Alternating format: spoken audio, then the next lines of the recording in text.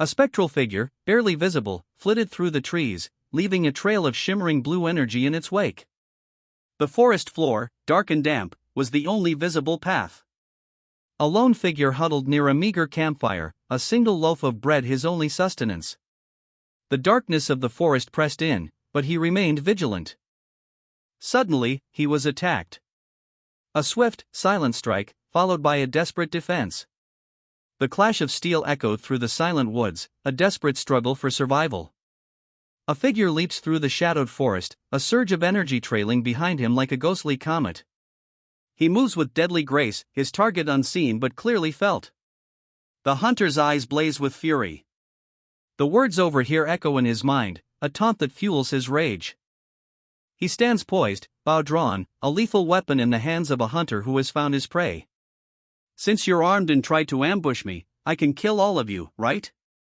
His voice is devoid of emotion, a chilling statement of intent. He surveys the scene, a flicker of doubt in his eyes. So, this is self-defense, he muses, the question hanging heavy in the night air.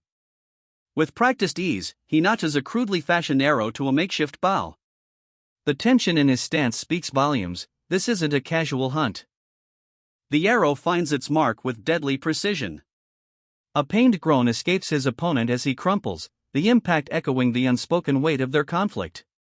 His attacker coughs, pain etched onto his features. He's wounded, but not broken. The fight, it seems, is far from over. A fierce command cuts through the night. This. The attacker's desperate cry reveals more than just pain, it betrays the desperation of a man facing his end. The huntress, a blur of motion, unleashed her arrow. One, she whispered, her voice barely audible above the wind whistling through the trees. Two figures fell victim to her deadly precision. A brilliant flash, a sudden silence. The impact was immediate, their fight ended abruptly. She knocked another arrow, the magical energy crackling around it, a prelude to further destruction. A lone figure, cloaked in shadow, stands amidst the trees. He mutters, with this, there should be no traces left, his voice barely a whisper against the rustling leaves. The implication is he's just erased something important enough to warrant this clandestine action. The scene shifts, revealing a second figure, his words sharp, things are different from what you told me. This is a confrontation, a clear indication of deceit or a hidden truth. A swift, precise strike, a branch cleanly severed, punctuates the rising tension. A bored voice then sighs, this is so boring.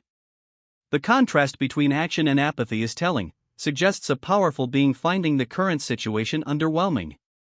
Concerns are raised regarding the lingering demonic energy from the Demon King, specifically within the Forest of Roots. A council member assures them that any being with demonic energy will be unable to pass through its barrier. However, the pervasive demonic energy in the Forest of Roots itself poses a significant problem, rendering a large expanse of land unusable. This is deemed a serious issue by the council. A suggestion is made to send condemned prisoners into the forest as a means of disposal. The practicality of using the forest as a disposal ground for unwanted people is grimly considered, revealing a callous disregard for human life. A sharp, resounding "nui" echoes, signaling fierce opposition to the inhumane proposal. The scene shifts to a dark forest, where a child is being held captive. A desperate plea for release is made as the chilling truth is revealed, the child harbors the seed of darkness. A desperate plea echoes as a cloaked figure urges, start it, their voice barely a whisper against the backdrop of swirling, golden energy cradling a newborn. The infant's cries, a desperate no. Nu, punctuate the scene, a stark counterpoint to the ritual's imminent commencement. Divine magic flares, a blinding light engulfing the scene as the ritual begins. Three figures in white robes, flanked by a heavily armed guard, witness the event, their solemn faces betraying a mixture of awe and apprehension. The child, now abandoned, lies alone in the unforgiving darkness of the root, a place of exile. The narrator's chilling words, its existence is sin in itself, underscore the infant's dire fate and the weight of a forbidden power. A whirlwind of arcane energy explodes outward as the child is cast away. A child, abandoned in a demonic realm, lies swaddled amidst the sinister purple hues of a dark forest, a place from which none have ever returned alive. The air itself crackles with demonic energy. Coldness and hunger relentlessly assault the infant, left utterly vulnerable in the hostile environment. 10 days passed. Against all odds, the child survived, exhibiting an astonishing tenacity. A large snow leopard, its eyes glowing faintly, approaches the infant. The scene is tense, survival hangs in the balance. A young boy, helmet in hand, pursues a rabbit through a sun-dappled forest. "Stop right there," he calls, the urgency in his voice hinting at a greater purpose than simple play. The chase intensifies, a blur of motion as the boy closes in on his prey. The rabbit is caught. The boy subdues it swiftly, his actions betraying a practiced hand despite his youth. The rabbit's lifeless body lies still, a small, dark stone clutched in its paws. The boy, identified as Helmet, speaks, "So, Helmet, have you gotten used to hunting?" "Yeah. I can only hunt rabbits so far, though." His words reveal a harsh reality of his existence. Helmet is shown the stone, a core of demonic energy, crucial for his survival and strength. Look carefully. This is known as a core. All demonic beasts possess this. If you eat a demonic beast, you'll become stronger. It'll also recharge your core energy and increase your lifespan. It's a small core because this rabbit is small, though. The weight of the world, a world of demonic beasts and survival, rests on his young shoulders. A crimson organ, extracted from a recent hunt, is held aloft. The hunter's words are stark: "This came out of the prey I hunted." The hunter offers the organ to a small, dark-haired individual beside a large snow leopard. "If you eat this, you'll become a demonic beast." The leopard watches intently. The small individual weighs their options. "Trapped," they reason, "even if I don't eat that, I'd be stuck here anyways. Wouldn't it be better if I just eat it and get stronger?" The snow leopard looms large in the background. The snow leopard's intense gaze softens slightly. Its words are a promise: "You can get out." "How do you know that?" the boy demanded, his eyes wide with disbelief.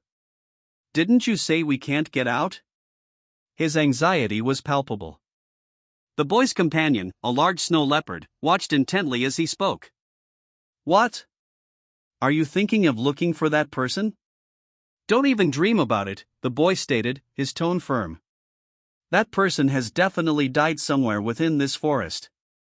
The weight of the statement hung heavy in the air. Doubt flickered in the boy's eyes as the leopard's gaze intensified. "Maybe that person survived," he murmured, his voice barely a whisper. The leopard's sharp question pierced the silence. "Did you see that person die with your own eyes?" The question hung heavy, unspoken threat in the beast's intense stare. A shadowy figure, powerful and imposing, loomed in the background, his presence dominating the scene. The leopard growled, its eyes burning with an unnatural light. "That human has grown old," a voice, deep and resonating, stated.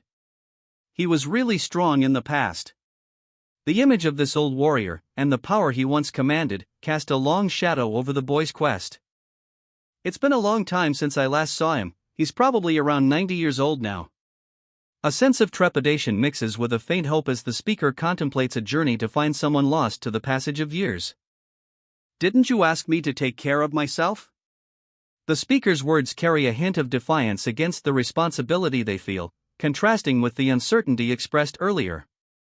The snow leopard's expression reflects the inner conflict of the character. "It's east of this place." The speaker, seemingly energized by determination, provides clear directions, highlighting a renewed purpose that overrides the earlier hesitation. This is a pivot point that drives the narrative forward. A young man sprints through the undergrowth, propelled by a surge of adrenaline and the promise of reunion, leaving the viewer to anticipate the outcome of his journey. The quickened pace indicates growing tension. "What?" The sheer surprise and alarm are palpable. The snow leopard's ferocious expression signals a sudden, unexpected confrontation. The narrative abruptly shifts from anticipation to immediate danger. A chilling revelation unfolds. There's a human in this forest, one of immense strength, unlike any other, devoid of the seed of darkness. The speaker's urgency intensifies. This extraordinary human is strikingly similar to them. He's fleeing. Pursued relentlessly, he leaps through the shadowed forest, pursued by cloaked figures, their faces hidden in darkness. The hunt intensifies. A menacing figure, scarred and red-eyed, emerges from the trees, a sinister smile playing on his lips as he watches the chase unfold. His companions, equally sinister, remain shrouded in shadow. A scarred warrior, his eyes blazing with a furious intensity, is shown from a low angle, his expression one of disbelief and barely contained rage. A single question mark floats nearby, amplifying his unspoken turmoil. The warrior and his companions stand amidst a dark forest, their expressions a mixture of confusion and apprehension. A figure in the background lets out a sinister chuckle, kukuku, as the warrior questions aloud, "What? A tree branch?" The casual dismissal of the branch belies a far greater, unseen threat. A sudden, violent impact. A powerful blow, rendered as a red wa, sends one of the figures plummeting into the abyss. The others watch in stunned silence, the gravity of the situation now painfully apparent. It was no mere branch. Terror gripped the two soldiers as their leader's eyes blazed with a furious red light. His face, contorted with barely suppressed rage, mirrored the rising dread in the forest. The leader's agony deepened, his features twisting into a grotesque mask of pain. This was no mere battle fury, something far more sinister was at work. A sudden realization struck him. Snapping a small twig in two, the leader's desperate cry cut through the night, "Wait a minute!" His desperate plea proved too late. A blinding purple energy struck him, a violent blow that sent him sprawling through the undergrowth. A lone figure emerged from the shadows, the single word Darien, hanging heavy in the still night. The hunt was far from over. A figure hurtles through a dark forest, leaving trails of blue energy in its wake. The text above reads, "The Human World." The figure, a young man with intense red eyes, lands gracefully, his gaze sharp and determined. A man in ornate robes, adorned with jeweled rings, observes the forest. His words echo the gravity of the situation, if this is a forest of demonic energy that no one can survive. The same man's companions, seemingly impressed by his insight, quickly agree upon a plan. "Oh, we could do that. That's a good idea. In that case, we'll proceed with that." Three figures in ceremonial headwear, their faces etched with grim determination, stand in silent contemplation. A palpable sense of weighty decision hangs in the air, a prelude to a harsh judgment. The narrative shifts to a desolate forest. A skull rests amongst decaying leaves, a stark reminder of the harsh fate awaiting those deemed criminals. The text explains their sentence, to be cast into this merciless wilderness. Despite the death that surrounds them, hope endures. A baby, swaddled in rough-spun cloth, lies amidst the flames. A seed of power, unseen, begins to grow within its heart. A creature of shadow and light emerges from the darkness. Glowing blue markings adorn its feline form, hinting at a primal, supernatural power. The creature's eyes pierce the gloom, their luminosity hinting at the potent energy within. A snow leopard, eyes blazing with predatory intensity, snarled, its fangs bared in a chilling display of raw power. The sunset cast an ominous glow on the scene, foreshadowing the events to come. That day, a child's fate was irrevocably sealed. A young boy, barely more than a child, found himself in a desperate struggle for survival. His fierce expression belied his tender years as he braced for an unseen threat lurking nearby. The boy, now older and hardened, showed no mercy, delivering a swift and deadly blow. His command, "Just die quietly," revealed a stark determination forged in the crucible of harsh experience. Elga's triumphant cry, "Elga! I got it," pierced the stillness. A sense of relief and accomplishment washed over the snow leopard, subtly hinting at a complex bond formed through shared adversity. A snow leopard, Elga, swipes at a young human, sending him sprawling with a pained cough. The speed of the attack is emphasized by the motion lines and the impact. Elga, her gaze fixed upward, warns the boy that if he fails, he'll be trapped in the forest forever. The vastness of the forest is implied, creating a sense of looming isolation. The boy, still weak from his encounter, informs Elga that he's too weak to leave her territory. His vulnerability is apparent. Elga stands protectively, her massive presence dominating the scene as she reveals that the boy is now under her protection within this forest. The implication is that this protection comes with limitations and potential dangers. Having never witnessed anyone escaping this cursed forest, the young man believed escape impossible. Yet, a recent encounter shifted his perspective, revealing that escape might be achievable. The narrator's focus shifts to a close-up of a man's intense gaze, his thoughts revealing a previous encounter with a human who defied the forest's deadly grasp. Despite a human's strength, the demonic energy within the forest relentlessly weakens them. This forest's power is exceptionally draining due to its demonic essence, imperceptible to those lacking a seed of darkness within them. The young man's curiosity is piqued, questioning the seemingly contradictory lifespan of humans up to a century and beyond, in contrast with the forest's deadly effects. He demands to know the location of this surprising survivor. The great snow leopard, impatient with questions, demands action. The young man, resolute in his pursuit, presses for the location of the person who escaped. A hulking beast, its eyes burning with cold indifference, bellows, I don't care if you die along the way." A small, human child sprints desperately through the forest, the sounds of pursuit echoing in their wake. Another human, a boy, his youthful face grim, runs with determined resolve. His escape, while fueled by desperation, reflects the ruthlessness of this world. High above, a figure silhouetted against the night sky watches the unfolding chaos. A hunter, poised to strike, observes a desperate struggle in the forest below. One has fallen, his body a dark stain against the vibrant blue of the moonlight. An archer, her expression as cold as the night, notifies her prey with lethal calm, "If you harbor the intention to kill another, you ought to be prepared to die as well." The weight of her words hangs heavy in the air. A masked woman, tears streaming from unseen eyes, clutches at a helmeted figure, her cry of helmet echoing the desperation in her grasp. This desperate plea hints at a looming catastrophe, a hidden tragedy about to unfold. 10 years have passed. A snow leopard, sleek and powerful, stalks a young child playing in a sun-dappled forest clearing. The predator's silent approach foreshadows a coming of age, a trial that will test the child's resilience and reveal their connection to the events depicted earlier. A small, dark-haired boy lies sprawled on the ground, clutching at the earth. His cries of "Give me that bead" are cut short by a frustrated "What? No way." The desperation in his struggle speaks volumes about the bead's importance. The boy's guardian, a snow leopard with piercing blue eyes, regards him with a mixture of disappointment and fury. "I fed and raised you, but now you're determined to leave, huh? Disgusting." The leopard's words highlight a deep betrayal, suggesting a bond far stronger than a simple caretaker-child relationship. The boy's impending departure carries significant weight. A young boy, barely more than a child, stands before a crude wooden fence. He's naked save for a ragged piece of cloth around his waist, his dark hair short and messy. His gaze is fixed on something beyond the fence, a hint of apprehension in his posture.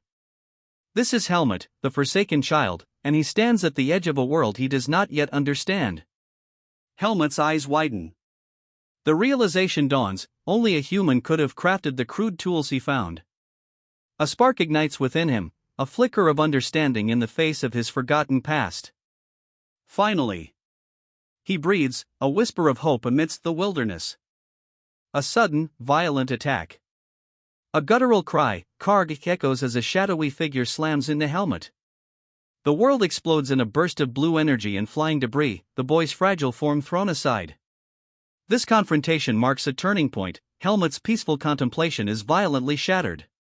A cloaked figure, eyes burning with an eerie yellow light, demands, "Who are you? Who sent you?" The question hangs heavy in the air, a stark contrast to the serene forest depicted in the background.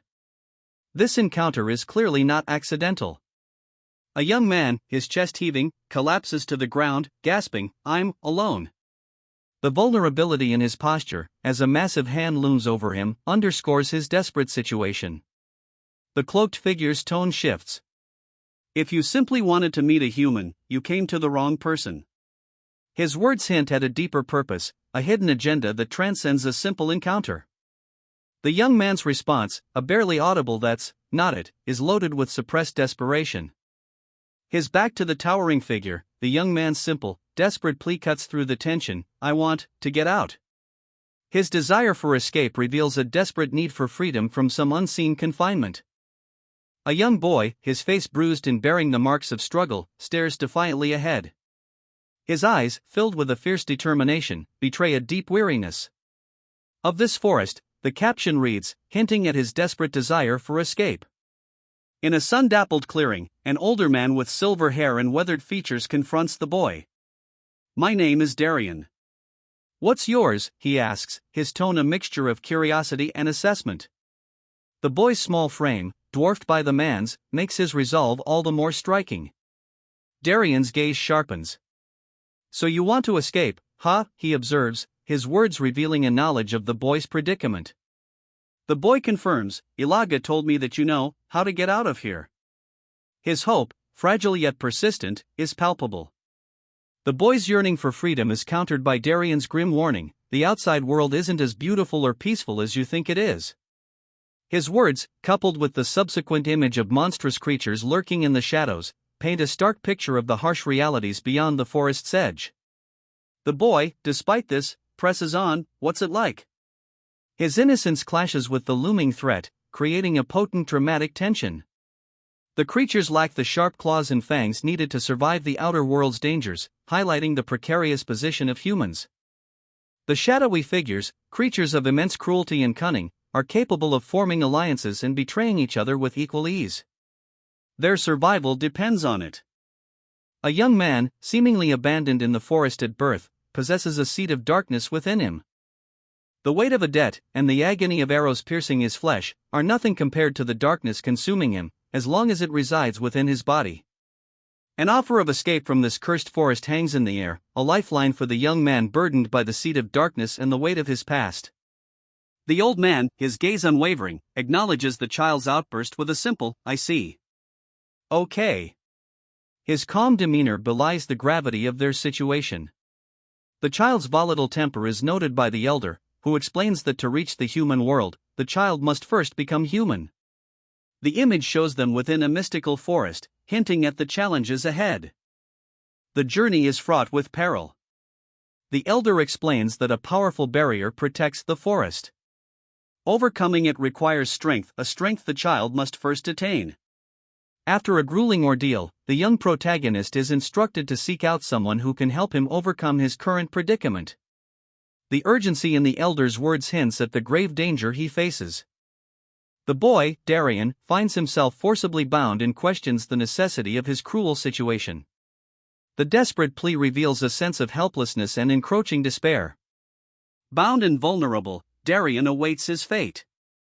The elder's presence adds to the tension, yet the boy's relieved sigh suggests a turning point, implying the ordeal may soon conclude. A gruff older man, clearly exasperated, scolds a young boy lying on the ground. "Lazy brat," he chides, "you still have much more to do. Get up." He then gestures to some clothing. "Change into this." The boy, now dressed, mutters about the discomfort of human clothing. His words reveal his otherworldly nature. "This is tight and uncomfortable. Humans must wear clothes. I don't have many, so don't damage them." They walk through a forest. The older man explains, "Why did we come back outside again? There is one more thing you need to know. I'll teach you what you can and can't eat." The man demonstrates with a root vegetable, carefully cutting into it. The root organisms all have a core. Even if you remove it, the demonic energy still remains. However, there is one thing that doesn't have demonic energy. The boy examines a piece of the root. The implication is that this is the exception, something safe to consume. The older man observes, "Even plants are edible." Fascinating. He then dismisses the boy, "If you're done, then let's head back for the day." He grits his teeth, a flicker of frustration in his eyes. The need for human knowledge burns within him, a driving force shaping his actions. But the immediate task at hand is far less cerebral, carrying buckets of water. His bewilderment is palpable as he struggles with the mundane task, questioning its relevance to his grander ambitions. Suddenly, a snow leopard attacks. The boy reacts instinctively, splashing water in defense, the chaos of the unexpected assault momentarily eclipsing his previous thoughts. The confrontation ends, leaving the boy and the massive cat by the water's edge. A conversation begins, hinting at the boy's uncertain future and the creature's cautionary advice. He is asked about his plans and the uncertainty of leaving the forest. The leopard's gaze is intense, its words a subtle warning. Leaving the familiar safety of the forest could have unforeseen consequences. The boy, however, remains uncertain about his path, his inner turmoil clear in his response. Nothing good will come of staying here, he decides, his gaze sweeping across the serene yet ominous landscape. He turns to his snow leopard companion, a silent promise passing between them. I'm off. See you later. The young man, muscles straining, performs rigorous physical training under the watchful eye of a grizzled older man. Keep your back straight, the older man barks, his tone demanding yet laced with a hint of concern. His exertion reaches its peak. Damn it, he cries out, collapsing in frustration, the momentary failure highlighting the arduous nature of his training. An old man observes a young survivor from the dark forest, noting his resilience. The youth's survival, against all odds, suggests something extraordinary. The boy's strength is revealed to be tied to his unique birth, a separation from the seed of darkness. This makes him a valuable candidate for training. Exhausted, the boy collapses. The old man instructs him to rest. The old man and the boy share a simple meal, a quiet moment of peace after their ordeal. A new chapter begins. A young boy devours a bowl of soup, exclaiming its deliciousness. An older man, his face etched with lines of wisdom, observes, a question hanging in the air. What did you say this was? Soup? The scene subtly hints at a contrast between youthful exuberance and seasoned experience.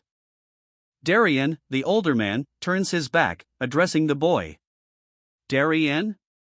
You're not gonna eat, he asks, initiating a lesson. The boy, holding a crude wooden spoon, watches him expectantly, preparing to learn. Darien begins his instruction, his words revealing a fundamental truth about human limitations, a weak human with neither hard claws nor sharp teeth. No matter how hard you work, there are limits to a human body. The stark visual of a hand struggling against the sheer force of a swung weapon emphasizes his point. But Darien's lesson isn't about resignation. His eyes gleam with purpose as he states, but before that, I'll show you what a sword is. The anticipation builds. This is not just instruction, it is a revelation. A young man, clad in rags, knelt in a sun-dappled clearing, his fingers brushing the earth. A faint glow emanated from the ground where he touched it. Suddenly, a powerful hand seized him, throwing him to the ground with a sharp crack. An older man, his face etched with deep lines and eyes burning with intensity, loomed over him. He spoke, his voice a low rumble. Ilaga told me, Ilaga? That a human lives here. The older man's gaze was piercing as he questioned the younger man, why did you come to see me? Helmut, a young boy with dark hair, stared intently at an older man with silver hair and weathered features. The older man's expression is grave. The scene shifts to a forest clearing. The older man, now identified as the one questioning Helmut, demands to know why the boy is trying to leave. The stakes are clearly high. The older man reveals that children born with the seed of darkness are typically killed at birth. However, Helmut's survival points to noble lineage, prompting the boy's confused question about his origins. The revelation. A glowing purple gem pulsates within Helmut's chest, the seed of darkness. This is why he was abandoned in the forest. The weight of his destiny is now clear. You will always be chased, even if you escape this forest. And you may ultimately die fighting other humans. A strong man, his hair streaked with gray, abruptly snatches a young boy, silencing his protest with a sharp arg. The boy, now carried, desperately wonders how to escape. The man, his grip firm, carries the boy towards a small cabin, his words chillingly simple, just do what I say. The old man, his face etched with the wisdom of ages, explains the simple realities of human life. Humans usually live like this.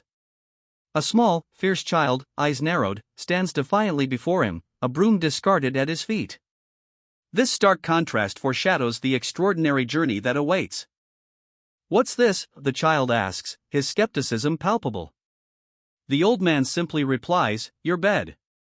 A simple straw mat, barely more than a padded surface, is presented as a symbol of their humble existence. The child's discomfort highlights the difference between his prior existence and this primitive setting. The old man continues his instruction, his tone matter-of-fact, as well as how to make the things you can't eat edible.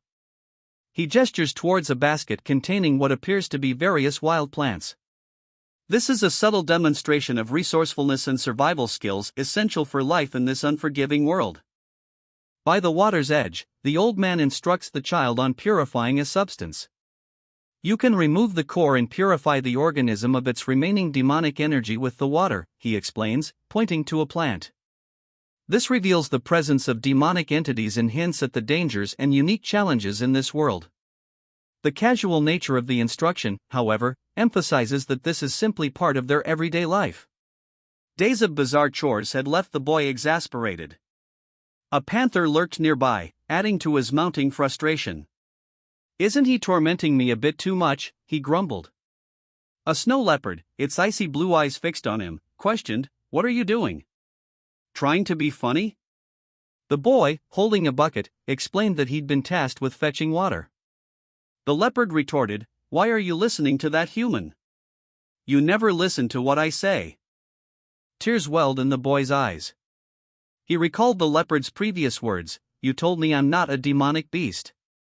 The realization hit him, then I have to go to the human world. Water splashed from the bucket, a forceful whoosh, marking the boy's swift action. His departure was imminent. Exhausted, Darien groans, "Ugh, Darien, I'm tired." His companion presses, "Do you not want to leave the forest?" The weight of their journey is palpable. Helmut, his strong arms supporting a weakened Darien, reveals the extent of the boy's exhaustion. The scene is tender, yet underscores the harsh realities of their escape. Helmut observes Darien, now resting, making a profound observation. "Helmut, you came to me to leave this forest, and right now, you're trying to get stronger." The implication is clear: Darien's journey is far from over, and his strength is his only true weapon. The weathered master, a mountain of a man with silver hair and a formidable presence, declares his intention to begin his pupil's sword training the following day. His words carry the weight of years of experience, a promise of rigorous instruction. A young man stands before a tranquil grove, his expression a mixture of surprise and wonder. The serenity of the place is unexpected, a stark contrast to the intensity of the upcoming training. The master's gaze, piercing and insightful, reveals a hidden depth to his perception. He sees beyond the surface, understanding more than he lets on. A subtle shift in the narrative occurs. The focus has subtly changed from the student to the master's ability to assess unseen things. Rage contorted the young man's face as he spat out a single word, "Fuck." His adversary, a powerful figure with a steely gaze, watched with cold satisfaction.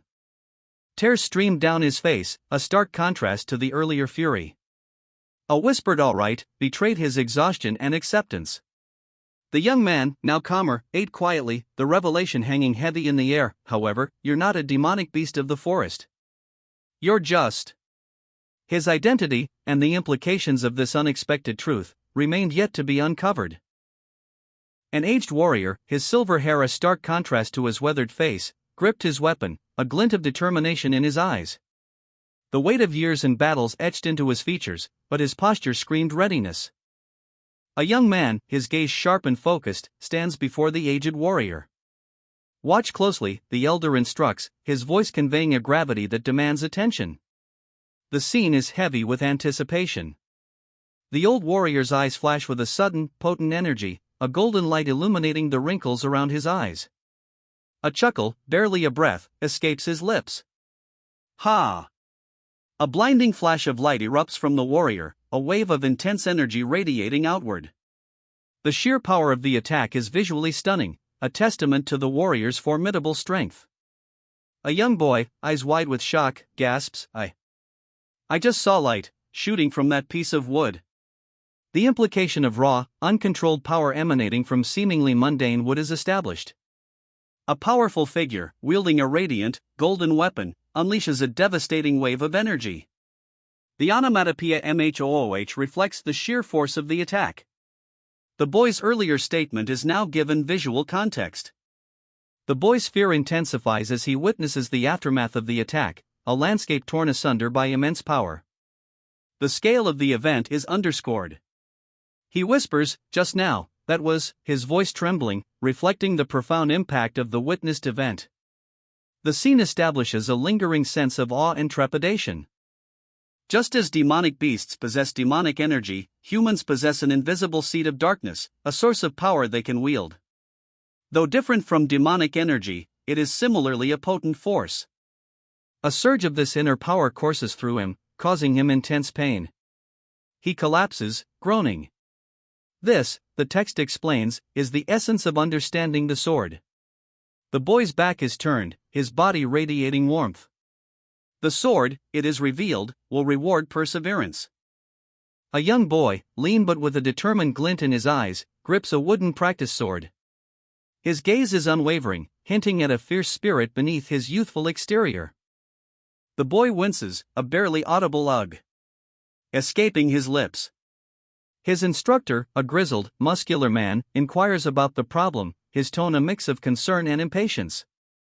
The instructor, addressing the boy as brat, stresses the importance of proper form. He points out the youth's flawed technique. The scene shifts to show the boy's awkward stance as he practices, and the instructor sighs, exasperated by his pupil's lack of understanding. Of course, the young man retorted, his face a mask of indignant frustration. "Why don't you explain things properly at the start, then?" His anger is palpable. The narrative reveals the source of his anger, a dark seed within him, a source of darkness that influences humans, making them more prone to violence. Furthermore, he grew up alongside demonic beasts, amplifying his inherent aggression. An older man, his face etched with wisdom and experience, calmly observes the boy's attack. He deflects it easily. "You've grown weaker," he observes, his tone devoid of emotion but carrying a weight of years of training and observation. The boy, now visibly hurt, cries out, "Why'd you hit me twice?" His question speaks to a fundamental misunderstanding, highlighting the difference in their perspectives and the gap in their understanding. The elder's gaze was sharp as he pressed the young student, "Do you understand the difference?" The student, clearly struggling, could only offer a confused, "Is it?" Panic flared in the student's eyes. "What?" "And no." "Wait," he stammered, a growing sense of understanding dawning. "I feel like I'm starting to get it." The student pondered, "Why is that?" A moment later, he mused, the movements were about the same. "That's odd." A spectral figure, its form shimmering with ethereal energy, appeared before the student. The elder's instruction became clear, the subtle differences in the student's muscle tension, the tremors in his fingertips, and the speed and flow of his movements all mattered critically. The vision intensified, culminating in a powerful image of a figure perfectly poised with a sword. It wasn't just skill, it was the seamless integration of mind and blade, a profound understanding of the warrior's art. A powerfully built man, his face etched with grim determination, addresses a younger, slender figure. "The power of that must come under your control," he commands, his words carrying the weight of unspoken consequences. The young man recoils slightly, a wave of discomfort washing over him. A faint grimace distorts his features as he mutters, "Ugh." The subtle gesture reveals the immense pressure he's under. The youth stands by a tranquil stream, the scene at odds with his internal turmoil. He reflects on his training, a hint of weariness in his voice. "Darian said that resting is also a part of your training, but now that I'm not wielding a sword, it's kind of boring." The words reveal his impatience, a stark contrast to the discipline expected of him. Reunited with his snow leopard companion, Ilaga, after a long absence, the young man greets him with a warm, "Oh, Ilaga. Long time no see." The affection is palpable, highlighting their deep bond. Ilaga, now significantly larger than before, explains his growth, assuring the young man, "Well, it's merely as though an acorn had turned into a chestnut. I'll grow bigger, so don't worry." The conversation reveals a magical element to Ilaga's nature and hints at a larger world with unique rules of growth and development. The young man inquires about Ilaga's aversion to living with others, particularly questioning if he avoided fighting a certain individual. The focus shifts to a potential conflict and the nature of Ilaga's solitary preference. His response, "Huh? Looks like living with a human had turned you stupid," reveals a playful, yet underlying tension in their relationship. Ilaga explains his earlier caution, revealing a confrontation with a two-headed snake called Naho. The introduction of Naho, described as disgusting, foreshadows a significant antagonist and establishes a dangerous element within their world. The narrative subtly hints at the stakes involved. The conversation turns strategic. The young man contemplates the potential battle with Darien, assessing the certainty of victory. The scene underscores the upcoming conflict with Darien and raises questions about the protagonist's capabilities and the power dynamics at play, subtly foreshadowing the difficulty of their next challenge. A young man sits beside a magnificent snow leopard, its piercing turquoise eyes fixed on something unseen. He muses, why now? The question hangs heavy, hinting at a looming threat or a sudden, inexplicable shift. The scene shifts to a different man, older, his face etched with worry. He reveals, I'm simply saying that I'm not certain. His uncertainty contrasts with the urgency of the situation, implied by the dark and stormy backdrop. He continues, revealing that Nio, a being with hidden strength, cannot be harmed. The snow leopard, its gaze intense, speaks of a human who destroyed a disgusting area Nio had created. The revelation introduces a conflict between Nio and humanity, and the word disgusting highlights Nio's intense emotional response. The leopard now stands by a river, its massive form dwarfing the young man. It asks a question, simple yet profound, are you curious? This concludes the scene by setting up the next chapter. The leopard's query suggests a test of courage or a challenge is approaching. Unable to resist his curiosity, he declares, of course. I can't stand my own curiosity. So, what is it? He arrives at a horrifying sight, whispering, this is. That's right. This is that disgusting area. A snow leopard is partially visible, adding to the grim atmosphere. The scene reveals the horrifying truth, a human farm. The panel depicts brutal scenes of violence and captivity, culminating in the chilling revelation. From the high vantage point, a brutal scene unfolds, a village under siege. Crude huts are scattered across a dirt courtyard, surrounded by a flimsy wooden palisade. Villagers, armed with crude weapons, desperately fight off a larger, more organized force. Above the chaos, a young man hurtles through the air, riding a snow leopard, a silent predator amidst the human carnage. A warrior bursts onto the scene, his silver hair a stark contrast to his dark clothing. He wields a long, slender blade that hums with barely contained energy. The air crackles with anticipation. With a blur of motion, he unleashes a devastating attack, leaving a brilliant golden trail in its wake. The earth trembles. The force of the blow shatters a large rock, sending a shockwave of raw energy radiating outward. The very ground seems to writhe under the impact. A young boy stands defiantly amidst a shattered landscape. The earth itself seems to crack and recoil from an unseen force emanating from him. The boy now observes a man, his weapon resting on the ground, amidst the debris. A clear path is carved amidst the rocks, a stark contrast to the surrounding chaos. The man, Vis, ignites his weapon, a golden light flaring. The brief word, Vis, emphasizes the power he commands. The boy's eyes widen, he recognizes the immense power, connecting it to figures of legendary strength, Ilaga and Darien. His desire to master this power is palpable. Vis cautions the boy, explaining that his body is not yet ready to handle such power. The boy's eagerness has caused him to falter. The old master's weathered face, etched with the wisdom of countless battles, held a grim expression. It will be difficult and distressing, and at times, it will also be painful, he warned, his voice a low rumble. He stood before the young trainee, a seasoned warrior guiding his pupil. If you pour your heart out, the master continued, his gaze unwavering, you will succeed. The master's calloused hand gripped the training staff, his strength evident, while the student's tentative grasp mirrored their uncertainty and the arduous path ahead.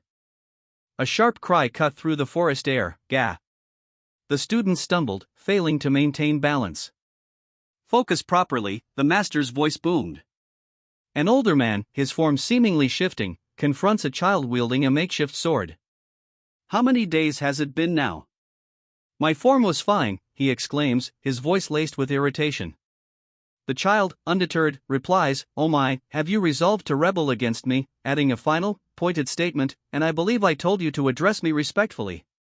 The scene hints at a power struggle, the child's defiance surprising given the older man's apparent authority. The older man's frustration grows. "I won't understand anything if you speak like that anyway," he snaps, his annoyance palpable. A silent panel follows, emphasizing the tension before a third-person perspective cuts in. The narrator observes, "The longer I watch him, the more I realize how strange he is. He has no appreciation for learning, yet he grows faster than expected." This reveals an underlying narrative about the child's unusual abilities and the older man's inability to comprehend them. The scene shifts to a closer look at the child. However, unlike how he seems, this child is incredibly rational, a voiceover comments, highlighting a contrast between appearance and inner capabilities. The narration further describes the child, adding, "He isn't docile, but he's tenacious and doesn't quit easily. There's something different about him." This emphasizes the child's unique character traits, setting up a potential conflict of unconventional strength versus established authority. The older man and child stand silently, a broken staff lying on the ground. The older man's expression is unreadable, the child looks slightly apprehensive. A single word, "no," punctuates the silence, leaving the reader to wonder about the unspoken tension and the resolution, or lack thereof, of their previous exchange. The boy's brow furrowed, a flicker of confusion in his eyes. "The amount of pain was different," he stammered, his voice barely a whisper, "and the speed, the places you hit were different too, sir." He trailed off, uncertainty etched on his features.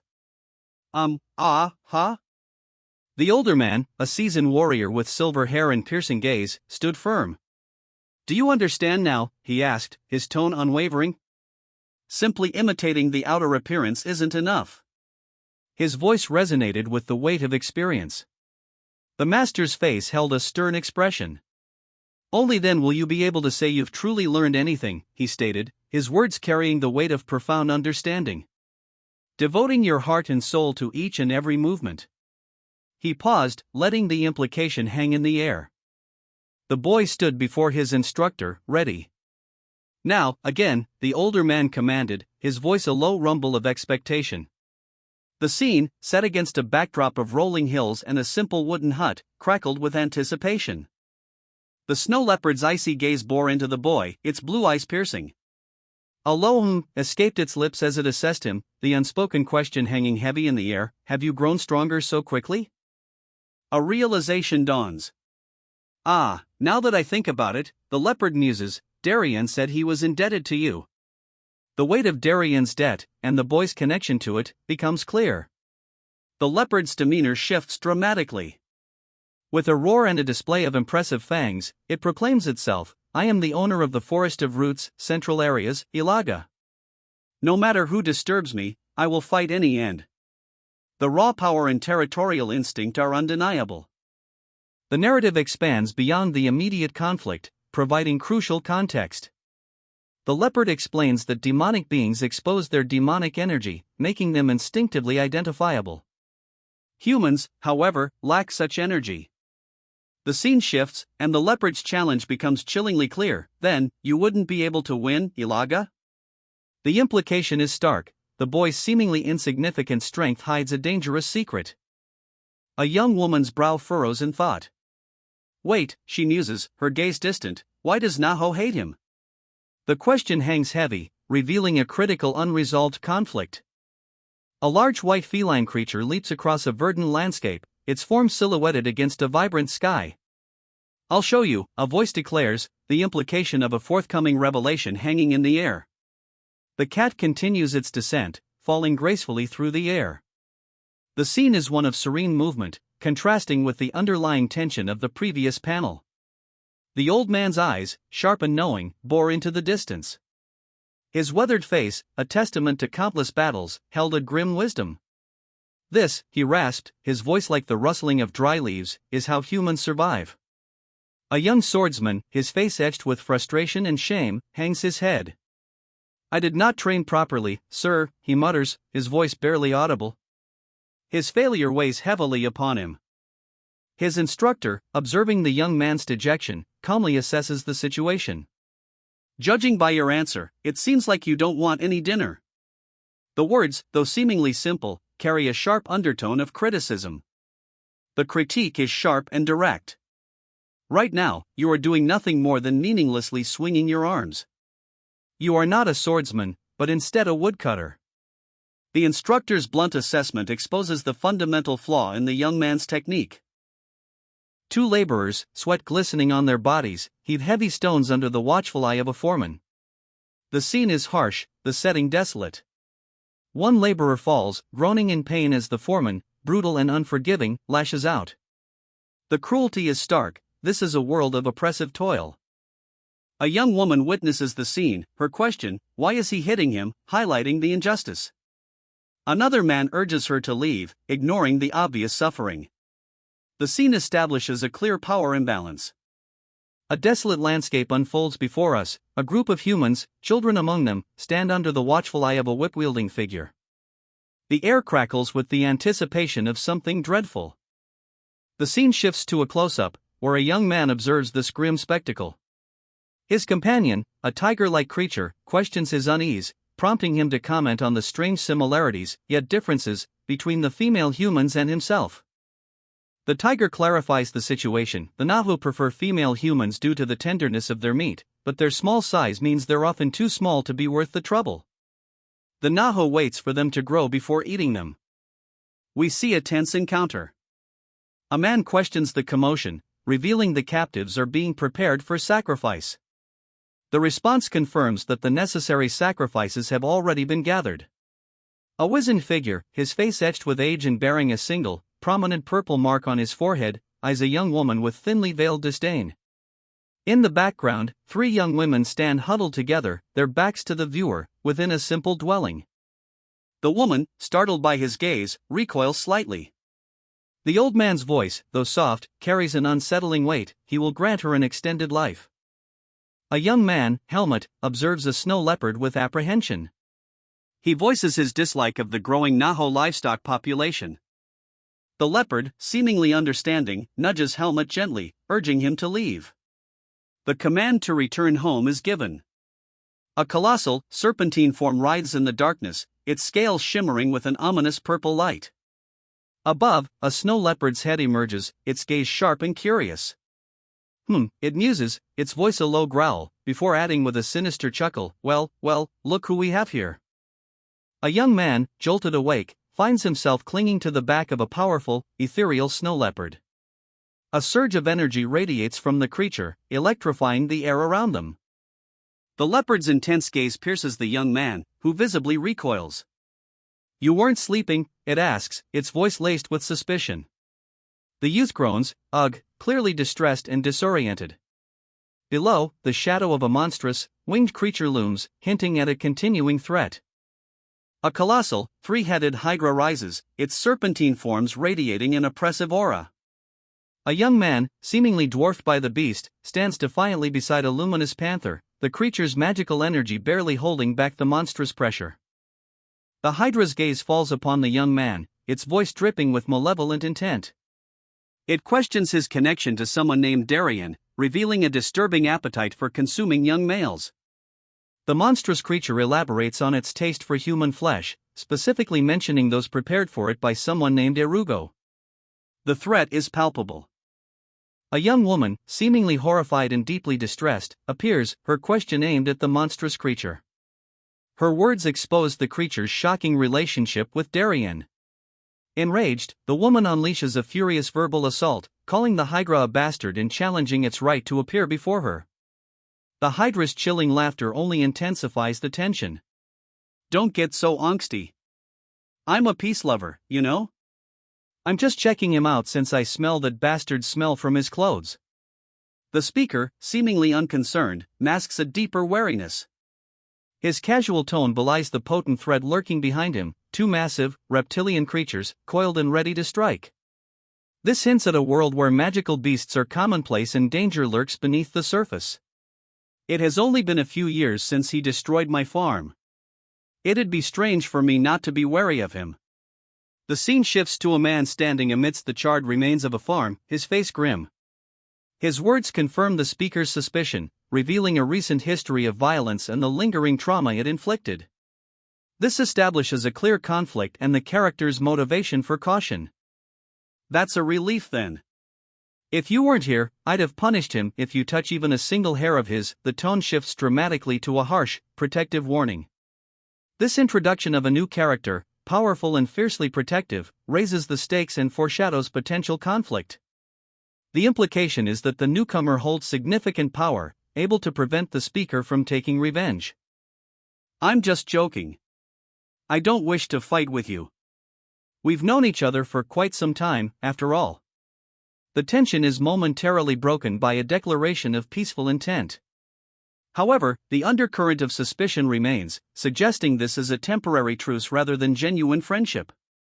The casual nature of the line, after all, indicates a complex relationship with history, and perhaps a history of conflict, between these individuals. I don't like the idea of that. Goodbye then. A final, decisive rejection. The scene ends with a sense of finality, signaling the end of the interaction and a potential future conflict. The swift departure creates a lingering feeling of unresolved tension. A massive, venomous serpent, its scales shimmering obsidian, lies coiled on the ground, a fresh wound bleeding crimson where a snow leopard, its fur alight with ethereal blue energy, has just struck. The leopard's attack has clearly weakened the beast, but the danger remains palpable. A faint cook escapes from a nearby figure, partially obscured from view, indicating an injury. The young man, Naho, now stands with the leopard, who has a concerned expression. The leopard speaks, its words echoing the gravity of the situation. Since Naho saw you, you mustn't travel alone from now on. You must stick to that human. The leopard's worry hints at unseen dangers that threaten the young man. Naho, gazing upward with newfound determination, quietly asks, "Do you think I can become as strong as you?" His question reveals his aspiration to match the leopard's power and protect himself from the unseen threats that lurk in the shadows. The snow leopard, its eyes narrowed in assessment, questions the human's strength. The human, unwavering, stands before it. The leopard acknowledges the human's unknown strength and the difficulty of their journey ahead. The leopard explains that escaping the forest won't be easy, but their actions determine their outcome. The leopard advises the human to become stronger to navigate this dangerous journey. From a distance, the leopard observes the human approaching, setting the stage for the next encounter. He stands there, a powerful figure silhouetted against the setting sun, a bundle of hay clutched in his hand. The accusation hangs in the air, "I guess you've been hanging out with that leopard again." His tone suggests familiarity, perhaps even a hint of fondness, despite the implied reprimand. The man turns, his long blonde hair catching the fading light. The setting sun paints the scene in warm hues as he says, "Let's go back today." He is clearly ready to leave his companion. The leopard, a magnificent creature, watches from the shadows. Its gaze follows the departing man, a silent promise in its luminous eyes as it softly murmurs, "I'll watch over you." The loyalty is palpable. A young boy and a grizzled older man walked a forest path, their backs to the viewer. The setting sun cast a warm glow through the trees.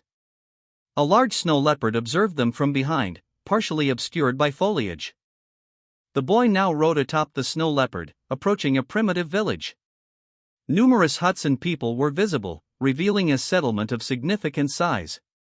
The boy's face registered shock and disbelief. His inner monologue revealed the horrifying truth: this was a human farm. A brutal scene unfolded.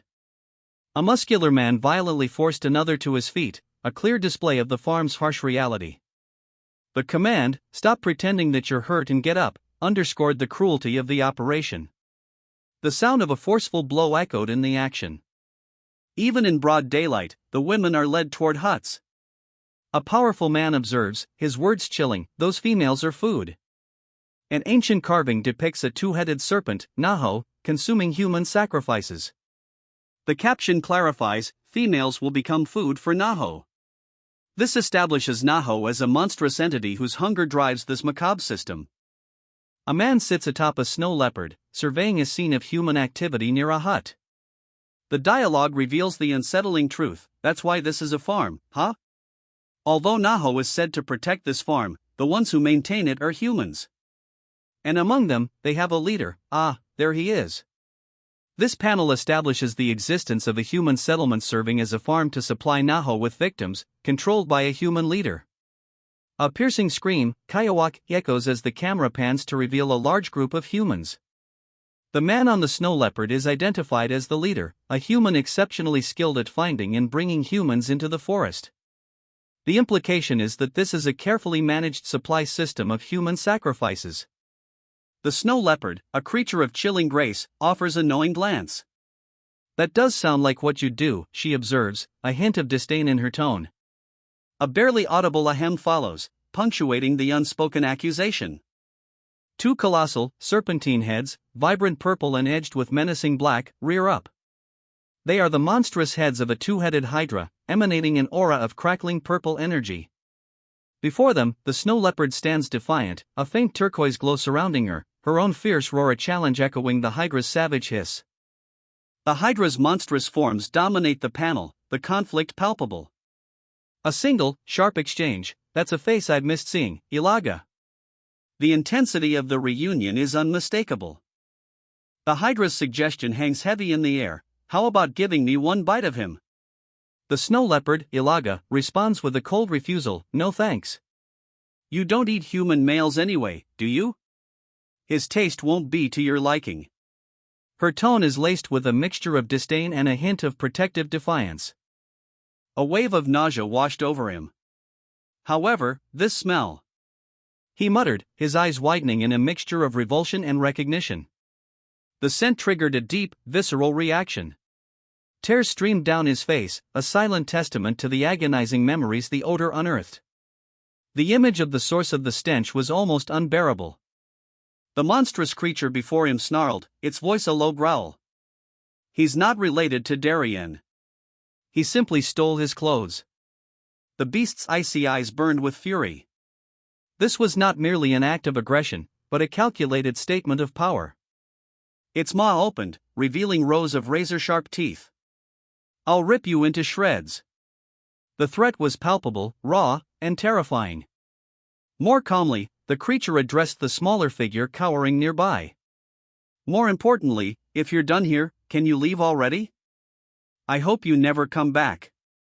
The beast, despite its ferocious display, seemed to possess a weary, world-weary impatience. A snow leopard lies still on the ground, its form suggesting unconsciousness.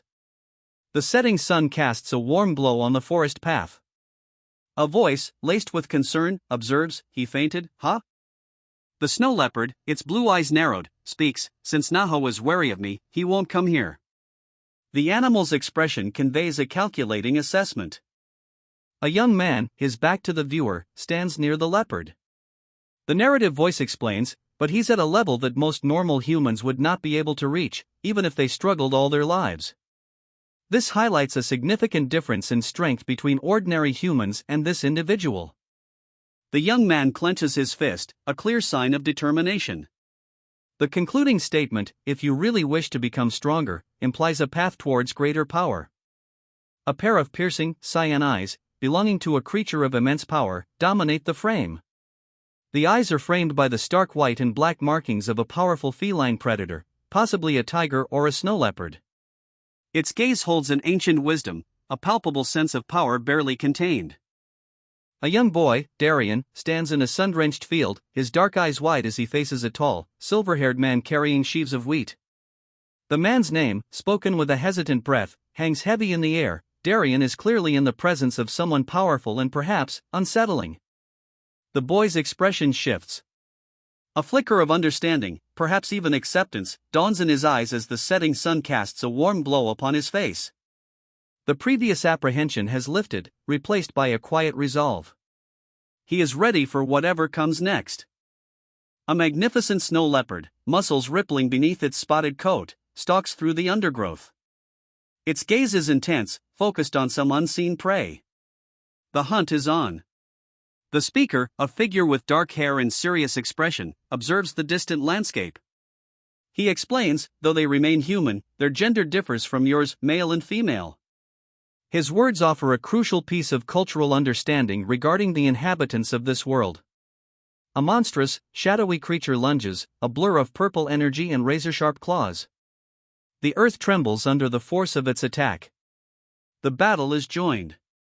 A powerful, icy blast explodes from a creature's maw, narrowly missing a young man who recoils in shock. The force of the attack leaves visible scorch marks on the earth. A massive purple dragon, its eyes glowing ominously, declares, "Having fur all over my territory." The words carry the weight of territorial dominance. The young man, now beside a snow leopard, is told, "There's no helping it. You're still young." The leopard seems concerned. The young man's face registers concern and fear as he looks up. The weight of the dragon's threat settles upon him. Terror grips him, he believes his end is near. The weight of mortality crushes him. A young man, consumed by despair, whispers his fear of imminent death. A grizzled, powerful man identifies a poisonous herb. Its significance is about to become clear. The man forces the herb upon the youth, claiming it will suppress the power of the seed of darkness within him. The young man recoils, but obedience is implied. He clutches his stomach, his face pale. "It may be poison," he whispers, the words laced with agony. The pain intensifies. His anguished cry, "But you didn't say it'd hurt this bad," reveals the unexpected severity of the poison. A figure stands on a precipice overlooking a vast valley, a staff in hand. The scene offers a moment of quiet contemplation before the storm breaks. With a flurry of motion, he expertly slices through a thick tree trunk. The sharp sounds, swoosh, swoosh, swoosh, echo through the forest. A young man, barely escaping a crushing blow, is flung through the air. The force of the attack sends him spinning, leaving a trail of broken branches in his wake. An older man, his face etched with years of experience, observes silently. His expression is unreadable, but a subtle shift in his gaze hints at an understanding of the unfolding events. The older man speaks, his words laced with concern. He inquires about the young man's recent consumption of a demonic soil, noting that his vision appears clearer.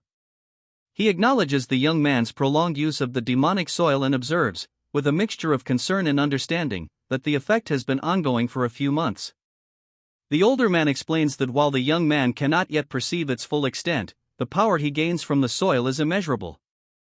However, he stresses the need for fundamental physical training before he can harness it effectively. The old man's words carried the weight of years. "The reason I didn't teach you this before is because, until now, you weren't ready." His gaze, however, held a glimmer of hope as he continued, "But your body now seems ready to take in this." The young man, helmet, stood in the dappled sunlight, his bare chest showing a physique forged in harsh conditions.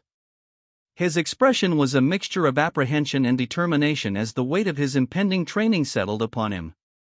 "So, starting now." The unspoken words hung heavy in the air. The old master, a figure of immense power radiating from his very being, channeled energy through his weapon, a golden glow illuminating his weathered face. His young student, sweat beading on his brow, parried a blow with a determined grunt, "Cook." The clash echoed the intensity of their training. The master's instruction was clear: "That's how you control this, and what you have to do from now on." The weight of his words settled heavily on the student's shoulders. The old man continued his lesson, his voice calm yet firm: "You're to absorb nature's energy into you. Think simply." The student, now focused, began to understand. Maintain composure, move with the flow. Lose the flow, and you'll falter. The student, barely holding his ground, struggles against the overwhelming power of his opponent's attack. A fierce clash of energy erupts. "Forget about this." The young warrior, overwhelmed, is battered by a blinding flash of energy as he strains to maintain his fighting stance. The seasoned warrior's attack is countered, the younger man's blade meeting his in a shower of sparks. The force of the impact reverberates through the earth. His composure shattered, the student gasps, his master questioning his lapse. The young warrior's failure is evident, his training clearly incomplete, as he struggles to regain his control. A young man, bare-chested and powerfully built, grips a sturdy staff. His expression is one of quiet determination, a nascent strength evident in his posture. His face contorts in a grimace of exertion, sweat beads on his brow. The young man is clearly pushing himself to his limits. An older, grizzled mentor watches, his words providing guidance: "Utilize your sense and take in more energy, so you can feel all the power." The instruction highlights a core principle of his training. The mentor continues, from the start. We'll continue to train like this from now on. It's fine if it takes time. The training regime is clearly rigorous and long-term. The older man's staff strikes with a sharp quang. The impact throws the younger man off balance, emphasizing the intensity of the training and the disparity in strength. The grizzled master, a mountain of muscle, observed the boy with a knowing smirk. His gaze held a mixture of expectation and pride. The boy, barely a man, stood ready, his youthful face determined despite the daunting task ahead. "Your will," the boy muttered, his eyes burning with fierce concentration as he gripped his weapon. This was not mere obedience, it was a testament to his unwavering resolve. A blur of motion. Two figures, a whirlwind of steel, clashed in a furious dance of blades. The forest around them seemed to vibrate with the intensity of their struggle. "Keep moving without resting. Don't lose your flow." The master's voice, though unseen, cut through the air, a relentless drive echoing in the boy's exertion. Every muscle screamed, but he pushed on. The boy's expression hardened. Fatigue threatened to overwhelm him, but a grim determination settled upon his features. The inner struggle was evident, a testament to the willpower he was forced to summon. For years have passed since the previous event. A powerful, purple energy signature fades from view. A young woman, Darien, practices her martial arts with intense focus, her movements precise and powerful as she cleaves a frozen log with her staff. Water sprays from the impact. Darien, now seemingly older and more skilled, pauses, a contemplative expression on her face. An older man, Darien's mentor, appears, revealing himself after years of unseen observation. He acknowledges her growth. "You're a bit better now." An aged warrior, his face etched with the weight of countless battles, demands, "Show me your vis first." The urgency in his tone suggests a matter of grave importance. A young man, his dark eyes burning with an inner power, stands ready. He is about to demonstrate the vis, a potent magical ability that has drawn the old warrior's attention. The old warrior observes the young man's vis manifestation with a mix of awe and apprehension. He comments, acknowledging both the immense potential and inherent danger present in the youth. To be able to manifest vis at such a young age, he's shown incredible growth. He has the seed of darkness, but he's also talented.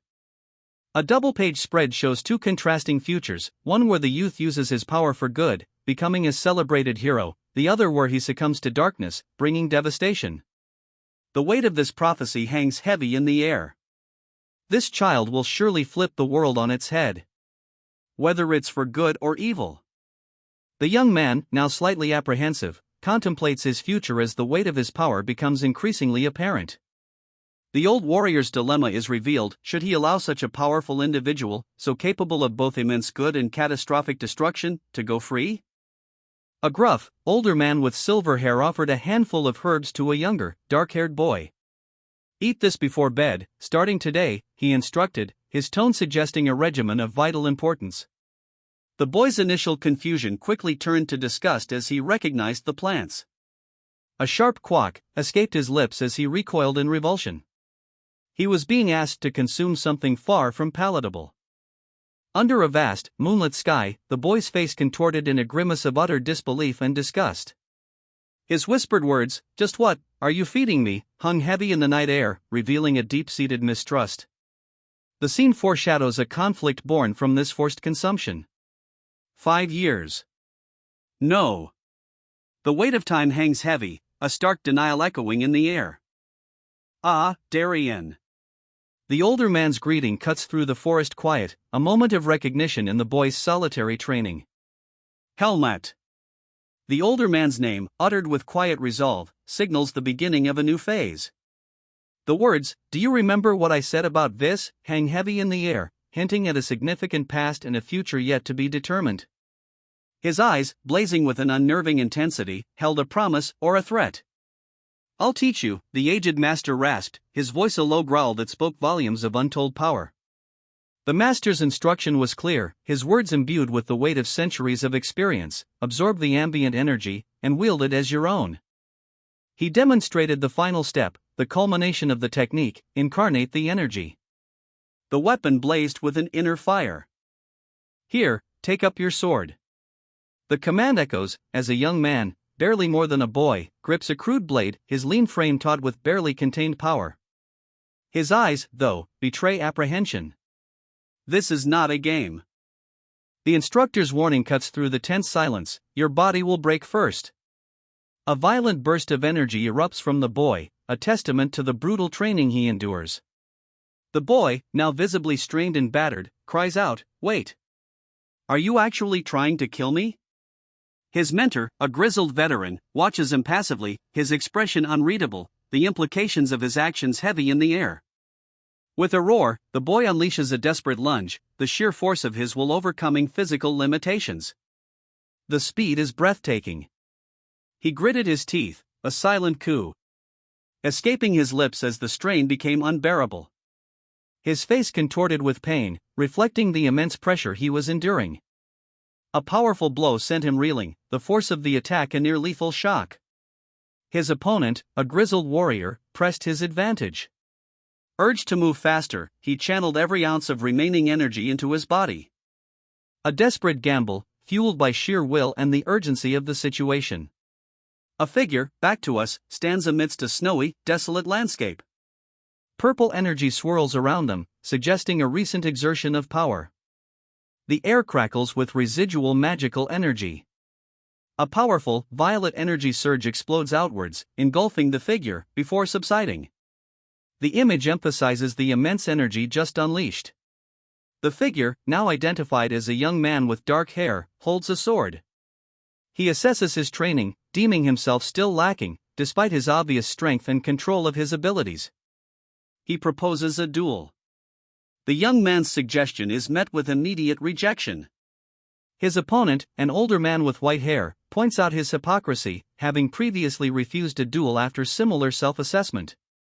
The older man insists on the duel. An old man's eyes, filled with a chilling intensity, pierce the darkness. His gaze is unwavering, a single thought dominating his mind: is it time now? The question hangs heavy in the air, a prelude to an impending event of great significance. A young man lies curled in a bed, racked with pain. "Damn it!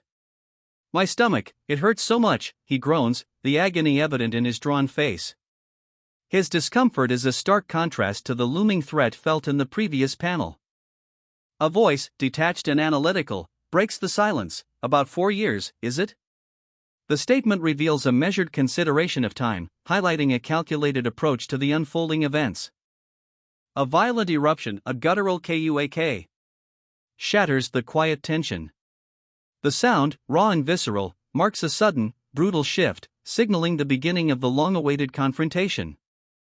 A blinding flash of energy erupts, a raw power that shakes the very ground. The air crackles with untamed force. "There's no way one can be perfect," the older warrior states, his voice laced with weary wisdom as he deflects a blow from the younger fighter. The younger man's desperate attack is met with effortless counter. A bleak, snow-laden landscape sets the scene. The time has come. Uncertainty hangs heavy in the air. A young person, clearly troubled, asks, "What do you mean?" A premonition of something significant is upon them. The young person's apprehension deepens. An elder cautions, "If your seed of darkness grows anymore, you won't be able to pass through the divine barrier." The stakes are high, the path fraught with danger.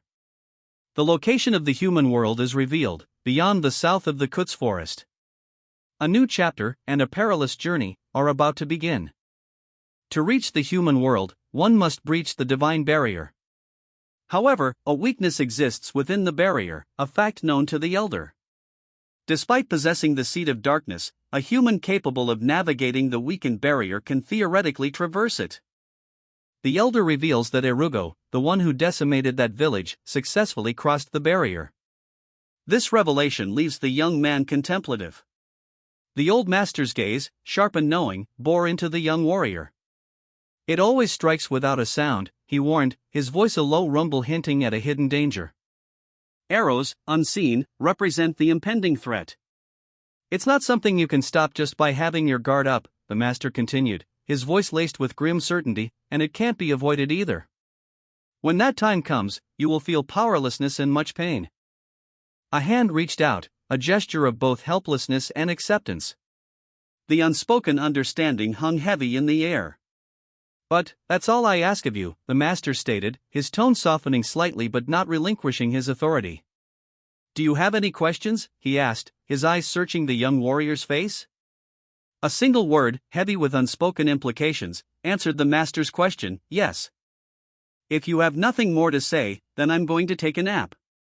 I have something to give you, so come back in the morning, the older man declared, his words carrying a hint of weariness, as he turned his back to the younger one, the snowy landscape a stark backdrop to their exchange. The younger man, alone now, watched the older one depart. His expression was unreadable, but his words, barely a whisper, spoke volumes. To spend some time alone after so long, he murmured, his voice lost in the vast, cold expanse. He craved solitude, a stark contrast to their recent close quarters. Under a star-strewn sky, beside a frozen river, the younger man sat alone, the stillness broken only by the quiet whisper of the wind. The isolation, the cold, mirrored the turmoil within him. His quiet contemplation spoke of a profound loneliness and inner struggle.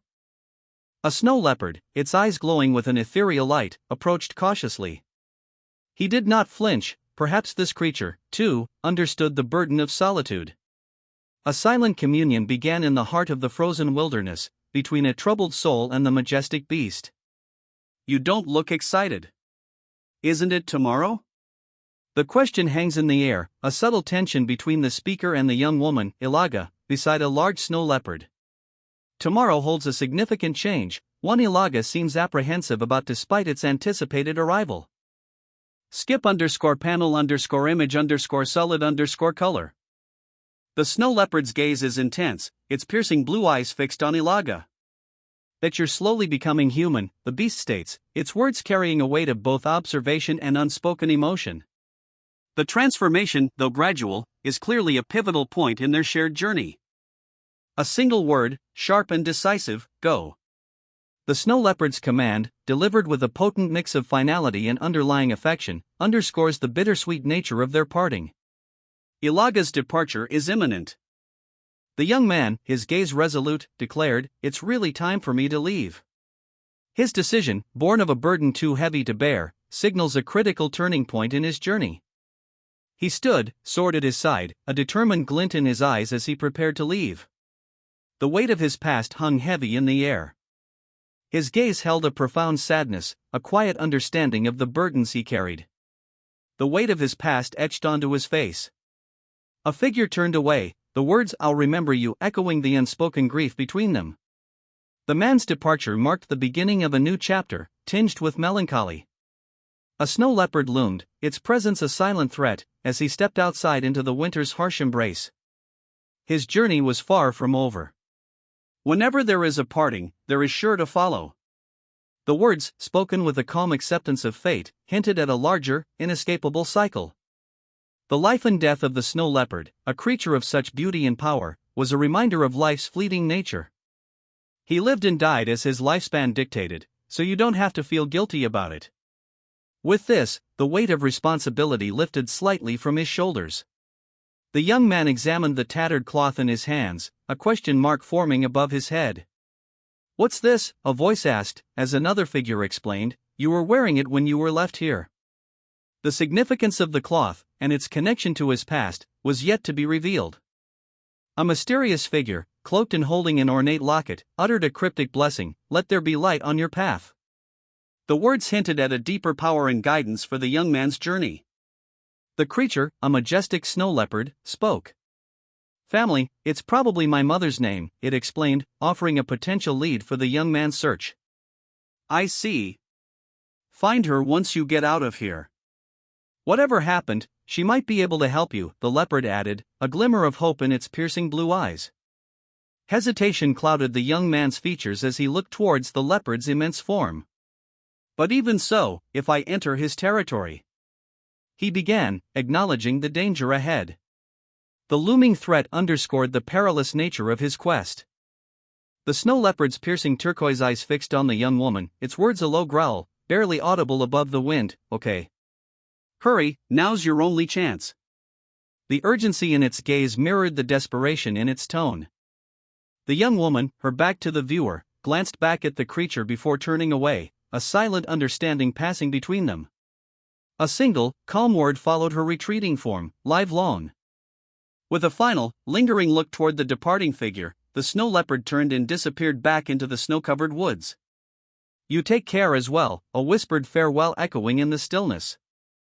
The desolate landscape revealed itself in its entirety, a crumbling village, ravaged by time and neglect, nestled within a deep, snow-filled crater. A lone figure, cloaked and hooded, walked away, leaving the ruins behind. A hooded figure, cloaked in shadow, emerges from the gloom. The air crackles with unspoken power.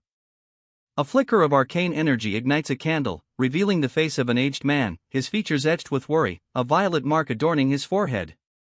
His eyes, wide and haunted, reflect the weight of a coming event. A young woman stands behind the old man, a blade held at his throat. The tension in the scene is palpable, death hangs heavy in the air. An older man with silver hair, dressed in furs, declares, "It's time to leave this forest." His tone is both resolute and grim, hinting at a journey fraught with peril. An aged man, his face etched with the weight of untold stories, leans in, his voice low and urgent. "Now's the only time. Listen carefully. I'll explain." His gaze holds a profound seriousness, hinting at the gravity of the impending revelation. A young woman, her expression a mixture of curiosity and apprehension, tilts her head slightly. A single word escapes her lips, The scene's bleak, snowy landscape underscores the weight of the impending information. The young woman's focus intensifies as the elder's explanation continues. "There is a human village in the two-headed snake's territory," he explains. "The village chief, Arago, should know. That leopard knows where the human village is."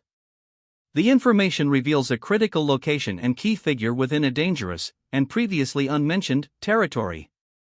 A sweeping vista of a bustling human city unfolds. The elder's voice, though unseen, carries across the panel. "Lastly, you will experience countless things in the human world." The visual sets the stage for the journey ahead, hinting at both opportunity and potential peril. The young woman, now a figure of intense suffering, is depicted amidst a bloody scene, arrows piercing her body. The elder's warning concludes grimly: "You might experience frustration and despair, or may even reach out to the darkness."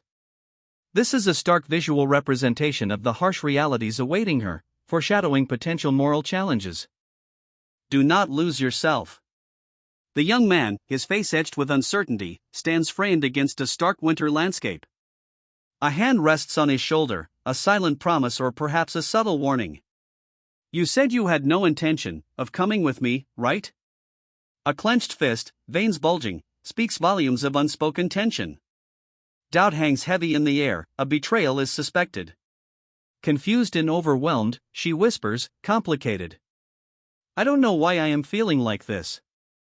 The weight of an unspoken truth presses heavily upon her. High in the desolate mountains, a young woman huddles beside a snow leopard. The vast, starlit sky above serves as a stark backdrop to her quiet contemplation. The scene whispers of a confirmation, a long-sought piece of evidence. An aged warrior sits in quiet solitude, a large sword and a mysterious sack at his feet. The scene speaks volumes of his weariness, and the solemn weight of his burdens. The young woman's face is etched with alarm as a single, desperate word escapes her lips: "Darien?" This signifies an immediate and crucial shift in the narrative, focusing attention on this mysterious figure. A young woman, her face etched with worry, whispers, "Darien?" A sense of foreboding hangs heavy in the air. She harbors a vague feeling, a premonition of something terrible. The camera focuses on an elderly man, his face lined with age and sorrow, mirroring the young woman's apprehension. Below, a younger man with intense eyes stares up, his expression unreadable, yet hinting at a shared understanding of the impending tragedy. A snow-covered landscape stretches before a man standing near a magnificent snow leopard. The weight of unspoken words hangs between them, as the man states, "I guess his lifespan came to an end." The other, visibly shaken, responds with a sharp, "You knew?" The revelation confirms a grim truth, already sensed by the woman and the elderly man. The man reveals a golden medallion, a symbol of loss and possibly a clue to Darien's fate, clutched within his hand. The weight of the object mirrors the grief and the mystery surrounding Darian's demise. Margaret Irene, facing a challenge, confidently asserts, "Don't worry. I can handle it myself." Her resolve is clear, even as the sky above hints at the harsh conditions she'll face. A large snow leopard watches from a distance as Margaret Irene heads out, alone. The beast's presence adds a subtle layer of tension to the already precarious situation. She walks away, her back to the viewer, towards a bleak, snow-covered landscape. A single word, "Okay, helmet," hangs in the air, suggesting a silent farewell or perhaps a reassuring promise to someone she left behind. A cloaked figure, his back to us, stands in a dimly lit chamber. The air hangs heavy with unspoken tension. He seems to be searching, his shoulders hunched in thought. He was warned, "Don't make that face." The subtle threat hung in the air, a clear indication that his reaction was not welcome. The snow leopard's gaze was fixed on the object. It was made of pure gold, a rare metal, indeed, and clearly valuable. The question hung heavy: is it the leader's name? The snow leopard, massive and imposing, watched the man carefully, the weight of its silent judgment palpable. The significance of the artifact is now in question, with suspicion cast on its true purpose and name's implications. Black magic. An evil power, fueled by the darkest emotions of humanity. Some cross boundaries they're not meant to. This is the story of a man driven to such extremes. He dreamed of ultimate power, but lacking natural talent, he turned to black magic. To achieve his goals, he needed the raw, potent emotions of humans. Thus, he engaged in horrific acts like human trafficking, obtaining the materials necessary to fuel his dark magic and grow stronger. However, a relentless mage exposed his atrocities to the world. His reign of terror ended with capture and a harsh sentence. Faced with death or exile, he chose the latter, seeking refuge in the treacherous forest of roots. There, he encountered the two-headed serpent, Naho, gaining permission to reside within its territory in exchange for unwavering submission and regular sacrifices. This is how the human farm came to be, with Erugo as its unexpected king. Naho, content with the sacrifices, did not interfere with Erugo's reign. However, serving Naho did not quell Erugo's ambition. It merely shifted its focus. Daily attacks from demonic beasts tested the farm, yet even these insignificant crises brought Erugo a strange sense of satisfaction in his new life. Damn it! Winter is always the problem. What do you want? The way to get out of the forest of roots. I heard you know the method. Tell me. You sure are nasty for such a young brat. If I die, Lord Naho will wake up from his hibernation and come. You'll die too if that happens. Can Naho revive the dead? You'll definitely die, so I have nothing to worry about. Don't try any tricks. Trapped within the perilous forest, a desperate plea echoes, I'm the only person who knows how to get out of this forest. If you kill me now, you'll never find out how to escape. The speaker's words are met with a dismissive, how absurd. The desolate landscape, a ruined village amidst the dark woods, visually underscores the desperate situation. A shift in setting. Inside a dimly lit mage's house, a figure observes, I've heard that mages are crazy about recording stuff. I'll find that out eventually if I keep searching your house. I just want to simplify that process. The speaker's intentions are clearly less than benevolent, their casual tone belying a potentially dangerous objective. The threat is made manifest. An elderly mage, holding a single flickering candle, is held at sword point. The tension is palpable, the mage's life hangs precariously in the balance. This is not simply an interrogation, this is an act of violence. The mage's captor, a young woman, declares curtly, none of your business. Her determination is clear, but a glimmer of something else, perhaps a hint of vulnerability, is discernible in her expression. The scene shifts again, with the mage offering an appeasement, all right, but I'll tell you something. The method under discussion is purely theoretical, no one possesses the ability to implement it. The current endeavor is deemed futile, except perhaps for Darian. Darian's presence here signifies his unwavering commitment to remaining in this location. He must be dead. A maniacal chuckle follows this pronouncement, adding a layer of sinister intrigue. A proposition is made to become the successor and inherit this place. Despite the offer of everything within this place, the offer is rejected. The speaker needs nothing from the other. Determined to survive, the young man declared his intent to escape. The old man, however, demanded the item, his words laced with impatience. Reluctantly, the young man agreed to comply, resigned to the inevitability of the situation. The setting shifts to a dimly lit library, the tension palpable. Despite his reservations, the young man chose to spare the old man's life. A flicker of reluctant empathy crossed his features.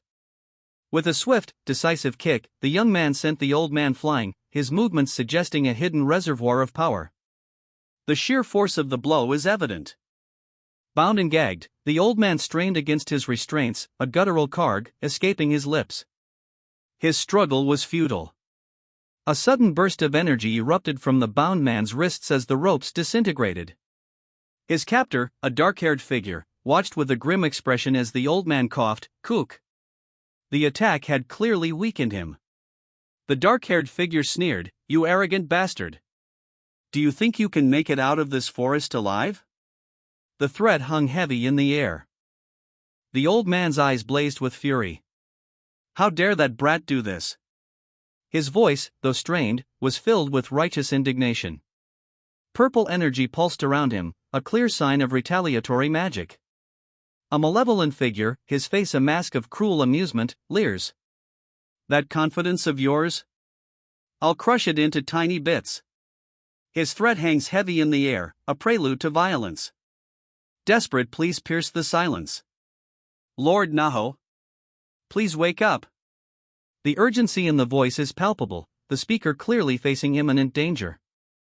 The ground shatters, a violent eruption of energy ripping through the earth. The force is immense, signifying the scale of the impending conflict. From the fractured earth, a colossal dragon emerges, its scales shimmering with an ominous purple light.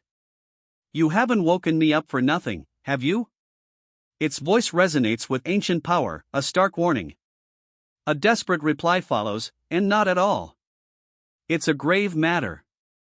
The dragon's awakening marks a turning point in the narrative. A cloaked figure, his face etched with age and barely visible under the shadows of his hood, delivers a chilling announcement: Darien is dead, and his disciple stands before him. The weight of this revelation hangs heavy in the air, setting the stage for a dramatic confrontation. A guttural rasp echoes, and the aged figure is violently convulsed by some unseen power. The intensity of the moment suggests that the news of Darien's death has triggered a powerful reaction within this individual, suggesting a deeper connection than a mere acquaintance. The creature's massive clawed foot looms over the scene, a palpable threat. It sees this turn of events, Darien's demise, as an excellent opportunity to erase all incriminating traces. This suggests a clandestine and potentially treacherous connection between the creature and Darien's death. Bound and helpless, the old man watches as debris rains down from above. His muttered words, "Damn brat," betray both anger and resignation, hinting at the young disciple's unexpected power and the elder's potential complicity in Darien's fate. The elder's face, contorted in agony and madness, reflects the harsh truth: nothing is truly free. The juxtaposition of his face against the young disciple below emphasizes the brutal cost of power and the complex web of relationships at play. Brace yourself. There exists a power capable of bolstering even the weakest mage. Among countless mages, Erugo, consumed by envy and jealousy, sought this potent magic. The suffering and terror inherent in his methods fueled his descent into depravity. Erugo's dark magic gathered those exiled to the forest. They became sacrifices to a demonic beast, ensuring their swift demise. And that's Naho, the true master of this territory, looms over a group of subjugated humans. Their plight underscores his absolute power. They are treated as mere livestock.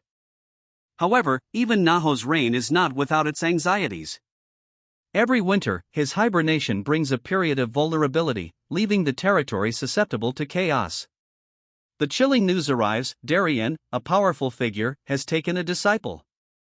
A man's voice, sharp and menacing, cuts through the air. "I heard Darien took in a disciple. Is that you?" The man's urgency escalates, a desperate plea masked by ruthless pragmatism. The chilling words, "because you'll die if you don't," leave no room for doubt. The disciple, facing an impossible task, is challenged. "Do you think you can take on Lord Naho? You're but a mere human." But his resolve remains unshaken. It doesn't matter. The weight of the upcoming confrontation hangs heavy in the air. A weathered hand, clutching a sword's hilt, fills the frame. The man's lips curl into a knowing smirk, promising guidance. The young warrior and the old man, a flickering candle their only light, navigate a crumbling stone staircase. The weight of their shared journey is palpable. The old man's gaze is sharp, inquisitive, as he assesses the young warrior. He questions her, his suspicion evident. He demands an item, but the young warrior hesitates, a word of defiance. The moment is charged with tension. Nonsense. This is a book that I discovered in a mage's hideout before I settled down in this place. That mage's idea was related to stealth magic. Unfortunately, it seems that he wasn't able to escape from here. Of course, even though it's weakened, it's still a divine barrier of the highest level that surrounds the forest of roots. Anyone who has even a little bit of demonic energy would turn into ashes. Don't think lightly of life. You've only survived because of that leopard's mercy. That's what Darien taught me. You'll be released after some time. Don't do bad things from now on. She turned, her dark hair a stark contrast against the shadowed landscape. A sense of foreboding hangs heavy in the air. Bound and helpless, an old man sits alone in a crumbling temple, his eyes filled with a desperate resignation. Dust billows, a powerful force obliterating the temple's already weakened structure. The air crackles with energy. A massive purple dragon crashes to the ground, the impact of its fall shaking the very earth. Chunks of stone rain down. Two colossal, serpentine entities, their forms shrouded in shadow and tinged with an ominous purple, rear their heads, their gaping maws a testament to their predatory nature. The air crackles with a palpable sense of dread. One of the monstrous serpents explodes in a maelstrom of dust and debris, its powerful form annihilated in a cataclysmic display of force. The survivor recoils in the ensuing chaos. Amidst a blizzard of icy shards, the remaining serpent, now wounded, is pursued relentlessly. A voice echoes across the desolate landscape. "Do you think you can escape unscathed after treating me like this?" The threat hangs heavy in the frigid air. A close-up reveals the face of a powerful man, his gaze intense and filled with a chilling calculation. He observes the scene unfolding, a smirk playing on his lips. His words follow, "You're a tough one, aren't you? All right." This signifies an acknowledgement of the adversary's strength and hints at a challenging encounter ahead. The scene shifts. The man now faces a younger, seemingly weary individual. His question hangs in the air. "Ho? No answers?" This quiet query lays bare a subtle shift in the dynamic, suggesting a move toward interrogation or possibly a deeper investigation. A sneering old man, his face a mask of contempt, declares the protagonist worthy of their master's legacy, highlighting the weakness of everyone else present. His words carry a potent undercurrent of disdain. A colossal, purple dragon, crackling with violet energy, crashes to the earth in a blinding explosion of light and power. The sheer force of its impact is palpable. Helmut tumbled through the skeletal branches of a dark forest, his movements a blur against the twilight sky. The impact of each branch sent splinters flying.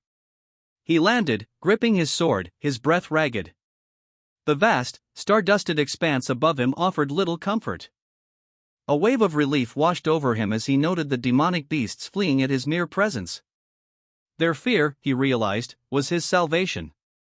Knowing he couldn't afford to linger, he prepared to flee. Escape was his only option. A wave of dark energy explodes across the snow-covered forest, leaving a trail of destruction in its wake. Helmut, a young man with dark hair, stands amidst the ravaged landscape.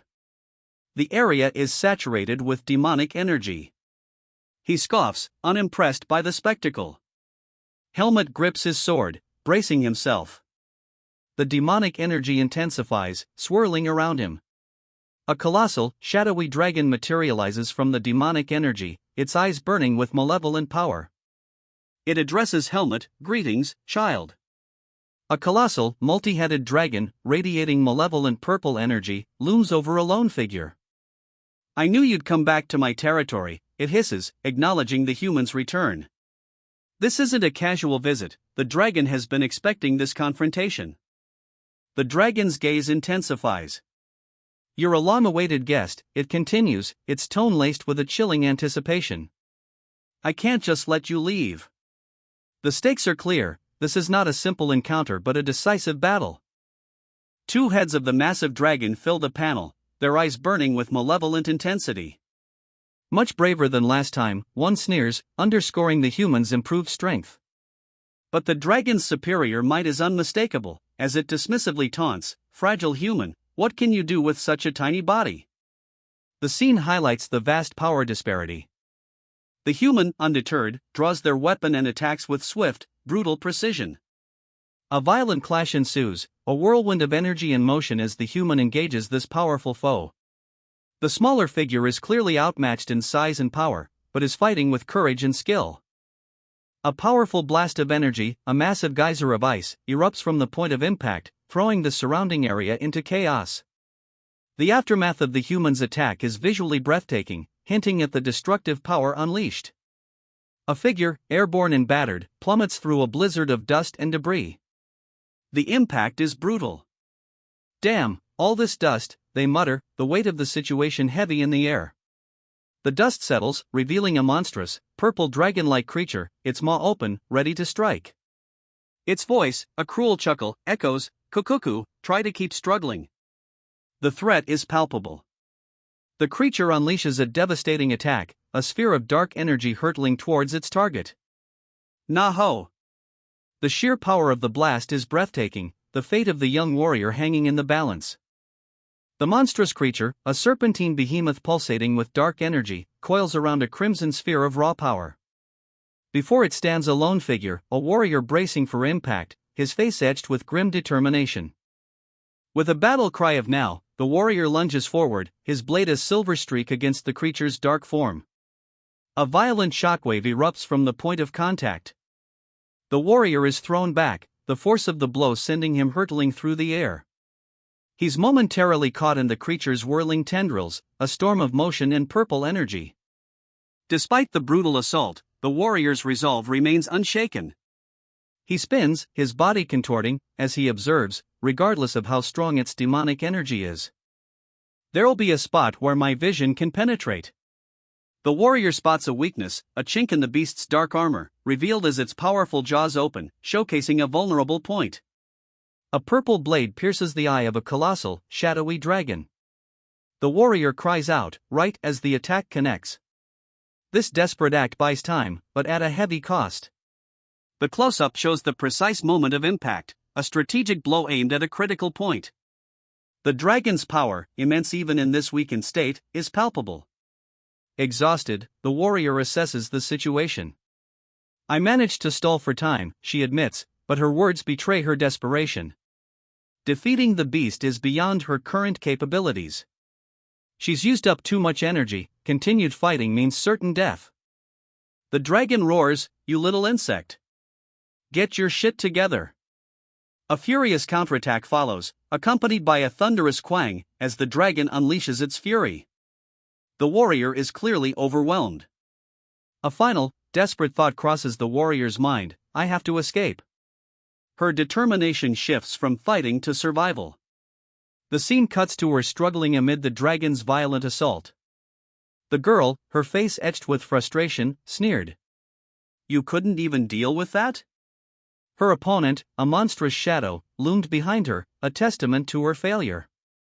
With a sigh of relief, she declared, "Useless part." Now all the monstrous serpent's head, severed from its body, pulsed with residual dark energy.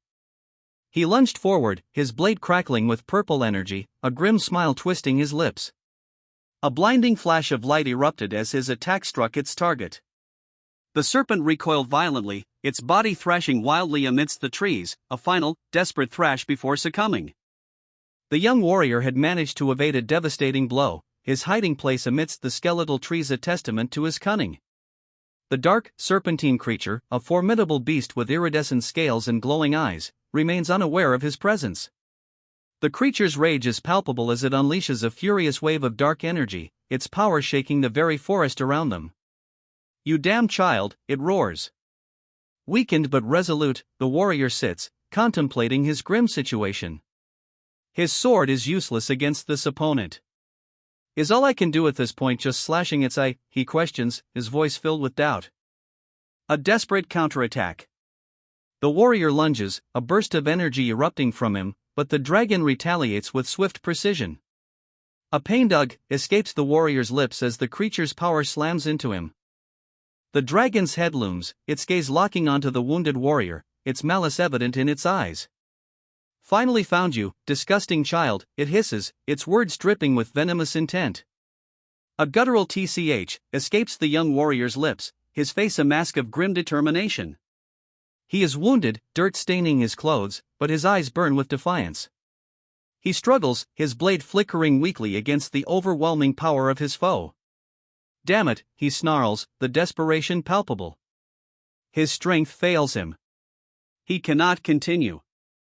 Driven by sheer will, the warrior pushes beyond his limits. "I can't die like this," he cries, a surge of raw power igniting his body as he rises to meet the incoming assault. "Long time no see." The words hang in the air, a chilling greeting from an unseen adversary.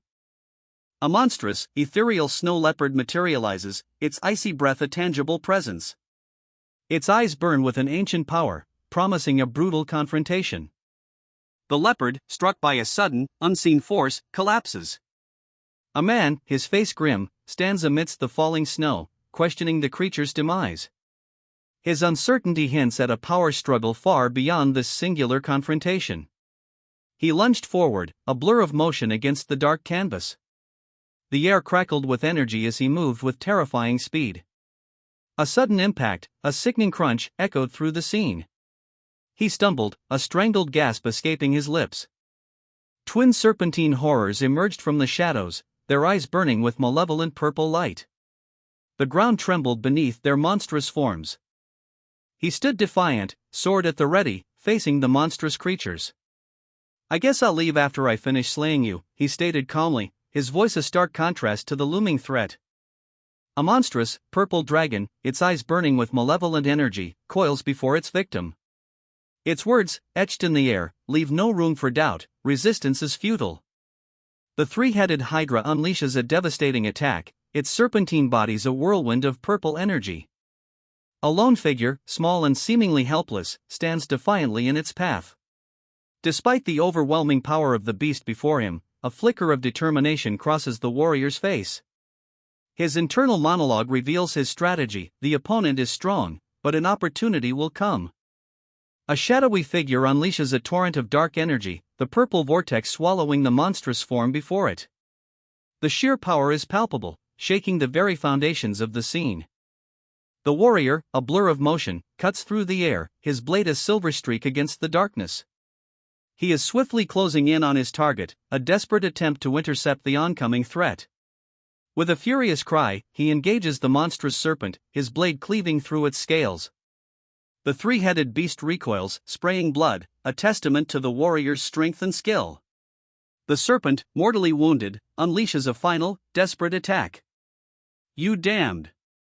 hisses the creature, its voice laced with venomous rage before its final throes. The warrior lunged, his blade a silver flash against the monstrous, purple dragon. "I'll get rid of you too," he roared, his attack aimed at the heart of the beast. The dragon retaliated, its powerful jaws snapping shut in a desperate attack. The earth trembled as the impact sent tremors through the surrounding forest. Severely wounded, the dragon hissed, "Since I've lost a head, it'll be harder to see for now." Its power was clearly diminished. He staggered, his breath ragged. "This is my only chance," he muttered, his gaze fixed on the escape route. "I have to hurry." Despite his exhaustion, a desperate resolve fueled his movements. He knew he could only buy himself time. A monstrous shadow loomed over the forest, its demonic energy pulsing with malevolent power. The man's eyes widened in alarm, this unexpected threat jeopardized his escape. A booming voice shattered the tense silence.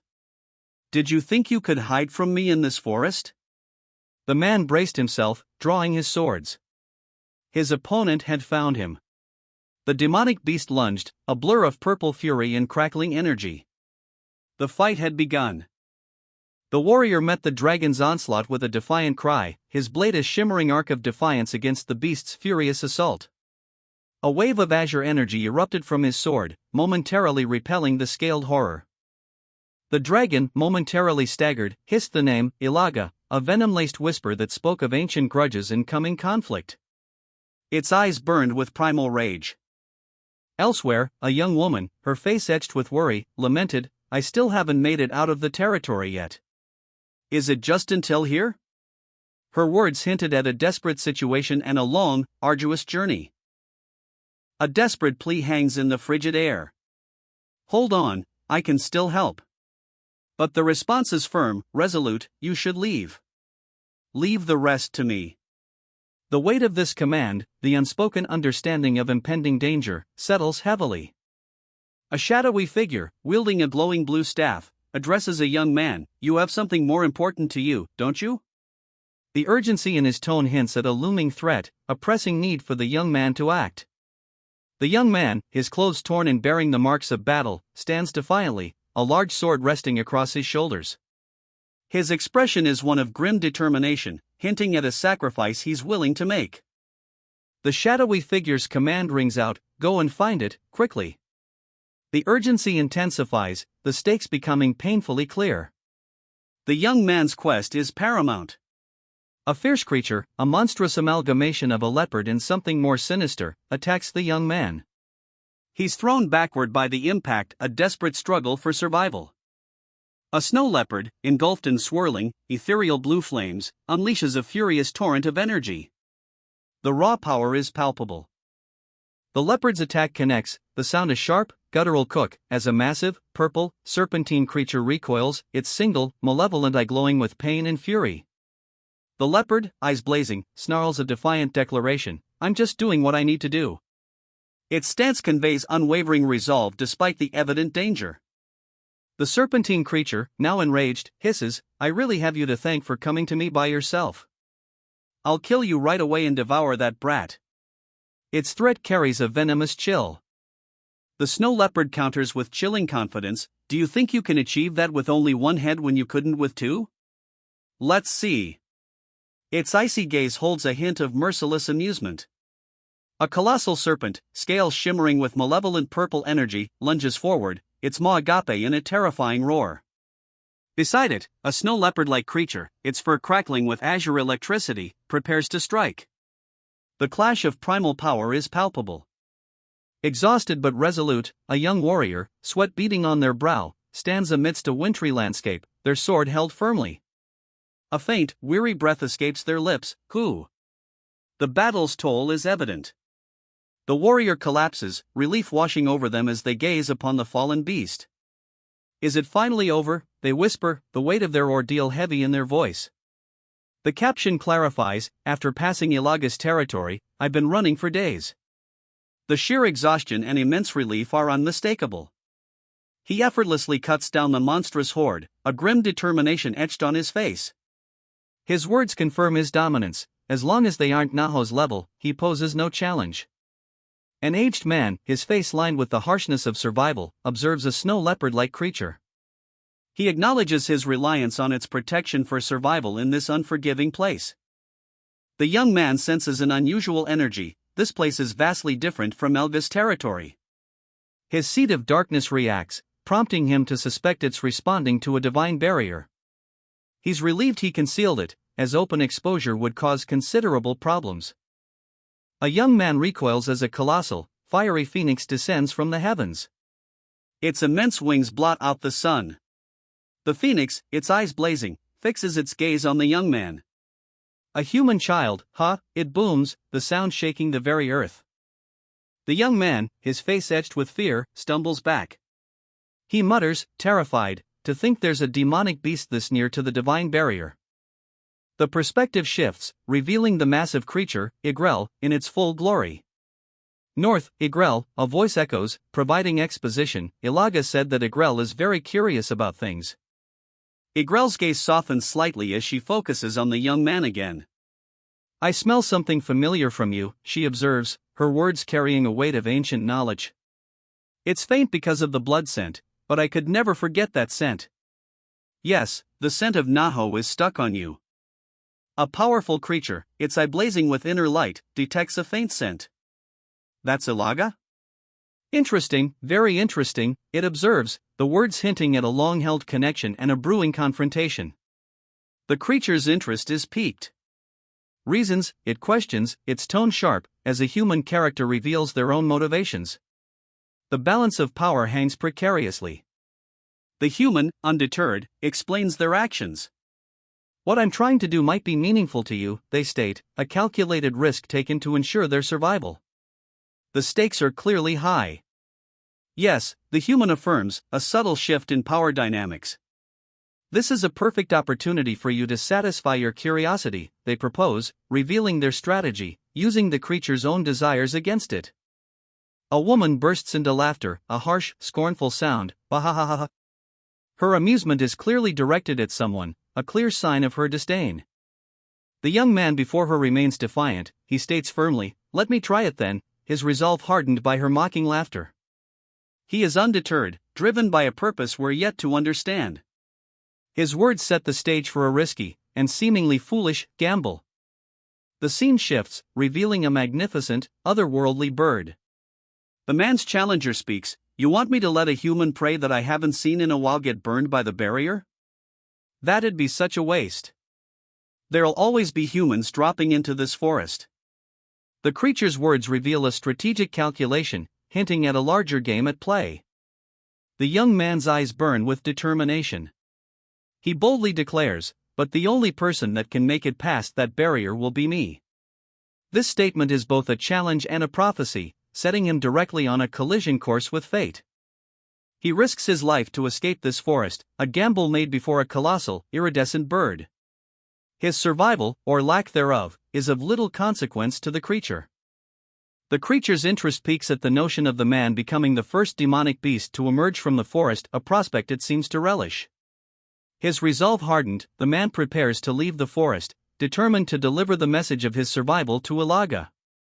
Regardless of the outcome, his decision is unwavering. He will relay his survival to Ilaga, no matter what. A swirling vortex of cosmic energy appears behind him, hinting at a sudden, dangerous shift in events. He strained, a single, pained hue escaping his lips. The weight of the water, the crushing pressure, threatened to overwhelm him. The man plunged deeper, the torrent of water a blurry blue around him. He fought against the current, his movements desperate. Suddenly, a protective barrier materialized, encasing him in a sphere of shimmering energy as he hurtled downwards. A desperate gamble against the unforgiving depths. He broke through the surface with a burst of energy, his determination etched on his face. A powerful surge of water erupted as he roared, I must. The journey to transcend the forest of roots begins. A figure, submerged and struggling, fights for breath beneath the surface. The weight of the task, the enormity of the challenge ahead, is palpable. Emerging from the depths, he confronts a fearsome dragon, its scales shimmering with an ominous purple light. A spectral, cyan panther materializes beside him, a fierce guardian against the monstrous foe. The battle for survival, for passage beyond the forest of roots, has begun. A young woman, her face etched with worry, cries out, summoning her own powerful companion. Ilaga, she screams, the name a desperate plea for aid as a radiant, icy beast appears, ready to join the fray. The young woman struggles, overwhelmed by the demonic power unleashed around her. The force of Ilaga's demonic energy threatens to consume her. The conflict intensifies, the stakes are incredibly high. Your freedom. The words hung heavy in the air, a promise whispered to a soul weary from captivity. His eyes, wide and haunted, reflected the weight of that burden and the hope that flickered within. Go now. The command cut through the stillness, a snow leopard, its coat shimmering with ethereal blue energy, exploded into motion. This powerful spirit, summoned forth, offered an escape route. A barely audible, thank you, escaped his lips as he watched the creature go, a gratitude too profound for words, leaving behind a small, purple dragon, a remnant of his past captivity. The snow leopard and the purple dragon clashed, their magical energies colliding in a fierce, swirling tempest. This confrontation was not simply a battle, it was a symbolic struggle for freedom, a fight for a chance at a new beginning. A monstrous, purple creature explodes with rage, its gaping maw a terrifying sight. "Filthy cat! How dare you stop me in my own territory," it bellows, the raw power of its fury palpable. The creature's furious outburst is met by a chilling counterpoint. A sleek, icy blue leopard, its eyes burning with defiant light, confronts the beast. A sinister laugh echoes, "Cuckoo! Kahan, ahaha! What a tear-jerking friendship you have!" The dragon-like creature's words drip with sarcasm, highlighting the unexpected bond between these two unlikely allies. The leopard unleashes a torrent of energy, a wave of searing blue light engulfing its form as it lunges forward. The clash of these titans is imminent, a raw display of power about to erupt. A single, piercing gaze, filled with a grim determination. The weight of unspoken burdens rests heavily upon him, he has only one chance. For the sake of Elaga and Darien, who gave him this opportunity, he must succeed. The cost of failure is too great to contemplate. He acts, a surge of raw power erupting from him. The effort is immense, and the resulting exertion is visibly painful. A colossal creature, a majestic avian behemoth, descends. Its words echo with ancient power, "What business do you have in my territory?" The confrontation has begun. Igrel, a magnificent avian creature, demands, "What's your name?" Her imposing presence hints at the power she wields over this territory. The question shifts, "KJD, are you Elaga's kid or Naho's kid?" This reveals a complex family dynamic within the story's world, suggesting a history of powerful lineages and potential rivalries. KJD, appearing young and weary, stands on a desolate beach. Igrel's indignation erupts, "Has intruded into my territory, huh?" The immediate escalation underscores her territorial authority and sets the stage for conflict. KJD, internally struggling, mutters, "I need to calm down." This internal conflict foreshadows a crucial decision he'll have to make, balancing the need for self-preservation against escalating tensions. Igrel's gaze intensifies, questioning, "Meaningful to me?" This reflects Igrel's assessment of the situation, weighing the threat against her own personal stakes, hinting at motivations beyond simple territorial defense. The journey demands crossing a formidable barrier, a forest of impenetrable roots. To be the first to succeed means overcoming this obstacle. A magnificent, otherworldly creature, its form shimmering with iridescent light, questions the human's audacity. The seed of darkness within him, it warns, fuels this reckless ambition. The creature, acknowledging the human's resolve, agrees to witness his attempt. This test will determine his fate. Success in this perilous endeavor would make the human the first of his kind to escape the forest of roots. The stakes, as the creature subtly emphasizes, are incredibly high. "All right. Since I want to see if you can leave this place, I'll protect you until you get to the barrier. In case anything does happen, tell me your last words if you have any. I'll pass it on to Elaga if I see it." The man offers a guarded promise, his words tinged with both determination and a hint of grim resignation. His willingness to relay a final message suggests a deep, unspoken connection to the person he intends to protect. He gazes upward, a stoic expression etched on his face as he awaits his fate. The looming presence of something unseen is palpable. The creature, colossal and otherworldly, fills the frame. Its piercing gaze, coupled with the dialogue, confirms the man's grim premonition, he's about to face a formidable, possibly fatal, encounter. The creature's very presence suggests the stakes of this encounter. "That means, you want me to say that, right?" The man's expression shifts from grim acceptance to a dawning realization. His question is not one of doubt, but rather a confirmation of the creature's intent, to ensure a message is passed on. A figure, submerged yet smiling, surfaces from the depths. Water streams from his hair as he rises, a predatory gleam in his eyes. He shouts, "Get out," a desperate command laced with fury. The water around him seems to crackle with energy. A woman's face, etched with frustration, fills the panel. Her internal monologue reveals her knowledge of the submerged figure's abilities, acknowledging his surprisingly swift escape. The woman, revealing herself as Helmut, declares herself the ruler of an unnamed realm. A sense of impending conflict hangs heavy in the air. He stands at the precipice, arms outstretched towards the cascading waters. A single chance. That's all he has left. Helmut's body is engulfed in a celestial torrent, a breathtaking display of raw power. He hurtles through a cosmos of swirling light and energy. This is the power of purification, a force that tears away the very fabric of his being. The celestial torrent intensifies, a blinding light engulfing him as he plummets deeper into its core. The purifying power continues to reshape him. Weakened and barely conscious, Helmut fights to remain aware.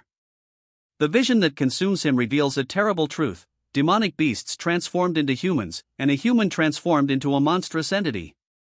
This unsettling revelation underscores the profound transformation he is undergoing.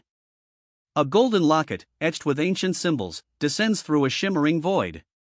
It's a beacon of hope in the encroaching darkness, a tangible link to something or someone beyond. The jarring sound of a wagon's wheels grinding to a halt cuts through the silence. A muttered curse, shit, punctuates the sudden stillness, hinting at a tense situation unfolding.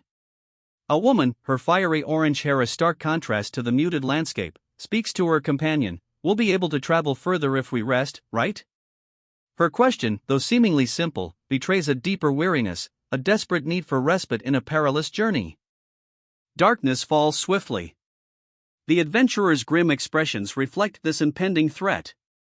A sudden attack leaves one of them on the ground, groaning in pain. The once simple need for rest has devolved into a desperate struggle for survival. Urged onward by his companions, the young man hurried through the darkening forest. Their impatience was clear, a stark contrast to the growing unease settling over him. A sudden disorientation washed over him. The familiar path felt alien, the air heavy with an unsettling strangeness. He stopped, puzzled. Seaweed? In a ravine? This was profoundly wrong. A wave of nausea hit him, a sudden, debilitating weakness overtaking his body. He collapsed, the world spinning as his companions rushed to his side, their concern palpable. Something inexplicable had occurred. A young man, visibly shaken, stutters, "There's a dead body." His companions, a more composed woman and a stoic man, exchange glances. The woman questions, "Did you see a ghost?" The implication of a supernatural cause is immediately dismissed by the boy's frantic insistence that it is a corpse. The woman dismisses the young man's fear, calling him a coward. She observes that a branch might have been mistaken for a body, demonstrating a degree of skepticism that contrasts with the boy's terror. He directs her to the location, over there. Following the young man's direction, the woman discovers the body. The visual emphasizes its location in a ravine near a body of water. Her pointed finger draws attention to the gruesome scene, confirming the boy's initial account. The woman's initial skepticism is replaced by stark realization: it really is a dead body. Her expression is one of grim acceptance as the reality sinks in. The boy, overwhelmed, cries out, "Told you. I was serious. Ugh, I don't want to look at it anymore." Pin, summoned urgently, rushes to his superior's side. A woman lies seemingly lifeless, but a sharp-eyed observer corrects, "It's not a dead body." The woman awakens, prompting a relieved sigh and the sarcastic question, "Excuse me, have you come to your senses?" The woman explains that a passing man saw her disheveled and assumed the worst due to her screams. The scene shifts to reveal the rescue party, concluding with a simple inquiry, "Anything else?" The focus is now on assessing the larger situation. A disoriented individual confesses, "I don't remember," prompting a concerned response, "Really? That's a little concerning." The lack of memory is noted, and a cursory physical examination reveals no external injuries, raising suspicion about a possible head injury. Introducing Tanya, a rank 3 mercenary from the Face Mercenary Corps. Her self-introduction establishes her professional identity and provides a context for her interaction with the amnesiac. Tanya assures the amnesiac that their physical condition seems fine, aside from the memory loss, recommending a doctor for a head examination. She offers assistance until they regain their independence. The offer of help solidifies the supportive dynamic and suggests a potential future narrative arc focused on helping the amnesiac regain their memories. A young woman, wrapped in a rough blanket, sits alone in an autumnal wood. The words above her head declare, "For now, you're my responsibility." This marks the beginning of her protection under a powerful benefactor, setting the stage for an uncertain future. The scene widens. We see the woman, now seemingly frail and ethereal, watched over by a knight and several soldiers. Their presence signals a looming threat, underscoring the vulnerability of her position, despite the protection offered earlier. The young woman's hands glow with faint purple energy, her expression strained. The visual effect, coupled with her visible discomfort, indicates she is expending significant effort to maintain a precarious stability. Her survival is tenuously balanced. The woman, her face etched with weariness, reflects, "Well, if it weren't for this, I would already have died. Anyways, this is the world of humans." Her words reveal the harsh reality of her situation, a precarious existence in a world that is foreign and potentially hostile, yet ironically, the only place she can survive. Driven by a desperate need for secrecy, she resolves to conceal the seed of darkness within her, feigning amnesia to deflect suspicion. The immediate priority, locating the locket's owner. The locket, a crucial artifact, holds the key to her past and her future. Its discovery marks a turning point in her perilous journey. From a mountaintop, she gazes toward the horizon, acknowledging the vastness of the challenge ahead. This journey, while begun, remains full of uncertainty and danger. Speculation swirls around a transformed individual, his remarkable change prompting suspicion amongst his peers. The skepticism intensifies as his transformation is deemed impossible by those who knew him. The question of his noble status arises, fueled by this sudden, dramatic alteration. A young man, disheveled and alone, is questioned by a group of mercenaries. Their concern isn't for his well-being, but rather his social standing, implying a mercenary's pragmatism regarding their clients and potential for profit. He claims to be lost, a testament to his current vulnerability. The mercenaries dismiss the young man's background as irrelevant. Their focus shifts to his immediate value as their newest recruit. His identity, for now, is secondary to his utility. The young man's immediate reaction to joining the mercenary group is one of stunned disbelief followed by physical assault from a disgruntled member. This serves to highlight the harsh and unforgiving reality of the group's dynamics. A female mercenary, seemingly the leader, observes the conflict with a calm, almost detached expression. Her gaze suggests she anticipates and perhaps even encourages such interactions as necessary for establishing dominance within the squad. She is prepared to offer minimal medical intervention for the injured recruit. The departure is imminent, signaling a shift in the narrative's focus away from the immediate conflict and towards a new mission or journey. The urgency of leaving soon suggests the team is on the move and the recruit will be subjected to more trials. A power, ancient and vast, surges forth, a protective force for humanity.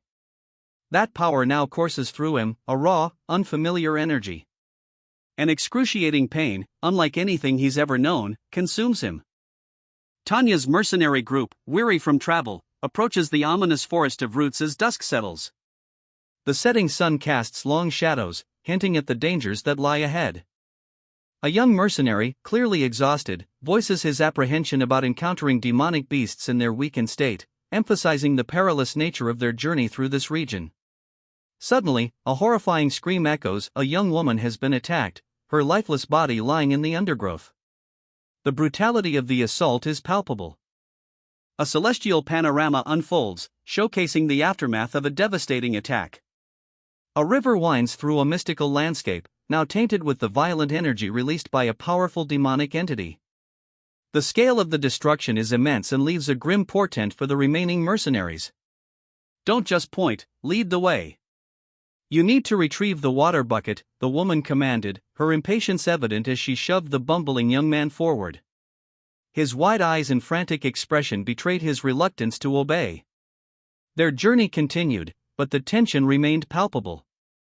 "If you mistook it for something else, I'm going to kill you," she warned, her tone dangerously low as he stumbled along behind her. He nervously swore his innocence. A sudden, violent thud. The young man lay motionless on the rocky shore, his form slack.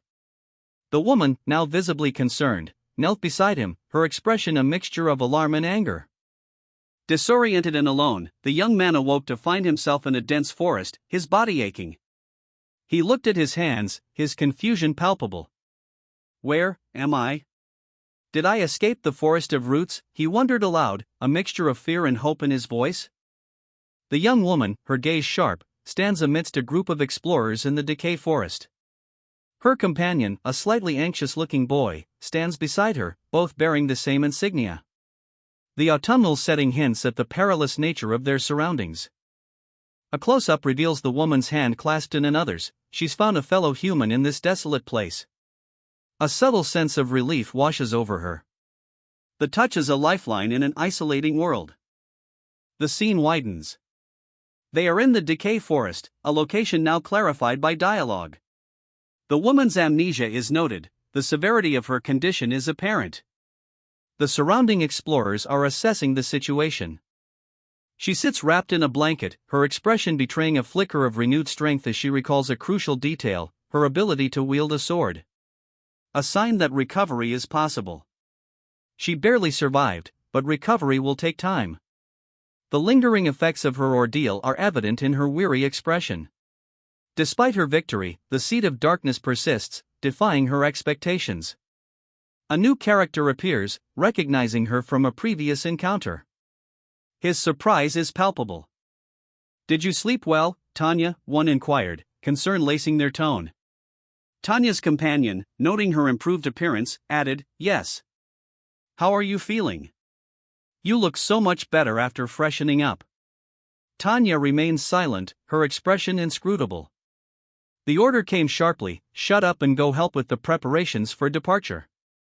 The urgency was palpable, the words cutting through the quiet tension. A barely suppressed exclamation of frustration followed. A hand gently touched Tanya's hair. "You're replying well," a voice observed, a hint of amusement in its tone. The gesture, though seemingly casual, suggested a deeper concern and a silent understanding. Relief washed over the speaker's features as they exclaimed, "You know how to wield a sword? That is such a relief." The implication of a dangerous mission hung heavy in the air. The group trudges along a leaf-strewn path, a weary blond man prostrate on the ground. The leader, sword at his hip, delivers the order. They will reach a village in 4 days. He expects unwavering obedience until then. A young man, concerned, asks a dark-haired woman if she's all right, noting that she's pushing herself too hard so soon after waking up. The setting is a desolate, autumnal landscape. The woman, calm and collected, strokes a horse while the young man observes, remarking on the animal's docility. This seemingly innocuous interaction hints at a deeper connection between the characters and the magical properties of the world they inhabit. The woman's expression shifts, a flicker of worry and perhaps a memory crosses her face as she murmurs the name Helmut. The implication is that this seemingly simple moment has triggered a significant emotional and perhaps plot-critical recollection. Gasping for air, the young man confessed, "Oh, I'm a bit out of breath." His companion, seemingly unfazed, retorted, "Just get on the carriage. We'll only fall behind if you walk that slow." A sigh escaped the young man's lips as he conceded, "Sigh, do as you like then." Later, alone in a dark forest, a lone figure sat, his words echoing the earlier scene, "I never took more than a day to recover." The implication of his resilience is clear, he's not ordinary. In a doctor's office, a medical professional declared, "There doesn't seem to be anything particularly wrong with you." Another individual added, "He has a sturdy constitution. People like him recover quickly." This confirms the young man's unusual durability. The apothecary, eyes wide behind his spectacles, questions Tanya's assessment of the unconscious patient. Tanya, fiery-haired and impatient, defends her diagnosis, asserting the man merely needs rest and medication. A younger woman looks on, concerned. Tanya's frustration boils over as she vehemently refutes the apothecary's accusations of incompetence. Her words sting, branding him a charlatan, as she recounts the patient's recent unconscious state. The younger woman, dismissing the apothecary's concerns, confidently asserts the patient's head is fine and his memory will return shortly. She advocates for simple medication and moving on. Tanya's outburst continues, her actions escalate. The younger woman's plea for someone to intervene is drowned out by Tanya's attack. The sound of a blow echoes through the scene. Later, the patient, having taken the medication, reports feeling fine. Tanya, now calm, observes, noting his physical strength. The implications of her earlier assessment are subtly confirmed. The orange-haired woman's assessment is confirmed. Her opponent, a master swordsman, readily admits to his skill, the familiarity of the weapon speaking volumes. A duel is proposed, a challenge issued under the guise of a casual suggestion. The stakes, however, are far higher than mere sport. The orange-haired woman offers a compelling motivation, the potential for the swordsman to recover lost memories through intense physical confrontation. The swordsman accepts, his resolve set against the backdrop of his profound respect for this duel, even if the context may seem unusual. The training grounds buzzed with activity. Warriors honed their skills, a testament to the rigorous preparation underway. A supervising figure observed, a quiet satisfaction in their eyes, noting the dedication of the troops. A newcomer, a woman named Tanya, arrived, her intentions clear. A challenge had been issued. Her opponents, visibly tense, prepared for a duel. The duel was swift and decisive. Tanya, displaying unexpected strength, swiftly incapacitated her adversaries. Her victory was complete, leaving her opponents lying defeated on the ground. A smirk played on Tanya's lips. She revealed her true identity, not just a challenger, but the vice-captain, a position of significant authority and skill. The vice-captain's warning echoed, complacency was not an option. Her gaze was sharp, her demeanor serious. This was not a victory celebration, but a reminder of the ever-present dangers ahead. A fierce clash erupts between two combatants. One, wielding a staff, moves with surprising speed and power, forcing her opponent to defend against her relentless assault. The staff wielder's attack connects, a burst of energy radiating from the impact point. Her opponent is clearly on the defensive. Her confidence is palpable. The man acknowledges his disadvantage, realizing that a direct confrontation is futile. He mutters, "I really can't fight her head-on." He changes tactics, opting for evasion and a more calculated approach. His plan, dodge and seek a better position. His opponent anticipates his movements, however. A powerful kick connects, sending him sprawling. The sound of the impact resonates with the force of the blow. A woman in a cowboy hat moves with blurring speed, her words echoing the disorienting sensation, "It feels as if I'm underwater." Her companion dismisses her concerns, snapping, "You think too much." The scene shifts abruptly. A grunting man is thrown back with surprising force, the impact resonating with a powerful URGH. A brutal blow connects, sending another man reeling. The raw power of the strike is palpable. Close up on the face of the man who received the blow, his expression a mask of barely contained fury. A young woman, her face etched with frustration, mutters, "Of course." The unspoken implication hangs heavy in the air, she's clearly been defeated. The scene shifts to a training yard. A group of mercenaries observes a sparring match. One mercenary, Tanya, is praised for her surprising strength, but it was decent. "You fight pretty well." The onlookers are visibly impressed, underscoring her unexpected skill. Their assessment hints at a larger narrative concerning Tanya's potential and status within the group. Another mercenary, laughing, confirms Tanya's prowess. Tanya is a distinguished fighter, even in our mercenary squad." This reinforces her capability, setting her up as a significant character in the unfolding story. The added comment, "It's obvious that you'd lose, don't get it down too much," reveals a comradely, yet competitive dynamic within the group. A new character, Fien, strides confidently into view. He introduces himself with quiet authority, "I'm Fien." The panel is visually striking, presenting him as a powerful figure, foreshadowing his importance in the story. The introduction builds anticipation regarding his character and role. A young woman, surrounded by a group of soldiers and a cart laden with supplies, stretches, muttering about the need to loosen up. Her companion observes, "You're so weird." The scene unfolds in a picturesque autumnal landscape. The conversation continues, the young woman noting that the soldiers are moving like horses. Her companion replies, with a slight shrug, "HM? Oh. I think so." The blond young man reflects on the woman's unusual speech, concluding that it's as strange as her actions. He wonders about her age, estimating her to be roughly his contemporary. The young woman, seemingly oblivious to the observations being made about her, continues to find the situation odd, specifically her own fatigue, while her companion observes her unconcern with the soldiers. He remarks that she is a bona fide young master. The young woman, her expression thoughtful, quietly contemplates the situation. "Well," she begins, her words trailing off, indicating further internal reflection. A young woman, Helmut, is dismissed by an older man as having a constitution that recovers quickly, despite her earlier claim of injury. His dismissive tone reveals a deeper skepticism. The older man, reacting to being called a quack, reveals his irritation with youthful arrogance. His muttering underscores the generational conflict and hints at a simmering tension. Concern for Helmut's well-being is voiced by another woman, who received word of Helmut's difficulties from Finn. This interaction sets up a possible developing friendship or partnership. The day's work is done, and a young man extends a hand, suggesting a moment of respite. "We don't have anything to do until tomorrow, so how about it?" he proposes, the casual tone hinting at a hidden purpose.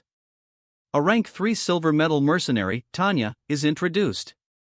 The display of medals underscores her formidable reputation and capabilities, foreshadowing her role in the unfolding events. The scene shifts, Tanya is now amidst a group, her presence causing a stir. One man asks if she's also there to warm up, implying a shared purpose or location that's critical to upcoming developments. Another observes someone behind her, creating immediate intrigue and foreshadowing a possible confrontation. A fiery, protective individual intervenes, defending Tanya from unwelcome advances. "Go easy on him, Tanya. You'll hurt that pretty face," she warns, revealing a protective and potentially aggressive personality. The ensuing exchange hints at a brewing conflict and adds another layer to Tanya's character. A woman with fiery orange hair and a determined expression challenges a dark-haired man to a duel with wooden swords. "There's only one rule," she declares, "one of us falls to the ground." The scene is set in a bustling, medieval-style town square, the tension palpable. The dark-haired man, his face grim, reflects internally on the fight. He's still not at his best, he can't use his abilities. His plan will be to redirect her attacks rather than brute force confrontation. The duel begins. The woman attacks with furious speed, but the man skillfully deflects her blow, aiming for her left waist. A blur of motion is depicted, emphasizing the quickness and force of the attack. The woman effortlessly parries his attack, her superior strength undeniable. He acknowledges this, realizing she far surpasses him in physical prowess. The woman in the wide-brimmed hat met her opponent's kick with a powerful counter, her blade a blur as it met the man's staff with a resounding crack. The force of the collision shattered the ground beneath their feet. Her body protesting with a pained gasp, the woman acknowledged her faltering control. "Shit," she cursed, her breath ragged. "My body can't follow the movements like I planned." A flurry of attacks ensued, both combatants trading blows in a dizzying dance of skill and desperation. The woman's movements, though hampered, remained dangerous. A final, earth-shattering blow sent the man flying, leaving a deep crater in the earth where he landed. The dust settled, revealing the extent of his defeat. The young man, his posture low and tense, squares off against a formidable woman wielding a staff. Her swift movements and the surrounding soldiers suggest a training exercise, but the palpable tension speaks of something more. A fierce clash of weapons punctuates the scene. Defeated, the young man reflects on his loss. His inner monologue reveals a surprising lack of respect for his opponent's skill, dismissing her as inefficient, highlighting his underestimation of this world's fighters. He acknowledges the wisdom of Darien's warning: the human world is not to be underestimated. This defeat, at the hands of a rank 3 opponent, is a bitter pill to swallow, especially considering his own ranking. Helmut, one of his companions, offers unexpected praise, recognizing the young man's surprising skill. This contrasts with his earlier self-assessment and hints at untapped potential, setting the stage for future growth. A caravan, its members weary but resolute, approaches a distant town. Autumn leaves swirl around them as they trudge onward, their leader murmuring, "I'm sure I'll get better as I keep walking." Hope, however fragile, flickers in their eyes. This quiet determination is shattered. A sudden, furious close-up erupts, a face contorted in rage, this crazy old geezer. The raw emotion threatens to boil over. A powerful blow lands, the sound of impact echoing in the stark arena. Dust explodes as a muscular figure delivers a devastating strike. The fight has begun. The brutal exchange continues. A swift counterattack lands, a sharp UGH, escaping the victim's lips as he staggers under the force. The clash of blades paints a vivid picture of furious combat. Good work, Helmut. You passed the entrance exam. The implication is clear: Helmut, despite his amnesia, has demonstrated sufficient skill or aptitude to be accepted. Helmut's confusion is palpable as he questions the exam, revealing his memory loss. The explanation that follows underscores the urgency to resolve his amnesia. They've saved him and don't want him wandering without his memories. A temporary ID, rank 4 mercenary deed, is presented, signifying Helmut's immediate acceptance and integration into the mercenary group. This confirms his successful entry and the group's willingness to accept him despite his circumstances. Helmut, now officially an ally, is greeted by a company of mercenaries. The order is given to formally register with the Mercenary Guild. 2 mercenaries, Byrne and Uter, both rank 3 silver mercenaries, introduce themselves to Helmut. Their presence solidifies the growing support for him. A young woman, silently observing, expresses her apprehension. She recalls Darian's warning against trusting humans too readily, hinting at a potential betrayal or unforeseen complication. A conversation ensues regarding the implications of joining the mercenary squad. While offering freedom, it requires committing to completing any commission undertaken. The young woman, accepting the arrangement, reflects on the potential benefits. Joining the mercenaries might unexpectedly aid her quest to uncover clues about her birth. A young man, his face etched with determination, addresses a group of seasoned mercenaries. He seeks information, his quiet intensity contrasting with their hardened expressions. He states his desire to know more, his request hanging heavy in the tense air. Inside, the young man sits before a stern-faced official, Sir Miles. He's just been informed that another errand boy was already dispatched, but is proceeding anyway, despite the official's surprised query. The young man thanks Sir Miles, but clarifies that he wasn't aware of the additional cost for utilizing the Tariq mercenary squad and makes a price adjustment.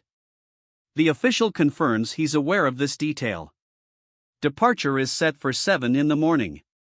The weight of the mission hangs in the air, unspoken but palpable. The briefing concluded. Tomorrow's mission, escorting a large-scale convoy. While the specifics remain unclear, the team's reputation precedes them, ensuring a degree of safety despite the unpredictable nature of potential ambushes. The uncertainty surrounding the convoy's contents makes assessing the threat level difficult. Rest is prioritized before the operation, a necessity for maintaining peak performance during the dangerous mission ahead. The team, aware of their formidable reputation, prepares for the upcoming assignment. The leader announces the meeting's conclusion, setting the stage for the mission's commencement. He stands in a desolate courtyard, a faint purple energy sparking around his hands. The man acknowledges his current weakness, a stark contrast to his past prowess. Claiming he isn't fully recovered would be a mere excuse. The narrative shifts to a flashback. A younger version of the man is shown training, his movements sharp and precise as he wields his blade, recalling his rigorous training in the Forest of Roots. He now stands poised, his blade gleaming under the night sky, a fierce determination etched on his face. This is not the weakened man from before, he's returning to his former strength, recalling the confidence of his past training. The commission has begun. A substantial sum is at stake, demanding vigilance. 2 mercenaries, their faces partially obscured, prepare for the task ahead, a sense of grim determination etched in their stances. They've ample funds, enough to ensure their safe return. One mercenary, her expression steely, declares her resilience. The quiet resolve contrasts sharply with the impending challenges. Their arrival is announced. Sir Miles, a man of authority, waits. His expression is one of expectation, perhaps slight concern. The weight of the mission settles upon him.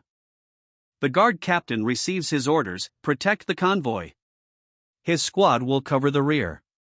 A powerful, scornful figure observes the convoy, his words revealing a blatant disregard for the female guard. He instructs two others to remain hidden and shadow the group. A female observer questions the strength of the convoy's apparent leader, highlighting the unpredictable nature of combat. Appearances can be deceiving until a confrontation unfolds. A long caravan winds its way through an autumnal landscape, the setting sun casting long shadows. A lone figure, unseen but acutely aware, observes its progress from a distance. The thought echoes, "I'll have to watch him." The implication is that this figure is tracking someone within the caravan. Chaos erupts. A clumsy individual, clearly at fault, tumbles amidst a group of people, causing a minor commotion. He laughs it off, declaring, "Oops. Sorry, my mistake.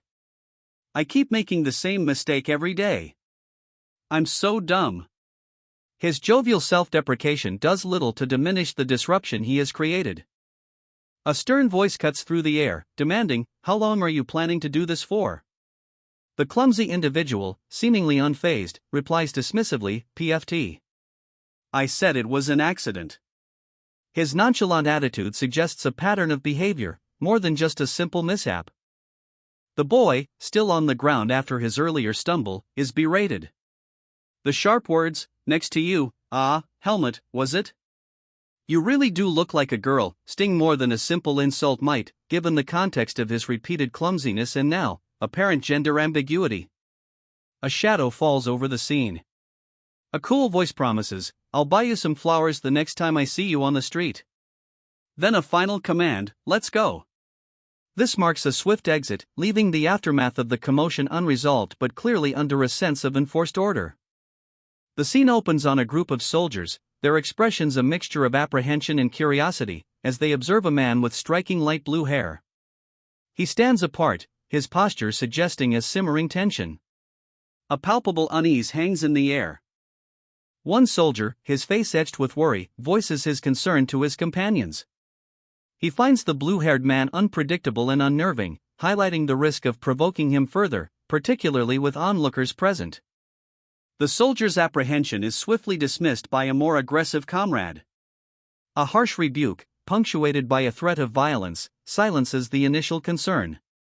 The atmosphere becomes instantly volatile. The blue-haired man, seemingly unaffected by the preceding exchange, offers a dismissive explanation for the other man's hostility, simple animosity stemming from a perceived power imbalance. The true reason behind his behavior, however, remains hidden, hinted at but unspoken. A sudden, violent eruption of energy shatters the tense calm. The blue-haired man, his patience finally exhausted, unleashes a swift, powerful attack, leaving the other soldiers stunned and sending a shockwave through the group. His earlier quiet demeanor is gone, replaced by uncontained rage. Fear etched itself onto the faces of the three men as an ominous sunset painted the sky behind them. The weight of the impending threat hung heavy in the air. A chilling smile stretched across the face of their captor, his words dripping with menace, "I'll show you a nice view." This wasn't a promise of scenic beauty, it was a prelude to something far more sinister. The man with the fiery hair revealed their true intentions, a calculated test. "We thought, why not just take you with us, so we tried testing you." His words confirmed a suspicion: the protagonist's exceptional abilities had not gone unnoticed. The realization dawned on the protagonist, connecting the dots: is that why no one approached me besides Tanya and Finn? He understood the limited number of approaches, deducing the calculated risk inherent in their actions. These individuals, those who approached him, represented a calculated selection, chosen for their perceived capacity to handle his power and potential. Maros, a rank 3 silver mercenary, and Sean exchange words. The casual dismissal of everyone's rank suggests a common, if not low, level of expertise within their mercenary group. Fien, apprehensive, inquires about the duration of a mercenary mission. This reveals a concern for personal risk and commitment. Sir Miles's assertion of the boy's usefulness highlights the strategic importance of this seemingly minor character. The long-standing business relationship emphasizes a sense of trust and mutual benefit in their operation. A sigh of relief escapes the man in brown leather armor as he mutters, "Phew, at least it went well." His companion, a woman in a wide-brimmed hat, smirks. Their successful mission, however, is short-lived. The woman addresses unseen others, but rank 3s make sure to prepare. The implication of further, more challenging missions hangs heavy in the air. A sudden shift in atmosphere. Rage explodes from a young man, his face contorted in fury as he grits out, "I'm angry." The intensity of his emotion is palpable, a powerful, raw anger stemming from a recent failure. We see glimpses of a recent, intense struggle. Standing alone in a desolate landscape, the young man reflects on his defeat. There were definitely many openings. I just wasn't able to stab faster than Tanya. His self-critique reveals a deep-seated frustration, a drive for self-improvement fueled by his anger. This speaks to a competitor's fierce ambition, potentially the root of his current fury. The inability to use V15 right now is not the problem. For now, the immediate priority is to regroup. One of the squad members, a blonde youth, clutches his stomach, suggesting discomfort. His companion, a young woman with dark hair, assesses him with a mix of concern and pragmatism, reminding him of the difficulties ahead. The blonde youth's initial concern dissipates as he reassures his companion, eager to move forward with their mission. He lightheartedly dismisses his earlier unease and embraces the task at hand. The young woman's serious expression remains, even as she receives instructions to reorganize their group before proceeding. The blonde youth's slightly anxious countenance highlights the implicit gravity of their situation despite his outward cheer. The old man sneered, his words dripping with disdain, "You look so skinny you can't even swing a sword." His assessment is less a comment on physical ability and more a pointed slight, revealing a deep-seated contempt for the youth's perceived weakness. Suspicion clouds the youth's gaze as he muses, "They mentioned they had a bad relationship. Are they trying to size us up?" The seed of doubt is planted. The seemingly simple insult from the elder holds a deeper, more strategic meaning within the context of a larger conflict. A few days later, the boy's face contorts in a grimace of intense pain and anger. These bastards, every break. The casual insult has escalated, the implications far exceeding the initial slight. The words reveal a pattern of abuse and unrelenting suffering. Surrounded by shadowy figures, the boy, defiant despite his injuries, challenges his tormentors, "If you're that upset, why don't you hit me? If you can." This final confrontation crystallizes the underlying power imbalance and the boy's quiet determination to fight back, however seemingly futile it may be. His words, a mixture of challenge and dark humor, highlight his resilience in the face of overwhelming odds. A young man with a scar, his face etched with frustration, mutters about a bastard who has been ignoring him. His companion observes, noting that this insubordination has persisted since the beginning of their joint commission. The young man, despite a temporary demotion to rank 4 due to an arm injury, confidently asserts his ability to handle the situation with only one hand, displaying a defiant attitude. He brushes off the concerns of his superior officer. His bravado crumbles. Overcome with self-reproach, he curses his brother, blaming him for his current predicament. The demotion, he laments, is an unduly harsh punishment for a few skirmishes. A man with fiery orange hair grins, dismissing concerns. "You really don't have any issues," he states, adding, "Some youngsters tried to attack my sister, Tanya, but you didn't interfere." His casual tone belies a deeper assessment of the protagonist's capabilities. A young man with blonde hair casually announces, "All right.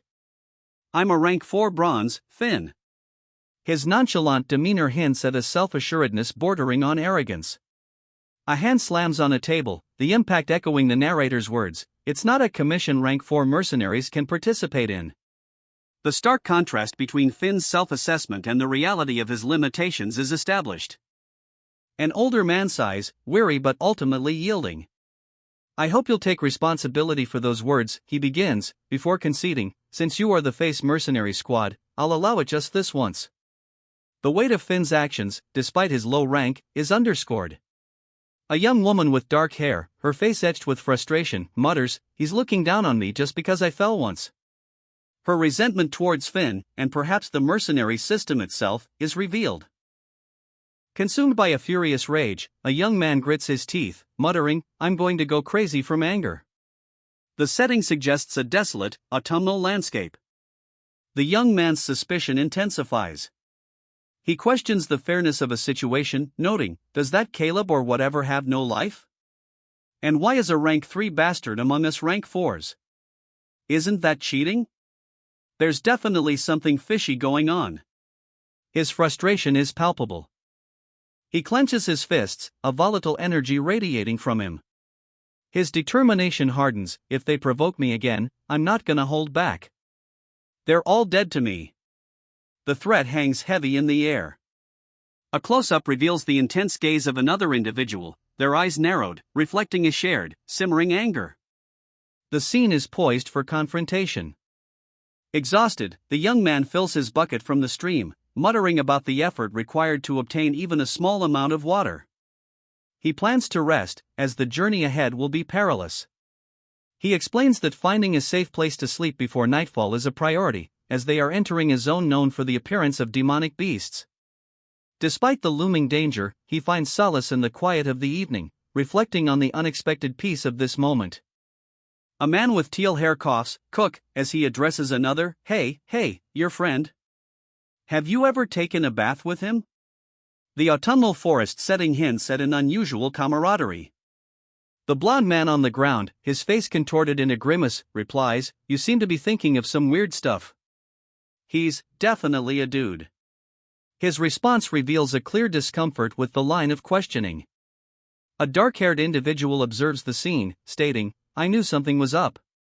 Even the demonic beasts in the forest of roots." This confirms a broader threat beyond the immediate situation, hinting at a larger conflict involving supernatural creatures. The dark-haired individual continues, her expression grave, "He helmet. Fight for a higher position in the hierarchy, cry with power." At this rate, there's no difference between humans and demonic beasts. This reveals a desperate struggle for power and survival, blurring the lines between humanity and demonic forces. A young man, his face etched with suspicion, finds himself surrounded by two figures whose menacing expressions leave no room for doubt. He questions whether these are the untrustworthy individuals Darien had warned him about. Facing a small band of armed men in an autumnal forest, the young man considers his options. The tension is palpable, a confrontation seems imminent. A fight erupts. Overwhelmed but resolute, he draws upon Darien's swordsmanship, unleashing a flurry of precise strikes. The scene explodes in a whirlwind of motion and crimson energy. One of his attackers is thrown back.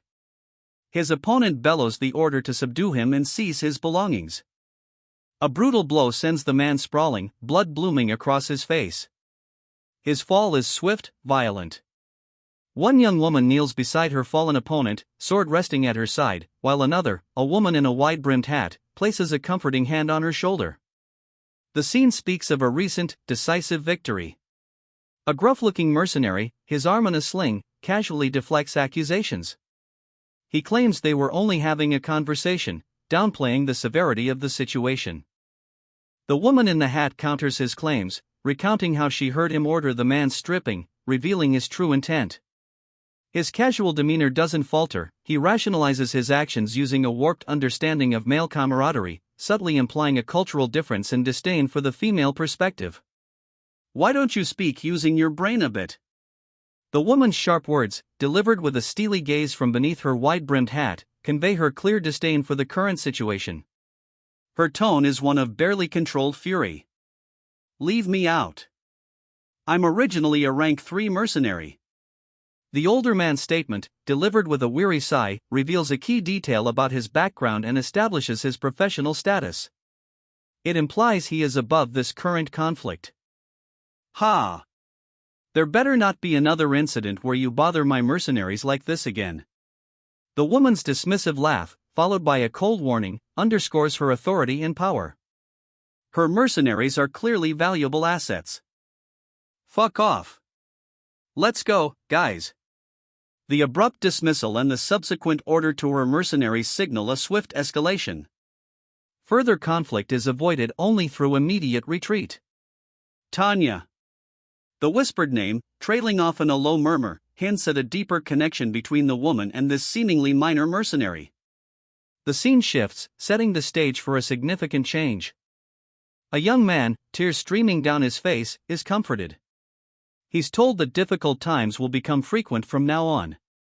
They gather water and prepare to leave. The group walks through an autumnal forest. A woman reassures the young man he needs to be strong enough to withstand the trials ahead. Three shadowy figures engage in a swift, violent confrontation. Their movements are a blur of motion and energy. A young woman, clearly exhausted, breathes a sigh of relief. She questions if their work for the day is finished. A man stands amidst a path littered with broken tree trunks, his sword sheath. The remnants of the recent conflict are evident in the surroundings. My body's fully healed, a fortunate outcome given my complete focus on recovery since the quest began. He stands alone in the shadowed forest, his sword sheathed, the darkness hinting at the dangers to come. The coming battle is not yet upon him. Despite his recovery, he feels the urgent need to enhance his abilities. He won't simply wait, he will proactively increase his strength. A crucial announcement: this area is known for frequent demonic beast appearances, demanding that individuals avoid any unnecessary activity. The mercenary captain barks orders, his voice echoing the harsh realities of their situation. Even basic needs require a squad. He insists on a rank 3 mercenary escort, even for fetching water. A young woman, burdened by a dark secret, confesses her isolation. The seed of darkness within her threatens to erupt into uncontrollable rage, making even training alone too dangerous. A boy, overwhelmed by fear, describes terrifying demonic beasts. Their size and sharp teeth are emphasized by the monstrous figures looming behind him. His bravery, however, shines through as he declares his resolve to fight, regardless. The young woman reassures the boy. While acknowledging the existence of terrifying creatures, she also reveals the existence of less ferocious demonic beasts. The boy's amnesia is mentioned, adding another layer of mystery to the narrative. His assumption is met with frustration and a muttered "damn it," reflecting his struggle with the weight of his past. A supply caravan, laden with sacks, sits amidst an autumnal forest. Several soldiers stand guard, their expressions wary. The scene suggests a journey through potentially dangerous territory. Two soldiers converse. One suggests buying a new water bottle for future quests, highlighting the practical concerns of their profession. The other agrees, looking forward to a celebratory meal after their current mission. A sudden, brutal attack. One soldier is struck from behind, the impact obscured by a motion blur. The other soldier, now clutching a canteen, is caught completely off guard, his expression shifting to one of horrified realization. The previously mundane conversation is violently interrupted. The monstrous figure, a grotesque parody of a lion, looms. Its fur is ashen, eyes burning with malevolent green fire. Blood stains its maw, a grim testament to recent carnage. A broken form lies beneath it, barely clinging to life. The mercenary, weary and exasperated, observes a band of soldiers harassing him. It's been barely 3 days, he thinks, how can they harass me without even skipping a day? The relentless pursuit underscores the desperation of his situation. A young woman, clearly the mercenary's companion, expresses her frustration. The constant pressure is wearing on everyone, yet she finds herself unable to act as she usually would. Their vulnerability is palpable. A young soldier, his face etched with longing, gazes into the autumnal woods. His unspoken question hangs heavy in the air: when will I be able to fight as a rank 3? The yearning for advancement, the thirst for battle, fuels his every thought. Two figures emerge from the shadows, their presence ominous. One, a powerfully built man with a bandaged arm, looms over a cowering individual. The latter's twisted grin reveals a sinister plot unfolding. This is no ordinary encounter, a trap has been sprung. The close-up reveals the menacing face of the larger man, his eyes cold and calculating. A cruel smirk plays upon his lips, foreshadowing impending violence. His gaze holds a chilling hint of the brutality to come. With a resounding crash, the larger man's boot connects with the soldier's face, sending him sprawling. The sound of impact underscores the swift brutality of the attack. The ambush has begun. A group of soldiers stands amidst fallen leaves. One, injured and prone, groans. A woman scoffs, "If you haven't seen it for sure, then just shut up. We can check together. I've called him over." Their callous disregard for the wounded man foreshadows their ruthlessness. A new figure arrives, a woman with dark hair and a stern expression, accompanied by a large, imposing man. She states simply, "You brought him." Good, emphasizing her control over the situation and the captured man's fate. The injured man struggles to his feet, his leg clearly hurting. He mutters, "I've continued the healing, but I still can't use Viscount." This reveals a crucial detail about his powers and current limitations. The visual of his painful movement further emphasizes his weakened state. A dark-haired man, observing from a distance, analyzes the situation. If Finn is correct, these guys are rank 4. They should be weaker than Tanya, who's a rank 3. I'll be on the defense, then attack the weakest one first. He is strategizing, showcasing his tactical mind and awareness of the opponent's strength levels. Two soldiers stumble through a forest, their faces etched with terror. Autumn leaves swirl around them, a stark contrast to the grim situation. One soldier's eyes are wide with fear, while the other's mouth hangs open in a silent scream. A powerful fist, clad in a worn glove, clenches, sending a puff of smoke curling into the crisp air. The question hangs heavy in the silence: what is happening here? The scene is one of burgeoning chaos. The Tariq mercenary squad is discovered amidst a scene of carnage. One of their number lies prone on the forest floor, surrounded by his fallen comrades. The question, why is the Tariq mercenary squad, hangs unanswered in the air, a prelude to a greater mystery. A woman with fiery orange hair, a weathered cowboy hat perched atop her head, issues a sharp command, "Helmet. Bring Finn." The urgency in her voice belies a situation far more serious than a simple skirmish. This sets the stage for immediate action. The woman's expression softens slightly as she contemplates her words, acknowledging a recent promotion. "But you're a rank 4 now. Am I wrong?" The casual query contrasts sharply with the gravity of the situation, hinting at a complex power dynamic. A masked figure, their face obscured by shadow and a wide-brimmed hat, delivers a chilling warning: it won't end peacefully like this the next time. The implication of future violence hangs heavy in the air. The mercenary, still partially masked, sighs in relief, "Phew." She observes, "Our mercenary squad members are so ignorant. It's an unwritten rule to not interfere in fights between rank 4s, but..." The unspoken implication is that the previous peaceful resolution is an exception, foreshadowing more significant conflicts to come. The rules governing mercenary conduct are revealed as complex and potentially dangerous. A young woman with dark hair, clad in simple attire, swings a sword with practiced ease. The motion is fluid and powerful, suggesting both skill and a hint of desperation under the twilight sky. The scene shifts to a nighttime forest, hinting at the escalating stakes. The young woman's grip tightens on her sword's hilt. The panel focuses on this action, the words, "The problem is," appearing above. This emphasizes her imminent confrontation and the unspoken challenges she faces, further building tension. She grips the blade, her knuckles white, a steely resolve etched on her face. The weapon is an extension of her will, poised to strike. The elder's words hang heavy in the air: "This is water, and your body is a dish to contain the water. There's no point in training this if your body isn't up to basic standards." His assessment, though blunt, reveals the fundamental principle of Vis cultivation: mastery of the body is paramount. She replies simply, "I know that," acknowledging the truth of his critique. Helmet's anxious query cuts through the tension. "Hey, Helmet. Have you ever seen a demonic beast before?" His question hints at an impending threat, a foreshadowing of danger to come. A nervous laugh escapes Helmet as he nervously states, "They say knowledge is power." His comment, though seemingly lighthearted, underscores a critical truth within this world: knowledge is not just power, but potentially a means of survival against the encroaching demonic threat.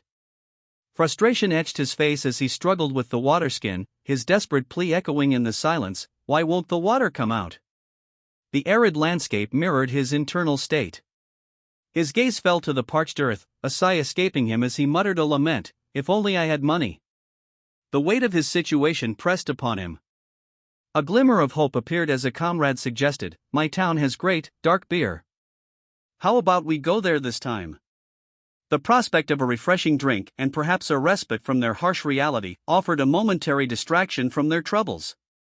The scene shifts abruptly. A fallen soldier lies amidst a flurry of crimson, a stark reminder of the war's relentless brutality.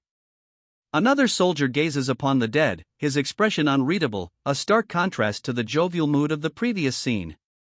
A sinister chuckle, kukuku, echoes as a young man with blonde hair watches the ocean waves. The sound and the setting suggest a moment of quiet anticipation, building tension. A man with gray hair, his arm bandaged, stands before two other soldiers. He declares, "You rank 4s, his tone conveying a mixture of assessment and disdain. This establishes their relative military standing within a hierarchical system. A monstrous creature, its fur matted with blood, wreaks havoc upon a caravan traveling a winding mountain road. Soldiers struggle to defend the supply wagons, their efforts seemingly futile against the beast's raw power. The beast's ferocious visage is a testament to its brutal strength. Gashes mar its flanks, yet it remains a terrifying predator, its eyes blazing with savage fury. A young soldier, emboldened by desperation, launches a desperate attack against the beast. His sword connects, but the impact is barely enough to slow the creature's advance. The force of the blow is emphasized by the radiating lines and the sound of the impact. "Bastard," he yells, his fury barely concealing his terror. The consequences of reckless bravery are immediate and severe. Another soldier falls victim to the beast's relentless assault. A warning echoes, a testament to the need for strategic combat, if you rush in so recklessly. A monstrous, lupin creature, its fur the color of fresh snow, leers. Its eyes burn with malevolent green light, and blood stains the ground around it. A chilling kikik echoes from the beast's throat. A soldier, witnessing the creature's horrifying visage, gasps. "Where did such a horrible monster come from?" he exclaims, his voice laced with disbelief and fear. The immediate danger is palpable. The situation escalates. A woman, her face grim, observes the monstrous wolf, realizing it is not alone. Small, shadowy figures skulk in the woods behind it. It's not alone.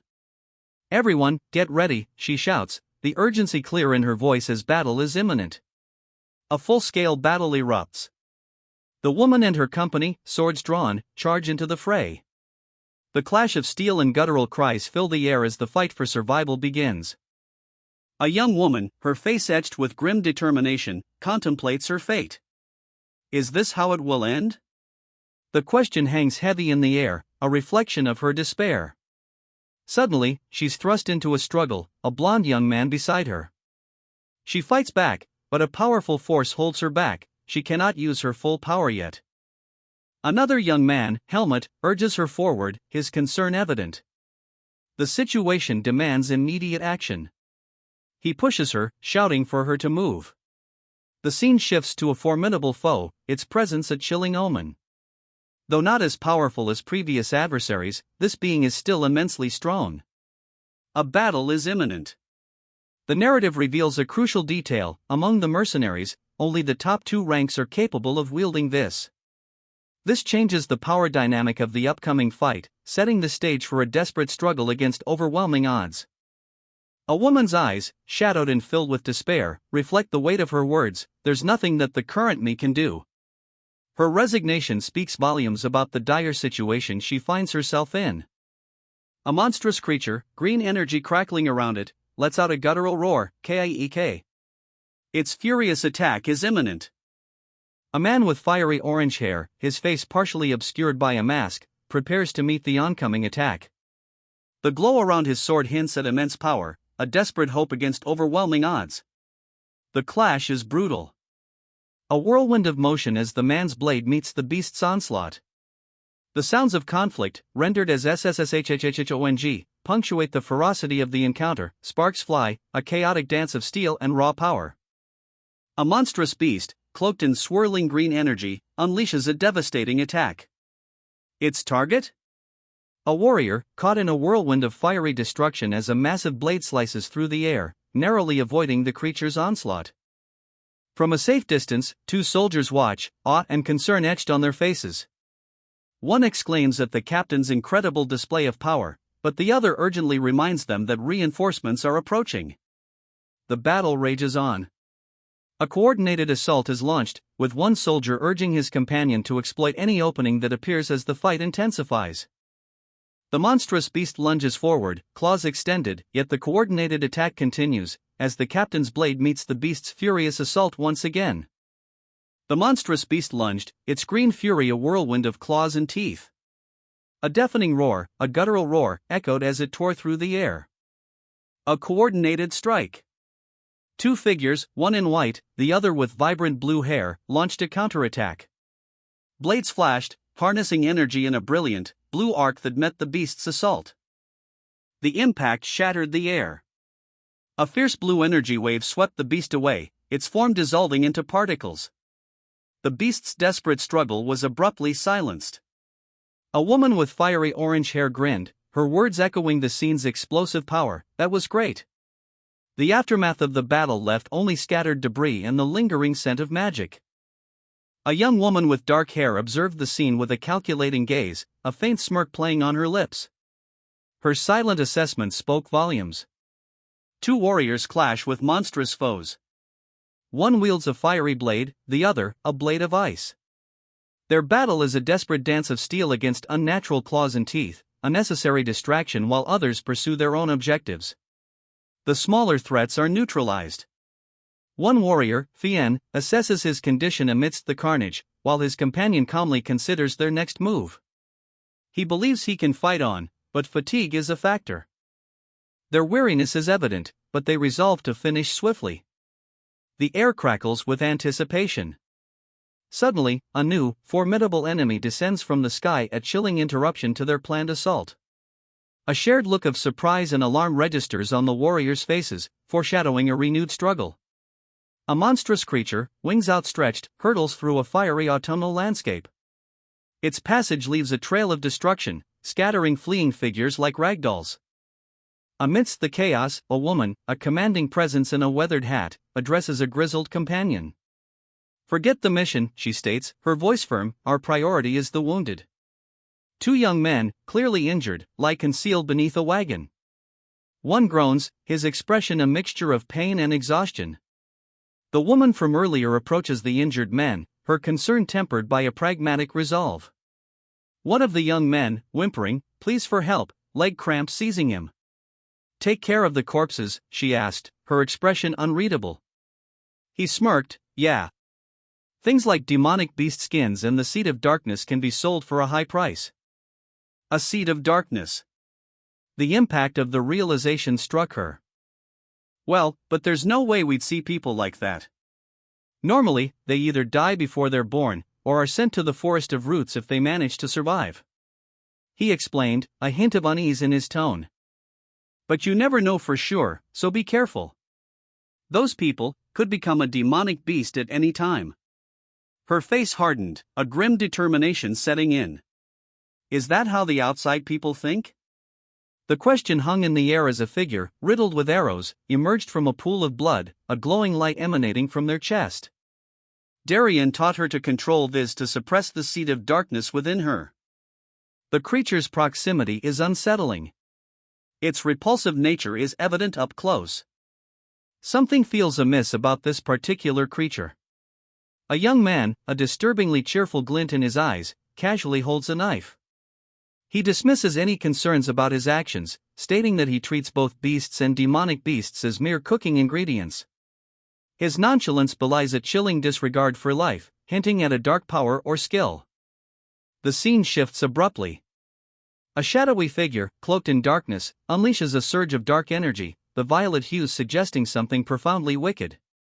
A sense of dread and impending doom permeates the panel. The raw power displayed foreshadows imminent conflict and underscores the danger the young man's actions might unleash. A chaotic battlefield unfolds.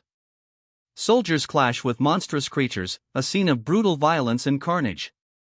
The ground is stained crimson, highlighting the ferocity of the battle. This brutal scene provides context to the young man's earlier words and confirms the scale of the threat he's so blithely ignoring. The very survival of these soldiers is now in jeopardy, directly related to the previous panel's dark power. A soldier, wounded and clearly terrified, staggers backward, his eyes filled with horror as he focuses on a seemingly insignificant detail within this chaos. His utterance, "you," signifies a realization that directly connects the previous panel's events, implying the man with the knife is somehow responsible for this slaughter, despite his casual demeanor. He desperately cried out, "Wait up," his outstretched hand a testament to his futile attempt to halt the unfolding chaos. A monstrous claw, dripping with blood, struck with brutal force. The impact, a sickening KLOH, sent a shockwave through the scene. "Damn it, we were too complacent," one mercenary stated grimly, his face etched with regret. The other, a woman with fiery orange hair, nodded in agreement. "I never expected it to come to this, not with so many mercenaries around." Their initial overconfidence had proven to be a fatal flaw. The beast delivered a swift, brutal blow, sending another mercenary sprawling to the ground. The fight was clearly turning against them. "Finn! Helmet! Get into the horse carriage! Don't get involved!" The urgency in the command, delivered amidst a whirlwind of motion, betrays the escalating danger. This is no ordinary threat. There are more demonic beasts lurking than meet the eye. A chilling premonition hangs in the air, foreshadowing a brutal confrontation. The seemingly tranquil autumnal setting belies the imminent threat. Helmet and the woman swiftly dive for cover beneath the horse carriage. "I think it'll be tough." The young man's muttered assessment underscores the severity of the impending attack. Their hope for a safe retreat is waning. The grim faces of the two remaining individuals reflect their mounting anxiety. The tension intensifies, signaling the arrival of a formidable foe. The battle is about to begin. Three figures sprint across a leaf-strewn path, their swords glinting. The central figure, a man with fiery red hair, leads the charge. The urgency is palpable, they are clearly pursued. The red-haired man leaps, his blade aimed at a massive, green-skinned creature emerging from the mist. Two other figures flank him, providing support. The beast is clearly formidable. A blinding flash of light erupts where the red-haired man struck. The beast roars in pain, its colossal form momentarily staggered. The impact was clearly devastating. The red-haired warrior crouches, breathing heavily, a fierce determination etched on his face. He braced himself for a counterattack. His exhaustion is evident, but he shows no sign of giving up. A man with a smug expression watches from a distance, arms crossed. "I'm rank 3, you know," he states, the words dripping with arrogance. His observation highlights the power dynamic at play. Even this ferocious battle is being overseen by someone of even greater stature. A fierce clash erupts, a shockwave of raw power throwing the soldier backward. The force of the impact is palpable, leaving a crater in the earth. He's sent soaring through the air, engulfed in a searing torrent of golden flames. The enemy's power is clearly overwhelming. A swift counterattack. A blur of motion, a flash of cold steel, a katana slices through the air, leaving a trail of icy blue energy. Observing the battle from afar, a monstrous figure muses, "What's with these humans? They're stronger than I thought." The sheer scale of the human resistance surprises the creature, revealing the unexpected strength of their coordinated efforts. A young woman watches, her expression contemplative. "This is how humans fight," she observes, understanding dawning on her face. This scene underscores the strategic and united nature of the human battle.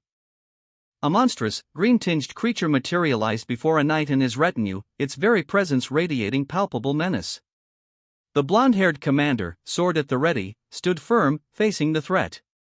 Tension hung heavy in the air, the battle was about to begin. The aftermath of the confrontation. One knight questioned the escape of the beast, concern etched on his face. The blonde commander, seemingly unfazed, remains watchful, his sword still held high. The scene shifts to a grim landscape. A long road, lined with autumnal trees, is strewn with the bodies of fallen creatures, the survivors tending to their wounded. The commander, his face etched with grim determination, issues orders to verify the death of the demonic beast. A dark, viscous substance drips from a hand, clinging to a small, purplish crystal. The air crackles with barely contained power. A woman recoils in disgust, her words sharp, "Keep that away, Maros." Another voice, detached and chilling, observes, "You should find a demonic beast and work on it. That'll come in handy someday." The seed of darkness, it seems, has taken root. A flashback reveals a figure consumed by purple energy, the woman's voice echoing, "Darien said this in the past as well, that as long as one has the seed of darkness, they'll definitely die while fighting humans." The implication is stark, her fate is sealed. The woman's face is etched with worry. Even if her power returns, she knows she must hide it, blending in with the human masses to avoid detection. The danger is imminent, her own strength a perilous secret. A man watches, a knowing smirk playing on his lips. The sight of lesser mercenaries attempting a task reminds him of past events, foreshadowing a familiar conflict. Fane calls out to a young man, Helm, who is distracted by something unseen. Helm, startled, reacts defensively, knife in hand. Helm is attacked by a monstrous creature, its presence filling the panel. Fear grips him. Terrorized, Helm cries out for help, his fear palpable. Fane, grim-faced, urges him to retreat immediately. They must return to the main battle. A fierce battle rages, rank 2 mercenaries are successfully holding off the boss monster, buying crucial time. This reveals a strategic element to the overall fight. Fane, witnessing the mercenary's skill, acknowledges the underestimated power of humans, her voice a low cough of acknowledgement. This affirms the importance of human strategy and resilience in this world. A young man, a glint of mischief in his eyes, holds a knife. He asks, "Are you scared?" His words are a subtle taunt, highlighting the inherent danger of their proximity to a demonic beast. This encounter marks the boy's first close brush with such a creature. Terror grips the young boy as a monstrous creature lunges, its claws inches from his face. He collapses, shaken but alive, a single word escaping his lips, "Thanks, Helmut." The implication of the rescue is clear, a mysterious figure, Helmut, intervened, saving him from certain death. Concern etched on Helmut's face, he asks Sean if they're all right. Sean, clutching their sword, is still reeling from a powerful, unfamiliar sensation, a slashing feeling unlike anything experienced during training. Sean's eyes widen as they realize the source of the strange sensation. It feels as if some blockage within them has been removed, a profound shift. The vis, a source of immense power, has returned. Helmut, observing Sean, confirms his suspicions. He's known since Sean sparred with Tanya that something was different, a latent power now revealed. Sean, relieved and thankful, offers Helmut more soup later. However, another voice scoffs, questioning the value of Sean's life. Skip_panel_image_solid_color. A young woman with dark hair scowls, her gaze fixed on a woman in a Western-style outfit who stands defiantly amidst a line of horse-drawn carriages. Tension hangs heavy in the air, a silent confrontation unfolding in the autumnal landscape. In a dark forest, a young man sits cross-legged, a purple energy emanating from him. He channels his power, a profound stillness surrounding him as he meditates. This is a moment of focused energy, of inner strength. The same young man now sits, a small, glowing orb resting in his palm. The energy has subsided, replaced by a look of quiet determination. The vis, his source of power, has returned. He's working to solidify this newfound power, but his efforts are interrupted. A distressed voice calls out his name, Helmut, breaking the focus of his restoration. He's needed. We'll stand guard in groups of 2, rotating through 3 shifts. The commander outlines the Night's Watch plan, his hand gesturing to emphasize the thoroughness of the arrangement. The pairings are set, Helmut and Tanya, Finn and Maros, Sean and Byrne. Uter is excused due to injury. This establishes the personnel for the night's security detail. Despite the long day, Helmut insists he's fine, though Tanya is unconvinced, urging him to rest before the next day's journey. Her concern highlights their close working relationship and the grueling nature of their mission.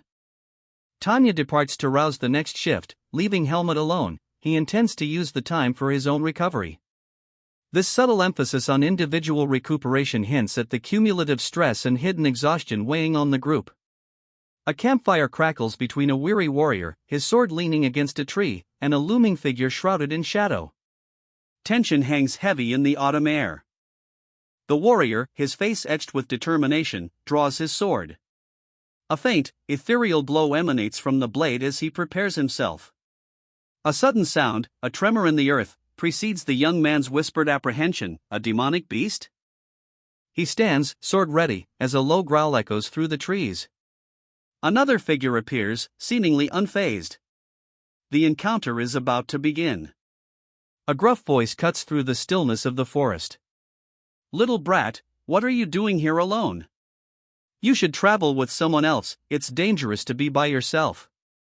The speaker, a powerfully built man with vibrant blue hair, expresses concern for the lone traveler's safety. His words hint at a perilous journey and the unspoken dangers lurking within this world. The blue-haired man's concern quickly turns to irritation.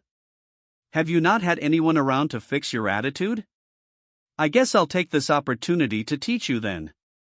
You don't mind if your arms and legs break in the process, do you?" His words, though harsh, reveal a hidden intent to discipline the young, defiant traveler. A palpable tension fills the air as a confrontation looms. The traveler, their face obscured by shadow, remains defiant. "All you want to do after coming all this way?" Their voice is low, but carries a sharp edge of bitterness and determination. The subtle shift in tone from the initial exchange signals a deeper conflict is at play, more than a simple difference of opinion. The blue-haired man observes the traveler, his expression hardening. "The people in the mercenary squad seem to help one another, but that doesn't seem to be the case for you. Rather, what you're..."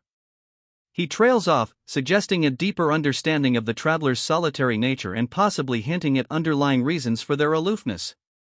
The stage is set for a potential alliance, despite the initial animosity. A young woman, a rank 4 mercenary of the Tariq mercenary squad, receives a stark warning: if she's human, she should act like it.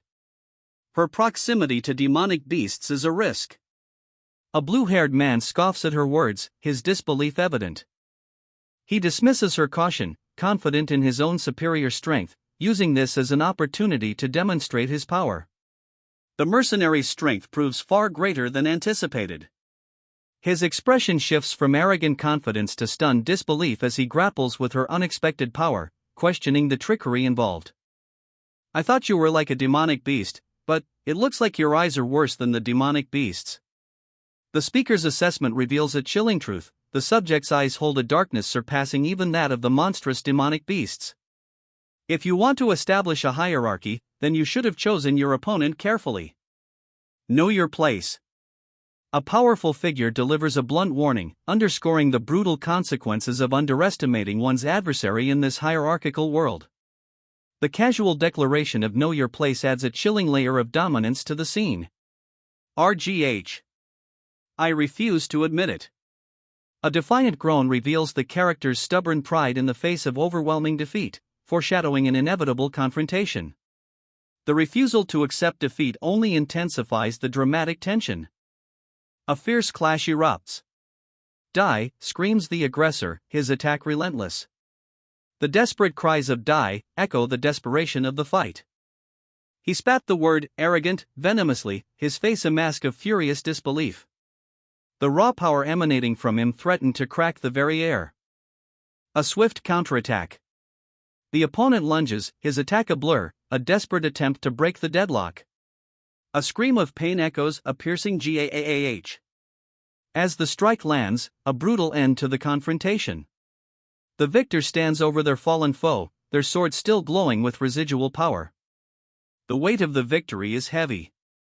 With a sigh, the victor speaks, revealing an unexpected truth: "I wasn't planning on using this, I must have gotten too excited after it came back." The confession hints at a deeper, perhaps uncontrolled, power within. A young man, cloaked in shadow, wrestles with a difficult decision. He knows that leaving the situation as it is will expose him. The internal conflict intensifies. The question, "should I kill him?" echoes in his mind, mirroring the growing darkness within. The internal struggle is violently resolved. A surge of dark energy engulfs him, and with a chilling declaration, "I can kill him," a transformation begins. His eyes blaze with malevolent intent, his face, contorted in a horrifying grin, radiates malice. "Kill him," the command echoes from within, now a consuming obsession. A violet energy coalesces, forming a projectile of immense power, aimed with deadly precision. The decision has been made. Helmut, his body crackling with purple energy, strains against an unseen force, his face contorted in fury. The raw power is palpable. The source of his torment is clear, a mysterious absence. His questioning suggests a connection between his internal struggle and the recent lack of appearances from the Vis. He clutches his chest, pain evident. With a surge of power, Helmut asserts his identity, silencing the inner turmoil. He is not a demonic beast, he is Helmut. The revelation is both defiant and revealing. A swift, desperate retreat. The defeated figure, seemingly subdued, collapses in exhaustion. The panel ends with a stark acknowledgement, "Damn." The implications of Helmut's failure are heavy. Helmut stands alone in a desolate forest, the aftermath of a battle evident in a pool of blood on the ground. His opponent has escaped. The silence speaks volumes. Impossible. A mere rank 4 brat has surpassed his superior, the boss. Tears stream down the defeated man's face as he grapples with the unbelievable truth. He couldn't comprehend how someone so low in rank could possess such overwhelming power. The defeated man is thrown back by a monstrous, shadowy beast, its eyes glowing ominously green. The creature's power is clearly far beyond anything this man has ever encountered, amplifying the scale of his defeat. From a distance, a woman witnesses the scene, recognizing the attacker. The chilling sound from the conflict is enough to identify the perpetrator of this display of raw power. The monstrous beast's terrifying visage fills the panel, its multiple eyes glaring.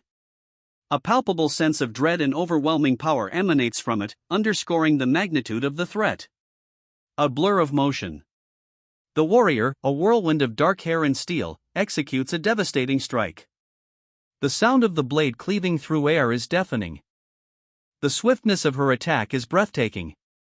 The opponent's fate is sealed. Another foe falls. The battle's aftermath.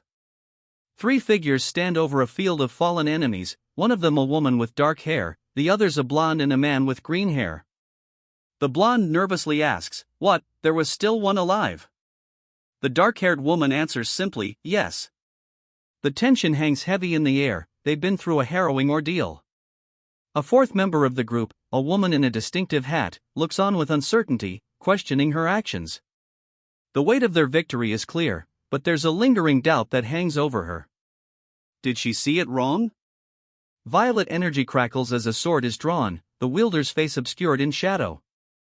A second panel shows a close-up of a horrified face, bathed in orange light, suggesting a powerful blow has been delivered. The young woman's eyes snap open, a flicker of purple light within their depths. Her conviction is absolute, "I'm sure of it."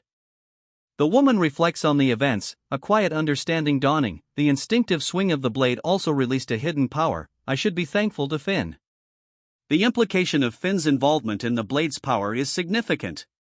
2 men converse, one, injured, laments his lack of foresight, while the other, dismissive, urges him to rest. The exchange suggests a casual camaraderie and a disregard for potential consequences, hinting at a larger context yet to be revealed. The hunt is on. A shadowy figure, cloaked in the gloom of early morning, is identified, the one who escaped earlier.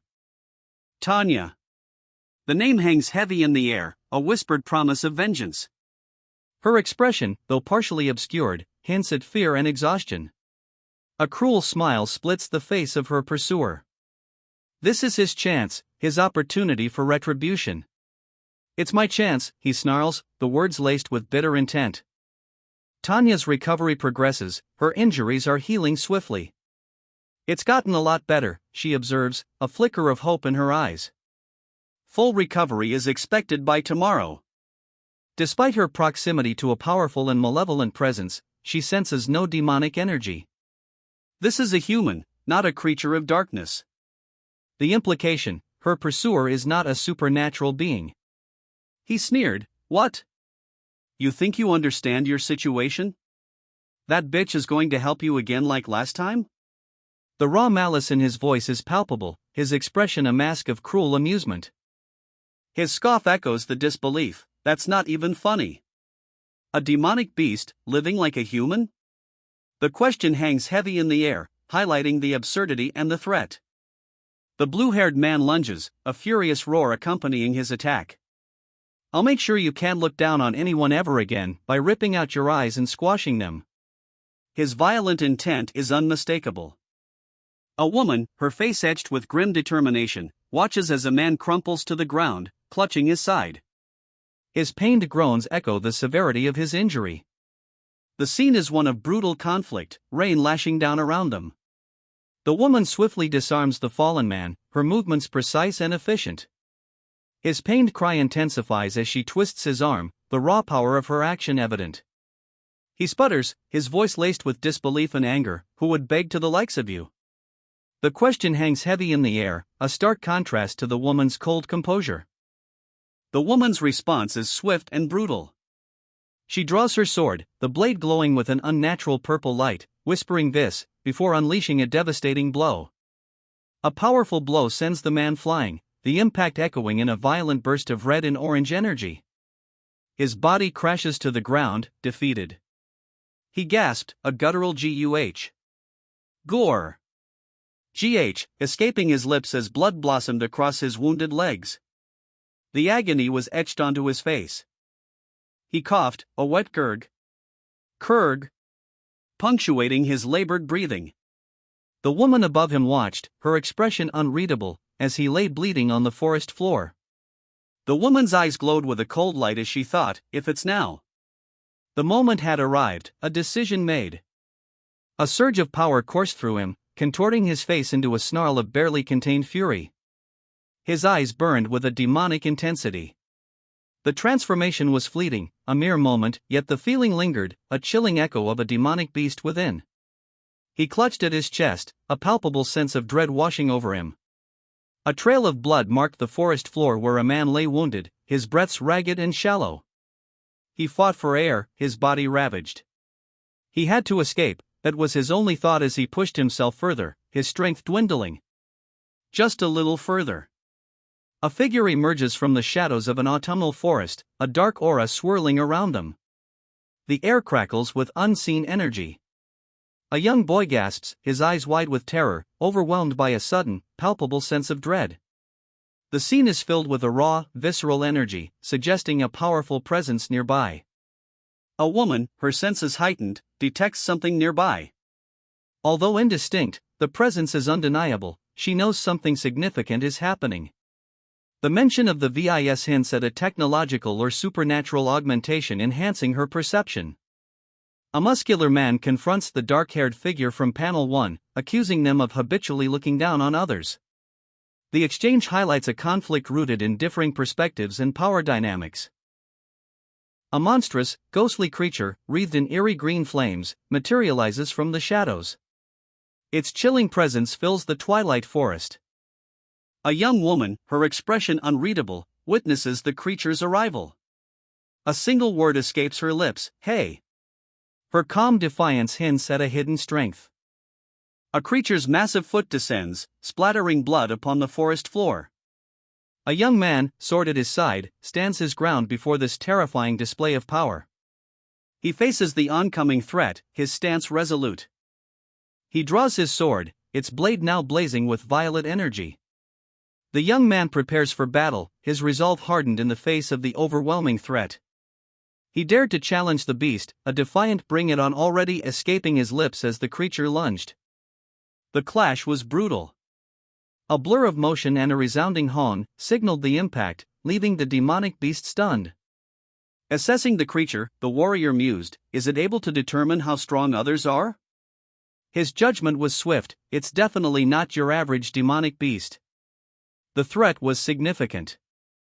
With a swift, deadly strike, he ended the demonic beast's life.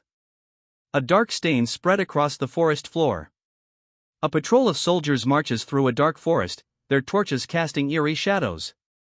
One soldier, lagging behind, mutters to himself, "I need to think." Another spots something in the darkness. "Who's over there?" he calls out. The shadowy figure is revealed to be a single person. That's a person. The scene shifts. A soldier, his face etched with grim determination, contemplates the implications. The words, "Caleb is dead," hang heavy in the air. This revelation sets the stage for the following events.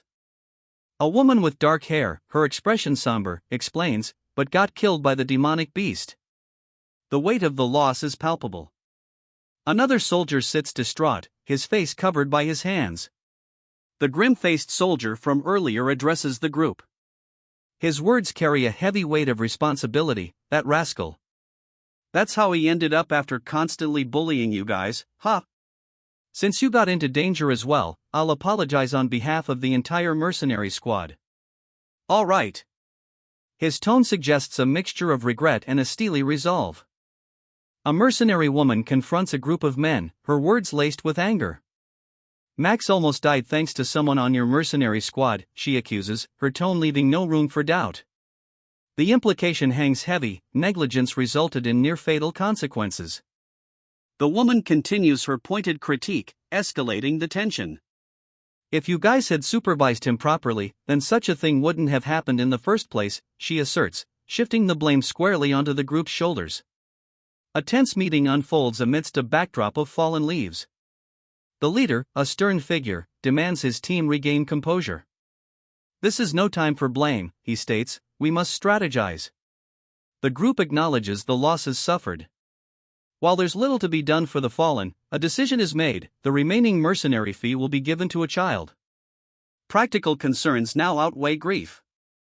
The leader plans a more cautious approach to combating the demonic beasts, prioritizing safety after 3 deaths. The gravity of the situation is palpable. A young woman's head is roughly patted, causing her discomfort. The unexpected action creates a sharp contrast to the preceding serious discussion. Grimacing in pain, she murmurs, "It hurts," showcasing her vulnerability despite the previous harshness of the scene. "You almost died, brat. I mean it, you mustn't travel alone from now on." The woman's fiery anger, a stark contrast to the near-death experience she just witnessed, leaves no room for argument. Her concern, however fiercely delivered, is undeniable. Her words hang heavy in the air, a clear warning underscored by the gravity of the situation. The unspoken threat of further danger intensifies the protective nature of her concern. A profound shock ripples through him, a feeling far beyond the initial trauma. This is something deeper, something lingering. A large, shadowy figure looms over a smaller, vulnerable one. A hand rests gently upon the younger figure's head, a gesture of profound solace amidst the unspoken tragedy that has unfolded. This quiet moment of comfort is a stark counterpoint to the earlier tension. A hand rests gently on the head of a stoic young man, his back to the viewer. He stands amidst fallen leaves, a sword at his side, his posture suggesting obedience or resignation. The young man's eyes, filled with a haunting emptiness, reflect an inner turmoil. He agrees, quietly conceding to an unseen order, "All right, I'll do that."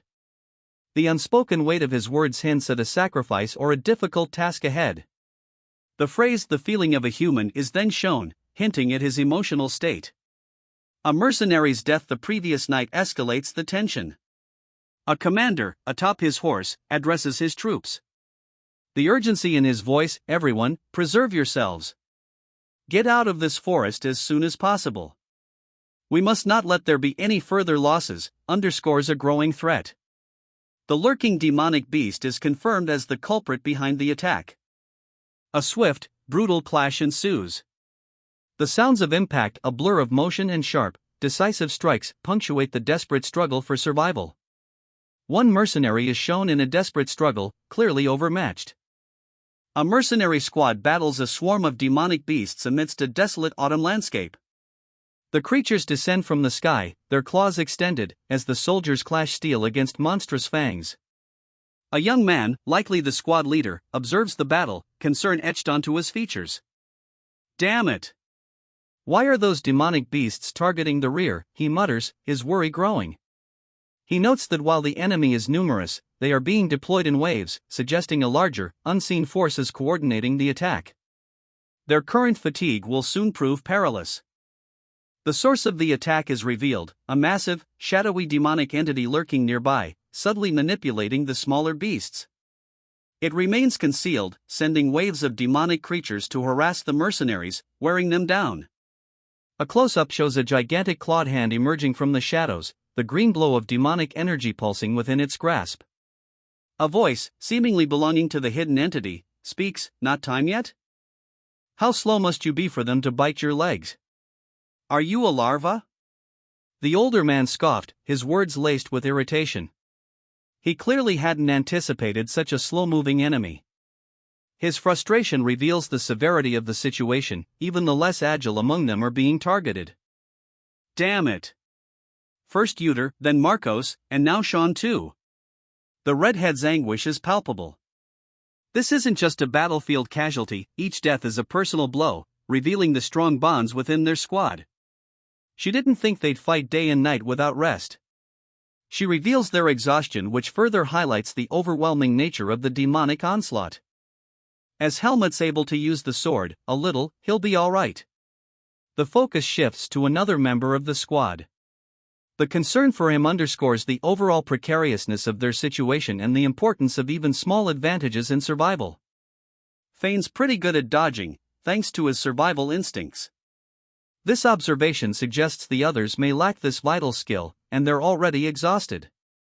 What's more important in the current situation is that the demonic beats are solely targeting our squad. The revelation that the demonic forces are focusing their attacks exclusively on this specific group is a major plot point.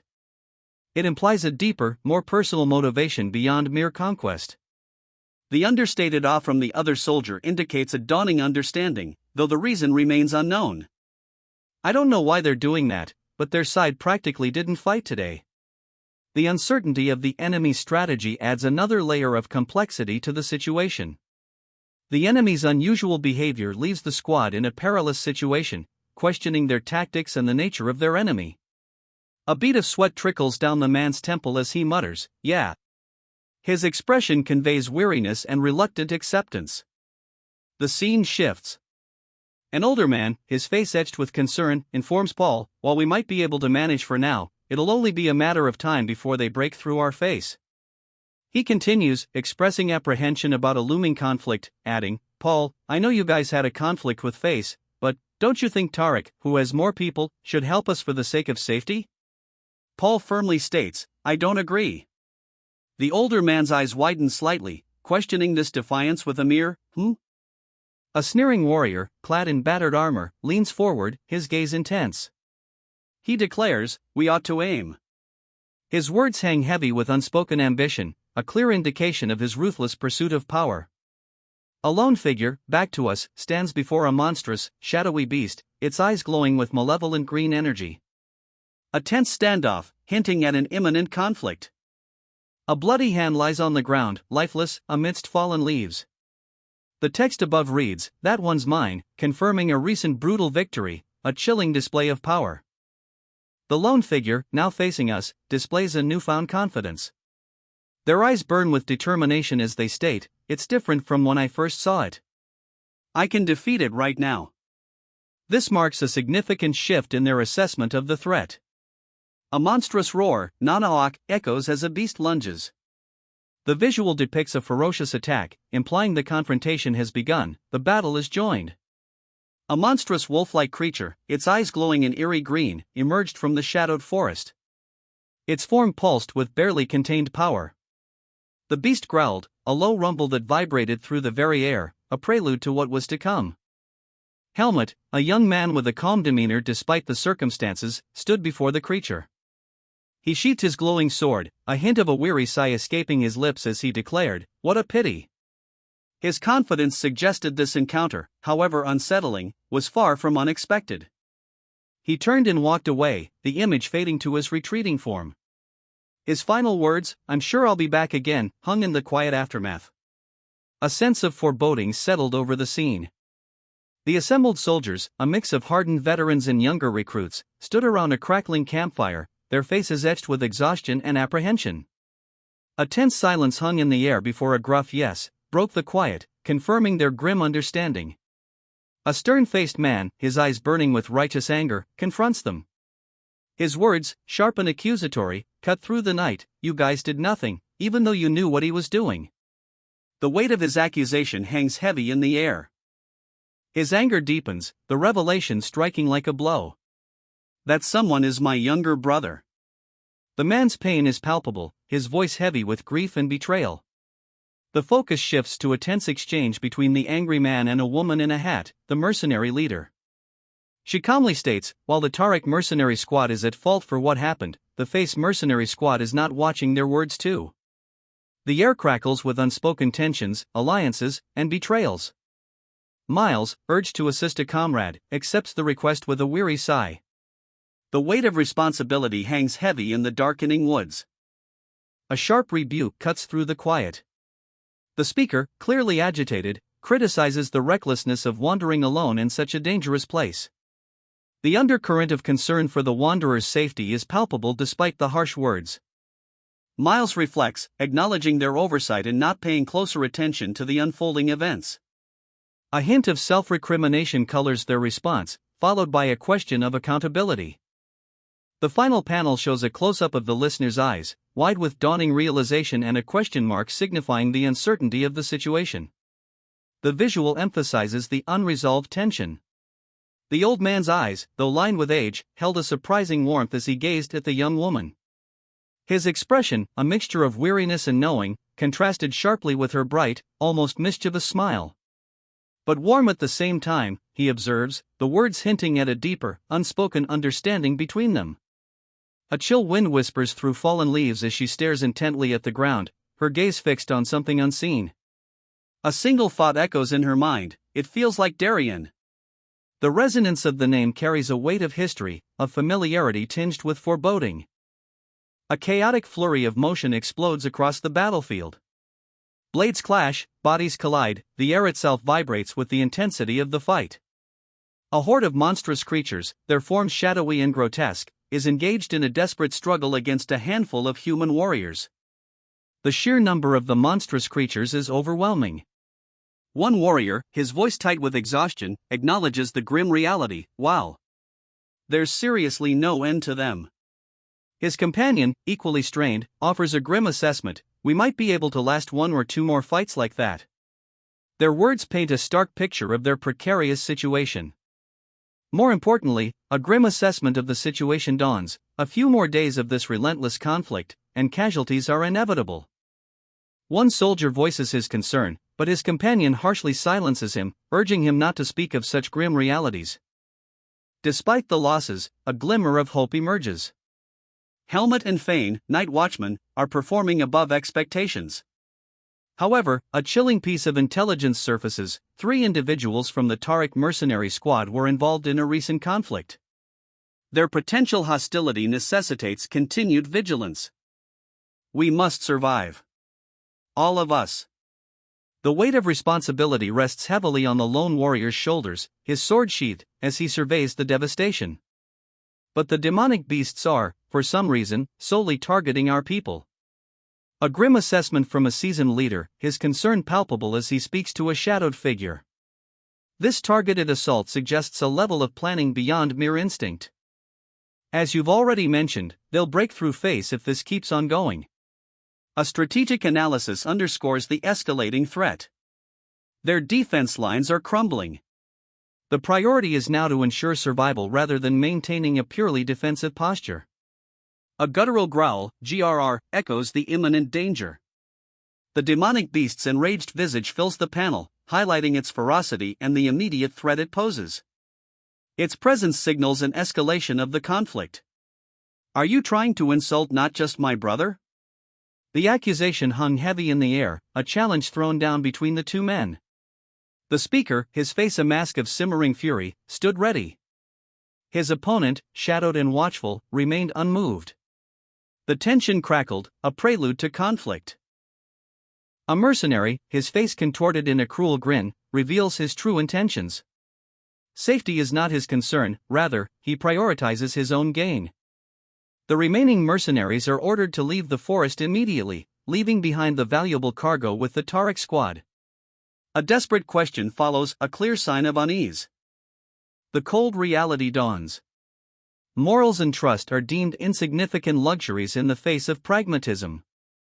The survival of the mercenaries and merchants is far less important than securing the goods.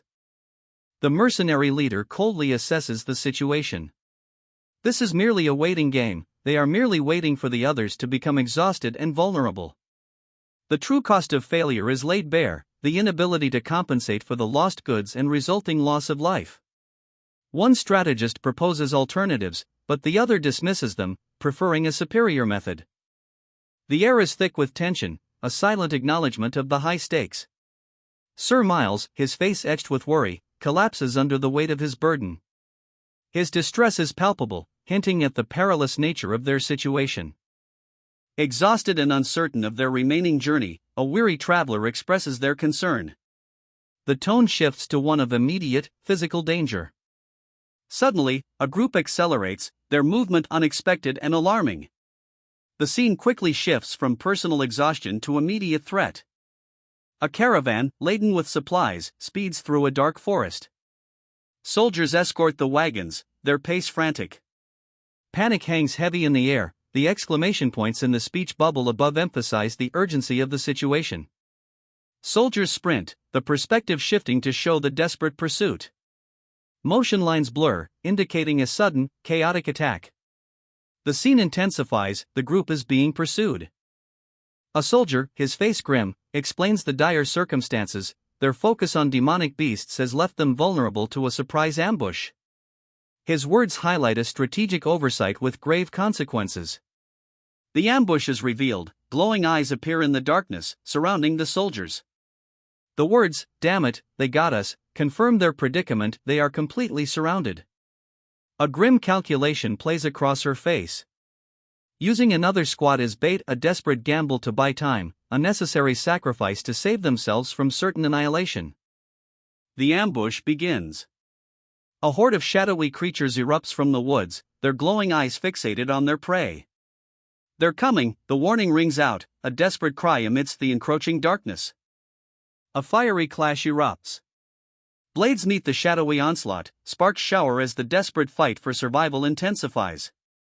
The red-haired warrior fights with ferocious determination, a desperate stand against impossible odds. A mercenary, surrounded by ominous shadows and crows, anxiously questions his disguise. "Won't they question my identity?" he frets, his inner turmoil palpable. The grim reality of his situation dawns on him, damn it. Two other mercenaries fall, their swords clattering to the ground. One cries out, "Remember my noble death," a desperate attempt at defiance. Their deaths, however, are met with cynicism. Another mercenary sneers, "Yuck, a mercenary, noble my ass." Fear grips the mercenary. His internal monologue reveals his deepest concern, if I'm human like them. He is terrified of being discovered as not who he appears to be. A dark-haired woman, her expression resolute, cuts off the mercenary's contemplation. The scene shifts to her, now the focal point. No longer matters, she states with cold indifference, ending his internal crisis. The woman adjusts her collar, a subtle gesture that betrays a deeper, hidden power. Her gaze is fixed on something unseen, revealing her awareness of a far greater threat. These people. She muses, the significance of the phrase hinting at a larger plot against her and others like her. A desperate battle rages. Soldiers clash with monstrous wolf-like creatures in a blizzard-swept wasteland. Their swords meet fangs, steel against shadowed claws. A soldier, his face grim with determination, murmurs, "Darien, I remember what you said." The weight of a promise hangs heavy in the air, fueling his resolve amidst the chaos.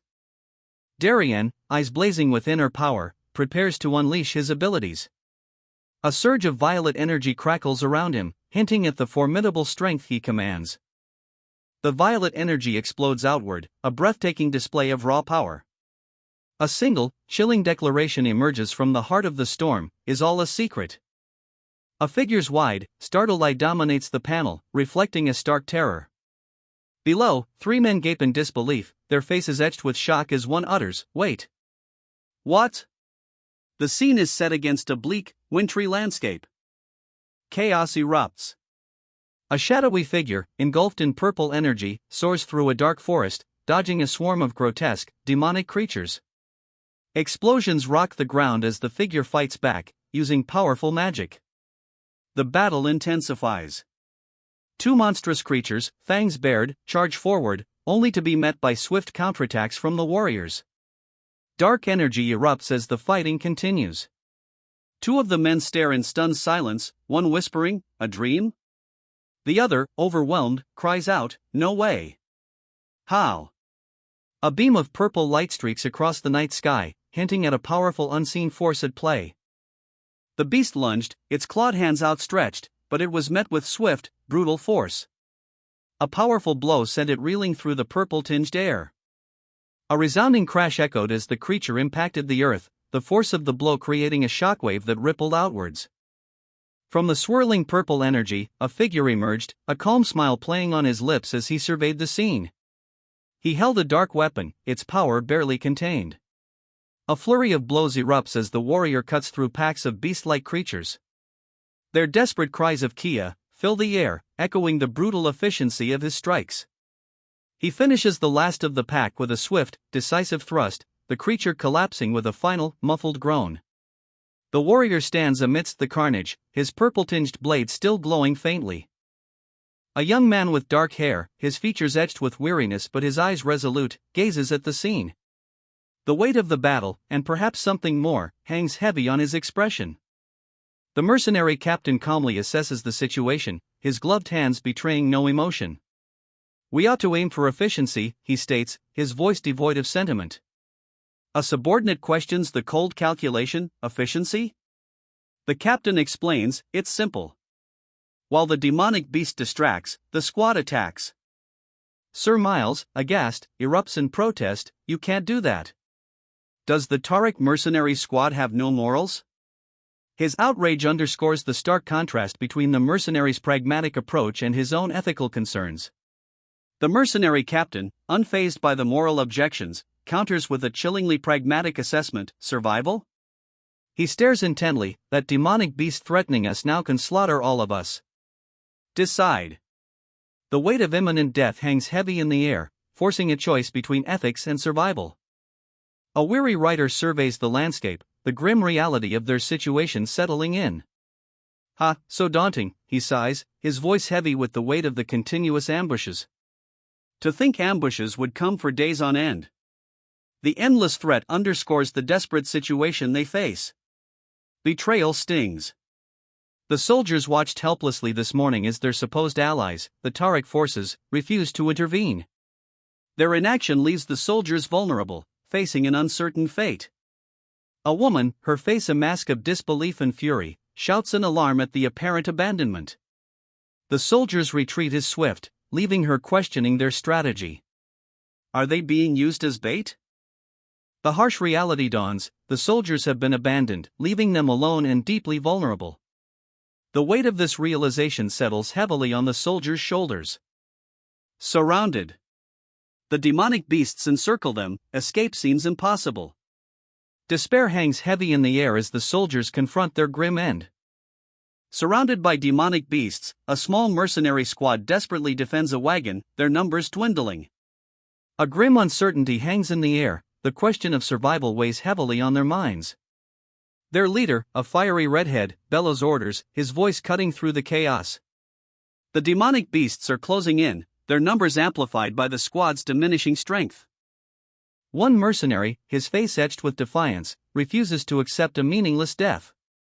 He's fueled by a fierce refusal to go down without a fight, a burning indignation against his fate. A woman, her expression hardened, vows revenge against those who would threaten her. The scene shifts to her inner resolve, her fury is as vast as the lands where she was raised. She stood amongst the fallen, a grim determination etched onto her face. "I don't want them to die," she vowed, her gaze fixed on the wounded soldiers scattered around her. This was not mere compassion, it was a calculated risk. Her actions would redefine the very nature of her alliance. A tear traced a path down her cheek, a stark contrast to her hardened resolve. Everyone, she began, her voice barely a whisper yet carrying the weight of a momentous decision. This time, I'll trust humans. This declaration, born from a desperate hope, signaled a potential turning point in the conflict. The battered face of one of the soldiers mirrored her uncertainty, a silent question hanging in the air. His fear, his doubt, these were the challenges she now embraced. A brutal blow connects, the impact echoing with a sharp whack. The force sends tremors through the earth. He's falling, engulfed in a swirling vortex of dark energy, his sword still clutched in his hand. Shadowy figures, like wraiths, surround him. With a defiant cry, he unleashes a furious counterattack. Violet energy surges from his blade, forming a dazzling spectacle of power. Surrounded by shadowy beasts in a darkened forest, the lone figure channels arcane energy, a faint purple glow emanating from his outstretched hand. A low, guttural whisper escapes his lips, barely audible above the guttural snarls of the creatures. A blinding flash of light erupts from the man's hand, obliterating the creatures in a chaotic explosion of white energy and red streaks. The raw power is palpable, leaving only fragments of shattered remains. A close-up reveals a monstrous beast, its mouth agape in a silent scream, seemingly consumed by the same violet energy that previously emanated from the man's hand. Two hulking beasts, their eyes blazing with primal fury, charge forward, their deafening roar echoing through the forest as they unleash a furious attack. A lone figure, hunched low, navigates a path through a desolate autumnal forest. The heavy air hangs thick with the scent of decay and impending winter.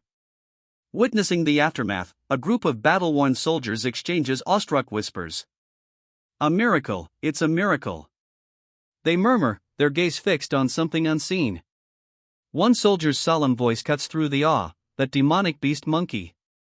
His tone hints at both relief and lingering unease. A young boy, eyes wide with shock and disbelief, stares at the source of their astonishment. How did you, he asks, his voice barely a breath. The question hangs heavy in the air, underscoring the gravity of the unspoken. The answer is swift and assured. A woman, seemingly emerging from the shadows, confidently declares, I knew it. A burst of violet energy crackles around her, confirming her power and the unspoken victory. A young woman, her expression troubled, contemplates the possibility of something unbelievable. She reflects on a recent event, admitting, I did see what I thought I did. Her companions, a blonde youth and a red-haired woman, stand behind her, their faces showing a shared unease. The blonde youth and the red-haired woman exchange bewildered glances. Their faces reflect the confusion that follows the woman's admission. Just what did I pick up from the road, the blonde youth wonders, his words underscoring the unsettling mystery of their situation. The young woman, still pensive, considers the implications of the mystery. Even if they're trustworthy people, it'd be best not to talk about the forest of roots, she says, a strategic caution guiding her words. She reveals a personal connection to the forest, mentioning, I lived with my mentor in a forest. But other than that, I don't really remember. The red-haired man makes a decisive statement, first, we will leave this forest. A grim determination settles over his face as he adds, we need to find the ones who left first. Ugh, those bastards. The panel shifts to reveal two other men, their faces conveying a similar intensity and resentment. A scarred mercenary, his gaze hardened, vows, I'll kill them when we see them. Below, another man, helmet, registers concern, his expression a mixture of worry and apprehension. The weight of their mission hangs heavy in the air. A companion, his voice calm despite the dangerous context, states, I don't know about after we leave the forest, but I'll stay with you until then. He reveals a pragmatic acceptance of their precarious situation, offering steadfast loyalty despite uncertainty. The group, now traversing a desolate forest, decides their next step, let's trace those who left first. Their pursuit of the fleeing individuals takes center stage, indicating that the previous threats are not the only source of trouble they face. As the group moves through the forest, one comments, his voice light despite recent events, phew, my body feels so light after that nice rest yesterday. I think my injuries all healed too. This brief moment of respite offers a slight counterpoint to the tension, highlighting both their resilience and the ever-present danger. A group of travelers, their laughter echoing faintly, moves along a dusty road. Their destination, the first village ahead. One of them, however, notices something else entirely: faint tracks in the earth. One of the travelers, eyes fixed on the ground, remarks on the numerous tracks, but notes the absence of any accompanying sound or vibration. A sense of unease begins to permeate the group. The group anticipates encountering others at the village. One among them, however, harbors a different motive, revealing a thirst for revenge. The village will be the stage for his retribution. Despite the allure of reward, another member questions their current focus and expresses concern about the true nature of their mission. Doubt hangs heavy in the air. A sudden noise shatters the tension. Only one supply carriage remains, and the source of the sound is yet unknown. The approaching threat is palpable. A young man with dark hair tied back stands defiantly, his gaze unwavering. Two companions trail behind him, one seemingly apprehensive, the other watchful, suggesting a tense situation unfolding in a bleak, wintry forest. The sound of hurried footsteps intensifies the scene's urgency. The leader's senses are heightened. He detects a gathering of demonic energy, but feels nothing himself, indicating a subtle but significant magical skill. This foreboding discovery reveals a rising threat. Despite the urgency, a measured strategy emerges. One companion suggests they can reach their destination more quickly by hurrying, while another, Tarek, is expected to hold out until they arrive. This reveals a calculated risk and reliance on Tarek's abilities. Damn, are we really going to face that monkey again just to save Tarek? One mercenary voices his reluctance, while another, more pragmatic, reminds them of their primary motivation, the money. The leader silences the dissent. They are mercenaries, not avengers. Completing the quest, securing their payment, is paramount. With renewed resolve, the mercenaries set off towards their objective. Suddenly, a fierce battle erupts. A soldier shouts an order to his comrades, urging them to hold the line. Damn it! It's only been one day. The warrior's frustration is palpable. The battle's toll is evident in his weary stance and the lingering effects of the recent clash. His exhaustion underscores the relentless pursuit he's enduring. I didn't expect them to chase after us so persistently. The warrior, now seemingly alone, assesses his situation. His words reveal both surprise at the enemy's tenacity and a growing sense of urgency. The dark, ominous background further emphasizes the gravity of his predicament. A flurry of blows and green energy arcs across the panel, illustrating a desperate, close-quarters fight. The warrior counters his relentless pursuers, demonstrating resilience and skill despite the odds. The TSK sound effect expresses his disdain for the drawn-out chase. I have to run. The warrior makes a strategic retreat, accepting the necessity of escaping the immediate threat to live and fight another day. The visual reinforces the urgency. He's clearly overwhelmed, resorting to a tactical withdrawal. Paul, a warrior clad in dark armor, executes a powerful, swirling strike, creating a shockwave that sends several shadowy creatures sprawling. His comrade, Max, fights alongside him, wielding a long spear tipped with ethereal energy. Max, noticing Paul's exhaustion, asks, "What's up, Paul?" Concern etches his features. Paul reveals his plan: if they can disperse the creatures, their reputations will remain intact. Max agrees, great idea. The weight of their shared responsibility is palpable. The creatures suddenly begin to scatter, prompting Max's surprised exclamation. The reason for their abrupt dispersal remains, for now, a mystery. Two figures, propelled by bursts of energy, streak across the sky, leaving white trails in their wake. Below, a man with spiky blonde hair watches, his expression a mixture of alarm and disbelief. Okay, he mutters, the word barely audible above the whoosh of the passing figures. Inside, an older man peers anxiously from a window, his face etched with worry. Max, he cries out, his voice laced with fear. The exclamation points emphasize his desperate plea. The scene shifts to chaos. Mercenaries are thrown about a room as a building collapses around them. One mercenary cries out, "When we abandoned the Face Mercenary Squad." His words reveal a critical piece of the past, now impacting the present. A monstrous, shadowy appendage bursts from the wreckage, seizing a mercenary. A pained scream, Wayaki echoes as the creature's power is unleashed. The old man from the window is seen again, his face now twisted in a grimace of horror. A monstrous creature, a terrifying visage of jagged teeth and glowing green energy, descends. Before it, a man recoils, his despair palpable as he utters, "I'm doomed." The creature's sheer size and power foreshadow imminent devastation. Nearby, an old man watches in horror, his face etched with fear and resignation. His words, "Everyone's gonna die. We'll all die," amplify the sense of impending doom, confirming the mortal threat. A young man, defying the overwhelming odds, plunges his glowing sword into the heart of the beast. The intensity of the action signals a desperate, but possibly effective, counterattack. The aftermath of a brutal battle unfolds in a desolate forest. Two figures stand amidst the fallen, their swords drawn, the tension palpable. One, cloaked in shadow, remains vigilant. Ran away when it saw its subordinates die. "What a coward," a voice sneers, the judgment sharp and cutting. The speaker's contempt is clear as they observe the retreating figure. The scene suggests the aftermath of a betrayal and the ensuing scorn. The shadowed figure, surprisingly unfazed, replies simply, "It's nothing. My body's just healed." Their calm demeanor belies the gravity of the situation, hinting at extraordinary abilities.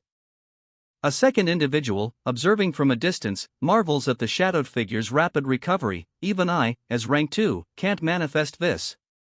How is he able to do that at such a young age?" The statement reveals a power hierarchy and highlights the young warrior's exceptional talent. The second individual, overwhelmed by the implications, clutches his head. "What? Oh, right. Your memory." The sudden mention of memory loss hints at a critical plot point, adding a layer of mystery and complexity to the scene. Assessing the situation, the group cautiously considers their next move.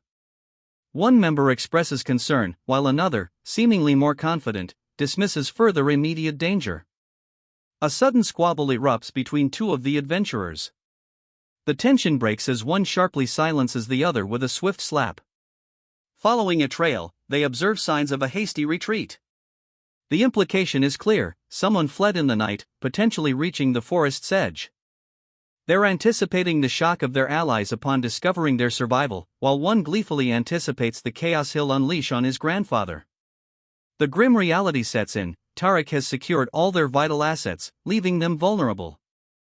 A large-scale battle is underway, with Tariq's mercenary squad heavily implicated.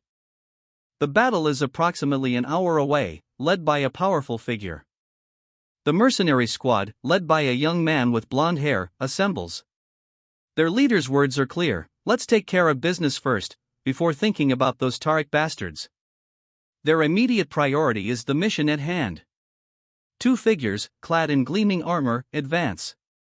Their orders ring out: secure the client and the goods. The urgency in their voices is palpable, foreshadowing the imminent danger. A fierce battle erupts.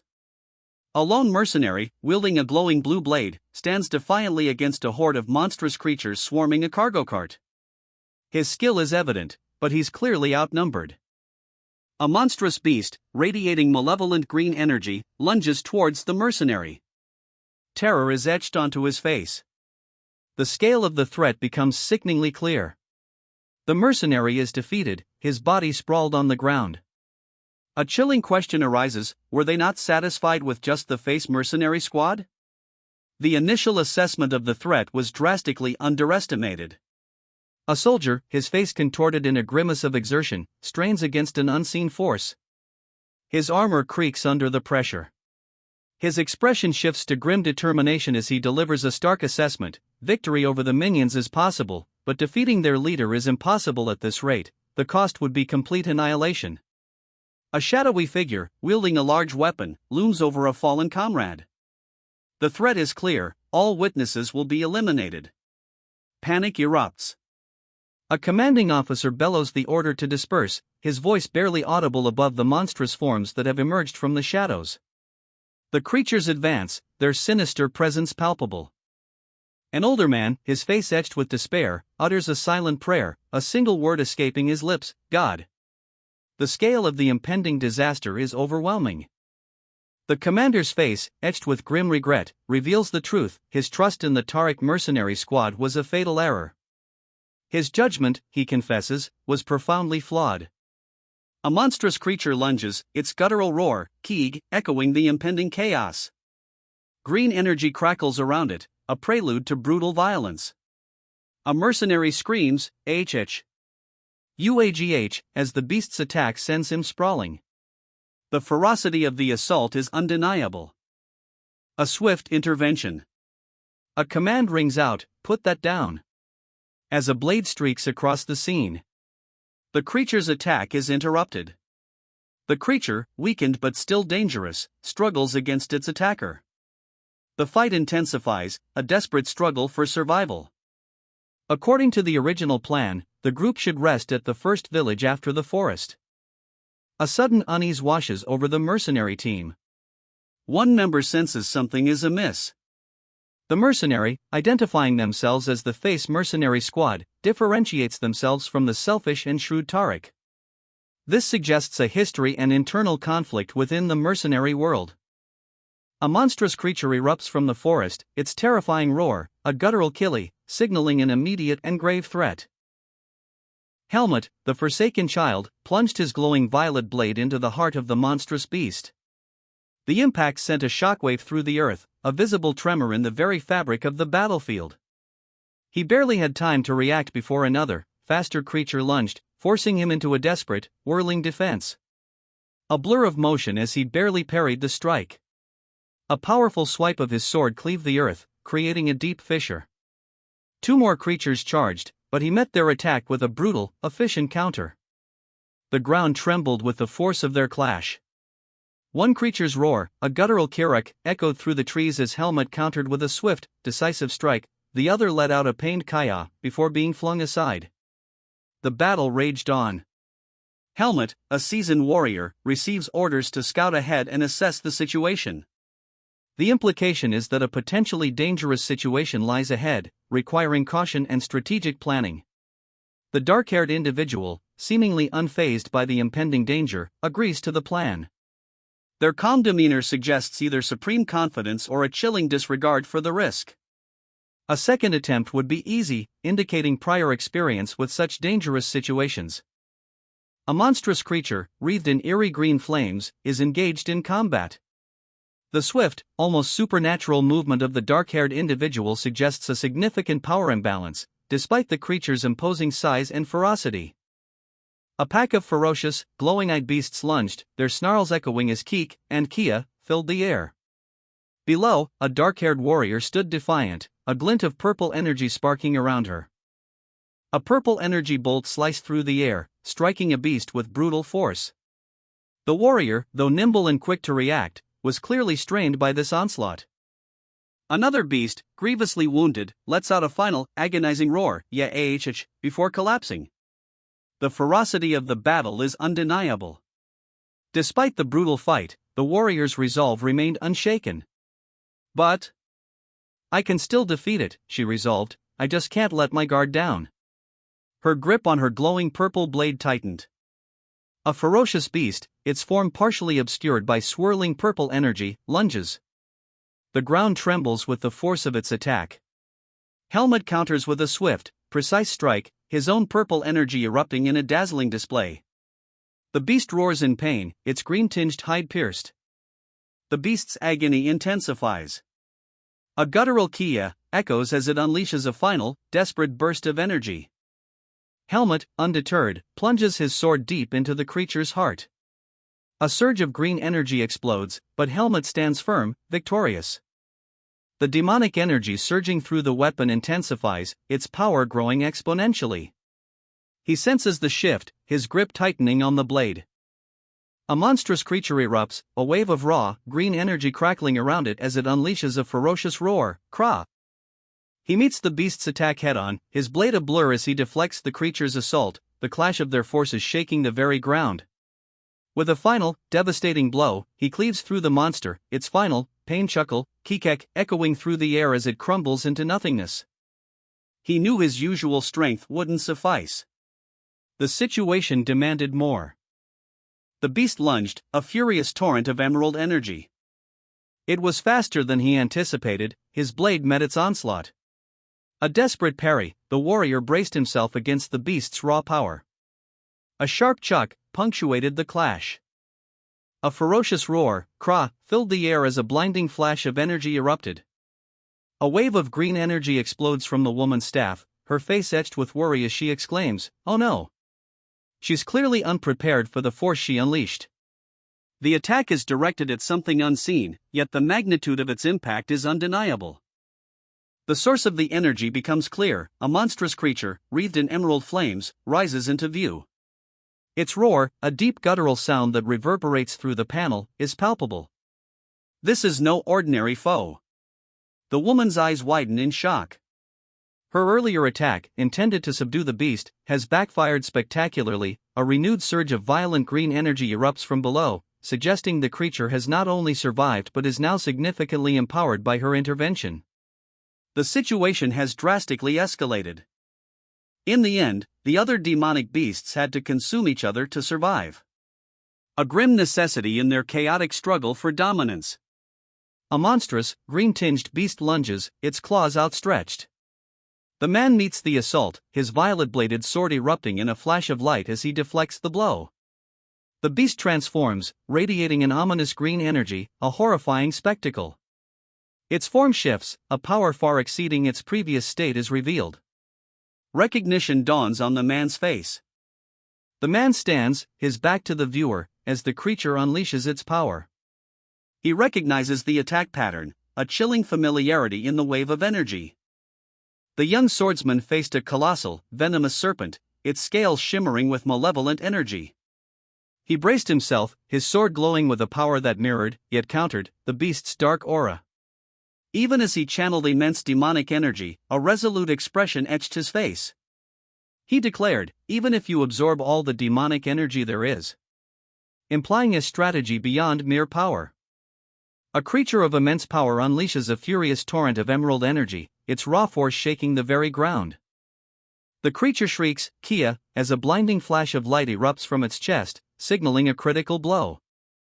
A man, his face etched with worry, confesses, "I'm a bit nervous," revealing his apprehension amidst the unfolding chaos. He explains his unease stems from the untrustworthiness of the Tariq mercenary squad, having betrayed them once before. Another man lies on the ground, confirming his companion's fears. Fien was right. If we were late, the merchants would have all died too. This underscores the critical timing of their actions and the high stakes of their mission. He braced himself, a grim determination etched onto his face. "So I'll put my all into it," he vowed, his gaze fixed on the monstrous foe. This was no ordinary beast, it was a demonic one.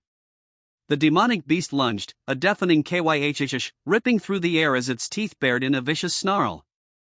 The attack was brutal, a whirlwind of claws and fangs. With a flash of purple energy, he countered the demonic beast's assault. The warrior moved with terrifying speed and precision, his blade a blur against the creature's furious attacks. His expression hardened.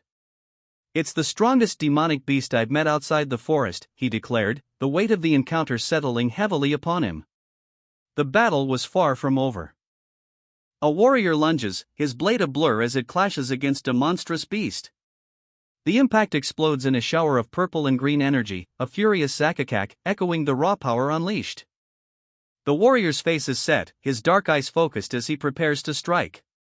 The next blow will decide the fate of the battle. The beast absorbs energy from its surroundings, its emerald glow intensifying. A voice observes, "Is it absorbing the nearby energy? It's definitely stronger than earlier."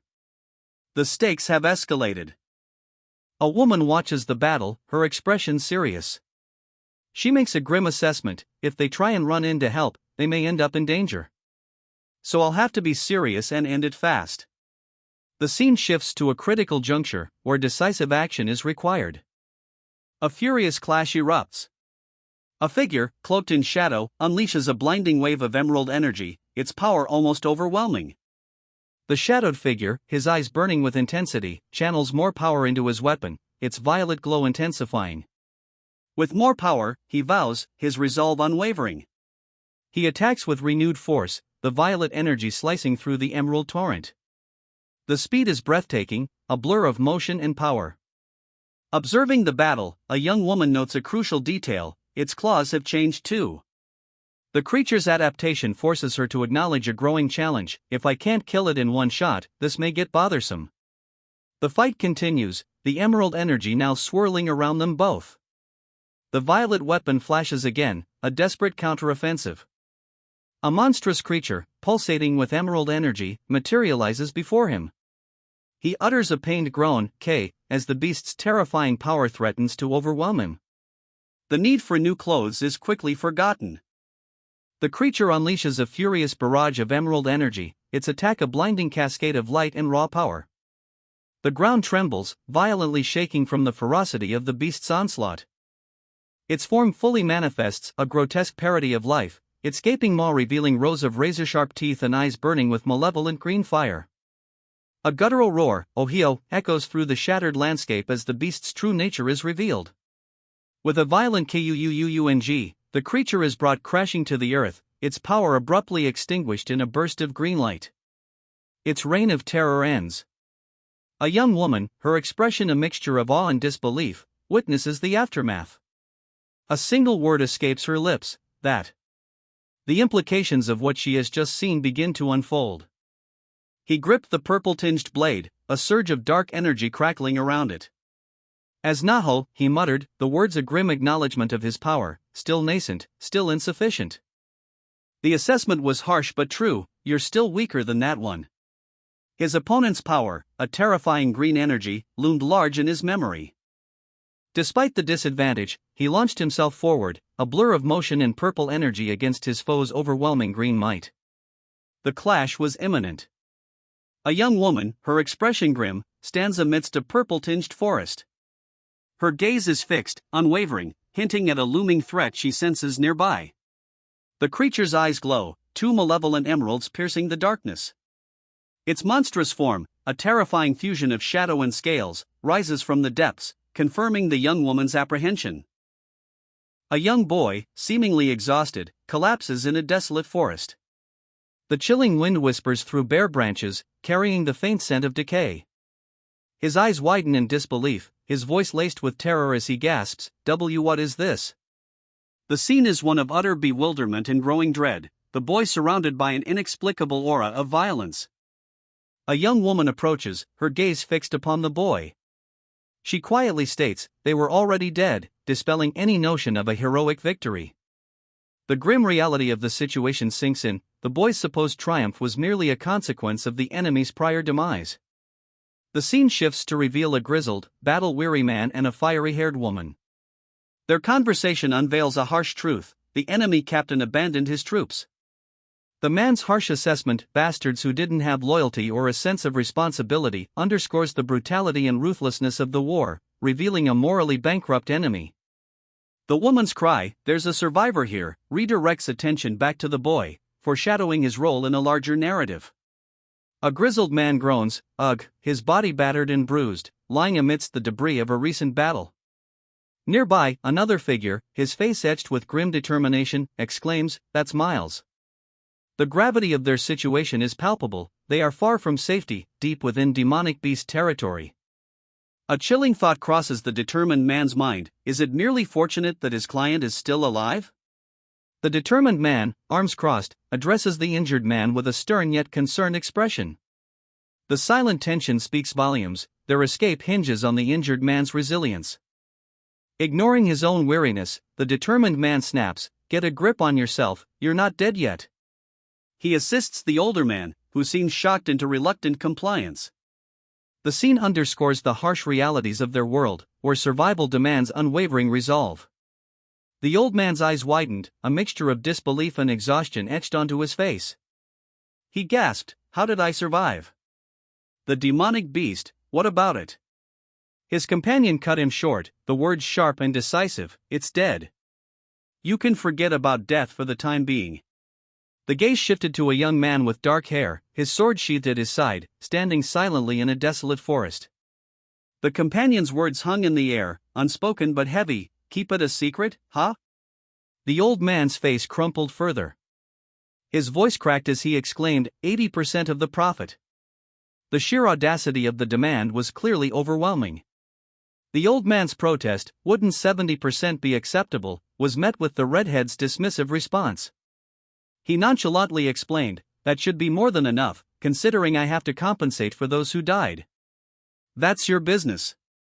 Dismissing a potential threat, the mercenary leader offers a curt farewell. "If you don't want that, then you can leave alone since we already have all the goods with us.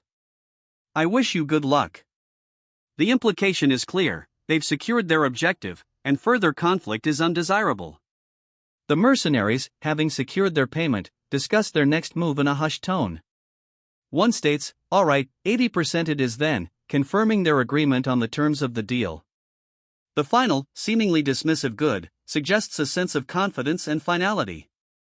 A tension arises as one mercenary questions their current precarious position, and where are we heading to while putting ourselves in such danger? The leader, visibly concerned, responds that revealing their mission to the Bhutan Merchant Association would be catastrophic. Their true identity as the Face Squad is revealed, meant to reassure the questioning member. The leader's lack of forewarning sparks a rebuke from his team. "Shouldn't you have told us about it in advance?" His only response is a pained hue, indicating regret and perhaps a sense of guilt for keeping them in the dark. He then emphasizes the urgency of the situation, admitting there's no time to reconsider. The mission's true target is revealed: they are pursuing a powerful mage known as Antion. The revelation of Anshin's identity as the Grand Mage is met with stunned surprise, underscoring the immense danger they've been thrust into. A merchant is deeply concerned. He's been tasked with transporting goods through dangerous territory, infested with demonic beasts, and the request is coming from a powerful, unexpected source, the Merchant Association itself. This unusual request raises suspicion. The origins of these goods are shrouded in secrecy. Their transportation route avoids any location where mages are permitted, implying the cargo is something exceptionally dangerous or forbidden to magical practitioners. This reinforces the gravity of the situation. A flashback reveals a pivotal moment in history: the remnants of the army that defeated the Demon King centuries ago are far weaker than their glorious past. This depleted force, once the world's shield against demonic energy, is now facing a new, unseen threat. Many kingdoms rely on this weakened order for divine protection, granting them their allegiance in return for support. However, their inability to control a rogue mage throws their authority into question, leaving the kingdoms vulnerable. This creates a dangerous power vacuum. The risk is immense. If the Bhutan Merchant Association's involvement in transporting a forbidden item is discovered, the entire organization faces complete annihilation. This explains the merchants' intense anxiety. Hesitantly, the mercenary leader explains, "We didn't want to accept this commission at first." But Antil, a powerful figure who saved their leader before, is the subject of this mission, making refusal impossible. A young woman, her expression unreadable, raises a crucial question: the divine barrier? The weight of this query hints at a powerful, protective force under threat. The narrative reveals that the temple, now under mage control, is protected by this divine barrier. Its security is absolute. No demonic beasts from the Forest of Roots have breached it. However, mages desiring freedom threaten this security. The temple, ultimately unable to purge a reed of darkness within its walls, sent a child to the Forest of Roots. This drastic measure reveals the severity of the threat and the desperation of the temple's leadership. A young man, radiating power, questions the limits of divine intervention. With a profound implication for the plot, he wonders if magic, rather than divine power, offers a solution to their seemingly insurmountable problem. The young man dismissed his recent encounter, recounting it as insignificant. "The black mage that I saw in the Forest of Roots wasn't anything great though." His nonchalant tone belies a potential underestimation of the threat. A sigh of relief escapes them as they emerge from the perilous demonic beast territory. Phew! We're finally out of the demonic beast's territory. The relief is palpable, marking a significant turning point in their journey. One offers a small, crimson gem. "Here." The other inquires, "What's that?" This seemingly innocuous exchange foreshadows a critical moment of aid and a deeper explanation of the world's resources. The gem's purpose is revealed: that's what swordsmen eat when their vigor or stamina is depleted. It's pretty expensive. I don't know if it'll be of help to you since you recover pretty quickly, huh? This reveals a crucial aspect of the world's magical economy and the character's unique abilities. A warm energy pulses from the young woman's palm, a soft orange glow illuminating her face. My body's getting warm, she observes, a hint of wonder in her voice. The source of this heat seems tied to a small, dark object clutched in her other hand.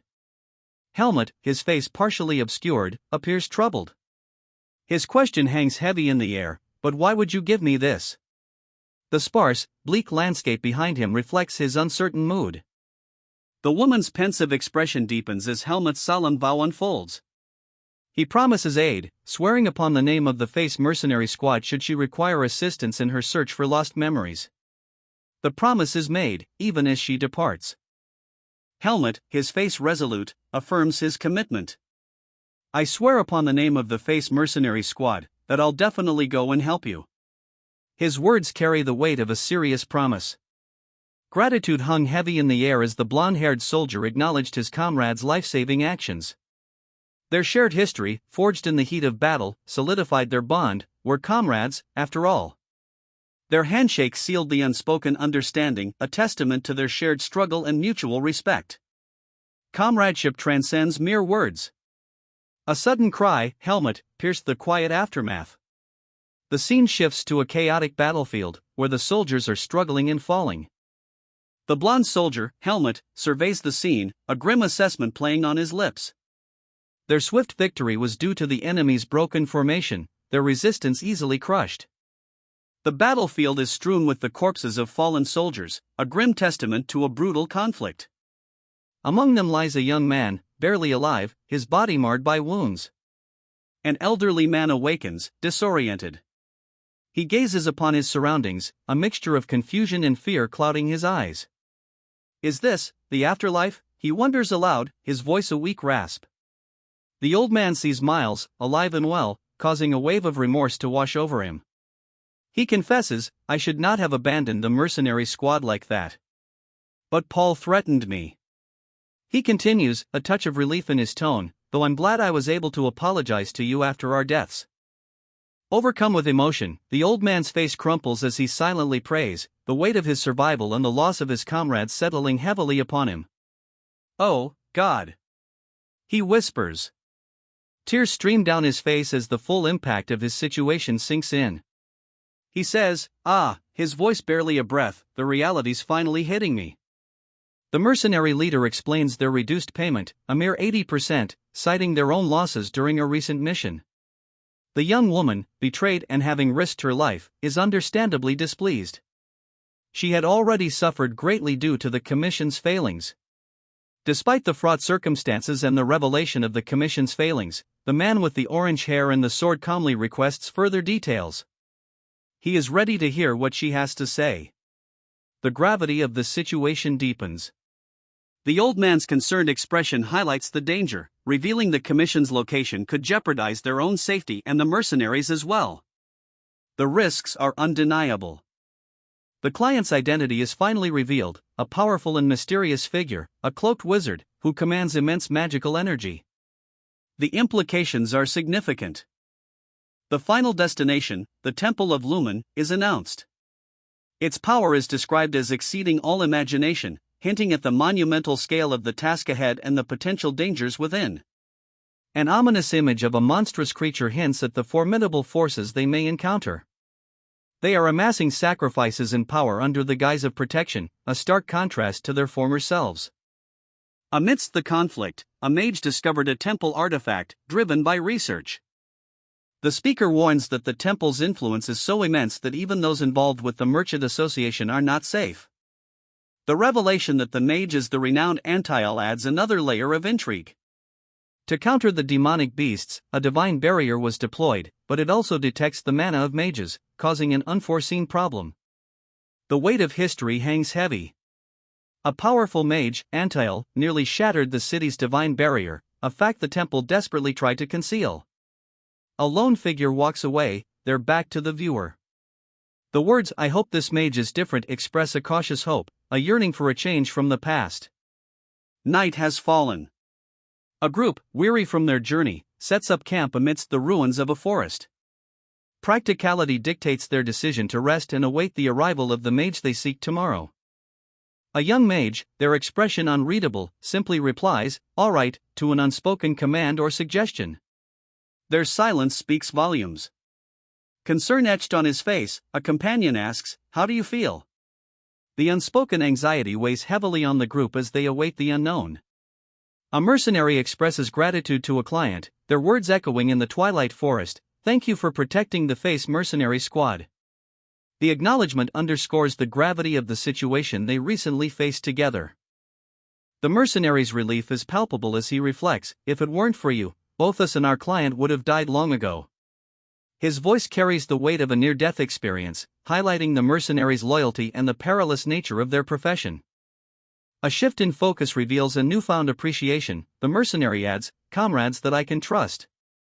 This statement transcends simple professional respect, hinting at the forging of deep bonds under pressure.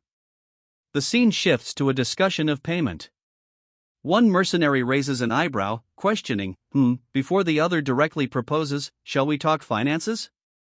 This transition is abrupt, signaling a shift from emotional reflection to pragmatic business. A group of soldiers surveys a fallen comrade, their faces etched with concern.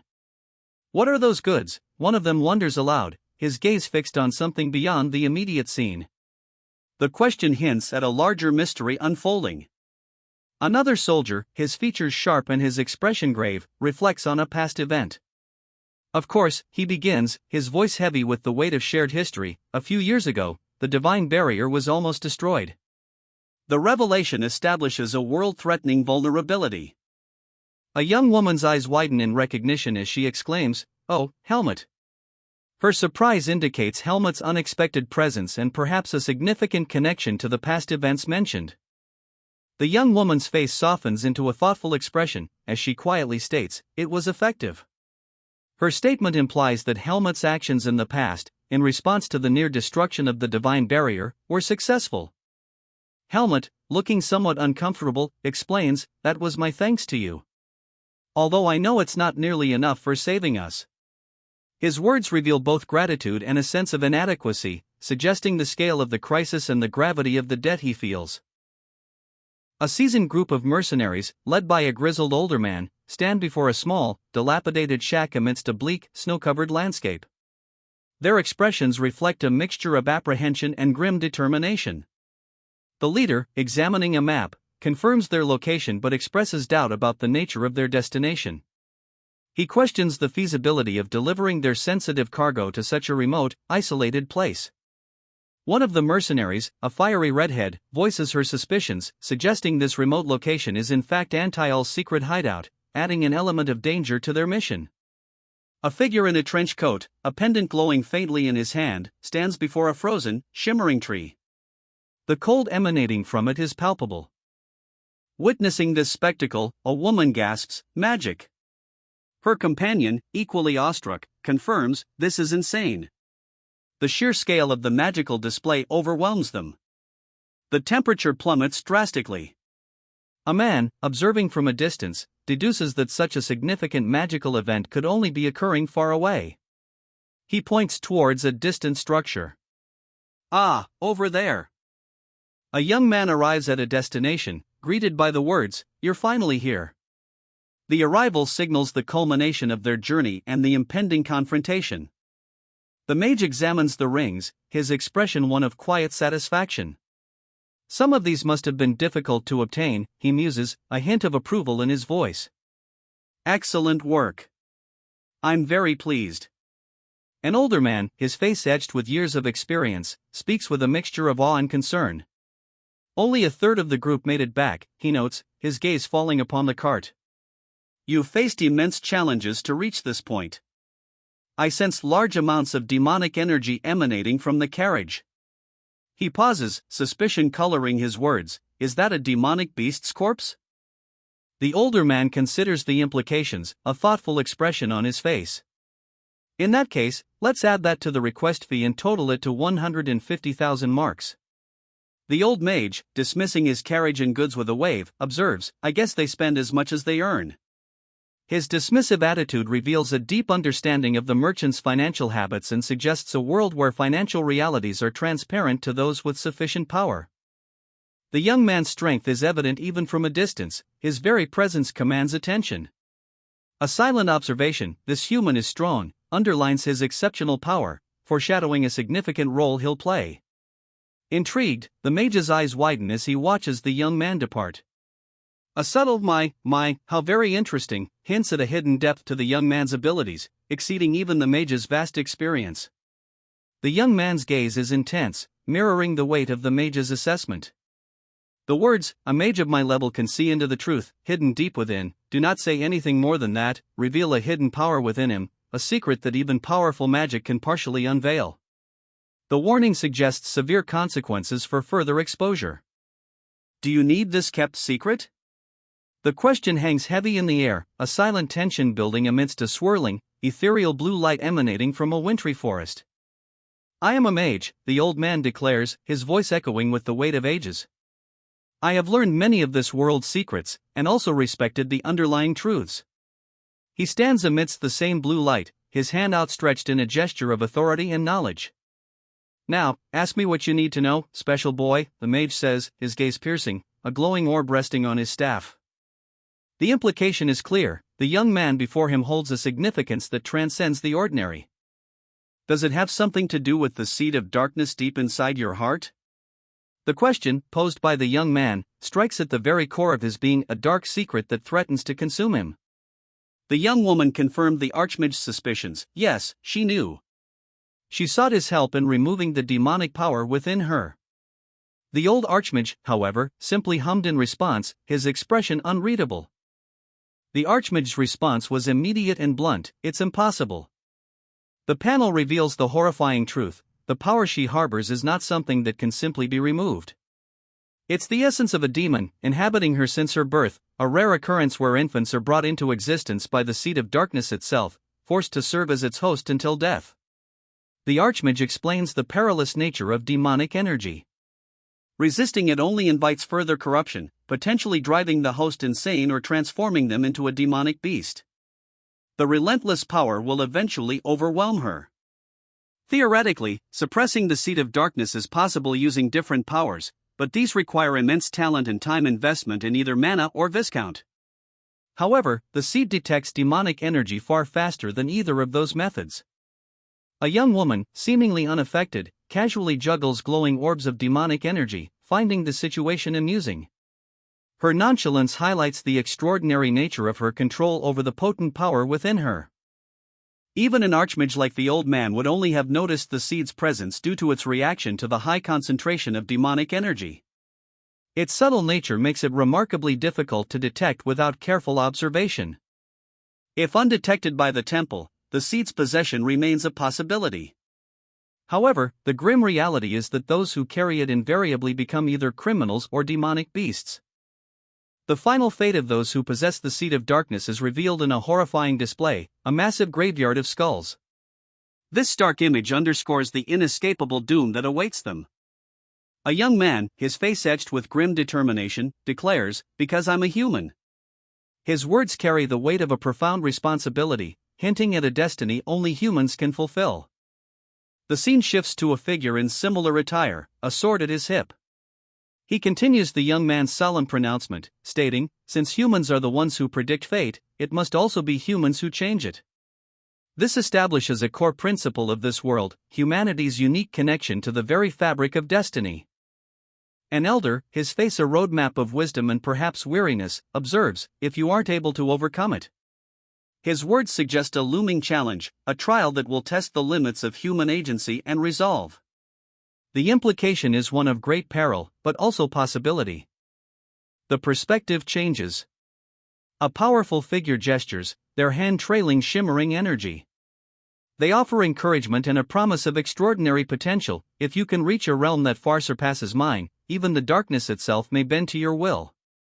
The implication of immense power and a heroic journey is clear. They arrived at their destination. A man, observing the desolate landscape from within a carriage, quietly states, "We're finally here." The man corrects himself, explaining their true purpose: they are not simply here, they are transporting vital items to Aniel's dwelling. Rather than lengthy explanations, the man opts for a demonstration. He holds up a glowing blue pendant, implying its significance will become clear. With a gesture, the man activates the pendant, revealing its power. A surge of energy erupts, coalescing into a mystical, glowing tree, pulsing with ethereal light. A young woman's intense gaze fills the panel. Her expression is one of quiet determination, a storm brewing beneath a calm surface. I've only heard the rumors, but this is beyond imagination. So this is an archmage's ability. A man's awestruck whisper reveals the true scale of the power he witnesses. The casual observer is now fully aware of the extraordinary magic at play. I see someone. A soldier points towards a lone figure approaching a crumbling tower in a snow-covered landscape. The scene shifts to the approaching threat, a mysterious individual who seems to be the source of the previously unseen magic. Guests from the Butin Merchant Association. The low, measured tone of an unseen speaker introduces new players, adding a layer of intrigue and potential conflict. The arrival of these merchants suggests a complex political landscape intertwined with the unfolding magical events. An old mage surveys the scene, his words revealing a grim truth: that aside, you have less people than I expected. There are traces of human life force leaving from different parts of the carriage. Have several people died? The implication hangs heavy: a massacre has occurred. A merchant offers a chillingly pragmatic response: yes, we've already processed them, so I'd like it if you could buy them as well. If you're interested. The casual mention of processing the bodies highlights the brutal reality of this world, where death is a commodity. Two men react to the price. One, clearly surprised, exclaims, "Thank you." Huff, eek, what? 150,000 marks? That's insane. The other explains, "I heard that archmages possess immense wealth, but..." The vast wealth of archmages is revealed, a detail that will likely be significant later. The mage observes, his power feels different from Arago's. Not only that, he's completely concealing his mana. A mysterious figure, even more powerful than Arago, has been introduced, adding another layer of intrigue to the unfolding narrative. A young woman, her expression unreadable, stands before an old man. He chuckles softly, a low ho. Escaping his lips, his gaze fixed on her. The air crackles with unspoken tension. The old man's eyes, sharp and knowing, pierce the young woman. He explains, "Mages can see into the truth from time to time, my boy," a hint of amusement in his voice, as he emphasizes the importance of his next words. And especially. A sudden, powerful surge of energy erupts between the old man and a young swordsman, who now confronts him. The Korean onomatopoeia translates to a deep resonating hum of magical power, as a barrier of energy shimmers into existence around them, separating the scene from their observers. The barrier protects them, the old man assures the worried onlookers. The space inside and outside of this barrier are completely segregated. What you're worried about will never occur. The tension remains, but a sense of relief settles among the observers. Chains bind an elderly mage, his face etched with worry. This is a mage's oath, a powerful promise that, if broken, will cost the mage dearly, a vast loss of magical power. The young woman, her gaze unwavering, observes the mage. The man's unusual condition, unlike anything seen in the realm of Erligo, prompts her to inquire further. A flashback reveals a baby, cradled in ethereal light, a seed of darkness intimately tied to its very life. This seed, the narrator explains, is not merely present but intrinsically woven into the child's existence. The mage explains the grim reality: the seed of darkness is inseparable from the young man's life force. Removing it would mean certain death. The mage, emphasizing his limitations, clarifies he is merely a mage, not a god. He states this is the first human he's encountered who can control the seed of darkness. He doesn't even suspect his origin, the forest of roots. A wave of uncertainty washes over him, he's unsure whether to feel relief or not. A terrifying vision consumes him, a demonic entity looms, promising that the seed within his sword will ultimately destroy the world, costing countless lives. An old man with piercing blue eyes calmly counters this dreadful prophecy. That won't be happening, he states with steely conviction. A chilling, yet confident chuckle escapes the old man's lips. Yes, you're right, he affirms, acknowledging the inherent danger. Intrigued, the old mage watches the special boy. My interest hasn't been piqued this much in a very long time, he muses, adding, I will be watching you, special boy. The mage, now facing the special boy directly, activates a potent artifact. A swirling blue vortex of energy opens before them, a clear portal to another place. Soldiers watch nearby. We're leaping through space, the mage explains as he and the boy, along with a company of soldiers, are pulled into the bright blue energy, hurtling across vast distances. A swirling, celestial sphere of azure energy encloses two figures. One, clad in dark robes, manipulates the arcane power, while the other, a swordsman in simple attire, watches with a mixture of apprehension and curiosity. The question hangs heavy in the air: control. The dark-robed figure continues, his voice a low murmur that carries the weight of centuries. Even the Lumen priests, renowned for their mastery of light magic, would struggle to detect the seed's lingering traces within this meticulously constructed illusion. The implication of his words: this is a far more potent, a more hidden power than previously imagined. A bag of coins is presented. Here. 3/4 of the reward. It's your share, the man says, acknowledging the contribution of his team. He smiles, adding, but the other members also did their best. The gesture underscores a sense of camaraderie and fair distribution of earnings. The bag is examined. This is yours, right? I found it when we were going through the luggage, and it didn't seem to have an owner. A previously unclaimed item has surfaced. The man deflects further thanks, stating, no need. I should have given this to you a while ago. But we had no time to think, so we completely forgot about it. We should be the ones thanking you. This seemingly small act of generosity hints at a deeper narrative regarding trust and overlooked details. A mercenary corps leader bids farewell to their benefactor, expressing gratitude for their support and wishing them safe travels. The weight of their words suggests a significant departure is imminent. The request is complete, and the young mercenary guide, Helmut, excitedly prepares to show off their headquarters, clearly proud of the operation's scale. He is unaware of the impending departure. Helmut's excitement abruptly shifts to dismay as the benefactor's imminent departure becomes clear, highlighting the close bond they've formed and the mercenary's disappointment. He urges a visit to the headquarters before they leave. The benefactor explains the reason for their immediate departure, revealing a detail about the mercenary corps' internal ranking system and how it impacts the temporary certificate issued to them. This seemingly minor detail hints at larger organizational complexities. With a knowing smile, the benefactor reveals the true reason behind their departure, prioritizing a matter of greater importance than mere personal memories or pleasantries, creating a sense of mystery and urgency. The abrupt and somewhat cryptic nature suggests a higher-stakes mission or a hidden agenda is at play. A terse exchange unfolds. One man, clearly dismissing the gravity of the situation, states, "It feels like I'm making a big fuss over nothing, so I'll keep it short." His companions, one younger and seemingly anxious, stand nearby, the weight of unspoken concerns hanging in the air. A woman, her fiery hair a stark contrast to the somber mood, smiles warmly. "Take care of yourself," she says, the sincerity of her words palpable. A simple promise accompanies her confident expression, solidifying the commitment.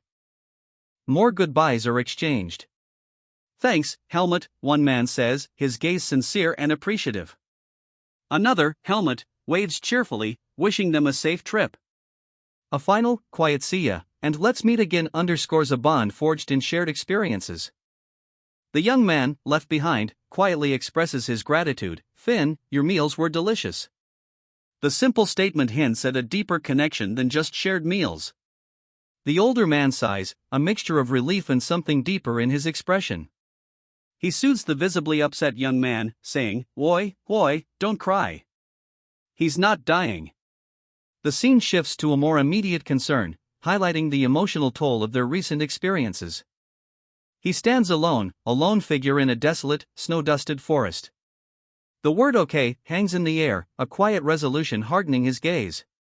The man walks on, his back to the viewer.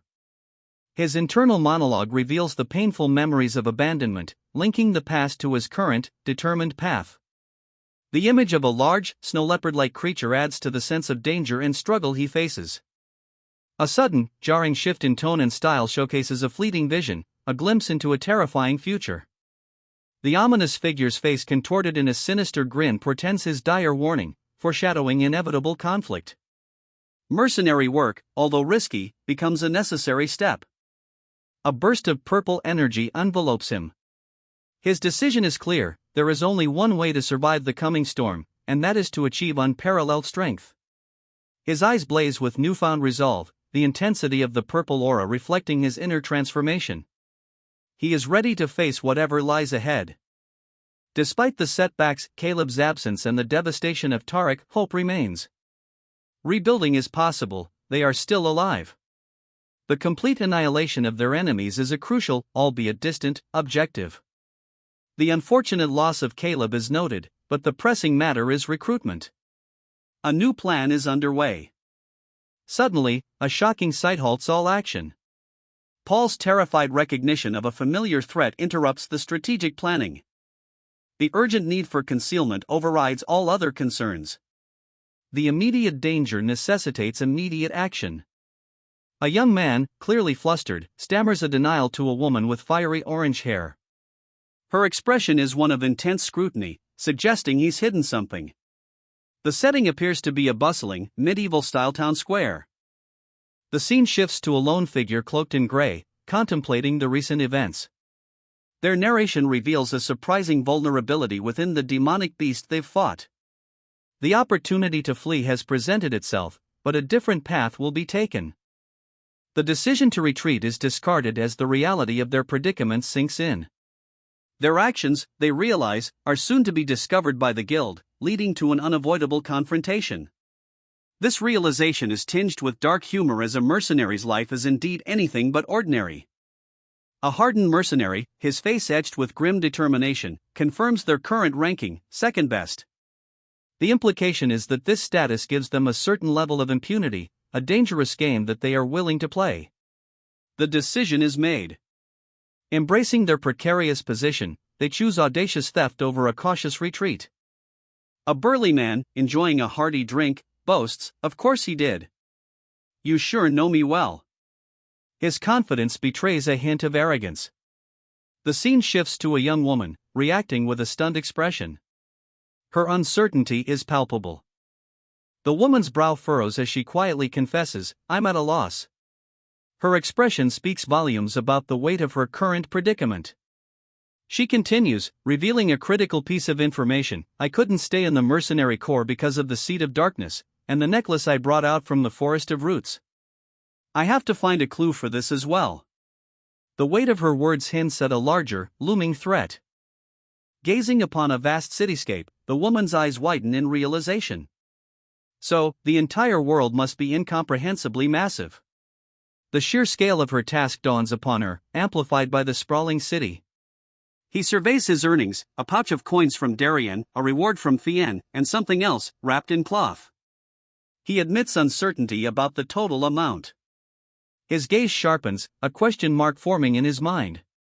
He opens a letter, pondering whether its origin is Fien or someone else.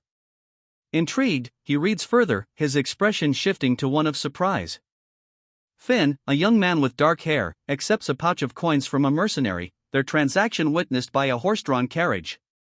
The payment seals a deal, the specifics of which remain undisclosed for now. A woman, her expression unreadable, reflects on the recent event. She intends to reward those involved in the transaction we just witnessed. The subtle hint of unease suggests that more is at play than a simple payment. The woman confirms receipt of items retrieved from the forest, the previous transaction implicitly linked to this delivery. A sense of relief, tinged with a hint of uncertainty about the future, pervades the scene. Finn makes a decisive statement: he will not go to mercenary headquarters. This refusal introduces a new element of tension, hinting at potential conflict or complications arising from his decision.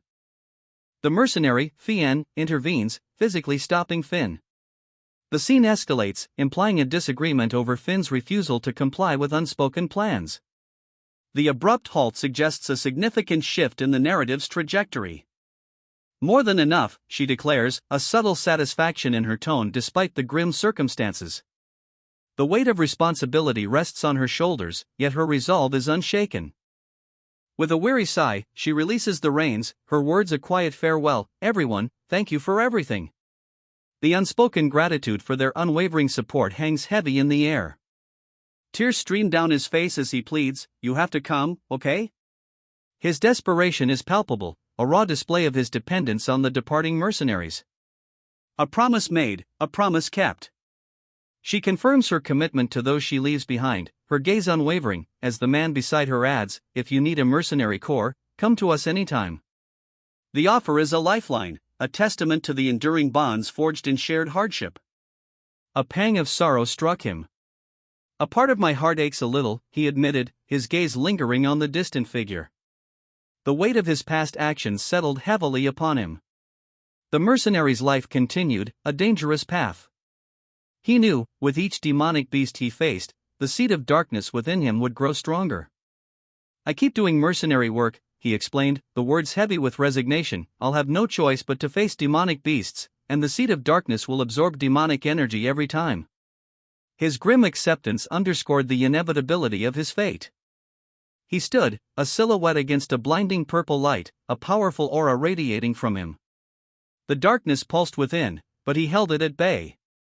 His resolve hardened. To the point that even the seed of darkness can't control me, he declared, his hands glowing with an intense, defiant light. The seed of darkness, once a looming threat, now seemed to bend to his will. A group of figures, their expressions ranging from bewildered curiosity to grim determination, stand amidst the cobblestones.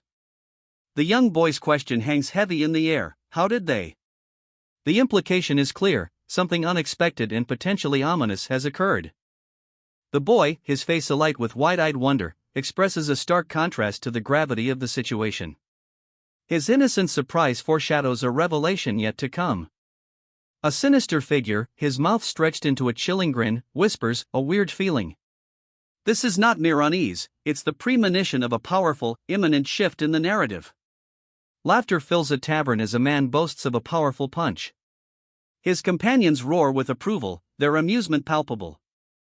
A young woman, her expression serious, recounts her recent travels. She explains that she's been visiting villages, seeking work, but the journey has been slow and arduous.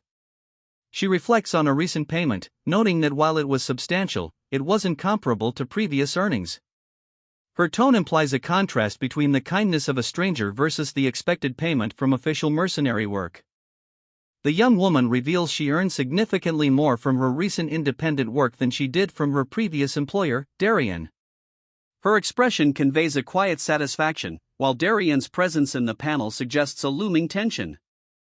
A letter? The discovery, nestled amongst coin purses and rolled-up parchments within a worn satchel, hinted at a journey yet to begin. The weight of the mission settled upon him. His companions, poised and ready, stood before him, a stark reminder of the perilous undertaking ahead. You have something very important to do, one of them stated, the words carrying the gravity of the situation. Doubt clouded his features. The man's confession, I wouldn't have taken on this request if I knew it was that dangerous, revealed the unforeseen risks they now faced. He watched, a silent observer, from the tavern window.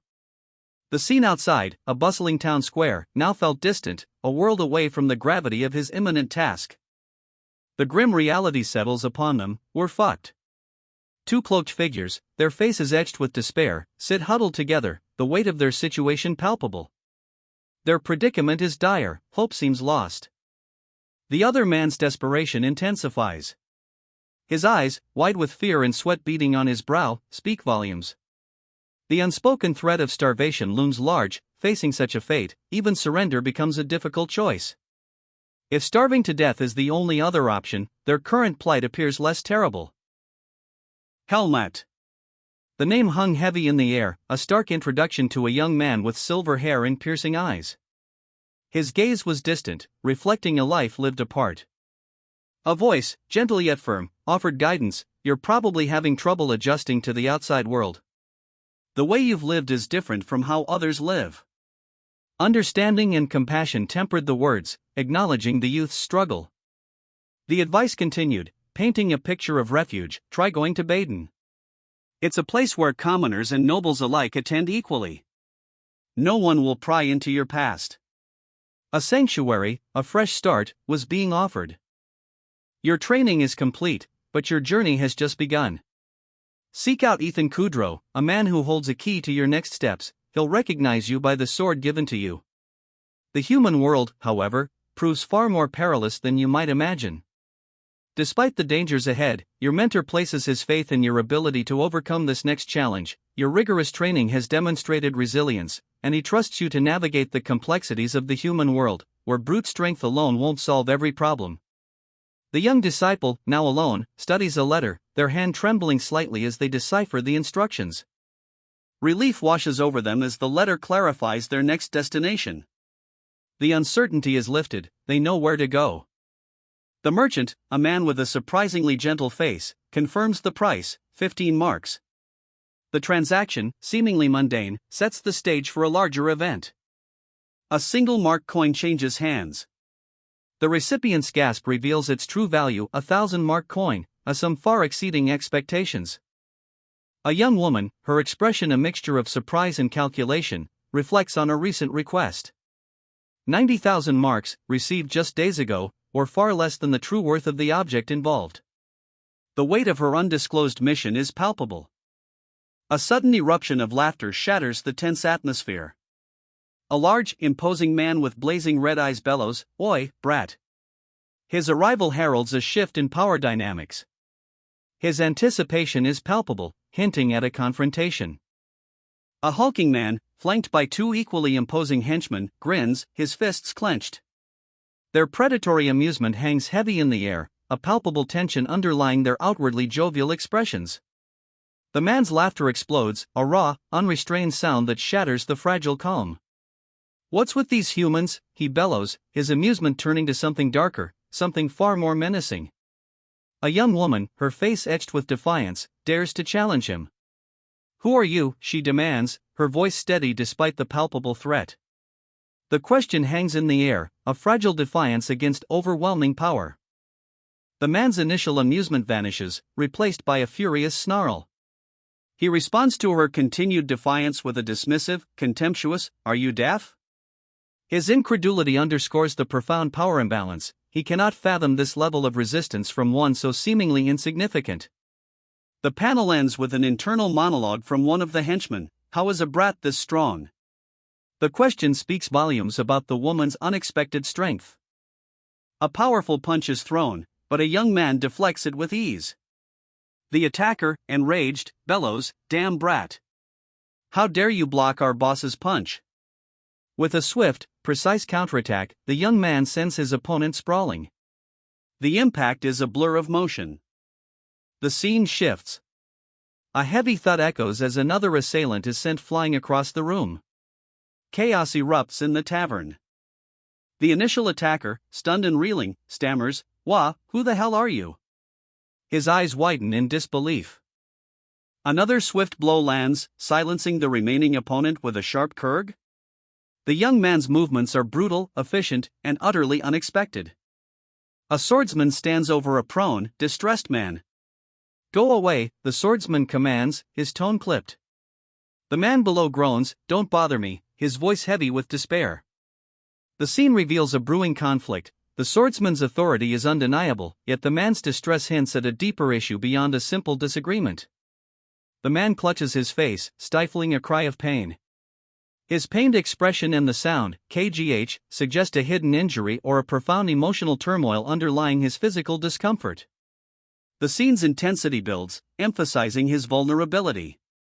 The swordsman's expression hardens as she issues a chilling warning, "You better watch your back at night. Now that you disobeyed us, it's only a matter of time until you get stabbed." Her words carry the weight of a serious threat, implying a power imbalance and a looming danger. The swordsman walks away, muttering, "Humans like Caleb are everywhere. What a hassle." Her words reveal a larger context, a pervasive conflict, hinting at a wider struggle and possibly the involvement of someone named Caleb. A new character, panicked, exclaims, "The fact that Black Hawk made a declaration of war means." The sudden introduction of Black Hawk and the declaration of war drastically shifts the narrative's scope, introducing a major conflict and a significant antagonist. The underworld's thieves, a notorious syndicate, are revealed. Their influence is vast, their criminal records extensive. A shadowed figure, possibly a member, observes the emblem, a symbol of power and menace. A young woman, seemingly assessing the situation, concludes that confronting these powerful thieves will be more challenging than anticipated. She resolves to act decisively. The woman abruptly leaves, instructing someone to prepare her room upon her return. Her sudden departure suggests an imminent and urgent action. In this ruthless business, pride is a death sentence. A man, visibly shaken, reported that the target, incredibly strong and a mercenary, was seen escaping. The man's apprehension was confirmed. The target fled to the forest, but not before being seen running away in terror. A more seasoned operative assesses that a full-scale assault is unnecessary. The target is cornered. The situation escalated. A superior, his eyes blazing, confronts the fleeing target, delivering a stark warning: "You chose the wrong place to run to, brat." The full force of the mercenary group closes in, the leader's words echoing the inevitability of the target's capture, for a child who knows nothing about the world, foreshadowing the imminent defeat of the naive target. Night falls in the forest. A lone figure, Darien, sits against a tree, his bow resting across his lap. His words, "I learned from my time in the mercenary corps," reveal a hardened past, hinting at the skills and resilience he's honed. He speaks the name Darien, a quiet whisper of self-reflection, perhaps acknowledging the weight of his experiences and the path that lies ahead. The archer's resolve hardens. He declares, "I don't know how to solve a problem like this with anything other than strength," highlighting his preference for direct action over diplomacy, a strategy likely born from his mercenary past. A sudden, violent crack shatters the quiet contemplation. The sound, a sharp cone, signifies a decisive act. His previous statement implies he will rely on his combat prowess to resolve whatever dilemma he faces. Terror grips the blond man as he utters, "Here," his eyes wide with a horrifying realization. Two figures behind him share his fear, their faces etched with dread. The dark forest closes in, amplifying the sense of impending doom. A chilling declaration echoes through the trees: "Humans that are like demonic beasts." The words hang heavy in the oppressive atmosphere, foreshadowing a brutal judgment. The dark-haired individual, eyes blazing with cold resolve, continues the grim assessment: "Need to be treated as demonic beasts," his voice sharp and unwavering. He's clearly making a decision, a horrifyingly practical one. The implication is clear: merciless extermination. A handwritten letter lies before us, its author's fate already sealed. The message begins, "If you're reading this letter, then that means my life has come to an end." The writer's calm tone, however, hints at a second, more hopeful possibility. "My time must truly be coming to an end, since I'm worrying about you. I'll get straight to the point. If you're roaming around without a clear goal right now, there is a place called Greta Academy, which children your age attend. Learn more about being a human that was lacking from my teachings." Darien barely even had enough strength to write, "Thank you. I guess my destination is set." The innkeeper presents a meal to the young woman, a simple but satisfying fare. "Here's your meal, dear customer," he says with a warm smile. 15 marks. The price of the meal is revealed, a detail that catches the woman's attention. She's silently calculating. The woman's plans become clear. She intends to stay the night, using her remaining funds to cover both the meal and lodging. The innkeeper's understanding confirms her intentions.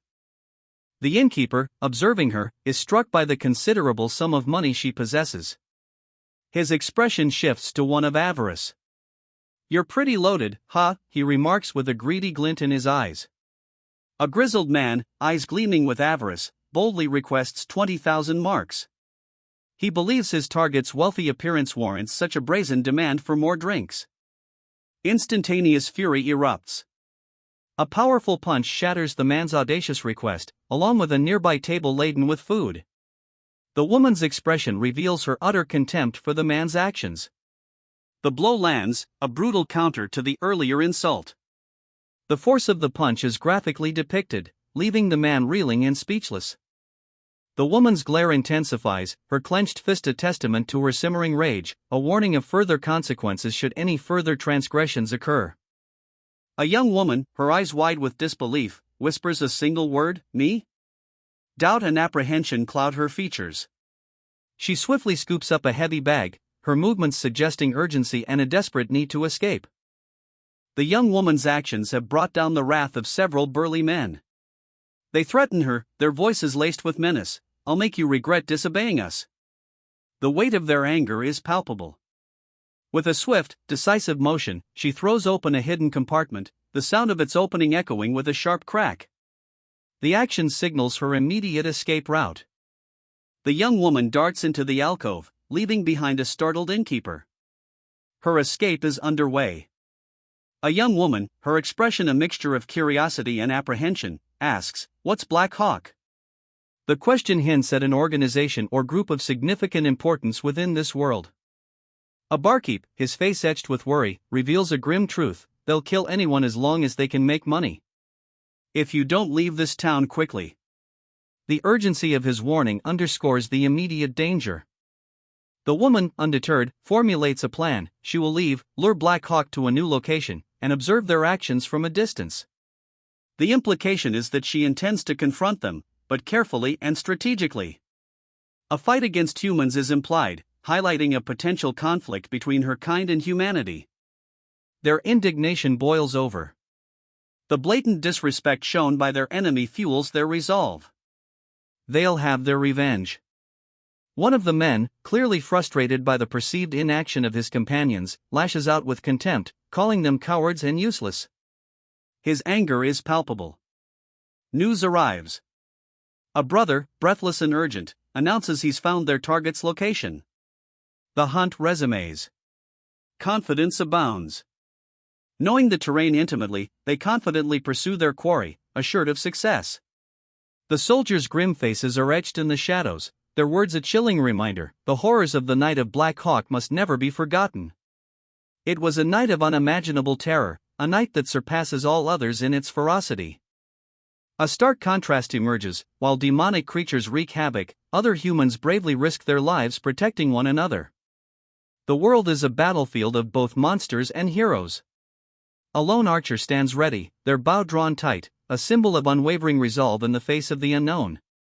The darkness surrounding them amplifies the intensity of their focus. Silhouetted against the moonlit canopy, a figure surveys the scene, a sword at their side.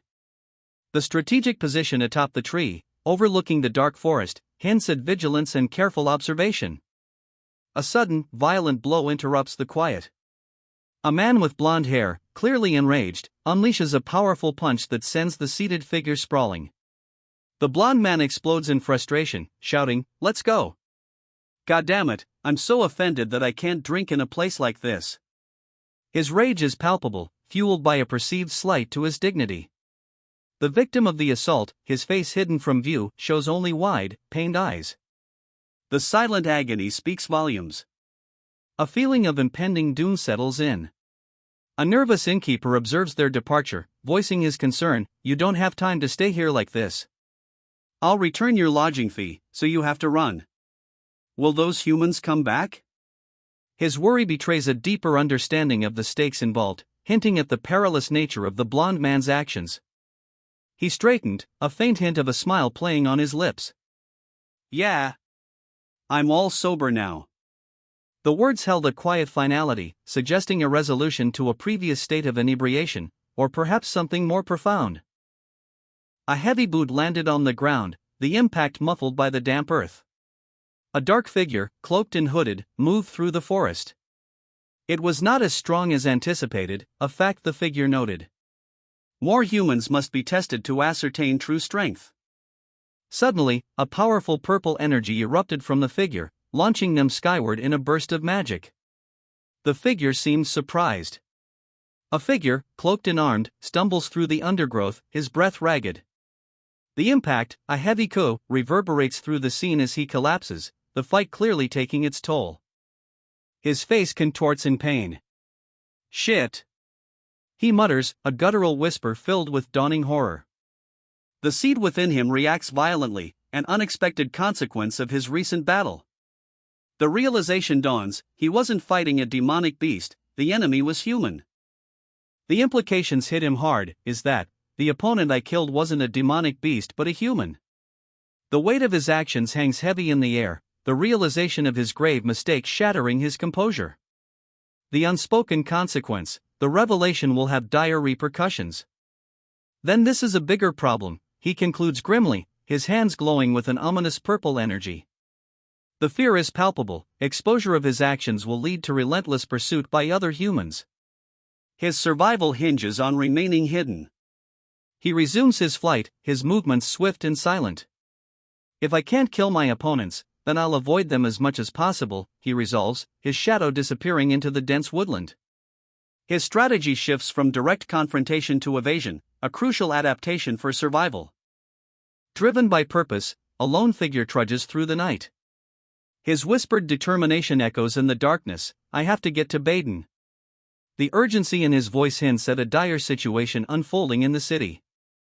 The man's grim resolve is evident as he receives a chilling report.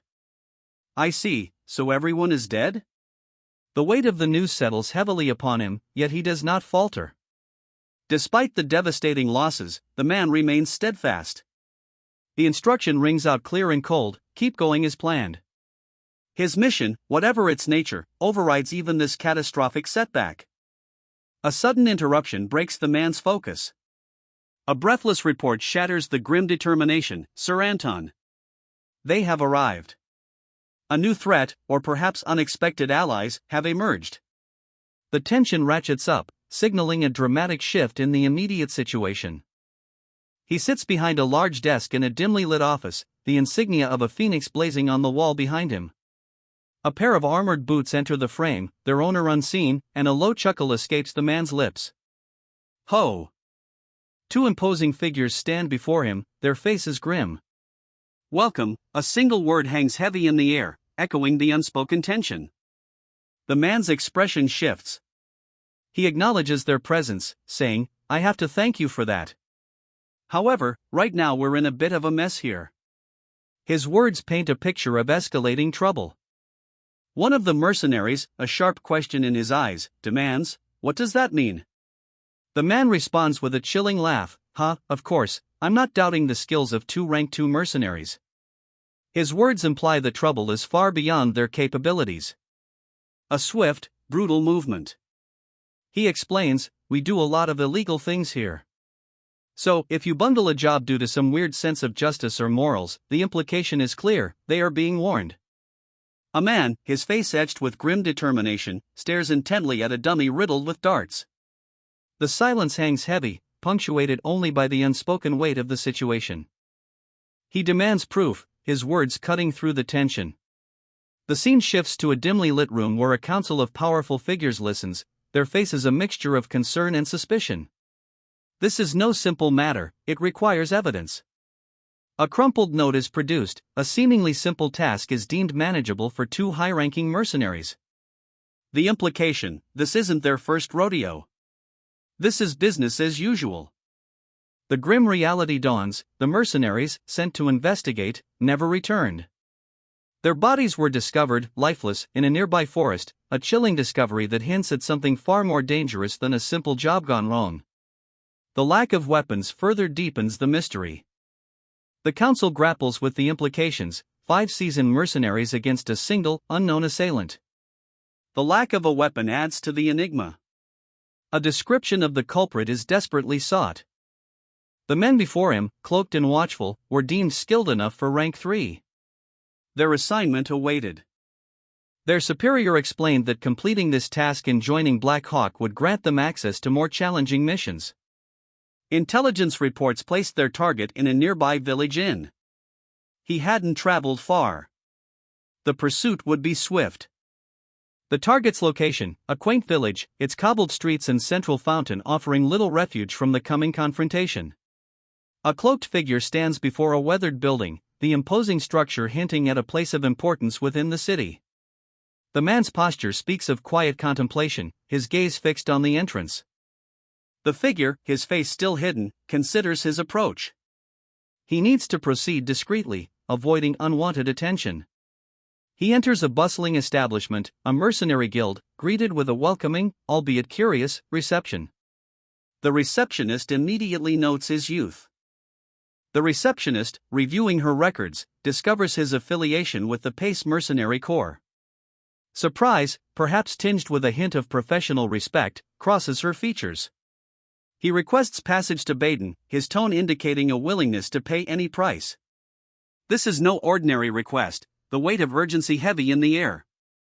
Baden, a bustling metropolis, is the destination of many travelers, making escort and transportation requests readily available.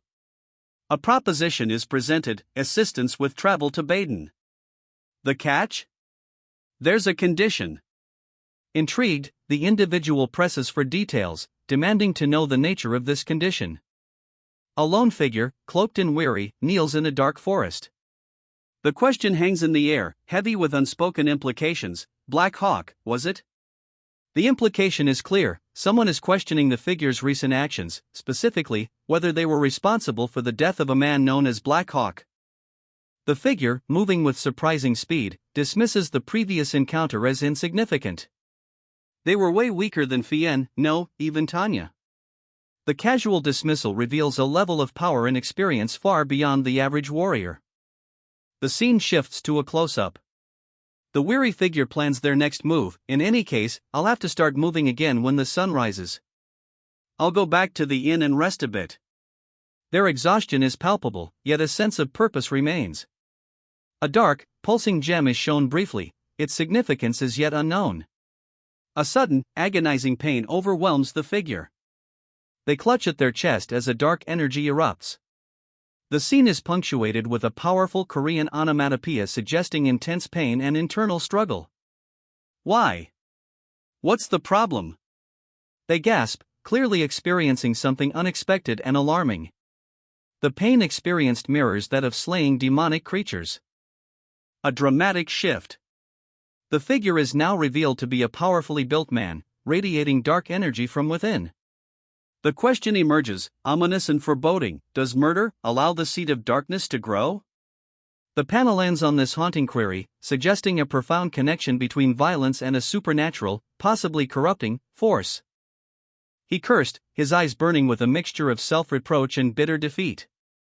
The folly of his arrogance was laid bare: he had foolishly underestimated humanity's strength. Wounded and desperate, he stumbled through the forest, his escape a desperate flight. Every step was agony. A masked figure, his voice calm and calculating, confirmed their pursuit of the fleeing man. Their victory seemed assured: the location of their quarry would soon be known. A grizzled mercenary leader, his face etched with weariness, speaks: I heard a rank 2 mercenary was coming, but I didn't expect 2 of you. His words hint at the unexpected arrival of the protagonists, suggesting their skills are highly sought after in these trying times.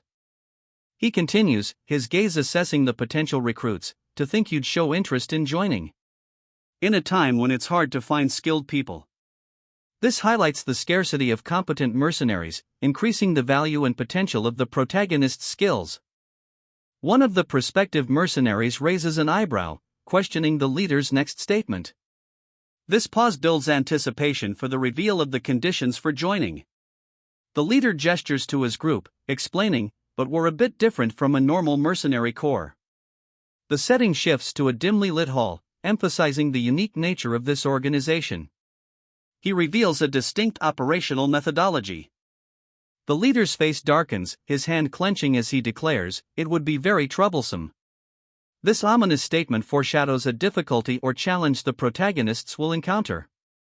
So, what you're saying is that, aside from our skills, you need confirmation whether we're suited to Black Hawk. Is that right? Last night, 5 of our subordinates went missing. From what we've heard, they got into a tussle with a single mercenary. Judging by their corpses, we believe they were killed with a single stab. So we just have to kill that guy? You'll even be treated better than in your mercenary corps, the man stated, his gaze intense, a promise laced with unspoken coercion. The offer, though seemingly generous, hinted at a hidden agenda. The Guild of Swords and Hammers, a prominent establishment, its sign clearly visible, stood before him. This was no mere mercenary group, it was a powerful organization, capable of offering opportunities beyond the scope of his previous employment. "I didn't think I'd be taking another request," he muttered, a weariness settling over his features. Reluctance, though palpable, could not fully mask the flicker of curiosity in his eyes. The weight of the previous offer clearly weighed heavily on his decision. A hand reaches for a heavy, iron-bound door. This is the only option left, a desperate gamble in a desperate situation. A young woman, clad in dark traveling clothes, stands before a bulletin board, a request in her hand. She's here seeking a specific job. The woman's expression shifts. The request is not only unexpected, but it's also unusually lucrative for a rank 3 adventurer. A potential problem looms. The request is revealed, escorting a noble lady for a substantial reward of 800 marks. The clerk's face reveals the unusual nature of this opportunity. A bound captive, his face obscured by a mask, nods in silent acknowledgement. He understands the task ahead. The man's hands blur, a pair of throwing knives spins into deadly readiness. He prepares for action, the tools of his trade held with practiced ease. His eyes widen, a mixture of anxiety and determination etched on his face. The question hangs heavy in the air: where is he? Since not much time has passed since the incident, the investigation is still ongoing. A map is being meticulously examined, the details crucial to the unfolding mystery. The scene shifts to a bustling mercenary bar. Two men in armor peruse a wanted poster board, their expressions grim. A young woman tends the bar, seemingly unfazed by their presence. The barkeep nervously explains herself to the men, denying any implication in their investigation. Her youthful appearance is in stark contrast to the seriousness of the inquiry. She claims she was only fascinated by the rarity of young, high-ranking mercenaries. A young mercenary, shrouded in shadow, observes from a distance, her gaze intense and unwavering. A young woman, cloaked and weary, stands before a doorway. A slight cough breaks the silence. The woman's attire is criticized, her face, however, is deemed acceptable. A sharp, if somewhat sarcastic, assessment of her appearance. A man with blonde hair and piercing eyes offers a solution: he has the perfect clothes. His expression hints at a plan, perhaps to subtly influence the young woman. This exquisite fabric, crafted by Baden's most renowned artisan, boasts a delicate finish. Its quality is so exceptional that even demonic beasts could attain nobility simply by wearing it. The salesman enthusiastically demonstrates the fabric's lightness, claiming it feels like nothing at all. A customer, unimpressed, inquires about the price. The price, a staggering 2,000 marks, is revealed. The customer's expression reflects her shock. The reward for her previous request was a mere 800 marks. Walking through the town square, the customer regrets her choice of quest. The high price of the fabric leaves her feeling financially strained. A second individual observes the customer, commenting on her changed demeanor. The expensive fabric, while impressive, masks the woman's internal struggle. A young woman, captivated, exclaims, "Wow! On a second look, you really are handsome, honey." The subject of her compliment, Helmut, corrects her with a slight chuckle: "I'm not honey, I'm Helmut." The woman explains Helmut's high chance of success: "Since you have the reputation of being a Pace Mercenary Corps member, you have a fairly considerable chance of passing. There aren't many mercenaries that fit the lady's tastes. You should be perfect." A formally dressed man arrives, stating his purpose: "I've come to check the mercenary who accepted the request." A young woman knelt before two imposing figures, their swords subtly suggesting a tense atmosphere. The scene, heavy with unspoken threat, hints at a recent interrogation. "All right, you look okay. Let's go," a man in formal attire stated, dismissing the previous tension with a dismissive wave. His words, though seemingly reassuring, carry an undercurrent of authority. The group, now including the woman, exited the building and entered the town square. The subtle shift in atmosphere, from confined tension to open observation, marks a change in the immediate threat level. As they walked through the bustling town square, Gilton, a man among them, announced his name, asserting his presence and setting the stage for further actions. The wide shot reveals a seemingly normal city, yet the very presence of Gilton indicates hidden currents of power and intrigue. The butler of House Zaringen inquires if the young woman has heard anything about the Marquis. Her immediate, terse reply, no. This sets the stage for a clandestine mission, hinting at a delicate situation surrounding the Marquis. The butler explains that discretion is paramount due to the Marquis's high status. He probes her experience in escorting, foreshadowing a potentially dangerous assignment. The arrangement is formalized, payment upon mission completion, with instructions to follow the knights if difficulties arise. This underscores the potential for unforeseen complications and the support system in place. Silence, the butler stresses, is a crucial virtue for this escort mission. The visual emphasizes the opulence of House Zaringen, contrasting with the potential dangers implied. The young woman, now joined by two men, enters the grand estate of House Zaringen. A lone knight guards the entrance, visually underscoring the security measures in place and the high-stakes nature of the mission. The butler, a man of precise movements and a severe expression, informs his young mistress and her companion that they are at the inn where the Marquis's daughter is staying. Cedric, the young woman's companion, and the butler are greeted by Helmut upon returning. The setting, a grand, opulent manor house. Helmut and Cedric shake hands, a brief introduction and acknowledgement follow. The tension between them, however, is palpable. A young blonde woman, radiating an almost unsettling cheerfulness, invites Cedric and the young woman to their manor, highlighting the superior culinary skills of their household chefs, a subtle dig at the inn's food. A lavish dinner unfolds, attended by nobles and a newly hired mercenary. A young woman with blonde pigtails sits opposite a cloaked figure, a palpable tension hanging in the air. The scene suggests an impending departure, filled with unspoken anxieties. A man in a tailored suit introduces the mercenary, his words hinting at the mercenary's importance to their upcoming journey. The mercenary remains impassive, her expression revealing nothing. The young woman, revealing herself as Lord Aaliyah, refuses further delay, her impatience clear. She needs to leave soon and gather necessary supplies for the trip. The cloaked figure rises, his presence commanding attention. The mercenary and other onlookers stand still, anticipating his next move.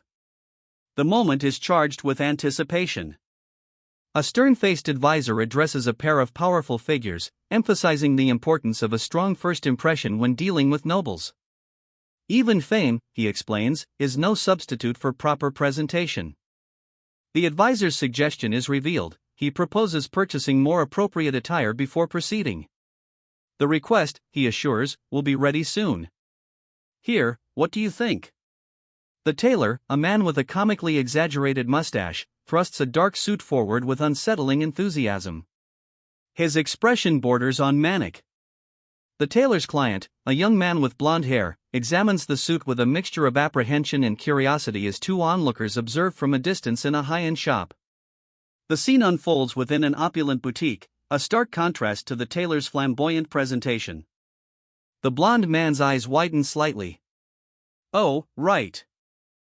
He trails off, a dawning realization spreading across his face. His earlier apprehension deepens into something akin to awe. She giggled, a light-hearted tremor in her voice. I know. You were so cute that it just came out. Her expression shifted, a flicker of surprise replacing the playful smile. Oh, she whispered, her eyes widening. He's here. A man in a dark suit appeared in the background, entering the scene with an air of quiet authority. The man's eyes, sharp and assessing, focused intently. A silent question hung in the air, his gaze unwavering. Is it him? A different woman, her dark hair framing a serious face, observed the man from a distance. She mused, I heard he was fairly young. You're tall and have nice posture. Her words hinted at a prior knowledge of the man's arrival, suggesting a deliberate observation.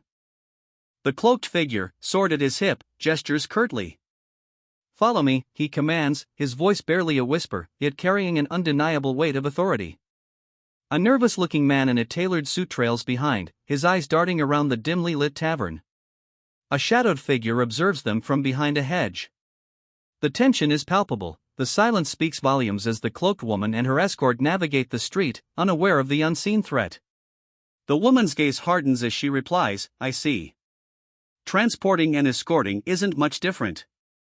The only difference is that one protects an item, while the other protects a person. Her assessment, while seemingly simple, reveals a pragmatic worldview honed by experience. This is a woman accustomed to danger, calculating risks, and accepting the inherent moral ambiguity of her profession. A curt, almost resigned, "okay," escapes her lips, betraying a quiet acceptance of the inherent risks ahead. The weight of her responsibility settles upon her shoulders, the safety of the person under her protection, no matter the cost. A young woman reflects on the implications of meeting Marquis Zaranjan, recognizing the weight of his high social standing. This encounter foreshadows the significant influence this powerful figure will have on her life. A man, possibly a servant, questions the Marquis's relatively youthful appearance, expressing his surprise. This subtle detail highlights the unexpected nature of their encounter. The servant informs another individual that the lady is currently having breakfast in the cafeteria. This seemingly mundane detail sets the stage for a potential interaction between the lady and the Marquis. The lady, displaying a touch of playful sarcasm, comments on the Marquis's concern for her well-being. Her light-hearted tone belies a deeper appreciation for his consideration, suggesting a budding connection between them. Lady Xenia, a young girl, inquires about the urgency in Gilton's demeanor. Her innocence contrasts sharply with the serious situation unfolding. Xenia's dismissive attitude towards mercenaries reveals a detachment from the harsh realities of power struggles. She is more concerned with trivial matters. Despite her dismissal, Gilton's concern for her well-being persists, leading him to gently suggest she eat more. This underscores the complex dynamic between them. The scene shifts, revealing a silent exchange between two figures. The tension is palpable, a new, unseen threat emerges. The weight of responsibility settles upon their shoulders. Their solemn expressions hint at the gravity of the looming danger and the burden they now carry. Something feels amiss. One woman informs another that she has already forwarded relevant information to a third party. This suggests a pre-existing network of informants and a degree of trust between these individuals. He's been vetted by the Mercenary Guild, eliminating potential problems. The speaker's instructions underscore a degree of authority and responsibility. The implied trust highlights the importance of this individual's role in the unfolding events. The final decision rests with the other party. The statement implies a degree of risk or uncertainty, underscoring the independent nature of this choice. The urgency and the character's expression suggest the matter is time-sensitive. Her gaze hardened. She was certain of her suspicions. A young woman, dressed in a striking blue dress, stood defiantly before her. The girl in the gray cloak remained resolute, her suspicion only growing deeper. A butler's words confirmed it. The man was a guest of Lady Xenia, apparently well known at Baden's Greta Academy. This revelation shifted the focus, adding a new layer of intrigue. She's 14 and about to take the entrance exams for the Greta Academy. A quiet contemplation follows the news. With only 2 hours until departure, preparations are underway. The young woman is instructed to get a horse from the stables and meet the carriage once ready. Servants load luggage into the ornate carriage awaiting its passenger. The scene underscores the impending journey. A simmering resentment ignites within her, a silent vow against an unnamed bastard. This hints at a hidden conflict driving her actions. He's still not listening. The young woman, clearly frustrated, strokes her unusually docile mount. It's a far cry from the spirited steeds of the Pace Mercenary Corps. A child's excited call cuts through the air. "Over here!" "Here," she shouts, waving from within a lavish carriage. The young woman turns, a flicker of hope crossing her features. A powerful figure, cloaked and enigmatic, appears. Falling petals hint at a spell's subtle disruption. The young woman's gaze shifts to the newcomer, her hopes seemingly dashed. A carriage, escorted by a troop of riders, approaches a distant town. The rhythmic clip-clop of hooves echoes through the crisp autumn air. A mysterious figure, cloaked and radiating an unseen energy, is the subject of intense scrutiny. The observer, unseen yet clearly present, notes both the unknown nature of the magic and the inexplicable self-imposed spell. Intrigue hangs heavy in the air. Within the carriage, a conversation unfolds. A woman observes a young man, noting his academic achievements while quietly resolving to maintain surveillance. A young woman, displaying classic signs of pretest anxiety, expresses her nervousness despite her top-tier academic standing. The stark contrast between her self-assessment and her objective performance is evident. Her anxieties persist, highlighting the internal pressures she faces despite her outward confidence. The internal conflict underscores her character. A young woman, her face etched with worry, confesses, "But I may need someone to teach me." The weight of her upcoming entrance exam is clearly pressing upon her. Her anxiety intensifies. "If I fail the entrance exam, I don't know how I could inform my family of such news." The fear of disappointing her family is palpable. A calm voice interrupts her despair.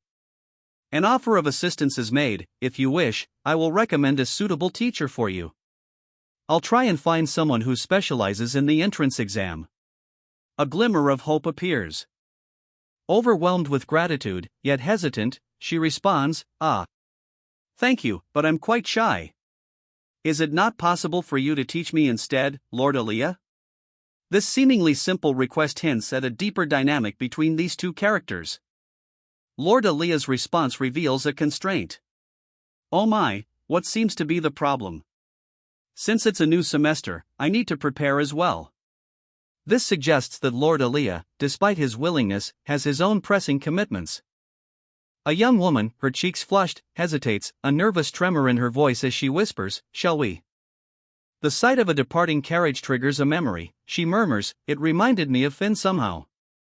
The implication hangs heavy, a connection between the carriage and a person named Finn, possibly hinting at a shared past or impending event involving him. A serious discussion unfolds. The confirmation of a mercenary group's presence, including knights affiliated with a noble, raises the stakes.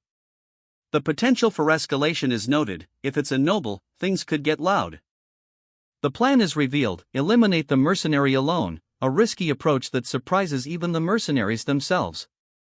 One mercenary's skeptical question, "Yet you're going so far as to recruit us," highlights the audacity of the mission and foreshadows potential conflict within the group. A man, his beard neatly trimmed, chuckles, "I'm just being cautious. Besides, it is the philosophy of the Black Hawk that everyone here has a mindset on par with our philosophy." His words reveal a calculated approach and a belief in the shared values within his organization. A close-up on a man's face, eyes gleaming with unnerving intensity. He declares, "I really like it." This reveals a disturbing undercurrent and unsettling approval of the Black Hawk's philosophy. The scene shifts to a village at night. An older man greets weary travelers, "Welcome. It's quite late in the night, you must have been through a lot." "Ah, Chief, thank you for allowing us to stay here overnight. We'll be sure to pay you." The exchange establishes a brief respite for the travelers and hints at their arduous journey. A figure hurtles through the night, a purple energy trail marking their swift movement. This signals a sudden, violent interruption of the peace. Her vision has improved significantly since her time at the Forest of Roots, but a lingering blockage remains. A purple energy flows from her sword, a testament to her enhanced abilities. Despite the progress, she senses a constraint in her power, hinting at a deeper, unresolved issue. She wonders if her training will accelerate at Greta Academy, indicating a desire for further development and mastery. Standing beneath the vast night sky, she contemplates her path ahead, symbolizing a transition into a new chapter of her journey. The Milky Way stretches across the canvas above her, echoing the vastness of her aspirations. A fleeting image, was it an owl, leaves her questioning, a mysterious element introduced into her solitary journey. A magical staff, tipped with a vibrant pink gem, lies on a table amidst scattered books. The unseen speaker's thoughts reveal a calculated retreat. His target possesses keen senses, making prolonged observation too risky. The speaker, a young man with striking silver hair and intense purple eyes, sits, his hands glowing with faint purple energy. His judgment is clear: what a strange bastard. The term suggests a mixture of fascination and disdain. A young woman in military garb watches a cloaked figure depart through a door. Her expression is unreadable, but her posture hints at alertness. The scene establishes a palpable tension. The cloaked figure's back is to us, but their uncertainty is palpable. They admit to not knowing exactly what they sense, but acknowledge that there is something distinctly unusual about the individual they've observed. A young girl screams "Lord Aaliyah," her eyes wide with a mix of fear and excitement. Two figures, one resembling a butler, stand behind her, their expressions mirroring her alarm. The panel's energy indicates a sudden, urgent development. A man in a fine suit explains, his tone measured, that they encountered another individual quite by chance. His lady recognized him, accounting for the man's presence. A young man, clad in dark armor, sits astride a magnificent white horse, riding through a picturesque town. The scene is peaceful, for now. Chaos erupts. The horse rears violently, throwing the rider as bystanders react in alarm. The young man's unexpected wildness is clear, though his reasons remain mysterious. Despite the commotion, the young man's composure remains, if slightly strained. He requests that the other party join him in the carriage so they can discuss the situation. A hooded figure, their face partially obscured, stands alone. Their violet eyes, however, are intensely focused, betraying a quiet intensity. A sense of foreboding hangs heavy in the air. From a distance, another figure observes. A single word escapes their lips, "I see," revealing a sudden understanding of a previously unseen connection. The observer, their face now clearly visible, continues their thoughts. "It certainly explains things if it were magic, and why things felt strange in the beginning." The revelation carries a weight of understanding, suggesting a shift in perspective and a new understanding of the world around them. If you've prepared enough, I'm sure you'll do well. A mentor's confidence in their student underscores the upcoming challenges. Once we arrive, we'll have enough time, so you should take the opportunity to review. Practical advice highlights the Academy's emphasis on self-directed learning. The Academy is a place that encourages individual learning. You should get used to it. This reinforces the Academy's unique learning approach. Lady Xenia, it will be a tiring trip, so why don't you rest up?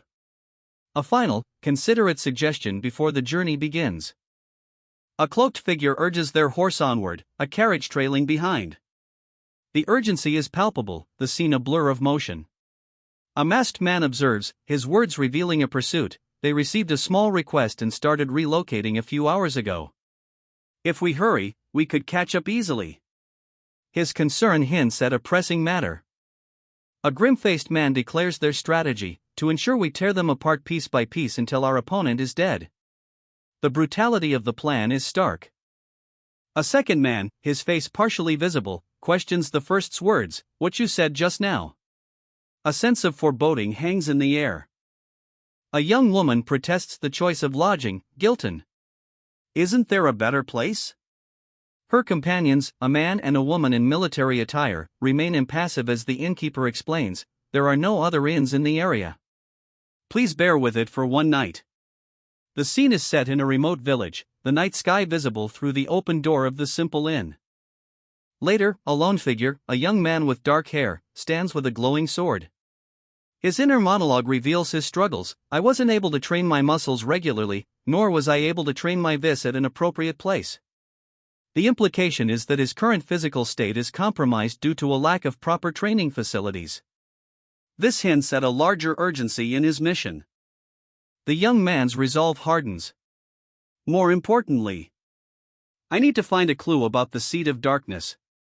This statement reveals the central mission driving his actions, introducing the Seed of Darkness as a significant threat that needs to be investigated.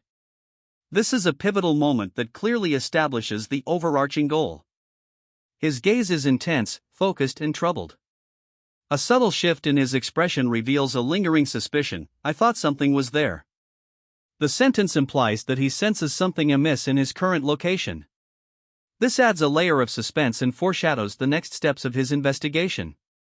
A spectral owl soars through the night, its ethereal form shimmering as a figure below performs a mystical hand gesture.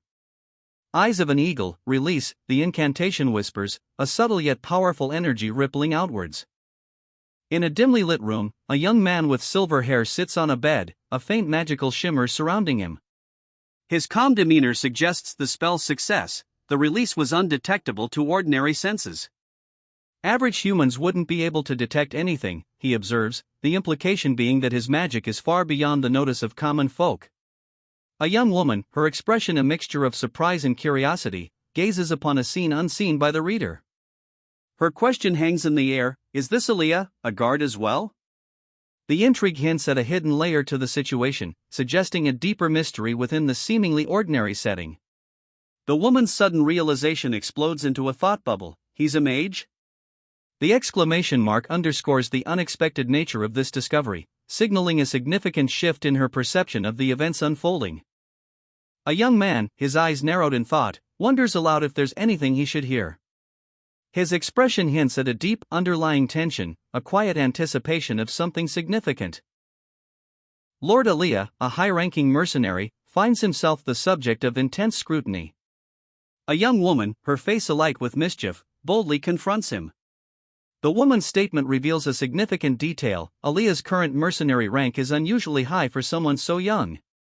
Her words carry an undercurrent of both apprehension and a hint of defiance. Ignoring her blatant intrusion, Aliyah remains in his slumber. The woman's persistence, however, is unwavering. She knows he's awake, and her next words carry a chilling implication. The woman's urgency is palpable. Her makeup, applied at this late hour, hints at a finality, suggesting the possibility of imminent danger or a crucial last stand. Aliyah, though seemingly still asleep, is directly addressed as the situation intensifies. How exhausting. The words hang heavy in the air, a testament to the arduous journey just concluded. A rustic log cabin, nestled in the fading twilight, offers a momentary respite. Tears stream down his face, a stark contrast to the grim landscape. The weight of his burden is palpable, his despair mirroring the bleakness of the forest. A figure in formal attire watches silently, a detached observer to his grief. A shift in mood. The invitation, "Let's eat here," offers a glimmer of hope amidst the desolation. His weary companion's smile, though faint, speaks volumes. This shared meal signifies more than sustenance, it's a symbol of resilience, a testament to their enduring bond. The weary soldiers, having secured a meager supply of rations, settled by a stream. One commented that consuming the food would take the entire day, given the limited amount. The implication of their scarcity, coupled with the vastness of their journey, hung heavy in the air. A young man among them, his brow furrowed in thought, silently considers the implications. The brief suggests a subtle shift from the group's weariness to a dawning awareness. A man in formal attire observes two maids serving drinks, a wave of uncertainty washing over his features. He questions his earlier judgment, a subtle doubt creeping into his usually composed demeanor.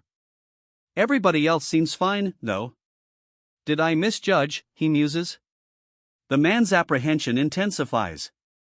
He discovers a young woman asleep in a room, her peaceful slumber belying the growing unease in the atmosphere. The scene shifts abruptly, highlighting a building tension. He leans closer, noticing she's talking in her sleep. A look of dawning horror spreads across his face, his previous concerns overshadowed by this unexpected development. She's talking in her sleep. Oh my. He whispers, his voice laced with alarm. Panic sets in. A maid collapses, overcome by sudden drowsiness. The man, now thoroughly alarmed, desperately calls out a name: Cedric. Where are you? Cedric. His cry echoes the escalating crisis. A man in formal attire gasps, discovering Cedric lying wounded on the ground. The urgency in his exclamation, "Cedric," reveals Cedric's unexpected state and the witness's immediate concern. The scene shifts to a chaotic aftermath. A carriage lies overturned, its occupants, including the man from the previous panel, scattered and unconscious on the ground. The sudden, violent nature of the event is undeniable. A lone figure, cloaked in darkness, sits calmly beside a fallen knight. The contrast between the knight's defeat and the observer's composure hints at a significant power imbalance, and the presence of a simple cup suggests a deliberate, unhurried approach to the aftermath. The cloaked figure, revealed to be a woman, pours water from a flask. Her calm demeanor persists, emphasizing her control and perhaps suggesting an indifference to the fallen. The lack of immediate reaction strengthens the implication of superior strength. Two figures stand amidst a desolate landscape, their faces partially obscured by shadow. One muses on the efficacy of a sleeping potion, deeming it a cumbersome method, while the other silently observes. Their target, it seems, is already incapacitated by the potion's effects. The air is thick with anticipation, the silence broken only by the subtle sounds of their movement. A lone figure, seemingly a young woman, stands before a weathered tree. The setting is stark, cold, and suggestive of a hidden ambush. Her gaze is sharp, focused, almost expecting discovery. This isolated figure is far from the initial scene, and her presence shifts the tension, hinting at an imminent confrontation. The man from the first panel's face registers shock and disbelief. He recognizes the solitary figure. She is known to him, though the context remains uncertain. The recognition intensifies the tension, adding an element of personal stakes to the upcoming conflict. The question, "What are you doing here?" hangs heavy in the air. The recognition solidifies. The young woman is revealed to be a high-ranking mercenary. The stakes are raised significantly. This is not a mere chance encounter but a direct confrontation with a formidable adversary. The revelation sets the stage for an imminent and potentially dangerous battle. The scene shifts. Three armored figures, their faces grim, stand revealed as traitors. The word traitors hangs in the air, emphasizing their betrayal and foreshadowing the conflict to come. The atmosphere is charged with tension and impending violence. Their presence solidifies the conflict, escalating toward a major confrontation. A sneering face fills the panel. The eyes, narrowed and intense, betray a deep-seated contempt. "You should know your place before you open that mouth of yours." The words hang heavy in the air, a clear warning. The scene shifts to a stark, wintry landscape. A lone figure stands defiantly, sword in hand, facing down two shadowy assailants perched high in a tree. "You are our prey," one of the figures declares, their voice echoing the cold, predatory intent of the hunters. A chilling grin spreads across the face of one of the hunters as he licks his lips, anticipation radiating from him. "Now, then, should we start hunting?" The words are a prelude to violence. The lone figure's face is etched with grim determination, her eyes reflecting a dawning realization. There are too many of them. The weight of the situation becomes clear. She is outnumbered and facing a desperate battle. A wave of raw energy, a crackling tempest of light and shadow, explodes outward. The sheer power is palpable, a destructive force unleashed. The source of the blast is revealed. A man, his face contorted in fury, commands a swirling, violet magical energy. "Put that down and get lost," he snarls, his voice dripping with menace. The threat is clear, compliance is expected. He reinforces his command, his magical sigil pulsating with power. "If you don't want any trouble, put it down." The escalating threat underscores the gravity of the situation. Elsewhere, a young man with striking violet eyes sits pensively, his brow furrowed in contemplation. The sudden burst of power, the ensuing confrontation, clearly weighs heavily on his mind. A hushed voice calls out, "Lord Aaliyah, are you asleep?" The question hangs in the air, the scene hinting at a clandestine urgency. Strict orders are delivered. Aaliyah must be asleep before 9 o'clock to regenerate his skin. The stakes are high, the master's command unwavering. The group encounters a spring, a designated rest stop for travelers on the road to Baden. This seemingly innocuous detail reveals a significant element of the world's infrastructure. One member of the group exclaims, "It's as sweet and refreshing as booze." His enthusiasm highlights the welcome respite this spring offers. A maid, eyes wide with longing, gazes at a picture of a lavish meal. "Hiya, look at how ridiculous that is, look at all the food," she exclaims, her tone a mixture of awe and envy. The scene shifts to a stark contrast. A woman in simple garb observes a group enjoying a sumptuous feast from a carriage. "They're having all sorts of salads and meats, while we were only handed a piece of bread and some jerky," she notes, the disparity palpable. The woman, her face etched with sadness, drinks from a simple cup. "I'm so sad about my status, so sad. I miss Finn's meals," she sighs, her words revealing a longing for a better past. Close up on the cup, the woman asks, "What is that?" A hint of suspicion tinges her question. She takes a sip, her expression shifting. "The water tastes a little funny," she observes, the subtle change in her tone suggesting a discovery. Suspicion clouded her features as she examined the contents of the cup, a silent question hanging in the air: is it poison? Exhaustion etched itself onto her face as she leaned back, a sigh escaping her lips. Ugh, I'm so tired. I'm going to take a little nap. She clearly needed rest. His composure shattered. The man's eyes widened in shock as he witnessed the unexpected scene, a gasp escaping his lips. What is this? The question hung heavy in the sudden, chilling silence. The aftermath of a brutal battle lay scattered across the barren landscape. Two figures, a cloaked man and a woman in a maid's uniform, lie unconscious amidst the fallen soldiers. A lone survivor watches from the edge of the scene, the weight of defeat heavy upon him. A man's eyes, wide with apprehension, betray his silent warning: they're coming. The palpable dread hanging in the air foreshadows an imminent threat. The tension ratchets up as a masked figure reveals the reason for their precarious situation: so that's why we use something that cannot be traced. Their clandestine methods highlight the desperation of their circumstances. A figure in a gray cloak, sword at his hip, looks down at the sleeping woman. Why haven't you fallen asleep? He questions, his voice laced with concern and a hint of mystery. The nature of the sleep, and perhaps the woman's identity, is clearly far from ordinary. Accusations fly. Are you the one who killed the Black Hawk minions? The question hangs heavy in the frigid air, a silent response from the hooded figure fueling the growing tension.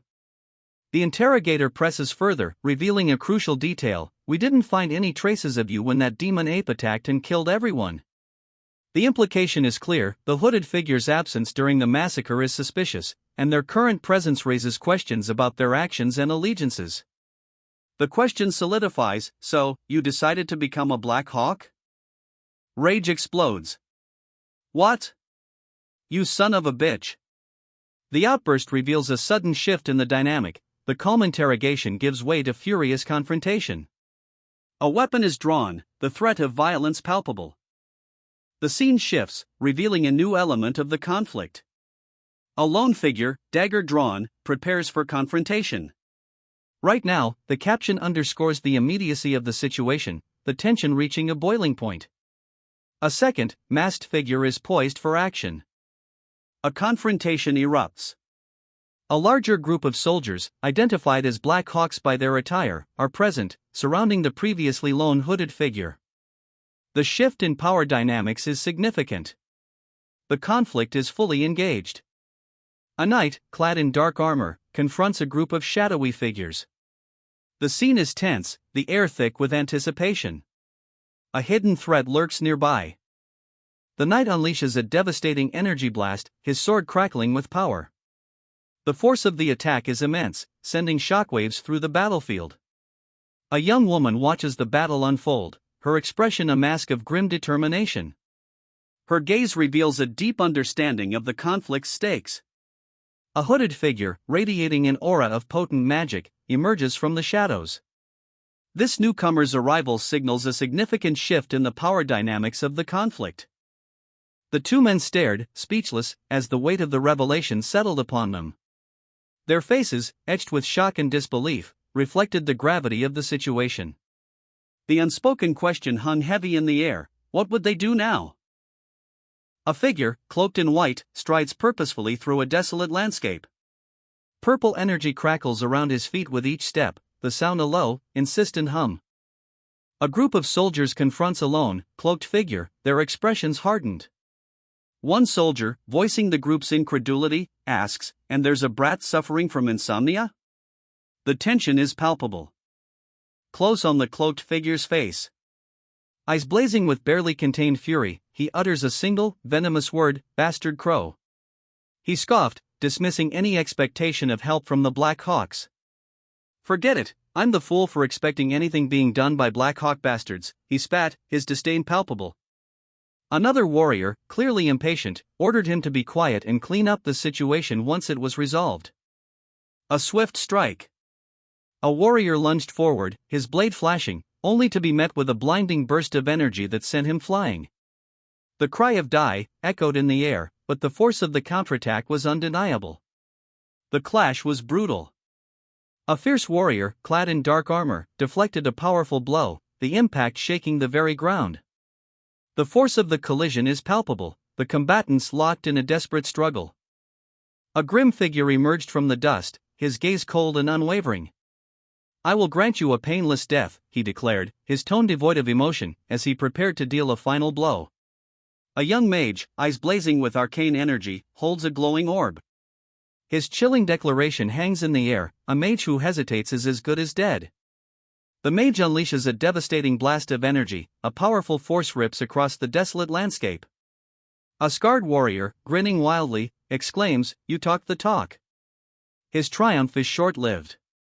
A second mage, cloaked in white, appears, subtly altering the balance of power. "If I were alone," she reflects, "this would have been far more difficult, but I got lucky." A monstrous figure, his face contorted in a savage grin, unleashes a torrent of icy energy. "Die," he bellows, the word echoing the lethal intent radiating from him. A swift counterattack. A warrior, cloaked and armored, deflects the icy blast with a shimmering shield, the force of the impact sending a shockwave rippling through the desolate landscape. The warrior's initial confidence falters. Observing the aftermath, a witness gasps, "He's much worse than I thought." "What happened to your arrogance from earlier?" The sheer power displayed by the monstrous figure is clearly overwhelming. Undeterred, a young woman with intense violet eyes emerges from the shadows. Her voice, cold and steely, cuts through the tension. "We're just starting." This declaration signals a renewed resolve, hinting at a protracted and fierce conflict yet to come. A dark figure, cloaked in shadow, stands amidst a swirling vortex of energy. A whispered thanks hangs in the air, a stark contrast to the ominous atmosphere. Rage contorts the face of a man with teal hair as he roars, "Huh? Are you insane? I was the one who cornered you here." His fury is palpable, fueled by a potent mix of disbelief and betrayal. The dark figure, now more clearly visible, meets the man's outburst with chilling disdain. Their eyes burn with power as they state, "You are not worthy of facing me." This is not mere arrogance, it's a declaration of overwhelming superiority. The teal-haired man lunges, his sword a blur of blue energy as he screams, "You bastard." The attack is ferocious, a desperate attempt to defy the dark figure's claim. A brilliant flash of blue light explodes as the sword connects, but the dark figure remains unmoved, barely fazed by the impact. The scene cuts to a close-up of the dark figure's determined, unflinching gaze. The warrior lunged, his blade a silver streak against the bleak landscape. A purple energy erupted from his opponent, forcing him back. A desperate cry escaped his lips as the purple energy overwhelmed him, a brutal counterattack leaving him reeling. The clash of steel echoed through the desolate woods. The warrior's defense shattered, leaving him exposed. The battle concluded. The warrior lay defeated, his body broken, a testament to the superior power of his adversary who stood over him, victorious.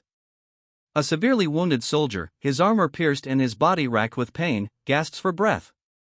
"How can a brat like you use this much vis?" he manages to rasp, his voice filled with disbelief and agony. The sheer power he witnessed is clear. A young woman, clad in dark armor, stands above him, her sword still drawn. Ignoring his question, she coldly commands, "Take your subordinates and leave quietly. I'll let you live." A stark contrast to the brutality of the battle is her calm demeanor. The wounded soldier, his face a mask of shock and wounded pride, stares up at her. "Are you asking me to beg for my life right now?" His disbelief is palpable, he cannot comprehend this unexpected mercy. The young woman's expression hardens, a shadow crossing her features. "You ran away and deserted all of your comrades. But that wasn't humiliating?" Her tone is laced with contempt, her judgment is harsh. The finality of his defeat is displayed. The soldier lies broken on the ground, his armor cracked further, blood staining the earth around him. The young woman's words have sunk in. The battle has definitively ended. A guttural chuckle, kiki, escapes the throat of a man writhing on the ground, his face contorted in agony. Above him, a young woman with dark hair watches with a mixture of apprehension and grim determination. The young woman's eyes widen slightly, a barely audible gasp, escapes her lips as she witnesses the scene unfolding before her, a dawning understanding of its horrifying implications. A figure, cloaked in red, lies amidst a pile of fallen soldiers, their struggle silenced. The air is thick with the sounds of their dying breaths, a chorus of gasps and pained groans. One of the fallen soldiers, eyes wide with disbelief and rage, manages a choked, "You bastard. Just what are you?" before his voice trails off into the silence that has now fallen upon the bloody battlefield. A mage's hand glows, crackling with purple energy, a swirling vortex forming around it. The power is palpable. Two massive boulders, imbued with the same purple energy, are launched from a magical circle into a desolate landscape. The mage proclaims, "I'm a mage." The display of raw power leaves no room for doubt. A grizzled man sneers, his expression a mix of disdain and amusement. He explains, "We put them to sleep by paying a hefty sum." The casual mention of bribery hints at a world where even magical threats can be neutralized with coin. A masked figure confronts the smirking man, his blade drawn. "What happened, asshole?" he demands, the question laced with barely contained fury. The sudden shift in tone reveals a conflict about to erupt. A figure hurtles downward, a contemptuous voice echoing, "Dingy-looking brat over there." The attack is swift, brutal, leaving no room for doubt. The brat, however, is no ordinary youth. He counters with a burst of speed, his blade crackling with blue energy, a fierce expression etched on his face. This is a seasoned fighter, not one to be trifled with. A foot lands heavily, kicking up dust.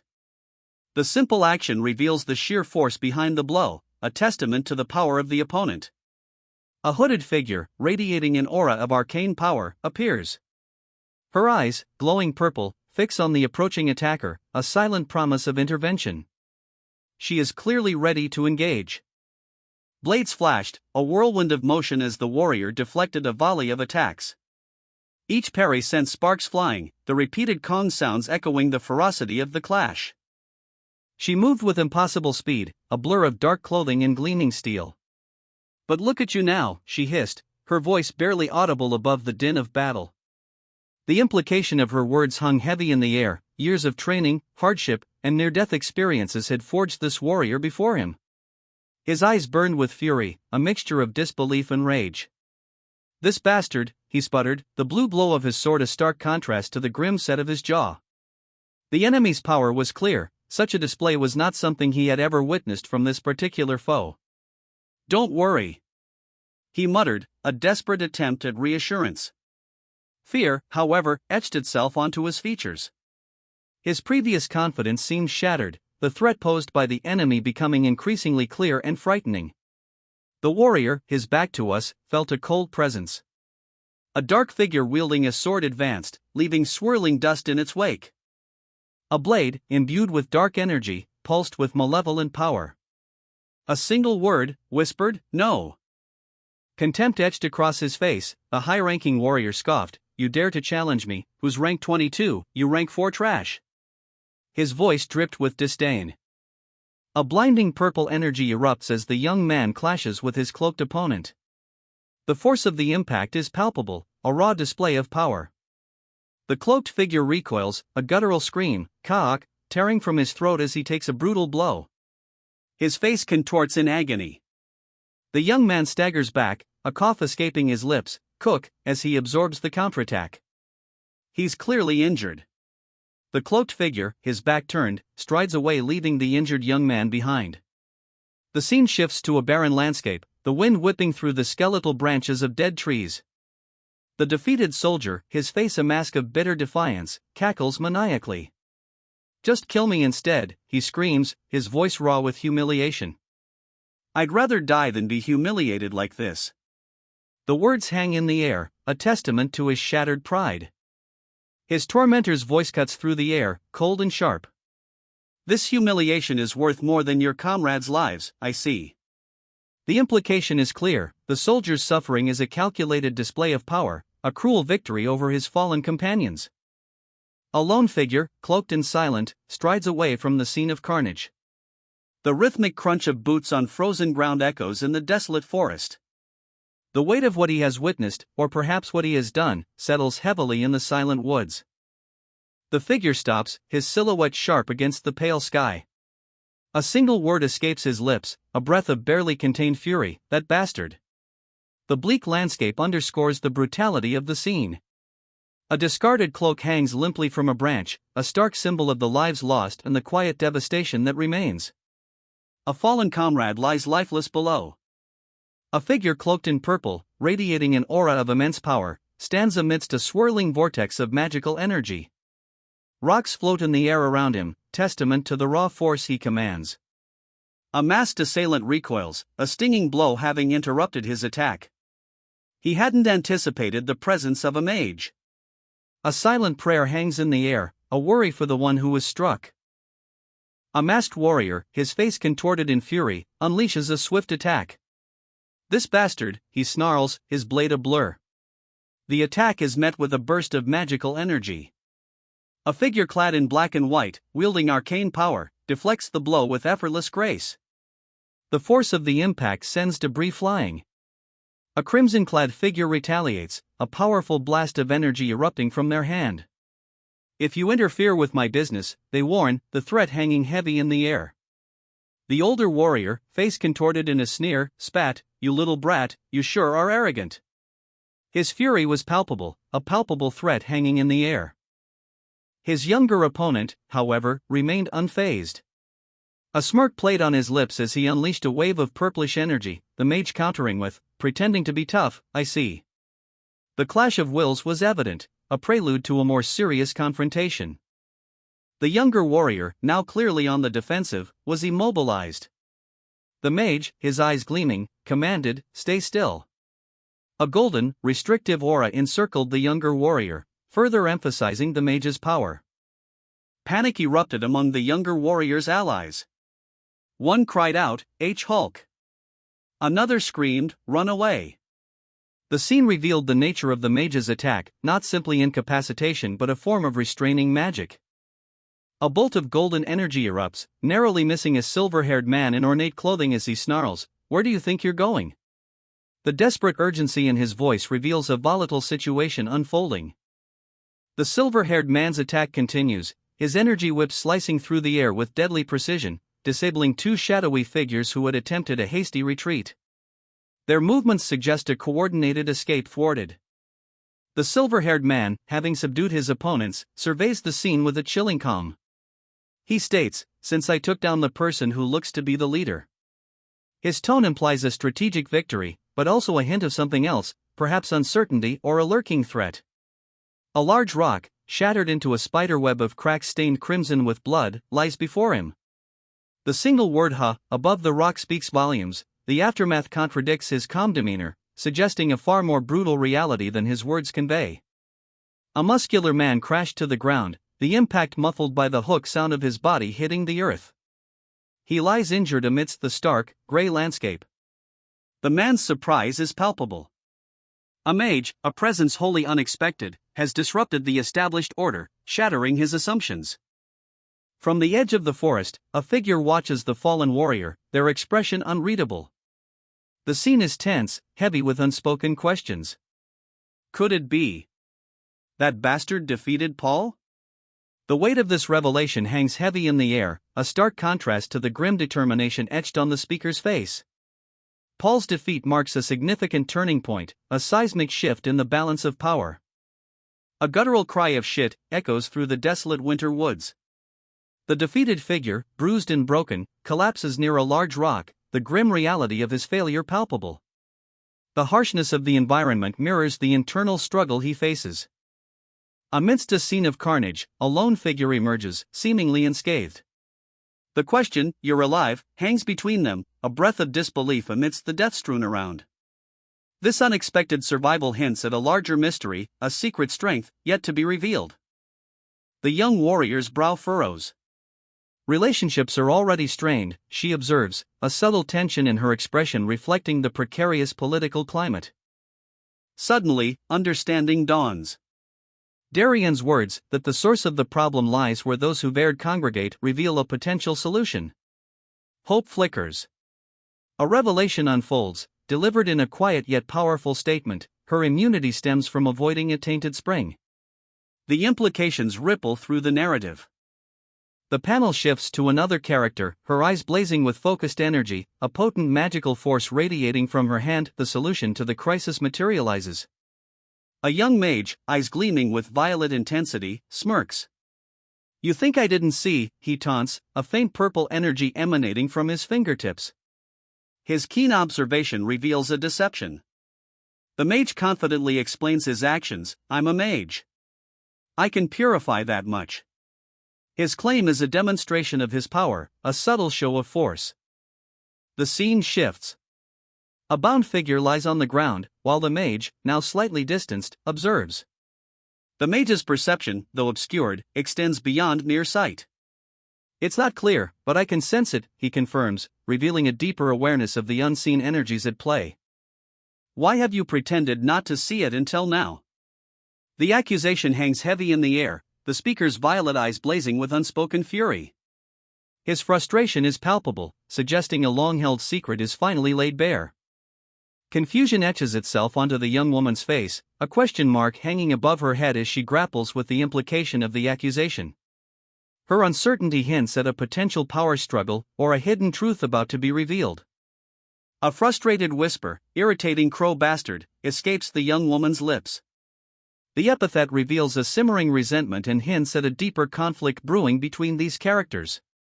The scene explodes with magical energy. Surrounded by a fiery summoning circle, the figure in white unleashes a torrent of raw power. Two cloaked figures observe, highlighting the escalating conflict and the vast magical abilities at play. The initial accusation and subsequent reactions culminate in open confrontation. A searing pink energy erupts from the young mage's hands, striking the armored warrior with a concussive force. The impact sends the warrior sprawling, a pained kohak escaping his lips. The young mage, seemingly unmoved by the impact of their spell, states with chilling indifference, "I don't care about whatever you want to do." But a subtle shift in their expression hints at a hidden agenda. The young mage's attack continues, another blast of pink energy impacting the warrior. The warrior cries out, "Cook," as the energy slams into him, this time leaving a visible burn mark. The mage clarifies, "That's a completely different matter." The warrior is overwhelmed by the mage's power, a searing pink energy engulfing him as he roars in pain, "Gra!" His desperate cry reveals the true extent of his suffering. "All of you will have to come to Baden with us," the masked figures declared, their swords drawn, surrounding a bound prisoner. The threat hung heavy in the crisp winter air. A swift, brutal counterattack erupts. One of the captors is sent sprawling by a whirling blade, a sharp kaah, punctuating the violent motion. The tide of the confrontation shifts. A powerful mage, seemingly appearing out of nowhere, unleashes a wave of energy. Golden rings of force radiate outward, striking multiple figures and scattering the remaining assailants. The scene explodes with light and motion, leaving only scattered fleeing figures behind. The mage, having swiftly dispatched his opponents, lets out a dismissive tsk. He observes their retreat, unimpressed by their hasty escape. His demeanor conveys a sense of complete control and effortless superiority. He stands alone now, in the desolate, leafless wood, the aftermath of the battle a stark contrast to the calm composure he projects. His journey to Baden, it seems, will be unhindered. Did they run away already? A question hangs in the air, laced with both suspicion and a hint of disbelief. The man, his face etched with grim surprise, grapples with the implications. The Black Hawk, a notorious figure, is pursuing a young boy from Pace. This unexpected turn of events unsettles him profoundly. His shock intensifies.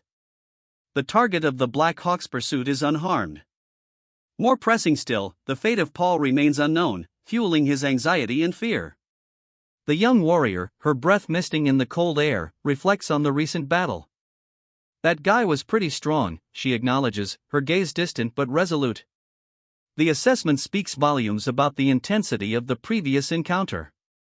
She walks away from the scene, leaving behind a desolate landscape littered with the corpses of small, armored creatures. The quiet devastation underscores the scale of her earlier victory, suggesting a fight much larger than it might initially appear. A young, silver-haired mage, their eyes glowing with an eerie purple light, stands over several subdued figures. "Restrain them," they command, their expression calm and almost clinical. The power dynamic is instantly clear, the mage's control is absolute. Conserving her mana, the mage plans to imprison her captives in Baden rather than expend further energy eliminating them. She deems them unworthy of such a powerful exertion. The mage's decision is questioned. Two figures, hardened by battle, are shown, underscoring the difficulty of her decision and the nature of her prisoners. The mage simply responds with a dismissive, "That's unfortunate." The tension escalates as the mage prepares to use magic, a pink orb forming in her hand. A confrontation is imminent. The young mage, his eyes wide with dawning understanding, examines a glowing crystal. "Is it because of the magic surrounding your body this whole time?" he asks, his voice tinged with wonder and a hint of suspicion. This question points to a hidden power the mage senses, a secret potent enough to alter the very fabric of reality. A cloaked figure, his hand resting on the hilt of a sword, stands amidst a misty forest. He mutters, "I wasn't all that curious," betraying a simmering resentment and a reluctance to fully engage. The implication is that his curiosity is far from dormant, though he might be consciously suppressing it. The scene shifts to a desolate battlefield. Bound captives huddle in the dust as a grim-faced warrior stands guard. The young mage approaches, his gaze sharp and assessing. This confrontation sets the stage for a potential power play, highlighting a widening conflict. A chilling question echoes in the silence: did things start to go wrong? The implication hangs heavy in the air, a foreshadowing of impending doom. A group of soldiers, their faces etched with gratitude, knelt before a lone figure. Their heartfelt words, "We are forever indebted to you," hung heavy in the crisp air. He responded humbly, "I merely did what I should do as a fellow traveler. I do not need anything in return." A slight pause, then a quieter, "Anyway." His gaze hinted at unspoken thoughts. His companion remained silent, her expression unreadable, a subtle concern present. "I don't know why," she murmured, but he didn't fall asleep either. The unspoken implications of this hung between them. A man in fine attire, seated in a carriage, muses, "I did hear that there were people with such immunities." His thoughtful expression hints at the significance of this information. He adds, "Thank you," a polite acknowledgement of a recent revelation. A young woman, eyes sparkling with infatuation, clutches the hand of a hooded figure. The intensity of her affection is palpable. A speech bubble reveals the figure's identity, Xenia of Zaringen. The young woman's infatuation intensifies. The hooded figure, Xenia, reacts with a more subdued expression as the girl excitedly blurts out, "Marry." The stark contrast in their reactions is immediate. Xenia's response is delivered calmly, "I have someone I am betrothed to back home." The young woman's face registers shock and disappointment. Xenia's announcement carries significant weight, casting a shadow over their burgeoning relationship. The girl hears a decisive statement, "As soon as I graduate from the academy, I will wed her." A masked man groans, his voice barely audible, while a worried-looking older man stares at him with concern. The urgency of their situation is palpable. Despite their overnight travel, the group arrived in Baden without incident. The older man notes this fact, a touch of relief in his tone. The travelers stand before the gates of Baden, a city revealed in all its glory. The unspoken weight of their mission hangs heavy in the air. A sharply dressed man offers a purse to a dark-haired woman, his brow furrowed in what might be a mixture of apprehension and expectation. "Yes," she inquires, her expression unreadable. The man produces a heavy purse, and he explains, "And here is 10,000 marks." The weight of the transaction hangs heavy in the air. The hooded figure, their violet eyes intense, receives the payment. This young person's demeanor is one of quiet determination, belying a possible hidden strength. A dismissive humph escapes the lips of the silver-haired mage, his violet eyes narrowed in disdain as he observes the scene unfolding before him. His assessment of the situation is clear: displeasure. Two figures, cloaked and watchful, stand amidst the cracked earth. Their presence, though silent, speaks volumes. A silent tension hangs heavy in the air. A young woman, her expression unreadable, utters two simple words, "Now, then." This seemingly casual phrase marks a significant shift.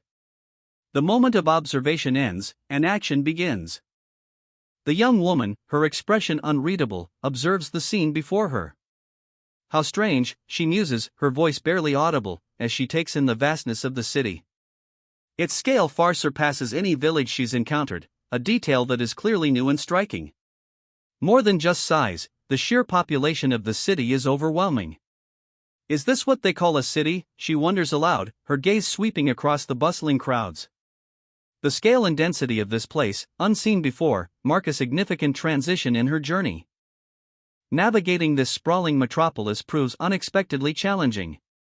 It was hard to find this place, it's so huge, she admits, the statement reflecting the sheer scale of the city and highlighting the unfamiliar complexity of urban life in this world. A young warrior, cloaked and gazing upward, murmurs, "So this is." The uncertainty in their tone hints at a momentous discovery, a revelation yet to fully form. The warrior's eyes narrow, a sudden sharp intake of breath escaping their lips as they question, "Named Ethan Kudrow?" The name carries weight, a significant piece of information that seems to connect to a larger, more ominous puzzle. A sudden footfall startles a librarian, causing her to cry out, "Achish, why you scared me?" The unexpected arrival of the warrior disrupts the calm of the library, foreshadowing a potential confrontation or tense interaction. A woman in spectacles sits at a desk, her expression serious. Before her stands a cloaked figure, his hands resting on a rolled document. "I'm looking for that man," she states, her gaze fixed on something beyond the panel's frame. The weight of her words suggests a search of vital importance. The woman gestures towards a hallway where a cloaked figure moves purposefully through the grand hall. The distinct click-clack of his footsteps echoes in the hallowed space. She calls him over. The cloaked figure stands before a large, ornate door, upon which arcane symbols glow with a celestial light. The woman, now smaller in the frame, activates a magical sigil on the door. The air crackles with energy, foretelling a significant event. A beam of light, intensely bright, cuts through the darkness. The word magic is scrawled across the panel, a question hanging in the air. A young woman, her expression thoughtful, reflects on the human Darien, whose name she has just heard. Curiosity flickers in her eyes. She is clearly intrigued. A tense atmosphere hangs heavy as the young woman approaches a grand, imposing doorway. Inside, a figure awaits, his presence commanding respect. The figure inside, now clearly visible, demands the woman state her business. His eyes, sharp and intense, convey a sense of authority and suspicion. A collective sigh of relief escapes the two figures as they survey the aftermath. The risk they just faced was immense, they narrowly avoided a catastrophic situation. One of the figures, a man in formal attire, expresses his profound gratitude, acknowledging the immense debt he owes. The man explains that a mercenary, visible in the background, also aided in their escape from the dire circumstances. The situation is more complex than it initially seems, help came from an unexpected quarter. The mercenary, a woman clad in dark armor, reveals that conventional medicine is ineffective for her particular ailment, hinting at a unique condition or magical nature to her injuries. The man in formal attire, Lord Aaliyah, proposes a proposition to the mercenary, a substantial reward, exceeding her standard payment, upon their arrival in Baden-Baden. This sets the stage for a journey, hinting at further adventure and potential complications. Overwhelmed with gratitude, the young woman's eyes shone with adoration. To have saved me in such a crisis. If this isn't fate, what could it possibly be? She exclaimed, her heart clearly soaring. She clasped her hands together, overcome with emotion. I would like to repay you for this debt in any way possible. The scene shifts dramatically. A carriage lies overturned, surrounded by fallen soldiers. A distressed attendant cries out, "My lady! Please don't cry in such a place." The young woman, seemingly unharmed, is now approaching a grand castle, traveling in a new, undamaged carriage. Her earlier distress is gone, replaced by a composed and regal bearing. A distinguished gentleman, impeccably dressed, offered his thanks for their hard work. He assured them of a commendation within their mercenary guild. He presented a small token, clarifying that it wasn't part of their promised payment, but rather a gesture of gratitude. The mercenary, a young woman with dark hair, regarded this with a thoughtful expression as a figure in white hurried past. The pair walked away, their departure marked by the faint sound of dust settling on cracked earth. The implication of a completed mission, leaving questions about the mysterious token and the hurried figure. A young man, his violet eyes wide with uncertainty, tilts his head, a single question mark floating above him. He is cloaked in pale fabrics, the hood obscuring much of his face. A sense of apprehension hangs in the air. A woman, her expression pained, turns her head away. The single word helping hangs in the air. Her gratitude is evident. This moment suggests a debt incurred and a bond formed. He stands before a massive gate, the path to the academy opening before him, bathed in a golden light. His internal question, "Shall I head into the academy?" reflects the weight of his decision and the uncertainty of his future. The city bustles with activity.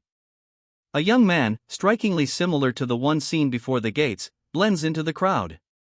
The scene establishes a place of bustling life that contrasts with his previous contemplative moments. His journey has begun.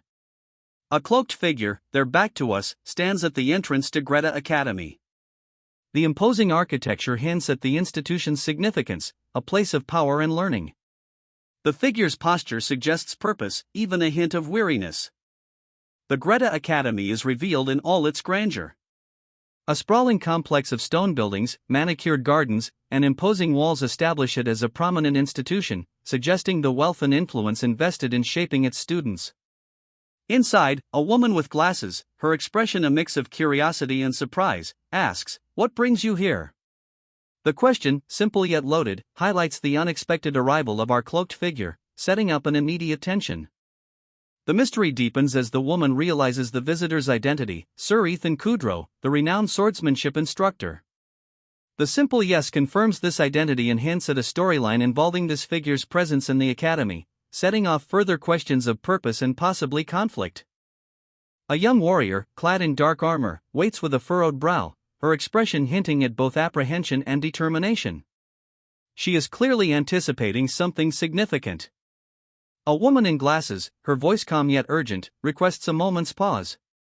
This suggests a crucial event is about to transpire, one that requires careful consideration before proceeding.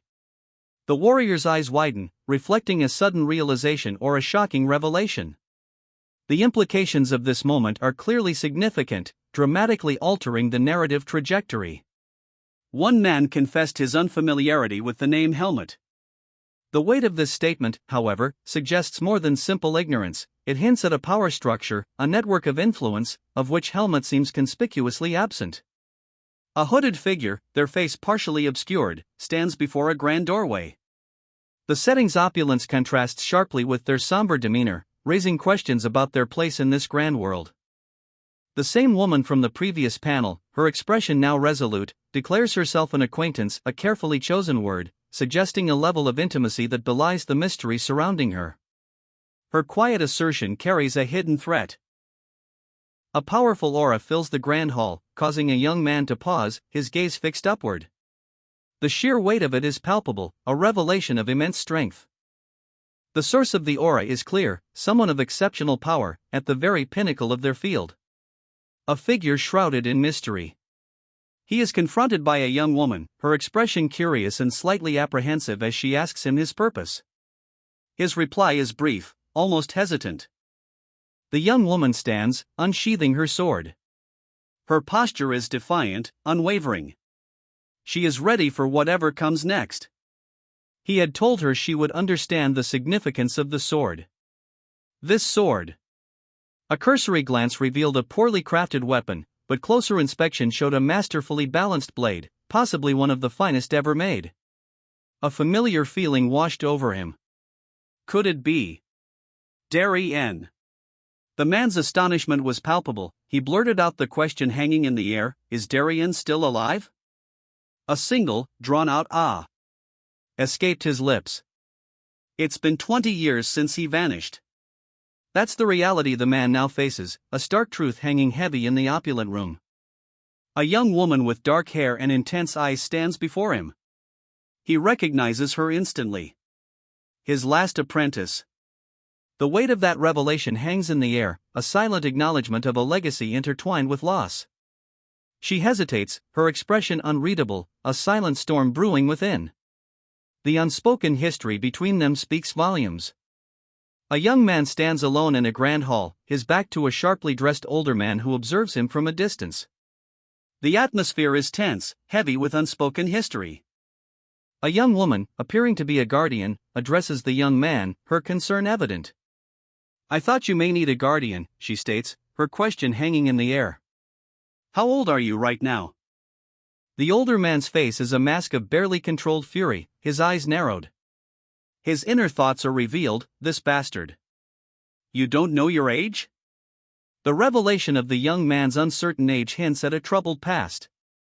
Judging by her aura and current state, the examiner assesses the young woman before him.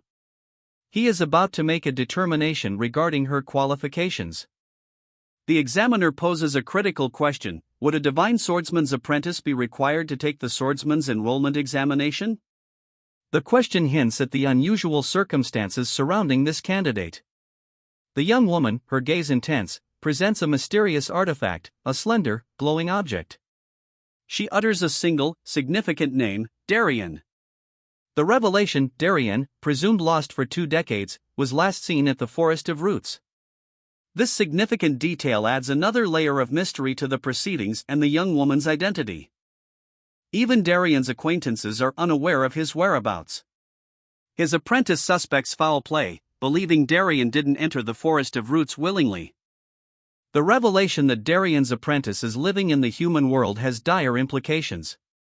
Eliminating the seed of darkness is now secondary to a much greater threat.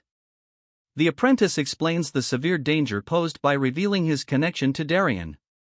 His life would be at risk. The shock and outrage are palpable. The question of who would dare harm Darien's apprentice underscores the gravity of the situation. "I will tell you everything in time. Please be patient with me," she said, her expression betraying a hidden depth of worry. The setting, a lavish, dimly lit chamber, hinted at the weight of her secrets. A powerful fist slammed onto a table, the sharp thud echoing the growing tension. The woman, unyielding in the face of this blatant threat, remained motionless. "This is," the man questioned, his voice laced with disbelief. The woman responded calmly, "My personal training ground." The reveal of this hidden space foreshadowed a hidden strength, and a coming test. She gestured towards a thick, sturdy log, a testament to her rigorous training regimen. The presence of a seemingly unassuming man observing from the doorway added an element of intrigue. The young warrior stood defiant, her sword at the ready. A sharp swish accompanied her stance, a silent challenge. "No," she declared, her voice firm despite the imposing figure before her. A hidden command was given. "Use the wooden sword behind you," a voice instructed, referring to a weapon the young warrior hadn't yet noticed. The weight of the order, and the unseen opponent, settled heavily upon her. With surprising agility, she snatched the wooden sword, her movements blurring as she spun it expertly. A swift work echoed the speed of her action, underscoring her skill and the tension mounting in the scene. The transformation was complete. "This child," a voice breathed, awestruck, as the girl's wooden sword blazed with violet energy, a potent magical display. The scene shifted dramatically as the true power of this young warrior was revealed. A figure, cloaked in shadow, unleashes a wave of violet energy. The sheer power is breathtaking, a testament to the warrior's might. It's a force capable of shattering stone. The energy slams into a massive stone tablet, pulverizing it with explosive force. A shockwave radiates outward, the sound of the impact echoing in the silence. A man, his face etched with disbelief, watches the scene unfold. His wide eyes reflect the sheer power he's just witnessed, underscoring the unexpected might of his opponent. In a grand hall, 2 men converse. One, cloaked in darkness, is assessed by the other. "He's not as strong as Darien," the observer states, "but amongst the swordsmen I've seen in the human world." The implication hangs heavy in the air, this is a formidable foe nonetheless. A high-ranking official muses, "If I had met him as a mercenary, he might be rank 1. His pensive expression hints at the formidable opponent he's contemplating. The man's eyes widen in shock as he utters, "What is the meaning of this?" The sudden shift in tone indicates an unexpected and concerning development. A woman, her face etched with grim determination, states, "Darien was right. This confirmation foreshadows a significant revelation. A stark image of a man's horrified face punctuates the chilling revelation: no, he's dead. The gravity of the situation is palpable. A young woman stands before a man who hides his face, clearly distressed. He utters, "I see." The weight of unspoken understanding hangs heavy in the air. The scene shifts to a grand hall. A knight, his bearing resolute, speaks. He vowed to repay a debt of life, a promise sworn upon his family and name. The gravity of his commitment is palpable. The man, his face now visible, asks pointedly, "Why did you come to see me?" The question cuts through the tension, demanding an answer. The knight's purpose is revealed: he seeks enrollment at Greta Academy. The young woman's gaze is sharp, understanding dawning in her eyes as she addresses the older man. She confirms her comprehension of why he was sent. Uncertainty clouds her face as she muses aloud on the man's apparent age, questioning if he is 14 or perhaps 15 years old. This reveals a crucial piece of information about the man's unusual circumstances. The older man proposes a solution: revealing her connection to the renowned swordsman, Darien Depert, will expedite her transfer, as it undeniably proves her exceptional skill. A young woman, her expression a mix of gratitude and suspicion, acknowledges the ongoing support she's received. "You're helping me, even here," she states, the words a testament to the long-standing connection forged since their shared experiences in the Forest of Roots. The scene shifts dramatically. The woman stands amidst a grand hall, her gaze fixed on a figure who is conspicuously absent. Alarm registers on her face as she utters, "Missing? What happened?" The implication is immediate: something significant has occurred, and she is utterly shaken by it. The woman's mind races, connecting the dots. The absence is not random. She realizes someone deliberately sent Darien to the Forest of Roots, actively concealing this fact. The revelation is heavy with implication, manipulation on a significant scale. A sudden, intense flash of light illuminates the woman's form, a powerful energy radiates from her chest. This stark vision foreshadows a pivotal moment: she is about to be sent back to the Forest of Roots. The visual powerfully conveys the weight of impending fate. He conceded, a slight, almost imperceptible nod accompanying his words. "Well, all right." The implication hung heavy in the air. He understood there were untold reasons behind the transfer request, secrets concerning Sir Darien that remained confidential. The arrangements for the transfer examinations were swiftly finalized. He reassured the apprentice, "I'll take care of the documents, so you don't have to worry about that," before adding, with a subtle shift in demeanor, "I want to check your skill level first. Follow me." The subtext was clear: a formal assessment was required before proceeding. A grand, imposing doorway loomed before them, the entrance to a seemingly ancient training ground. Swords and other weapons were visible within, hinting at the rigorous training the divine swordsman demanded of his apprentices. His words carried a hint of approval. "I'm sure the divine swordsman didn't take you in as his apprentice without a reason." The implication was a silent affirmation of the apprentice's worth. The exceptionally hard white birch log presents a significant challenge. Even for someone of advanced age, cleanly slicing through it would be a remarkable feat. A young man, clad in dark armor, stands poised before the log, his sword glowing faintly with magical energy. His skill is far beyond the ordinary. An observer notes the youth's proficiency with this magical energy manipulation. This is not his first encounter with such power. With a burst of purple energy, the young man effortlessly cleaves the log in two. Shards of wood scatter, demonstrating his raw power. Her eyes, pools of shadowed amethyst, narrowed. A storm brewed beneath a deceptively calm exterior. The examiner, a stern figure in formal attire, stated his condition for the transfer. Confirmation of skill level was necessary before proceeding with the examination. This would determine whether she was worthy of the prestigious academy. A man, awestruck, observes a feat of incredible power. His awe is palpable, his admiration for the strength displayed undeniable. Emboldened by this display, a young candidate considers the implications: acceptance into the academy. The possibility fuels her hope. But a shadow of doubt crosses her face. The written exam looms, a potential obstacle. The man from before, however, discards a piece of paper, a gesture signaling the young candidate's success has been determined regardless of the exam. His actions resolve the young woman's uncertainty. With the academy exams only 10 days away, a young student worries about finding a tutor. The looming deadline weighs heavily on her mind. She approaches a faculty member for assistance, but her request is immediately denied due to the impending exams and the resulting scarcity of available elite tutors. The student's despair deepens as she realizes the severity of her predicament. The best tutors are already booked. The panel shows her reviewing a list, all spots apparently already filled. Two faculty members discuss a particularly renowned mage, confirming his reputation and elite status. This subtly hints at a potential solution for the student.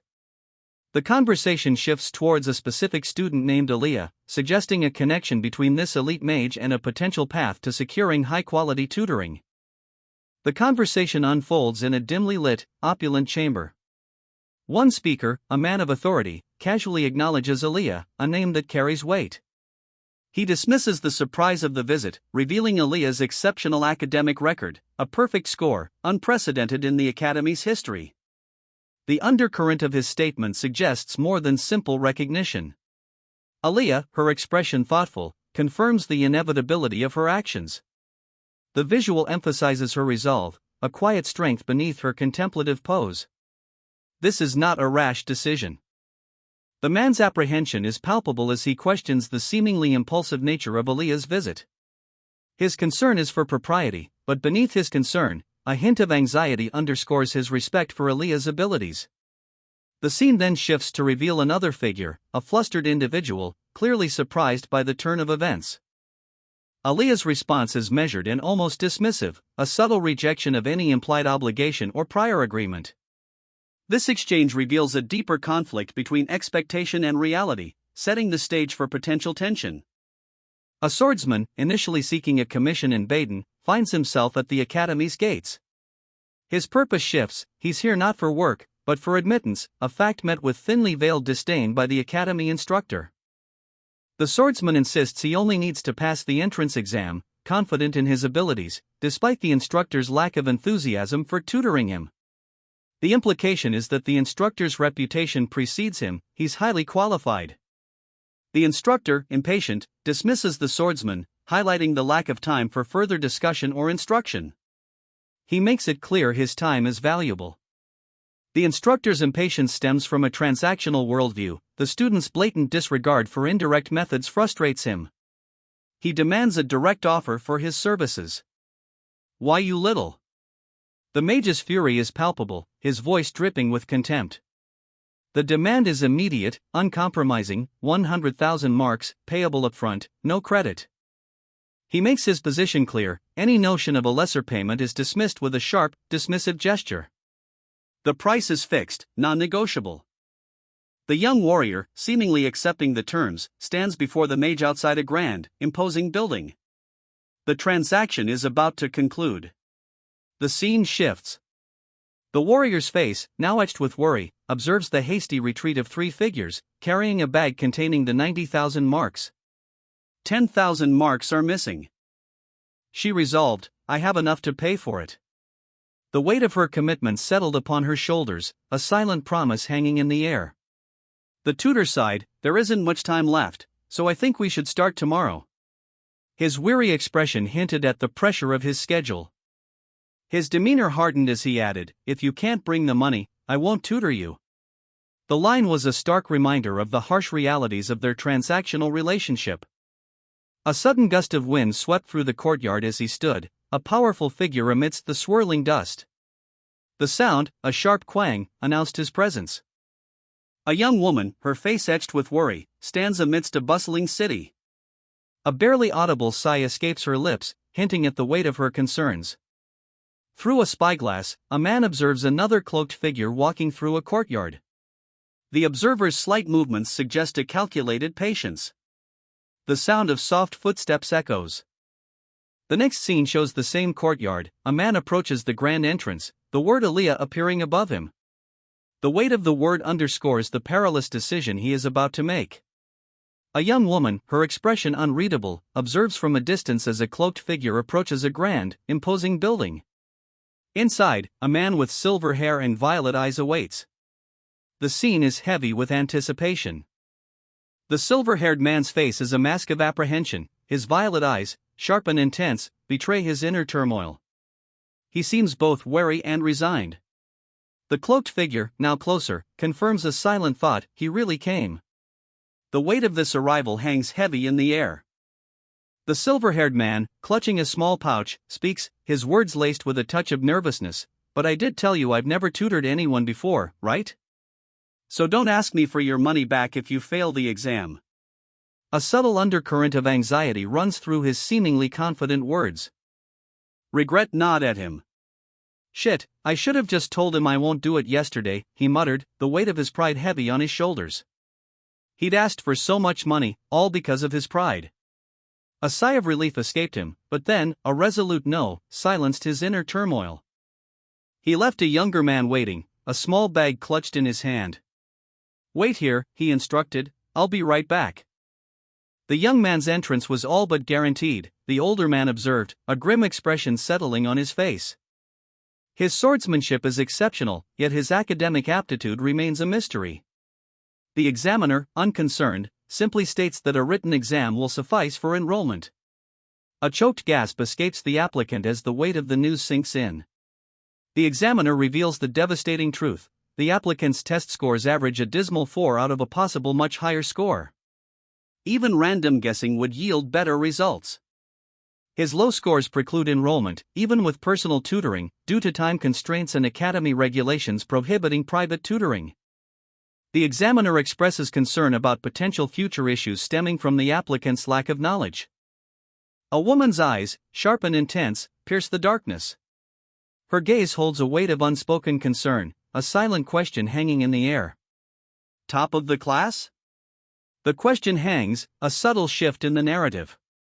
Doubt is woven into the speaker's voice, a hint of skepticism coloring her assessment. Well, I'm sure that means he's good, she adds, a measured reassurance, but the uncertainty lingers. Then I will ask that student. The decision is made, resolute. The woman's posture straightens, her determination hardening.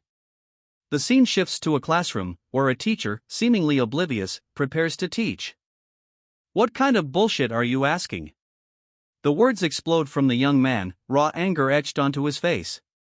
The confrontation has begun. A mercenary, clad in dark attire, stands before a stern-faced tutor outside an academy. And what tutoring? The tutor scoffs, his disdain palpable. I despise teaching stupid bastards. The mercenary's request is met with immediate dismissal. The tutor, a young man with striking violet eyes, declares, I don't know what a mercenary is doing here, but study on your own if you want to enroll. Undeterred, the mercenary counters, I'm not saying you should teach me for free. I'll pay you. His resolve is clear, his gaze unwavering. The tutor, initially dismissive, is visibly taken aback. A smirk plays on his lips as he responds, money? Ha! You're going to purchase my... The implication hangs heavy in the air. The mercenary, her expression unreadable, calmly counters the inquiry about her fee. How much do you want? The question hangs heavy in the air, a stark contrast to her composed demeanor. His disbelief is palpable. The young man's incredulous reaction, seriously? Are you for real? Underscores the sheer audacity of the mercenary's nonchalant pricing. Dismissing any further negotiation, the client gives a final instruction: come here in the morning. It's over if you're going to half-ass it, so prepare yourself. The tone is sharp, leaving no room for argument. The young man, his violet eyes narrowed, crouches low, his posture radiating tension. A palpable sense of unease hangs in the air. A woman with dark hair observes the scene from a distance, her expression unreadable. Well, I think that went well, she remarks, a hint of uncertainty coloring her voice. Her assessment belies a deeper complexity to the events just witnessed.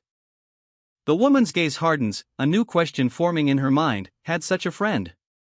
The weight of this query reveals a hidden layer to her relationship with the events that unfolded. A figure stands, his dark robes obscuring his face.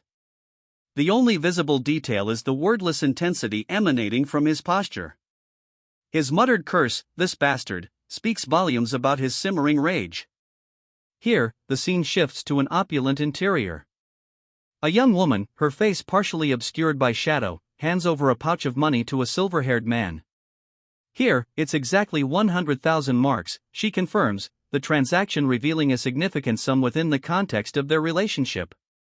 The young woman's expression is one of quiet determination, suggesting that this considerable payment is part of a larger, more complex strategy.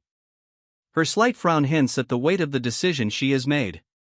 The camera pans to a group of students gathered in a grand library.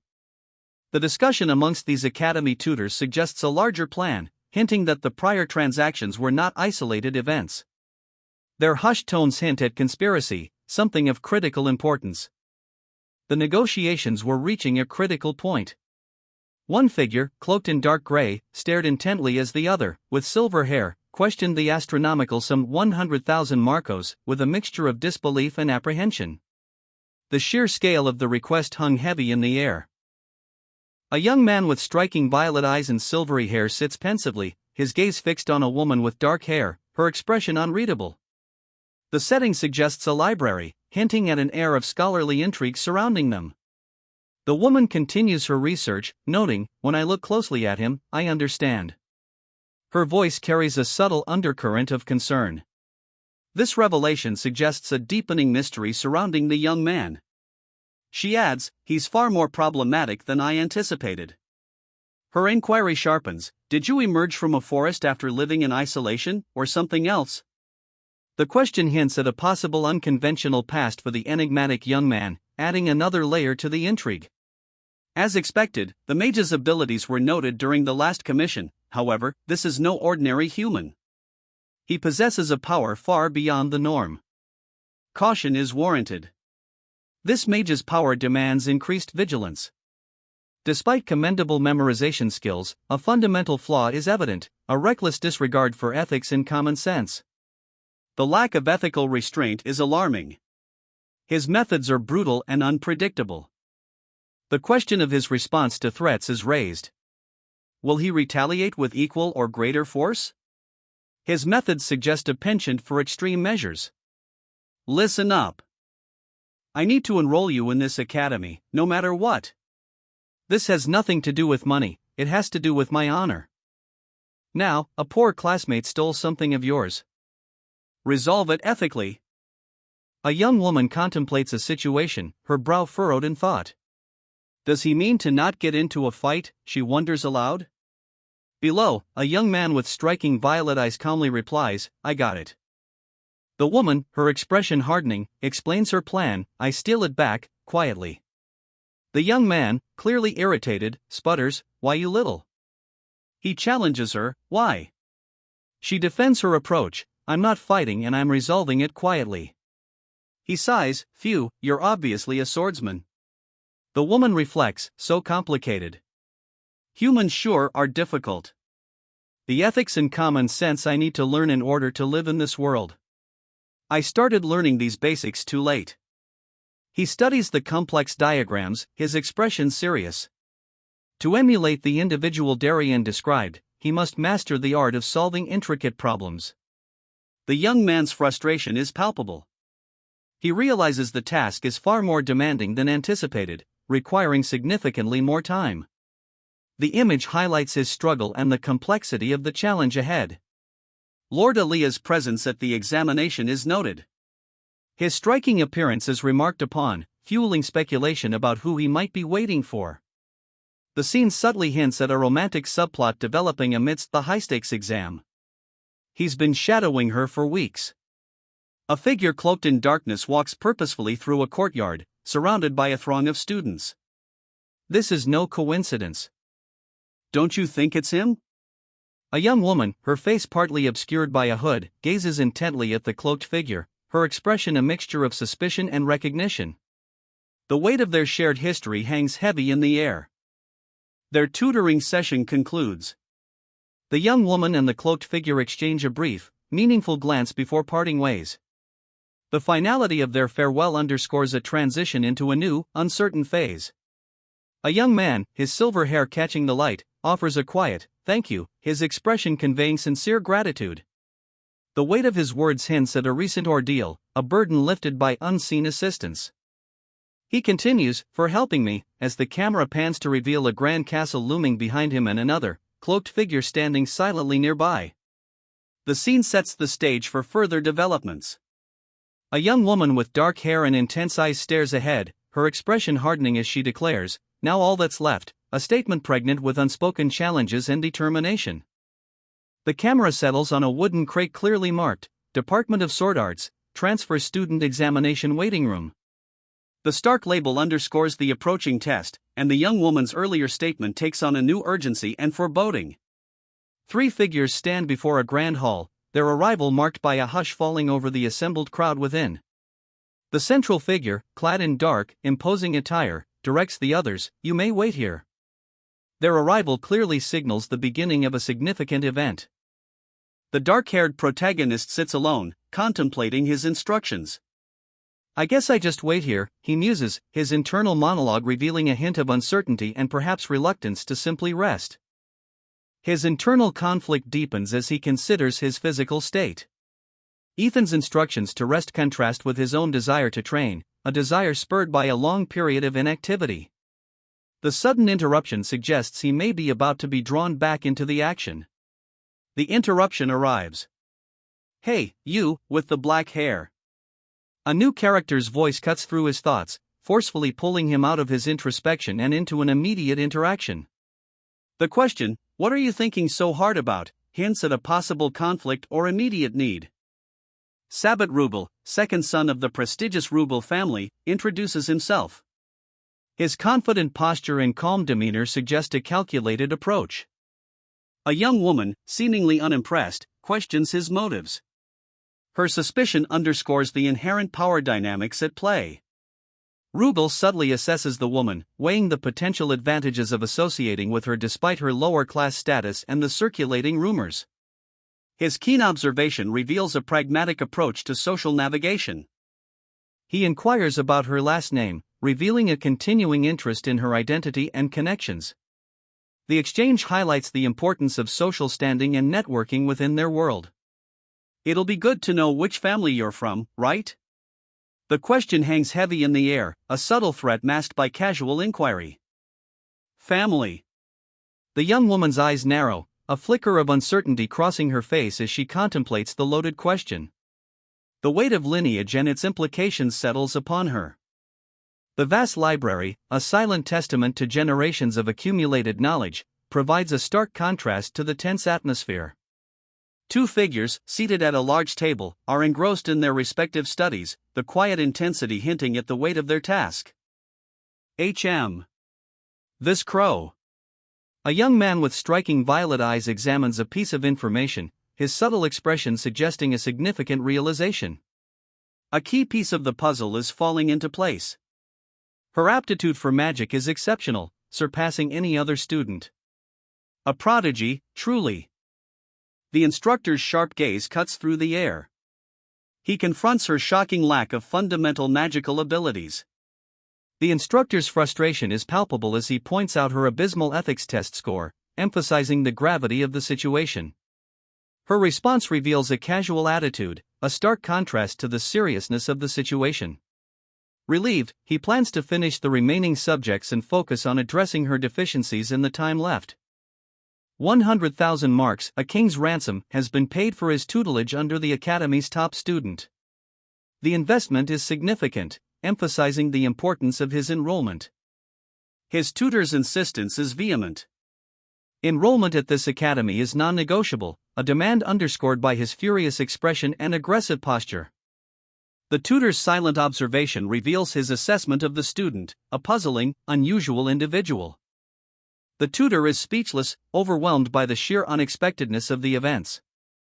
The weight of this unprecedented situation is palpable. It may end quietly, but if your classmate doesn't learn their lesson, they will steal again. A warning hangs heavy in the air, delivered in a grand hall, the implication clear: the theft will not be tolerated, and further actions will be taken if necessary. This is the definition of justice by the Academy standards. The speaker, with a chillingly serene expression and piercing violet eyes, defines the Academy's brand of justice, one that leaves little room for mercy. Their words underscore the severity of the situation. 2 weeks later, the Greta Academy Library. The scene shifts, marking the passage of time and setting the stage for a new development in this ongoing conflict. Over there.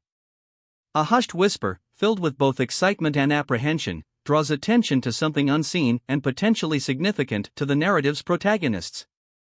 The tension is palpable. A young man with silver hair and striking purple eyes stands, arms crossed, a subtle air of defiance in his posture. He observes a taller figure cloaked in shadow, a silent tension hanging between them amidst a hushed crowd. The cloaked figure, their face partially obscured, asks a question about the quiet atmosphere. The answer is revealed to be rhetorical, an observation, not a request for information. The silver-haired man, whose name is Aliyah, states that since he received his payment, thanks are unnecessary. He subtly asserts his professionalism and disinterest in further interaction. Despite Aliyah's statement, the cloaked figure offers thanks, acknowledging Aliyah's role in ensuring a favorable outcome. A sense of mutual respect, despite their formal tone, is implied. The practical exam has begun. Tension hangs heavy in the air as two young men, one with fiery red eyes and the other with silver hair, brace themselves. A young woman, alone in a large hall, anxiously wonders what she should do after the exam. Uncertainty clouds her features. A sudden, sharp irritation crosses the young woman's face. The sound of aha echoes in her thoughts, expressing her frustration. A blond young man with a charming smile appears. He extends a hand in greeting. This unexpected introduction signals a shift in the narrative focus. A newcomer, cloaked and watchful, is approached. "What's your name?" The question hangs in the air, a simple query with unspoken implications of authority and scrutiny. A blond student, seemingly unconcerned by the newcomer's guarded demeanor, approaches casually. His question, "Hey, what's with you?" reveals a blend of curiosity and perhaps a touch of naivete. He explains his own behavior, claiming it is not due to academy regulations since they haven't enrolled yet. The scene broadens. The blond student, surrounded by other students in uniform, explains his friendly intentions towards the transfer students. His efforts highlight a stark contrast to the newcomer's inherent caution and wariness. The newcomer's face is shown, their expression a mask of quiet contemplation. A subtle shift in the atmosphere suggests a growing internal conflict, hinting at a past that informs their current guardedness. A hand gestures towards something unseen, accompanied by the declaration, "I see it." The mystery deepens. What has been spotted, and what does it mean for the newcomer's already uncertain situation? A hand discovers some documents, a flicker of surprise crossing their face as they utter, "Oh, and what's this?" The papers reveal a plan, an insidious scheme built on the misuse of authority. "Using your father's authority, this is thoroughly." The implication of deceit and betrayal hangs heavy in the air. A young woman, her expression unreadable, stands in contemplation. The ellipses in the speech bubble suggest a silent, internal struggle, a weighing of options or a realization of a difficult truth. The scene sets a contemplative and apprehensive tone. He gestures expansively, his words carrying a disarming casualness, "If we attend the academy, we're all going to get to know each other anyway." This seemingly innocuous statement subtly masks a deeper strategy. The focus shifts to a locket, its inscription, a name, Margaret Freen, revealed. This detail, seemingly small, carries significant weight, hinting at a hidden connection or a crucial piece of the protagonist's past. The young man's reply is curt, devoid of any emotion, "I don't have one." The stark contrast between his nonchalant tone and the gravity of the withheld information creates tension, suggesting a deliberate concealment. A cloaked figure, radiating an unsettling calm, stood before a group of nobles. Their silence hung heavy in the air, broken only by the faint rustle of fabric. The tension was palpable, hinting at a hidden power dynamic about to shift. One noble, his face contorted in a mixture of disbelief and amusement, let out a surprised laugh. "Even if I wasn't able to recognize you," he sputtered, a tinge of disdain in his voice, "to think I would be addressing a commoner first." His laughter betrayed his discomfort at this unexpected turn of events. The cloaked figure's confidence remained unwavering. A subtle challenge laced their response. Why are you acting so confident? Why do you think? If he knew his place, why do you think he requested to attend the academy in the first place? The question hung in the air, a seed of doubt planted among the assembled nobles. The written exams are over, but the proctor reminds the students to keep the noise down out of consideration for those still taking tests. A quiet tension hangs in the air. He further cautions them to be mindful of their comments going forward. The implication of secrecy and potential danger is clear. The proctor's announcement cuts through the hushed anticipation. All applicants must take their seats. The scene shifts to a grand hall, the formality heightening the tension. The written exams are over. A formal announcement echoes through the grand hall, thanking the applicants for their hard work and wishing them well on the practical examinations to come. A young man sits, his gaze fixed downward, his expression one of quiet apprehension. The passing grade for the practical exam will be determined by a method he finds unsettling. He feels the weight of many eyes upon him, a palpable sense of scrutiny and judgment. The atmosphere shifts, heavy with unspoken tension. His anxiety is laid bare. The young man observes his surroundings, a subtle shift in perspective. He notes the similarity between this location and the Forest of Roots, a place known for its inherent danger. The implication hangs heavy, even among the seemingly civilized, danger lurks. The young woman contemplates the nature of power in the human world, questioning if strength alone determines one's worth, especially when family ties are factored in. Her pensive expression hints at a deep internal struggle. Two figures stand before a massive, weathered log, the scene setting the stage for a test of skill. The weight of tradition and expectation hangs heavy in the air. The log, evidently used for swordsmanship practice, is positioned centrally. The text clarifies that the method of use, and thus skill, is completely open. Instructions for the upcoming competition are given. Participants have 5 minutes after drawing their swords to strike the log, and disqualification follows improper slashes. The urgency of the moment is palpable. She assessed the situation, a grim determination hardening her gaze. I just need to slash it, she muttered, the simplicity of the plan belying the danger it entailed. How simple, she added, a hint of dark humor in her voice. With a swift motion, she unleashed a surge of dark energy, transforming her weapon into a blade of violet fire. The power was immense, far exceeding anything she had previously demonstrated, a testament to her desperate resolve. Then, she breathed, readying herself for the inevitable confrontation.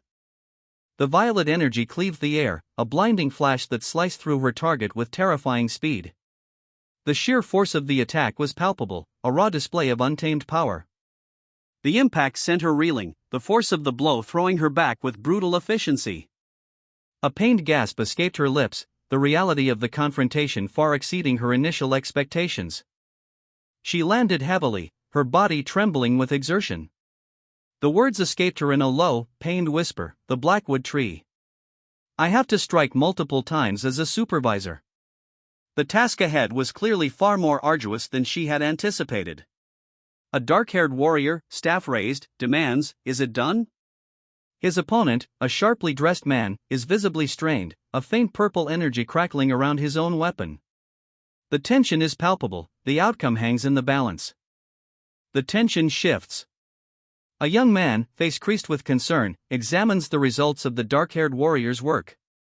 What's this? He questions, his suspicion growing. He speculates that inferior materials were used in the construction. A woman with dark hair, observing the scene, remains grim-faced. Her silent assessment speaks volumes. She concludes that they must consult their supervisor. The implications of the flawed construction remain unclear, but the gravity of the situation is unmistakable. The instructors address the assembled candidates. The next stage of the examination will begin. The evaluation involves a one-on-one sparring match using their own swordsmanship for 8 minutes. While instructors observe, acceptance will be determined regardless of the victory. The candidates are instructed to showcase their best skills during the allotted time. A blonde-haired candidate's whispered comment is overheard by a dark-haired candidate. The dark-haired candidate reacts to the blonde's perceived impertinence. A young man's eyes widen, his expression a mixture of apprehension and defiance. He silently considers silencing his opponent, a dangerous thought that hangs heavy in the air. The young man's demeanor shifts, a smirk plays on his lips. His challenge is clear: if you have a problem, then why don't you hit me? He dares his opponent to act. A young woman, her expression serious and resolute, reveals a profound loneliness. The only family she knows is. The revelation continues, the name Margaret Irene is spoken, but the young woman hesitates, recognizing the weight of her abandoned past in the forest of roots. His eyes widen, a mixture of shock and disbelief, as he questions, "Are you saying that you're a commoner?" The implication hangs heavy in the air. This is far from the expectation. The disdain is palpable. One of the men sneers, "I guess that bastard doesn't even know shame, then? Maybe he wasn't able to learn that from tutoring?" The casual cruelty reveals a deep-seated class prejudice. The other man's hand rests on the blonde's shoulder, a gesture both patronizing and dismissive. He states, with a condescending tone, "So you have money or something, applicants." The comment underscores their cynical view of the admissions process. The blonde's face registers a mix of hurt and indignation, further highlighting the injustice of their assumptions. The narrator interjects, emphasizing the academy's rules, and in the academy, it is strictly forbidden to discriminate based on your class or your gender. This statement sets up a potential conflict. The rules are clear, but those in power seem to disregard them with impunity. Applicant number 15, Mr. Sabat, is introduced. His expression is one of intense anxiety, a stark contrast to the casual air of his attire. Mr. Sabat is berated by a superior, likely for his perceived social transgression of associating with those of higher standing. The warning to keep his head down reveals a rigid class system. Mr. Sabat, seemingly unfazed, stands tall and defiant in a grand hall. He's ignoring the subtle threat from the other nobles present. This suggests a strength of character and a defiance of the social order. The practical exams will be conducted in groups and divided into two separate stages. 3 young men, their expressions grave, stand poised, awaiting the commencement of this crucial evaluation. Their shared apprehension speaks volumes of the challenge ahead. A figure is surrounded by a multitude of glowing red eyes, their malevolent gaze identical to that of the antagonist encountered earlier. The ominous presence underscores the increasing danger. Despite their apparent similarities, a significant hierarchical classification exists among the magical creatures, a subtle detail that hints at a more complex system of power. In any case, I'm sure I'll pass. The young man's quiet confidence hints at a deeper, unseen strength. Group 4, please enter. The examiner's words signal the commencement of the trials. This is the final group of candidates. As we have explained earlier, the first stage of your exam is to slash the blackwood tree. The instruction is simple, yet the implication of this seemingly mundane task is far-reaching. Even if it's harder than it looks, it's still just a tree. It's not at a level I cannot handle. The candidate, undeterred, faces a challenge that clearly exceeds her initial assessment. Should I finish it right away? The candidate's internal monologue reveals a potential for overwhelming power, perhaps hinting at a reserved nature or a desire to swiftly assess the situation's full scope. Terror seized him, his eyes widened, mouth agape in a silent scream as a surge of purple energy crackled around him. The young woman, with unwavering focus, cleaved the stone monolith in two with a single, swift strike of her glowing purple blade. The raw power was breathtaking. He managed to split it in half with one strike. The observer's awe was palpable. Yes. You have passed stage 1 of your examination. Relief washed over her face, a subtle smile playing on her lips. A young woman, her expression a mixture of apprehension and defiance, stands before an unseen threat. The air crackles with unspoken tension. The scene shifts to a grand hall. A high-ranking officer announces the commencement of the examination, the young woman now one among many candidates facing an uncertain trial.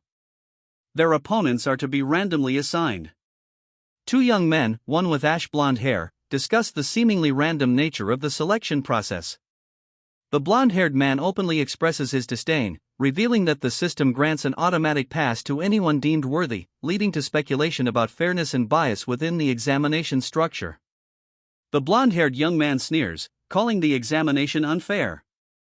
He believes that anyone who deserves a pass will simply be granted it, regardless of the random opponent's selection, highlighting a potential flaw in the system. The young woman, her gaze fixed on the blonde-haired man, subtly conveys her readiness. A challenge has been issued, both directly and indirectly. The tension builds as she is prepared to confront any obstacle placed before her. A young man with blonde hair extended a hand in a gesture of camaraderie. "It would be beneficial for us to cultivate a friendly relationship," he suggested, his words laced with a subtle undercurrent of strategic calculation.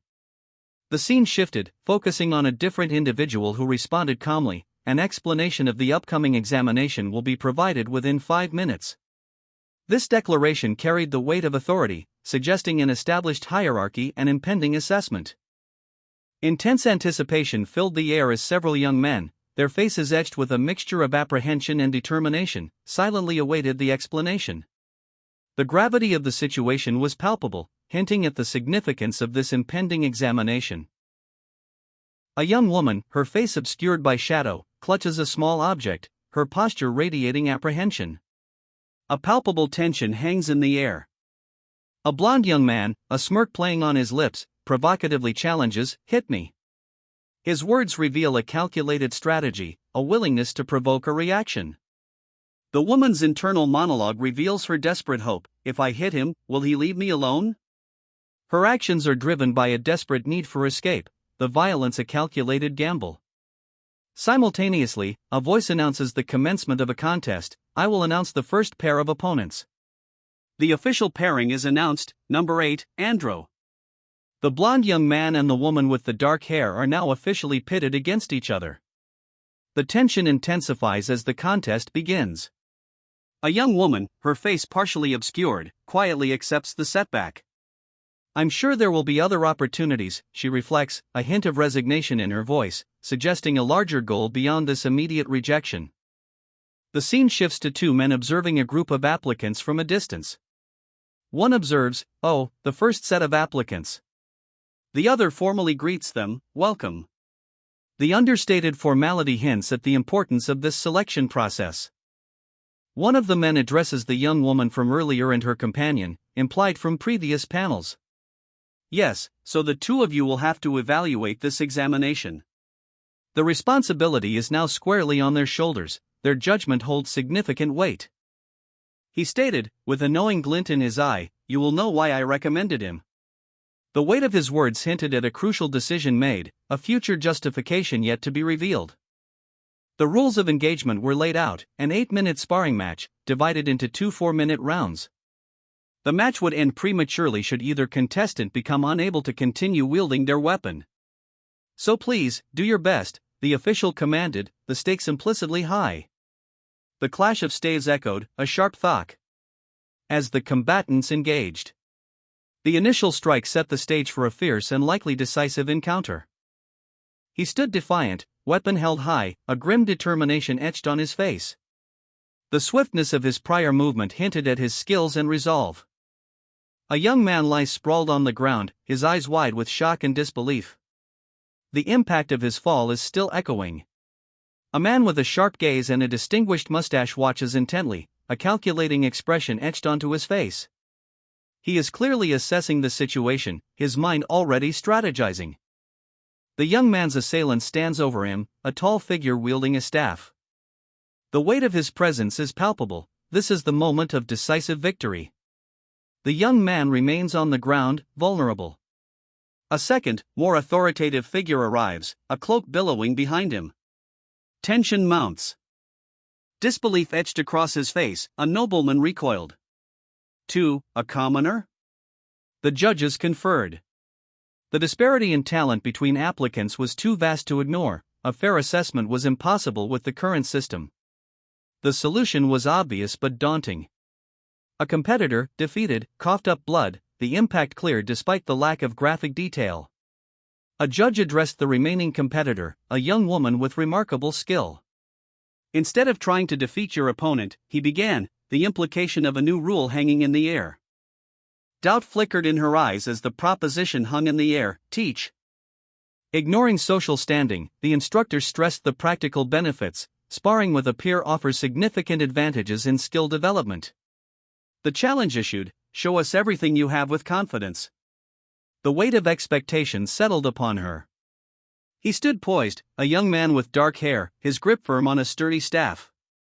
Readiness radiated from him, a silent promise of swift action. Sorry I let my guard down, he admitted, his gaze downcast. I looked down on you because of your status.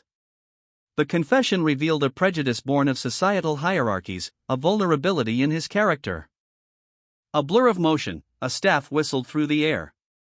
The opponent's eyes widened in surprise as he barely avoided the sudden strike. You need to be faster, the young man stated, his voice calm but firm. When you make such large movements, it becomes easier to block. His words offered a critical lesson in combat strategy, highlighting the importance of precision and speed. The young warrior's center of balance is disrupted, focusing too much on attack shifts her gravity forward, leaving her vulnerable. A seasoned fighter knows that such overextension creates openings. The instructor demonstrates this weakness. Attacking head-on makes it difficult to change directions quickly. A skilled opponent would exploit this rigidity. The lesson's practical application, a swift counterattack, striking from the side, disarms and sends the student sprawling. The sound of the blow, a sharp kag, echoes the impact. The fallen student groans, their name, Darien, barely a whisper. The moment underscores the brutal efficiency of the lesson learned. A heavy blow sends the knight sprawling. He coughs, his breath ragged, the impact clearly taking its toll. The knight struggles to rise, his body battered and bruised. The force of the attack is still evident in his strained posture. A figure, cloaked in shimmering light, appears.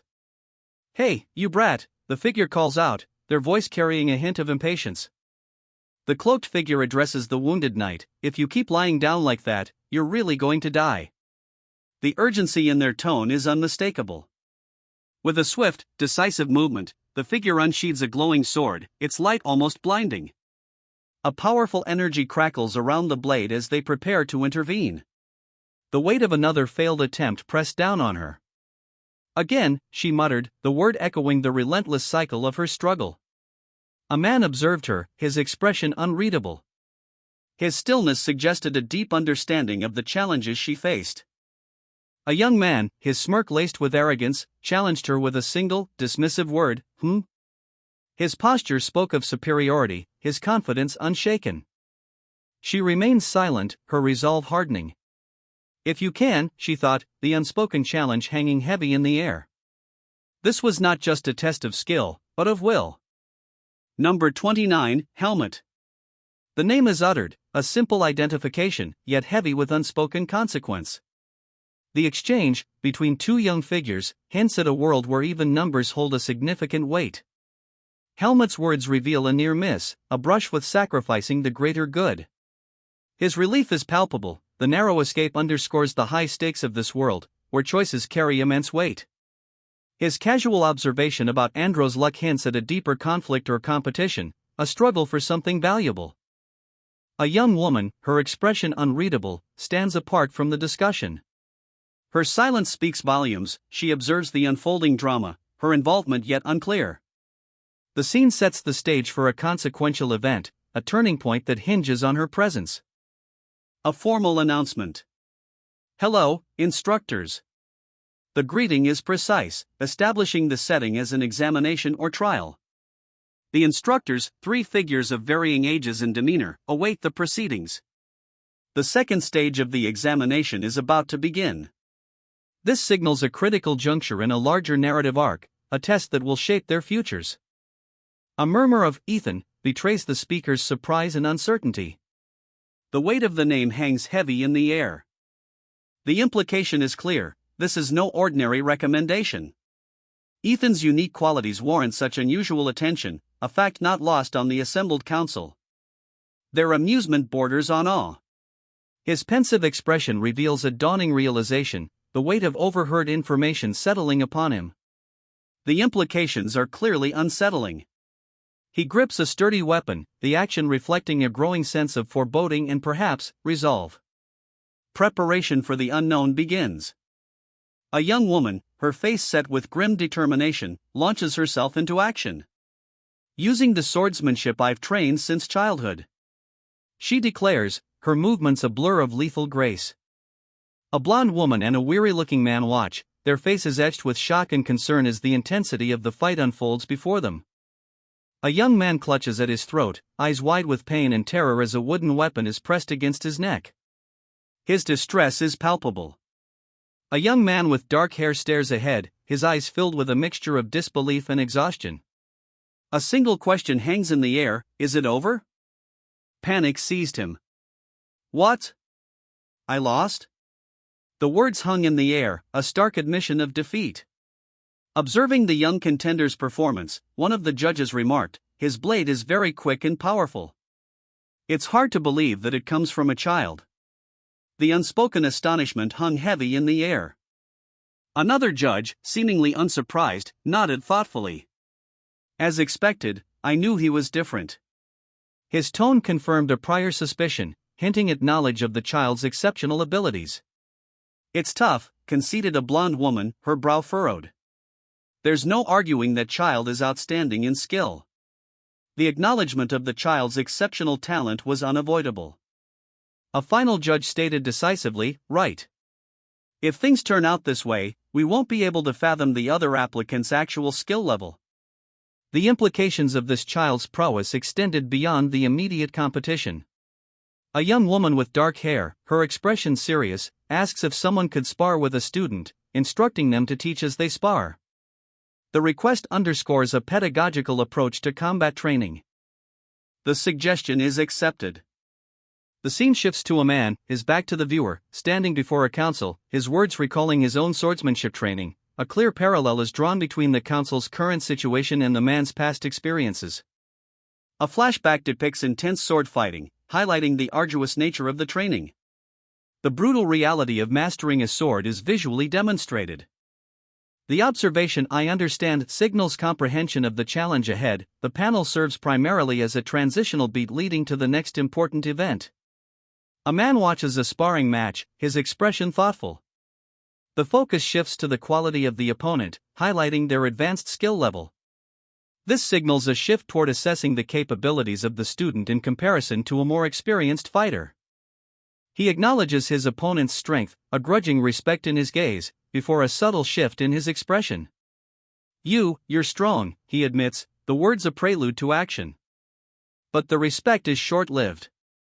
"But I have pride, too," he counters, the subtle defiance setting the stage for a clash of wills. His pride, wounded by the unspoken implication of his opponent's strength, demands a response. With a sudden, violent burst of motion, he attacks.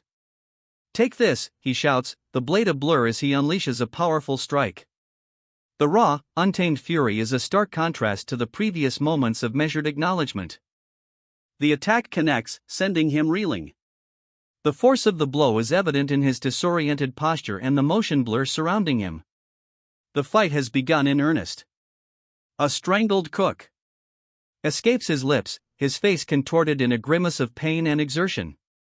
The strain is evident. He's thrown back, a brutal calf, tearing from his throat as he collides with the ground.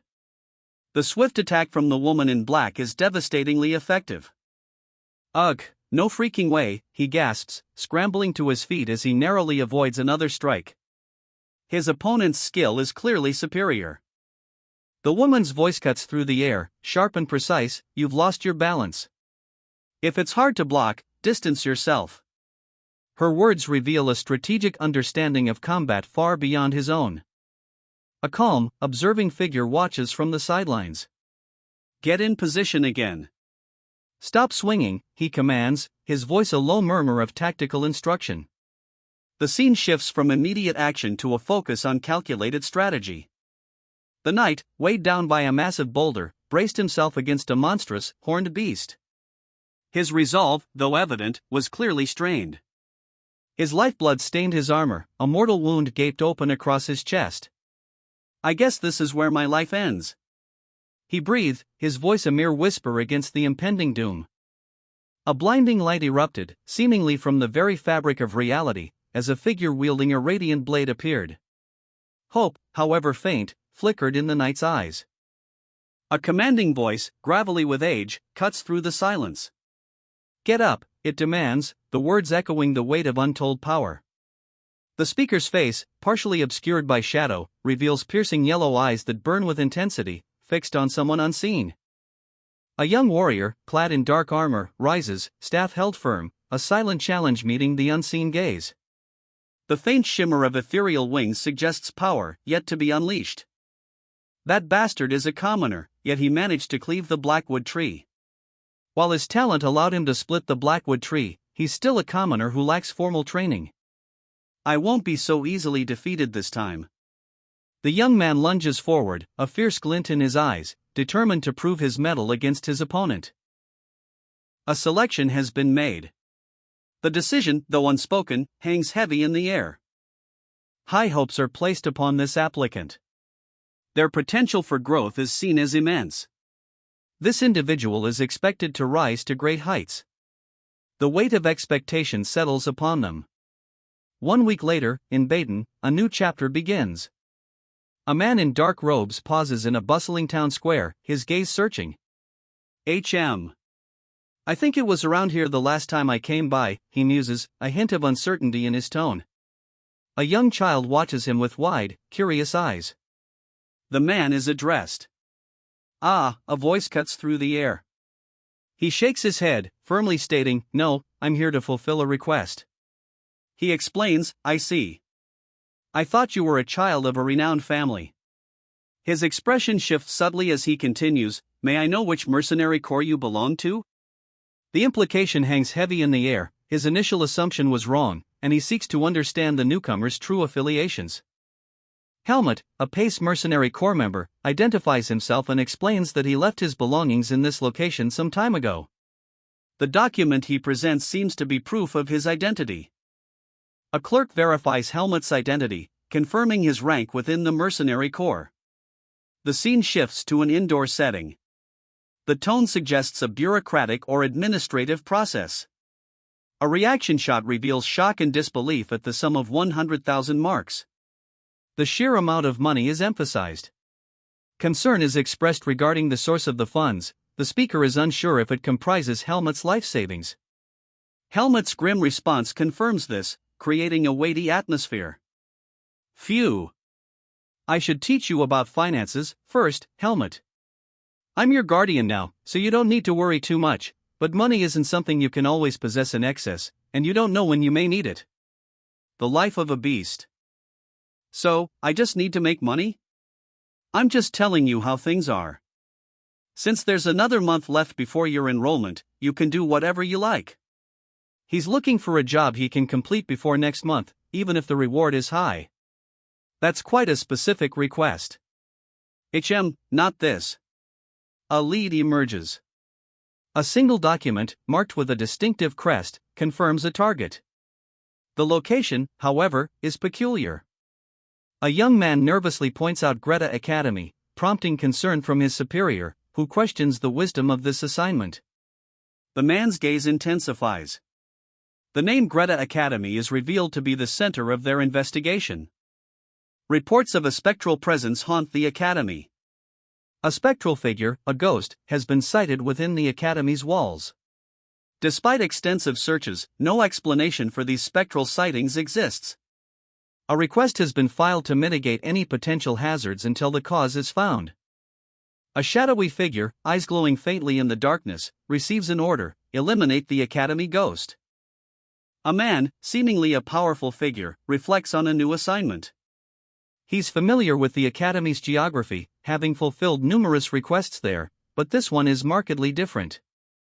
The man's investigation leads him to a young, bright-eyed individual. Recognition dawns: this is Aaliyah's pupil. News of the academy ghost's identity spreads rapidly. It's Aaliyah, the idol of the magic department, a fact previously unheard of. Her presence has already generated significant buzz. A young man with vibrant green hair questions a stoic figure with dark hair, then, are you a mage like Aaliyah? The green-haired man, seemingly unsure, admits, well, something like that. But we are slightly different. This exchange sets the scene for a discussion about magical abilities, hinting at variations within the system of magic itself. The green-haired mage gestures, a golden circle of arcane energy forming beneath his hand. This display of magic is his demonstration of his slightly different kind of abilities, setting up the next panel's reveal. A bright, cheerful, almost cartoonish yellow creature bursts forth, emitting a joyous rattan. The ensuing bright light reveals the mage's distinct magical style, contrasting with the expected image of a serious spell. The other figure watches with a mixture of surprise and intrigue. The dark-haired figure's expression shifts to one of thoughtful concern, a single word escaping her lips, but a demon? The summoning of the playful creature unexpectedly introduces the element of demons, possibly hinting at a deeper connection between magic and demonic forces in this world. A fiery spirit, summoned by the green-haired mage, hurtles towards the woman in dark attire. The mage watches with a confident smile, while the woman's expression remains guarded, a hint of apprehension in her eyes. The woman's eyes widen slightly, a single word escapes her lips: an attack? Doubt clouds her features as she braces for impact. The fiery spirit impacts the woman's arm, but instead of causing harm, it simply clings to her sleeve. The force of the impact is evident. The mage erupts in laughter, his amusement clear.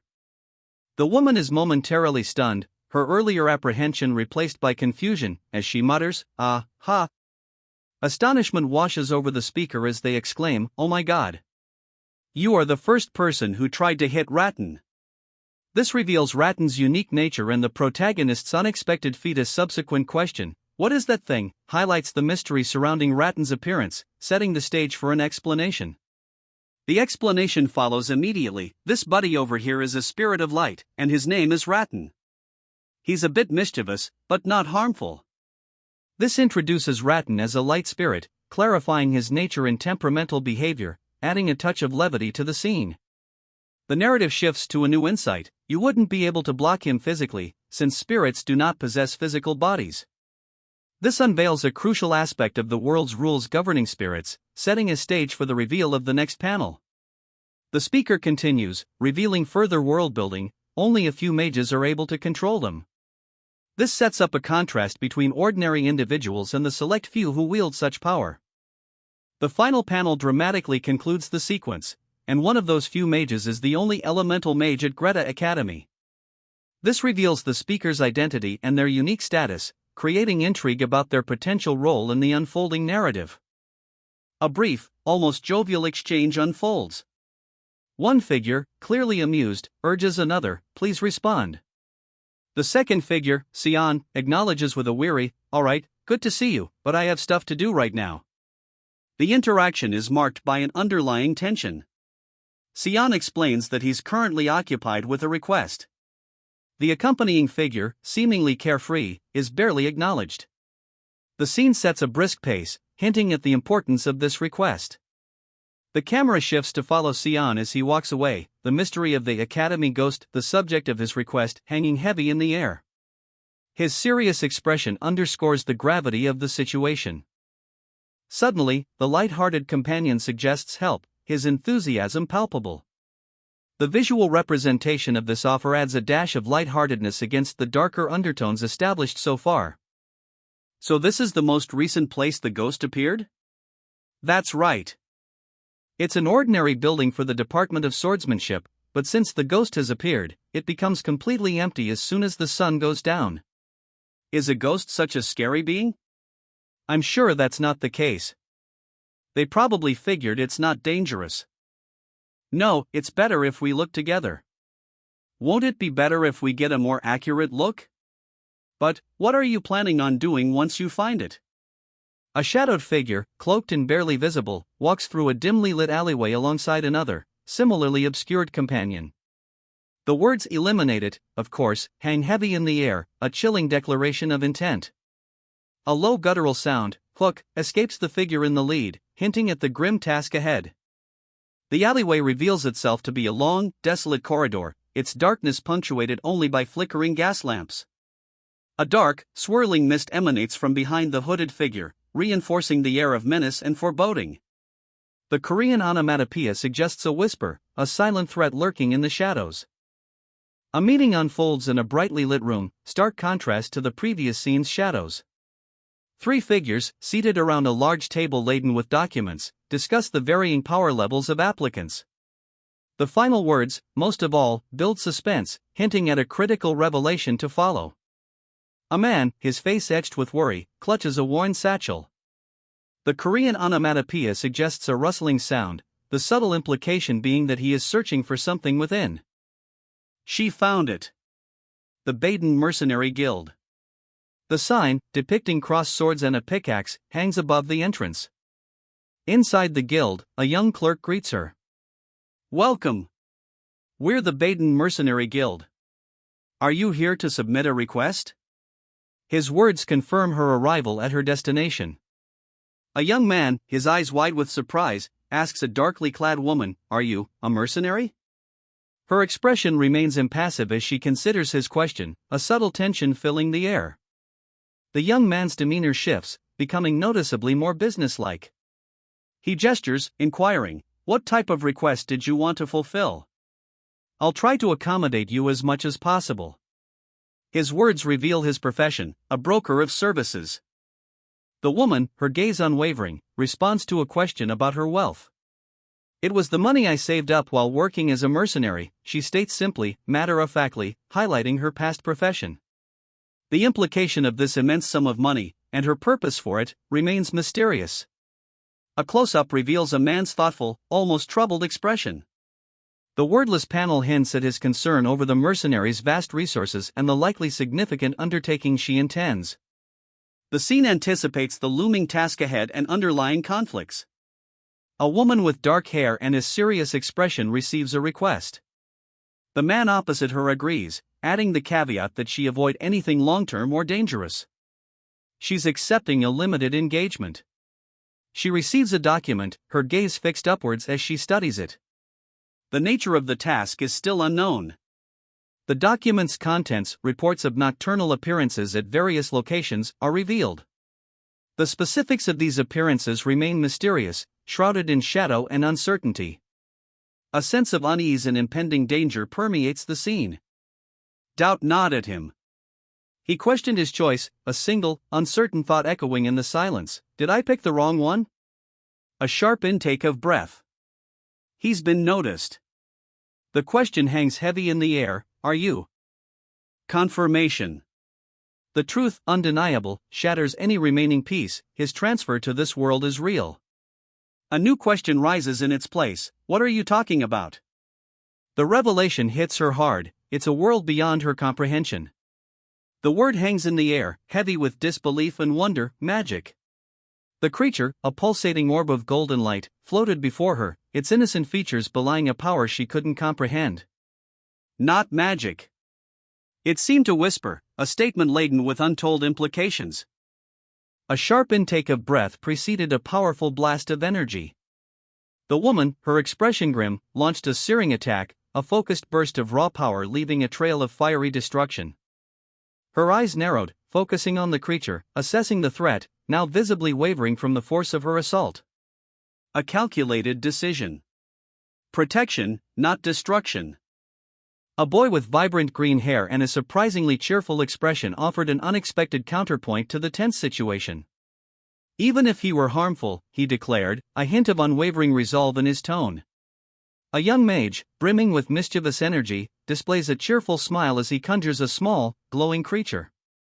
The older mage beside him, stoic and powerful, observes, the words only select few mages hanging in the air, hinting at the creature's rarity and the youth's exceptional talent.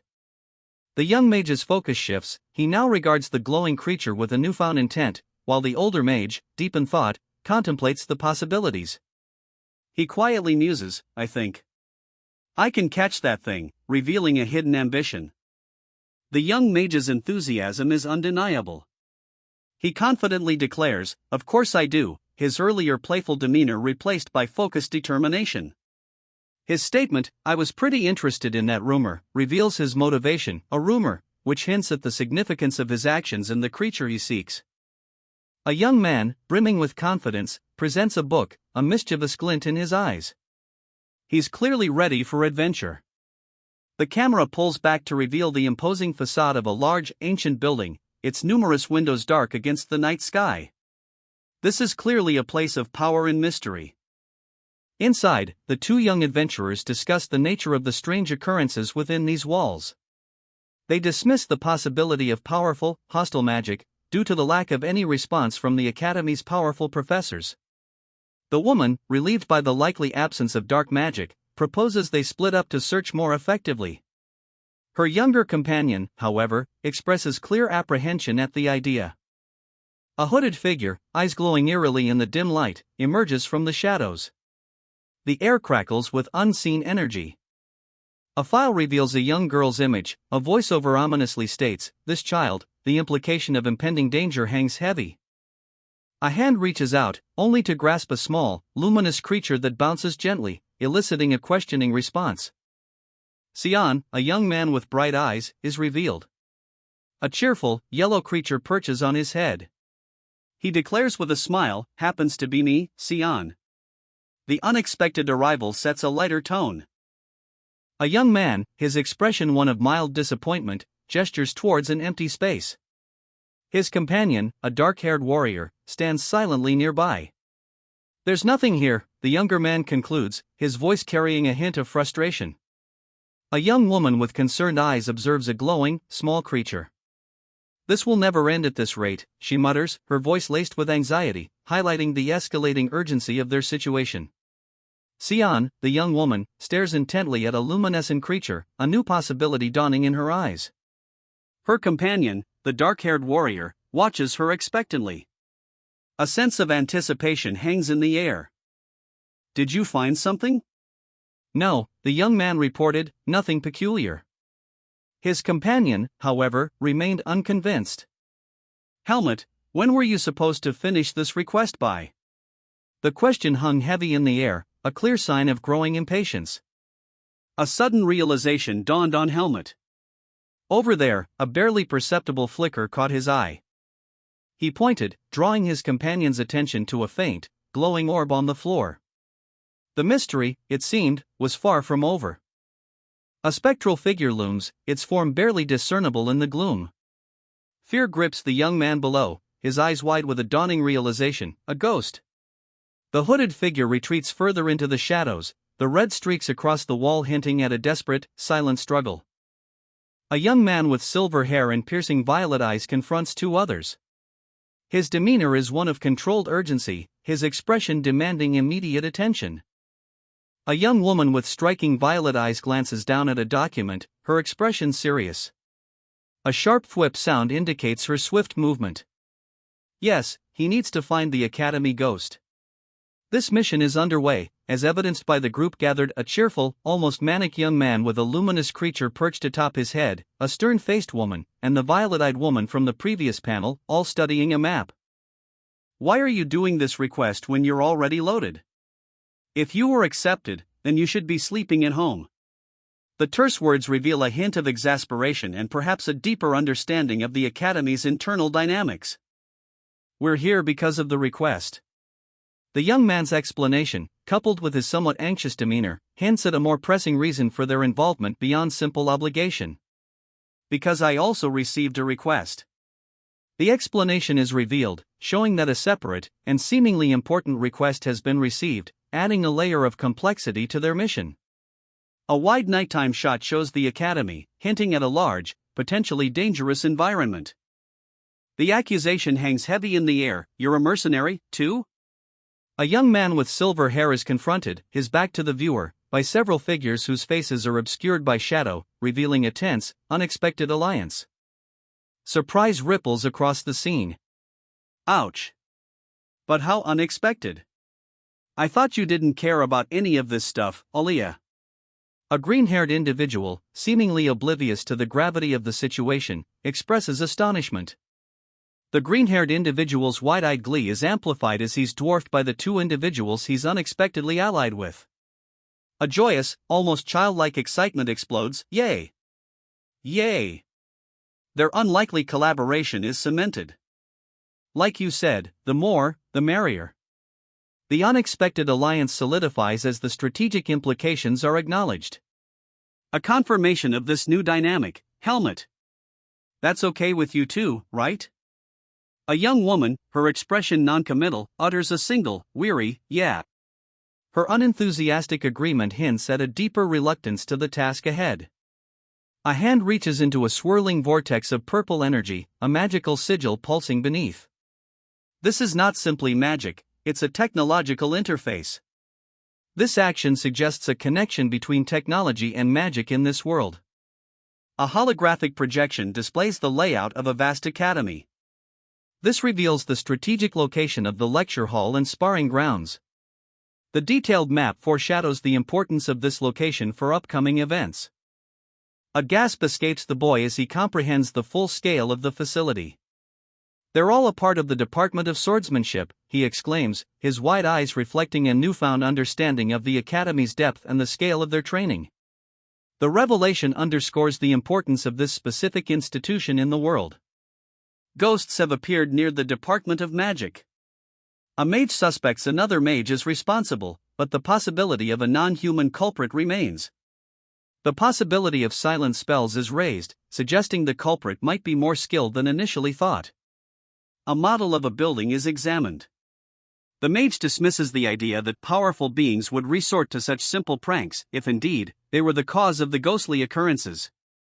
The young mage's knowledge of the ghost's vulnerability to spells is questioned.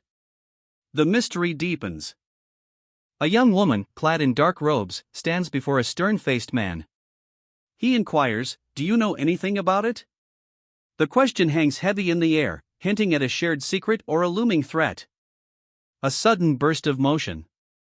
A man, eyes gleaming, swings his sword, his action implying a confrontation with a supernatural entity. The narration clarifies, as soon as they encountered the ghost, he swung his sword against it. This establishes the existence of ghosts and the immediacy of the threat. The scene shifts. 3 individuals huddle around a table, their faces illuminated by a strange, ethereal glow. One nervously asks, "What? Is it an actual ghost, or at least something of that sort?" This confirms the supernatural nature of the situation and introduces uncertainty about its exact nature. A holographic model of a large estate appears on the table, as a young man with a small, flame-like entity perched on his head reacts. His silence emphasizes the gravity of the situation. The scene now offers a concrete location, a large building at the center of this supernatural event. "Come to think of it, have I ever been truly praised?" He reflects on past rebukes from Ilaga and Darien, contrasting them with the unfamiliar experience of collaborating with mercenaries. Individually, they possess fragmented knowledge, but their combined expertise creates a synergistic whole. This reveals a key element of their strategy. Helmut explains that the lack of physical form makes their enemy invulnerable to conventional attacks, a crucial piece of information that informs their strategy moving forward. The older man's gaze was sharp, his question cutting through the air: "What would happen if you used this against it?" His younger companion, skilled in this, merely looked apprehensive, a tiny, fiery creature hovering above his head. A surge of purple energy crackled as the younger man's resolve hardened. "If I encounter it, I'll test it out," he declared, his expression a mixture of excitement and determination. A young woman, her expression unreadable, carefully manipulated a small, dark device. A glowing, whimsical vis creature zipped past, adding a touch of ethereal energy to the scene. Tension crackled between the two figures. The young man in the white robe, his eyes glowing faintly, exuded an unsettling calm. His counterpart, cloaked in shadow, remained watchful. "You got any ideas?" The question hung in the air, a silent challenge mirrored in the woman's intense gaze. Her expression hinted at the weight of their shared predicament. A plan began to form. "I did have a rough idea from the beginning," he announced, his voice calm but firm. A spectral orb shimmered into existence, revealing the nature of their target. Something without a physical form. The specifics were revealed. This elusive entity avoided mages, a crucial detail for their approach.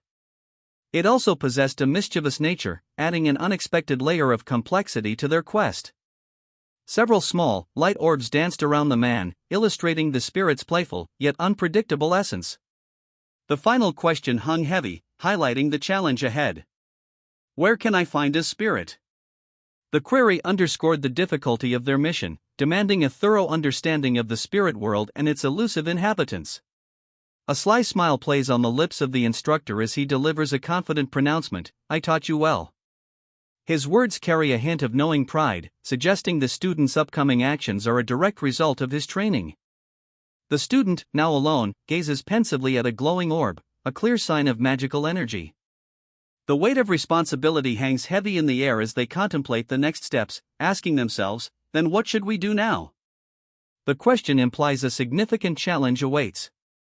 A young elemental mage, a whirlwind of furious motion and vibrant energy, unleashes their power. The caption confirms their skill, a skilled elemental mage. This panel serves to reveal the student's aptitude and the level of training they've received. A young man, accompanied by a small, glowing creature, peers cautiously around a dimly lit corner. He seems apprehensive, his wide eyes reflecting the shadows of the old building. The boy, still clutching his luminous companion, expresses his suspicion that whatever they're searching for might have moved to another location. His concern is palpable. A young woman with serious eyes interrupts, stating that their investigation is hampered by a lack of evidence. The gravity of the situation is clear. The boy and the girl decide to continue their search, moving to the next classroom. Their collaboration suggests a shared urgency. Alone, the boy reveals a pressing deadline: he only has 10 days remaining. A sense of dread permeates the scene. He wonders what happened. A cloaked figure, shrouded in shadow, glides down a long, dimly lit hallway. The air crackles with unseen energy. Two figures confront each other in a narrow street. One, clad in armor, holds a glowing orb, the other, cloaked, draws a sword. Tension hangs heavy in the air. "What the hell?" the cloaked figure demands, their voice sharp with surprise and barely suppressed anger as they see the two figures. Their hand reaches for a weapon. "Why are you two over here?" The question hangs in the air, unanswered, as the scene cuts to black. A silent confrontation is about to commence. The mercenary leader scrutinizes a contract, a flicker of skepticism in his violet eyes. 3,000 marks for success? The sum is significant, yet the task remains undefined. In a dimly lit hall, the mercenary, cloaked in white, observes a tense encounter between two figures. One, clad in dark green, emanates a strange, luminous energy. The other, in military garb, seems wary. "Are all mercenaries like this?" the soldier questions. The mercenary merely replies, "I had some time to kill." The mercenary's expression shifts to one of mild concern. A subtle detail, yet it hints at the unexpected complications that are about to unfold. That is. He muses. His composure shatters. A surge of anger flares in his eyes as he confronts the green-clad figure. "What are you talking about?" he demands, his words sharp and edged with fury. The revelation of a direct request from the academy throws the situation into sharp relief, hinting at a larger, more complex game at play. Intrigued by the academy's reward system, one student casually inquires about it. A dismissive response cuts the conversation short, revealing a guardedness surrounding the matter. A proposal for collaboration emerges. Three individuals, facing a shared mystery, a ghost haunting the academy, deem it efficient to search together. This strategic decision hints at a potential urgency or shared concern regarding the haunting. Despite the practical advantages of a unified search, an initial reluctance is met with insistence. The decision to investigate together is ultimately reaffirmed, emphasizing the necessity of cooperation despite individual reservations. The trio now convenes, using a holographic projection to pinpoint the ghost's appearances. The locations, the training grounds, the professor's lounge, and the gymnasium suggest a pattern within the academy's structure. The holographic projection is further clarified, specifically outlining the swordsman's training grounds, the swordsman professor's lounge, and the gymnasium as the confirmed locations of the ghost sightings. The visual reinforces the established pattern and builds anticipation for the next phase of their investigation. These buildings all share a common trait, a fact the silver-haired mage observes with a thoughtful expression. But a mage with such high-ranking abilities would be unlikely to be the target of a ghost, his companion reasons. It's more reasonable to assume the ghost is avoiding mages, the young woman with dark hair confirms, a conclusion her companion readily agrees with. Ghosts cannot be physically attacked, she explains, offering a crucial insight into their elusive nature. He mused, the ghost? Ah. I think I've heard of it before. A flicker of recognition crossed his face, hinting at prior knowledge of this spectral entity. What was it? The question hung in the air, charged with anticipation. The narrative shifts to reveal a past event. Among those who encountered the ghost, one student displayed exceptional bravery. The student, it turned out, passed right through the spectral being. This unexpected detail underscores the unique nature of the ghost and the exceptional circumstance of this past encounter. Shared an opinion as an equal before? The question, posed amidst swirling ethereal energy, hints at a deep-seated tension and a power dynamic about to shift. The accompanying image shows a confrontation between two individuals, where a seemingly dominant figure is challenged. A group, their faces etched with frustration, reveals a fundamental flaw: they've never collaborated effectively. Their lack of unity is a clear weakness. A radiant light signifies a shift, progress is being made, however incremental. New insights are emerging, subtly altering their path. A sudden fright interrupts the moment. The young man's startled reaction highlights the unexpected appearance of someone, likely the person he addresses as Vis. Exhaustion hinders further investigation. Despite a logical next step, surveying the other buildings, fatigue prevents immediate action. The priority now shifts towards rest. Don't overdo it, guys, and stay safe, the young mage cautioned, a mischievous glint in his eyes as he summoned a small, cheerful spirit. A serious young woman, clad in dark attire, studied a holographic map across a table from a cloaked figure, her expression conveying deep concentration and concern. The air crackled with unspoken tension. The cheerful spirit soared above them, its laughter echoing as the young mage and the young woman from the previous panel worked in tandem, preparing for something. Unfortunately, I'm not an elemental mage, so I cannot detect spirits easily, the young woman admitted, a hint of frustration in her voice, highlighting a crucial limitation in her abilities. Across a dimly lit table, a young woman with silver hair and piercing eyes confronts a dark-haired companion. Her smirk hints at a hidden agenda as she asks, "What do you mean?" The question hangs heavy, pregnant with unspoken implications. The dark-haired companion's eyes widen in disbelief. The revelation, a separate request submitted by the Academy, throws her into immediate confusion and concern. The silver-haired woman's voice, though soft, carries an undeniable weight as she addresses her companion by name, Helmut, leaving the full impact of the previous news to sink in. A young woman anxiously questions the whereabouts of someone named Sion, who appears to be tracking a spirit. Her companion assures her he can sense the spirit's location. The companion, displaying unsettling insight, suggests they cooperate in the search.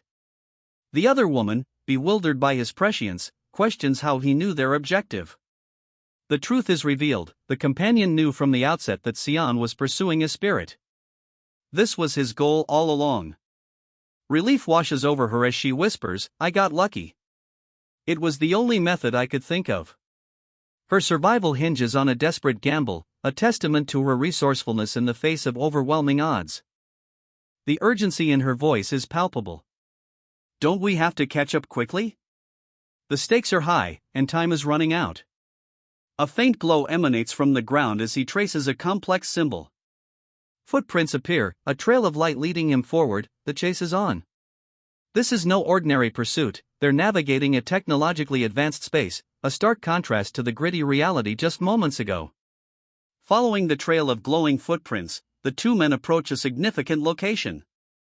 The younger man, kneeling, confirms, "This direction is the training grounds of the Department of Swordsmanship." The camera pans to reveal a grand building in the distance, the destination now clear. The younger man smiles knowingly, a glint in his eyes. "So, we just have to find the spirit before he does."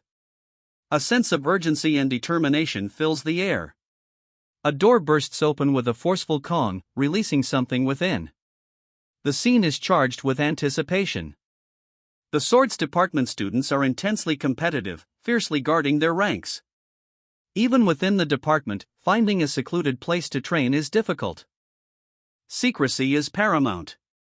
Therefore, away from the bustling common training grounds, a hidden location is needed, someplace quiet where they can practice their skills without notice. They stand before a formidable, imposing door.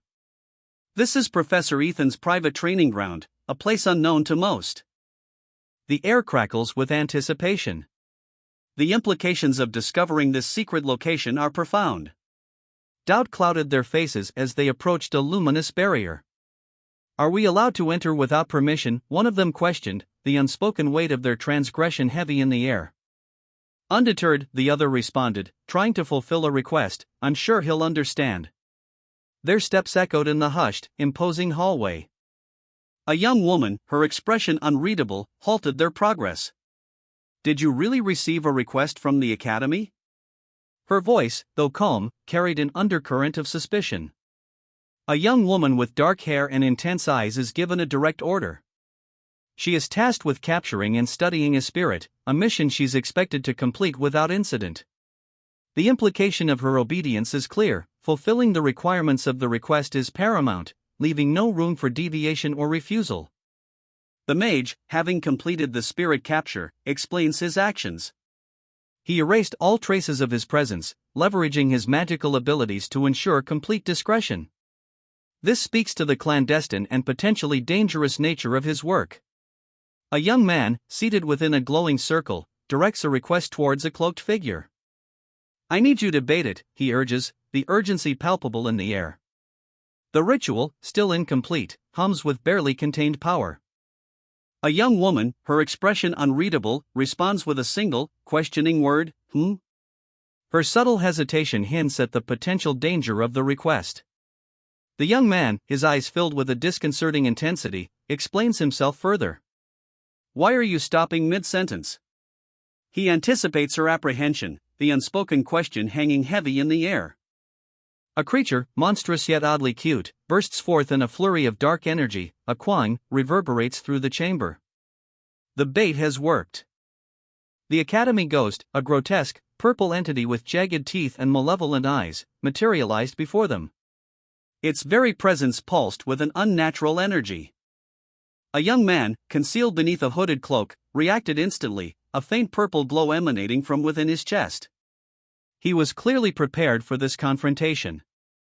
A searing blast of energy erupted, the ghost recoiling violently as it was struck. This attack clearly hurt it. The young man, eyes blazing with defiance, hurled a defiant warning at the creature. "Don't you dare," he snarled, his voice laced with a deadly seriousness that suggested he was ready for whatever came next. Trapped within a spatial spell, the mage desperately pleads for assistance. He's unable to move, while the target of his spell, a dangerous individual, remains poised to escape the training grounds. The situation demands immediate action to neutralize the spell. The order is given: weaken the spell. A swift, decisive action is taken. With a burst of purple energy, a counterattack commences, targeting the spatial distortion. A figure, cloaked and dark-haired, moved with a burst of purple energy, the very air around them shimmering with power. The figure, her eyes narrowed in concentration, declared, "I can slash the spirit using this." This reveals her ability to manipulate a form of energy called vis to combat spiritual entities. A menacing, ghostly face materialized before her, its malevolent eyes burning with ethereal light. The spirit is clearly hostile. The figure's expression shifted to one of disappointment as she muttered, "I guess it wasn't." Her initial attack strategy proved ineffective. With a powerful, sweeping motion, she parried the spirit's attack. The sound of the collision resonated in a powerful quang. A wave of golden energy erupted, the word "Rattan" echoing the force of the attack as it struck the young woman. Her expression contorted in pain. The attack's aftermath left the young man seething. His fiery gaze locked onto the source of the disturbance as he demanded, "What do you think you're doing right now?" The question hung heavy with the weight of impending conflict. Two figures sprint through a dimly lit corridor, their movements blurred by speed. The urgency is palpable. One of the pursuers, a young man with dark hair, slows, his gaze intense. He questions, how did he sense it so quickly? Could it be? Suspicion clouds his features. The scene shifts. The other pursuer, a young man with white hair, is engaged in tense conversation. What if you used this against it, he suggests, hinting at a potentially powerful countermeasure. The suggestion is met with thoughtful consideration by the dark-haired young man. The white-haired pursuer, having seemingly received a response, rushes toward a large building, a sense of desperate determination in his stride. The frantic sounds of footsteps amplify the urgency of the situation. They only need a general sense of his destination. A precise location is unnecessary at this stage. Sion's eyes, sharp and intense, convey his doubt about the accuracy of the information. His expression hints at a challenge ahead. Sion confirms his inability to pinpoint the exact location, setting the stage for a more difficult search. His hands illustrate his struggle with the task. Access to the Department of Swordsmanship's training grounds is strictly controlled, entry is not permitted for all. The training grounds are organized into distinct grades and levels, each catering to a specific skill tier. A suggestion is made: the missing person might be near the higher grade students, those with scholarships. A focused search in that area is proposed. Ethan, it is revealed, possesses a private training ground located on his estate. His violet eyes, sharp and intense, bore into the darkness. A palpable tension filled the air. A subtle, almost imperceptible smile played on his lips as he confirmed, yes, it's definitely here. The location of their target was secured. Aaliyah, her expression unreadable, stood before him.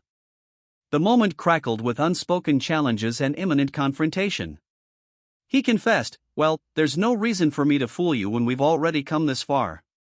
All pretense was abandoned, the game had begun.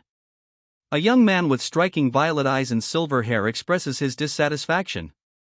I do not like the fact that there is only one elemental mage at our academy, he declares, his tone hinting at a brewing challenge to the status quo.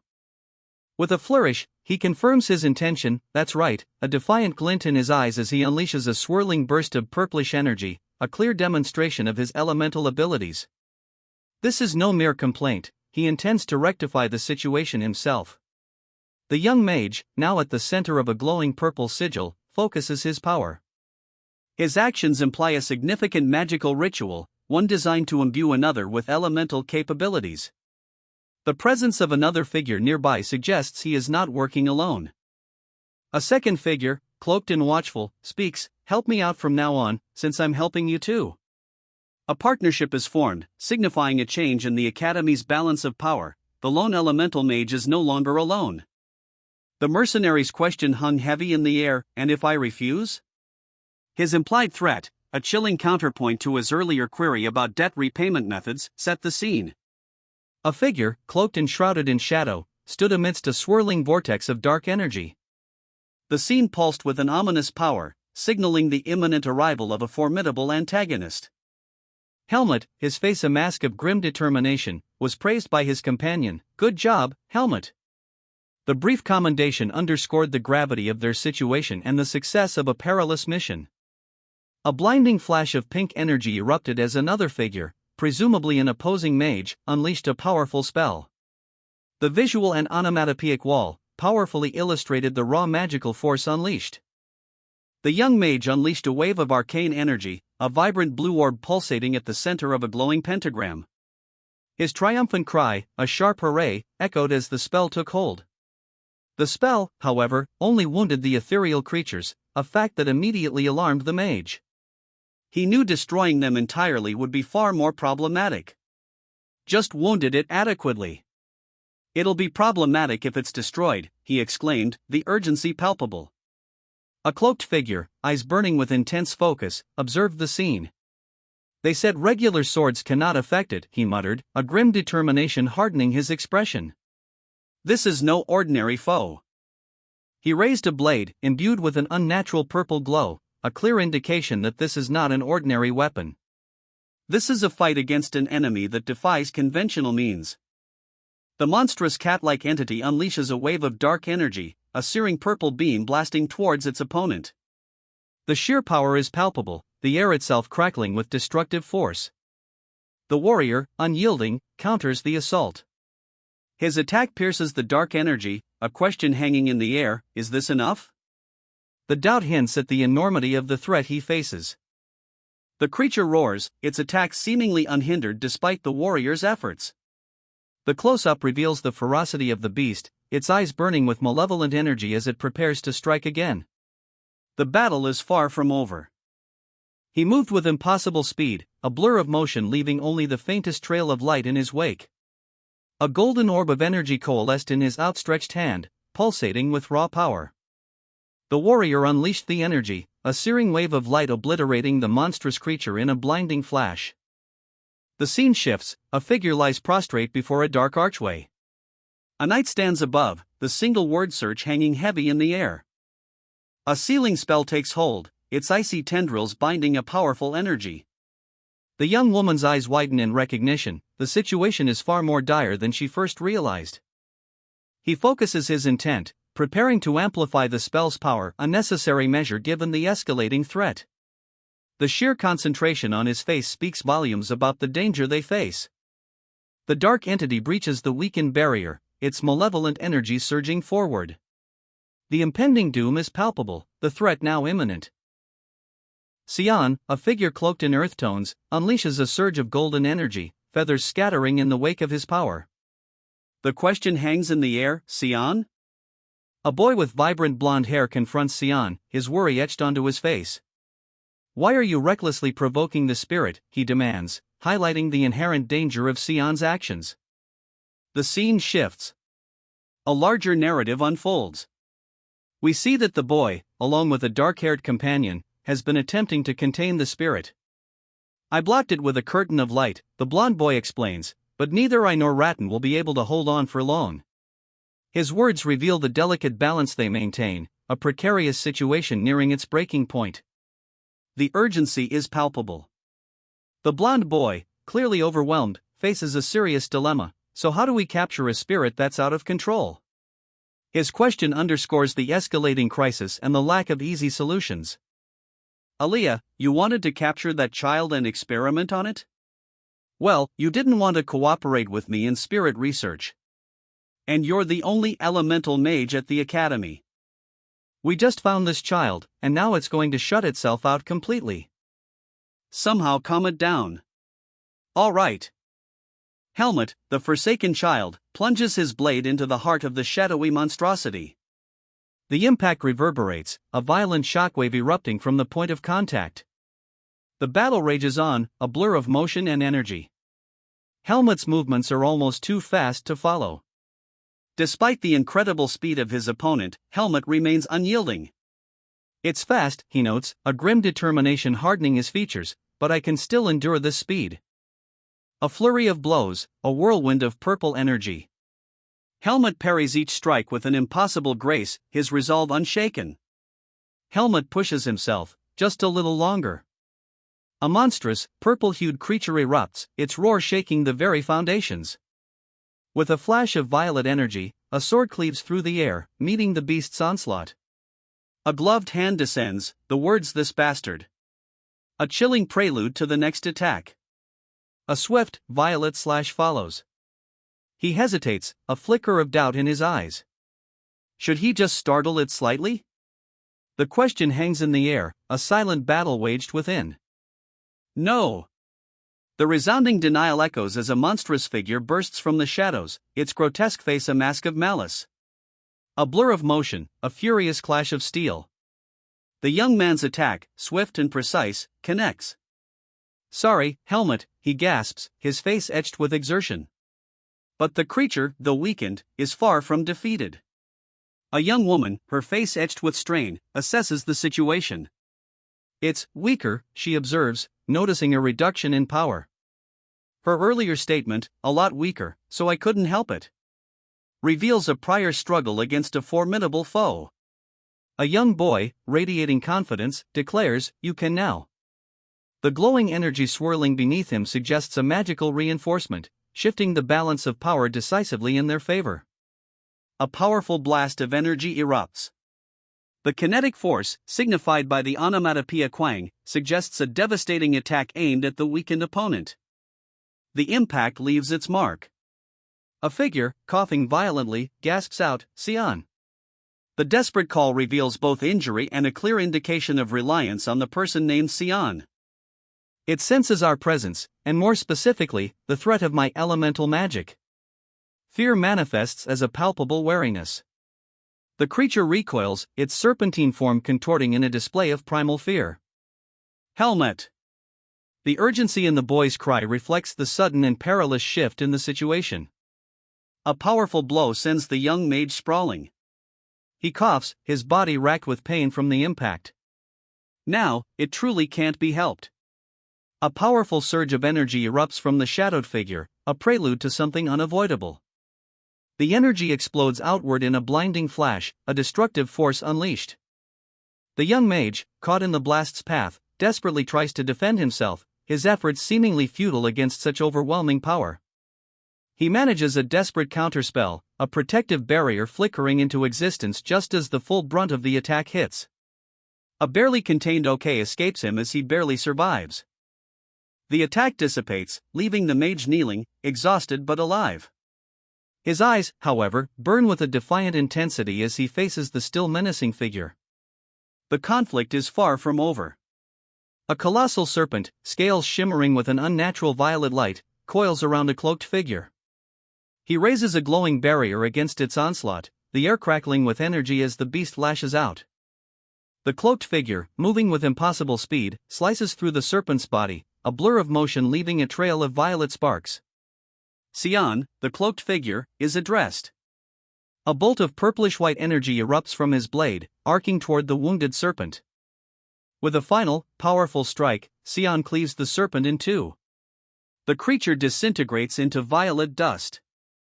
A horrifying creature, its form a grotesque parody of life, unleashes a wave of violet energy. The sheer power is palpable, a raw, chaotic force that threatens to consume everything in its path.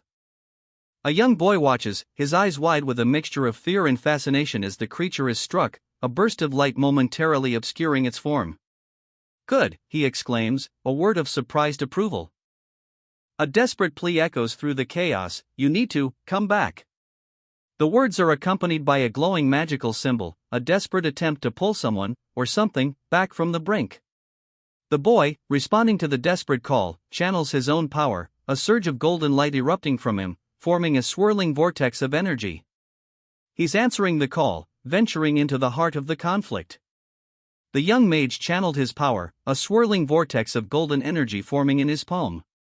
His focus was absolute, the weight of the spell evident in his strained expression. He carefully cradled the resulting orb of condensed magic, its faint blue glow a stark contrast to the shadowy surroundings. The air crackled with unstable energy. A tense standoff. The dark-haired warrior stood ready, sword at her hip, facing the two others. One, bowed in deference, the other, a younger mage, held a small, pulsating orb of dark energy. The air thrummed with unspoken threat.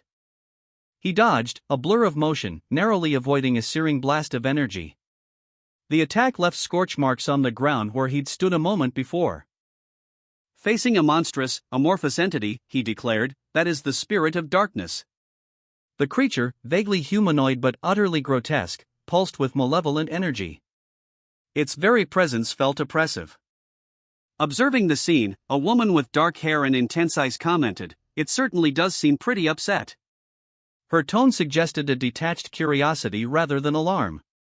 This was clearly not her first encounter with such an entity. His eyes widened in alarm, a clear "what" escaped his lips. The sudden shift in his expression highlighted the escalating danger. A ghostly, cat-like spirit materializes before a group, its unsettling presence causing alarm. A young boy, Aliyah, is the focus, his hand outstretched towards the creature as a horrified onlooker exclaims, "You'd do that to this cute child?" The scene is fraught with tension, the fate of the child hanging in the balance. The older man, revealing his malicious intent, sneers, "That's because you only want to perform scary experiments." His cruel smile and Aliyah's desperate expression underscore the impending danger. The younger boy's fear is palpable. The urgency intensifies. A dark-haired woman, clearly concerned for Aliyah, implores the boy, "Could you try stalling it for as long as possible without attacking it?" The weight of the situation and the perilous task ahead are emphasized. Aliyah, despite the inherent danger, bravely accepts the challenge, "I'll try." The scene shifts to a powerful magical display, highlighting the perilous task ahead as the mages prepare to contain the spirit. A desperate internal monologue, though I don't know how long I can last without attacking it. The speaker's resolve is clear, even as a looming threat weighs heavily. The attack begins. A blinding flash of light erupts as the unseen assailant unleashes a furious assault, violent energy tearing through the air. A figure, cloaked in purple, moves with impossible speed, deflecting the onslaught with precise, deadly strikes. Purple energy crackles around their blade as they weave a deadly dance through the chaotic barrage. The scene shifts to reveal a second combatant, a man with vibrant green hair, joining the fray. He supports the purple-clad figure, their combined efforts focused on containing the monstrous, shadowy creature before them, its gaping maw filled with teeth, its form crackling with unnatural power. The young mage channeled his power, a bright orb forming in his palms as he gritted his teeth in concentration. The air crackled with arcane energy. He unleashed a blast of energy, but it was deflected with an unnerving ease by a shadowy, amorphous entity. The force of the impact reverberated through the scene. A warrior, swift and decisive, countered with a lightning-fast sword strike. The words "this" escaped their lips, a testament to their calculated risk. The warrior's attack proved ineffective. The creature knew it was untouchable, as its reaction showed. The warrior channeled his power, his sword glowing with violet energy as he prepared to strike. His attack missed, a momentary lapse in concentration. "Oops," he muttered, the sword's energy dissipating. A sudden, brutal blow sent him sprawling, a choked gasp escaping his lips as he tasted blood. A powerful mage channels his energy, arcane symbols glowing beneath his feet as a shadowy entity writhes above him, attempting to break free. The air crackles with magical power. A young man, strained and pale, cries out in agony as a surge of blue energy erupts from within him, a clear sign of the immense pressure he is enduring. He desperately urges someone to act, the desperate plea echoing the grave danger: "That bastard is trying to break the seal." The shadowy entity bursts forth, taking on a serpentine form of immense power, its terrifying presence a testament to the seal's weakening state. The creature lunges, its maw open in a silent roar. The young man braces himself for the inevitable, his face a mask of grim determination. Aaliyah lunged forward, a blur of motion, her dark eyes fixed on her target. The urgency in her stance spoke volumes. "Aaliyah's in danger," the stark warning echoed, the gravity of the situation undeniable. A powerful blast of energy erupted as a figure retaliated, a desperate counterattack against the encroaching threat. Purple energy arced across the scene. A desperate cry escaped the young man's lips: "Shit." As he frantically raised a defensive barrier, barely containing the surge of energy directed at him. The desperate act was a testament to the overwhelming power he faced. The spirit, a swirling vortex of purple energy, violently erupted from its host, leaving behind a shattered form. A young man watched in horror as the escaping spirit fled, his desperate cry: "No." The spirit is running away, echoing the gravity of the situation. He pursued the ethereal being, but the spirit's escape was swift, leaving only streaks of fading purple in its wake.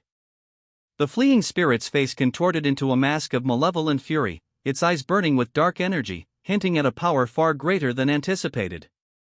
The creature, a grotesque amalgamation of tentacles and shimmering flesh, recoiled from an unseen blow. A searing pain ripped through its form, leaving a trail of sparking energy in its wake. A beam of violet light pierced its core, the impact throwing it violently to the ground. Its form shuddered, a silent scream echoing in the sudden stillness that followed the blinding attack. The creature's single, large eye widened in disbelief. "What?" it seemed to ask, the unspoken question hanging heavy in the air as its life force ebbed away. The source of the attack became clear: a young man, surrounded by swirling golden runes of immense power, stood poised, his hands outstretched. A powerful incantation had unleashed this devastating force. Tension crackles between the two figures. One, dark-haired and intense, stares down a pale-skinned opponent with unnerving violet eyes. The air itself seems charged with unspoken conflict. A young man with vibrant green hair grins, holding a small, purple, grumpy-looking spirit. His casual demeanor contrasts sharply with the escalating tension. This reveals a crucial element of the world's magic system: spirits are not easily handled, requiring specialized mages. Only elemental mages possess the ability to control spirits. This exposition highlights the limitations and specific skills within the magical hierarchy. The dark-haired figure attacks with a burst of speed, a purple energy sword flashing. The conflict has erupted into open battle, foreshadowing the difficulties inherent in controlling spirits and the potential power these mages wield. A small, purple, almost gelatinous creature with small horns pulsed with faint light, resting gently in a man's outstretched palm. A young man with vibrant green hair offered a reassuring smile. The low possibility of residual darkness remained, yet he declared, "All's well that ends well." A nervous chuckle escaped the lips of a man observing a peaceful, sun-drenched town square. Two white doves took flight, symbolizing the restored tranquility. The young man with vibrant green hair voiced his confusion. They had shown the spirit of darkness, yet the expected reward was absent. His companion, a more stoic individual with silver hair, merely sighed, "You heard him earlier." The implication hung heavy in the air, the nature of their reward was not what they anticipated. "What do you mean why?" the green-haired youth pressed, his wide-eyed innocence at odds with the gravity of the situation. His companion stated simply, "Helmut is our friend now." The shift in tone, the subtle acceptance, highlighted an unexpected bond forged in circumstances not yet fully understood. The green-haired youth's question hung in the air, a poignant reflection on the unusual circumstances of their newfound friendship. "If that's not considered friendship, what is?" he pondered. His companion's response confirmed a deeper, almost predestined connection. "I guess we were destined to become like this from the start." The notion of fate, of an unavoidable destiny, now took center stage. Helmut, the newfound friend, made a heartfelt plea, "Please take good care of me from now on." A single word, "friend," accompanied by a soft, ethereal glow, sealed the unexpected alliance, laden with unspoken promises and shared destinies. Chaos reigned in the kitchen. Four figures, a mix of anxious and exasperated expressions plastered across their faces, were caught in a whirlwind of flour and frustrated gestures. The scene spoke of a culinary catastrophe in the making. Two gloved hands clasped, a gesture of uneasy truce. "I'm sure it's not bad," one of them offered, a strained reassurance masking deeper anxieties. The casual handshake belied the tension underlying their agreement.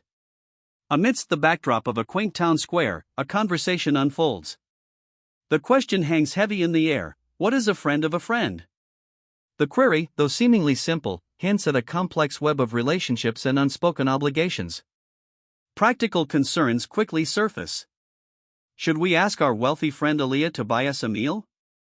One voice cuts through, "Don't involve me in this, and we don't have time to eat right now. We have to clean up." A document, marked Unit 301, is examined. Intrigued, the reader is left to wonder the significance of this mysterious designation. Yes. All right. The entrance ceremony's tomorrow, but since there's still time. A man in aristocratic attire explains, suggesting a preparation for an upcoming event. Take a look at where you'll be staying. A piece of paper is handed over, implying a change in location or living arrangements for the protagonist. The academy stands silent. A figure, newly arrived, observes the unusual quiet, marking this as an unprecedented event. The young woman, her dorm assignment finalized, is directed to a registration desk to sort out her luggage. A sense of quiet resignation settles over her as she acknowledges the necessity of the task. A clerk efficiently processes her paperwork, a brisk "Hello. You've been assigned your dorm, I see. Please wait a moment." Confirming her arrival. The bureaucratic process, though brief, is marked by its necessary formality. Entering her new dorm, a sense of isolation permeates the scene. The protagonist's internal monologue reveals a past trauma, a vow to avoid friendships born from difficult experiences. The source of her trauma is revealed, a damned crow bastard, implying a pivotal past event involving this individual. This establishes a significant conflict that will likely unfold later. A key, bearing a curious emblem, is presented. It's the key to a new chapter. The figure, cloaked in mysterious, approaches Unit 301. This is where the story begins. A tense moment unfolds as the key slides into the lock, a quiet click echoing the weight of anticipation. The word never, spoken perhaps from within, hangs heavy in the air. You think I'm bullshitting? The commander's face contorted with rage, his voice a low growl. His fury is palpable, the implication clear. He believes the information he's received is accurate, and those who doubt him will face his wrath. That's not it. A nervous young man stammers, his wide, frightened eyes betraying his fear. He explains that Baden's security is too tight for a direct approach. The context suggests a planned operation is being jeopardized. The young man's words are cut short as another, masked figure appears, placing a hand on his shoulder. The masked man's words reference the Black Hawk's strict regulations. The implication is that failure will have dire consequences. The narrative shifts to an overhead view, 3 figures revealed. The harsh decree is delivered, those who fail are to be executed on the spot.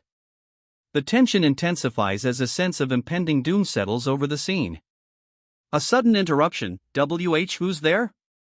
A knife flashes, adding another layer of urgency and danger to the situation.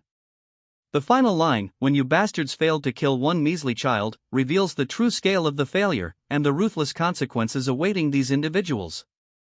2 warriors stand defiant before a shadowy figure, its eyes glowing menacingly. The figure accuses them, its voice dripping with contempt, of being responsible for the ruin of others' lives, mirroring their own perceived failures. One warrior, his face a mask of grim determination, unleashes a flurry of blows, a blur of motion aiming to strike the dark figure. The attack connects, and the warrior recoils, blood blooming across his face as he suffers the force of the blow.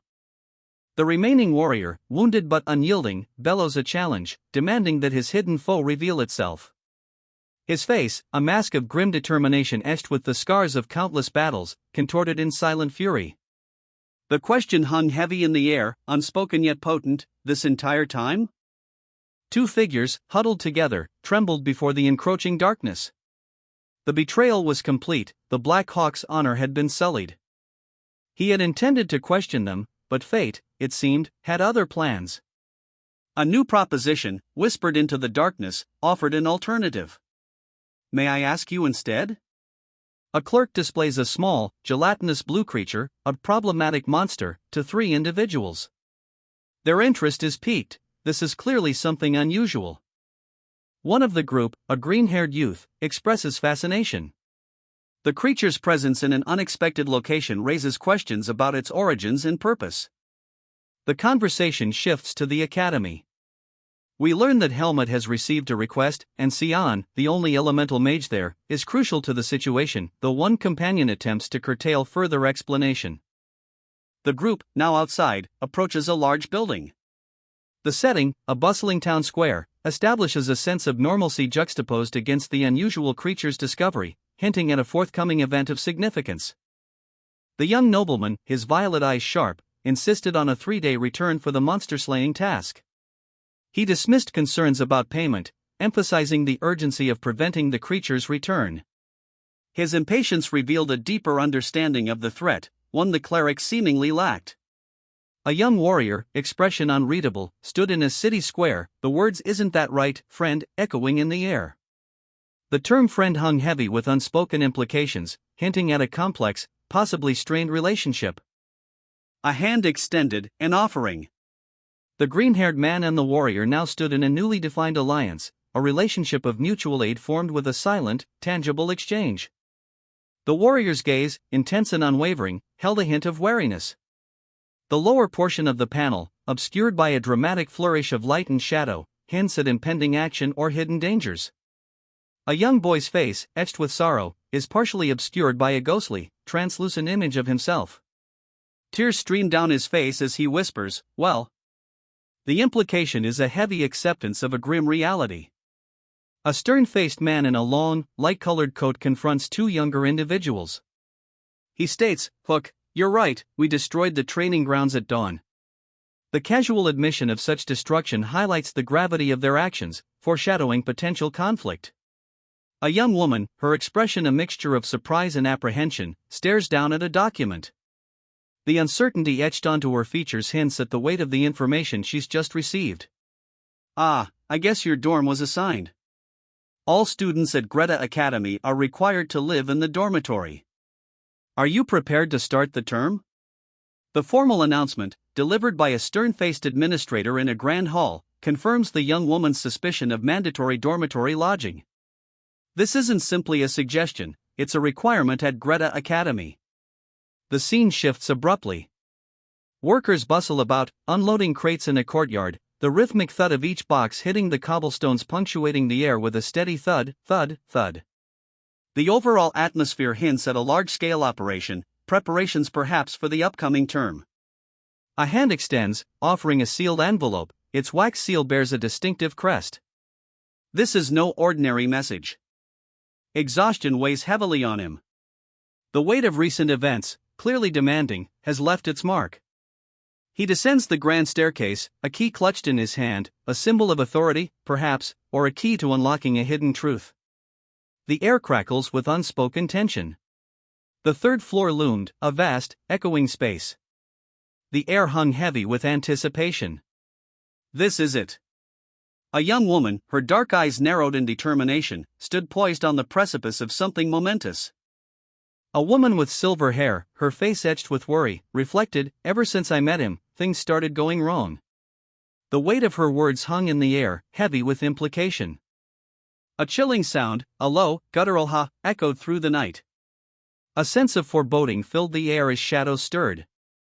A brutal warrior, his face marred by wounds, lunges towards two terrified young knights. He sneers, "You think the Black Hawks are easy?" His blade sings through the air, a clear threat. The warrior's attack is swift and merciless. He barely pauses, addressing one of the knights as Max, before continuing his assault, stating, "Let's just finish this."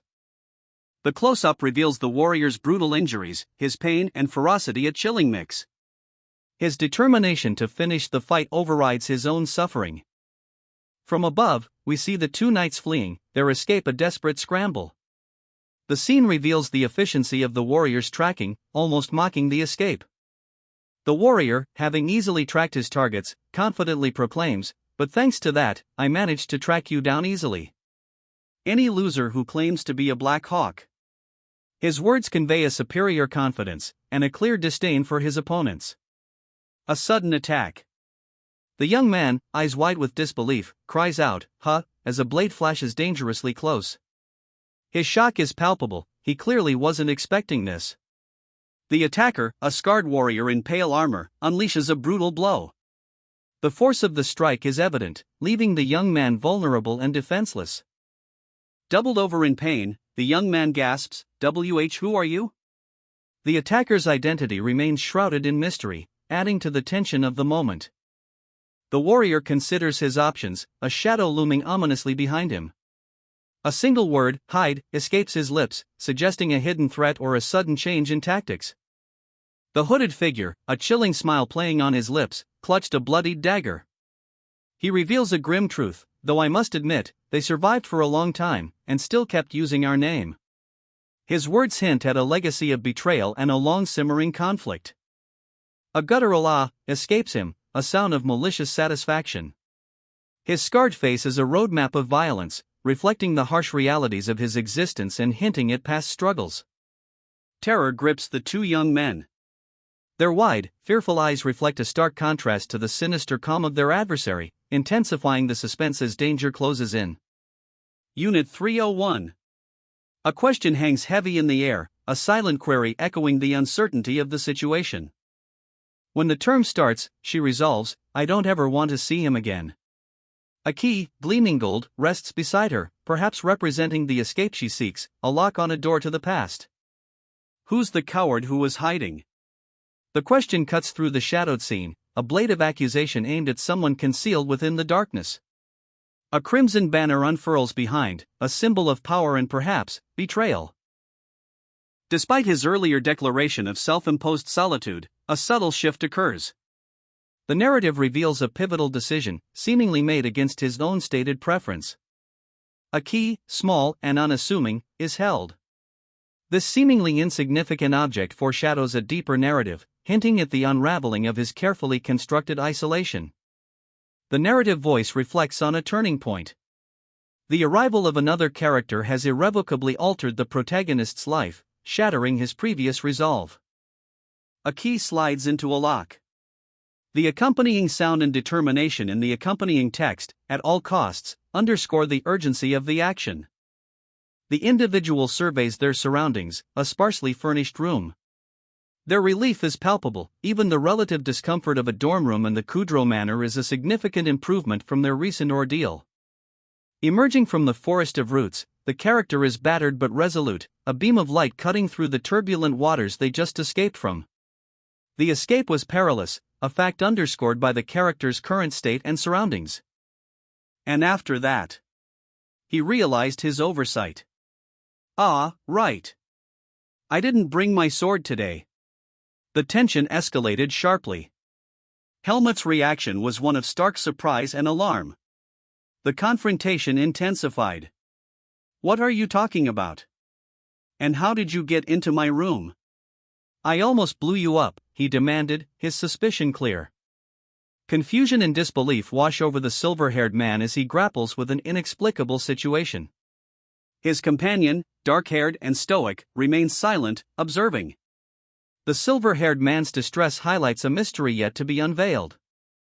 The silver-haired man's realization that there are two beds in the room reveals a critical plot detail. The unspoken implication of shared intimacy underscores the growing tension and questions about their unexpected proximity.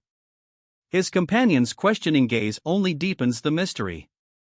As the silver-haired man hurries to the bathroom, his companion's question reveals a growing unease about their situation. The man's irritated response hints at deeper unresolved issues between them. A sense of foreboding hangs in the air as the dark-haired woman urges caution. The scene is set in a sparsely furnished room, hinting at a delicate situation where the slightest action could have grave implications. A profound sense of self-doubt and resentment grips the dark-haired woman as she contemplates her current predicament. Her internal monologue lays bare the weight of past actions. Dean Leon Weiss of Greta Academy sits calmly, sipping tea in his study. His composed demeanor hints at a man accustomed to power and control.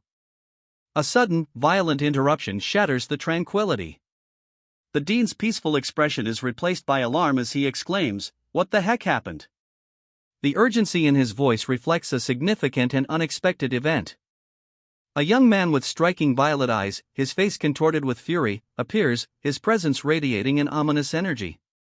This is no ordinary student, his intense expression foreshadows trouble. The palace administrator sighs, explaining the limited room availability due to unforeseen circumstances. He then stresses the importance of keeping their agreement, adding a pointed yet subtle warning. Despite the administrator's words, the young mage, disguised as a boy, worries openly about their secret being discovered. The fear of exposure weighs heavily on them. The administrator dismisses the mage's concerns. He believes the risk is manageable, given their magical prowess and the naivete of a swordsman. He refuses to accept responsibility for any potential unforeseen consequences. The administrator's face hardens, reflecting his unwavering resolve. His expression indicates a refusal to compromise on the matter. The disguised mage expresses disbelief and apprehension about sharing such close quarters with a specific individual. The young man clutched his head, his face contorted in distress. A shadowy scene flashed in his mind, a fierce battle, figures clashing amidst swirling energy. His stern guardian, a seasoned educator, offered a measured promise: "If you get along well with him this semester, I'll definitely give you a private room." "I promise once again." The weight of responsibility rested on the educator's shoulders. His words hinted at a delicate situation and the power he wielded over the boy's immediate future. The guardian's expression shifted to pensive contemplation as a thought bubble appeared above him. The child's supposed to be a good person. Doubt colored his words, revealing the uncertainty inherent in the boy's upbringing and the expectations placed upon him. A sarcastic remark hangs in the air: "Seems it didn't go your way, huh?"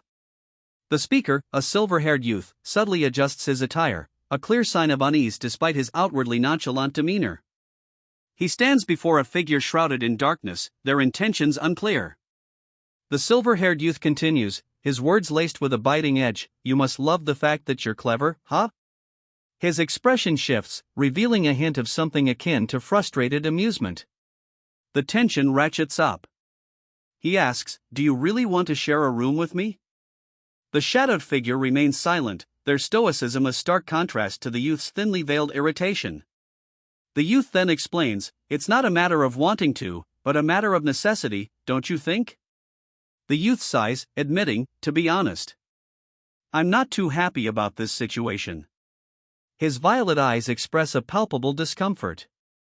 The shadowed figure finally speaks, voicing a concern, "I don't think Ethan would allow that. Even if he did, they'd find out eventually." The implication is clear, sharing a room is a risk, potentially jeopardizing a larger plan. Do you still want to stay here? The question hangs in the air, a silent pressure in the young woman's pensive gaze. To me, you're better than anyone else, and I'm sure that's true for you too. A dark-haired man speaks, his words a declaration of affection and shared understanding. His conviction is palpable. The young man with violet eyes gazes intently, his expression a mix of uncertainty and longing. This silent contemplation suggests a significant internal conflict.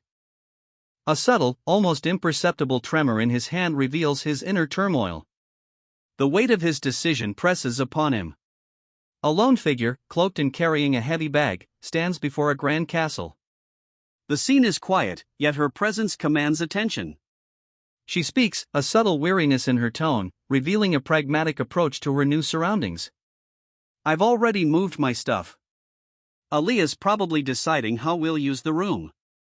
The implication is that she's settled in efficiently and trusts Aaliyah to handle the finer details of domestic arrangements. The conversation continues. Aaliyah, with striking white hair, appears, a nonchalant air surrounding him as he points out the obvious, "Well, it's right in front of you." The simplicity of his response hints at a comfortable familiarity and perhaps a shared history with the cloaked figure. A young man with silver hair, clad in a flowing robe, decisively declares ownership of the space behind a curtain, dismissing any potential complaints due to ample room. He continues his instructions, emphasizing cleanliness and prohibiting visitors, especially those from the magic department.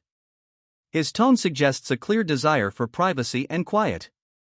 The young woman, accepting his terms, agrees to his conditions. The man, visibly relieved, gestures for her to resume her prior tasks. A young man with striking violet eyes and silvery hair turns his head, a subtle, almost imperceptible hint of a smile playing on his lips. A quiet intensity emanates from him. He adds, his voice soft yet firm, "I hope we get along well." The weight of his words suggests a deeper meaning, a veiled hope for a complex relationship to come. He lets out a weary sigh, I've been pushing myself too hard these days. I feel exhausted." The young man's exhaustion is palpable, a stark contrast to his earlier composed demeanor. A stack of books sits nearby, hinting at the burden of his studies. A hand reaches for a ring, a simple band of silver, resting atop a stack of ancient tomes. The owner mutters, "I keep getting swept into the weirdest stuff all over the place." This casual comment hints at a recurring pattern of strange occurrences in the protagonist's life. The woman with striking violet eyes and silver hair makes a resolve, "I should just avoid him when the semester starts." The implication is that a specific individual presents a recurring problem or threat, a conflict that ties into the already established pattern of strange events. Her expression hardens, the violet eyes burning with a fierce determination. This is no mere avoidance, it's a strategic retreat born of past experience and a recognition of the danger he poses. A hand reaches for a heavy, ornate door handle. The accompanying sound effect, a distinct metallic clink, suggests a deliberate action, a prelude to entering a new, potentially perilous, space. A young woman, her expression unreadable, pauses. A subtle pensiveness hangs in the air. The scene shifts to a forest clearing. She stands, hand-clasped with a man in a soldier's garb, having forged an alliance with the Pace Mercenary Corps. This partnership marks a pivotal step in her journey. Now, she's secured admission to Greta Academy. Reaching a new milestone, she feels ready to begin. Her focus sharpens, the journey to strengthen herself is now her priority. She lunged forward, eyes blazing with intensity. A palpable energy crackled around her hands. The young woman confronted a startled youth, her power clearly evident. He recoiled, clearly unprepared for her sudden aggression. "That's because I was assigned to room 301 as well," the youth exclaimed, his voice filled with disbelief and a touch of fear. The revelation hung heavy in the air. He continued, his warning sharp, "Don't touch anything in this room. If you do, I will actually blow you up." The threat was both chilling and strangely serious. A young woman, her expression a mixture of apprehension and worry, stares intensely ahead. Her wide eyes betray a sense of unease.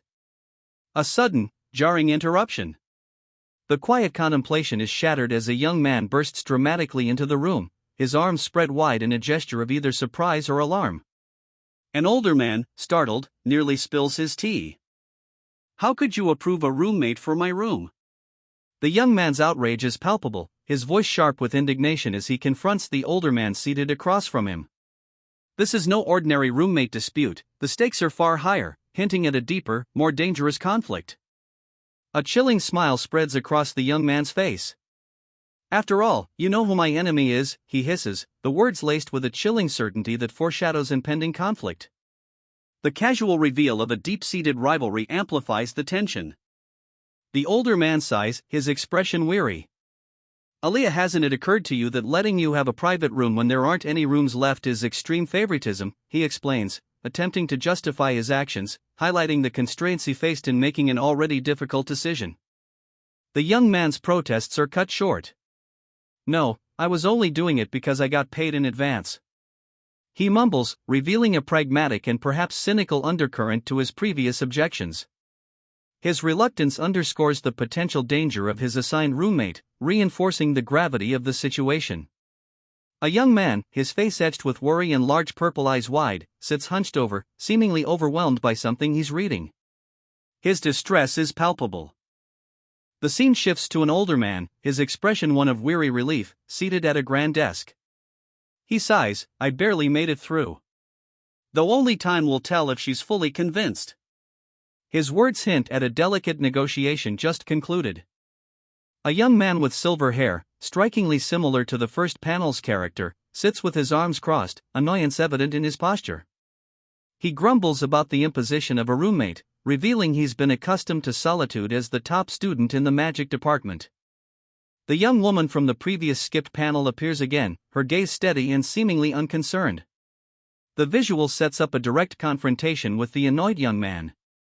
He confesses, a flicker of guilt in his eyes, "I hate having to say this myself, but I'm more picky than you realize." His admission hints at a deeper, more selective nature than initially perceived. Despite his self-described pickiness, the young man reveals, "Even so, I've talked to him more than anyone else at the academy, and it's better than living with those other guys from the Department of Swordsmanship." This seemingly contradictory statement suggests a complex relationship and an underlying reason for his actions. His expression darkens as regret surfaces, "I shouldn't have helped him with the test." This revelation confirms his involvement in a test, highlighting a critical decision he now questions, a crucial plot point to be explored. He looked up, eyes wide with surprise. "You back?" The question hung in the air, a mixture of disbelief and cautious welcome. A woman, her expression serious, warned him, "The curtain is cast with a warning spell, so don't try to cross over to the other side."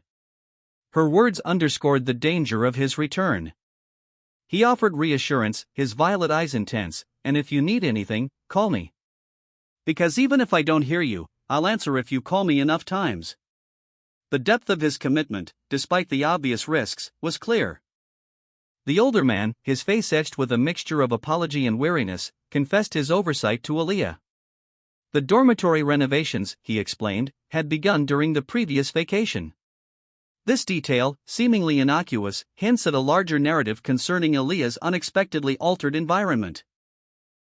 News of Principal Ethan's support for a rival reaches a group of conspirators. Their target's arrogance is a well-known fact, fueling their plans. The conspirators discuss their target, noting Principal Ethan's backing in their plan for the next day, conveniently free from swordsmanship class. A plan is solidified, to humble their cocky opponent. The absence of swordsmanship class provides an opportune moment for their scheme. After classes concluded, he headed towards the private training rooms. A classmate, Helmut, approached him with a question. Helmut's wide eyes and frantic tone hinted at a startling discovery: he'd just left room 301. The implication hung heavy in the air, a shared room with Aaliyah. The young man's surprise was palpable. The unusual allocation of a private room to Aaliyah, a student, sparks debate. Her peers question the fairness of such preferential treatment, especially given the existing privilege system. The conversation shifts to the notorious Crazy Dog, a student within the swordsmanship department, highlighting the unusual nature of this nickname within a formal educational setting. The introduction of Asuka, the top student from the previous year's second-year class, sets the stage for a significant reveal. His reputation precedes him, he's known for incapacitating any who challenged him. Despite his aggressive behavior, Asuka's skill is undeniable. His suspension is implied, but his prowess is such that he retains a degree of leniency, prompting a warning of caution to others.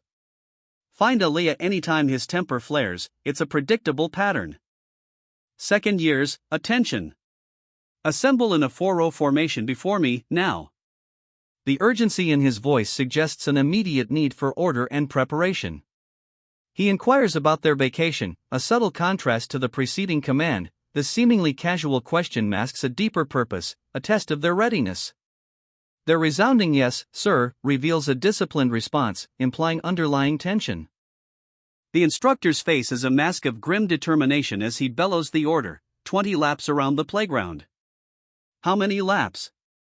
The intensity of his gaze suggests this is no mere exercise.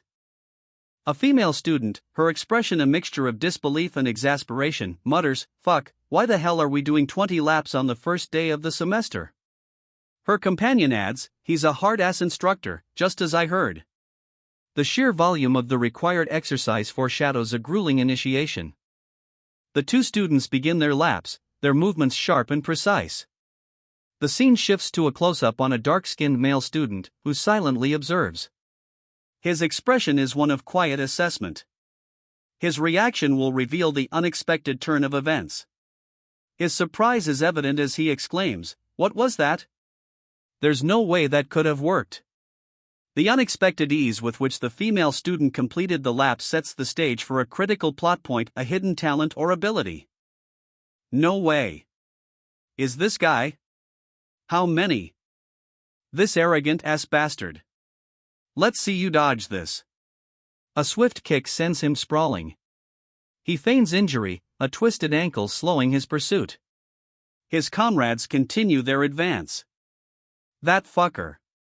A superior officer barked orders, sending a subordinate to retrieve something. The urgency in his voice hinted at a developing situation. A heated confrontation erupts. A young woman, clearly angered, accuses a young man of tripping her, his seemingly nonchalant response further fueling her ire. The exchange reveals a simmering tension, perhaps rooted in a deeper social hierarchy. The young man's condescending retort, referencing social standing, escalates the conflict. His words expose a rigid social structure and underscore the power imbalance between them. The seeds of a larger conflict are sown. Leave the guy alone, settle it in sparring later. Just wait. The disbelief is palpable. Can weak humans rise in status? He can't believe someone who didn't earn his status is now above him. A surge of dark energy crackles around him, a potent display of power. He questions whether a demonstration of force is necessary. The tension is thick. A young man with vibrant blue hair stands apart from a group of uniformed figures, the scene set for a potential confrontation. A question hangs in the air, unspoken but palpable, "Is that by chance about me?" The uncertainty hints at a pivotal encounter, a potential turning point. The imposing academy stands as a testament to privilege, its grandeur a stark contrast to the uncertain future that awaits. This is a place of power, where social divides are clearly drawn. A sneering observation cuts through the air, "No wonder he's so damn high-nosed. Did having a nobleman for a backer delude him about his own status?" The speaker clearly harbors resentment towards the privileged. A smug rejoinder, "Well, he'll realize that there's a gap that commoners can't cross soon enough." This chilling statement underscores the unforgiving social hierarchy. A young woman, her dark hair pulled back, tested the fit of her uniform. "I thought the uniforms would be stuffy," she mused, "but this is unexpectedly movement-friendly." A green-haired man, clearly agitated, approached her. "Yeah, here we are," he said, his voice tight with worry. "But Aaliyah has a tough ride ahead of her, living with that hothead." He placed a comforting hand on her shoulder as they began to walk. The weight of their mission hung heavy in the air. The green-haired boy's reputation precedes him. His violence is so notorious that even the sight of him sends shivers down spines. One terrified individual even lost an ear in a previous encounter. No one dares to get involved with him anymore. Undeterred by his reputation, the boy, seemingly unfazed, offers a casual farewell, noting his room number is 307. He appears confident and almost nonchalant. A young person with dark hair, pulled back into a ponytail, observes the scene from a distance. Their expression is one of quiet assessment, a silent observer of this scene. A group of students, clearly intimidated by something unseen, stands on the steps. One sits dejectedly, alone, amidst their nervous peers. The air is thick with tension. A young woman, seemingly a student, stands amidst her peers, a look of mild apprehension on her face. The others react with shock and obedience at an unseen command, muttering formation, and "Sir, yes, sir." Their reaction foreshadows the strict discipline of the upcoming training. The instructor, his back to us, addresses a large group of cadets. He announces the commencement of foundational physical training, setting the stage for the day's events. The instructor's command rings out, 20 laps. Run! The students, including the young woman from the first panel, begin a vigorous run, their faces strained with exertion. The scene emphasizes the immediate, physically demanding nature of their training. The young woman, running alongside a more elegant-looking classmate, harbors resentment.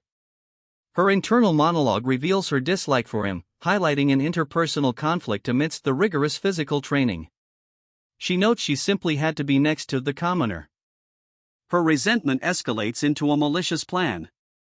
She considers sabotaging her classmate, intending to trip him during their run. This adds a layer of intrigue to the seemingly simple training exercise, introducing conflict and a potential for unforeseen consequences.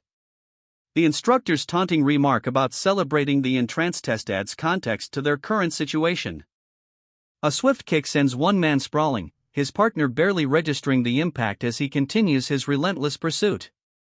The thought echoes, how many times has it been? A sense of grim determination hangs heavy in the air. The pursuing man is thrown to the ground with a grunt, the force of the blow clearly visible in his pained expression and the impact lines radiating from his body. His advance is halted. The defeated man's face contorts in furious frustration, his eyes blaze with rage, promising retribution. The scene is charged with barely contained fury. A short break is called, the air heavy with the cadets' exertion. One volunteer is requested to fetch supplies. A young cadet, visibly winded, is questioned by a superior. The superior's expression suggests the cadet has acted improperly. The superior scolds the cadet, warning him against further indiscretion. Another cadet intervenes, addressing the situation with a reprimand. Running around is deemed excessive, especially given the already strenuous training. A surge of purple energy erupts, the air crackling with power. Right now and right here. A voice declares, the implication of imminent action heavy in the air. A young woman with dark hair stares intently as a leaf falls, her expression unreadable. Beside her, a man in a dark uniform watches with a similar air of contemplation, their shared focus hinting at a mystery unfolding. The hushed whisper, that commoner, he passed the transfer exam, right, reveals a plot twist, someone unexpected has achieved something remarkable. The weight of this revelation underscores the significance of the event and foreshadows future conflicts. A young man with dark hair tied back stands in a grand hall, his expression unreadable. His attire suggests a position of some authority, yet his demeanor is one of quiet contemplation, hinting at a brewing conflict. Another man, this one visibly agitated, questions the young man's motives. Suspicion hangs heavy in the air, the unspoken tension between them threatens to erupt into violence. His words reveal a deep distrust. Is he trying to avoid me so I don't trip him? The young man's eyes narrow, a flicker of irritation crossing his features as he hears the word commoner. This seemingly insignificant word carries a profound weight, a potent symbol of the deep social divisions that shape their world. Incredulity washed over him as the words registered. "Did you just call me, commoner?" His face, marred by a fresh wound, twisted into a snarl. The insult was a spark igniting already simmering fury. "The heck are you?" he spat, his voice dripping with contempt. He finally found his voice, the words a low growl. "That's great. I'm not a fan of putting up with shit either." The casual dismissal, laced with a threat, hung in the air. "You bastard!" spat the blonde girl, her face contorted with fury as she watched the altercation unfold. Sabat intervened, shouting for them to stop. The tension crackled, palpable even from a distance. The blonde, clearly an authority figure, dismissed the onlookers with a curt tch, instructing them to mind their own business and support each other, but to avoid the swordsman department's volatile member. A clear hierarchy and simmering tension within their ranks became evident. A green-haired boy, identified as Asuka, the top student of the second-year class, was singled out as a particularly dangerous element to avoid. The warning underscored the seriousness of the situation and the potential danger posed by Asuka. "Assemble!" The instructor barks the order, his gaze sweeping across the assembled recruits, their wooden swords stacked nearby, ready for training. He expects immediate compliance. A blue-haired recruit arrives late, profusely apologizing for his tardiness, explaining he was consulting with instructor Patricia. His contrition is palpable. The punishment for lateness is swift and severe: 10 more laps around the training grounds, followed by 30 laps around the gymnasium. The recruit's shocked reaction reveals the severity of the consequence. The instructor observes, his expression grim, noting the recruit's apparent poor reputation. This incident will likely cement that reputation further. The rest of the trainees are ordered to begin their personal training. A blur of motion as a young woman, her dark hair whipping behind her, unleashes a devastating series of strikes. Each blow is precise, a whirlwind of controlled power. Observing from a distance, a man with short, styled brown hair and a thoughtful expression watches the intense duel unfold.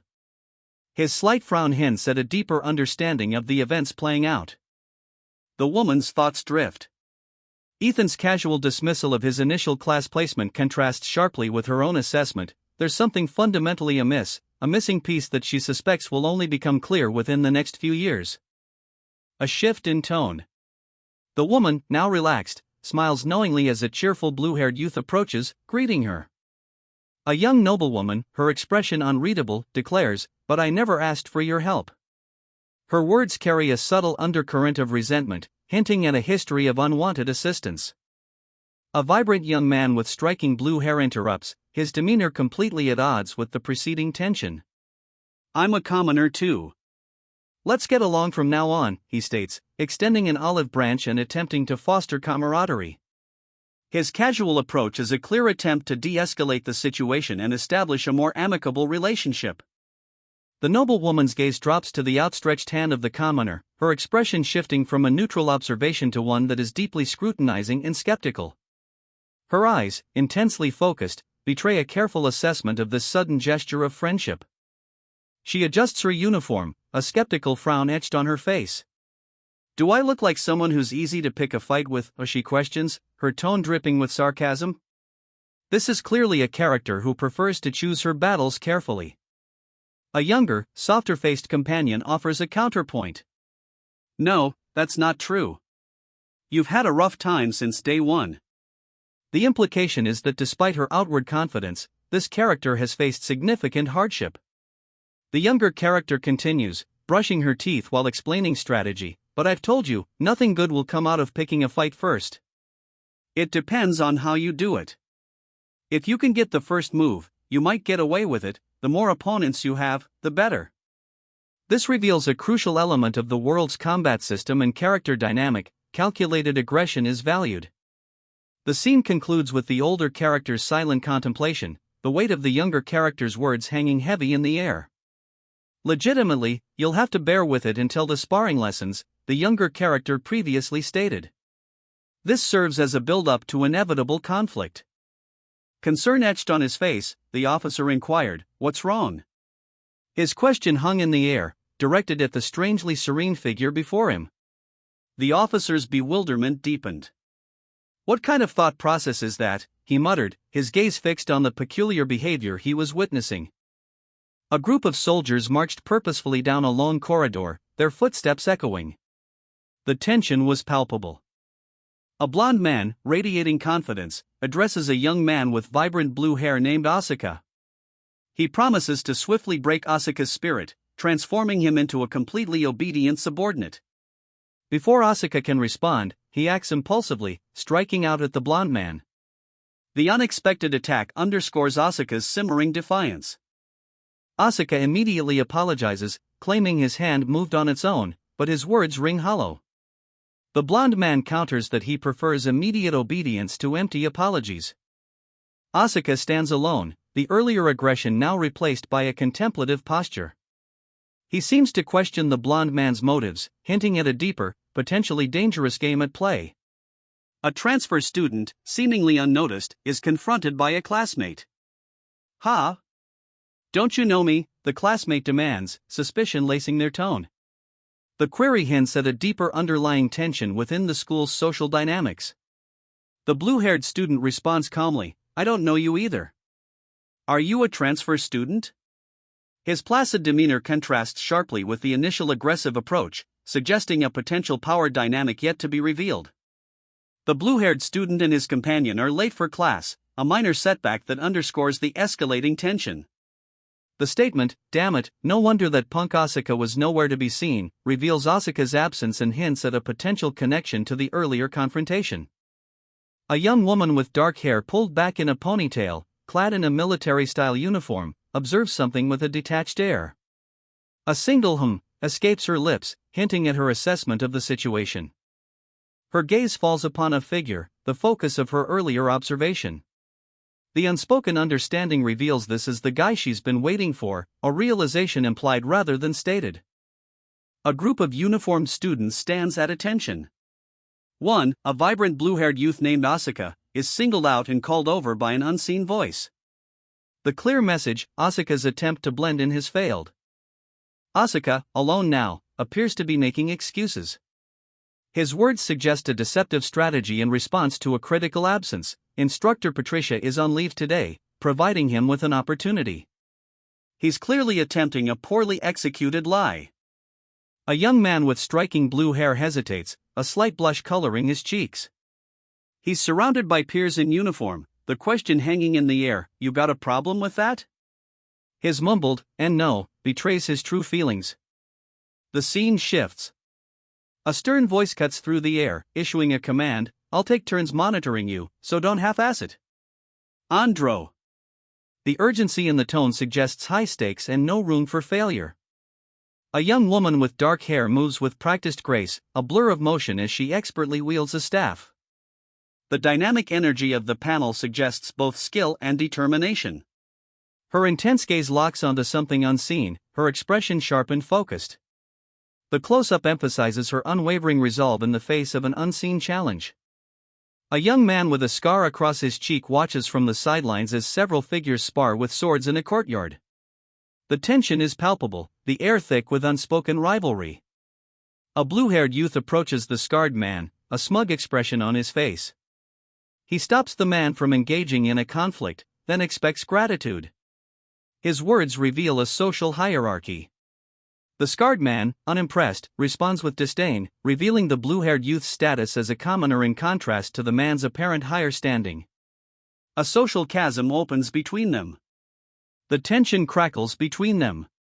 A sudden, almost imperceptible energy surge emanates from the blue-haired youth's outstretched hand.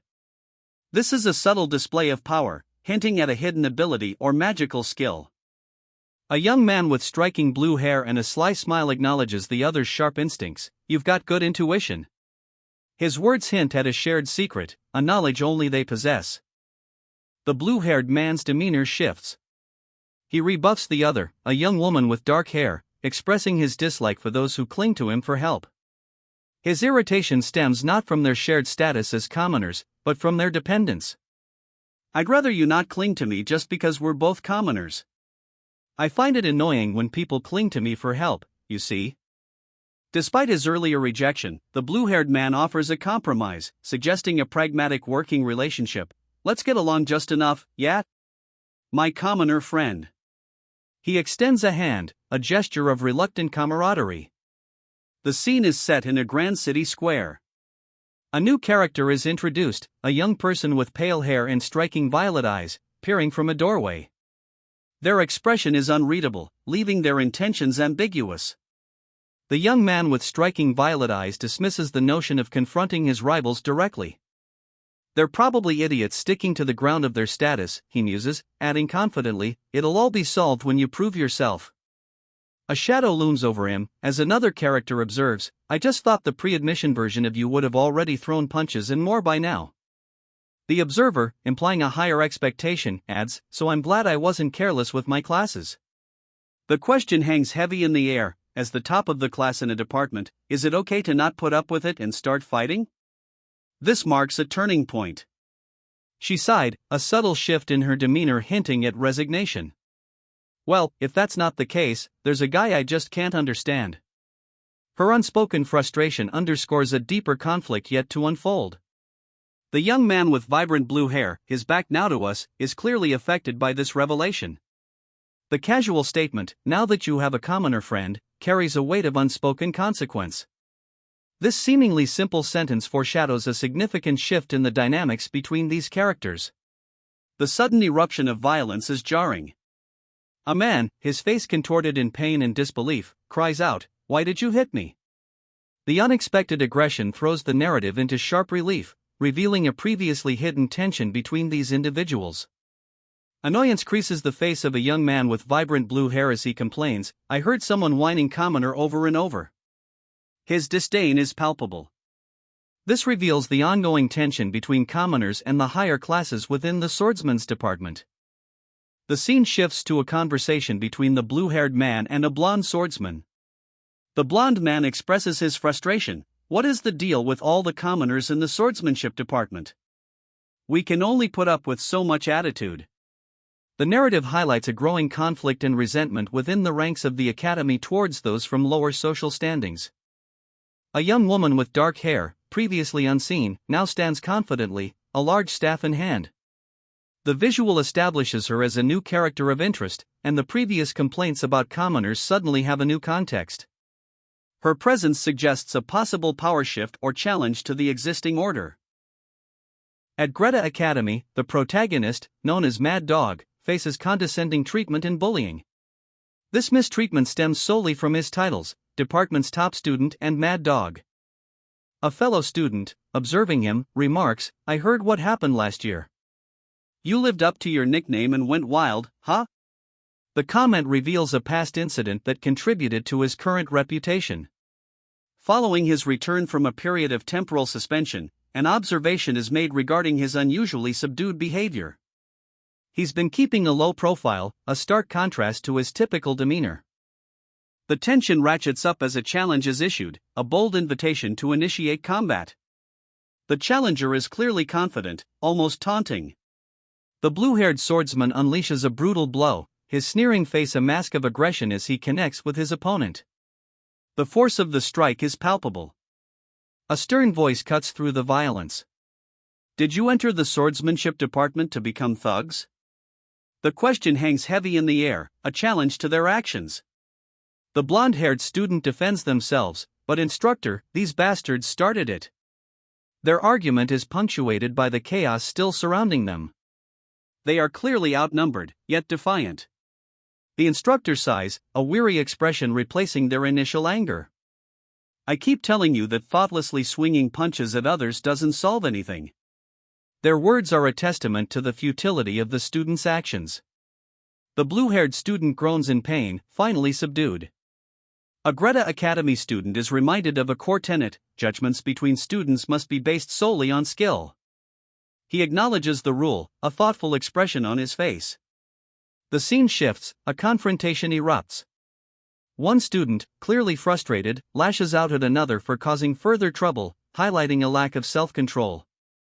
The instructor acknowledges the student's current struggles, but assures him that his abilities will be undeniable in time. He is, after all, an exceptional student who shouldn't let temporary setbacks define his potential. The instructor further emphasizes the student's prior success, highlighting his effortless completion of the first class. This sets the stage for a contrast. A significant challenge is about to be introduced. The student's curiosity is piqued. The implication is that a particular individual, someone known to both of them, represents a significant obstacle or point of contention. A sudden realization dawns on the student, hinting at the significant challenge and perhaps the identity of the individual mentioned previously. The weight of this revelation hangs heavy in the air. The cadets stand rigidly in formation, their uniforms crisp and identical, awaiting instruction within the hallowed halls of the academy. A stern-faced instructor surveys them from the raised platform. The instructor's sharp eyes scan the ranks. Is someone absent? Look around and check, she commands, her voice echoing the formality of the setting. Her attention to detail hints at the rigid standards of the academy. Two cadets exchange a nervous glance. One raises his hand, a quiet yes, ma'am, betraying his apprehension. The subtle body language suggests an underlying tension, possibly linked to the absence. Helmut, why are you late? The instructor demanded, her tone sharp. Helmut's explanation followed. The assembly location had changed, and he hadn't received the updated notice. The instructor's suspicion deepened. Were you informed properly, Helmut? She pressed, her gaze unwavering. The implication hung heavy in the air. Someone had failed in their duty to relay critical information. Helmut's shoulders slumped as he apologized.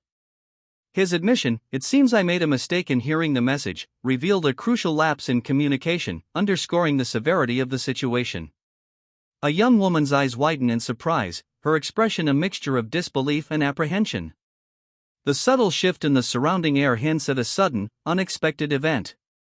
A young man with vibrant blue hair reacts, a smirk playing on his lips. His demeanor speaks volumes. This development is to his advantage. The scene shifts to a classroom. A group of students, including the blue-haired man, listen intently as their instructor speaks, his words carrying weight. He's about to conduct a practical demonstration, judging the students' swordsmanship skills. The instructor explains the upcoming practical test. Each student will balance an almond on the tip of their sword, a direct measure of their swordplay stability and endurance. The implication is clear, even subtle movements reveal underlying control. The instructor, a stern woman in military attire, addresses her students. Those who keep falling for 30 minutes will not be allowed to leave. So I hope you give it your best. Got it? The stakes are clear, survival of the fittest. Two students, a young man with light blue hair and a girl with dark hair, exchange a knowing glance. Their expressions hint at the challenges ahead, and perhaps, a shared apprehension of the upcoming test. One student, his face etched with defiance, declares, "I wouldn't bow down to these nobles even if it means dying." His resolve is absolute. The scene explodes into motion. A blur of movement, a sudden, violent interruption. The student's defiance is met with unexpected consequences. A powerful blow connects. The force of the impact sends a shockwave rippling outwards, the air itself seeming to crack under the strain. The impact leaves its mark. He recoils, a pained groan escaping his lips as he clutches at his chest, the force of the blow visibly rattling him. From a distance, a witness observes the scene, his face etched with a mixture of surprise and disgust. "Ugh, whack!" he mutters, the sound barely audible above the lingering echoes of the impact. A young man collapses, gasping for breath, a golden object lying near him. His pained utterance hints at a significant injury. A woman, her expression a mixture of apology and indifference, explains her actions. The distance between them suggests a long-range attack, perhaps a magical one. A bystander observes the scene, voicing the unspoken question, "What exactly just happened?" The question highlights the mystery surrounding the event and the mysterious woman. A majestic academy stands as a symbol of learning, proclaiming its commitment to equality in education, despite undercurrents of societal inequality. This presents a juxtaposition that will likely influence future events. The facade of equality crumbles. Whispers of discrimination reveal the hidden tensions between nobles and commoners within this seemingly inclusive institution. This foreshadows potential conflict and challenges to the Academy's stated ideals. Were you just that threatening? The blue-haired figure sneered, his eyes narrowed. You think if you keep staring at me like that, I'll obey you? His demeanor speaks volumes, defiance burns within him, challenging the authority before him. So what? Too scared to come at me? The blond man's expression shifted. The unspoken threat hangs heavy in the air, his words betray a calculated risk, an assessment of the other's capabilities. The blue-haired youth's eyes flickered, a silent acknowledgement of the danger. His earlier bravado wavers slightly, apprehension ripples beneath his defiant exterior. A subtle shift in the power dynamic. That is, of course, if you're prepared to get your ass handed to you afterward, not just in terms of skill, but by society. The blond man's words carry a chilling implication: social repercussions will follow any direct confrontation. He smirked, a chilling confidence in his eyes. That's right. You can't hit me. Because it makes it way too clear whose fault it is. His words dripped with calculated arrogance, revealing a strategic mind at play. The swift motion blurred, but the impact was clear. A heavy thud echoed as one combatant was sent sprawling, a grunt escaping his lips. The fight's aftermath was immediately apparent. You've got some serious guts, brawling in groups on the sacred school grounds, a sharp voice cut through the chaos. A woman, her posture radiating authority, stood observing the scene, a staff held casually at her side. The blue-haired youth, face contorted in pain and anger, roared, "Shut up, Asuka!" The raw emotion in his shout betrayed his carefully constructed facade. Asuka, his face etched with apprehension, nervously adjusts his collar. A sense of unease hangs heavy in the air.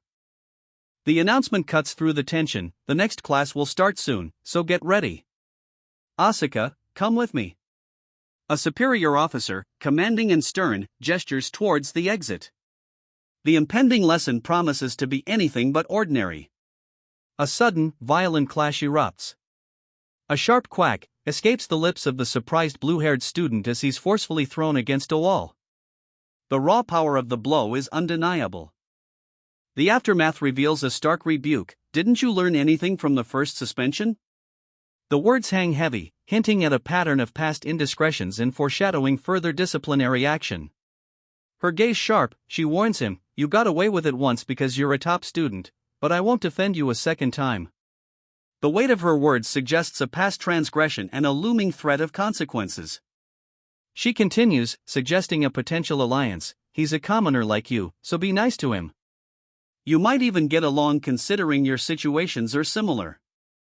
This reveals a shared status and implies a strategic opportunity for cooperation. The young woman's resolve hardens as she rejects the suggestion. "I've told you before too, I'm not looking to get along with anyone. Also, seeing as he's a rude little shit, he'll do just fine on his own." Her independent and dismissive nature is clearly established. A wooden plank explodes, shattering into splinters.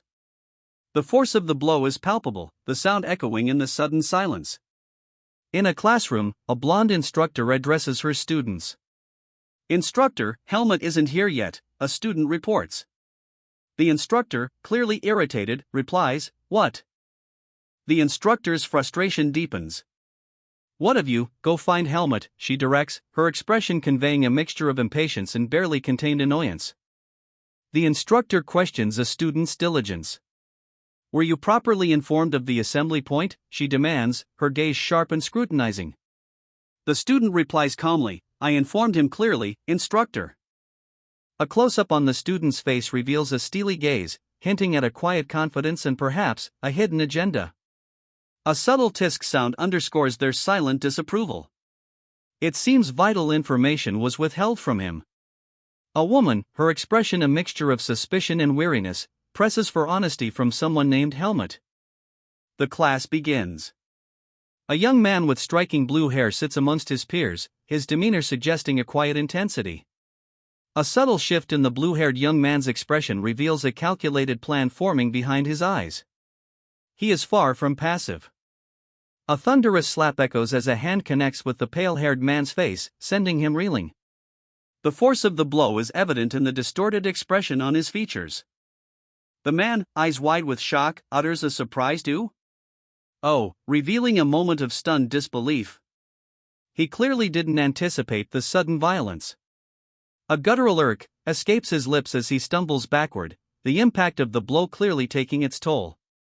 His body is momentarily thrown off balance. A blonde woman, her eyes wide with terror and tears streaming down her face, watches the unfolding scene with mounting horror. Her reaction underscores the gravity of the situation. A young man, his face etched with distress, beads of sweat clinging to his brow, stares ahead, his expression a mixture of anxiety and despair. He is clearly overwhelmed. The unspoken tension hangs heavy in the air. A century of tradition, it's declared, cannot be overturned by a single rule. The weight of societal expectation presses down. Despite their bravado, even those who challenged the norms faltered when faced with Asuka. The established power dynamic is subtly revealed. Asuka's opponents, their earlier boldness now replaced with nervous laughter, reveal their fear.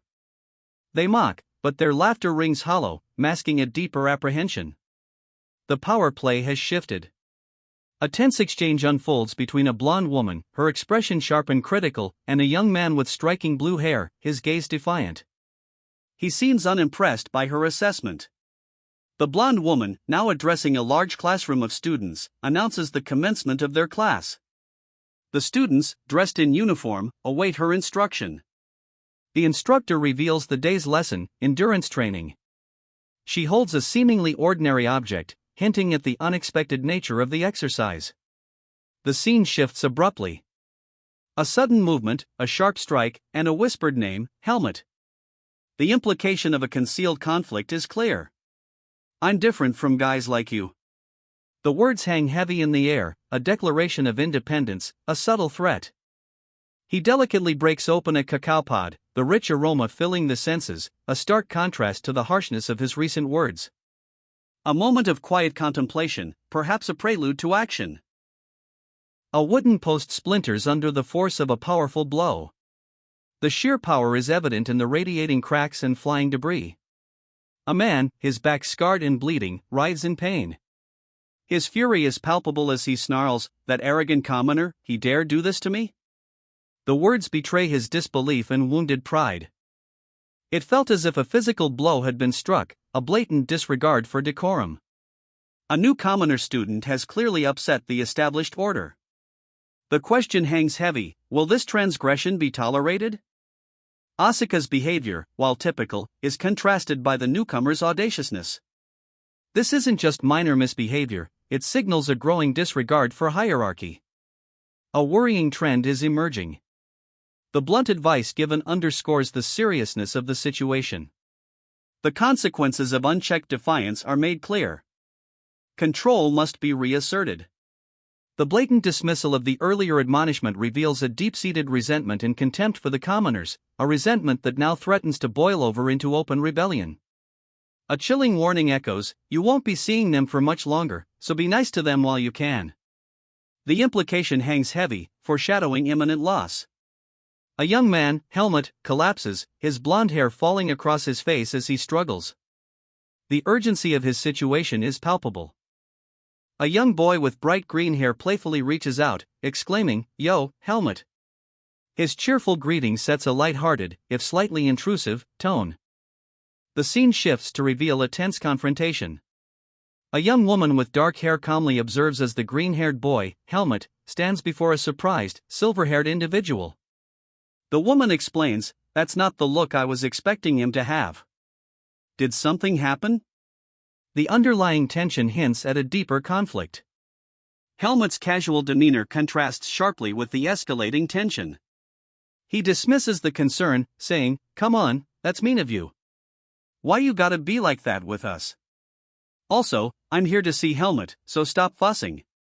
His words highlight a significant power dynamic and his apparent disregard for the rules. The silver-haired individual vehemently objects, "That's not the issue here. I never allowed your entry into the room. Helmut can, so why can't I?" This statement reveals an established rule or privilege that Helmut clearly disregards, setting the stage for a potential conflict. A man, his face partially obscured by his hand, gazes intently. His expression is one of quiet contemplation, hinting at a recent, significant event. The subtle suggests a sharp, sudden sound preceding this moment of reflection.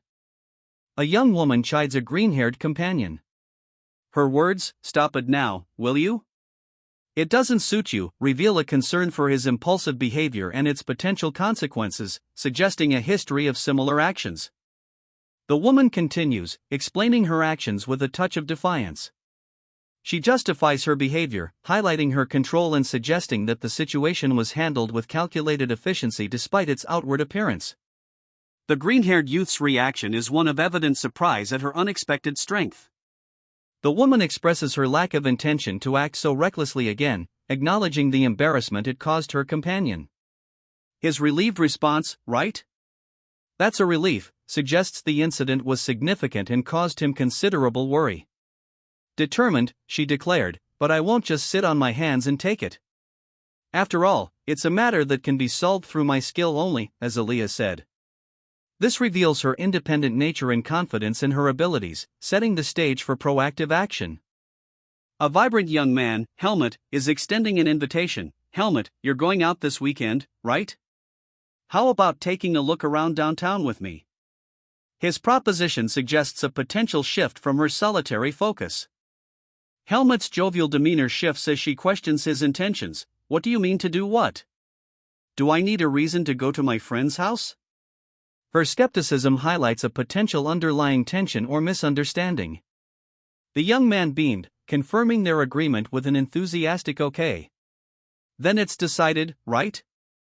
His cheerful demeanor masks a potential misunderstanding. "The woman's great, then," suggests a less certain acceptance. He promises to meet again on the weekend. However, his carefree announcement is abruptly countered by the woman's worried plea, "You made a promise, yeah?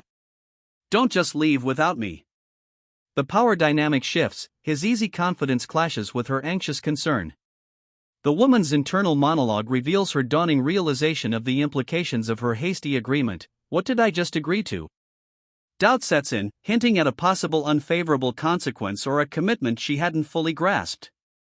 A hooded figure, his face partially obscured by shadow, examines a document. His expression is one of thoughtful contemplation as he murmurs, "What is this?" The paper appears old and worn, suggesting its contents hold some significance. The man continues his examination, a slight frown creasing his brow. The dialogue reveals a new development. "These young masters who are oblivious of the real world have made another trivial request, huh? Since we've accepted the money, we will go ahead with it, though." He alludes to a task originating from naive, wealthy clients, one he'll undertake despite its trivial nature. His expression shifts, a hint of weariness in his eyes. The narration reflects on a recent event. "Not long ago, some people extorted money by impersonating us. Perhaps due to that, Black Hawk's now known as the area's riffraff. This explains the context for the ongoing situation. Their reputation has been tarnished by imposters." A superior officer orders a background check on a man, emphasizing the need for a thorough report. The subordinate acknowledges the order with quiet obedience. The investigator, examining the documents, expresses a sense of unease. The name Helmut is prominent on the papers. The panel shows a man's legs moving swiftly, blurred motion lines suggest intense, rapid activity around a large wooden structure. The scene depicts a training ground, where the focus is on a strenuous physical exercise. He ripped open his shirt, revealing a deep purple bruise blossoming across his abdomen. The pain was evident in his clenched jaw. "You're fussing way too much over a mere ball to the gut," scoffed the other man, his tone dismissive. "You try getting hit by him." His words highlight the severity of the unseen opponent's strength. The blond man, Sabbath, nervously stammered, "WH what?" "Sabbath, I just heard you wrongly, right?" His apprehension suggests a significant misunderstanding or a hidden threat. The setting, a training ground, hints at the stakes involved. A sharp whack reverberated through the training hall as Sabbath swung a heavy wooden practice weapon with furious intensity. His desperate training underscores the danger he faces and his determination to overcome it. A hushed tension hangs in the air. One man's face is etched with suspicion, his gaze fixed on his companion. The question hangs unspoken, but the word Sabbat, a chilling whisper on the wind, reveals the gravity of their situation. News of punishment has reached a friend. He's decided to visit the afflicted, his concern evident despite the implication of the other's recent transgression. A young man's expression shifts to one of excited concern. His friend's predicament has spurred him to action. He's questioning the sudden roommate arrangement, bewildered by his friend's decision after always preferring solitude. The contrast is sharp, a history of alone time versus a new shared space. Their unexpected eviction explodes into action. A forceful "get out, both of you," underscores the escalating tension, with physical blows quickly following the verbal command. The green-haired youth apologizes to the other, acknowledging his role in the shared ejection and their subsequent misfortune. The shared fate strengthens their bond, despite the conflict. A moment of unexpected self-reflection. The green-haired youth finds a surprising sense of pride in himself, hinting at personal growth or a significant event that has recently occurred. He resolves to make it clear if their paths should cross again in a spar, hinting at a desire for conflict, which may serve as a test or a means of confirming his self-perceived improvement. She wasn't planning a long visit, merely intending to see Ethan before heading home. A simple meal and brief conversation was all she envisioned. "In that case, can I tag along?" A vibrant young man, brimming with enthusiasm, interrupted her quiet contemplation. He emphasized the importance of smooth personal relationships, suggesting Ethan would appreciate this new companion. His confidence hinted at a deeper understanding of their dynamics. A visible hesitation flickered across her features, a silent acknowledgement of the unexpected proposal. A tense atmosphere fills a dimly lit room. Clenched fists, visible in the foreground, hint at the simmering anticipation. The scene is set within a rustic, stone-walled chamber. A single candle flickers on a nearby table. A branch manager receives a request letter. He hands it to a subordinate. "Branch manager, this is the request letter that came in today." The delivery signals the arrival of a new mission, though its specifics remain undisclosed. The manager reviews the request, then dismisses the subordinate. "I'll review it and set the priority. You can leave for now." The brief exchange establishes a chain of command and suggests the manager will personally decide the urgency of the incoming mission. The manager's attention is drawn to a name on the document. He stops the subordinate, asking, "Wait, Chromo. You ever heard of this guy's name?" The question indicates the unexpected recognition of a figure connected to the new mission, introducing a potential complication or conflict.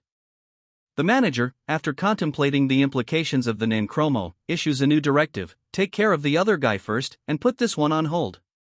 This decision underscores the unexpected significance of the named individual, suggesting prior knowledge or a potentially dangerous implication. A grimace contorted his features as he muttered, "Damn it, this bruise is going to take a while to heal." The frustration was palpable, his injury, a significant setback in his current mission. During weekends at Greta Academy, the grounds become a haven for unsavory activities. A young woman, her back to us, surveys the scene. The academy, an imposing structure, looms before her. Her expression shifts from neutral observation to a subtle frown, hinting at her disapproval. The scene cuts abruptly to a dimly lit area, where a young man struggles, the sounds of a fierce struggle echoing nearby. She reflects on her past, pondering if remnants of her survival instincts from the forest of roots still linger. Living lightly, as if her very body was a shadow, had been essential for survival. Stepping onto a carriage, she inquires about Aaliyah's whereabouts. The urgency in her question suggests a pressing need to locate him. Her companion laughs, explaining that his persistent interest in her rival is not, in fact, stalking. The casual nature of the explanation belies a deeper, unspoken tension. Her expression turns serious. She offers to ask Aaliyah directly if her companion is that curious. The shift in tone suggests a potential change in the dynamic between them. Helmut, a young man with striking blue hair, devoured a skewer of grilled meat with savage intensity.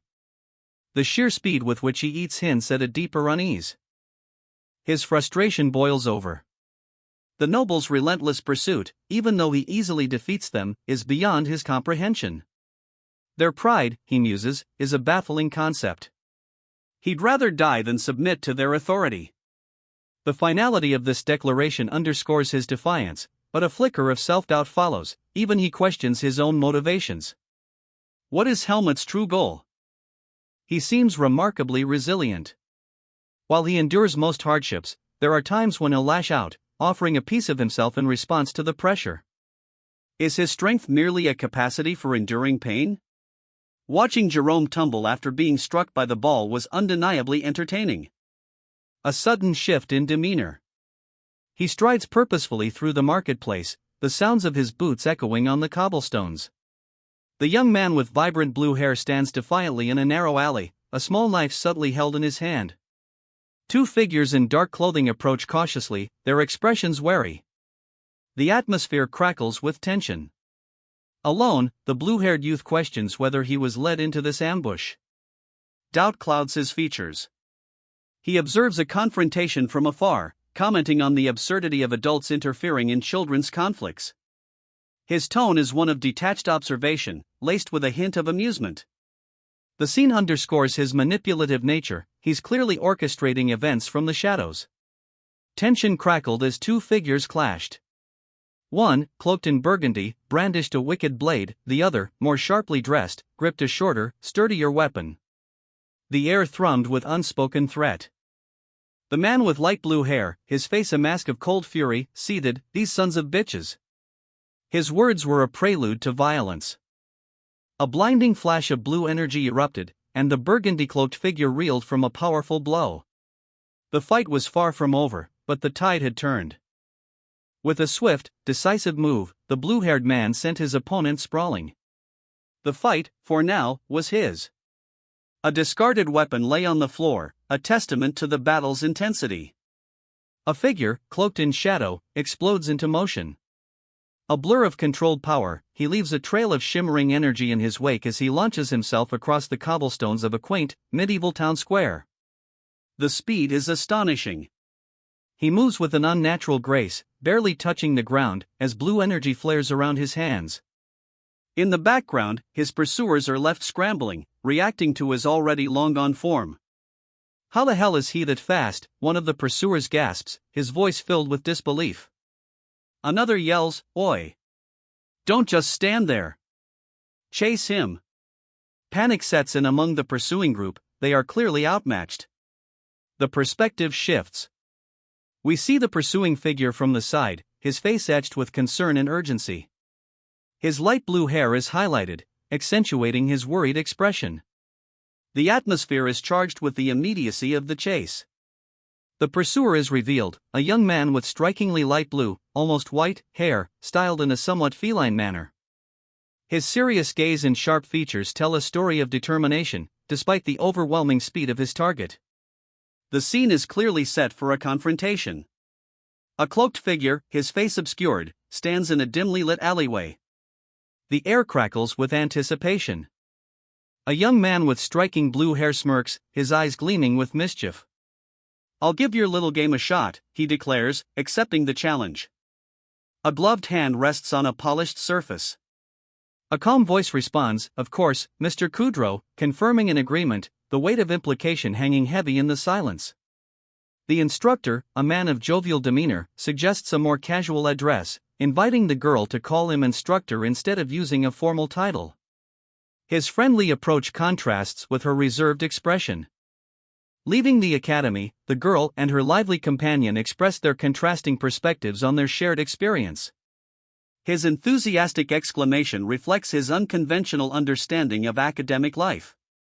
The boy's frustration boils over as he explains the true nature of his academic pursuits.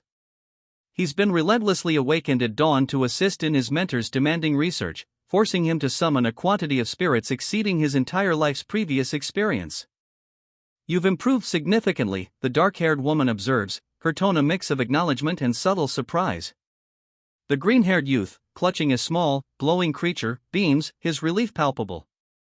His quiet reply, "That's my only comfort now," underscores the weight of their shared experience. The blue-haired man's injuries are severe, his body bearing the marks of a brutal battle. His plea, "You guys are gonna have to give me a hand," reveals his desperation and dependence on these unlikely allies. A flash of light erupts as the glowing creature is transferred, leaving the observers momentarily blinded and questioning the source of this sudden power. The question, "Who are they?" hangs heavy in the air, revealing the mysterious nature of the group aiding the wounded man. Recognition flickered in the Black Hawk's eyes, a subtle shift in his gaze betrayed a flicker of recognition. The name hung heavy in the air, unspoken yet potent. "What did you say? Do you even know me?" The youthful, green-haired challenger's sharp retort sliced through the tension, his indignation evident. His defiance, however, did little to mask the underlying unease in his expression. "Great timing. I had a question I wanted to ask as well, you see." The Black Hawk's response was measured, a carefully chosen calm in the face of blatant hostility. His words implied a shared purpose, a reason for their sudden encounter. "The students flock to downtown Baden for outings that are allowed on holidays." This seemingly innocuous caption hints at the structured environment in which these events unfold, foreshadowing potential restrictions on the characters' actions.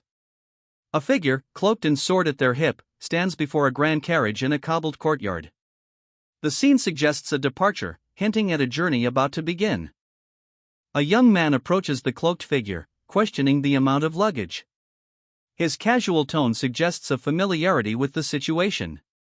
The cloaked figure's terse response implies neither concern nor surprise. The young man observes that the cloaked figure rarely leaves their home, further emphasizing their secluded lifestyle.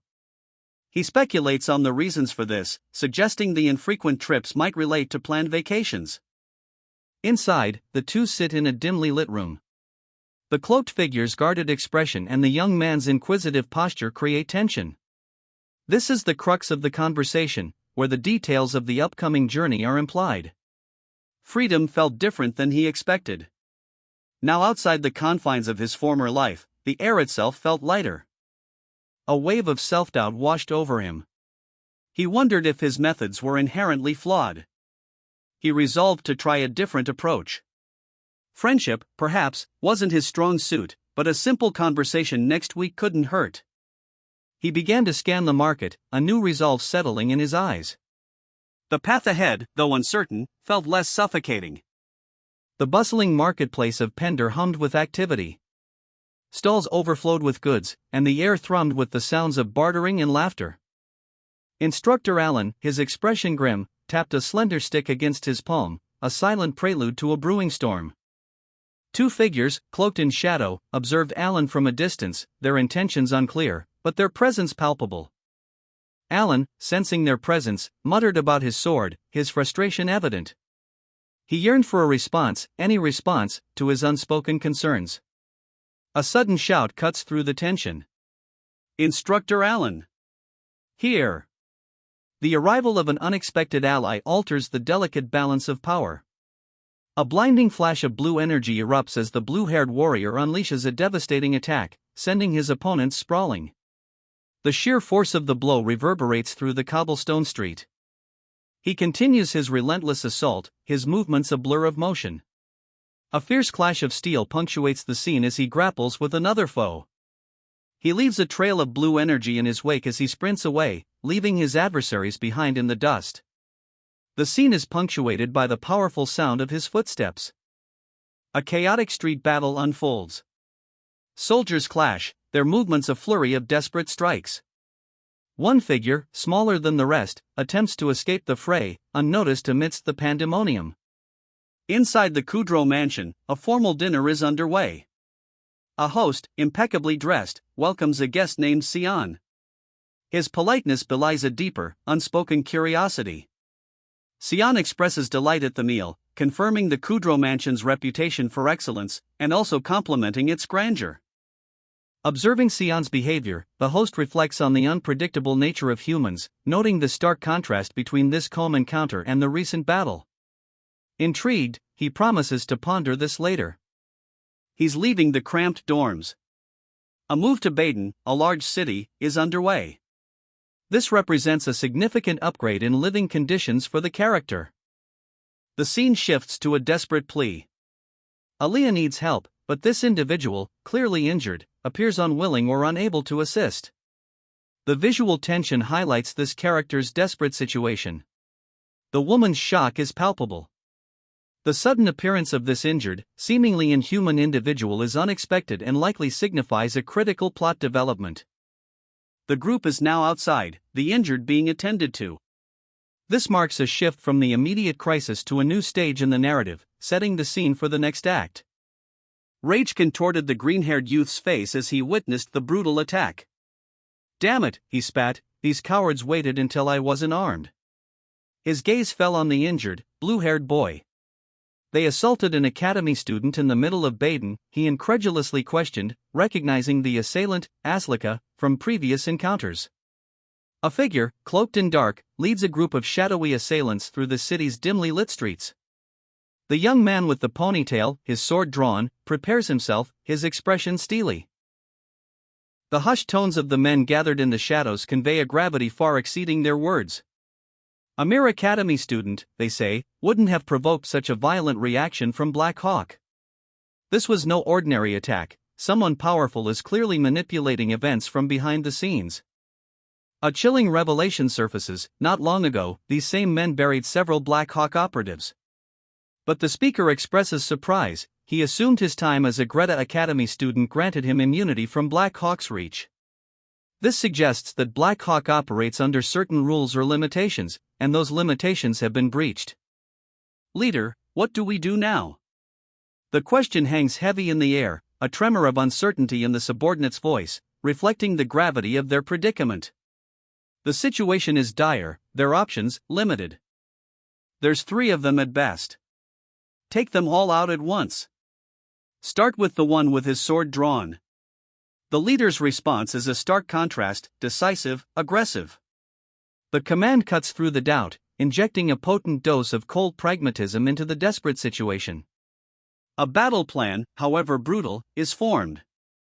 A swift, brutal kick connects with the opponent's jaw. The sound of bone cracking is implied, though not explicitly shown. The ferocity of the attack speaks volumes. A blur of motion as the leader's subordinate counters another foe, their movement a testament to skill and training. The impact throws the subordinate off balance, sending them tumbling to the ground. The fight continues, though the unexpected blow suggests a shift in momentum. A whirlwind of steel. Multiple opponents, cloaked and armed, fell before a single, devastating blow. The sheer force of the attack is captured in this momentary pause, as the blade cuts through them all. The aftermath. Broken bodies scattered, the air thick with the lingering energy of the strike. A single figure stands, their blade dripping, the silent testament to overwhelming power. A swift, white blur erupts from the man in the white shirt, connecting with his opponent with a resounding quang. The force of the blow sends the other man sprawling. The attacker, cloaked and severe, watches the fallen figure. Another impact follows, a harsh quang, adding to the scene's brutality. The man lies defeated. The scene reveals the full extent of the attacker's power. 3 more opponents now lie incapacitated on the ground, groaning. The hooded figure stands over them, seemingly unfazed. A young man with bright blue hair observes the scene from a distance, his expression a mixture of awe and concern. His inner monologue confirms the speed and efficiency of the attack. He finished them in an instant without even using this. Another young man, this one green-haired, questions the events that just unfolded. He comments, "So who are these huge guys?" displaying his unawareness of the situation. His companion answers, revealing a casual disregard for the defeated opponents, "I guess it's all good as long as I don't kill them." A sword clatters to the ground as a foot connects with a hand, the impact a sharp quang. The attacker's action is swift, brutal. A woman watches the scene, her expression grim.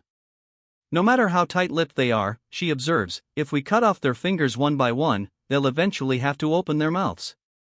Her words reveal a ruthless, efficient strategy for extracting information. 2 young men react with horror. "What kind of thought process is that?" one exclaims, highlighting the brutality of the woman's method. The other adds, "Even if an academy student was attacked first, that's way outside the territory of self-defense." Their outrage underscores the moral implications of the situation. The argument escalates. Doubt is cast. Wait, are you sure we can trust them? Won't they just wing the investigation if it's a noble against a commoner? The potential for corruption and bias within the system is exposed. The retort follows swiftly. Hurting an academy student is a very serious offense, they can't just wing it. This highlights the severity of the situation and the potential consequences of inaction. The final comment drives the point home. Great job worrying about stuff like that. I guess that's why you go around making enemies, huh? This sarcastic remark exposes underlying tensions and suggests a history of conflict. One of the young men simply states, okay, accepting the situation's grim reality, leaving the implications hanging heavy in the air. A young woman, eyes wide with a mixture of fear and determination, crouches low, whispering a single, urgent word, go. A man lies prone, his face contorted in disbelief and pain. His muttered words, "What kind of bullshit," reveal his utter shock and perhaps a hint of resentment at the unfolding situation. Inside a grand, stately building, a woman with glasses approaches, her relief evident. "I heard the news, I'm glad you're all okay," she offers, her concern palpable. The setting suggests a place of healing or safety. Despite her relief, the injured man refuses further assistance, his reply, "No, it's okay," tinged with a quiet strength. The woman, however, persists, gently urging, "How about you at least visit the nurse now?"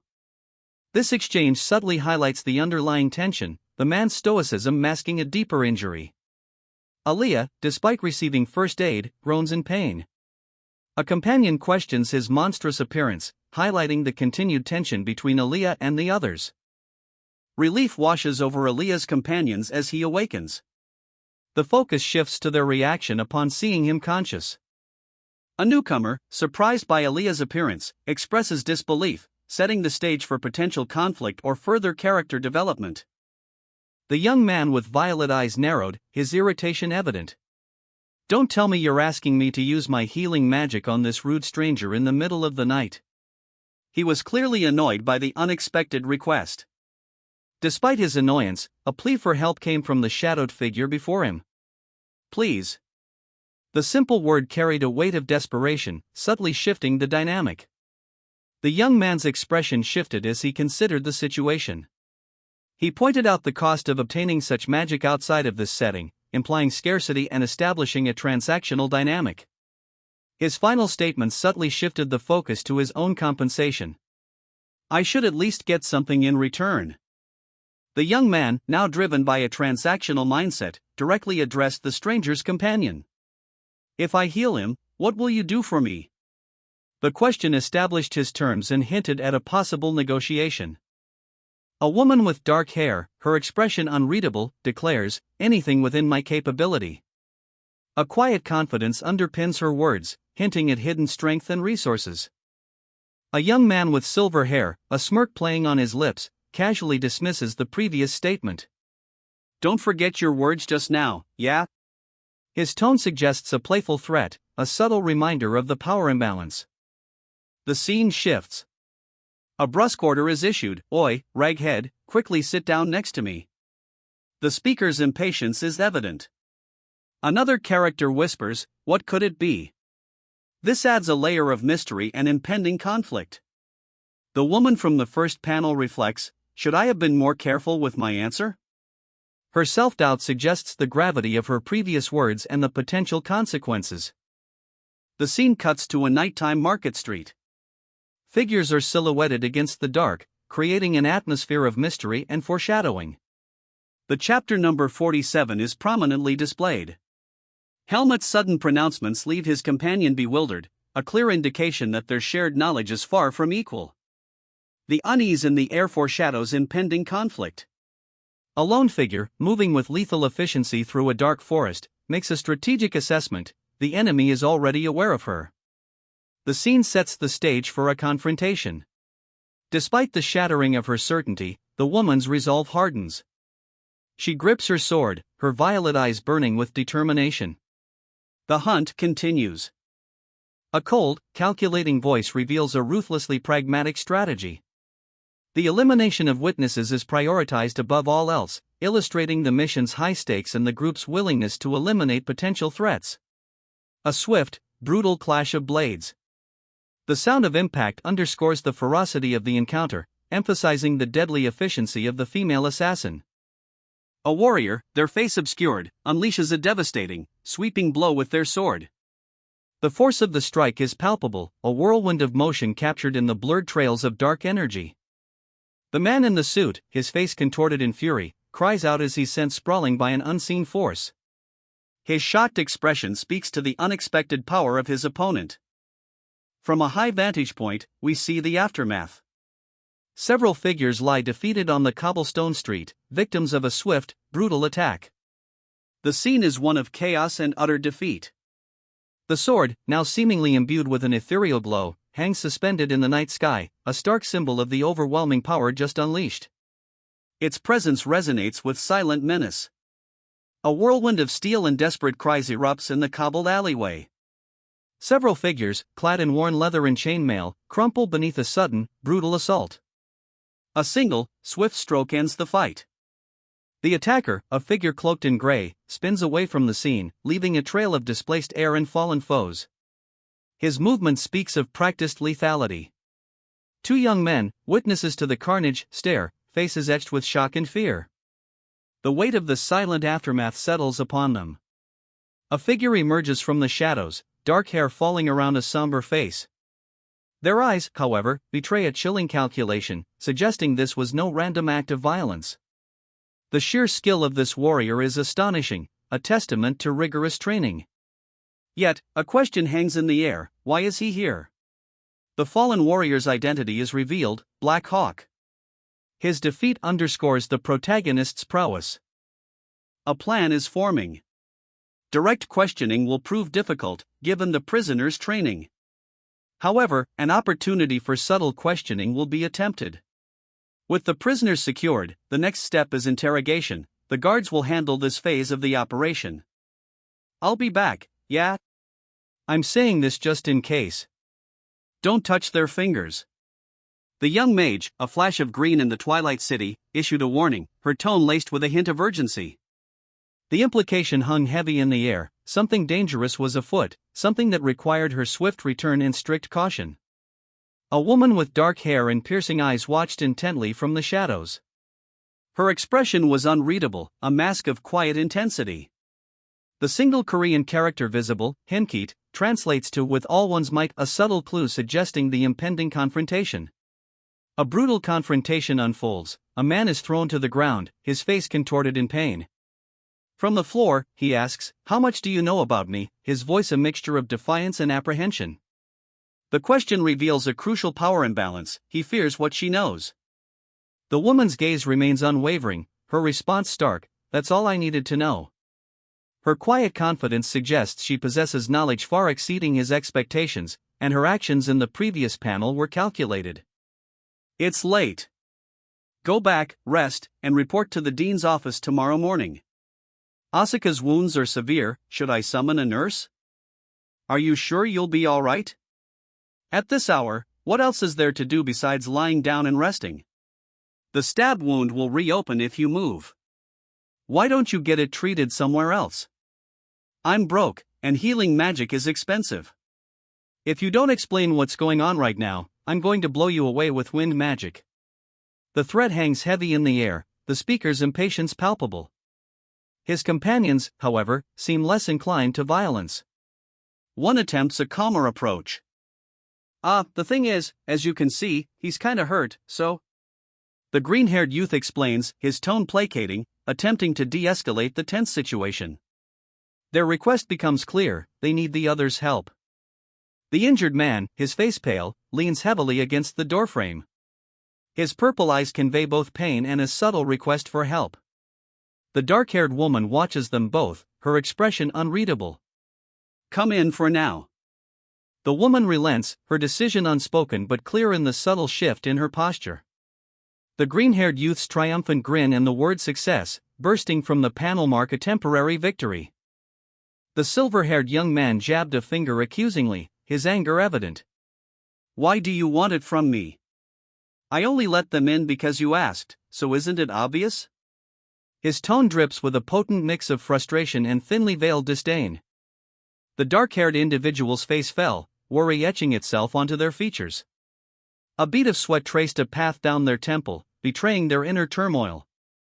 A moment of contemplation. The dark-haired figure stroked their chin, eyes narrowed in thought, a single escaping their lips. The question hangs heavy in the air, the silver-haired youth's accusation clearly struck a nerve. Black Hawk is a mercenary group, their loyalty can be bought, even if it means bloodshed. The group attacks, swords flashing. The Seed of Darkness remains inert. Its lack of reaction is unsettling. One of the Black Hawk mercenaries falls, defeated. A young man with striking violet eyes and silver hair manipulates a faint, shimmering energy field. His expression reflects a mixture of apprehension and uncertainty. He's confronted by a second, smaller figure with bright blue hair. The latter presses for an explanation, demanding, "What's the deal with that ambiguous look on your face? If you have something to say, say it." The situation is tense. A woman, cloaked in severe, observes the tense interaction between the two younger figures. Her presence suggests a looming threat or an impending judgment. A shirtless man with vibrant blue hair declares his business concluded, casually dismissing his companions. He notes the pretty dude's skill, a hint of grudging respect in his tone. One companion expresses concern about the other's perceived controlling nature, suggesting that even a seemingly transactional relationship offers benefits. The undercurrent of their conversation points to a strained dynamic and underlying power imbalance. The green-haired companion cautions against taking relationships for granted, highlighting the value of the other's contribution, despite his gruff demeanor. This shows a desire to maintain the complex relationship, recognizing the mutual benefits even if they are unspoken. The conversation shifts towards a more direct confrontation. The green-haired individual challenges the other's dissatisfaction, implying that his assistance was mutually beneficial, while the dark-haired woman observes quietly from the background, pondering the exchange. The casual threat of severing ties underscores the precarious nature of their collaboration. A young woman's eyes widen, a flicker of confusion crossing her face as she murmurs, "Relationships, huh?" The word hangs in the air, hinting at a deeper, unspoken conflict. An older man sits, his face etched with worry. He reveals, "They also heard Helmut and even Sion, at which they failed and were imprisoned, but I got news that they escaped prison this morning." The weight of his words speaks to the gravity of the situation, hinting at powerful figures now at large. A young man with vibrant blue hair explodes in frustrated disbelief. "Do you think that makes any sense at all?"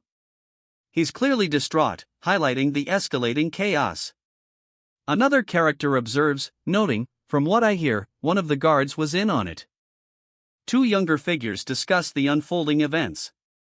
One observes, "How does the guard and academy plan on dealing with this?" The other, more calmly, states, "Academy students' lives were threatened, so this isn't something you can let slide." The casual dismissal underscores the chilling pragmatism of the situation. A high-ranking official, his face etched with weariness, explains that while they're currently investigating the swordsman students one by one, they'll provide updates as the situation develops. The implication is that the investigation is painstakingly slow. Two figures, one with dark hair and the other with vibrant blue hair, walk down a corridor. The dark-haired individual reflects on a missed opportunity, lamenting their failure to immediately confront and interrogate Helmut, expressing regret at the missed chance to extract information. The blue-haired individual reacts to the dark-haired one's statement, sarcastically pointing out their unexpectedly objective self-assessment. This suggests a growing tension between the two. A heated exchange erupts. One character confronts the other, accusing them of interfering where they don't belong and warning of consequences for their actions. The tone is sharp, revealing an underlying conflict and distrust between the two. The argument continues, with accusations of heartlessness and criticisms of pretending to be friendly despite their shared background. This further highlights the division despite their common status, indicating a deeper underlying conflict of interest. "I don't think so," the woman in the dark cloak stated, her expression unreadable. Her companion, a young man with vibrant blue hair, appeared less certain.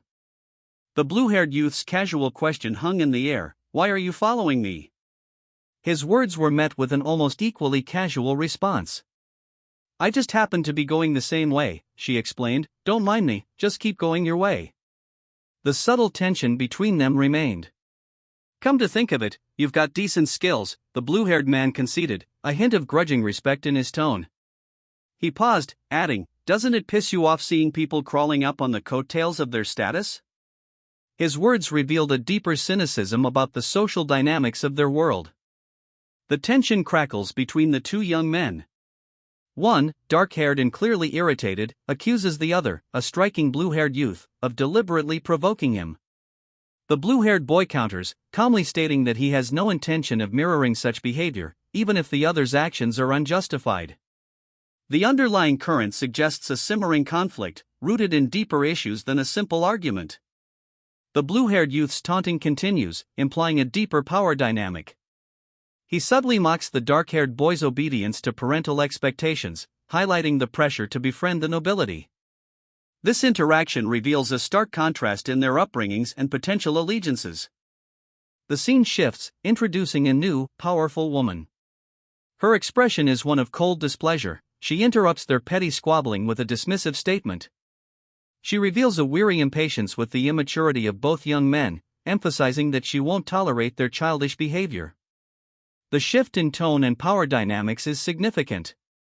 The blue-haired boy, now seemingly subdued by the woman's presence and authority, acknowledges her reprimand, quietly accepting the seriousness of the situation. The panel establishes a clear hierarchy of power and implies a significant threat, signaling a shift towards more serious events. The scene opens in Instructor Kudro's personal training room. A young man with bright blue hair explains that he has permission to use the space during his free time. The implication is one of privilege and access to superior training resources. A young woman with dark hair abruptly interrupts, demanding that he leave and stop disrupting her training.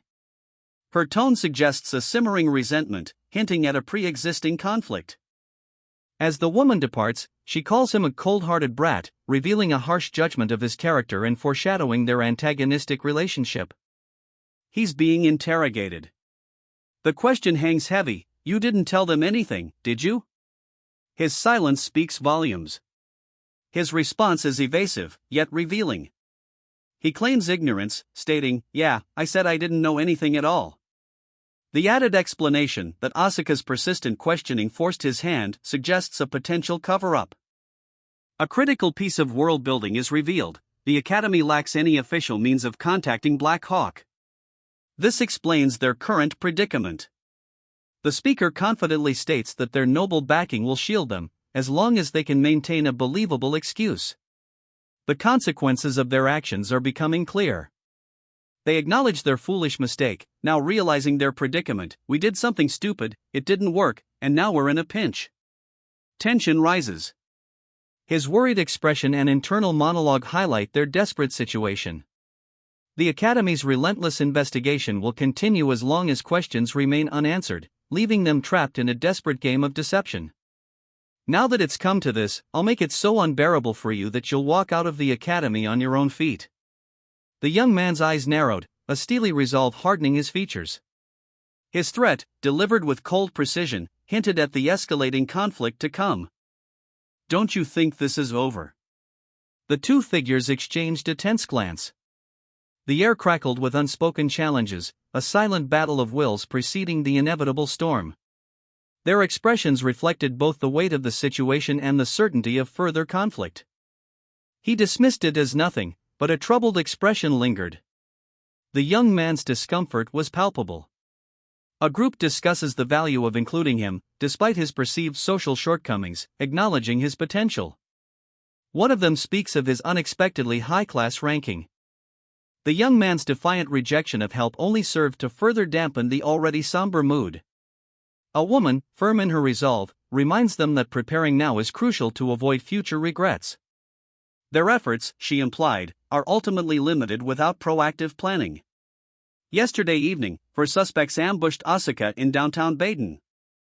The news of the escape and the brazen attack left the three investigators stunned. Their disbelief is palpable. The blue-haired investigator questions the apparent ease of the escape from Baden prison, highlighting the inadequacy of its security. Despite this, he acknowledges the ongoing investigation will eventually uncover the truth. The dark-haired investigator cautions her blue-haired colleague against reckless action, expressing a desire to avoid further complications. A young woman, her expression resolute, declares, "When this becomes my problem, I'll handle it myself." The weight of unspoken challenges hangs heavy in the air. A younger man, seemingly relieved, informs her, "I'm going back to class now. Next time the dean calls you in, I hope it all gets resolved." His words suggest a recent disciplinary summons and a shared concern. The woman's resolve deepens as she's questioned, "Huh? Where are you going?" She responds, "To train. I wasn't able to do it for various reasons lately." The implication is that her current predicament requires intensive preparation. She walks away, her figure a stark silhouette against the imposing architecture of the academy, leaving the young man behind. Her purposeful stride speaks volumes about her unwavering dedication. The blue-haired youth scoffed, his words dripping with arrogance. He boasts of his superior abilities, claiming his classmates are desperate to challenge him, making a duel pointless. He's clearly confident in his unmatched strength. A young woman with dark hair counters, expressing her disapproval of unnecessary conflict. She reveals she was instructed to maintain harmony within their class. Her viewpoint emphasizes a preference for peaceful coexistence. The blue-haired youth's expression shifts dramatically. A sudden, unsettling fear is etched across his face. The change is stark and instantaneous. The young woman, having unlocked a door, steps into a corridor, where the blue-haired youth awaits anxiously. The scene highlights a tension and an impending confrontation, despite the initial desire for peace. "Enjoying this good stuff all alone," one character accused. The other, seemingly caught red-handed, responded with a petulant, "How petty of you, can't you let me use it too?" A clear power imbalance and a hint of a coveted resource is revealed. He left, the weight of their argument hanging heavy in the air. The scene shifts to a darker corridor as he approaches a heavy wooden door. A hand reached for a door handle, a moment of quiet tension before a new chapter unfolds. Sabat, visibly distressed, is questioned about recent events. The weight of the situation is palpable. Frustration boils over as a man berates the Black Hawk's failure to handle a child. His contempt for the lowly peasants is evident. The implication hangs heavy, the situation cannot remain hidden indefinitely. Aliyah is included in the criticism, the green-haired man sighs, lamenting his association with these tumultuous events and the involved children. A young man, his light blue hair catching the soft light, questioned his companion's whereabouts. He expressed confusion, noting that this location was not the designated training grounds. His words hinted at a scheduled training session that is now disrupted. Sparring classes begin next week. The announcement hangs heavy in the air, a catalyst for the simmering tension within. Her patience frayed, she resolves to use this upcoming opportunity to resolve a troublesome situation, even if it means risking punishment. A warning is issued, attempts to settle scores through duels will not be tolerated. The pressure mounts. She considers the implications, her expression a mixture of resolve and calculation. "Quiet, I understand your excitement," the instructor announced to the assembled students, "but you haven't forgotten there's another important event before the sparring classes, right? A significant quiz, it seems, looms." Ethan's eyes widened in alarm. "What? You still haven't bought your textbooks?" His panicked expression mirrored his urgent question. The gravity of the situation settled in. He hadn't been informed about the upcoming quiz. "No. Ethan didn't tell me anything about," his explanation began, but a deeper, more troubling mystery was revealed. Ethan's failure to provide information about a key event raises questions about possible negligence or a more deliberate omission. A young woman, her face obscured by shadow, makes a quiet resolution: she will collect textbooks upon returning from the manor. The impending interrogation awaits. The woman's companion, displaying a remarkable ability to move undetected, is unconcerned by the task ahead. He suggests a simple solution: obtain a pass and purchase the books with ease. The woman's initial skepticism gives way to trust as she acknowledges his superior knowledge and insight. His vast understanding makes him her chosen confidant in this predicament. A financial arrangement is quickly established. A loan will be secured and repaid later, a testament to the mutual trust and implicit understanding between the two. The young man, clearly exasperated, requests a moment to leave, but his companion insists on accompanying him. He protests, suggesting he can manage buying textbooks alone, but she counters that she's free and the trip will be a welcome change of pace. They arrive in a bustling marketplace, the vibrant scene a stark contrast to their previous surroundings. The sounds and smells of the marketplace are palpable, a testament to the city's thriving commerce. Relief washes over the group as they step outside. The young man, his companions, and even those nearby clearly breathe a collective sigh of freedom, their laughter echoing in the fresh air. "Ah, really? I gotta buy a book too. We can go together, then." The green-haired youth's excitement is palpable, his eagerness to share the experience clear. He's not just suggesting a trip to the bookstore, he's initiating a bonding experience, anticipating shared enjoyment. A young man with silver hair, his face etched with weariness, murmurs, "I never asked for it." His resignation speaks volumes. He's been thrust into a situation against his will, a forced participation in an event that he clearly resents. The silver-haired youth lists his required textbooks. "For now, I need intermediate public sword skills, basic BIS operation, advanced ethics." His tone is practical, devoid of emotion, highlighting the forced nature of his studies. The stark contrast between the youthful enthusiasm of the earlier scene and this resigned acceptance creates a powerful juxtaposition. A young woman, her dark hair pulled back, efficiently stacks books while a hooded figure, pale and striking, inquires, "Do you need anything else?" The woman replies, "No, this is enough." The exchange establishes a transactional dynamic, hinting at a larger purpose beyond simple book acquisition. A blue-haired individual, holding a different book, questions the practicality of purchasing textbooks one already knows. This highlights a potential conflict or hidden motive. The retort, "Since you're already buying, get one of this too," underscores a deliberate action, suggesting a plan beyond simple acquisition. The blue-haired individual explains their selection. The book contains highly advanced concepts, far exceeding their current level, yet allows for highly accurate problem-solving. This reveals a studious nature and a determined approach to learning, possibly hinting at a competition or a significant challenge they face.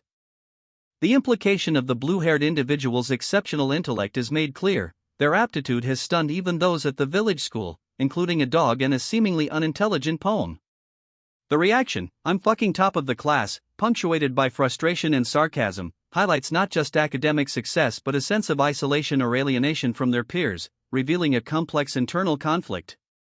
The request to have their books paid for indicates a potential financial limitation, further deepening their complexity. A young woman beams, a stack of books beside her. "That's a total of 2,000 marks, she announces, her delight palpable. This substantial sum represents her academic success, a significant financial achievement in this world. An older man, eyes wide with disbelief, confronts her and another, younger woman. "Oh my, is that Mr. Aaliyah?" he stammers, clearly mistaken. Mr. Aaliyah, however, swiftly corrects the misunderstanding, "You've got the wrong person." The mix-up highlights the unexpected fame he's now attracting. Two other students, observing from a distance, scoff. One remarks sarcastically, "You're attracting even more attention, so how about you shut up?" The other laughs, adding, "Isn't it illogical to hope you won't be famous after joining at the top of the class with historic scores?" Their commentary foreshadows the growing attention and potential consequences of Mr. Aaliyah's academic triumph. Mr. Aaliyah, visibly flustered, is surrounded by three other students in a bustling city street. The scene shifts to a public space, emphasizing the growing public attention he is now experiencing as a result of his academic success. A contemplative close-up shows a person questioning, "Are these personal relationships?" The ambiguity of the statement underscores the uncertainty surrounding the nature of the relationships observed in the previous panel. "Ah, that was tiring. I shouldn't have wasted so much energy." "What? Do you take me for a person who forgets to buy textbooks?" Knowledge changes slightly depending on your perspective. Textbooks are valuable because they help you objectify what you know. You are definitely talented, but if you think that is all there is, you'll fall short at some point. The point is, don't get cocky, and study hard. If you lose them, I'm not helping you again.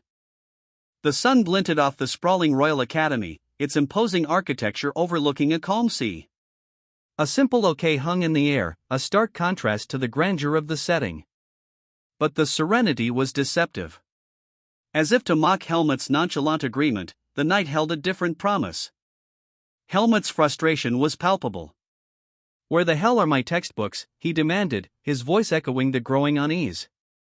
A sharp tearing sound, a desperate ripping. Helmut was tearing apart a wooden cupboard, his search growing frantic. "As most of you know, it happened sooner than I thought." The young woman's expression is one of weary resignation, a subtle hint of frustration in her eyes. She's clearly anticipating a difficult situation. She's at the top of her class, yet the pressure mounts, her peers relentlessly pursue her. The intensity of the competition is palpable. A sudden announcement: a pop quiz is scheduled for tomorrow. This unexpected test adds another layer of complexity to the already tense atmosphere. Helmut, a young man with dark hair, receives instructions from an older man. He is told to purchase textbooks after dorm assignment. This sets the stage for his immediate financial concerns. A serious financial problem is revealed.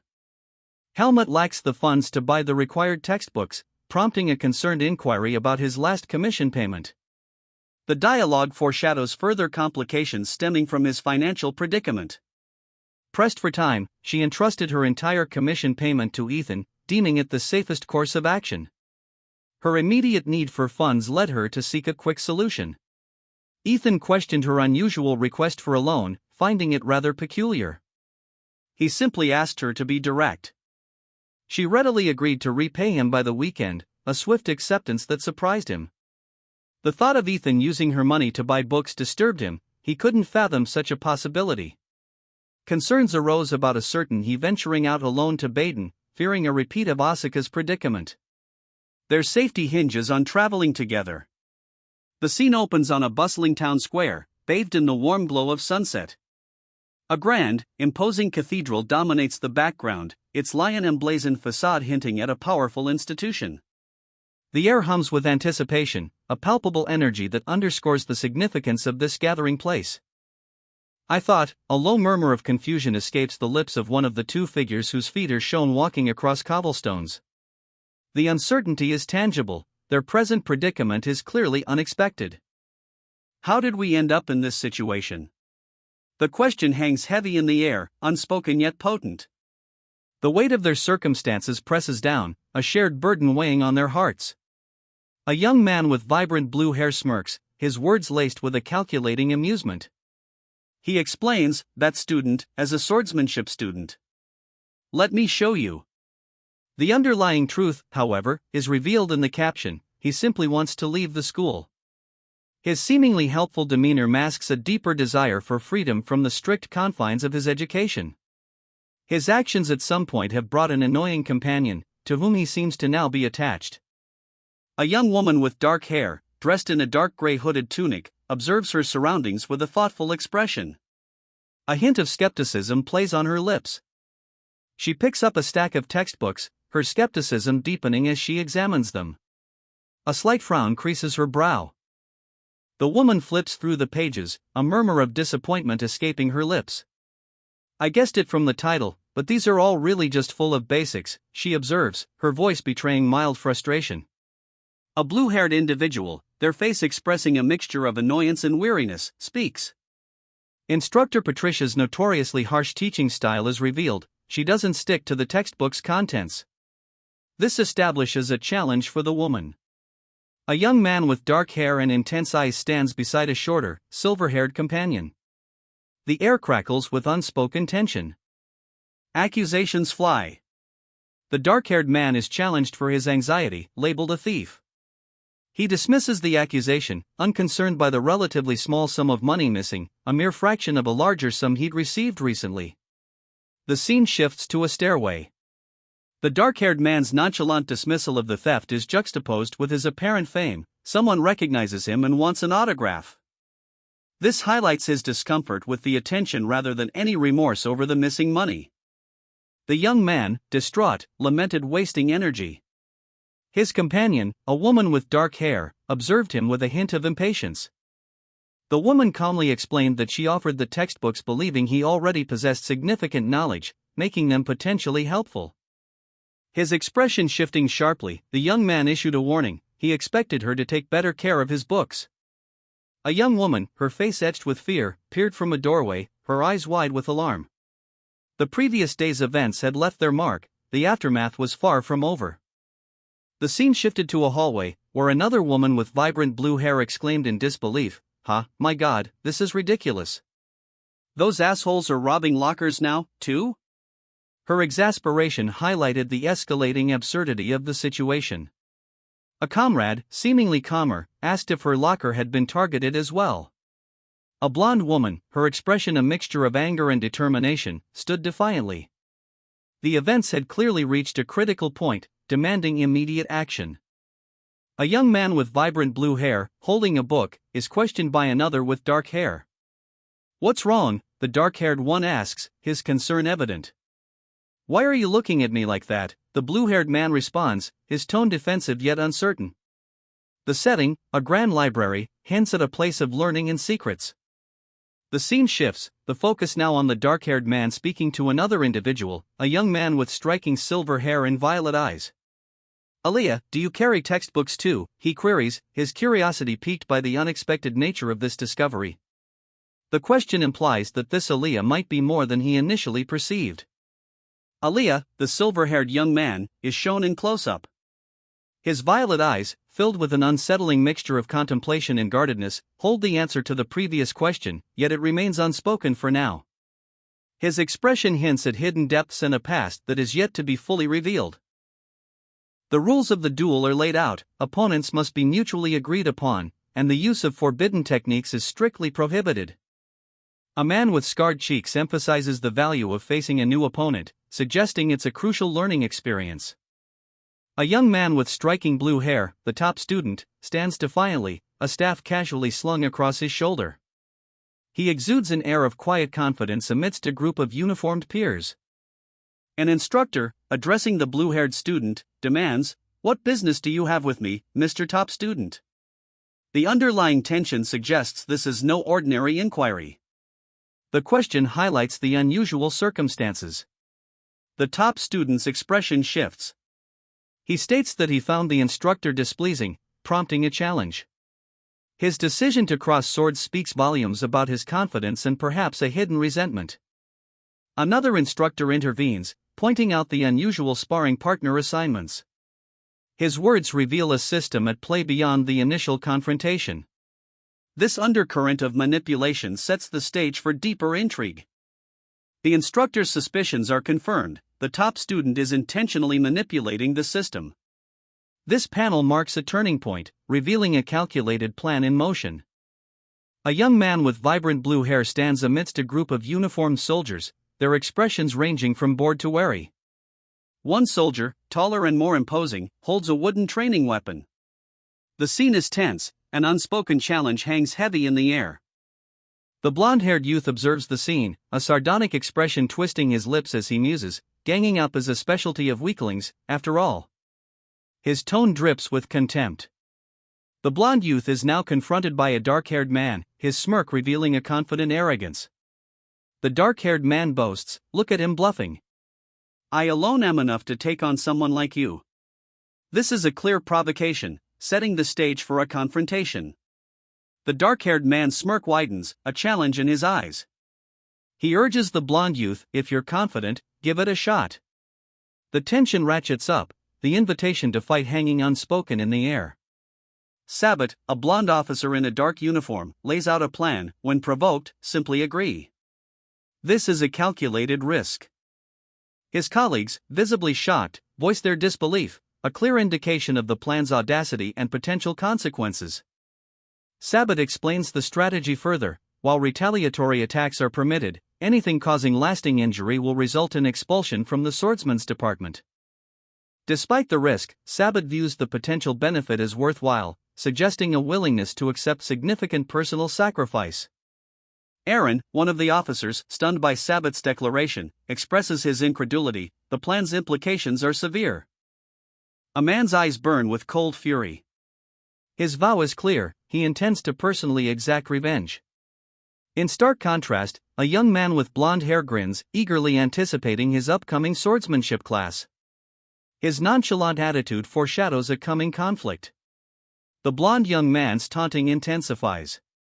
He goads his opponent into attacking first, confident in his ability to disarm him permanently. This reveals a pattern of calculated aggression. A nobleman, sneering, declares he will teach commoners their place.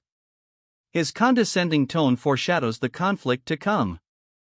The nobleman's confident demeanor shatters, his eyes widen in disbelief as he whispers, "What the hell is happening?" His reaction signals a sudden, unexpected turn of events. A monstrous wolfish figure emerges, its jaws agape, poised to strike. The nobleman, now clearly terrified, is at its mercy, his earlier arrogance replaced by primal fear. The creature's appearance signifies a supernatural intervention or a dramatic power shift. His plan was doomed from the start.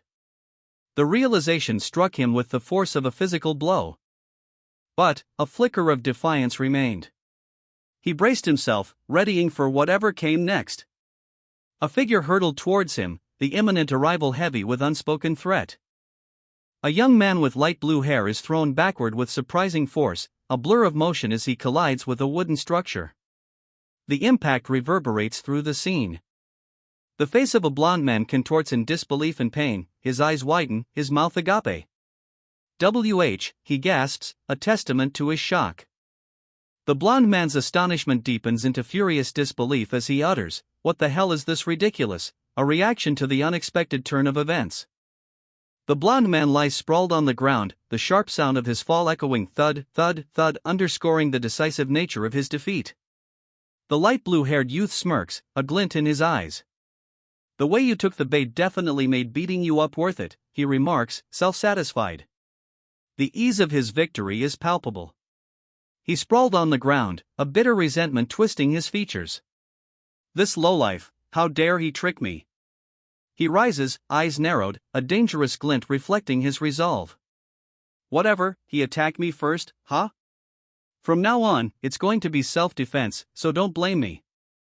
His eyes harden with cold calculation. He grips his weapon, a plan forming in his mind. "I'll draw out the vis and in one strike." A blur of motion. The blue-haired youth is upon him, a swift strike landing with a sharp crack. The blonde-haired young man recoils, a pained ugh, escaping his lips as he staggers back. The impact is followed by a sickening yuwuk.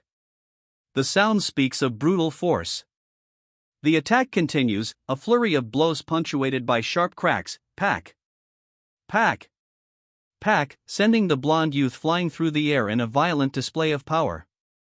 Defeated, the blonde-haired man collapses, gasping, "I surrender." His body trembles, the weight of battle evident in his ragged breaths.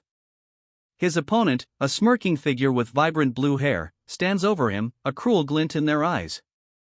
The blue-haired figure effortlessly wields a staff, the weapon's shadow looming over the defeated man. The blue-haired individual taunts, "Can't you show me half the persistence you've shown me all this time?" Their words carry a chilling threat, for every mention of surrender, the punishment will be tripled. A third individual, observing the scene, speaks, "You don't look too good. Are you worried about your commoner friend?" The subtle emphasis on commoner highlights the social disparity and hints at a deeper conflict.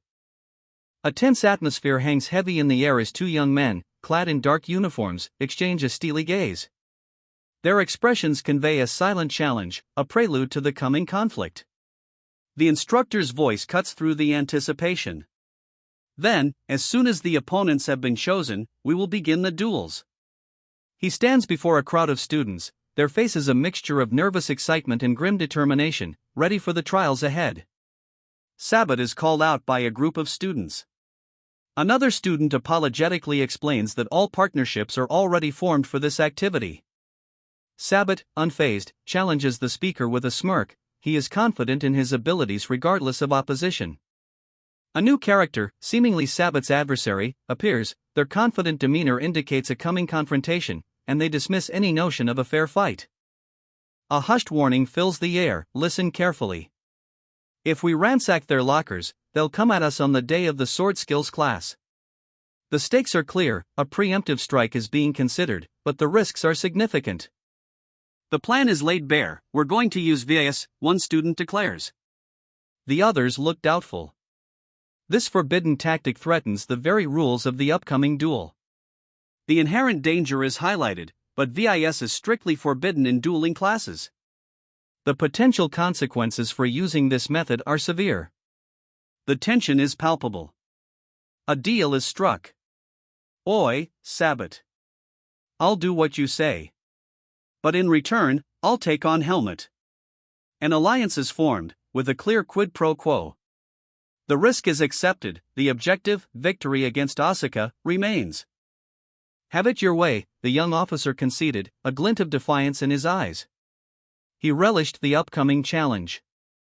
I've been wanting to give that cocky bastard a run for his money anyway. A flicker of apprehension crossed his face, though his resolve remained firm. He was ready. The young officer, surrounded by his troops, prepared for the confrontation. Their opponent, and his challenge, loomed large. Tension hung heavy in the air as the young officer and his men found themselves surrounded. The whispers of shun. A word of warning or perhaps fear were audible. A figure shrouded in shadow, eyes blazing with icy blue light, silently observes. The question hangs heavy in the air, why isn't he moving first? The anticipation is palpable. Sabbat, a man with a stern gaze, reveals his assessment. It seems you don't know Asuka well enough yet. The implication is clear, a hidden depth to Asuka's capabilities is about to be unveiled. A flurry of motion, a clash of steel. Asuka, a blur of blue, is engaged in swift, brutal combat. The force of their struggle is evident in the dynamic energy of the panel. Asuka declares, I can block it, as they deflect an attack. The confidence in their voice is as striking as the determined set of their jaw. The fight is far from over. A blur of motion, the masked figure lunges, his blade a silver streak cleaving the air. The force of the strike sends a shockwave outwards, a testament to the power behind the attack. The opponent, a blond man in a dark uniform, crumples to the ground.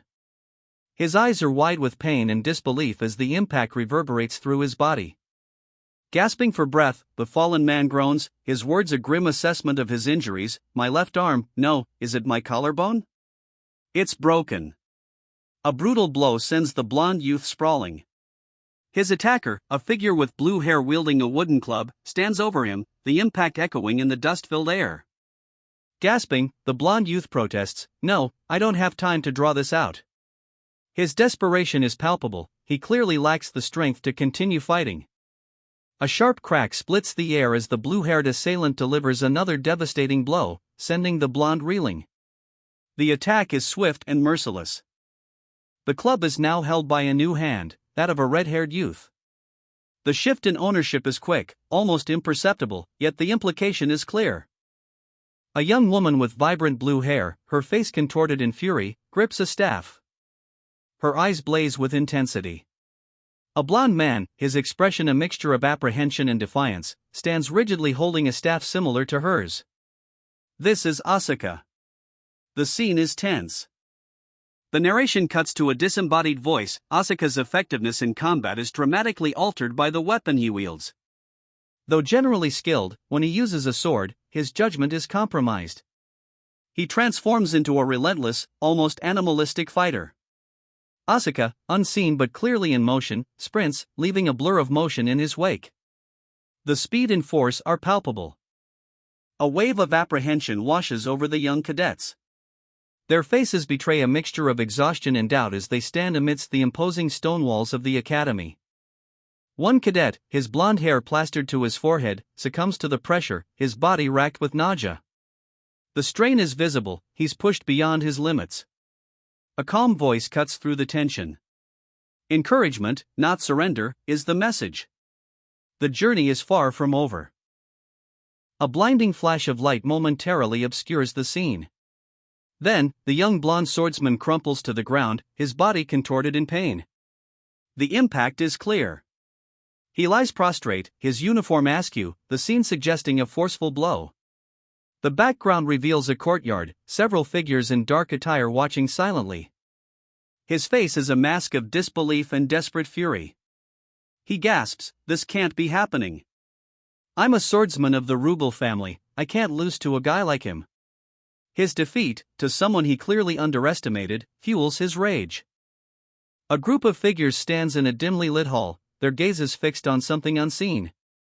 The air crackles with tension. What the fuck are those bastards just staring at us for? They should call for the instructor or quickly stop this, one of them mutters, his frustration palpable. A young man with blonde hair, dressed in a dark uniform, scrambles forward, clutching a staff. His eyes reflect alarm and confusion. "What the hell?" he gasps, the question echoing the shared bewilderment. The blonde young man's face falls, his eyes now filled with grim determination. A single word escapes his lips, "That's right." The weight of realization settles heavily upon him. Frustration etched on his face, the blonde officer lunged, his weapon a blur, whispering, "If only you'd disappear." His attack was desperate, fueled by a potent mix of anger and fear. The blue-haired soldier met the attack head-on, a fierce clash of steel echoing the intensity of their conflict. Sparks flew as their weapons collided. A swift, precise countermove sent the blonde officer sprawling. The blue-haired soldier's superior skill was evident. A blinding flash and a powerful force slammed into the blonde officer. The blue-haired soldier pressed his advantage relentlessly. The blue-haired soldier stood victorious, a chilling smirk playing on his lips as he channeled his power. This was not a battle he intended to lose. A powerful blow shatters the stone floor, sending cracked spider-webbing outwards. The blue-haired warrior is thrown back, clearly injured. The man with the blonde hair confronts the injured warrior, his voice dripping with disdain. "Your lack of respect for your opponents is enough of a rule violation," he accuses. "How long do you plan on living your way, making excuses like that?" The underlying tension speaks of a deeply ingrained code of conduct. A young woman, Asuka, displays clear distress. Orders are given to take one of them to the nurse's office, hinting at a recent serious incident. Asuka hesitates, nervously questioning the inaction of others regarding the guys. The scene shifts to show the individuals in question, two men, one with a stern expression, the other seemingly more relaxed. This implies a power imbalance and possible conflict preceding the current situation. Aaron is questioned about his failure to intervene, highlighting his perceived complicity or lack of ability to control the event's escalating intensity, which foreshadows a deeper conflict. The implication is that Asuka is more perceptive or powerful than previously assumed. Confusion hangs heavy in the air. One young man, his expression a mixture of shock and disbelief, utters a simple, "What?" His companion stands rigidly beside him, a silent observer to this unfolding mystery. The question hangs unanswered for only a moment before the first young man presses further, "What do you mean?" The weight of unspoken knowledge presses down upon them.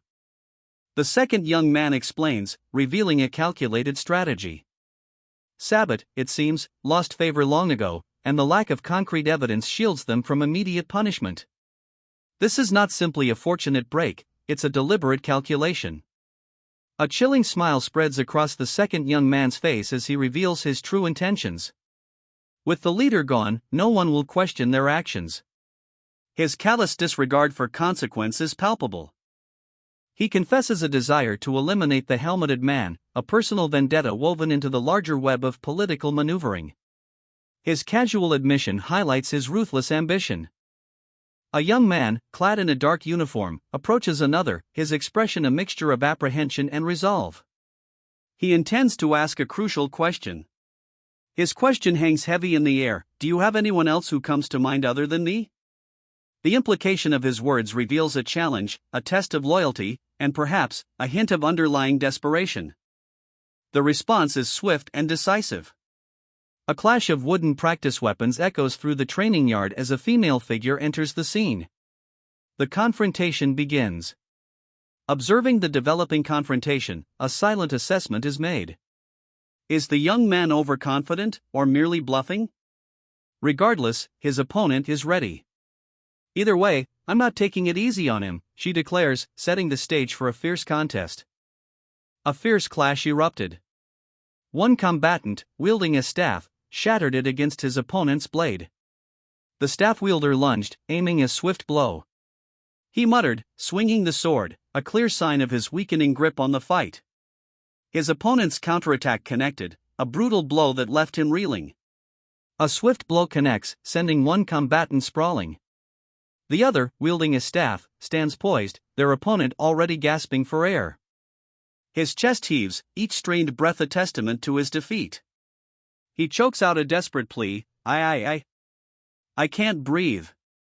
The victor's voice cuts through the silence, a chilling question echoing. Do you think your noble status will protect you outside the academy? The implication of this statement hangs heavy in the air. Tears stream down the defeated noble's face, a stark display of his vulnerability and the shattering of his privileged world. His fear is palpable. A figure, cloaked in shadow and radiating an ominous purple aura, appears. Their eyes burn with an unnatural light. The accompanying thought, who the hell is he, underscores the palpable shock and unease. The sudden, violent intrusion is followed by a sharp cough, a testament to the power unleashed. The scene is one of chaos and immediate danger. A man, his face etched with urgency, demands an immediate cessation of hostilities. Put down your swords right this instant. He shouts, the implications clear, the situation has escalated beyond control. His command hangs heavy in the air, but his allies, visibly shaken and uncertain, reflect the weight of the situation and the mysterious power witnessed.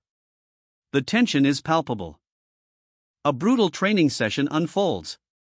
One cadet is being mercilessly choked by another, surrounded by a circle of grim-faced onlookers and their instructor. The intensity of the moment is palpable. A young woman, witnessing this scene, displays a look of profound shock and disbelief. Her eyes, wide and filled with a mixture of horror and anxiety, reflect the brutality she has just witnessed. The same woman swiftly intervenes, striking the aggressor with a swift, powerful blow that sends him sprawling to the ground. The impact, a sharp whack, echoes the suddenness of her actions. Her expression hardens, a mixture of concern and determination etched onto her face. She is clearly breathing heavily, the exertion evident in her slightly flushed skin and the visible beads of sweat. A lingering concern remains, as she mutters, "An helmet." The unspoken worry hints at the potential consequences of her actions and the fate of the fallen cadet. A series of dull thuds echo through the ancient stone courtyard as the assailant is mercilessly beaten. The fight intensifies. A swift blow sends the attacker sprawling. Despite his injuries, the attacker refuses to yield. His opponent stands over him, contemptuous. "Oi, you think I'll take pity and go easy on you if you lie still like that? We're not nearly done yet, so stop fussing and get up." The fallen man gazes up, his eyes wide with dawning terror. Why are they looking at me with that look in their eyes? A chilling apprehension hangs in the air. The training hall hummed with tension. Two young knights, backs to us, prepared for a sparring match. Their stance spoke of controlled aggression, a quiet prelude to the clash of steel. Their opponents waited, watching from the sidelines, swords drawn. One of the knights, the blonde one, crumpled to the floor, his face a mask of pain. A gash across his cheek bled freely, testament to a blow that had clearly violated the unspoken rules of their engagement. His opponent, the one with the light blue hair, stood over him, his expression cold and unforgiving. "You broke the rules," he stated, the words dripping with an icy finality, "so it's okay if I pay you back fair and square, right?" His tone held no hint of remorse, only a stark assessment of justice rendered. As a surge of energy crackled, Asuka unleashed a devastating attack, the raw power leaving the blonde-haired man reeling. A desperate cry pierced the air. "Hey Asuka, wait." The words were swallowed by the escalating chaos, a clear sign of the approaching danger. The aftermath. Two figures, their weapons shattered, stand over the fallen blonde man, his own weapon now useless splinters on the ground. The victor's orders ring out, clear and decisive. "Asuka, Sabbat. The duel's over. Sabbat, come to my office after you get those wounds tended to, and Asuka, follow me right now." The weight of authority settles over the scene, signaling the next phase. He sneered, his contempt palpable. I don't even understand why Instructor Patricia covers for a brat like you. The scene shifts to reveal the subject of his ire, a young man with vibrant blue hair, seemingly unfazed by the older man's anger. Two other figures stand behind him, their expressions mirroring his casual indifference. The tension is clear. Plus, one of the figures spoke, his voice low and serious. We won't get away scot-free with breaking the rules either. His gaze fell upon the blue-haired youth, a hint of concern in his eyes as he continued, Jerome, when did you get so close to Sabbat? The weight of the question hung heavy in the air. It hinted at a dangerous game of power and intrigue. Jerome's response was terse and dismissive. You've got eyes, look around once in a while. Sabbat's over. His nonchalance belied the gravity of the situation, hinting at a confidence that bordered on arrogance. A new chapter had begun. It's no secret that Sabbat used others to harm Asuka. Using the Blackhawk swordsman's disgrace is a dishonor, even if used against a commoner. Most of the swordsman department, filled with nobles, saw that in a positive light. Wouldn't it be convenient to expel him and Sabbat from the academy on a good note? I'll make him crawl without using any force, just keep watching. Well, don't resent me too much for what happened, Sabbat. This is how the nobility has survived for generations, after all. The one who messed with the book in my locker. Is it you? Helmut's opponent criticizes his weak defense, highlighting his vulnerability. The words hang heavy in the air, a clear indication of the impending shift in the fight's momentum. The counterattack begins. With a swift motion, Helmut's legs are targeted, leaving him off balance and exposed. A rapid exchange follows, showing the skill and speed of both fighters. The opponent's precise strike is met with a desperate parry, yet Helmut's defense remains precarious. Helmut is thrown off balance, his form shattering under the pressure. The visual and onomatopoeia, a sharp, cracking sound, powerfully depict the force of the blow and the disruption of his control. Helmut is stunned, utterly bewildered by the speed and precision of his opponent's attack. The broken staff emphasizes the swift and decisive nature of his defeat. A swift blow sends the man sprawling, his body crumpling to the ground as a pained gasp escapes his lips. The attacker, a woman with dark hair, stands over him, her expression unreadable. The woman's voice is calm, yet laced with a chilling undercurrent as she speaks. On the first day of class, you asked me a question. This time, let me ask you the opposite question. The implication hangs heavy in the air, a turning of the tables. Her eyes burn with intensity, the woman unleashes a chilling statement, I could have snapped your neck with that attack just now. The threat is clear, but her subsequent question reveals a deeper mystery, do they send you back from the gates of the afterlife? Tears stream down the man's face as he whispers, a horrified realization dawning on him, no. This bastard's not human.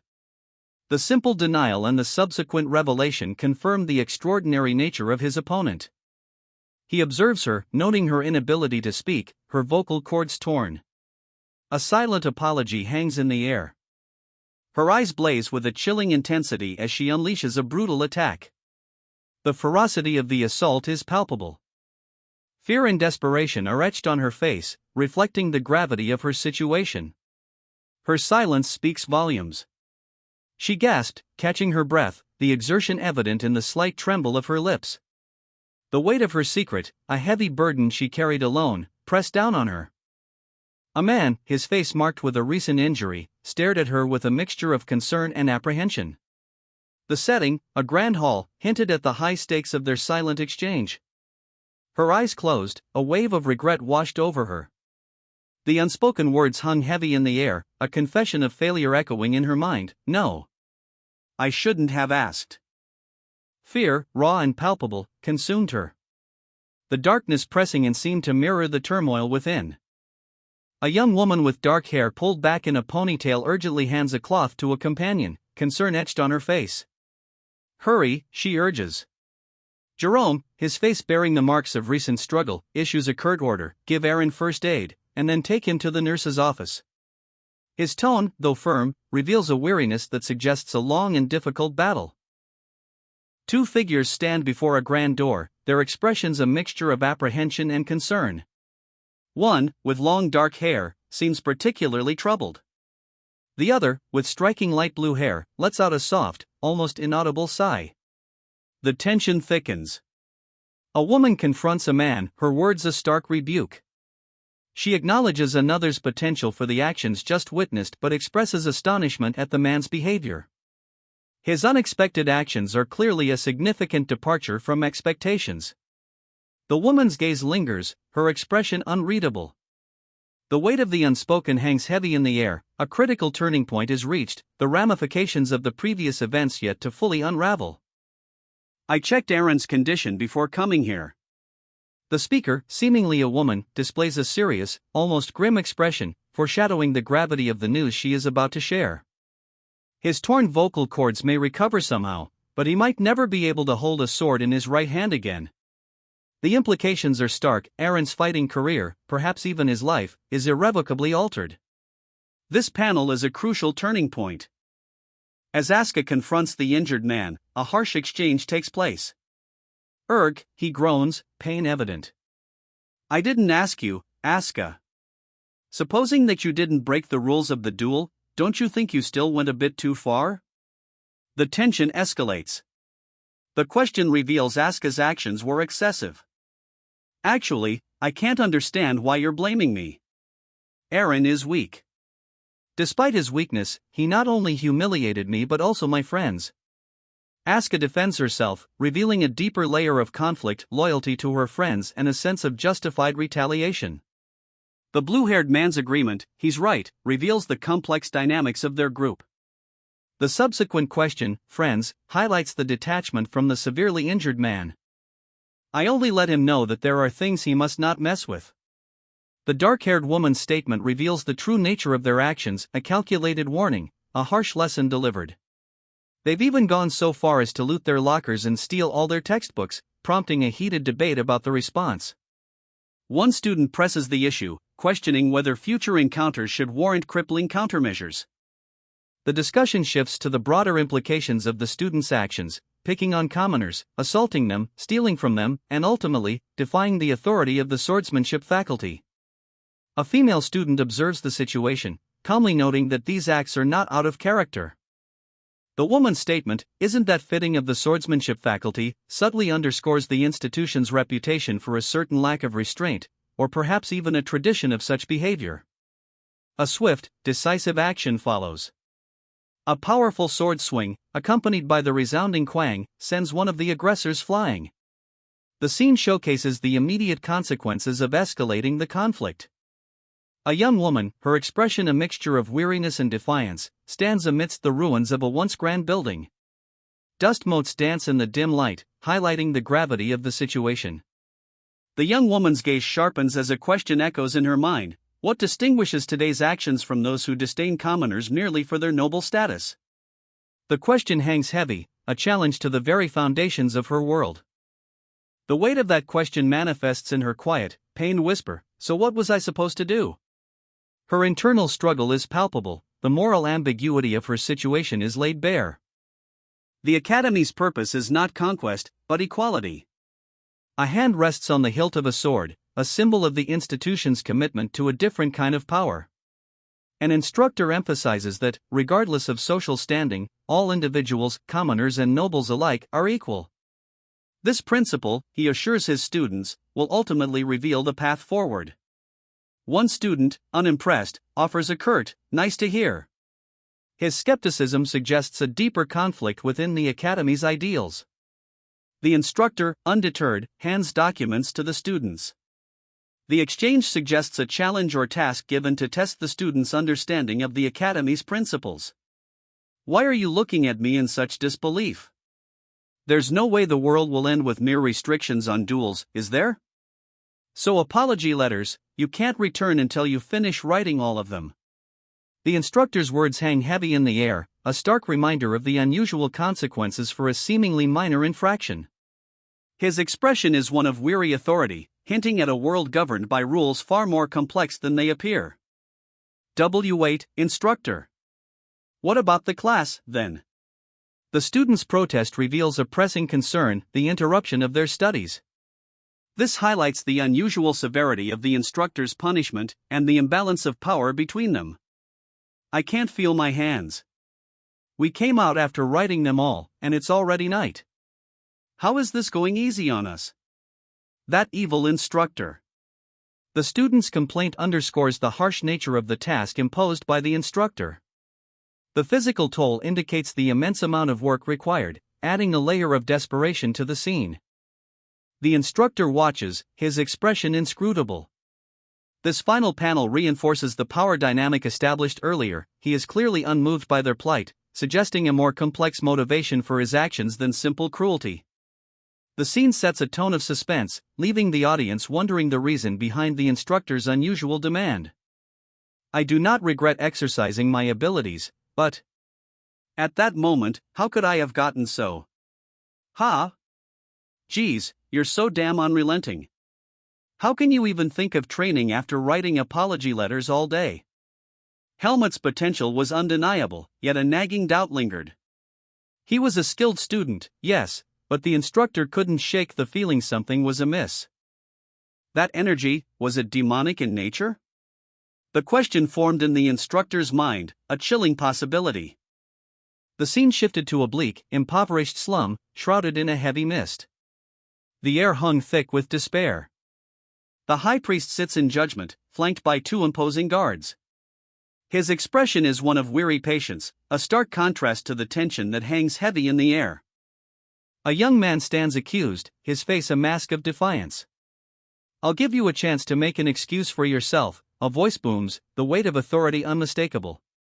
The offer, however, is a thin veil over a grim certainty. Good thinking, the instructor stated, his arms crossed. You're not in a position to be making excuses right now. The weight of his words hung heavy in the air, leaving no room for argument. A young woman challenged him, a skeptical expression clouding her features. Is that so? Do you really think that way? Her doubt pierced the air, a stark contrast to the instructor's firm demeanor. The scene shifts, revealing a man lying in a bed, his injuries starkly evident. A tear in his windpipe and shattered bones in his right hand spoke volumes of the brutal attack he'd endured. Fury erupted from one of the students. Instructor! Those rascals even tried to kill me by hiring Blackhawk. His rage was palpable, fueled by the near-fatal encounter. He added, with chilling indifference, what's so wrong if those despicable rascals can't hold a sword? The instructor, his face contorted in anger, declares that the student's actions violate the ethos of the swordsmanship faculty, rendering him unworthy of the academy. His rejection is absolute. The student, unfazed, retorts that she merely solved a problem the instructor failed to address. Her calm defiance highlights a fundamental disagreement over methods and priorities. A swift, brutal attack. The student disarms the instructor with shocking speed and precision.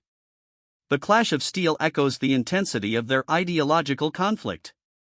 Ignoring the physical altercation, the instructor criticizes the student's methods, accusing her of using overwhelming strength to oppress the weak, thus deflecting the core issue of her competence. A stark truth is laid bare: in this world, as in any other, there are the privileged nobles and the commoners, the strong and the weak. The weight of this inequality settles heavily on the face of a young man, his expression a mixture of weariness and acceptance. The light-haired youth offers a sincere apology, acknowledging his and his companions' past inaction. His words carry the weight of unspoken burdens and a recognition of the consequences of their choices. Despite their past failings, the two students' exceptional abilities remain undeniable. Their potential, however flawed their past, is clear. The instructor, a stern figure with a weary expression, delivered his verdict. He would punish their reckless behavior, but not by allowing a duel. Instead, a different form of punishment is now in order: they would be forced to duel each other. One of the students, her voice laced with apprehension, pleaded with the instructor. The plea was a sign that the impending duel was more than a mere exercise or punishment. For her, it felt like a very dangerous one. The other student, her face etched with self-reproach, questioned her own competence. A burst of purple energy emanated from her chest, a visible manifestation of her inner turmoil and self-doubt. The weight of her training and the consequences of her failure pressed heavily upon her.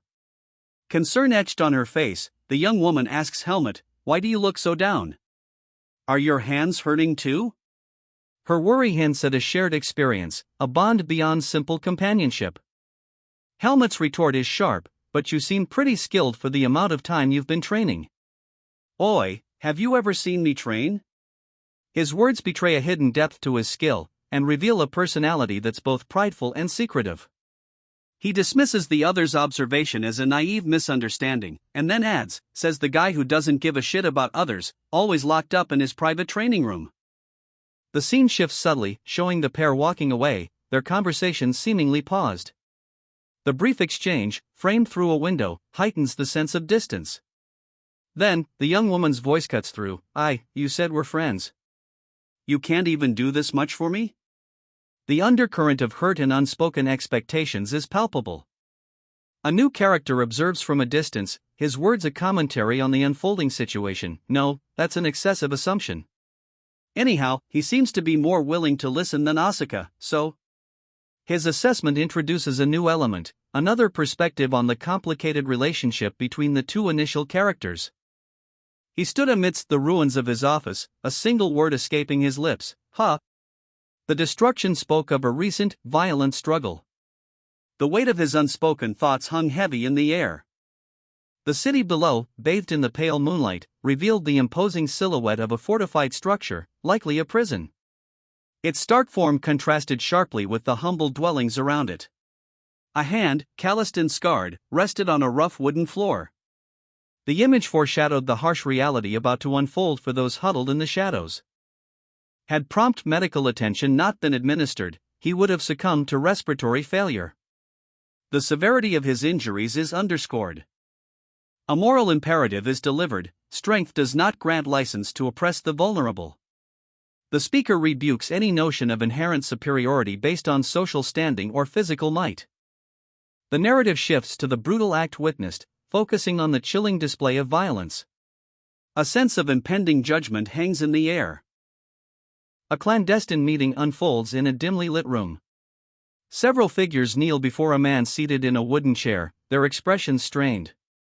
The air crackles with tension, the silence heavy with unspoken accusations. The hushed whispers escalate. Concern etched onto their faces, the men express their disbelief. His movements were definitely not those of a second-year academy student. Their unease hints at something far more profound than simple ineptitude. A grizzled man with a thick beard, his expression a mixture of amusement and suspicion, observes the scene. His knowing smirk suggests he's already pieced together the truth behind their anxieties. "I didn't gather you here to find fault," the speaker stated, his tone surprisingly calm given the circumstances. "In fact, I should be handing out prizes for having made it back alive." The implication hung heavy in the air. Their survival was unexpected, a testament to their opponent's unforeseen strength. "Chromo, tell them," the leader commanded, his gaze intense, signaling a shift in focus. The command implies Chromo possesses critical information about their recent encounter. A shuddering confession escapes Chromo's lips. "Why, you're right. That guy beat us up all alone." The sheer disbelief and fear in his voice paint a vivid picture of their defeat. One man had single-handedly defeated them all. Fear morphs into a chilling realization: a massacre. The whispered question reveals a terrifying truth: a massacre had occurred, hinting at the brutal nature of the encounter and the extent of their opponent's capabilities. The leader's assessment cuts through the tension. "It's best not to mess with the beast in its home," he warns, before adding a chilling caveat: "But if he still holds a grudge, if we are not careful, he will surely bare his claws at us one day." The panel establishes a lingering threat and the need for caution regarding their powerful enemy.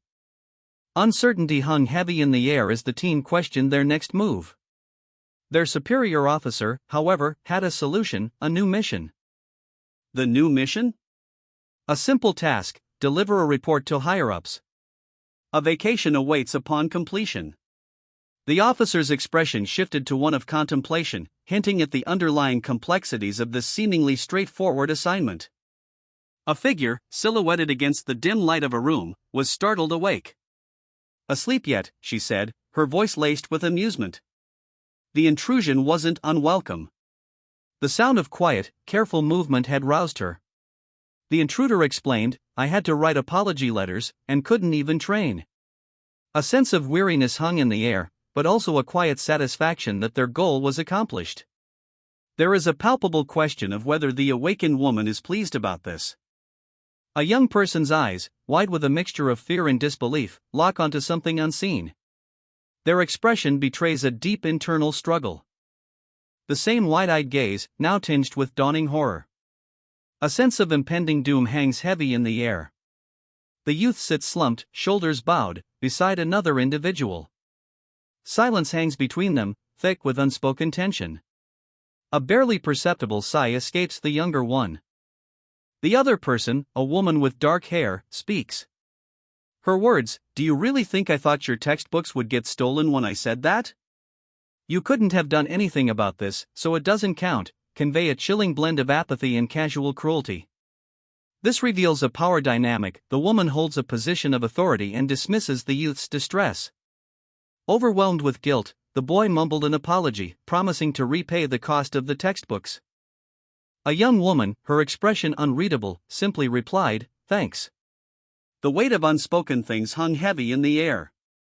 He finally drifted off to sleep, the day's events leaving their mark on his face. A quiet exhaustion settled over him. Frustration etched itself onto her face as she struggled with the stubborn lock. "Why won't it open?" she muttered, her brow furrowing in growing concern.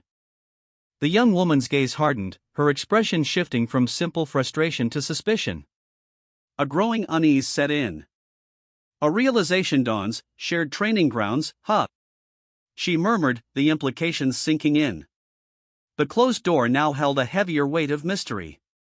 The scene shifts, revealing a group of cadets, the shared training grounds now visible.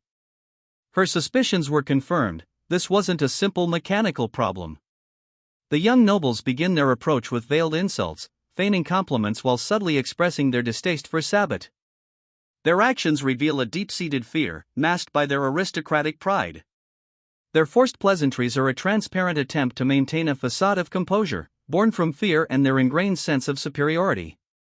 This charade highlights their underlying insecurity in the face of a rising power.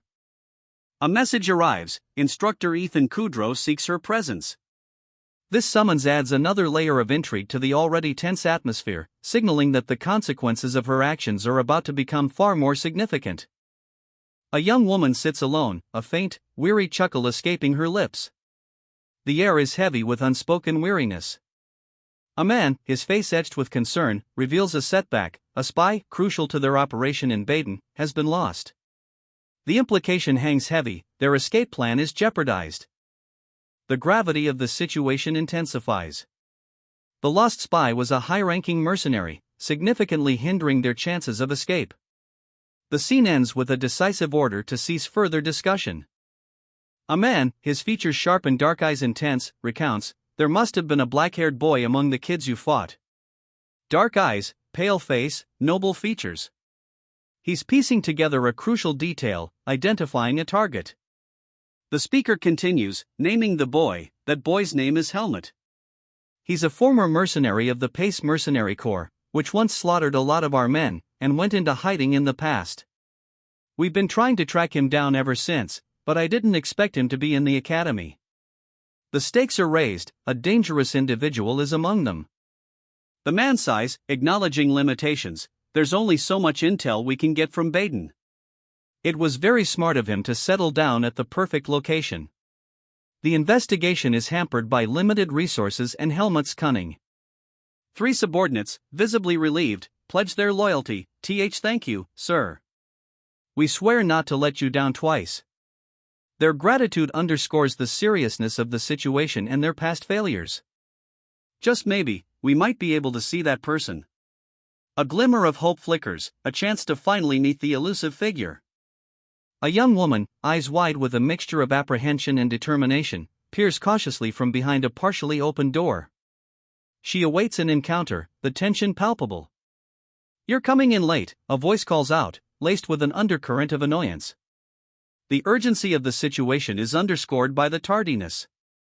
The scene shifts to a young man, seemingly recovering from a beating, lying in bed.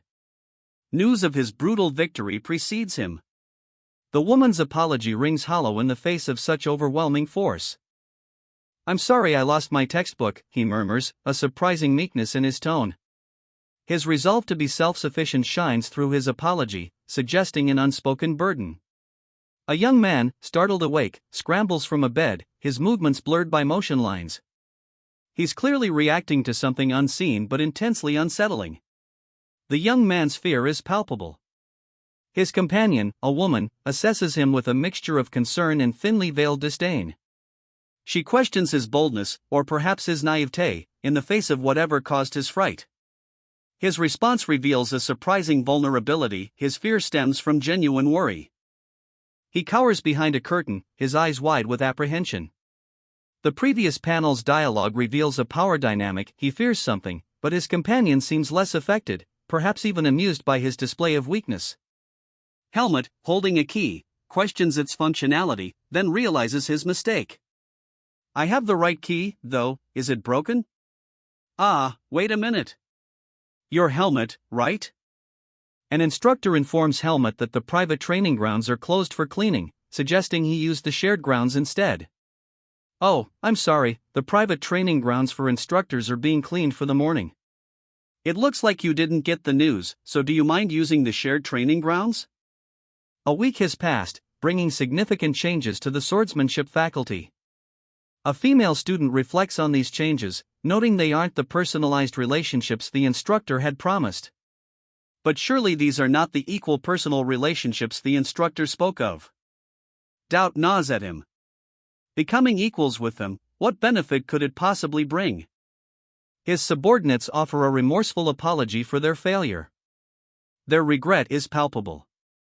Unwavering, the leader issues a cold command. The wounded dog must be put down before it can cause further problems. Those who failed will also be eliminated. A young woman, eyes narrowed, peers cautiously from behind a heavy, ornate door. The sounds of approaching footsteps, jolkion, echo in the air, hinting at an impending confrontation. Two men, their expressions smug, explain their recent behavior. Since the dueling class, they've been individually approaching her, a calculated act of appeasement born from fear. Their true motivations are revealed, a thinly veiled attempt to appear amicable, masking their underlying fear of her growing power. The young woman's expression hardens, a subtle shift in her demeanor reflecting her understanding of their duplicity. A young man, summoned before a stern official, is informed of a prior incident during a sparring match. The gravity of the situation is evident in the official's expression and the formal setting. He apologizes, clearly remorseful for the trouble caused, aware that any further missteps would have severe consequences. His words reveal a desire for redemption. The young woman, shoulders slumped, admitted fault in the incident, vowing to be more careful in the future. Her remorse stems from a misunderstanding with her instructor, a situation she now understands she partially contributed to. The instructor, a man of authority, accepts her apology. He assures her that she shouldn't feel too bad, implying that justice will be served against those who truly wronged her. Her expression remains serious, though a hint of relief is noticeable. The implication is that despite her apology, this young noble woman is far from defeated, carrying a quiet resolve. The instructor observes the swordsman's surprised expression, noting the severity of his scolding. He explains that Instructor Allen's idealism is the cause. The swordsman, despite his earlier reprimand, defends his actions, asserting that standing against injustice is a swordsman's duty. However, he acknowledges the importance of maintaining boundaries. The instructor chuckles, relating a personal anecdote about his own youthful indiscretions within the swordsman's faculty. He lightheartedly cautions the young swordsman to avoid suspension. A worried expression crosses the swordsman's face as he admits he cannot guarantee avoiding future trouble. A man in a waistcoat hands over 2 sets of books to a young man with dark hair, questioning why there are 2 sets. His friend, it seems, had his books stolen. The gesture is a subtle reminder of a shared past, a bond strengthened by adversity. The scene shifts to a lighter setting. 2 young men sit at a table, one has bright blue hair, the other, vibrant green. The air crackles with unspoken anticipation, a quiet moment before a larger event unfolds. The green-haired youth delivers the books. The blue-haired one takes the delivery as a compliment, highlighting a personality marked by unexpected resilience and a touch of dark humor in the face of hardship. This simple exchange subtly underscores their burgeoning friendship, a beacon of hope amid uncertainty. Ethan, it seems, has taken care of acquiring the necessary textbooks. His generosity is noted, though the casual way he purchased a whole set raises eyebrows among his peers. The conversation turns back to the original topic. The scene shifts to the bustling city of Baden. The architecture is distinctly European, with cobblestone streets and quaint buildings. It's a vibrant, lively scene, indicative of a thriving community. On weekends, Baden overflows with academy students enjoying its many delights. One establishment stands out, the Griffin Pub on Eidorf Street 3, recommended as the best of the lot. A group celebrates in a tavern. Someone urges them to pick up their mugs, suggesting a toast to justice prevailing. The conversation shifts, someone mentions Elia's absence, lamenting that he is the last person to join them in such a place. Another notes their disbelief that even Helmut didn't get through to him. The cost of drinks is offered to be covered. A young woman vehemently rejects a suggestion to hang out with a person she calls a mad dog, her annoyance palpable. The scene returns to the tavern. The group reacts with disgust to a drink. They'll order another round but want something different. One of the group members comments on the main character's popularity in the swordsmanship faculty. The main character downplays it, stating that they rarely encounter others from different classes. The group sits in a tavern, the air thick with the aftermath of a recent conflict. A young woman observes, while a light-haired man dismisses the lingering tension. "Those jerks are just groveling because they're scared of him," he explains. "They look down on him for being a commoner, but he crippled them. Who'd mess with him?" He assures them, "Anyhow, the trouble's all solved now, so you can relax a bit." The green-haired companion, seemingly oblivious to the underlying tension, suddenly accuses the light-haired man. "What? Fun? Is that why you've been following us all this time? You're kind of a pervert." He adds, "You don't look at me that way, do you?" The light-haired man laughs, dismissing the accusation. Don't worry, you're not that fun," he says, a hint of annoyance coloring his amusement. "Now that's just pissing me off. What about you? You follow Helmut around like a damn puppy." "Follow him? As if. I'm stopping myself from beating the shit out of you." The blue-haired individual's irritation is palpable, a stark contrast to the green-haired companion's seemingly innocent demeanor. Their relationship, while outwardly displaying loyalty, clearly harbors unspoken resentment. "Oi, enteo por que você e tão respeito comigo? Claro, minha primeira impressão não foi dos melhores, mas eu também lutei com você contra o Falcão Negro, não foi?" The blue-haired one's anger simmers, their words revealing a history of camaraderie alongside the current tension. The mention of the Black Hawk fight suggests a shared past experience and hints at a deeper connection than their current argument allows. "Look at him. Was that all it took to get him drunk? After all that talk about how you'd drink until my wallet was empty, what is this, you rascal?" The blue-haired individual's amusement is clear, tinged with exasperation. The green-haired one's rapid intoxication is unexpected, highlighting a vulnerability not previously apparent. This reveals a new facet of their relationship, a playful yet underlying tension. A young woman with dark hair, her expression unreadable, gazes intently at something unseen within a small wooden box. A sense of quiet contemplation hangs in the air. The scene shifts to a nighttime street, where two young men discuss a missing companion. Their concern is palpable. One states plainly, "This dude's gone, I tell you." The other wonders aloud why he'd come here if merely one drink was enough to incapacitate him. The implication hangs heavy, their friend has vanished, possibly under suspicious circumstances. The young woman from the first panel reappears, her expression now one of suspicion and barely concealed anger. The question hangs unspoken, she knows something of his disappearance. Her dialogue, "How do you know me, woman?" suggests an unexpected connection and a growing unease. A hushed whisper ripples through the crowd. One young woman, her face alight with barely contained excitement, murmurs, "Is that?" The anticipation is palpable. A young woman with dark hair, her expression apprehensive, cautiously peers around a corner. The weight of the situation presses down on her. Inside, a woman of authority sits regally upon her throne, pen in hand, calmly stating, "Come in." Her demeanor suggests complete control of the situation. The young woman from the corner enters, her apprehension now tinged with a grim resignation. She utters a single, defeated word, "Yeah." The moment hangs heavy with unspoken dread. He hadn't intended to reprimand him, but the situation had shifted. The atmosphere now felt charged, demanding a response. "Has Instructor Allen contacted you yet? The two who harassed you will be expelled. Instructor Allen received testimony from one of their leaders. This incident should teach you the limits, just follow them in the future. Bring some friends to the mansion for the holidays. You don't have to get along with everyone, but you should at least get along with your school friends." The official concluded his report, a hint of uncertainty in his tone. His question hung in the air, "Does this mean I'm good to go now?" The young man, however, remained unconvinced, muttering a dismissive The official, sensing the other's hesitation, added, "Also, I got your new textbooks."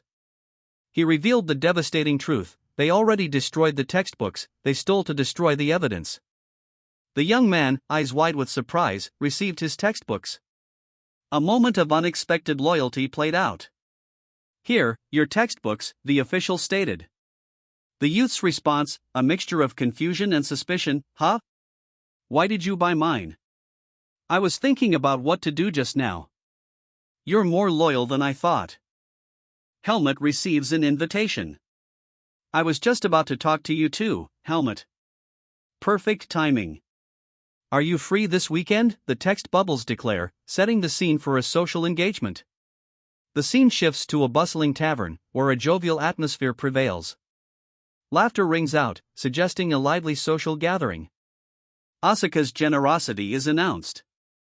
"Oh, and by the way, Asuka said it's his treat, so drink all you want," one character states, prompting a surprised reaction from another who protests, "What? When did I say that?" This dialogue establishes a playful dynamic between the characters. Helmut contemplates the invitation, her expression unreadable. The implications of the weekend plans and Asuka's actions remain unclear. A young woman, cloaked and pensive, sits alone, cradling a mug. Her expression is troubled, hinting at a deep-seated insecurity. She offers a curt, almost dismissive, reply, "Yeah, I guess." The casual dismissal belies a deeper emotional turmoil. The woman's question cuts to the heart of her loneliness: "It's easy for people to hate me, so why do you guys hang out with me?" The query reveals a profound sense of self-doubt. A male companion responds with a teasing, yet insightful observation, "Huh? You were worried about that? There's a somewhat cute side to you, huh?" His words acknowledge her concerns while subtly challenging her self-perception. The other companion, seemingly more blunt, clarifies the dynamic: "If I had to say, it's just that I like clearly capable people, unlike guys who are just yapping about. Though I hate how he looks down on everyone, I don't really look down on people, though.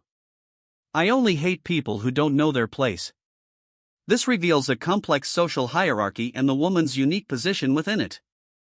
Sion, exasperated, urges her companion to tell the man, a clear jerk, that his actions affect her as well. Her distress is palpable.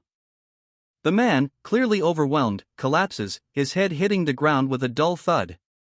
Sion, seemingly unfazed by the man's collapse, calmly devises a solution: she'll simply give him a drink whenever he causes a fuss.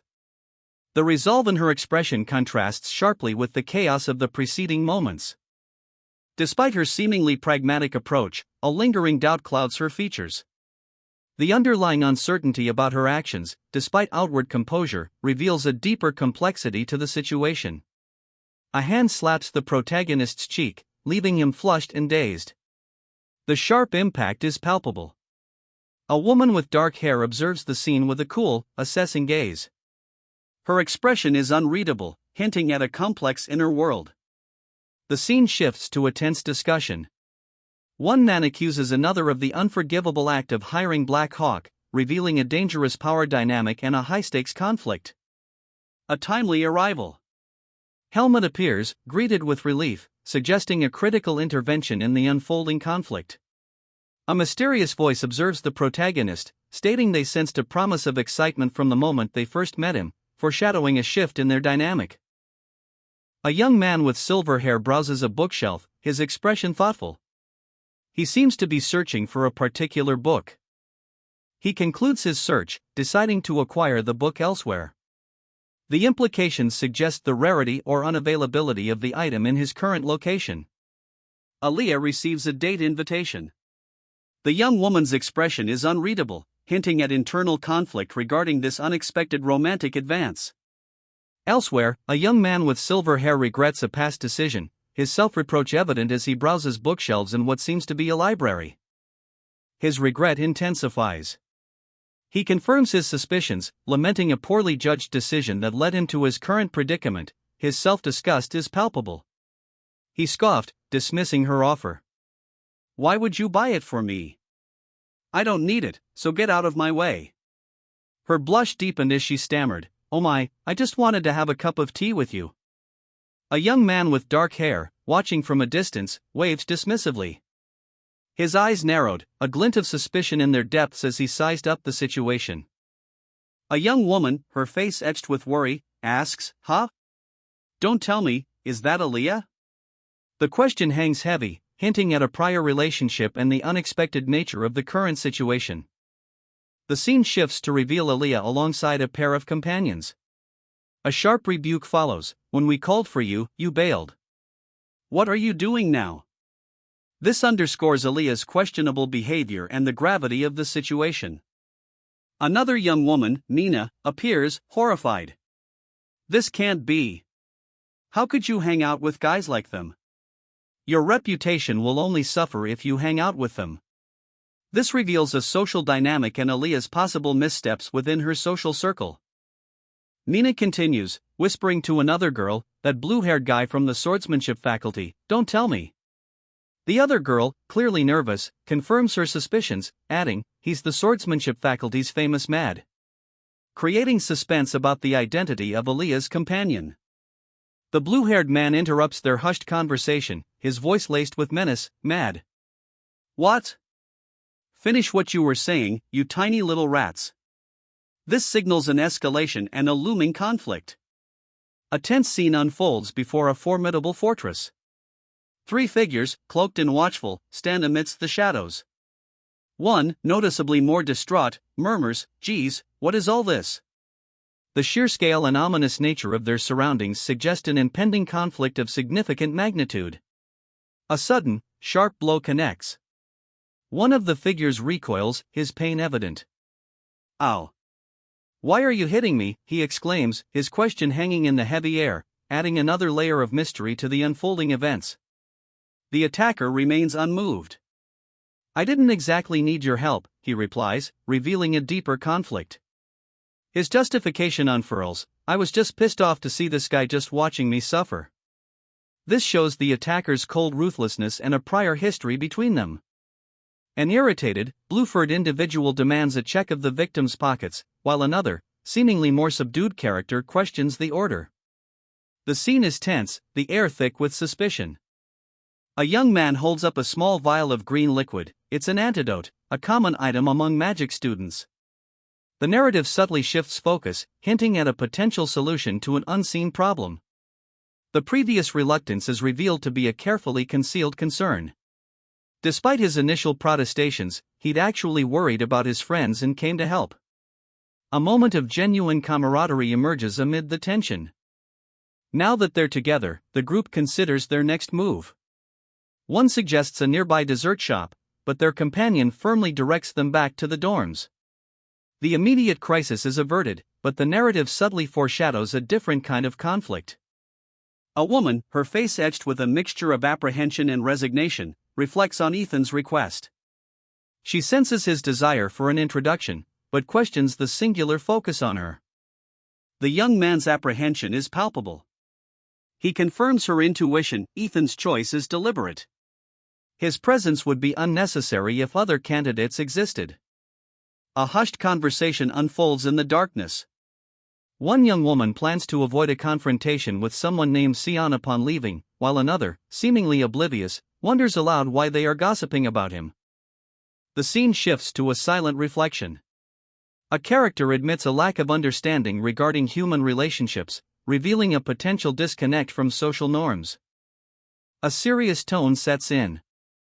A command to listen closely precedes the declaration that this is a team battle, highlighting the importance of coordination and strategy. The woman with dark hair asserts the flawlessness of her plan, emphasizing her confidence and preparedness. This reinforces the strategic nature of the upcoming team battle. A young woman's face registers worry and distress. A single, barely audible sound escapes her lips, a silent plea. A young man with silver hair, clad in a long white coat, searches meticulously amongst countless books lining a tall bookshelf. His focused demeanor suggests an urgent task.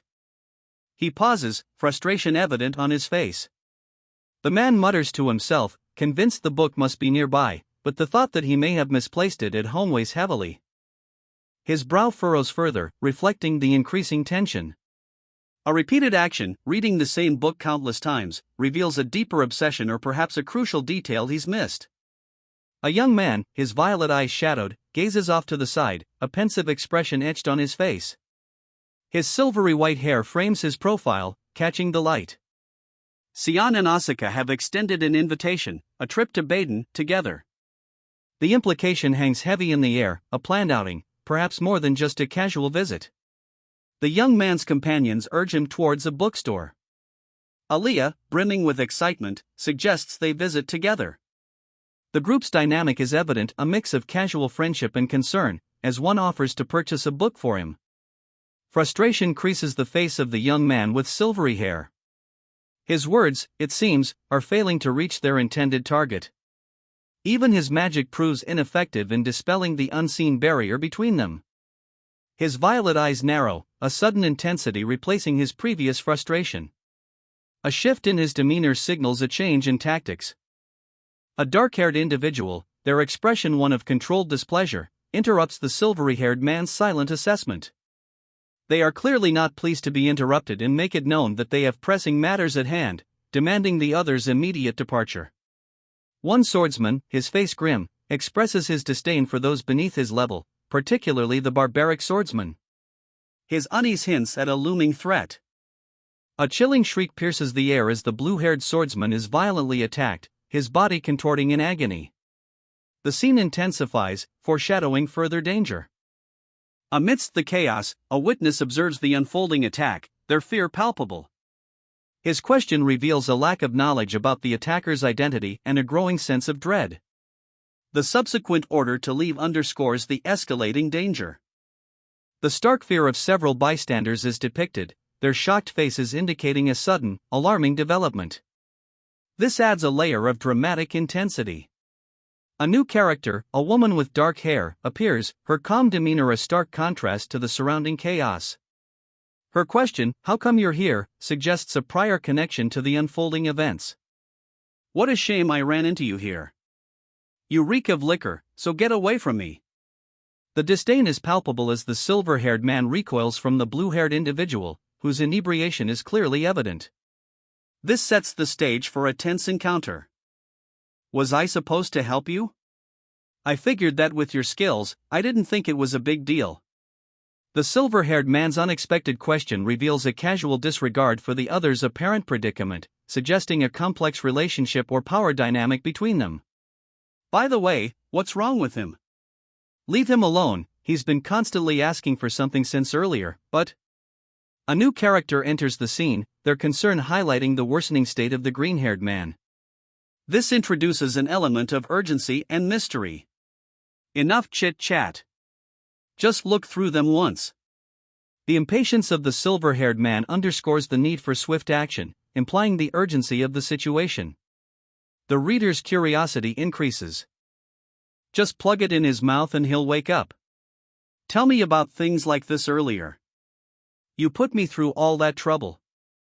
The blue-haired man's command and subsequent complaint reveal a hierarchical dynamic and a growing frustration, hinting at a larger unresolved conflict. Concern etched on their faces, two figures question the young man before them, his name, Aliyah, hanging unspoken in the air. His strange demeanor sparks their worry. One of the figures expresses doubt about the efficacy of Aliyah's detoxification, noting that his erratic behavior is worsening.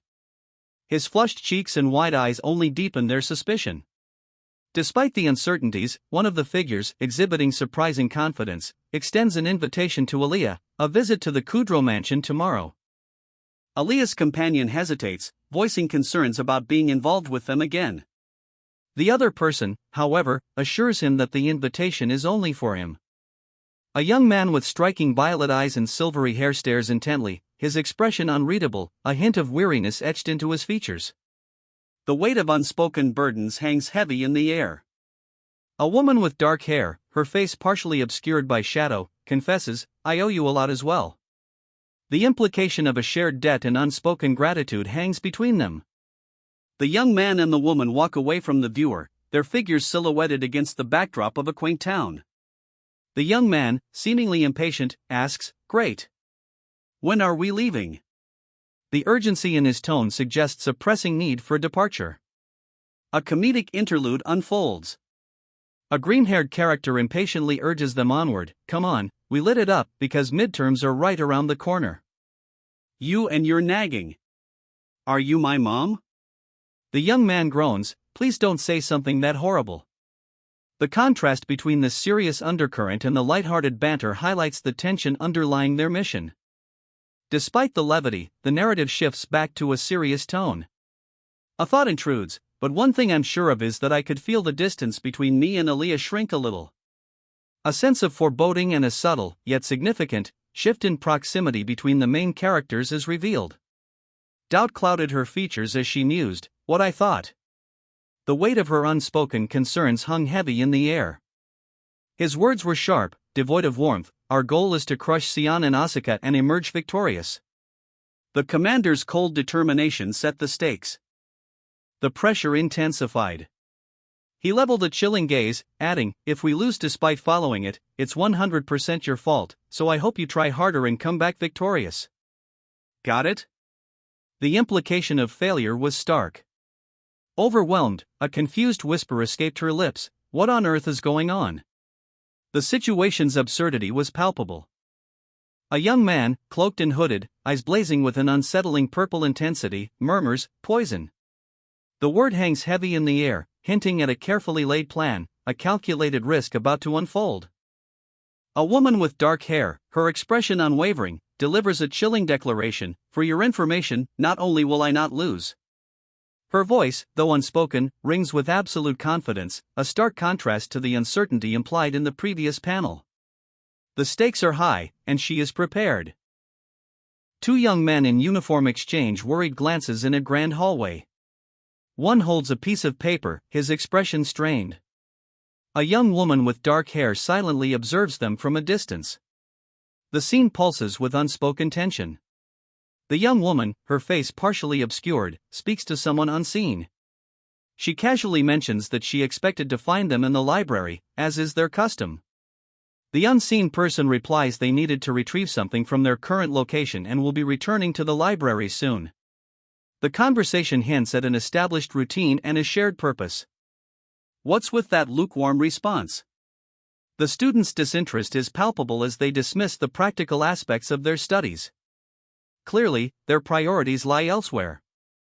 The students' choice of the history of the continent and the origin of magic class is revealed, hinting at a deeper interest in the arcane history of this world. Their professor appears less than thrilled with this preference. The student argues against the academy's inflexible system, highlighting its disadvantages for transfer students. This dialogue establishes a conflict between the established order and the student's ambition, foreshadowing challenges ahead. The professor reveals a crucial detail about the academy's grading system. Until the third year, the swordsmanship faculty performs the evaluation. This introduces a new element of competition and unpredictability in the student's academic journey. The grading system is further explained. Even exceptional skill is capped at 100 points, meaning that only the top 3 students will progress, regardless of their actual score. This sets the stage for fierce competition. Are you sure you can say that after watching Asuka prance around after winning against you? The question hangs heavy in the air, a clear challenge to the young man's composure. His expression reveals a simmering tension, a barely controlled frustration at Asuka's perceived arrogance. "The woman's back is to us, but her posture speaks volumes. The slight slump of her shoulders and the way she subtly clutches a book to her chest hint at uncertainty and perhaps a hint of guilt. Her earlier boastfulness seems to have faded. "You said you were just going to the library, right?" The implication is clear: the woman's actions have raised suspicions. Her previous claim of a simple library visit is now openly questioned. The Grand Library, bustling with activity, serves as a stage for the unfolding drama. Several figures, dressed in the uniforms of the elite academy, are subtly positioned, observing the events. The seemingly ordinary setting now teems with unspoken tension. "It's this way. Come on." The silver-haired student urges his companion, a stern-faced figure in uniform, towards a destination yet unknown. Their path appears to lead deeper into the academy's labyrinthine corridors. The library's private reading rooms. Dean's List students can get permission beforehand and use them. This privilege, reserved for high achievers, highlights the institution's hierarchical structure and the value placed on academic excellence. "I'm letting you in specially this one time, so just do your best until the exam," the silver-haired student explains, granting his companion a rare exception. However, a sense of unease hangs in the air, hinting at potential complications. A barely audible "ah" escapes the other students' lips. They find the door already occupied. The silver-haired student's surprise, evident in his wide eyes, suggests an unexpected encounter. The question mark hovering above reinforces the element of mystery and impending confrontation. "Huh? Why are you guys here?" A new voice intrudes, breaking the tension and introducing an unexpected third party. Their sudden appearance promises a shift in the narrative's momentum and a confrontation. A tense disagreement unfolds. One student argues they're not disturbing each other, citing their different areas of study. The other, clearly irritated, retorts that they're using too much shared space. A third student intervenes, politely suggesting they use separate study rooms to improve focus. The seriousness of this request underscores the importance of their current tasks. The initially irritated student softens, realizing their previous study partner's usual clinginess is now absent, respecting their need for concentration. The green-haired student, brimming with enthusiasm, proposes a solution, a superior study arrangement that addresses the space issue directly. His proposal, a new system that optimizes space and improves efficiency, effectively solving the problem creatively. The other student, though initially hesitant, agrees to consider it. Their eyes narrowed, a silent accusation hanging in the air. "Or do you have something you're hiding from us?" the unspoken threat resonated. The question hung heavy: "Which is why Sion is tutoring you?" The implication of deceit was clear. A confession, partially veiled: his and my scores were only one question off. He didn't even have a textbook. The speaker's tone revealed a justification forming. The truth, revealed with a mixture of defiance and resignation. "But Helmut's got you by his side. Of course he'd get help. I couldn't guarantee I'd win, so I didn't have a choice and..." The desperation behind the words is palpable. "Of course I am," the young woman declared, her voice firm. "Why else would I be here with him?" Her unwavering resolve belied a deeper concern for the man's fate. The green-haired youth scoffed, "That's not great to hear. I'm better than him at magic liberal arts, you know." His words masked a growing tension, hinting at a rivalry beyond mere academic competition. "A wager is proposed. How about it, Aliyah? Wanna bet? Who'll take first place, Helmut or Asuka?" The stakes are being raised, the casual conversation transforming into a high-stakes challenge.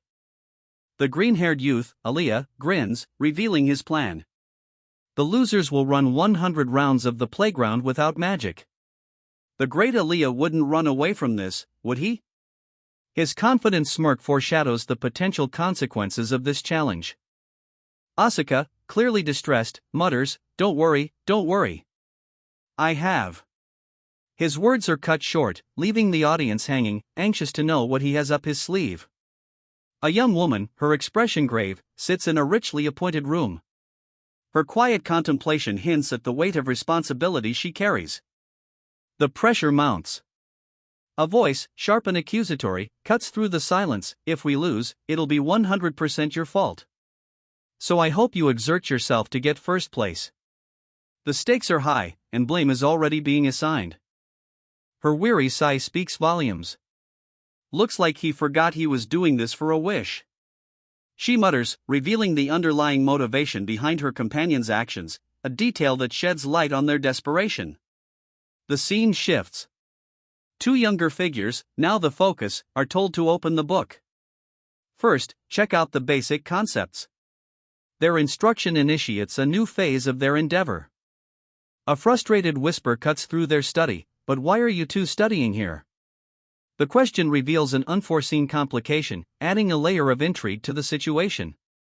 A young woman, her expression questioning, confronts a hooded figure. What's with the look? You want to ask me why I'm here, she asks, her tone laced with a hint of defiance. This encounter, set within the imposing halls of a prestigious academy, suggests an underlying tension between the two. The hooded figure inquires about the woman's midterms. Preparation with the midterms going well, he asks, his voice betraying a concern for her academic progress that belies the earlier tension. The scene subtly shifts to a more conversational tone. She admits to struggling, revealing anxieties about her academic performance. Yeah, it's a so-so, she replies, before confessing, well, I barely passed the transfer exam. The liberal arts class didn't sit so well with me either. Her vulnerability hints at deeper pressures beyond simple academics. Transferring to the liberal arts is practically a formality, one character observes, but another is unconvinced. The conversation centers on the ease of transferring departments, highlighting a seemingly simple rule with far-reaching implications. The system for ranking students isn't based on duels, it solely relies on evaluating their progress in swordsmanship. Ranks 1 to 4 receive grade 1, ranks 5 to 11 receive grade 2, and so on, emphasizing a strictly meritocratic system. The liberal arts score is revealed to be the deciding factor in determining class placement. This piece of information directly influences the protagonist's plans, adding a layer of strategy to the narrative. A moment of realization dawns on the protagonist's face. The weight of the preceding conversation, and the implications for her future, are now clear. A deal is offered, one more wish in exchange for granting a condition. This sets up a future exchange, building suspense and foreshadowing a critical turning point. A young man in a military-style uniform stands before a figure in a white coat, holding a book. The silence hangs heavy between them in a dimly lit room, the tension palpable. The young woman's expression shifts, a hint of suspicion clouding her features. She's clearly assessing the situation, her gaze fixed on the man in the white coat who stands behind her. The pair now walk a long hallway, the white-coated man seemingly guiding the other, who asks, "What is this place?" The architecture suggests a grand, possibly ancient building. The white-coated man explains that the dorm offers plenty of privacy, adding, "But thanks to a certain someone, I don't have a single problem anymore," hinting at a past conflict resolved by the young woman's presence or actions, and revealing that this place is a private dorm. He also implies the woman is aware of his struggles in public places due to his unique status. Aliyah and two other students, one a top swordsman and the other a top magic student, sat in a well-appointed study, discussing something intently. The air crackled with unspoken tension. A young man, clearly overjoyed, broke the silence. "Ah, so it's you, Aliyah. I'm so glad to see you here." His expression was one of unadulterated delight.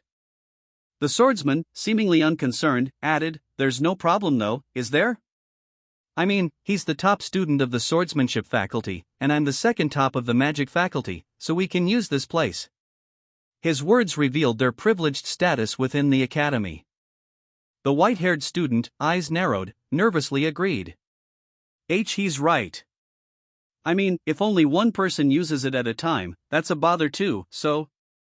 His hesitation hinted at a hidden discomfort. Aliyah's gaze sharpened, a sudden worry clouding her features. "Something's off, Aliyah." Her intuition alerted her to a hidden danger. A mischievous grin spreads across Aliyah's face as he declares, "As expected of you, Aliyah. You're the only one who gets me." His words hint at a shared understanding, a bond built on a deeper connection than mere friendship. It's simple. Helmut and Asuka will remain here, you and I will proceed to the next room. The speaker's calm demeanor belies a potentially significant shift in events, a deliberate separation for a specific purpose. Aaliyah's companion, his expression pensive, adds, "Also, you always wanted to study with me, didn't you?" The question, seemingly innocuous, hints at a rivalry, a veiled competitiveness masked by a facade of camaraderie. The underlying tension suggests a potential conflict brewing beneath the surface of their current interaction. The blue-haired youth reveals his true motives, his voice low and serious. "So you thought Helmut might steal your first-place spot?" The revelation unveils a cutthroat ambition, a competitive spirit driving their actions, and establishes a clear stake in their interactions. This subtle confession underlines the inherent pressure and the lengths they are willing to go to for success. One of the three young men scoffs, questioning the other's overestimation of their opponent.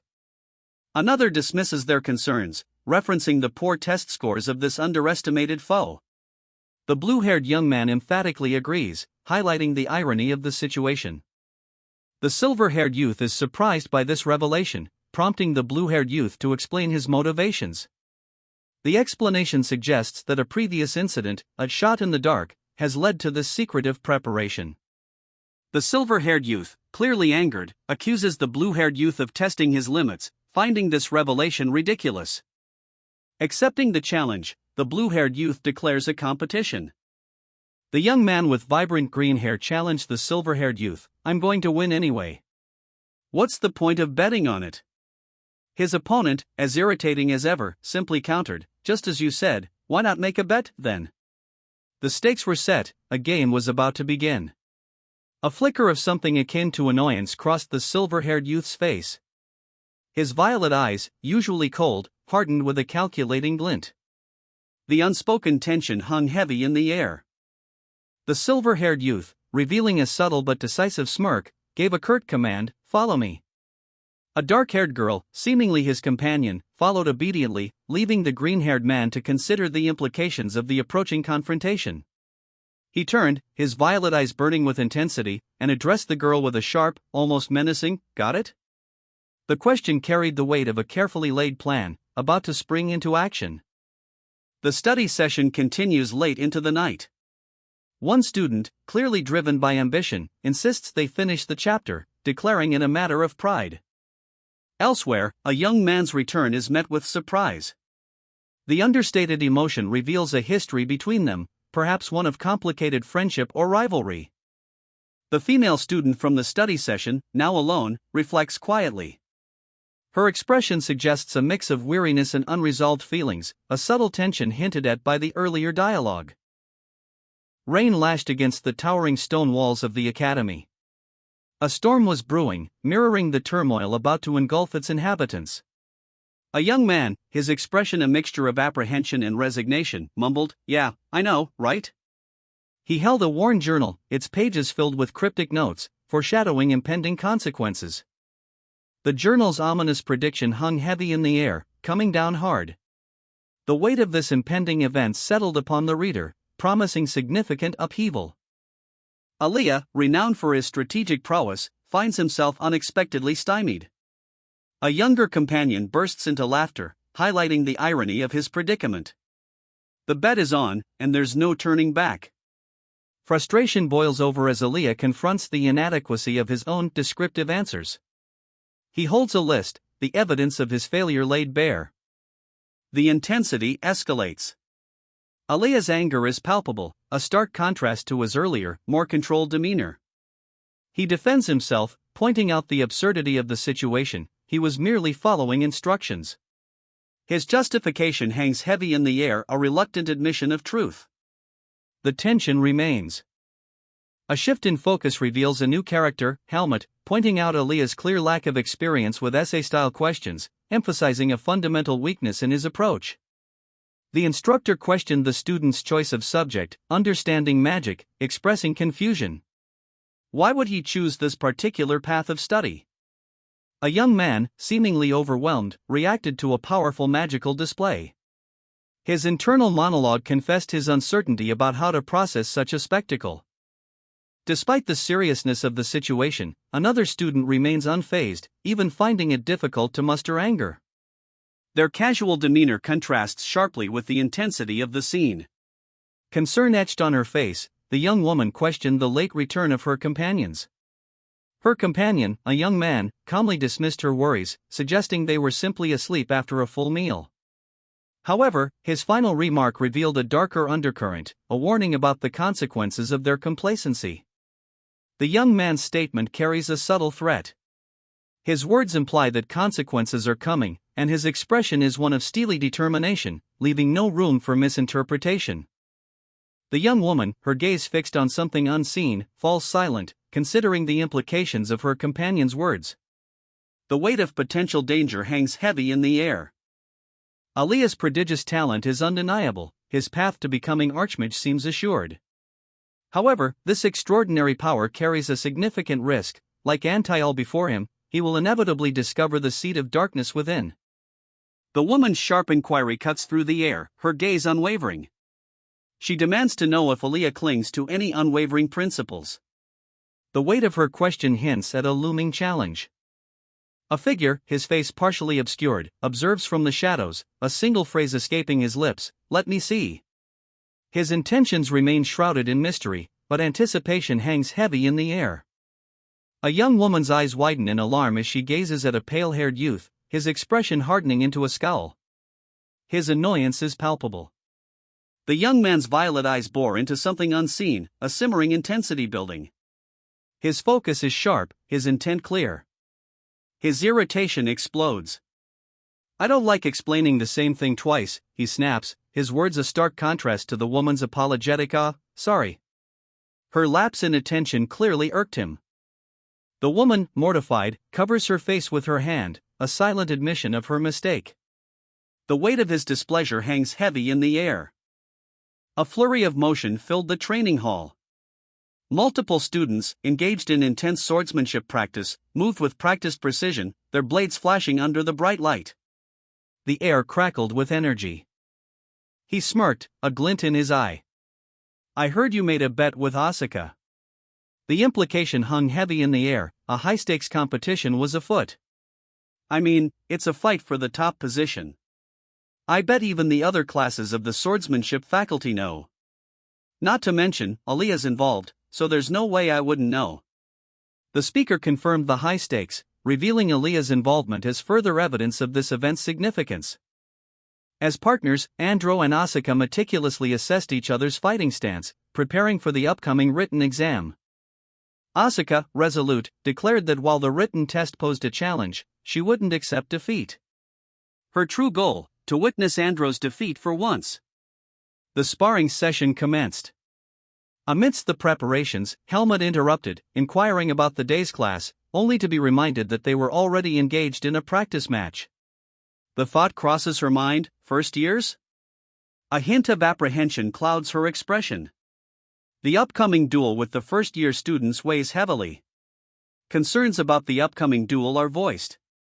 The official duel will pit upperclassmen against first-years after the written exam. More concerning, exceptionally talented first-years are rumored to be among this year's intake. One student dismisses the concerns, but subtly reveals his own anxiety. The conversation shifts to a particularly formidable first-year, noted for her beauty and talent. The speaker expresses a desire to avoid facing her in the duel, highlighting her strength. A gleaming blade, ornate and powerful, is presented. The visual detail foreshadows the intensity of the upcoming duels. The young woman sits on the edge of her bed, a worn book resting on her lap. She carefully examines a long, slender object, a blade, perhaps, its hilt nestled in her palm. The room, though sparsely furnished, feels studious, sunlight streams in, illuminating the dust motes dancing in the air. Rain lashes against the window pane. Inside, a young boy watches, his expression a mixture of apprehension and fascination. "It's coming down hard all of a sudden," he murmurs, the words barely audible above the storm's fury. This sudden, violent downpour foreshadows a more significant event. A woman with dark hair stands, observing a man in white robes who sits, sighing wearily. His gesture suggests defeat or resignation. The tension between them is palpable, a silent acknowledgement of looming trouble. Helmut is given a passing grade on his exam, despite needing only to memorize the objective questions, rather than writing his own answers based on theoretical understanding. The instructions for the exam were to describe the difference between normal and dark mages, and the harm caused by dark mages. Helmut's response is shown to be nonsensical gibberish. The examiner criticizes Helmut's approach, emphasizing the importance of writing based on theoretical understanding rather than simply memorizing facts. The examiner questions the credibility of relying solely on memorized answers. Other students peek at Helmut's work, curious about his answers. One student explains that the transfer exam is mainly objective, implying Helmut's unusual approach will not be penalized. Another student sighs in relief. Transfer students have limited choices in liberal arts subjects. Concerned about Helmut's academic struggles, his friend suggests he give up on this semester. The implication is that the coursework is exceptionally challenging, even for someone as capable as Aliyah. A rival, fueled by fierce ambition, vows to prevent his student from losing to anyone as seemingly weak as Helmut and his friends. This reveals a high-stakes competitive environment and underscores the rival's determination to maintain his student's dominance. The instructor announces that the students will be rigorously trained in descriptive writing, implying a far more demanding learning environment than expected. They will not be allowed to return to the dorm until their work is satisfactory. Helmut and his friends, now clearly under pressure, are forced to complete their writing assignments to avoid being stuck indefinitely. The rival's intense expression reveals an escalation in the competition. A young man diligently documented his findings, his brow furrowed in concentration. The weight of his task was palpable. A woman's voice, laced with concern, interrupted his work. She confessed that she was causing him hardship. Her worry was evident. Another figure, a silver-haired man, spoke with a reassuring tone, dismissing her concerns. Her position, he insisted, was secure. Everyone harbors a secret they'd rather keep hidden. The reason for this current situation is no different. She acknowledges the shared burden of secrets, a commonality that underscores their precarious bond. The impending danger, symbolized by the glowing gem, necessitates a drastic decision. Separation becomes unavoidable. Her confusion centers on the concept of irregular magic receptors, highlighting a knowledge gap crucial to understanding the unfolding events. A whispered conversation suggests a private exchange, adding layers of intrigue to their strained relationship. The professor's lecture continues. Different people receive magic in different places, an irregular phenomenon not yet fully understood, though the leading expert, Mr. Rucken, is meticulously studying the question. Two individuals, one with dark hair and the other with pale, silver locks, exchange a tense look. The atmosphere is thick with unspoken tension. One of the individuals, seemingly the dark-haired one from the previous panel, is offered a break from their intense focus. They accept, admitting their mental fatigue. Alone, the dark-haired individual collapses, murmuring about overwork. This reveals a dedication to their studies that borders on exhaustion. A young man, his face flushed, whispers a single word, "Mom." His unspoken thoughts and anxieties, however, are palpable. The weight of expectation and a secret yearning hang heavy in the air. Helmut's sister, her expression unreadable, observes the scene. Her silence speaks volumes, hinting at the complex dynamics within their family and the unspoken pressure she feels as well. A confident assertion cuts through the tension, "I think you'll win." The speaker's conviction is underscored by his assessment that she exhibits more qualities of a top student than Asuka, her apparent rival. This seemingly casual prediction carries a weight of unspoken judgment, revealing a deep understanding of the competitive landscape they navigate. The narrator recounts her close friendship with a classmate, forged during their transfer exam. Their bond deepens within their small class. However, she finds his self-importance and tendency to run amok irritating. His inflated ego is clear as he laughs, a condescending smirk playing on his lips. His classmate's sharp retort underscores his arrogance, revealing a deeper conflict between them. He deflects the criticism by blaming her for his shortcomings, highlighting his defensive nature. The underlying tension hints at a staged event, a midterm boost, revealing that the conflict may be a calculated show, rather than a genuine dispute. His dismissive final comment suggests boredom with the charade. News of arrival arrives, shaking the complacency of the two young men. One, incredulous, learns of a girl in their league's ranks, a swordsman matching their prowess. The implication hangs heavy in the air. The initial shock of the news gives way to a chilling question: do they intend to confront her violently? A sword is drawn, the hilt gripped firmly. The action speaks volumes, preparation for a confrontation is underway. Three young mages, one with vibrant green hair, another with striking blue, and a third with silvery white, sat around a table laden with an assortment of pastries. The air hummed with anticipation. A young woman with dark hair and intense eyes confronted a pale-haired man. Her question hung heavy in the air: with you? Doubt and suspicion clouded her expression. A group of young men in uniform stood rigidly, their posture betraying a mixture of apprehension and defiance. The air crackled with unspoken tension. One of them, clearly the focus of their attention, looked away. A young woman's pensive gaze reflected a shared history, her words a quiet echo of a bygone era: "I was like that too, once upon a time." The weight of her statement hung heavy in the air, a poignant reminder of shared experiences and the cyclical nature of fate. She is strikingly beautiful, confirming the rumors. Her very presence radiates the undeniable aura of nobility. A young man presses her, his suspicion evident.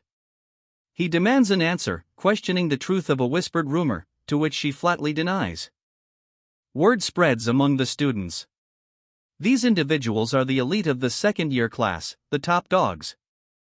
Their skill level is undeniable. A young man with vibrant blue hair listens, a subtle smirk playing on his lips. He seems amused by the whispered conversations. The scene shifts to a group of students, their arrogant laughter fills the air as they speak dismissively of the perceived weakness of others. They boast of impending chaos, suggesting a confrontation is imminent. The uncertainty of what will happen next hangs heavy in the air, a sense of foreboding permeates the scene. The first-year and second-year students are to engage in a sparring match, a formalized exchange to determine who will duel. The selection process is underway, the names are about to be called. A student observes, noting that pairings for this duel are predetermined from birth, possibly due to shared origins. Intrigued by the implications of this revelation, the student hesitates before questioning the other student involved. The selection continues with the announcement of the second-year participants. The blue-haired student's apprehension is palpable as he nervously questions the instructor's decision. His companion, the dark-haired girl, shares his concern, her wide eyes reflecting her unease.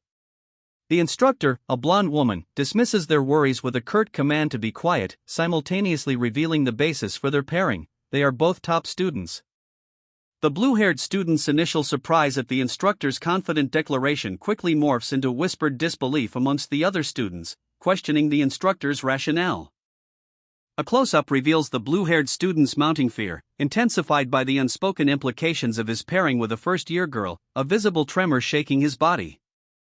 The instructor, unfazed by the students' reactions, directs them to the sparring platform, effectively ending the discussion and initiating the next phase. A young woman, her back to us, stands before a council. Her apprehension is palpable as she quietly states, "I hope you won't go easy on me just because." A blue-haired man scoffs, a dismissive humph hanging in the air. His skepticism towards the young woman is evident. Another individual observes, "They said the first-year students were overall at a high level, right? I get why now." The implication is clear: the woman before them possesses exceptional talent, surpassing expectations. A close-up reveals a third person thoughtfully assessing the woman's aura, noting, "His aura's a match for a second-year student." Of course, only time will tell how capable he is. The uncertainty highlights the woman's potential, despite the observation. A woman with blonde hair dramatically announces, "Now, match 1. Begin." The scene shifts to the start of a competition. The young woman sits, a defiant glint in her eyes, her posture radiating an unexpected stillness amidst the tension. Her opponent's gaze is intense, a silent question hanging in the air: is there another reason for her actions? The young woman's expression hardens. She seems to weigh her options. The challenge is accepted. Her opponent, eyes blazing, prepares to strike. If that's what you want, let me oblige. A fierce clash erupts. The two women are locked in a whirlwind of motion, their blows echoing with the sounds of impact. A fierce clash erupted. Blades met in a whirlwind of motion, the air crackling with the force of their impact. The woman's dark hair whipped around her as she parried a blow aimed at her heart. She breathed out, a hint of a smirk playing on her lips. The rumors, she concluded, were nothing compared to the raw power of her opponent's sword. The woman's challenge hung in the air, sharp and cold. This would not be a brief encounter, she was prepared for a prolonged test of strength. A young woman, her expression one of grim determination, grips a staff. The tension in her posture hints at a recent confrontation, the unspoken weight of a challenge accepted. Sorry to say, she states, her voice firm, but I won't be an easy opponent from now on either. This declaration marks a shift, she's no longer merely reacting, she's proactively shaping the future conflict. A group of students, their uniforms sharp and identical, file through a grand hallway. The image underscores the structured environment they inhabit, and the unspoken rivalry simmering beneath the surface. Two students observe the passing group. So they're the first-year students, one remarks, they joined recently. No wonder they're in high spirits. Their commentary provides context, highlighting the newcomer's naivete and the established social hierarchy within the school. Helmut, one student says, pointing towards a young woman, that's the first-year student I told you about. The implication is that this woman is of special interest, perhaps due to unusual abilities or a significant background. Helmut, intrigued, observes the young woman and remarks, "Don't you feel like she looks similar to someone?" His comment foreshadows a potential connection to a known person, perhaps a family member or someone of similar importance. The speculation escalates. One student boldly suggests, "Do you have a hidden family?" The other student reacts with clear discomfort. This hints at a family secret, potentially scandalous or dangerous, involving the young woman. The first-year student, the focus of the discussion, remains stoic. The scene emphasizes her enigmatic nature. Her silence adds weight to the speculation surrounding her background. Two young men in uniform discuss the people below, one expressing concern about their status as both commoners and seniors. The undercurrent of their conversation hints at a rigid social hierarchy. The second young man dismisses the concerns, finding amusement in the idea that these commoners are considered their superiors. His laughter is sharp and dismissive of established norms. He casually suggests that rank is determined by appearance, revealing a shallow and potentially dangerous perspective. A close-up reveals the second young man's unsettling, manic grin, widening his eyes dramatically. This unsettling image underscores his callous disregard for the social order and the implications that such a casual attitude will cause. A woman with blonde hair explains a system of mentorship and learning, emphasizing the importance of humility and respect for senior students. This contrasts sharply with the previous panel's blatant disregard for such established norms. It hints at a crucial educational system that is failing to enforce its rules effectively. First-year student Charlotte receives her orders, responding with quiet obedience. The weight of expectation hangs heavy in the air. Asuka, another student, is summoned, his expression a mixture of apprehension and disbelief. Asuka's disbelief morphs into panicked realization as he processes the implications of his upcoming match. A rematch with Charlotte is imminent. Asuka voices his protest, highlighting the perceived unfairness of pitting him against Charlotte again. He expresses frustration with the matchup, subtly revealing a deep-seated rivalry or past conflict. Asuka's expression hardens, revealing a steely determination beneath his initial shock and anger. The stage is set for a fierce confrontation. Disdain flickered in her eyes as she scoffed, "Because I'm a girl." The young woman, clearly skilled, gripped her staff, a defiant glint in her gaze. Her words betray a deep-seated resentment against the ingrained prejudice she faces. A commanding officer, her voice sharp and efficient, announced, "Helmut, Jeffrey, your match is next, so get ready." The weight of impending competition hangs heavy in the air, the casual announcement underlining the brutal nature of their trials. The young woman, her earlier anger simmering, confronts her opponent. "Why'd you join the faculty of swordsmanship?" she demands, her question laced with suspicion and a hint of challenge.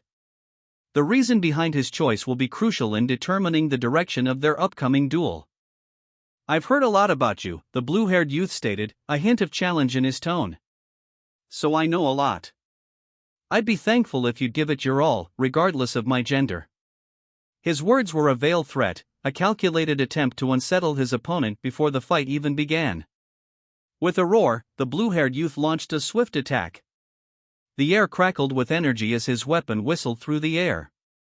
His movements were a blur of speed and precision, a whirlwind of deadly strikes aimed at his opponent. The dark-haired woman barely managed to avoid the onslaught, her hair flying as she evaded the fatal blows. The clash of steel echoed through the hall. The blue-haired youth stood, weapon at the ready, a smirk playing on his lips. "As if. I'm not even warmed up yet," he scoffed, clearly underestimating his opponent's skill. Her fingers tightened around the wooden staff, a subtle tremor betraying her inner turmoil. The word echoed in her mind, a jarring question mark, family. Doubt clouded her expression. A dismissive retort, sharp and cold, "What a load of bullcrap. I don't do shit like that anyway. Don't cry when you get hit." The words revealed a hardened exterior, a defense against vulnerability. A young man with light blue hair moved with surprising speed, his sword a blur. The attack was erratic, unpredictable. His opponent, a young woman with dark hair, was forced back, but she maintained her composure amidst the chaotic flurry of strikes. Despite the seemingly relentless assault, the blue-haired swordsman acknowledges her skill. He's not using full force, but she's clearly matching his speed and defense. She assesses her opponent's movements, concluding that their technique is lacking. The woman's expression reflects a mixture of annoyance and slight disappointment. The attack begins. A swift blow is aimed at the woman, who barely manages to react in time, her eyes widening in surprise. The impact sends her flying, her body twisting uncontrollably through the air. The blue-haired attacker follows through with relentless precision. She recovers, parrying a subsequent attack with her staff. Her counterattack is fierce and displays surprising power, a sharp contrast to her previous perceived weakness. The blue-haired attacker is taken aback, a clear expression of surprise etched on their face. The tables have turned. A young woman with striking blue hair considers her options, a thoughtful frown etched on her face. The word "or" hangs in the air, heavy with unspoken possibilities. The scene explodes into motion. Two figures clash, a whirlwind of motion and flashing blades. One, the blue-haired woman, is engaged in a fierce duel, her opponent a dark-haired girl wielding twin scimitars with deadly precision. The air crackles with energy as they trade blows. Their fight pauses. The dark-haired girl, her breath ragged, accuses her opponent, "Oi, are you trying to end this in a draw?" The tension is palpable. The blue-haired woman responds, her voice laced with disdain. She states her preference for neither arrogant nor self-respectless opponents. The implication is clear: this fight is far from over. A young woman, her expression a mixture of defiance and uncertainty, grips a staff. Her question hangs in the air, just like a bluff? The doubt in her eyes betrays her bravado. A dismissive retort cuts through the tension: "There's plenty more people who want to be swordsmen besides you." The speaker's words highlight the abundance of potential candidates, undermining the protagonist's perceived uniqueness. Despite the dismissal, a subtle shift occurs. The protagonist reflects, "Simply tried to learn whatever I could regardless of status." This reveals a drive and ambition that transcends social barriers. The following but foreshadows a complication. The woman's hand tightens on the staff, a silent acknowledgement of the challenges ahead. The visual emphasizes her determination in the face of adversity. The young man with light blue hair scoffed, unconvinced by the woman's subtle shift in stance. He clearly doubts her adjustment will make any difference in the impending confrontation. With a blur of motion, she launched a swift, powerful kick, connecting with her opponent's chest. The force of the blow sent him reeling backward. He staggered, his eyes wide with surprise at the unexpected ferocity of her attack. The sheer speed of her strike left him momentarily stunned. A blinding flash erupted as she landed another decisive blow, sending him crashing to the floor. The dust and debris clouded the room as the dust settled, revealing her victory. The young woman, eyes blazing with determination, moved with a blur of motion, leaving only the faintest trace of smoke in her wake. Her expression shifted, replaced by a stark fear. A palpable sense of dread filled the air. One woman, her face contorted in a cruel grin, addressed her companion. "Better tense up those shoulders. Otherwise, you might get hurt." The threat hung heavy in the air, the unspoken consequences far more terrifying than the words themselves. The clash of steel echoed through the hall as the blue-haired man sent his opponent sprawling. A swift, brutal strike. He stands over her, a cruel smirk playing on his lips. "Nice try," he sneers, his words dripping with disdain. "It's not your fault that I was your opponent." The casual cruelty highlights his superior power. The defeated girl lies on a raised platform, her opponent looming above. From the surrounding corridors, more students emerge, their expressions ranging from shock to apprehension. The announcement rings out, second-year student Asuka. This marks a pivotal moment, a public display of overwhelming strength, signaling a shift in the power dynamics within the academy. Her face flushed, a tremor in her voice, Asuka accused, "You sped up to nearly my level after changing your posture in the middle." The young man, sprawled atop Asuka, stammered an apology as she lay beneath him. The awkwardness of their positions was palpable. Asuka, regaining her composure, offered a surprising observation, "Asuka, you're a nicer person than I thought." The scene shifted to a group of onlookers, their sneers and jeers echoing. One, particularly vocal, condemned the young man's actions. "Boo, trash bag, did you like getting on top of a girl?" he roared. The young man, defiant, challenged them, "Come up here if you have something to say, you bastards." A young woman's face, etched with a nervous tension, betrayed her apprehension. The weight of expectation hung heavy in the air. Her gaze sharpened, a flicker of defiance replacing the earlier uncertainty. She was steeling herself for what lay ahead. The sharp command sliced through the tense silence. "Next, Helmut, Jeffrey. Go up to the podium and get ready." The scene shifted to a young woman in a dark uniform, her cane tapping lightly against the floor as she ascended the steps. A harsh voice condemned her, "I can't believe you lost to a lowly commoner. You buried the reputation of the first-year students in a damn grave." The words carried the bitter sting of disappointment and the weight of expectations shattered. Talent and effort transcend social barriers, their rewards are not exclusive to the nobility. A young woman, sharply dressed in the uniform of Greta Academy, stands before a man whose smirk betrays a simmering challenge. His eyes, keen and observant, assess her. Asuka's sword technique is a blur, its speed exceeding the perception of his classmates. The unpredictable trajectory of his strikes solidified his position at the top of the second-year swordsmanship class. Observing the duel, a student considers whether to allow his opponent space to counterattack, revealing a strategic mind at play. The clash between the two students intensifies. The speed and precision of their movements are evident in the motion blur. The duel concludes, leaving the female student slightly winded but victorious. A sense of relief washes over her. The blue-haired fighter crumbles, dust billowing as his opponent's attack connects. This is no mere sparring match, the clash resonates with raw power, and the victor stands ready. "You ruled out the possibility of winning before you even started, out of fear," she taunts, her voice dripping with contempt. "Against a commoner like me, on top of that? Aren't you humiliated?" The words cut deeper than any blade. "If you're not aiming to win, give up on wielding the sword and leave," the woman commands, her eyes burning with icy resolve. The stakes are high, and her opponent's lack of conviction is palpable. Two onlookers, their faces a mixture of apprehension and intrigue, observe the tense standoff. Their expressions hint at the gravity of the situation, silently acknowledging the impending outcome. She smiled, a knowing glint in her eyes. "You've made me realize I was too thoughtless. Thank you. It was a good idea to duel you, after all." This seemingly casual statement reveals a deeper understanding gained through their recent conflict, a strategic victory masked by polite words. With a subtle shift, she gracefully moved away, leaving behind only the faintest trace of her presence on the dusty floor. The Korean onomatopoeia suggests a soft scraping sound, almost imperceptible, emphasizing the silent and controlled movement of the young woman. Her demeanor changes subtly.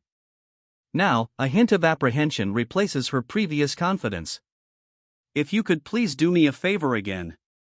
Her request hangs in the air, hinting at a significant new development. A sudden, powerful energy blast impacts another figure. The blurry motion lines and the distressed expression speak volumes. The favor she requested has put someone else in immediate danger. The young woman, nimble and quick, evaded her opponent's sweeping blow. Her attacker, a man with vibrant blue hair, lunged, his movements betraying a desperate aggression. She countered with a swift, decisive strike, her eyes blazing with newfound intensity. "God high dash," she began, the rest of her sentence lost in the blur of motion. The young woman now held a crescent-shaped blade, her stance poised for another attack.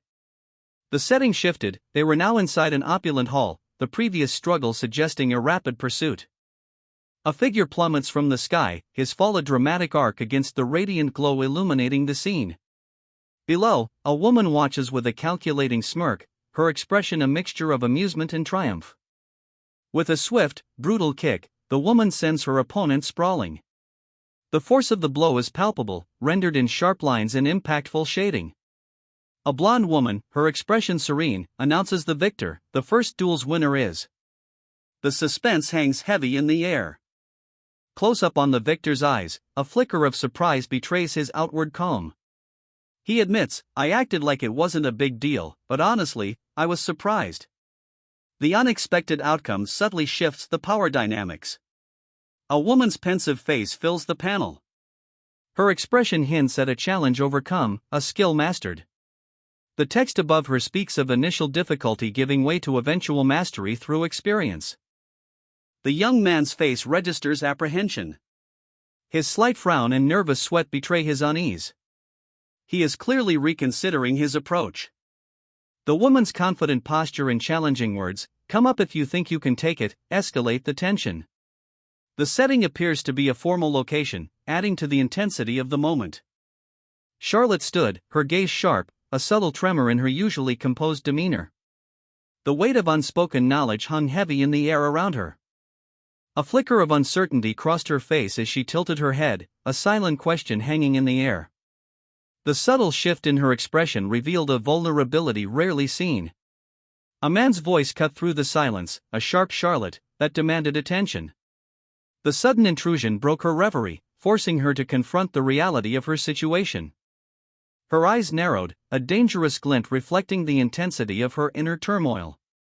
The unspoken challenge in her gaze promised a confrontation. A young man with striking blue hair stands before a stern woman in military attire. Her expression is unreadable, though her posture speaks volumes of authority. The air crackles with unspoken tension as the man hesitates, a single word hanging in the silence, "I." The woman's voice cuts through the silence, sharp and unwavering. Her warning is clear, a severe consequence awaits if his attitude doesn't change. The threat hangs heavy in the ornate hall, underscoring the gravity of the situation. The scene opens with a question posed to Helmut: "What do you think is more important in swordsmanship, faulty strength or technique?"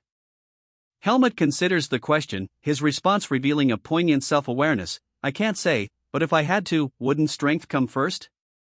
His words hint at a deep-seated insecurity regarding his own abilities. Helmut continues, emphasizing the unfairness of his situation. "Compared to someone born with natural strength, no matter how much I foster my skills, I don't think I'd be as good. It feels kinda unfair." His companion responds, "You think a lot of useless stuff, huh?" The conversation shifts to a more confrontational tone.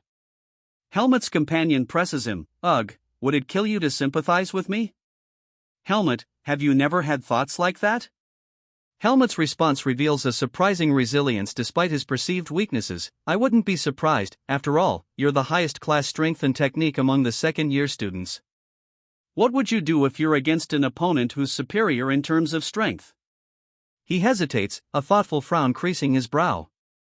The weight of an unspoken question hangs heavy in the air. Two figures stand in a grand hall, their conversation revealing skepticism. One questions whether the man in question is the powerful commoner from recent rumors, noting his current lack of overt strength.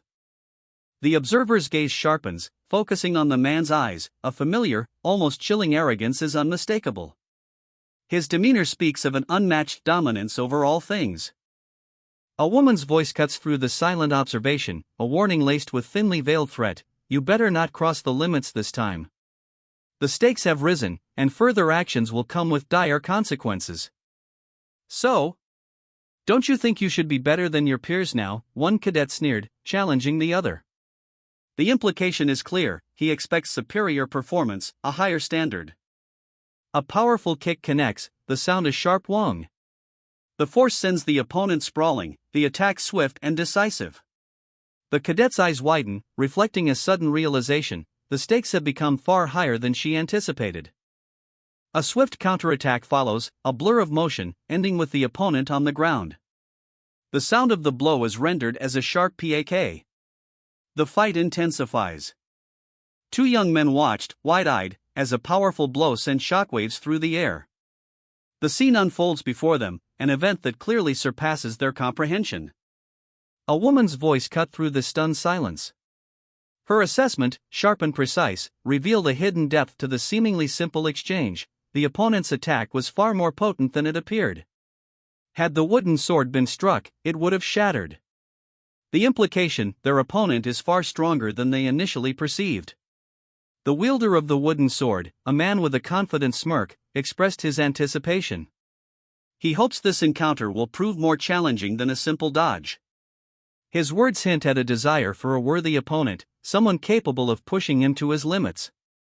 A young man, his face partially obscured, voiced his weariness. He's fought countless opponents whose only strength lies in brute force, leaving him jaded and yearning for a different kind of challenge. This reveals a deeper character flaw, a discontent with simple strength and desire for greater intellect. A swift, powerful blow is aimed, the air whistling as it narrowly misses its target. The attacker, a young man with dark hair, is clearly skilled, his movements precise and fluid. His opponent, however, evades with equal grace. The attack continues, a blur of motion as the dark-haired youth presses the offensive, his strikes relentless. The other combatant, although dodging expertly, is clearly growing weary, the strain visible on her face. "Don't just keep dodging and attack me," the opponent shouts, frustration lacing his voice. The words highlight a growing imbalance in the fight. The defensive strategy, while effective, is unsustainable. The dark-haired youth's expression hardens. Her internal monologue reveals a calculated strategy: "Since I promised Ethan that I wouldn't cause any more trouble, rather than waiting for his stamina to bottom out, how about I wrap this up?" She's choosing efficiency over prolonged conflict. A young woman, her blue hair framing a sharp gaze, watches intently. Uncertainty clouds her expression as she silently questions, "What is he doing?" A woman with dark hair delivers a pointed observation: "All experiences," she explains, "are fundamentally unequal, shaped by inherent advantages and disadvantages. It's a matter of starting lines, not merit." The scene shifts to a tense confrontation. A man, his face partially obscured by shadow, declares a chasm between himself and his opponent, a gap in experience that is insurmountable. The raw power he displays underscores his claim. His opponent responds to his declaration with a concise, dismissive assessment: "That's pretty dull provocation." The unspoken implication hangs heavy in the air: he sees through the opponent's tactic of delaying the inevitable. Helmut's opponent, a woman of imposing stature, offered a warning. "Helmut, don't think anything useless and focus on the duel. If you wield the sword as your emotions lead you, one day." Her words carried a weight of experience, a cautionary tale against letting passion cloud judgment. Helmut's expression shifted slightly, a hint of weariness in his eyes. "Even playing along with you is not easy." He acknowledged the subtle manipulation, the undercurrent of their conflict. The duel began. A flurry of motion, the sharp thwack of wood against steel, sparks flying as Helmut's makeshift staff met his opponent's blade. The clash of weapons echoed the tension between them. With a swift, brutal movement, Helmut's opponent disarmed him, sending him sprawling. The Korean onomatopoeia and, representing a sharp impact and a forceful sweep, emphasized the decisive nature of her attack. The fight explodes into motion. One combatant, cloaked in shadow, launches a brutal attack, aiming a powerful blow at his opponent. The shadowed figure's attack connects, sending his adversary sprawling. The man's swift counter is blocked. His leg crippled, the man's expression twists in agony as he realizes the extent of his injury. The tide of battle has turned. A seasoned warrior's eyes, filled with a knowing weariness, lock onto a younger woman. His question hangs heavy in the air. A difference in experience, was it? The implication is clear. The youth's recent defeat holds a valuable lesson. The warrior continues, his words laced with a hint of sardonic amusement. Then add losing to a commoner to your list of experiences too. He underscores the gravity of her unexpected failure. Ignoring his assessment, the young woman's defiance ignites. It's not over yet, she shouts, her spirit unbroken despite her defeat. The intensity of her glare promises a renewed confrontation. With a blur of motion, she launches a swift counterattack. The warrior is thrown off balance, his body crashing to the floor with a resounding thud. The young woman seizes the advantage, her attack relentless. A pained ugh escapes the warrior's lips as he takes a brutal blow, the clash of their weapons echoing the ferocity of the struggle. Helmut, enraged, lunged forward, his attack a blur of motion. A young woman, her voice sharp with urgency, intervened. The duel, she declared, was already decided. The impact of the next blow echoed with a sharp crack. Helmut was sent reeling. With swift precision, a decisive kick ended the confrontation. Helmut lay defeated. A woman gasped, her hand flying to her mouth, a look of utter shock on her face. Below, a man's face contorted in agony, his mouth agape in a silent scream. The contrast is jarring. The young man, clearly distraught, confessed his weakness. I'm not that strong in terms of raw force, you see. His admission highlights the reliance on technique within their fighting system, a system designed to compensate for a lack of inherent power. A man with a predatory grin declares, it's nice to have the chance to go against you, savoring the impending conflict. His confidence hints at a deep-seated arrogance, masking a potential vulnerability. His opponent, a woman with piercing eyes, remains impassive, observing him with a mixture of disdain and calculation. A blonde woman stands in the background, silent but clearly a part of this tense situation. The woman picks up a staff, her expression hardening into resolute determination as she announces, both sides, if you are ready. The moment is fraught with tension, a quiet prelude to an impending confrontation. The man lunges forward, his foot falls a blur, initiating the anticipated clash. The speed and aggression of his attack immediately underscore the gravity of the situation. Blades clashed, a whirlwind of steel and grit as the two combatants met. A powerful strike sent a shockwave across the wooden floor. Observing the fight, a woman watched, her expression one of disbelief. I see, is he really that strong? She mused, her voice barely a whisper. With a swift, decisive movement, the dark-haired warrior disarmed his opponent, sending him sprawling with a resounding quang. From a distance, a group of onlookers watched, their concern evident. One voiced their apprehension, what the hell is he doing? That's no fun. He's looking down on the first years, isn't he? A tense sparring match unfolds. Two figures, clad in dark, formal attire, clash with wooden staves, the sharp thwack of impact echoing in the otherwise silent chamber. One, with dark hair, shows impressive skill. The dark-haired figure's superior skill is assessed.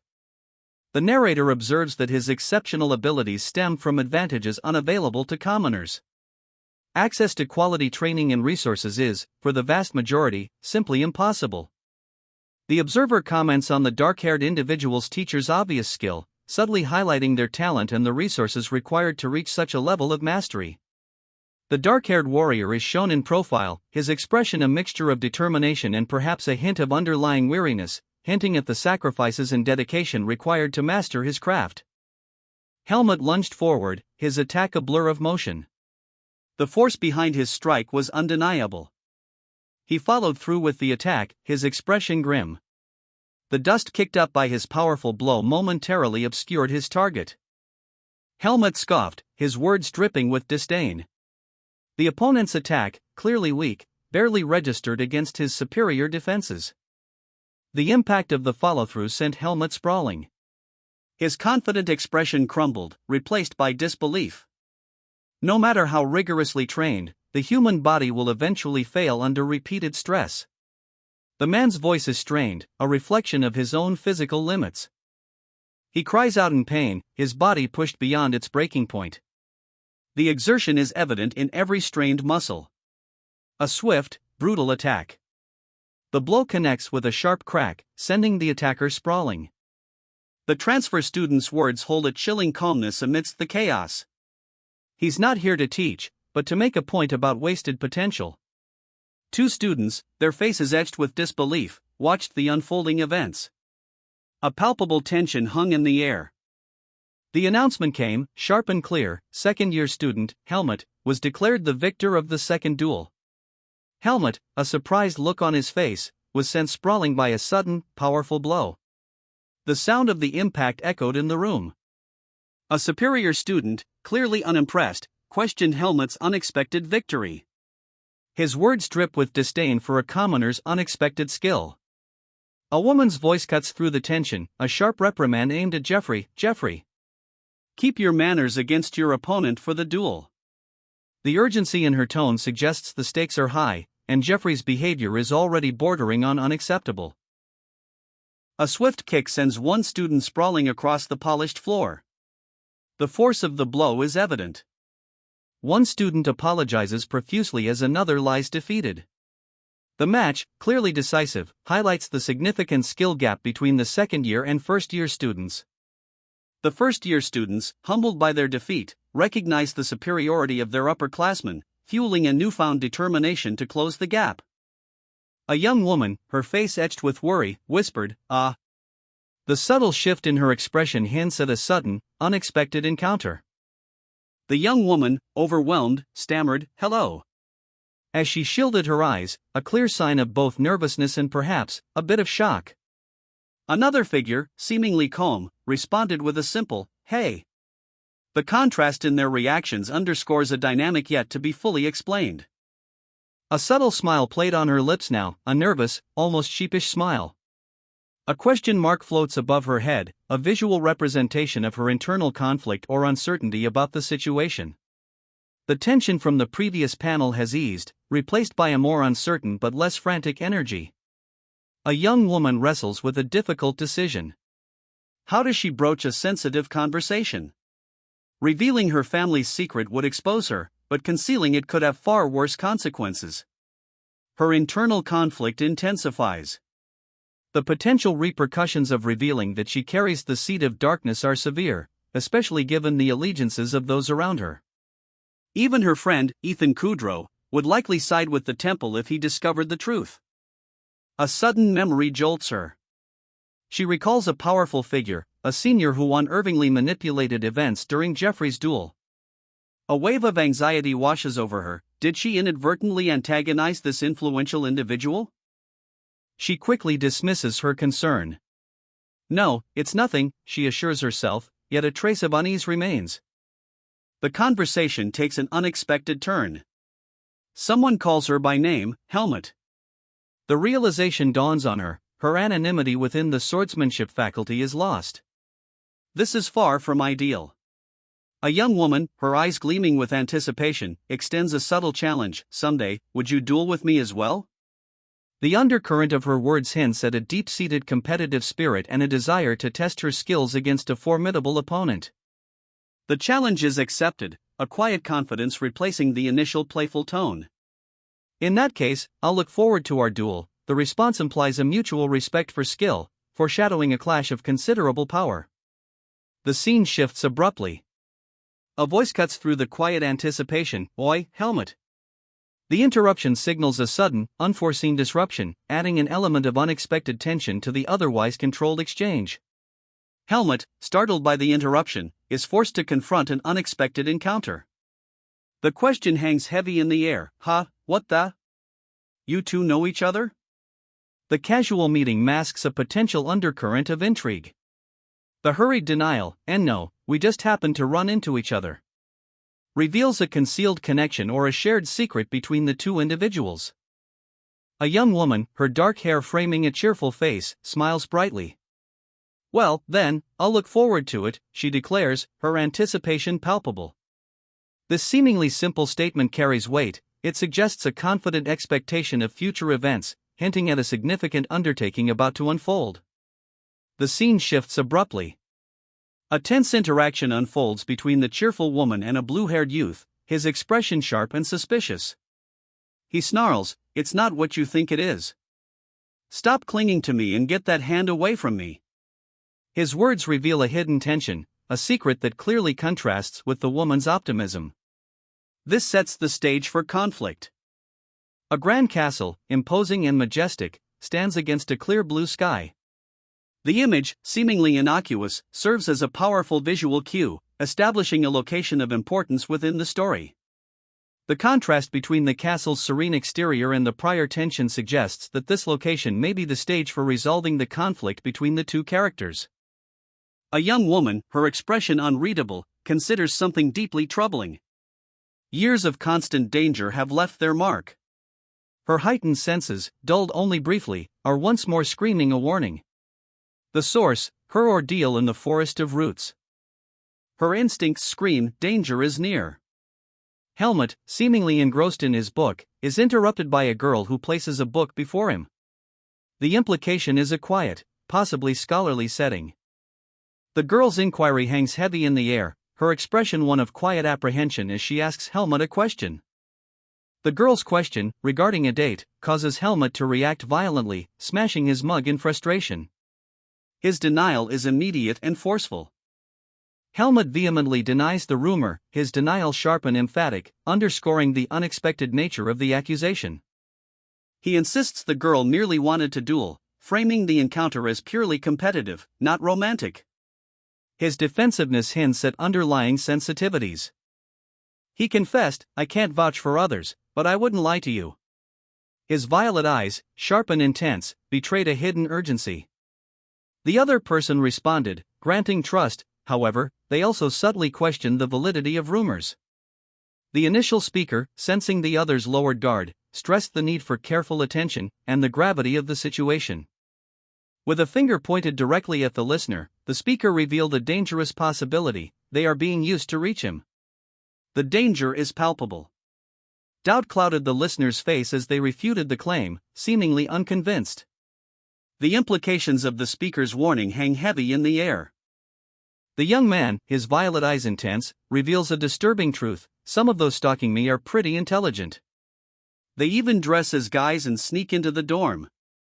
His calm delivery belies the gravity of the situation, highlighting the cunning and determination of his pursuers.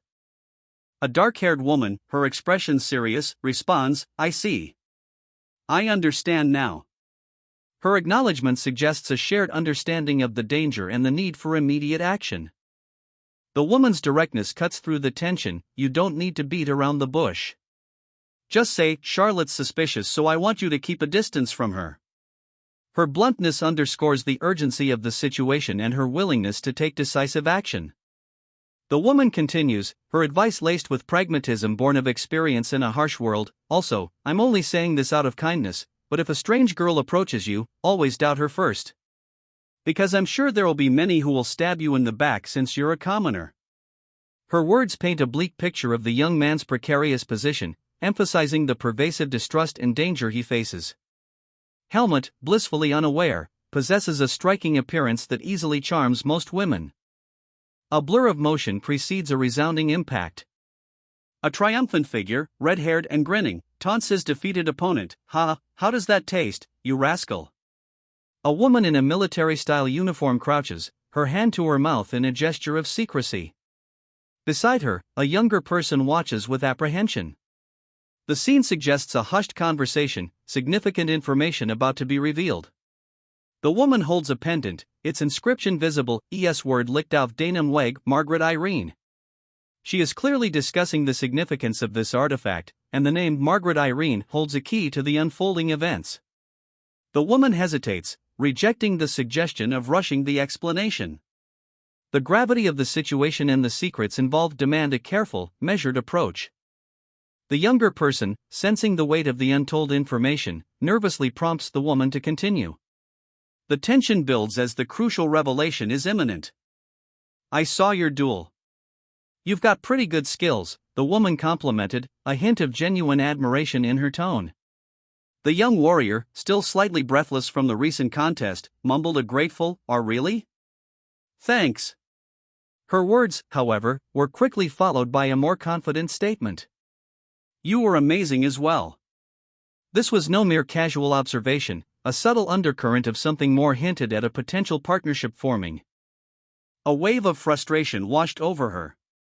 The subtle shift in her posture, a visible clenching of her jaw, betrayed the carefully constructed composure she'd maintained moments before. A single word, sharp and intense, escaped her lips: "Ugh." The unspoken tension hung heavy in the air. The blue-haired youth's companion, seemingly unfazed by the earlier display of emotion, let out a dismissive, "Tch, cold-hearted bastard. Did I hit the bullseye with that?" His casual cruelty was a stark contrast to the woman's internal turmoil. The young warrior's quiet reply, "I'm not you," held a surprising weight, a subtle rejection of the callous attitude. The blue-haired one's indignant retort, "Guilty? What's wrong with being like me?" revealed a deep-seated insecurity masked by bravado. A young woman, her expression unreadable, contemplates a difficult question. Her hesitance speaks volumes. The young woman's apprehension is palpable. Across the room, a man reviews documents, his heightened senses, now acutely aware, betray his unease. The weight of their shared secret hangs heavy in the air. A young woman, her expression a mixture of concern and suspicion, inquires, "Did something bad happen?" Her question hangs heavy in the air, hinting at an unspoken tension. The scene shifts to a dimly lit room. One man coughs, his face partially obscured, while another observes, stating, "Looks like the rumor is true." The casual observation reveals a deeper, more unsettling truth. The rumor, we learn, has spread rapidly. One man notes the girl's unexpected popularity, teasingly suggesting his roommate might be enjoying his newfound fame. The conversational tone masks underlying tension. A warning, sharp and urgent, cuts through the previous casualness: never trust the words of the girls who approach you. The speaker's intense expression underscores the gravity of this advice. Charlotte's brow furrows, a look of perplexed uncertainty washing over her features. A man with silvery hair, holding a book, insists, "No, I'm 100% right. You've seen the type of people that swarm around me," meaning there's definitely a skilled trickster among them who could fool you with their acting. The silver-haired man, now appearing smaller and more cartoonish, frantically clarifies, "No. That's not what I'm saying.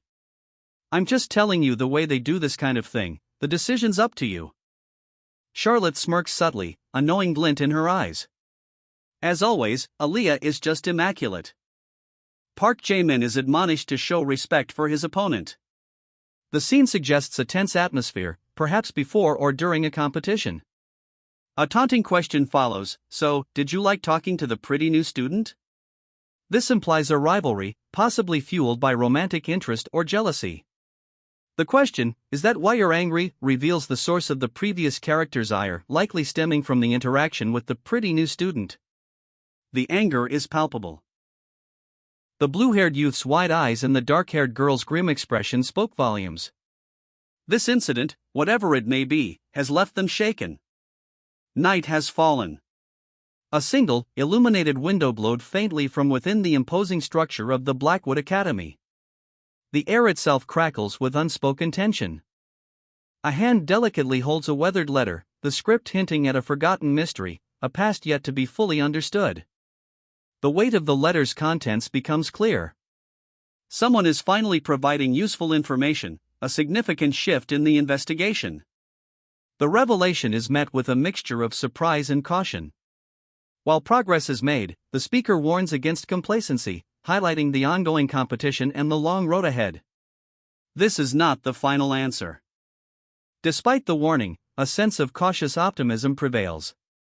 The breakthrough warrants a call for everyone's attention, signaling a pivotal moment in the unfolding narrative. With midterms looming, a professor announces a special event to reward the Academy's hardworking students.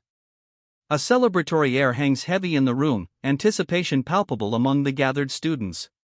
One student's constant snacking prompts a concerned question about his study habits. The professor, however, deems a small indulgence permissible given the circumstances, revealing a leniency towards their hard work. The scene shifts, a student's suspicion deepens. Her quiet observation reveals the nature of this special event, a late-night trip to downtown Baden. We find ourselves in an unexpected predicament, the evening's plans thwarted by the abrupt closure of the intended restaurant. A closed sign hangs forlornly, casting a shadow over the night's prospects. A young man, his face etched with disappointment, laments the missed opportunity. He's urged to return later, to dine alone. The suggestion, while practical, fails to fully address his yearning for companionship. The possibility of toast, a simple meal available at a nearby shop, is offered as a consolation. A glimmer of hope appears in the young man's sorrowful expression. The small gesture suggests a shift in the dynamics of the situation. The young man with vibrant blue hair stared at his book, a frown etching itself onto his face. "Why is a sandwich so damn expensive?" he muttered, highlighting the stark economic reality of his world. His companions, one with bright green hair and another with striking silver hair, offered commentary on the high cost of living within the academy. The silver-haired youth's observation, that most academy students are nobles, exposed a deep class disparity impacting even the mundane act of buying lunch. The silver-haired student continued, his tone sharp. "Mages," he explained, "possess such sensitivity that even minor particles could disrupt their experiments." This explained the strict regulations and, by extension, the high price of everyday items. He then dismissed his blue-haired companion dismissively, "It's you who's too dull for a mage." "Don't you know how sensitive spirit magic is?" the dark-haired mage demanded, clearly exasperated. The blue-haired mage, seemingly unfazed, simply replied, "Yeah," confirming his less than careful ordering of their food. The spirits, not the mages, are the sensitive ones, a fact made clear by the resulting events. A simple sandwich is placed before one of the waiting mages. A mundane act, but foreshadowing the contrast with the other mage's far more eccentric order. The green-haired mage's order arrives, the Greta Swordsmanship Faculty Special Toast. It's not just a toast. The next panel clarifies its curious nature. A hearty laugh erupts from the blue-haired mage. The green-haired mage stares, wide-eyed and confused. "What the hell did you order?" he asks, revealing the true nature of the special toast, a towering, improbable, meat-laden monstrosity that is the Swordsmanship Faculty Special. The implications for their return journey are not lost on anyone. Helmut, driven by competitive spirit, offered a significant number of meat patties to his companion. His suggestion is met with an immediate and enthusiastic acceptance, highlighting a shared interest in the food or perhaps more pointedly, a shared disregard for the social implications. Charlotte's name is spoken, its mention carrying a weight of unspoken understanding between the characters. The focus on her face hints at a significant role yet to be fully revealed. The arrival of two additional figures adds a layer of unexpected complexity. Their shared purpose, to partake in the same celebratory meal, underscores a hidden connection or a surprising coincidence, increasing the intrigue. The use of together emphasizes the unforeseen nature of their simultaneous presence. Asuka's question, "Wait, Asuka, are you looking down on me?" reveals an underlying tension and potential conflict between her and another character, likely fueled by a perceived social hierarchy or an uneven power dynamic. A young woman, her expression serious, asks, "You think the same, right, Helmut?" The question hangs in the air, hinting at a shared understanding or a plan in motion. Helmut, a small boy with striking green hair, simply replies, "Of course," his response confirming their agreement. Confusion, represented by question marks swirling around him, suggests he might not fully grasp the implications. The woman proposes, "How about it? Since we met here coincidentally, how about we eat together?" Her suggestion, seemingly casual, masks a calculated move, her subtle smile betraying a hidden agenda. The woman stands with her back to us, a large burger before her, her gaze fixed on someone approaching from the shadows. The scene shifts to a moment of quiet tension, a new player's arrival signifying an impending change. Aliyah, a figure of clear importance, confirms their identity while simultaneously implying a shared history with those present.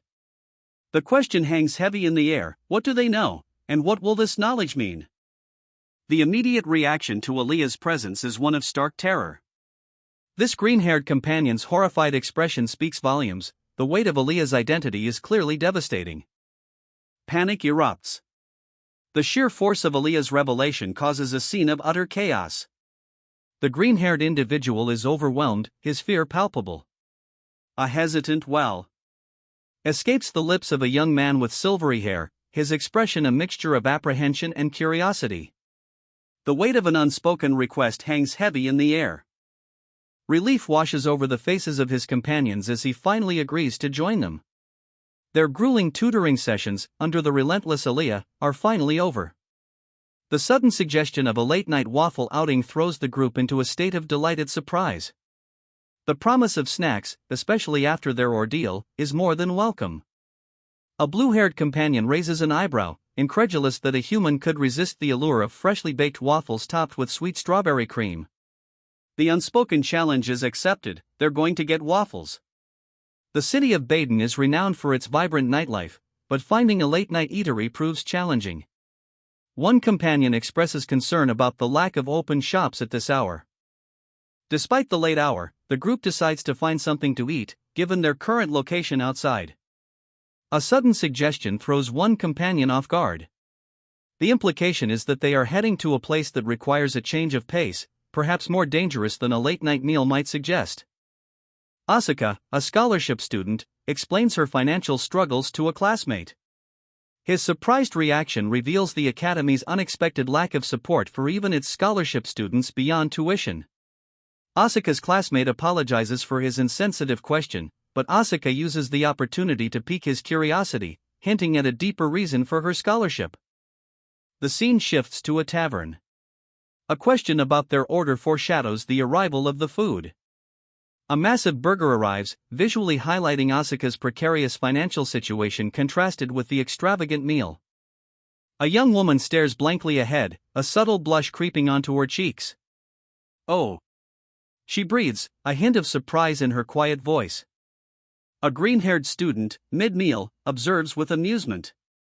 Do the swordsmanship faculty students have stomachs that are 5 times larger than others, or what? He questions, a wry smile playing on his lips.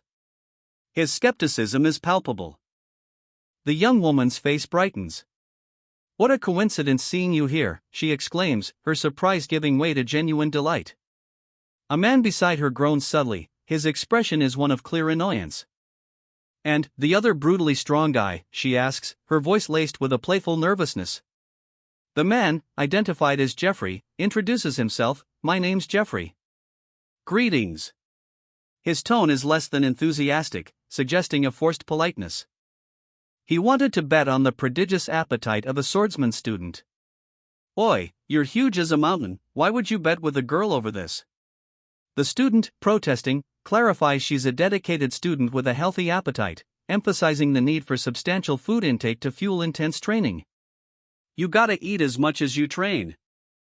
A young man with bright green hair gleefully cuts into a massive, multi-layered burger, highlighting the sheer scale of the food. This visual underscores the previous dialogue concerning the importance of adequate nutrition for rigorous training. A young woman, revealed to be Charlotte, confirms her identity with a slightly surprised, yet confident expression. The trio stood before a weathered stone wall, their expressions a mixture of apprehension and curiosity. The youth in the center, his eyes wide, seemed particularly uneasy. The taller figure on the right, cloaked in shadow, exuded an air of quiet intensity. A fierce duel erupted. 2 figures, clad in dark uniforms, clashed swords, the metallic clang echoing through the air. One, with hair cascading down their back, parried a blow with practiced ease. With blinding speed, the other fighter launched a powerful strike, a blur of motion. The impact reverberated through the scene. A counterattack. A swift blow sent the long-haired fighter reeling, their face contorting in surprise. The fight was far from over. A fierce clash erupted. One woman, agile and swift, launched a powerful kick, connecting with a resounding impact against a weapon wielded by her opponent. Dust and debris filled the air as the second woman recoiled, clearly outmatched. Defeated, the second woman slumped, her shoulders bowed in defeat. "I lost," she whispered, the weight of failure heavy upon her. The darkness parted, revealing a figure silhouetted against a faint light. A voice, low and assured, cut through the stillness. I'm Aliyah. You know who I am, right? The Academy's top magic student, renowned throughout the institution, is greeted by a visibly awestruck admirer. Her words, though polite, reveal the weight of his reputation. A startling observation cuts through the polite pleasantries. The revelation, Aliyah's presence seems to be directly correlated with a complete absence of romantic relationships amongst her companions. A weight of unspoken truth settles upon the scene. The main character's reaction reveals a silent acknowledgement of the strange correlation, a subtle hint of melancholy in his expression. The woman's decision is clear: avoiding any premature revelation of their familial connection takes precedence. She prioritizes maintaining distance, choosing strategic silence over immediate disclosure. He resolves to dedicate himself to strengthening his power above all else. This single-minded pursuit of strength will guide his actions. A low creak echoes as he sits, mumbling to himself. Suspended for half a semester, the weight of his punishment settles upon him. His quiet acceptance of this consequence hints at a deeper weariness. A startled voice cries out, "Ah! You scared the shit out of me." The immediate response is sharp, "Hey! Make some noise to tell that you're here." The tension is palpable. This is not a casual encounter. One student, clearly annoyed, explains, "Late we were because the instructors gave me an earful to not end it quickly." He then sneers, "Keck, this annoying asshole. Are you taking after your roommate now?" The underlying friction between these students is evident. The sudden, sharp intake of breath reveals a new escalation. "Ah, fuck. Scared the shit out of me again." A third party intervenes, exasperated, "What the hell is wrong with you two? Did you secretly register for the faculty of assassination?" This hints at a darker, more dangerous undercurrent to their interactions. A concise, almost resigned, "Yeah," confirms the suspicion. The instructor continues, calmly, "I'll do a check one last time, so open up the textbook." The narrative tension shifts to the imminent reveal of their secret activities. A dismissive humph escapes the lips of a young man with silver hair as he explains to his blue-haired companion that he is too busy studying for his exams to offer assistance. The implication is a lack of willingness to help, masked as being preoccupied. The silver-haired young man, now clearly agitated, reveals his anxiety about an upcoming, crucial academic examination. He desperately wants to win, even more so than previously indicated. This emphasizes the high stakes of this competition. The blue-haired young man, exasperated, demands the other leave, pointing out his own lack of involvement in the silver-haired youth's academic struggles. The tension between them is palpable, hinting at a deeper underlying rivalry or conflict. Scattered reports detail a pattern of disappearances. Children vanish from the city, leaving behind only chilling clues. A young man, seemingly absorbed in these reports, shows a flicker of concern. His companion, a young woman, reacts with a sharp intake of breath. This discovery is unsettling, revealing a serious and growing threat. The young woman diligently takes notes, her focus unwavering despite the gravity of the situation. The implications of these disappearances weigh heavily on her. The revelation struck him: he had unwittingly absorbed forbidden dark power. The weight of this unintended acquisition settled heavily. Immediately, he was faced with a crucial choice: how to respond to this unexpected development, this dangerous gift. The consequences of his decision hung in the balance. A young woman, her dark hair a stark contrast to the gray stone, lunged forward. The crack of her staff, a sharp thwack, punctuated the sudden violence. A wooden staff whips towards the woman's face, her expression twisting into a grimace as she narrowly avoids the blow. The staff shatters against the stone floor, its fragments scattering as the woman lies defeated. A man in uniform stands over her, his posture commanding. The blonde instructor, pleased, comments on the practical exam's success. The student, showing deference, replies respectfully. The scene concludes. A young man with silvery hair and piercing violet eyes is questioned by a woman in a military-style uniform. He hesitates, then forces a nonchalant yes, of course, betraying his inner uncertainty. The exchange hints at a hidden agenda, a secret only partially revealed. His expression shifts, doubt and a flicker of fear replace the feigned confidence. The question clearly struck a nerve, revealing a vulnerability he desperately tries to conceal. The woman, her face now etched with concern, reacts to his internal struggle. Her words, "What's wrong with me?" reflect his unspoken fear, a shared anxiety mirroring a deeper, unstated connection between them. A young woman with dark hair, clad in dark attire, observes a cloaked figure from the corner of a dimly lit room. Her expression is one of quiet contemplation, hinting at a recent revelation. The air is thick with unspoken tension. Considering Aaliyah's reaction, the young woman concludes that the information she received was truthful. This realization seems to weigh heavily upon her. Her gaze hardens, a newfound resolve settling upon her features. The moment underscores a shift in her internal state. She has made a decision. The narrator's inner voice reveals her newfound resolve, a determination to overcome any obstacles that lie ahead. This quiet declaration signals a coming conflict. Helmut reclined languidly in a plush armchair, a picture of nonchalant weariness. And if you don't get suspended, then what? The question hangs in the air, directed at Helmut by a stern-faced figure. The implication, serious consequences await him even if expulsion isn't immediate. The conversation shifts. "I was just talking to myself. Don't mind me." Helmut dismisses the earlier tension, deflecting attention. He then casually inquires about Charlotte's recent duel, highlighting his opponent's surprisingly lengthy battle. His nonchalant tone masks a subtle assessment of his rival's capabilities. Helmut reveals that he completed his understanding of magic exam early, showcasing his exceptional skill. This declaration highlights his academic prowess. He subtly shifts the focus, reminding the other student that only self-reliance can truly help him. The young woman with dark hair scowls, her expression betraying a clear lack of concern. Zero sense of responsibility. She mutters, the weight of her unspoken disapproval heavy in the air. A pale-haired youth, seemingly unnerved, protests, "Nothing. I was just thinking." His apprehension is palpable as he's confronted by the other's clear judgment. The question, "Do you hate the thought of running 100 laps of the playground that much?" hangs between them, exposing a deeper conflict. The scene shifts to include a third individual, a bright-haired youth smirking. Their presence amplifies the tension.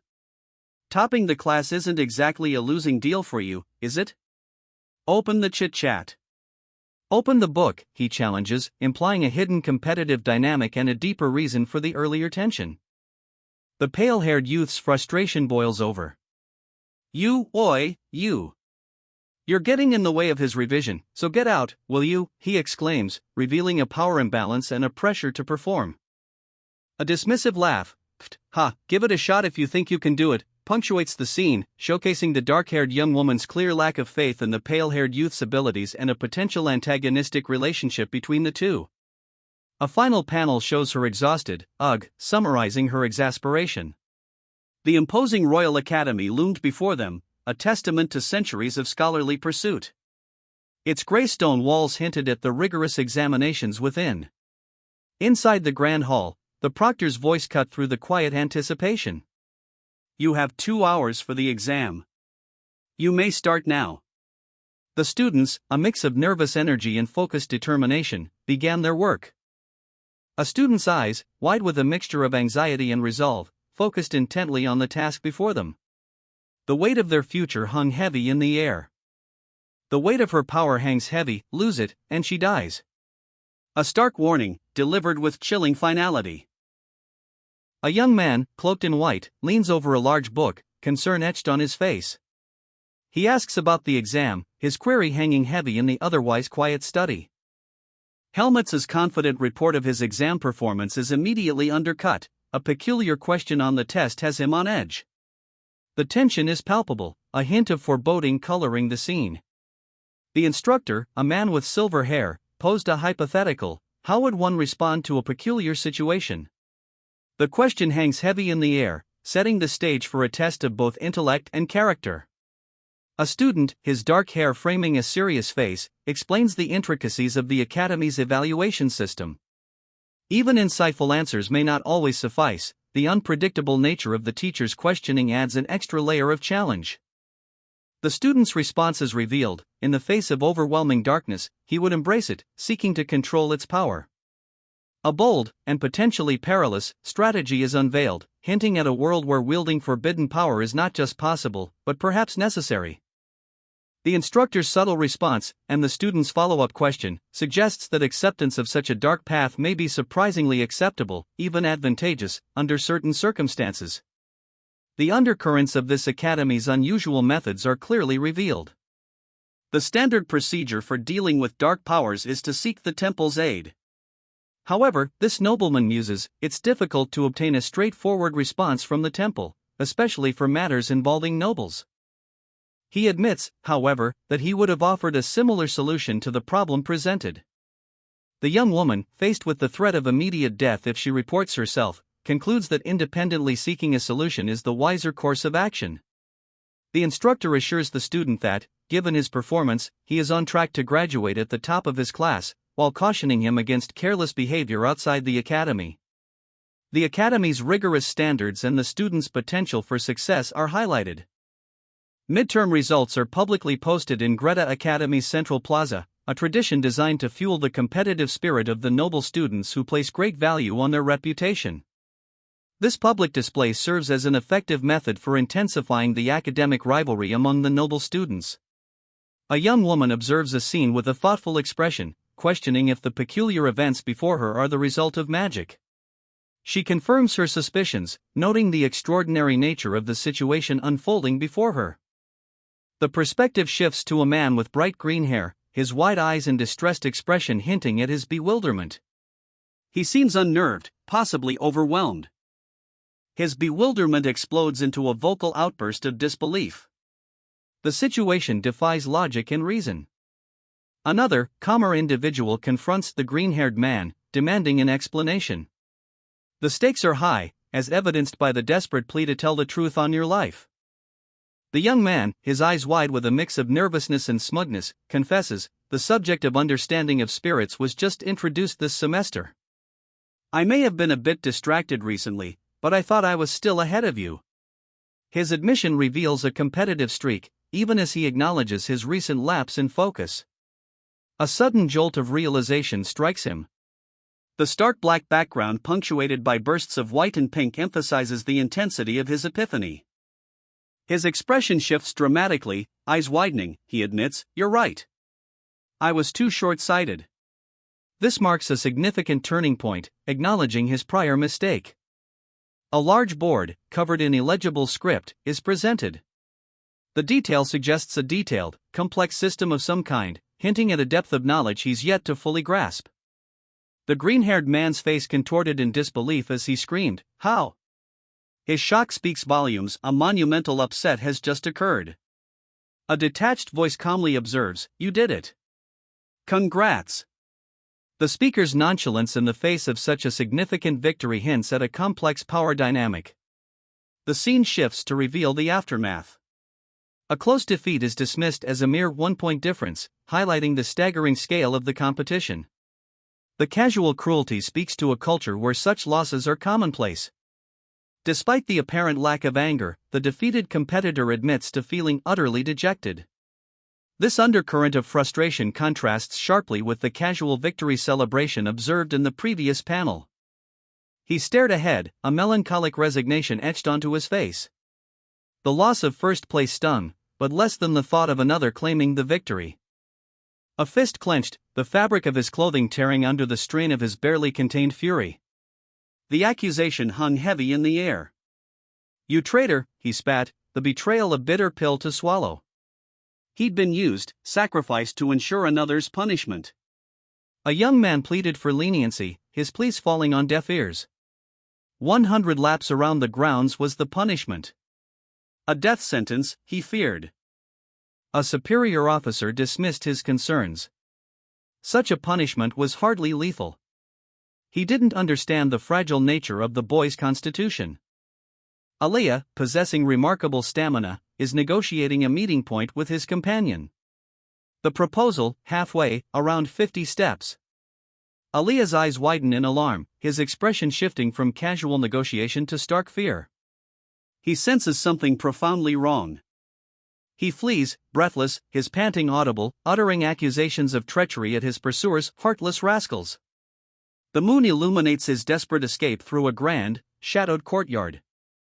The academy loomed, a formidable structure of gray stone against a bright blue sky. Its imposing presence hinted at the rigorous training within. Within the academy's halls, a young man with dark hair and intense eyes stood, his expression unreadable. A single word hung in the air, unspoken but heavy with meaning: doubt. Another young man, this one with silver hair and piercing violet eyes, observed from a nearby library, his own doubts mirrored in his gaze. The weight of expectation pressed upon them both. The grim news was delivered: a forbidden dark power had been accidentally awakened, and its loss would be fatal. A young man, cloaked in pale robes, heard the report with an air of detached curiosity, a faint smirk playing on his lips. Dark power, huh? He mused, the implication of this new development clearly intriguing him. His expression shifted. Concern etched itself onto his features as the weight of the situation sunk in. The casual curiosity was replaced with a palpable apprehension. The young man now sat across a large wooden table from another individual, a stern figure dressed in dark robes. The tension between them hung heavy, punctuated only by the weight of the documents exchanged. The consequences of the unforeseen power were about to be explored. He resolved to act, even if it meant becoming an enemy of the temple. A weighty decision, born from a conviction stronger than fear of reprisal. An older man, cloaked in the authority of the temple, countered, questioning the young man's resolve. He highlighted the ruthlessness of the temple when confronted with darkness. A large ledger, filled with meticulously recorded entries, hinted at a vast, systematic operation. The sheer scale of the records suggested a deep-seated, long-term plan. A frantic search is underway. The question hangs in the air: where is Aaliyah's name? A large board, densely packed with names, is the focus of the desperate hunt. Sion's diligence is noted. The observation, Sion seemed to have studied really hard, underscores the effort she's invested. However, another character counters, well, it's not like this is the first time, suggesting this is a recurring pattern, perhaps indicative of Sion's high-pressure environment or a tendency to overwork herself. A new character enters the scene, their words cutting through the tension: 3 months is more than enough time to finish one academy subject. This statement subtly reveals information about the academy's curriculum and implies a certain pressure or expectation concerning the pace of learning. The character's demeanor suggests a calm confidence in their assessment. Aaliyah's flawless performance earns him the praise of his adoring fans, but a rival, standing apart, observes with a calculating gaze. His expression suggests that the apparent victory is not yet truly secured. The rival's quiet declaration, "but the victor's not decided yet," underscores the ongoing tension. He reveals a strategic mindset, implying that his participation wasn't about immediate triumph, but a calculated long game. A tense exchange unfolds between Aaliyah and his opponent. Aaliyah's widened eyes, reflecting a mixture of surprise and apprehension, suggest a new development. A young woman with dark hair and intense violet eyes stands resolute. Her expression is one of quiet determination, a steeliness beneath a calm exterior. A heated argument erupts. One young man, his blue hair practically glowing, points accusingly at another with dark hair, declaring, "I'll go against you head-on without anyone's help." The second retorts, "But this won't happen next time, so you better be ready." This exchange reveals a simmering rivalry and an impending confrontation. The tension escalates. The blue-haired youth explodes in anger at the others present, accusing them of underestimating him. A third individual, with silver hair, calmly reminds him, "You're the one who suggested the bet in the first place. Now that you lost, at least accept the punishment quietly." This shows the consequences of the blue-haired youth's impulsive actions and the dynamics within their group. The silver-haired individual observes the scene with unsettlingly perceptive violet eyes. His expression is unreadable, but a sense of quiet calculation hangs in the air. This suggests a deeper involvement and understanding of the unfolding events. A chilling smile stretched across the pale face of the white-haired figure. His violet eyes gleamed with unsettling intensity as he whispered, "We're not that close, are we?" The implication hung heavy in the air, a subtle threat veiled in a seemingly innocuous question. The tension escalated. The white-haired figure loomed over the kneeling, green-haired youth, who cowered under the gaze of several imposing figures in dark uniforms. The scene was one of clear power imbalance, the youth's submission stark against the other's cold indifference. "I know that very well," the youth responded, his voice betraying none of the fear visible in his posture. His words, however, were a cryptic acknowledgement of a shared, dark secret. A group of young men, their faces etched with apprehension, stood before a grand building.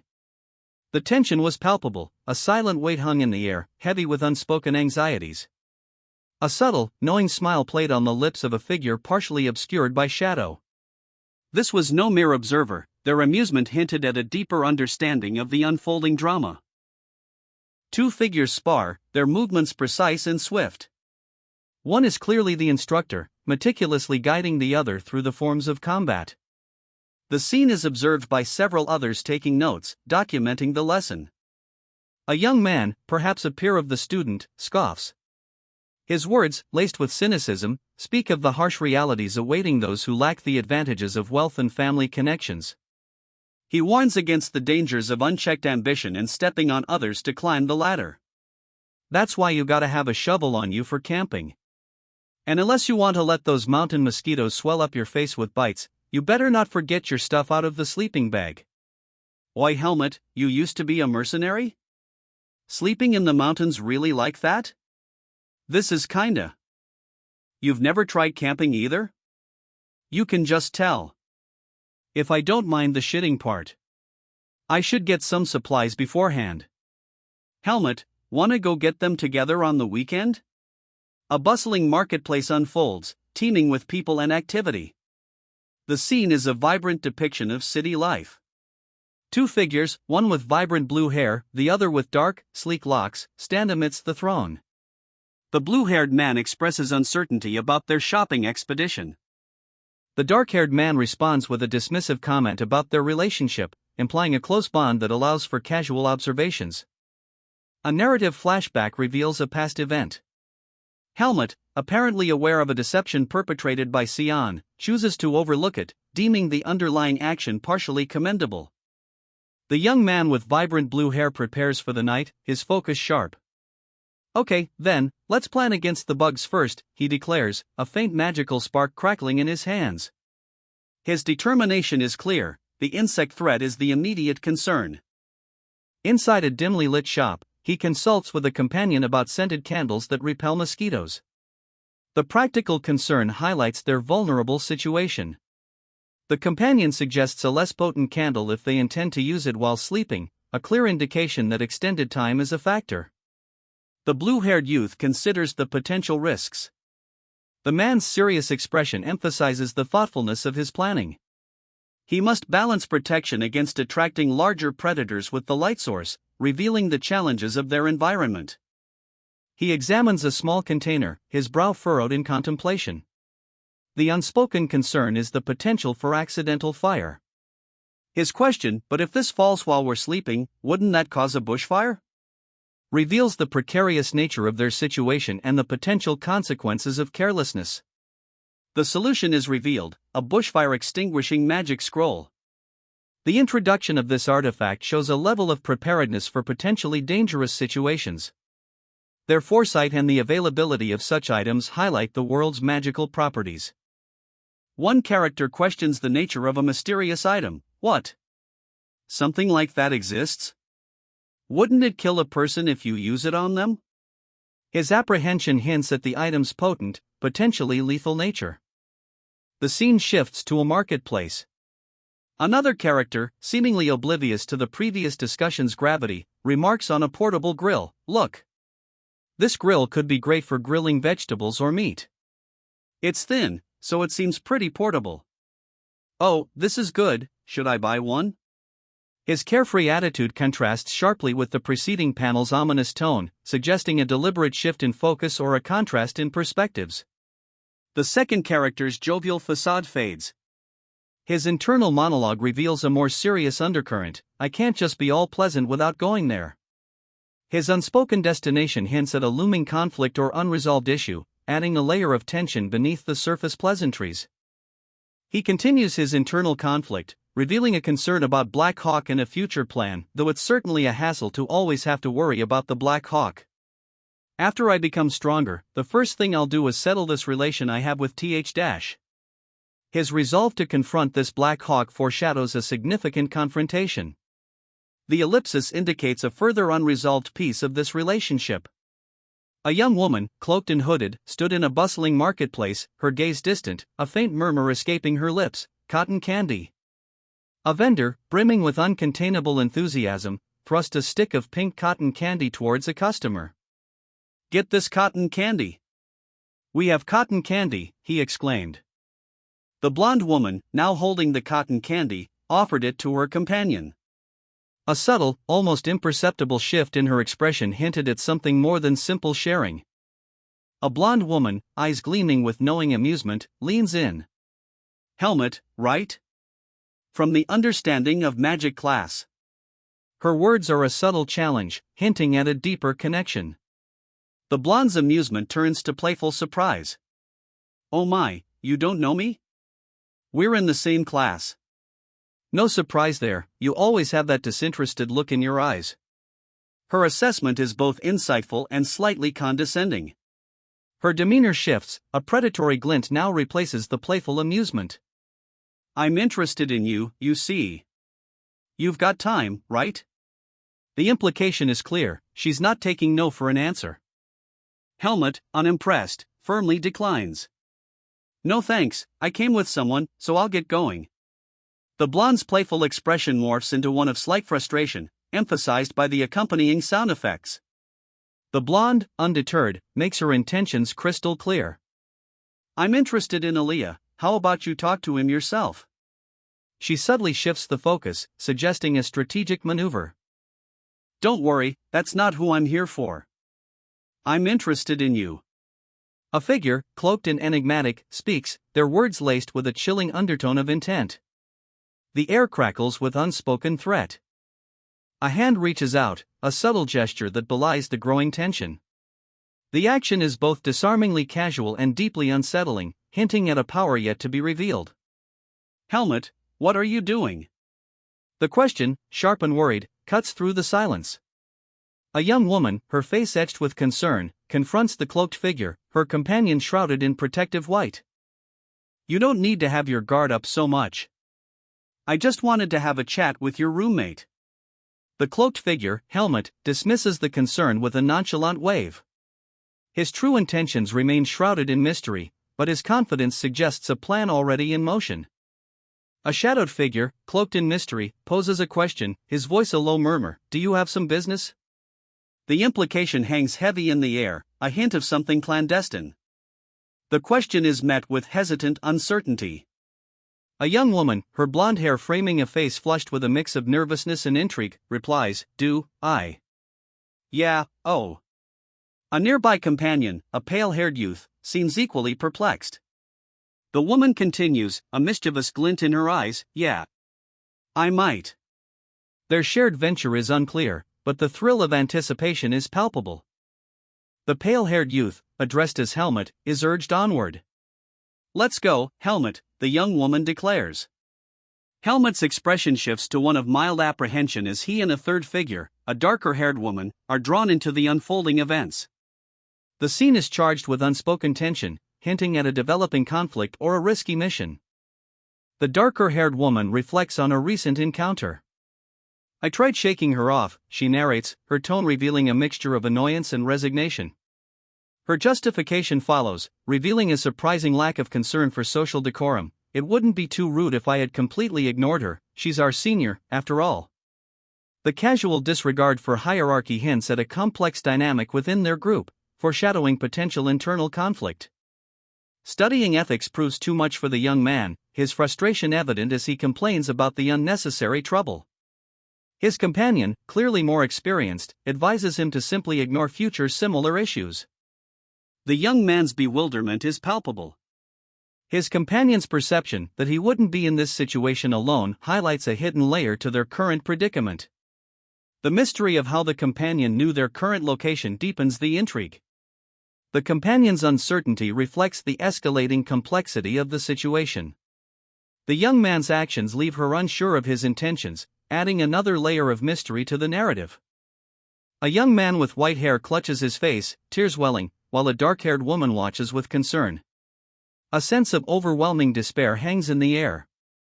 The group, burdened by their numerous purchases, debates the practicality of transporting everything on their single horse. A quick solution is proposed: redistribute the excess among those with more space. Under the cloak of night, the group approaches a grand, imposing castle, their journey seemingly at its end. The weight of their recent emotional turmoil and their impending arrival is palpable. Helmut, ever vigilant, maintained a constant awareness of his surroundings. Yet, until this very moment, a crucial detail eluded him. He walked, seemingly unaware, towards a shadowed archway, flanked by two figures whose presence, though subtle, spoke volumes. A student announces, "Oi, did you guys hear? Next week, there will be a camping class in the forest."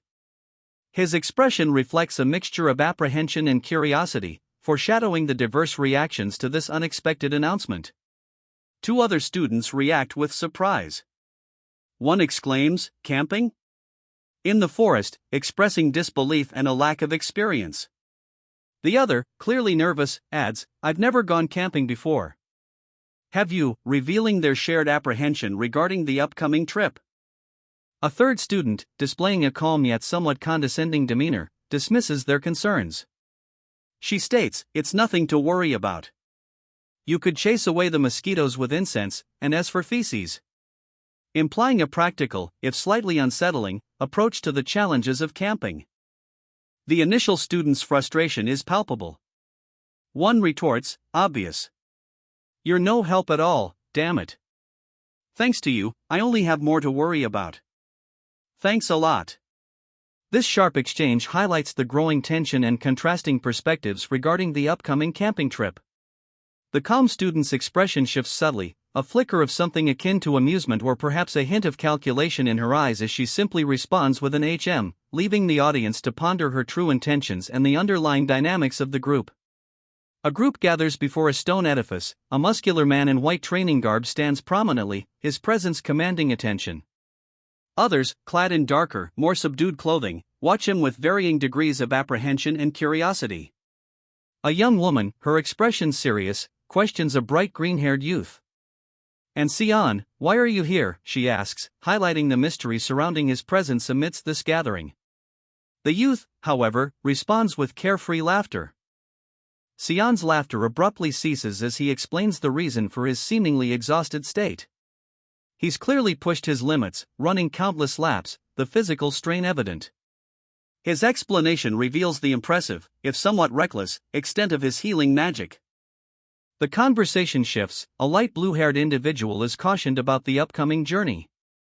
"You're going to need a lamp as well. Hills are darker than you'd think," a voice warns, emphasizing the challenging conditions ahead. The blue-haired individual's meticulous preparation is praised. The lamp, along with other unseen items, showcases careful planning for the journey. This thoughtful approach underscores a preparedness that contrasts sharply with Sion's somewhat careless earlier actions. A merchant, his expression unreadable, proposes a purchase. "How about buying one of these then?" His customer, a young man with striking blue hair, looks apprehensive. The suggestion carries a subtle undercurrent of danger. The nature of these remains unclear, adding to the tension. The blue-haired youth's anxiety escalates. He nervously objects, "And no. People don't usually think of using it on other people. You won't do that, right? I don't want to be arrested for being an accomplice of a murder." His fear underscores the potential lethality of the item being offered. The merchant, seemingly unfazed by the young man's concerns, simply nods and says, "Yeah."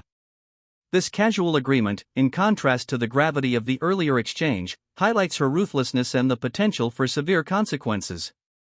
The background suggests they are in a bustling marketplace, making the impending actions more shocking. A cloaked figure, his face partially obscured, moves swiftly through a shadowy landscape. He remains vigilant, his inner monologue revealing a justified apprehension: the Black Hawk's threat to the academy, and the instructors and students within, lingers. He can't afford to be complacent. The scene shifts. A young woman, her expression thoughtful, observes a curious confection. Someone has offered her a unique dessert of Baden, but she is unsure what it is, questioning whether it's the oddly cloud-like substance she sees. The word dessert clues her in to its edible nature. The young woman's perspective shifts to observing the making of the unique dessert, her inner thoughts translating the process into a description: melted sugar, pulled into thin strands and rolled onto a stick. This advanced technique, seemingly magical, is perceived as technology. A striking woman with vibrant red eyes and blonde hair, now introduced as Teresa, smiles confidently as she declares, "Let me introduce myself. I'm Teresa." The image of her, framed amidst roses, foreshadows a potential role in the ongoing narrative. Never trust any girls who approach you. A young man, his eyes blazing with suspicion, delivers a stark warning. His distrust is palpable, fueled by the knowledge that these women are using his proximity to reach someone else, a far more significant target. A new woman appears, her expression a mixture of amusement and calculation. "Looks like many people cling to you because of that, huh?" she observes, her gaze sharp and insightful.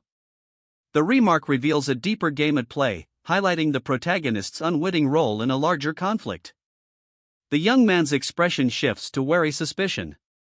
The question hangs in the air, unspoken but heavy with implication: what is his role in this intricate game? His violet eyes, wide and intense, bore into the reader.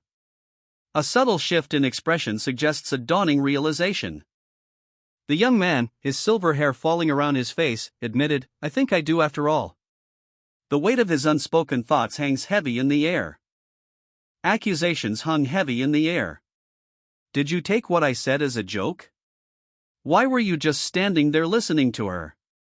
The dark-haired woman's sharp words were a clear sign of her displeasure, a tension palpable even amidst the bustling tavern.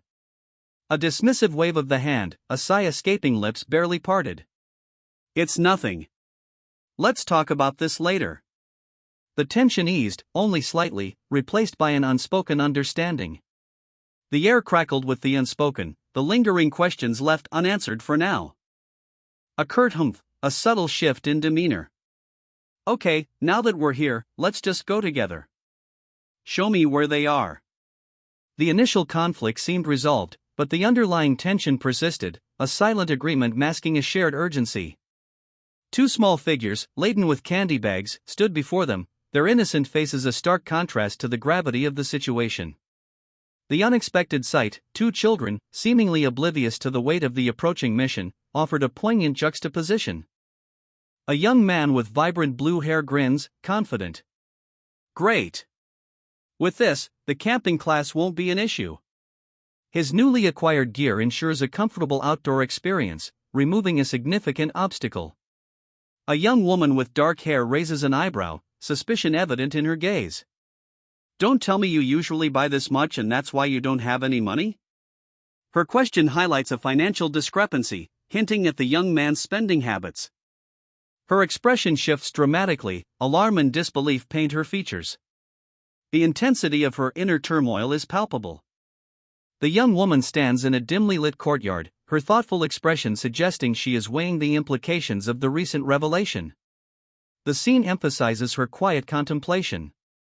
A masked figure, his face etched with grim determination, lies sprawled on the ground. The crimson streaks on his dark robes suggest a recent, violent struggle. A young man watches from a distance, his silhouette a stark contrast against the shadowy urban backdrop. A young man with vibrant blue hair sighs wearily, his hand resting on his forehead. He appears troubled, his expression reflecting the weight of recent events. A young woman with dark hair stands beside him, listening intently. Her gaze holds a mixture of concern and curiosity.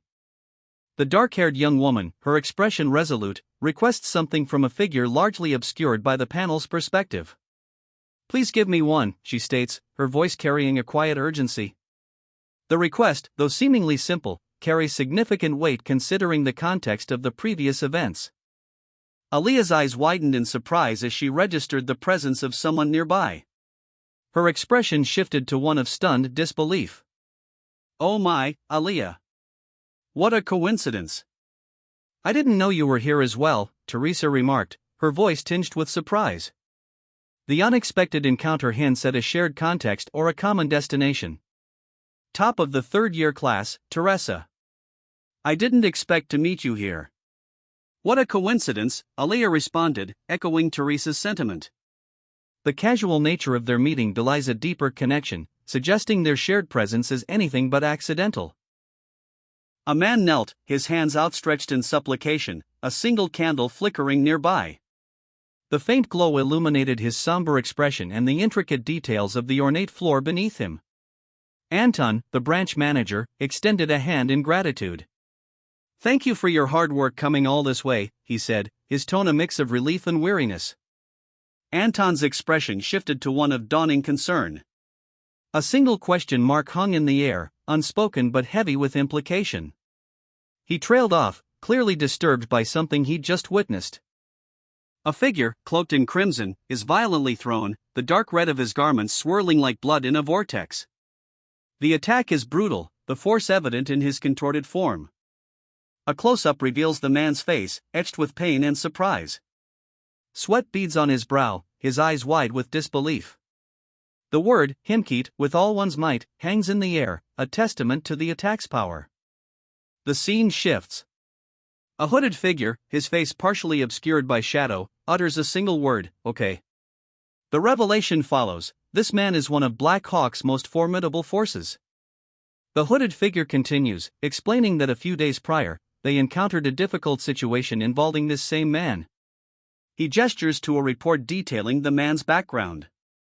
The report's details are revealed, a member of the Pace Mercenary Corps, Rank 2, with 2 murders attributed to him and a connection to Greta Academy, Year 2. The implications of this background are chilling. Ethan Kudrow, a distinguished noble of Baden, is supporting him. This revelation establishes a key political connection, suggesting Kudrow's involvement carries significant weight within the Baden power structure. Unfortunately, we couldn't find anything about that. The first piece of information we have is that he acted together with the Face Mercenary Corps after coincidentally running into them during a mission. But his whereabouts before that are totally unknown. The investigation has hit a snag, highlighting the mystery surrounding the individual's past and raising questions about his true origins and capabilities. Where he came from, who taught him, his status, and an academy student, with skills of a Rank 2 mercenary? The investigators express disbelief at the subject's incongruous background, emphasizing the contrast between his academic standing and his exceptional mercenary-level skills. Have we messed with someone we shouldn't have? A growing sense of unease sets in, suggesting that the subject's true identity and capabilities may be far more dangerous than initially perceived. The dead don't talk. Also, if their corpse disappears, then that person never existed in the eyes of the world.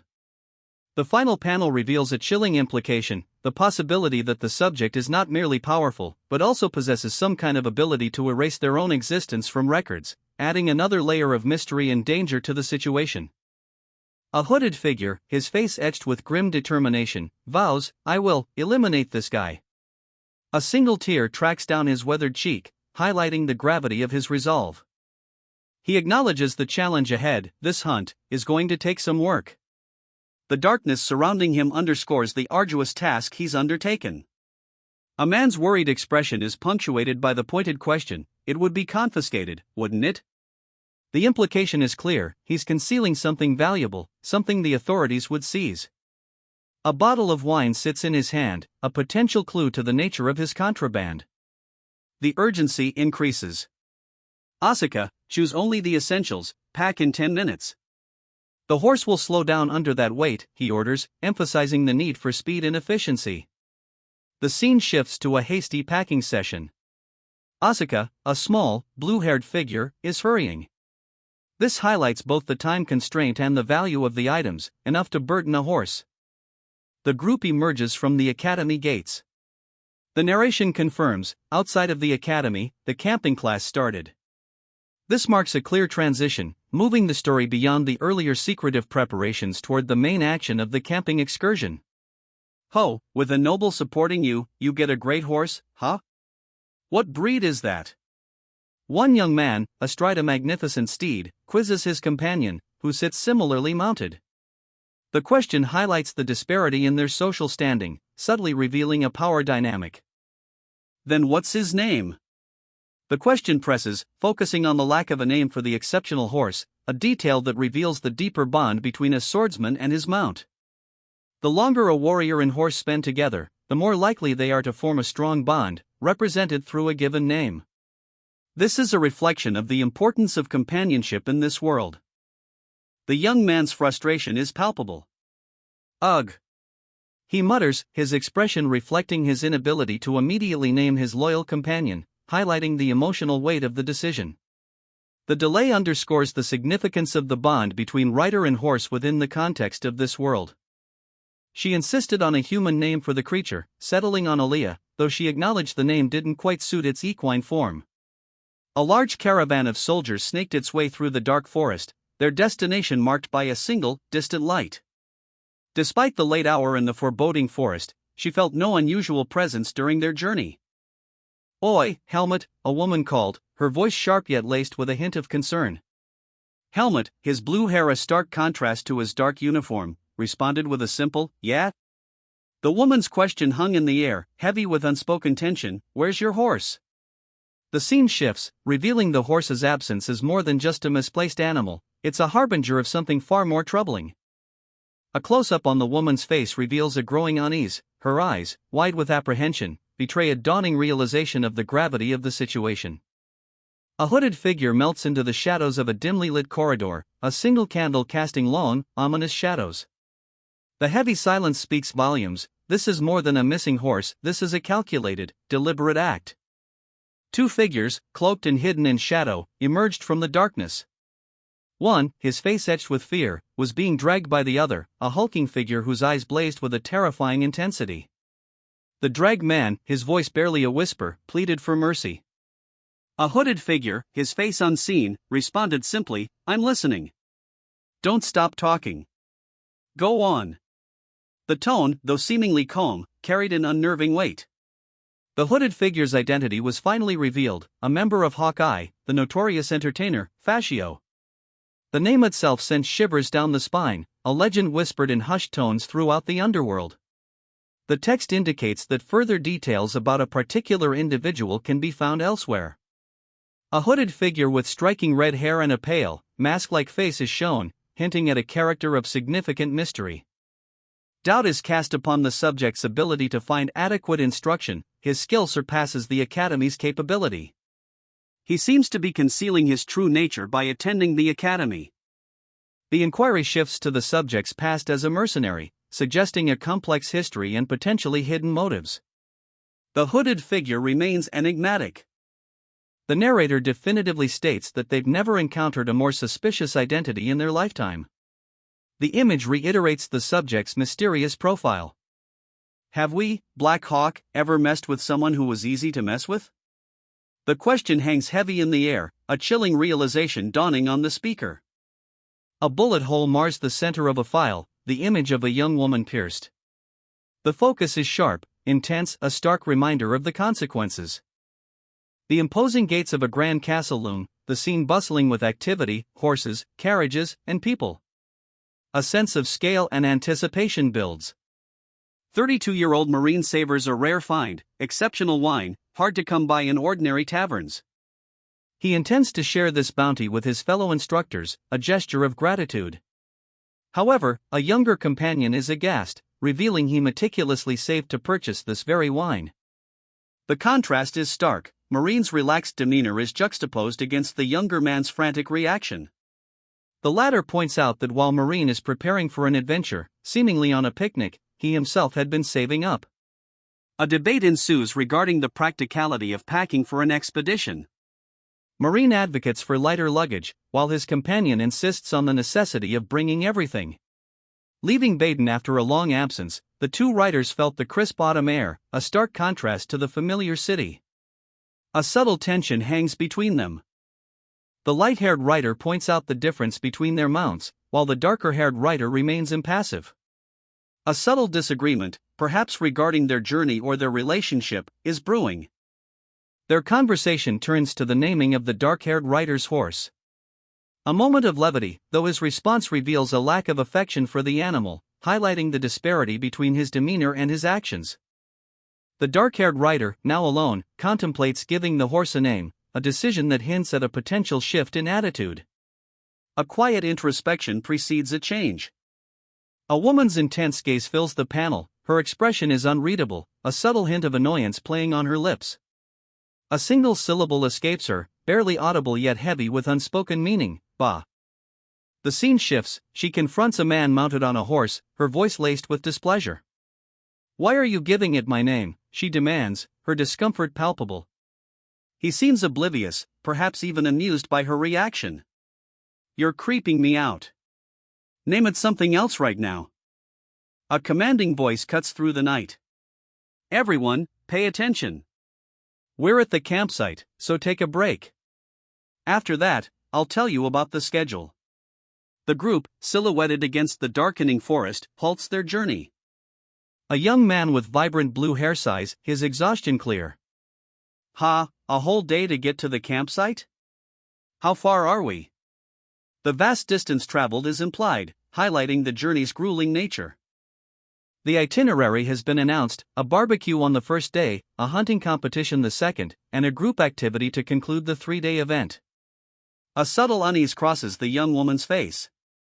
She anticipates the final group activity as a potential threat. Cautious, she resolves to remain vigilant until then. The accompanying boy seems oblivious to her concerns.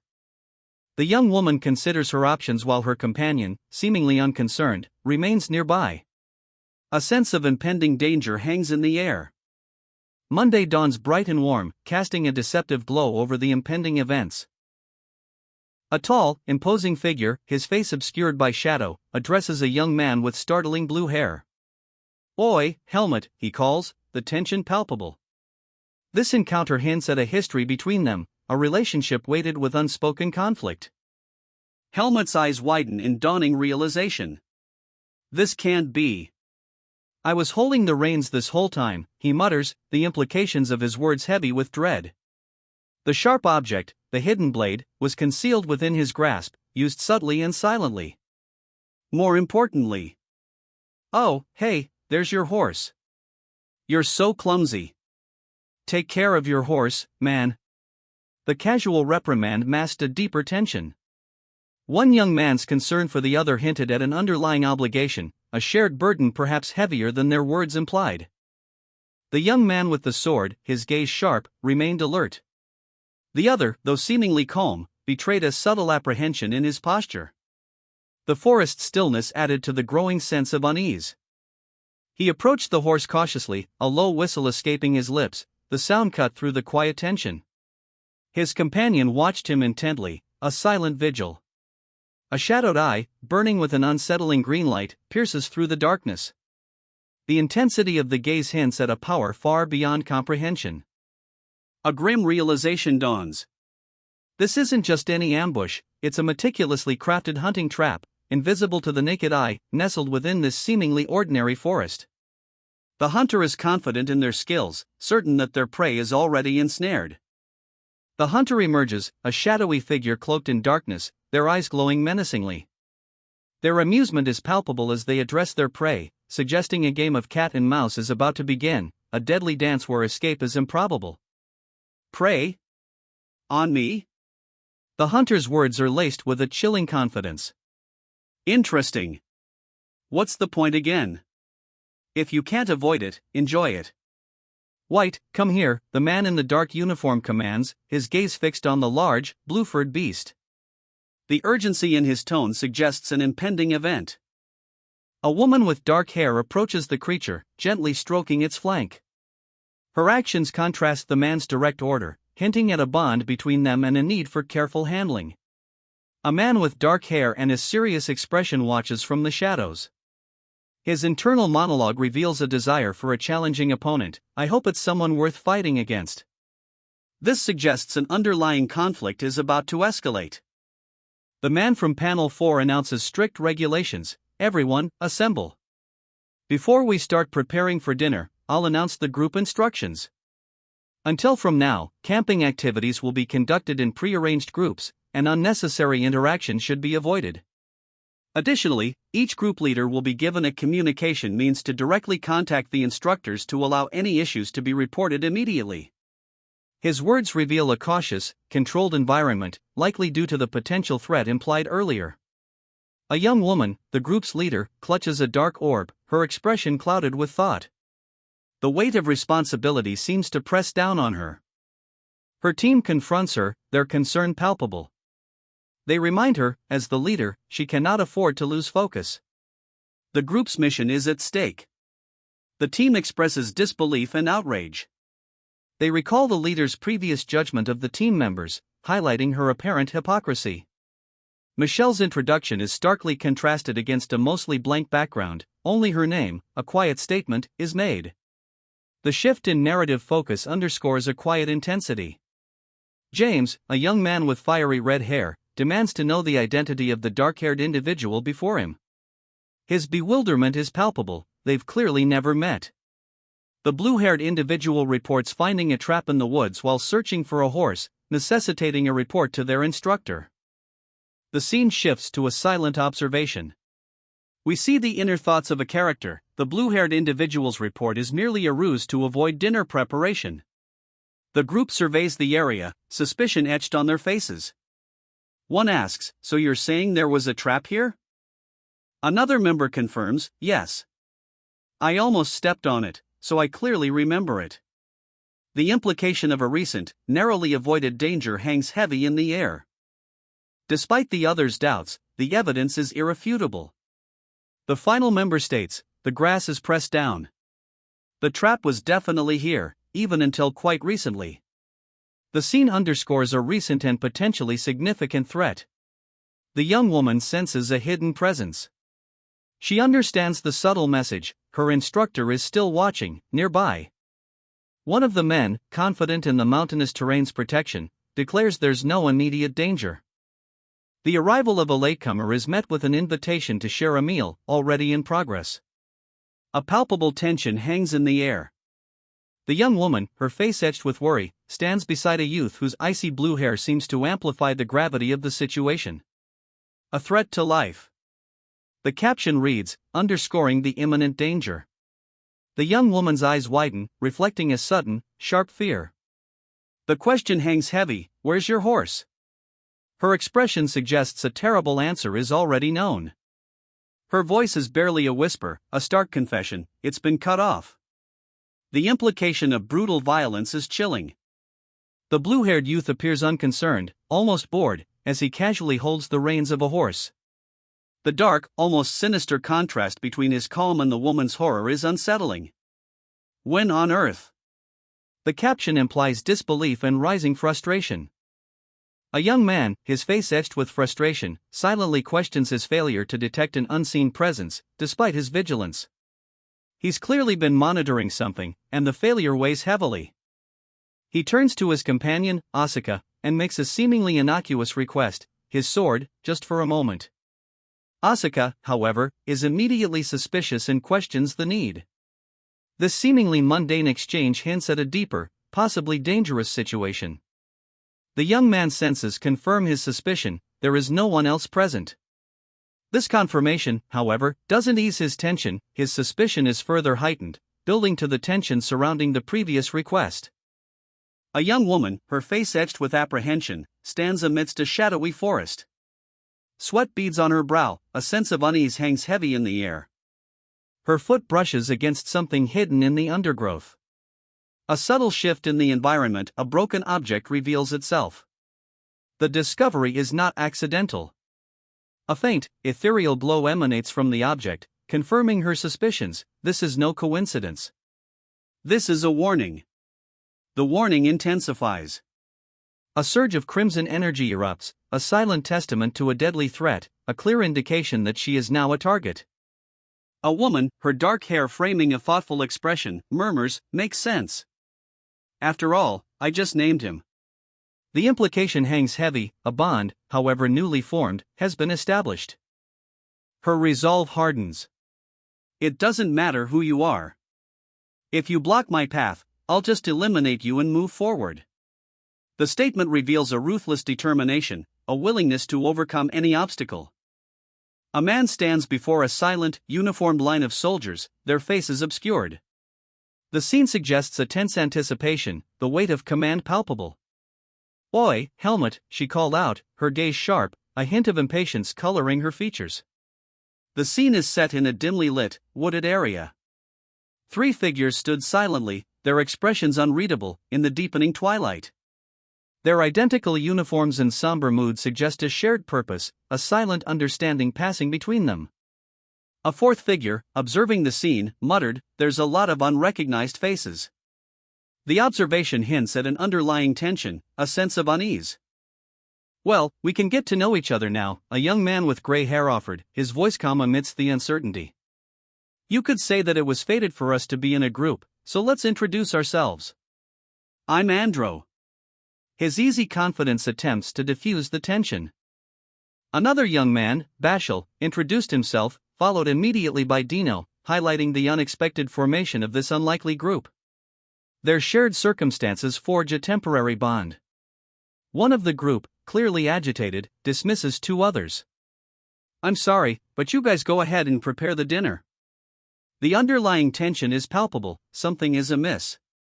The revelation hangs heavy in the air. "Is that why you've had that look on your face since earlier?"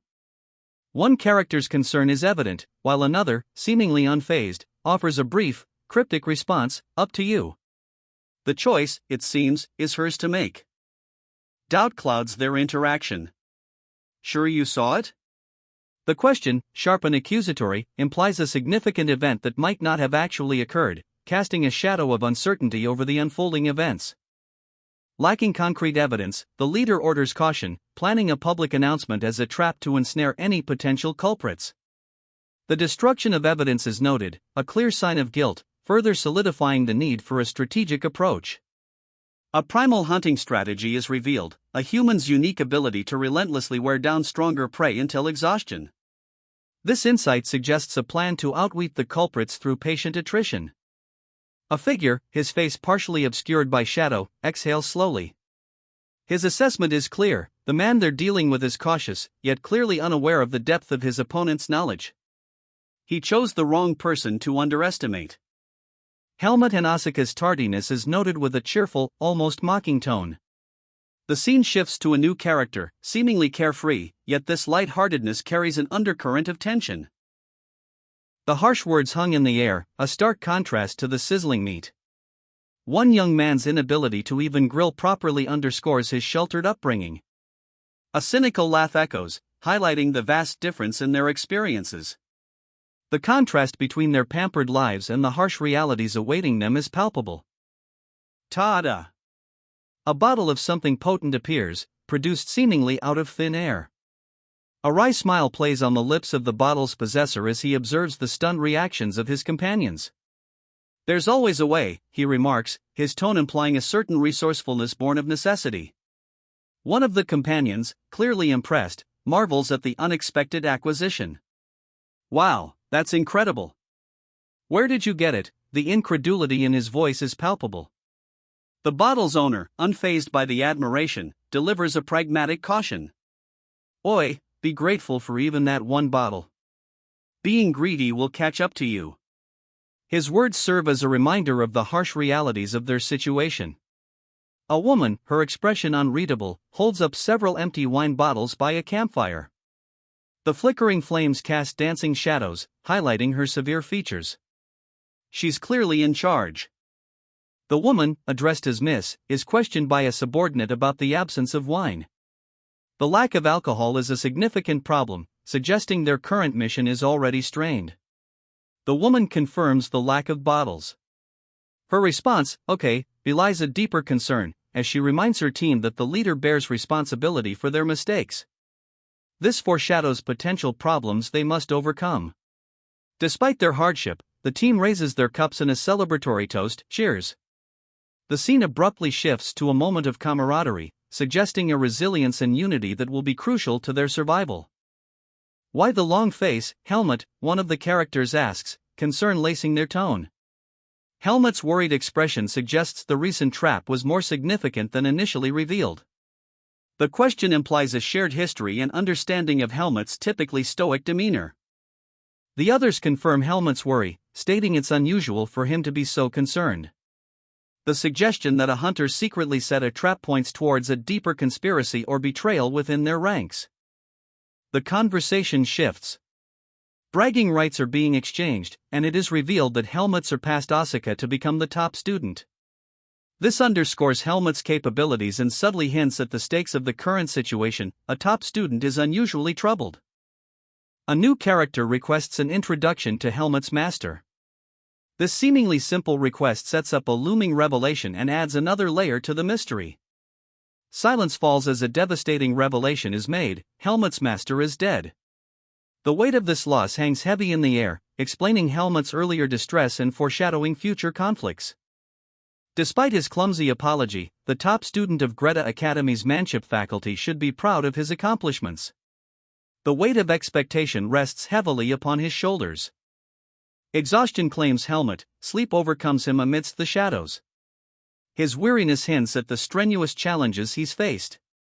A concerned voice cuts through the silence. Helmut's sudden departure is questioned, a tension rising between the two. He crouches, alone in the deepening twilight of the woods, the remnants of a struggle evident around him. The air hangs heavy with anticipation. Having neutralized the alcohol's effects, he carefully surveys his surroundings. His suspicion is confirmed: he is being watched. He remains vigilant, knowing his pursuer is still nearby.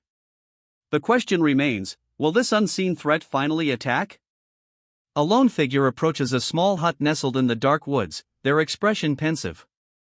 Must be the campsite manager's lodging, they mutter to themselves. She approaches the simple wooden door of the hut, her hand resting on the hilt of the sword at her back. The door creaks open, revealing someone inside. A voice, wary, asks, "Who is it at this hour?" The figure explains that they found a hunting trap in the forest, expressing concern for the safety of others. They request increased patrols. A young woman, a student of the swordsman's facility, confirms her suspicions.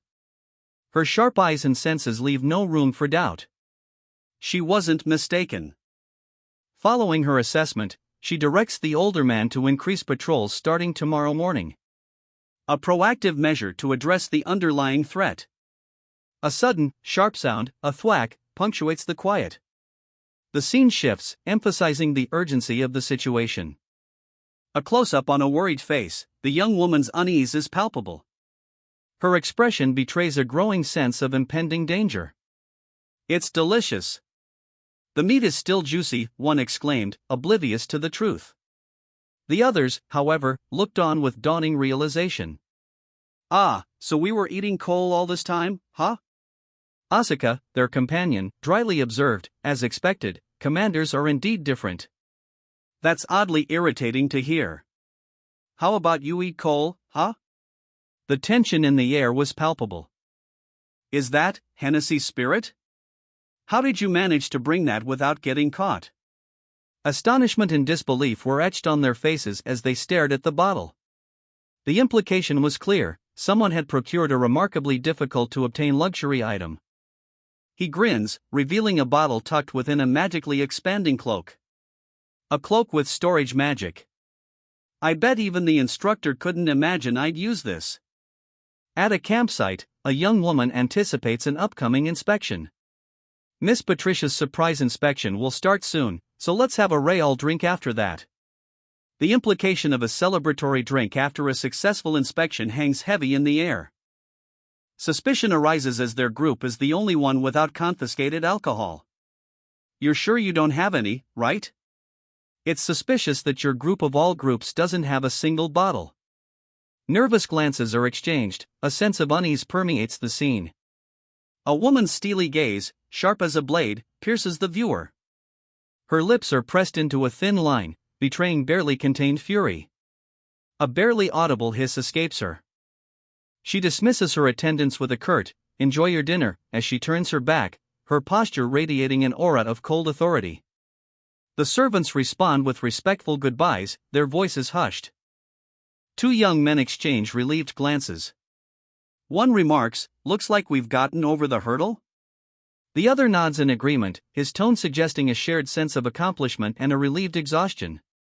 They can finally rest. The scene shifts to a different location.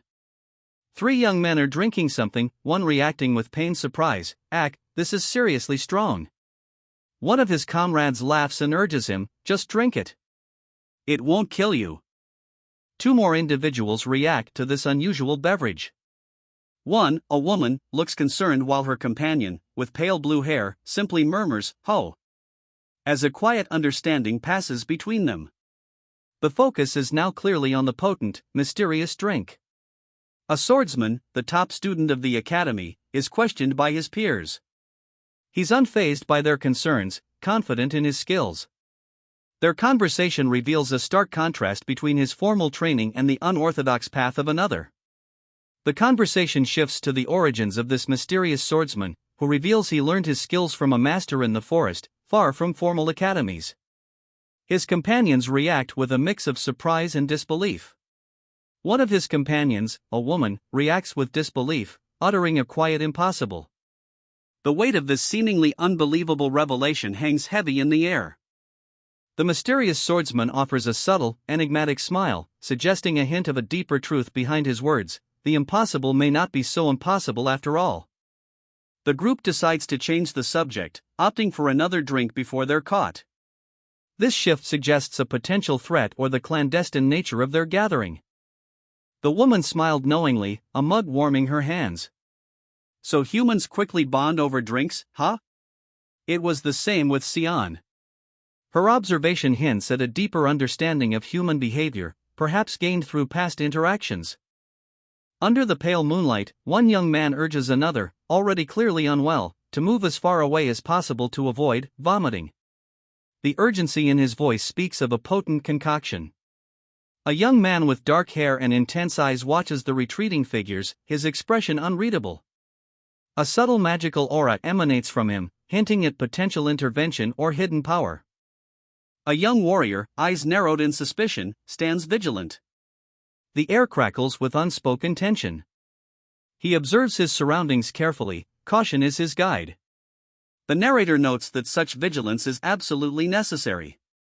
Under the pale moonlight, he approaches a solitary cabin, its darkened windows hinting at secrets within.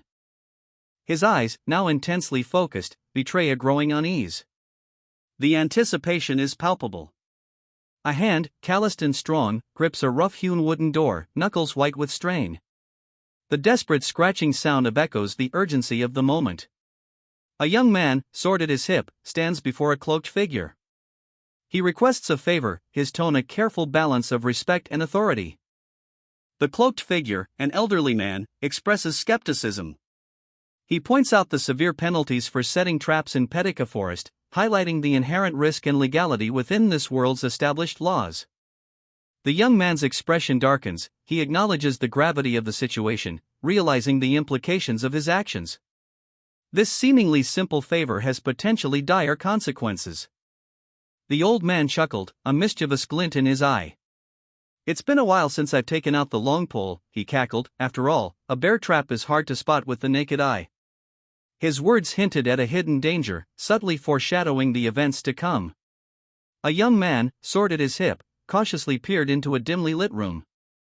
The scene shifts, adding tension as we follow him into the unknown, his quiet entrance contrasting with the previously revealed trap. Inside, a hooded figure turned, his face partially obscured. "I never mentioned what kind of trap it was to you," he stated, his voice carrying an undercurrent of menace. The revelation of his deception heightened the stakes. Two young men stood amidst a dark forest. One, brimming with excitement, declared, "Hey, you haven't even seen him. Helmut is much more amazing than you think." This introduces a new character, Helmut, and hints at a significant, yet to be revealed element. A quiet revelation dawns. "I've learned something good. I should use it often," the character reflects, a newfound resolve hardening their expression. This marks a turning point, suggesting a critical lesson learned that will impact their future actions. A young man, sword at his side, cautiously peers into a dimly lit room. He senses something is amiss. The old man's eyes blaze with a furious, crimson light, revealing a hidden power. His anger is palpable. A young woman seeks information from an elderly villager, cautioning that the matter is more sensitive than it appears. The villager, however, assures her that everything is under control. The young woman inquires about the location of the annual swordsmanship competition and group hunting activities. This reveals an established annual event within the world structure. Under a tranquil night sky, the young woman expresses her gratitude, concluding her brief interaction with the villager. The scene subtly sets a stage for the events to unfold. A young woman, her face partially obscured by shadow, gazes intently to her left, a hint of apprehension in her dark eyes. The scene is dimly lit, the atmosphere heavy with unspoken tension. Her internal monologue reveals a conflict. While instincts scream caution about a specific location, a more pragmatic thought process emerges. Threatening a potential source of information may be the most efficient way to get answers. She reconsiders, choosing to suppress her immediate impulse. The realization that she's not alone alters her course of action. A more cautious approach is necessary. Standing in a darkened forest, she observes her surroundings. While the target remains hidden for now, she understands that his concealment is temporary. The hunt continues. A vast gathering unfolds before us. Hundreds stand silently before a lone figure near a simple tent. The tension is palpable. A man addresses a large assembly. Is everyone here now? Then, I'll explain the hunting competition, so listen carefully, he announces, his voice carrying the weight of authority. This marks the formal beginning of a significant event, its nature and consequences yet to be fully revealed. A grizzled old man, wiping sweat from his brow, explains, just in case, to prepare for any injuries, you'll be moving in pairs. A younger woman beside him murmurs, it's a bit hot, isn't it? The scene establishes the impending danger and the precautionary measures taken. Further instructions are given. If one person gets injured, the other should contact Professor Dwayne here using the crystal ball. The seriousness of the mission, and the reliance on technology, are underscored. Before departure, each person will receive a bow, arrows, a map, and food. However, only their own bows may be used. A muscular man stands before a quiver of arrows, his expression grim and determined. This visual emphasizes the preparedness and potentially dangerous nature of their upcoming task. A young man asks, Instructor, so, the one who catches the most targets wins? The instructor replies, Good question. This introduces a competitive element, hinting at a possible ulterior motive beyond simple training. The instructor explains the scoring system. I'm telling you this just in case any one of you tries to cheat by catching dozens of rabbits or something. Rarity is also taken into account. A triangular chart appears, illustrating the hierarchy of targets: bear, top, fox, middle, rabbit, bottom. This reveals a more complex scoring system than initially anticipated and hints at a strategic element to the challenge. Two students, one with dark hair and intense eyes, the other with bright blue hair and a mischievous grin, stand shoulder to shoulder. Their shared confidence is palpable as the dark-haired student declares, For us. This marks the beginning of their alliance, foreshadowing their dominance in the upcoming competition. The scene shifts to a concerned instructor observing a group of students. He acknowledges their freedom to form teams, expressing his inability to interfere. They're free to form teams, I can't stop them. This highlights the competitive nature of the situation and the authorities' hands-off approach. A hand gestures emphatically, underlining the statement, You and I are the strongest in the swordsmanship faculty, you know? This assertion sets the stage for a significant rivalry and a powerful partnership within the Academy's most prestigious discipline. The first and second prizes in the upcoming helmet competition are already secured. A strategic partnership is formed, ensuring their victory. One participant, however, is less enthusiastic about the shared success, preferring a solo hunt. A calculated plan unfolds. By letting their competitor win the first round, they'll secure ample time alone later. This suggests a deeper objective beyond simple competition. Urgency mounts as they're spurred into action. The hunt begins. The scene shifts to a secluded, picturesque hunting ground. A tranquil stream flows beside a waterfall nestled within a lush forest. The location suggests both beauty and potential danger. Animals are drawn to the water to drink. This is the perfect opportunity to hunt. Waiting here and targeting them is the easiest approach. Hunting requires patience. There's a high chance the prey will notice and escape first if they aren't patient. This situation is a chance to practice patience. A bear approaches the riverbank, seemingly oblivious to the hunters hidden nearby. Just as one of the hunters remarks on the bear's appearance, it becomes the hunted. Arrows are notched and drawn, aimed with deadly precision at the unsuspecting bear. A young man, his brow furrowed in thought, muses aloud, "Wait, come to think of it. Does killing animals trigger the seed of darkness too?" The question hangs heavy in the air, hinting at a deeper connection between violence and the encroaching darkness. Three figures, armed with bows, unleash a volley of arrows. 3, one shouts, the arrow streaking towards their unseen target with deadly precision. A bear, enraged, roars. A deafening chorus echoes as it charges, its claws extended, its monstrous teeth bared in a terrifying display of raw power. The sheer force of the attack is palpable. One of the archers, Helmet, watches in dismay as the bear escapes. "Ah, it's running away," he exclaims. His companion criticizes his inaction. "What are you doing, Helmet? We could have caught it if you'd hit it too." The tension between them is evident.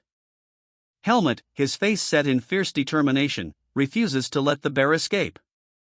"I'm not letting you get away," he shouts, his resolve hardening in the face of potential danger. The hunt is far from over. The young archer, eyes wide with concentration, grips a glowing shard of ice. A surge of power crackles around it, promising a potent attack.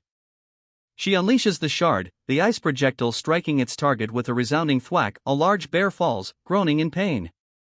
Triumphant, the archer raises her bow in a victorious pose, a spray of water misting her as she laughs gleefully. The sounds of the waterfall nearby echo her jubilation. Her expression shifts, concern replacing elation as she looks towards a companion who approaches with a skeptical look. The companion raises an eyebrow, a thoughtful expression on her face. "Do bears usually make that kind of noise?" she questions, a hint of amusement in her tone. A look of dawning horror crosses her face. Her eyes widen, reflecting the gravity of a sudden realization. "Oh. Wait. Helmet." The urgency in her voice is palpable as she grasps at this new information, the implications crashing down upon her. The memory of a recent event, seemingly insignificant at the time, now takes on a sinister new light. "I never mentioned what kind of trap it was to you." Her words are carefully chosen, a calculated omission now revealed to hold significant weight. The hidden nature of the trap, and the speaker's deliberate silence, suggests a complex power dynamic and a potential betrayal. "Oh. I'm sorry about that. Was it a different kind of trap?" "In places like this, 9 out of 10 times it's a bear trap, so I assumed." She offers a hesitant apology, highlighting her own misjudgment and underestimation of the situation. The follow-up question reveals her desperate attempt to understand and rectify the situation before things escalate further. He conceded, a subtle shift in his demeanor. "No, you're right. It's just that you made a judgment without even hearing my explanation." The hunting competition's location was announced, the mountainous area north of the campsite. The group activities will be spread across the 12 peaks in the region. His gaze fell upon the old caretaker. He sensed no unusual aura from him, just an ordinary man. A hand, calloused and strong, grips a bone-white blade. The cold steel glints faintly in the dim light, a chilling prelude to vengeance. A sharp crack echoes as the weapon is drawn. The plan forms in his mind, cold and precise. "When that guy shows himself, I simply need to strike back then. Retribution is inevitable, only the time remains uncertain." A quiet regret hangs in the night air. I wish they could have stayed hidden forever. The weight of a secret, once safeguarded, now threatens to unravel. A group of young trainees, clad in dark uniforms, stands under a sweltering sun. Their discomfort is palpable. One mutters about the heat. A young woman, seemingly unfazed by the heat, holds a bow with quiet intensity. Her gaze is sharp, suggesting focus and a readiness to act. An instructor's voice cuts through the air, emphasizing the importance of safety. This is no mere practice, the stakes are high, and he underscores the need for precise target identification. The instructor continues, outlining the competition rules. The trainees will be ranked based on their catches, with significant prizes awaiting the top performers. A young trainee expresses eager anticipation. A pair of students, their expressions a mix of apprehension and determination, stand before their superior. One, with vibrant blue hair, appears particularly confident. The hunting competition's rules are announced. It ends at 5 p.m., and participants are urged to stick to the schedule as the forest darkens quickly. A stern-faced instructor addresses a sizable group of students. The blue-haired student, seemingly unfazed by the challenge, confidently declares his inevitable victory. Concerns are raised about two top-class students forming a team, deemed unfair by some. The instructor's response is direct. The blue-haired student and his partner dismiss the complaints, implying that those who find it unfair should improve their skills or avoid them. Their confident arrogance is palpable. The blue-haired youth pressed the dark-haired one, "Aren't you?" His companion remained tight-lipped, replying only, "Why should I tell you?" The tension crackled between them, a silent challenge hanging heavy in the forest air. Relenting, the dark-haired one finally conceded, "All right. Follow me." The unspoken agreement hung in the air, heavier than the humid forest breeze.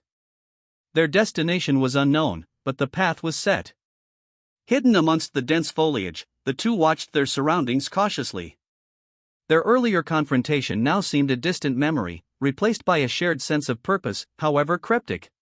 Waiting endlessly, one of them sighed, "Who knows how long? Wouldn't it be faster to actively search?" The other, already impatient, nods in agreement. Their search for something or someone has stalled, and proactive investigation is deemed necessary. A massive brown bear emerges from the woods, its presence a sudden and immediate threat. The prior discussion's concerns are proven valid. "He's pretty big," one of them observes, his voice laced with a mixture of caution and excitement. "We'll shoot together on the count of 3, got it, Helmut?" A plan of action, swift and coordinated, is formulated in response to the immediate danger. The woman, Helmut, prepares her bow and arrows, her focus sharp and unwavering as she readies for the hunt. The scene shifts to the imminent confrontation. He lacked the time for adjustments, the situation demanded immediate action. A large, angry bear was the immediate problem. The arrow found its mark, piercing the bear's chest with deadly precision. The arrow, imbued with potent force, explodes from within the bear, bringing it down instantly. A triumphant grin spread across the archer's face, victory was his. Distant, pained cries echo through the forest as a young woman orders her companion, "You take care of the one you caught. I'll go check it out alone." She's clearly disturbed, this is no ordinary animal. Alone, she focuses her gaze, a beam of light emanating from her eyes, piercing the darkness. The intensity of her concentration suggests she's confronting something both dangerous and hidden. Two figures clash. A powerful blow, a resounding quang, sends a shockwave through the forest. Helmut, the forsaken child, dodges a volley of arrows with practiced ease, his movements fluid and deadly. The hunt is on. A young man in dark robes strides purposefully through a forest, leaving behind a figure sprawled on the ground, ensnared in a hunter's snare. The air hangs heavy with the unspoken tension of pursuit. He clutches a shimmering purple crystal ball, his brow furrowed in concentration. "The crystal ball, how does it work?" he mutters, a mixture of fascination and apprehension in his voice. The orb pulses faintly in his hand. The young man, now joined by a female archer, stares down at the unconscious figure in the trap. "Helmut? How did you know we'd be here?" she asks, her voice laced with a hint of suspicion. The scene suggests a carefully planned ambush. Helmut groans in pain, his leg caught firmly in the heavy jaws of the trap. His face twists in a grimace, his labored breathing betraying his agony. The archer's eyes narrow, her gaze fixed on the trap. "A hunting trap," she observes, the realization dawning on her face. The implication is clear, this was no accident. "He'll only lose more blood without a plan," she stated, her voice firm. "I'll take care of it. Just wait there." A hand carefully extracts a small, delicate plant from the earth. The soil crumbles, revealing its roots. Her eyes narrowed in concentration as she examined the plant, a faint expression of understanding dawning on her face. A sudden rustling sound startled her. What's that? She whispered, her gaze darting towards the source of the noise. The question hung in the air, a subtle accusation. You're close with Basil, right? The woman's response was immediate, defensive. Of course we're close, what about it? Her casual tone masked a hint of unease. Terror seized him. His eyes widened, a silent scream escaping his lips as UAAH. The shift in his demeanor, sudden and complete, spoke volumes. Something had drastically changed the dynamic. With a practiced hand, she meticulously prepared her weapon, the quiet efficiency a stark contrast to the escalating tension. The arrow's sharpness, the bow's taut string, each detail emphasized her preparedness for whatever may follow. A grunting man collapses, his attacker momentarily pausing, muttering, okay. Got it. The brief respite suggests a tactical maneuver, not a cessation of hostilities. The attacker swiftly dispatches another opponent with a brutal, swift strike. The sound of the blow echoes the ferocity of the attack. A hand delicately crushes a clump of verdant moss, the subtle action suggesting the gathering of a potent ingredient. This methodical preparation hints at a larger plan. A young man with blonde hair, his eyes wide with a mix of concern and apprehension, turns to a dark-haired companion. The slight tremor in his posture hints at underlying anxiety. He seems to be reporting an incident. We need to inform Professor Duane quickly, the blonde young man urgently states, his gaze fixed on his companion, highlighting the gravity of the situation. The urgency in his voice underscores the immediate need for action. The dark-haired companion, their expression serious and assessing, offers their perspective, but it looks like he's just planning pranks so far. A hint of skepticism tempers the initial alarm. They've seen worse, and this doesn't seem like a direct threat yet. The image shifts to reveal a crudely set bear trap, its mechanism poorly secured. That trap, its joint was loosely fixed, the narrative explains, highlighting the potential danger averted only by shoddy workmanship. The potential consequences, if properly set, are horrifyingly clear. The woman, her expression unreadable, observed the man's exertion as he panted heavily, his hand resting on a tree trunk. His blue hair contrasted sharply with his dark uniform. Oh, helmet! Don't you know the rules? Why the hell do you run off so damn quickly? She demanded, her exasperation clear.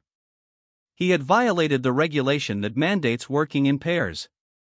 He countered with a sigh, oh, you dare sigh now? Are you blaming me for being slow?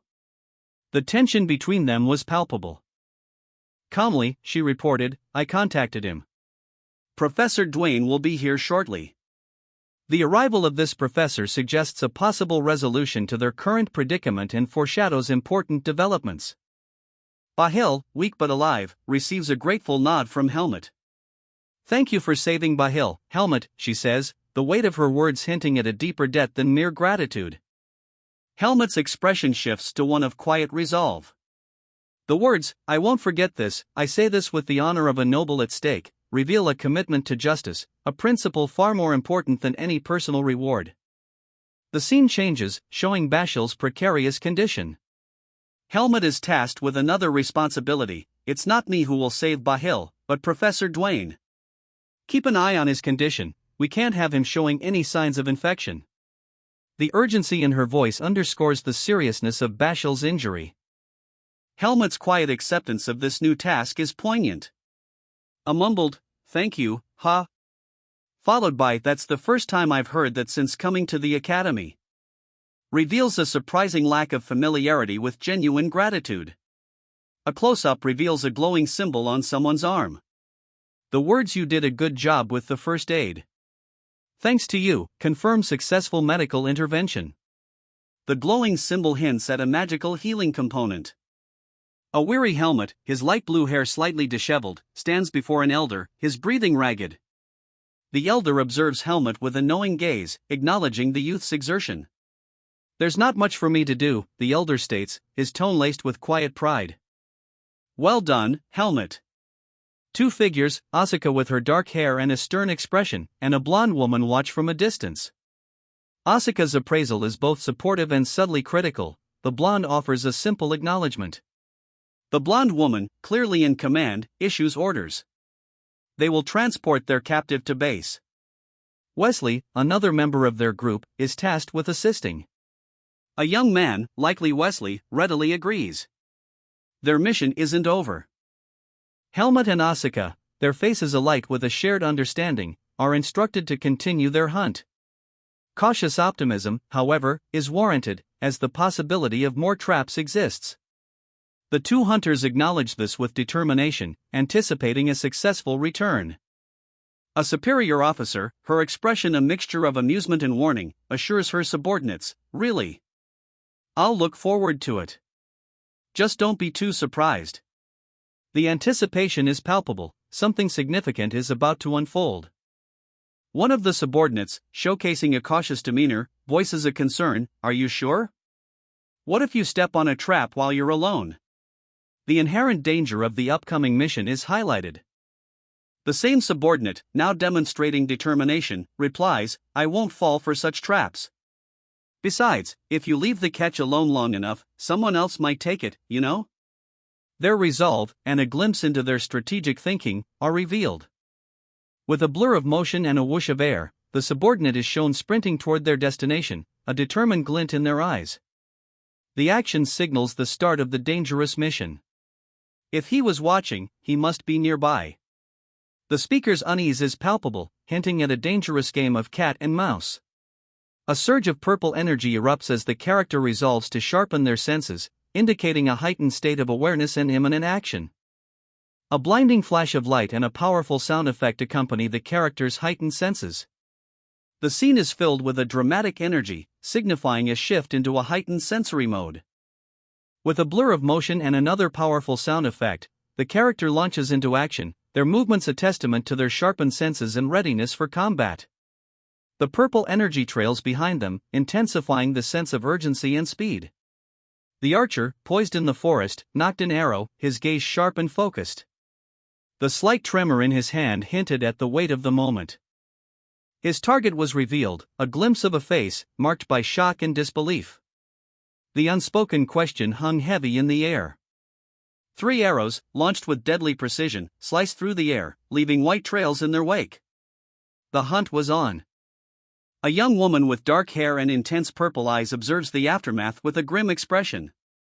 Her gaze speaks volumes of concern and calculation. A sudden, sharp wakak rings out as a blond young man is thrown backward, his face a mask of shock and pain. A dark figure, barely visible, is implied as the attacker. The blond man's leg is caught in a cruel bear trap, blood already staining the ground. His companion, the dark-haired woman, urgently calls out, Helmut, help me. Let's get this out first." But she hesitates as she counters, "No. If you pull." The situation is critical, and a strategic decision must be made. She peered cautiously from behind the bushes, a flicker of apprehension in her dark eyes. A low murmur escaped her lips, barely audible, "There." With a grimace, she plucked a handful of leaves, her expression hardening. She crushed the leaves in her fist, her movements precise and purposeful. A small, gray stone appeared in her hand. She carefully poured a clear liquid onto the stone, a faint wisp of steam rising as the two mingled. A young man, Bashal, is caught in a brutal trap, his struggle evident in the sharp lines of his tense body. Panic courses through him as he fights against the constriction. Another figure, a woman with dark hair, approaches. Her calm demeanor contrasts sharply with Bashal's distress. She assesses the situation expertly, instructing him to remain still as she plans her next move, to precisely sever the trap's mechanism. With a swift, precise motion, she channels energy, a violet surge cutting through the metal. The focused intensity in her eyes speaks volumes about her skill and resolve. The trap springs open, sending a shockwave that throws Bashal to the ground. The release is violent, but the woman's calculated precision minimized the potential for further injury. She meticulously worked on the makeshift splint, her brow furrowed in concentration. The snap of the twig as she adjusted it punctuated the quiet intensity of the moment. A sharp cry of "Arg" cut through the air as the young man clutched his bleeding leg. The woman knelt beside him, her expression a blend of concern and determination as she tended to his wound. She held out a dark stone, a potent herb. This herb will stop the bleeding, she stated, her voice calm and reassuring. This should get him through the immediate crisis. She leaned against a tree, a sigh escaping her lips as she massaged her temples. That trap wasn't meant for me, she muttered, her voice laced with weariness. To think he'd be so reckless, that he'd even attack nobles without a care. A wave of exhaustion washed over her as she added, there's so many things to be careful of. This is giving me a headache. Asuka, alone and clearly distressed, utters a worried plea, wait, then Asuka's all alone right now. Her expression reflects a growing sense of isolation and urgency. A sudden shift in scene. Helmut, seemingly unfazed, is confronted by Asuka and another individual. The other's concern is evident in the question, whoa, what happened to you? This abrupt transition hints at a recent, potentially traumatic event. The contrast between Helmut's calm demeanor and Asuka's panic is stark. Asuka confesses, you're amazing, Helmut, to stay so calm in this situation. I was totally panicking, I couldn't do anything. This highlights Helmut's composure and resilience under pressure, possibly suggesting a significant skill or experience. Asuka's self-assessment reveals her lack of preparedness for whatever transpired. A poacher's snare lies discarded in the undergrowth. The implication of illegal activity in this protected area is clear. Two figures, a man and a woman, react to a sudden, unseen event. A scream echoes through the forest as one of them springs a trap, the precise nature of which remains obscured for now.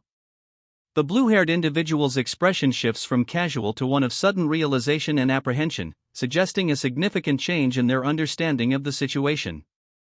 The dark-haired individual seizes upon the opportunity presented, their eyes hardening with determination. The previously ambiguous event now appears to be a pivotal moment for both characters, setting them on a divergent path. Focus. Find out where he is. The command rings out, a stark directive cutting through the serene forest vista. A hunt is underway. The huntress, a blur of motion, launches herself into the air, her bow glowing with arcane energy. She moves with lethal grace, her every movement imbued with purpose. A purple streak of energy explodes from the bow, arcing through the night towards its unseen target. The power is palpable, hinting at a target of great importance. The energy slams into its target with a resounding shing, throwing the opponent backward into the trees. The huntress has found her prey. A figure tumbled through the undergrowth, a whip cracking behind them. Dust and debris erupted as they slammed into the ground, the force of the impact evident in the jarring motion. The woman, her dark hair disheveled, glared at her companion. She held out a small cluster of leaves, her expression one of grim determination. Hold this, she commanded, handing him the leaves. The man, his expression hesitant, received them.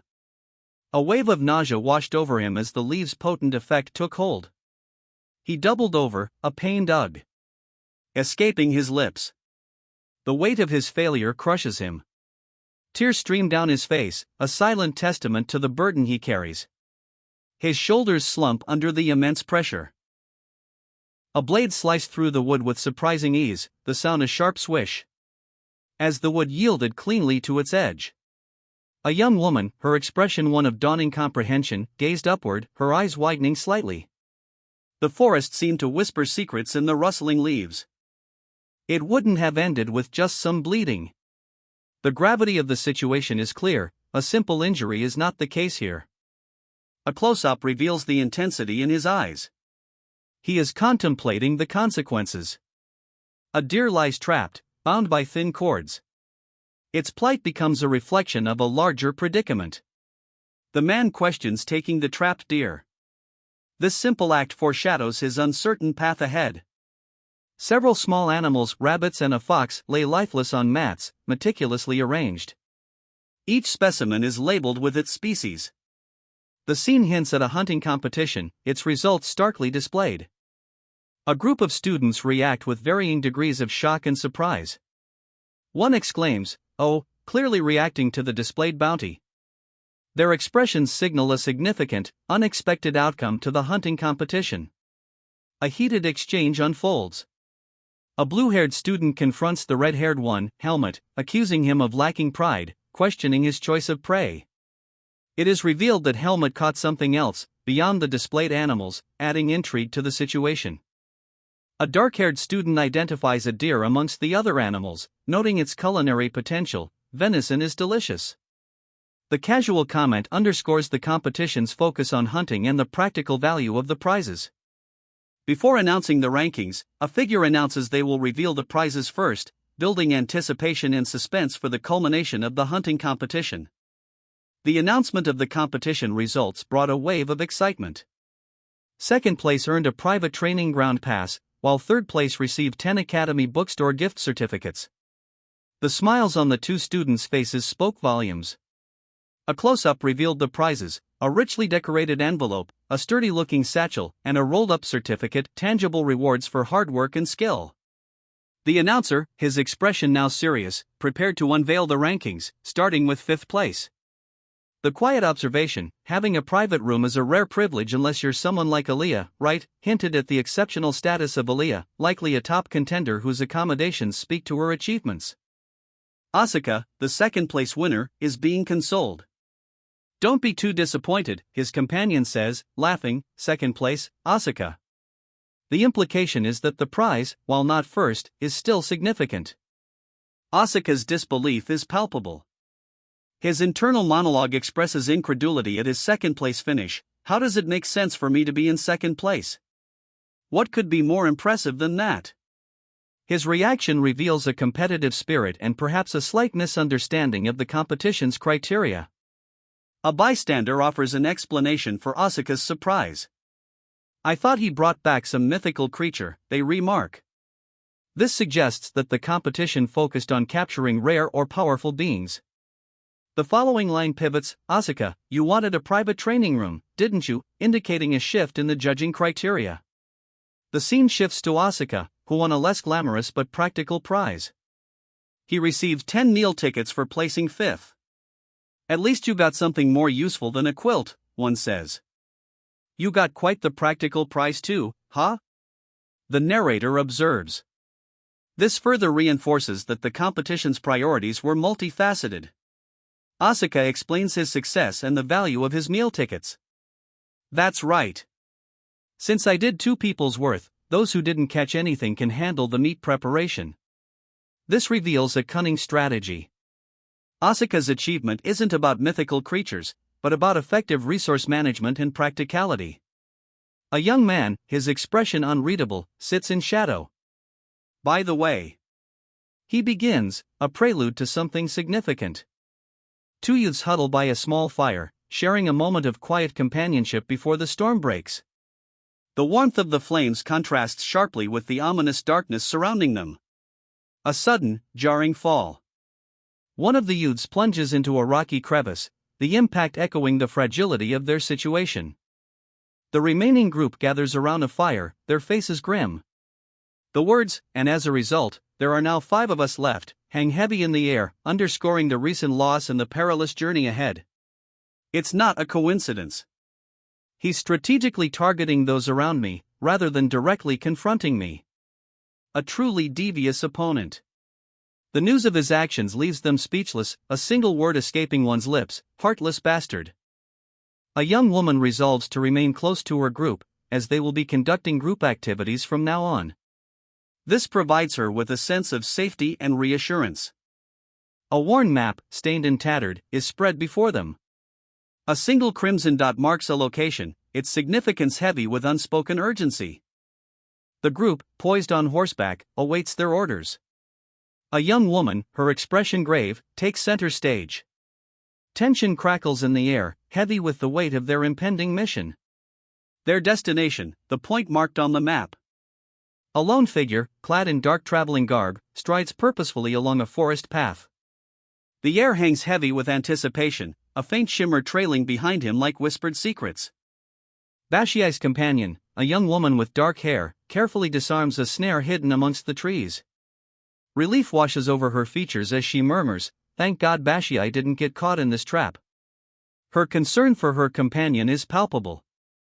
Inspecting the area, she continues, "Any other traps?" Her eyes scan the surroundings, and she lets out a sigh of relief. "Looks like there's no more nearby." the immediate danger seems to have passed. A lone figure, cloaked in shadows amongst the trees, observes a deer cautiously approaching a hidden snare. This is no accident, it's a calculated trap. Bashal, it seems, has fallen prey to a carefully laid plan. The thud of a heavy body hitting the ground echoes through the forest. A large brown bear, felled by a hunter's skill, lies still. Elsewhere, a young man with vibrant blue hair expresses disbelief. He's surprised, even shocked, to learn of a bear hunt in this very forest. The existence of bears in this region is apparently unexpected news. A young man in military attire stands proudly beside a freshly hunted deer. His confident posture and the "tada!" exclamation mark emphasize his successful hunt. The scene shifts to an awards ceremony. A man announces the results, commending the participants for their effort. This sets the stage for revealing the prizes. The 4th and 5th place prizes are revealed, a high-quality quill and ink set, and 10 Academy meal tickets, respectively. This establishes the value and nature of the competition's rewards. The 1st place prize is announced, all the previously revealed prizes combined. The announcer's gleeful expression and the OOH highlight the desirability of the grand prize. Helmet, the 1st place winner, is offered the quill and ink set, which he doesn't appear to want. The playful banter between him and the other young man foreshadows a potential trade or alternative arrangement. The crackling campfire cast an orange glow on two figures silhouetted against the darkness, their forms barely discernible. The warmth contrasted sharply with the cool night air. A young man with fiery red hair, his expression a mixture of pride and amusement, calmly assessed the situation. "It's only for a week, but for a hunting competition prize, that's pretty luxurious," he remarked, his words betraying a hint of nonchalance.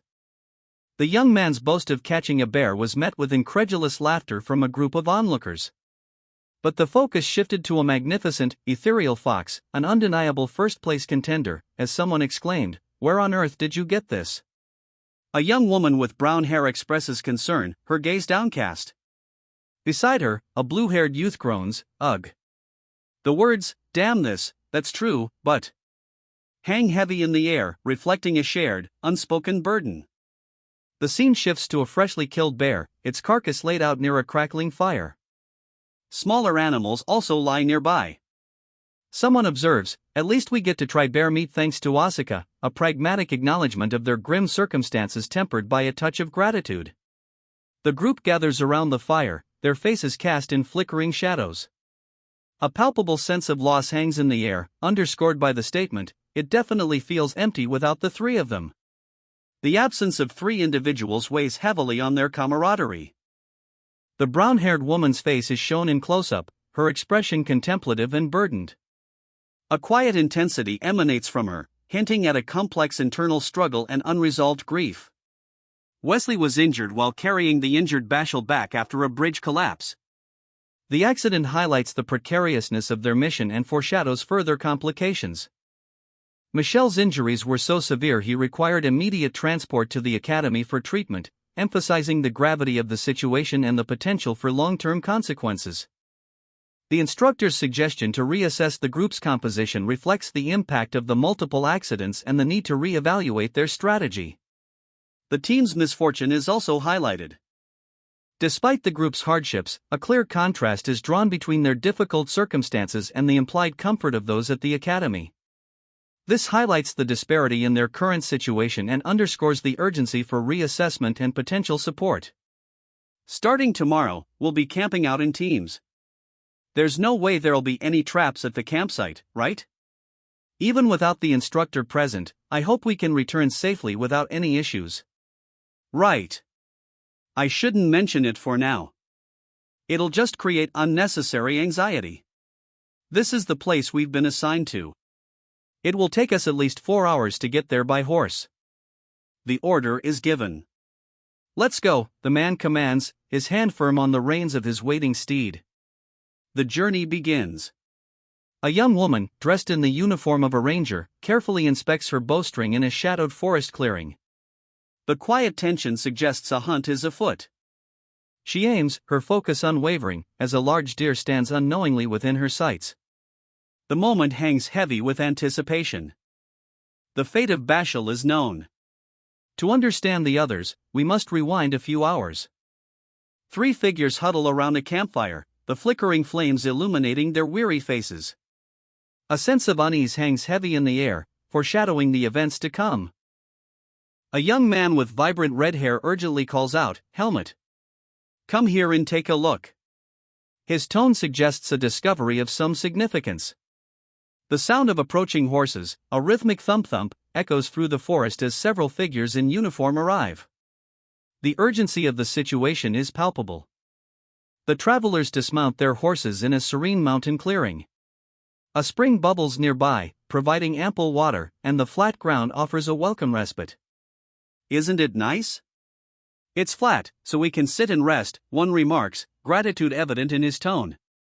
Their journey has been arduous. This unexpected haven is a stroke of luck.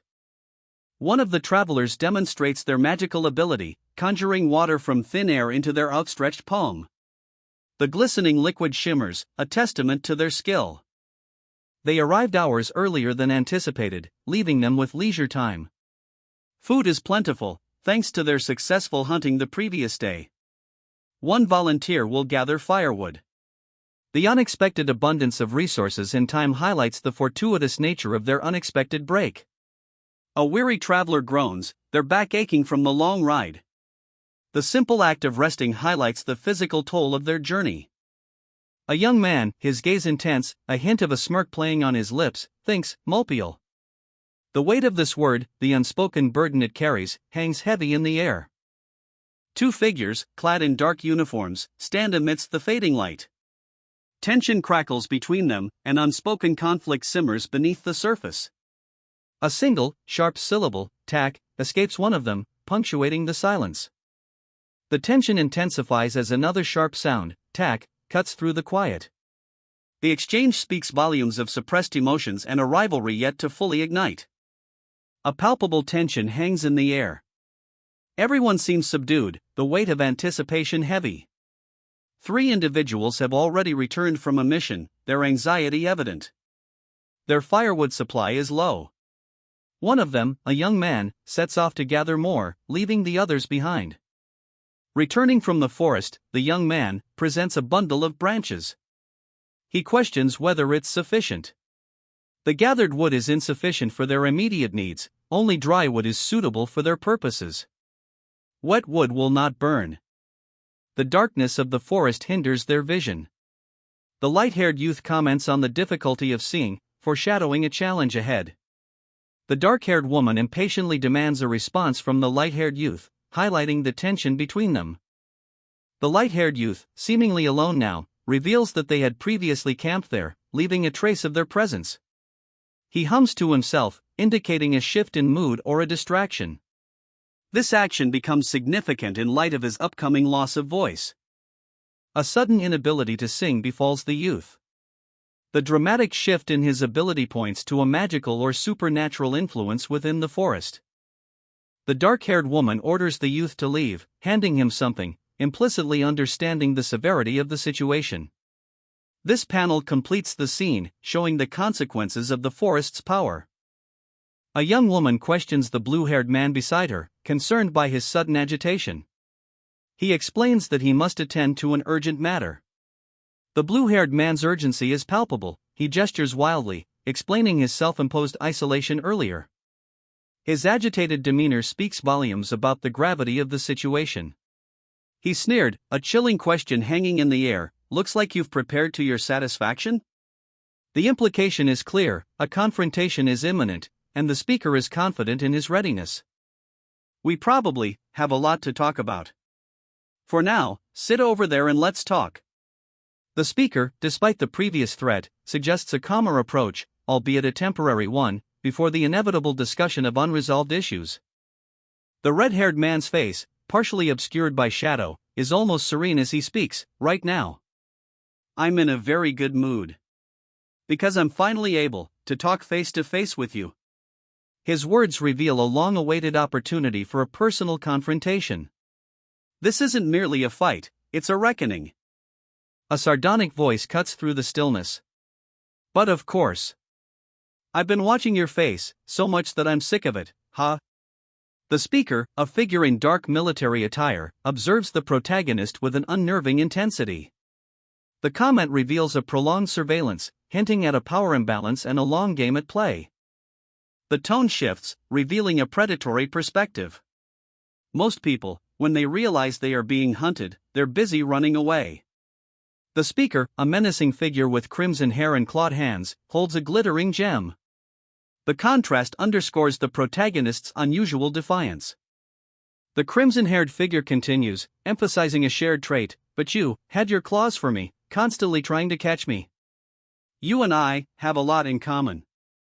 The revelation hints at a deeper connection between the hunter and the hunted, foreshadowing a complex relationship. He then adds, "I revealed myself before you, to give you one last chance."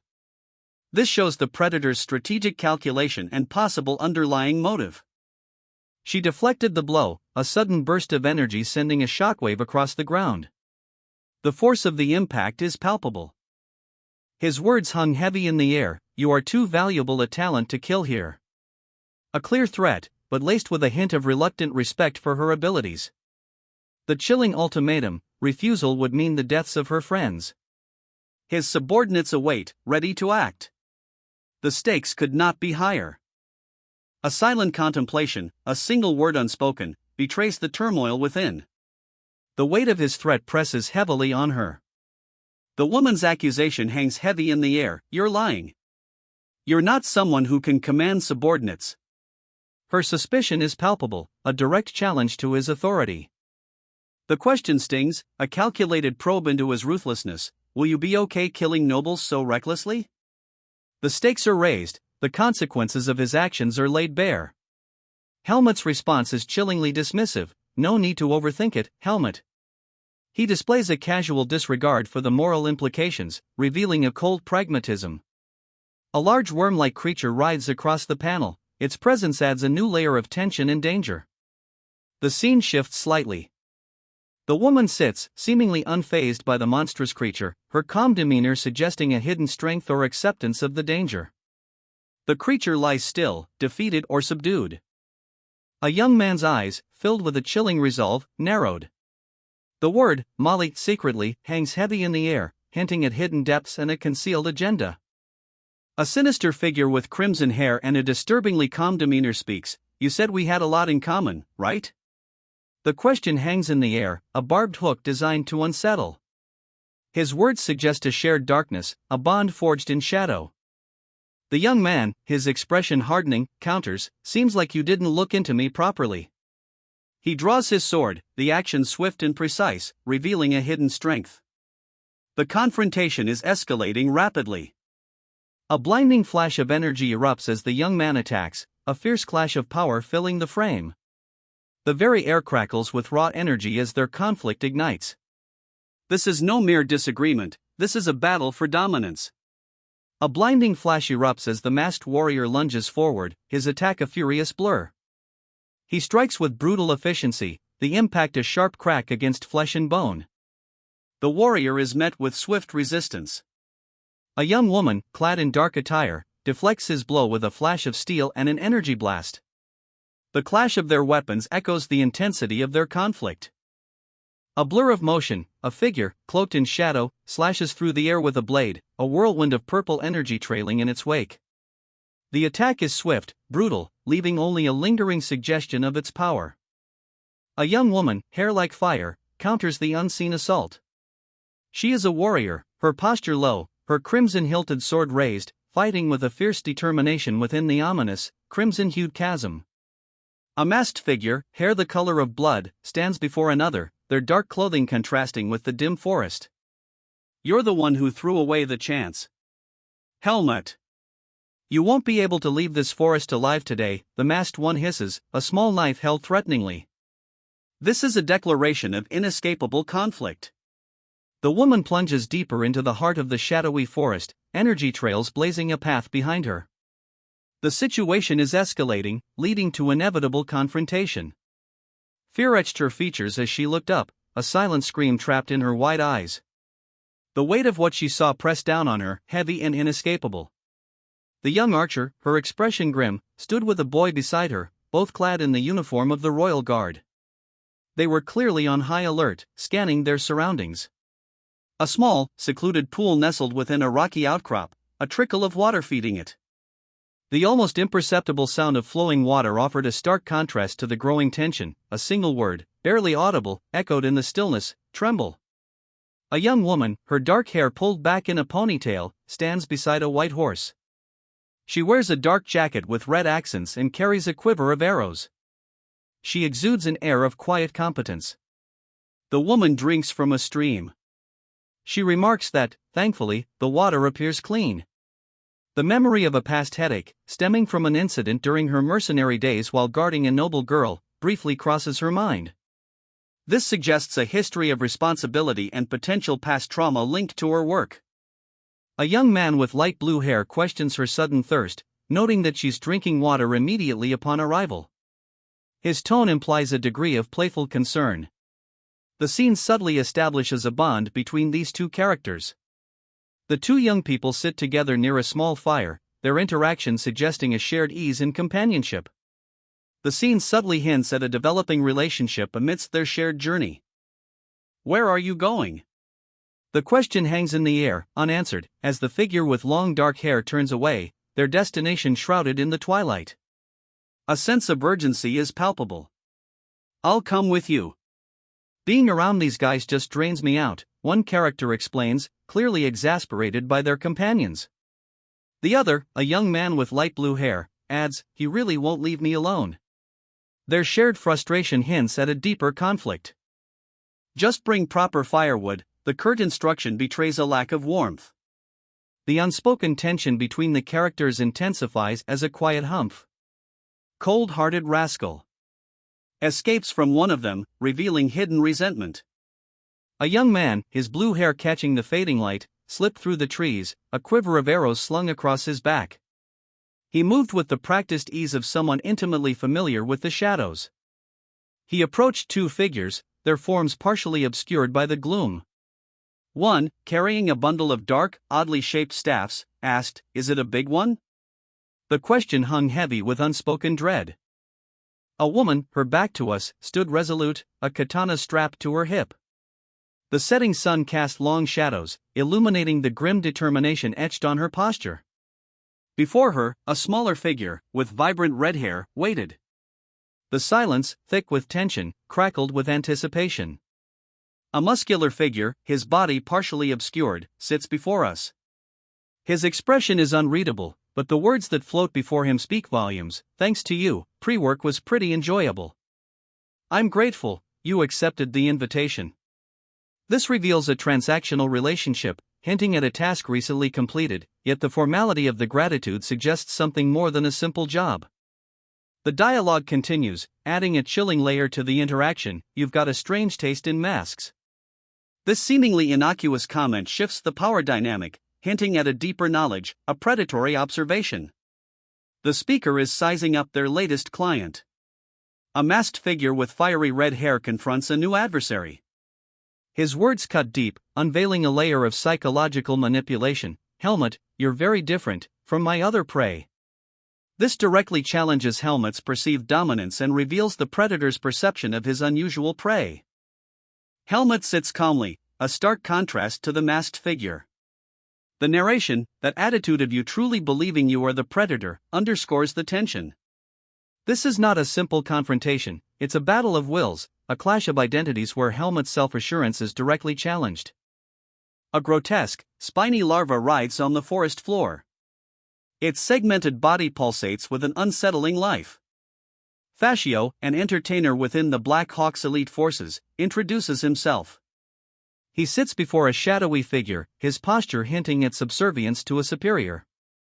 Fascio proposes a grim bargain: consume the larva for a potent medicine. He warns of dire consequences should the offer be refused.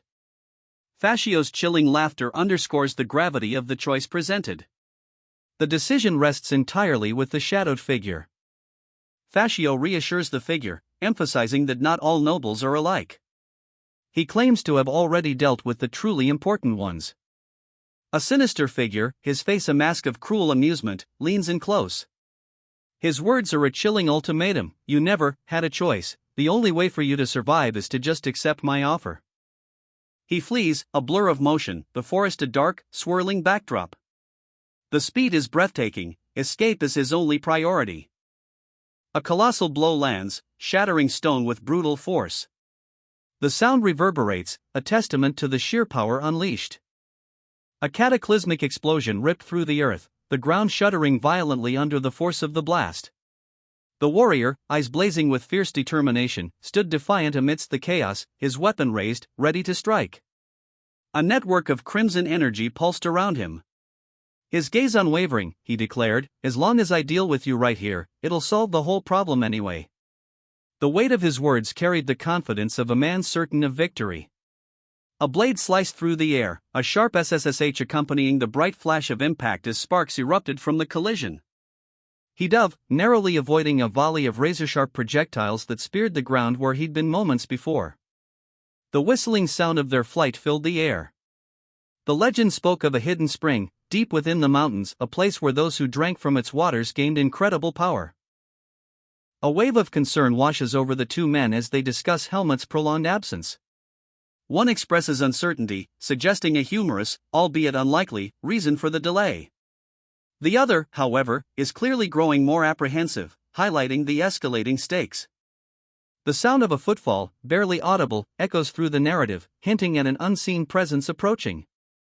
A subtle shift in atmosphere foreshadows a potentially pivotal encounter. What's this? Didn't you say you never forgot to feed the horses? Why did you bring it back? The question hangs heavy in the air, a clear accusation leveled at the young man with blue hair. His comrades, gathered around a campfire, share his visible unease. The scene immediately establishes a conflict, a breach of trust or a serious oversight concerning the care of their mounts. Hey, did you move our horses someplace other than by the pond? The casual question contrasts sharply with the gravity of the situation, highlighting the growing tension between the group. The missing horses are no longer a simple oversight, something far more troubling is afoot. Ha! But the horses weren't there. What? That's impossible. The utter disbelief expressed in the dialogue emphasizes the inexplicable nature of the situation. The established order is shattered, reality itself seems to be defying expectations. How could we possibly move 5 horses without a sound or trace? The question, left hanging in the air, underlines the growing mystery surrounding the disappearance. The panel's stark visuals underscore the silence and the unnerving absence of any clues. The whispered apprehension is palpable as the two figures exchange glances, their faces etched with concern and confusion. The dark forest, a silent and ominous witness to their predicament, further amplifies the sense of unease. A tense silence hangs in the air, broken only by the ragged breaths of 2 young men. One, with striking blue hair, stares wide-eyed in fear, while the other, his dark eyes gleaming with an unnerving intensity, seems poised to strike. The air crackles with unspoken menace. Helmut, a figure of quiet authority, stands before a group of visibly shaken companions. His calm demeanor contrasts sharply with their anxiety. He calmly assesses them, confirming their safety and setting the scene for an impending revelation. Helmut's gaze is intense, his expression unreadable, a stark contrast to the worried faces around him. A critical decision weighs heavily upon him. The need for honesty, a sudden shift in his resolve, is about to break the tension. With a deep breath, Helmut signals for everyone to gather. The weight of his words, a secret long kept, is imminent, and a critical turning point in their journey is near. Tension crackled in the air as the 2 young men huddled together. One, with vibrant red hair, appeared deep in thought, a troubled expression etched onto his face. His companion, sporting teal hair, mirrored his unease. The revelation hit hard, their actions had provoked Black Hawk, leading to a deadly assassin now hunting them. A figure emerged from the shadows, his presence a cold breath against their necks, the wind whispering around him. The threat was palpable. Confusion and disbelief ripple through the young man as he exclaims, "Wait a minute. Why us?" His innocence is palpable, they've done nothing to provoke Black Hawk, a powerful organization known for its ruthlessness. This sets the stage for an investigation into the sudden, seemingly unwarranted attack. The possibility of lingering resentment from Sabbat is raised, but swiftly dismissed. The archer's confident deduction is clear: Black Hawk is hunting him for revenge. This reveals a past, as yet unexplained conflict that is now directly impacting others. The archer stands amidst the fallen bodies of his enemies, a stark visual testament to his power and the gravity of the situation.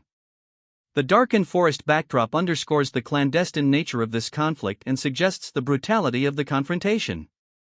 The casual mention of the victim's relatively low mercenary rank reveals a calculated level of ruthlessness on the part of Black Hawk, emphasizing their willingness to inflict violence indiscriminately in pursuit of their goals. Acknowledging her opponent's superior skill, the woman states, "You're more experienced than I thought. Skills honed through real combat, huh? Now I get why you're far superior to us." This reveals a power imbalance and sets the stage for a strategic decision. The woman, taking responsibility for the situation, declares, "Anyway, as you said, it's not fair for others to suffer because of my situation. So, I'll take responsibility and handle this." This shows a decisive character and a willingness to sacrifice for the greater good. A command is issued to Asuka: "You got the crystal ball before we left, right? Take it out." This introduces a crucial artifact and foreshadows a potential problem.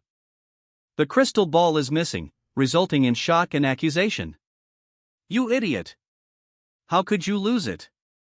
The loss of this key artifact significantly escalates the tension and introduces a critical plot complication.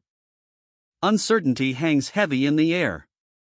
"What do we do now?" one of them asks, the question echoing the unspoken fear. The immediate suggestion, "Should we leave immediately?" reveals their desperate hope for escape. Their apprehension is validated. "Of course, that guy won't let us leave easily," a grim realization dawns, confirming their worst suspicions. The weight of their predicament settles upon them as they huddle around a meager fire. A young woman, her eyes sharp and determined, formulates a plan. She'll provide rearguard protection, calculating, "If I keep watch from the rear, he won't be able to attack us easily. If he does attack, I'll take him out." Her confidence, a stark contrast to the previous uncertainty, indicates a readiness for battle. Two figures exchange a meaningful glance. The unspoken tension between them, palpable despite the lack of dialogue, foreshadows the challenges ahead. The group, exhausted after a grueling 12-hour pursuit, huddled around a meager campfire. Rest and recuperation were deemed essential before the challenges of the coming day. Two figures emerged from the tent, their expressions hinting at a shared apprehension regarding the coming events. A palpable tension hung in the air. A young woman, sword at her side, sat vigilantly, her gaze sharp and alert.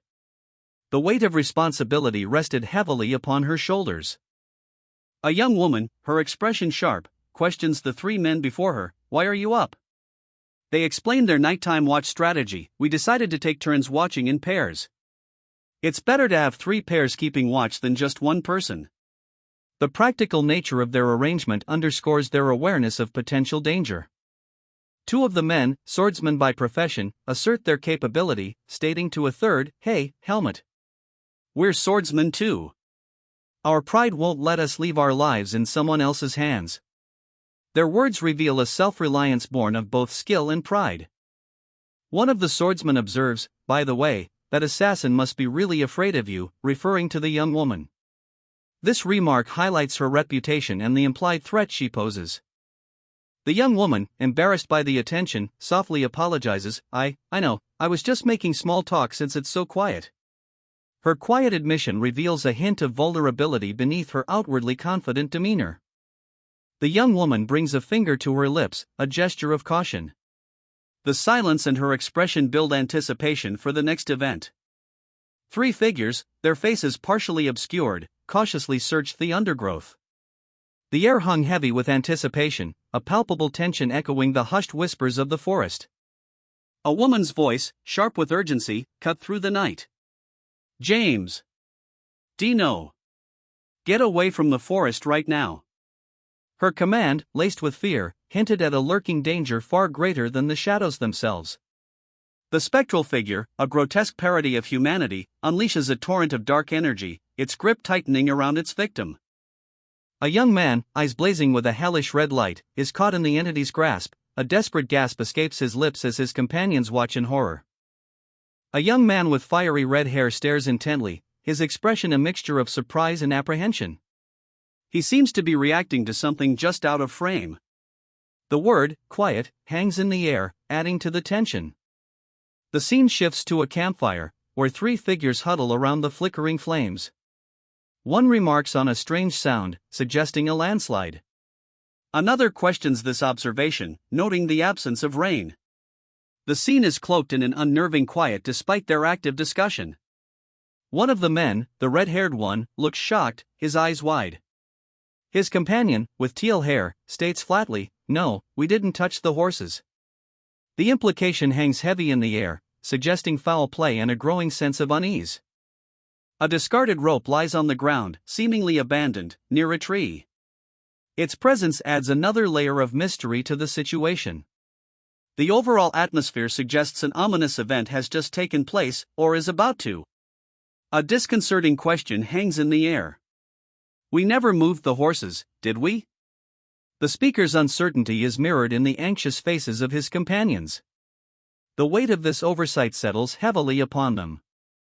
A lone figure emerges from the shadows, his breathing heavy. The weight of his exertion, both physical and emotional, is palpable. The discovery is made. "Come look at this, our horses are."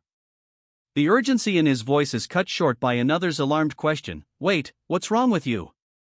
The revelation is clearly unsettling. Unease hung heavy in the air as the two young men exchanged a worried glance. The unspoken tension between them spoke volumes. The red-haired young man, his gaze intense, summarized the situation succinctly, so, in a nutshell. The weight of the upcoming events pressed upon him, evident in his expression. A young person with dark hair tied back in a ponytail stares intently into the distance, their expression unreadable. The firelight glints off their serious features. The revelation hits hard, the three injured cadets who returned were all, somehow connected. A sense of disbelief hangs heavy in the air. A woman with brown hair calmly reveals a chilling truth: before joining the academy, she was a mercenary who eliminated several of Black Hawk's men. The weight of this past hangs unspoken. The three cadets exchange worried glances, a shared apprehension coloring their faces. The implication of the woman's confession is clear: danger is imminent, and their past actions may have unforeseen consequences. A young woman, her expression a mixture of apprehension and regret, realizes the gravity of her words. She silently berates herself for mentioning the planned assassination. Her gaze hardens. She acknowledges the presence of other swordsmen, a slight shift in her strategy. Concern creases the faces of two onlookers as they question the protagonist's decision to face the assassin alone, suggesting that instructors should be informed. A young man with blue hair reveals a growing unease, his expression reflecting a dawning realization that something vital is missing. The implications of this absence are left to hang heavy in the air. That assassin likely stole the item. If he can steal horses, he can steal anything. There are likely traps set up all around this area. Moving in the dark would be unwise. The plan is to leave this place at first light. Even without horses, they should reach the instructors within 12 hours. He's avoiding a direct confrontation because he believes he cannot win a fair fight. A weary voice cuts through the night's quiet: "Stop doing unnecessary things and save your strength." The order, though firm, carries a note of concern. The immediate response reveals a startling resilience: "What about you? Can you manage without sleep?" The question is directed at the one who just issued the command, highlighting a disparity in their capabilities. The reply follows, confirming an extraordinary ability: "I'm fine with going without sleep for about 3 days." The awe in the final statement underscores the unusual nature of this resilience: "You really are a monster." He hasn't shown himself for hours. The observation, whispered with a hint of unease, focuses attention on a hidden presence, building suspense. A young woman, her expression thoughtful and guarded, studies the shadows before her. Her eyes, narrowed in concentration, hint at a plan forming. She contemplates three figures standing rigidly before her: two young men, their faces grim, and a third with an air of suppressed rage. The situation is tense, a silent standoff. The young woman and the two men now draw their weapons. The scene shifts to immediate action: a confrontation is underway. A crimson-haired figure, his body contorted, is flung through the air by a swift, precise strike.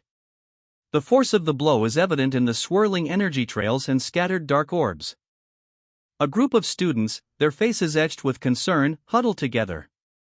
One, with striking blue hair, shows signs of distress. The air is heavy with tension. The warning hangs heavy, don't let your guard down. He's not the type to give up on his prey. The implication is clear, the danger is far from over. A young woman, her gaze fixed on something beyond the panel, utters, "Oh? Isn't that my horse?" A hint of apprehension colors her tone, suggesting a potentially unwelcome discovery. A fierce battle erupts. Two figures in sharp suits unleash a volley of dark projectiles at a larger, more heavily muscled opponent, who stumbles backward from the impact. Panic rises as a thick, ominous smoke engulfs the scene. Two figures, one with light blue hair, peer out from behind a curtain, their faces etched with alarm. "What is this smoke?" one of them gasps. A wave of anguish washed over him as he cried out in agony, his hands clenching his head. The sheer intensity of his distress was palpable. A young woman, her face etched with worry, cradled the distressed man's head. Dino, he got Dino," she whispered, her voice filled with dread. The weight of his condition pressed upon her. The woman's expression hardened as she addressed the man. "You're not one to let someone else take responsibility for your life, right? If you don't want to die, keep your wits about you," she warned, her words sharp and firm. Two young men arrived, their concern evident. "What's going on? What happened to Dino?" one of them asked, his voice laced with anxiety, signaling the escalation of the situation. The woman's gaze was intense as she assessed the situation, stating grimly, "This isn't good.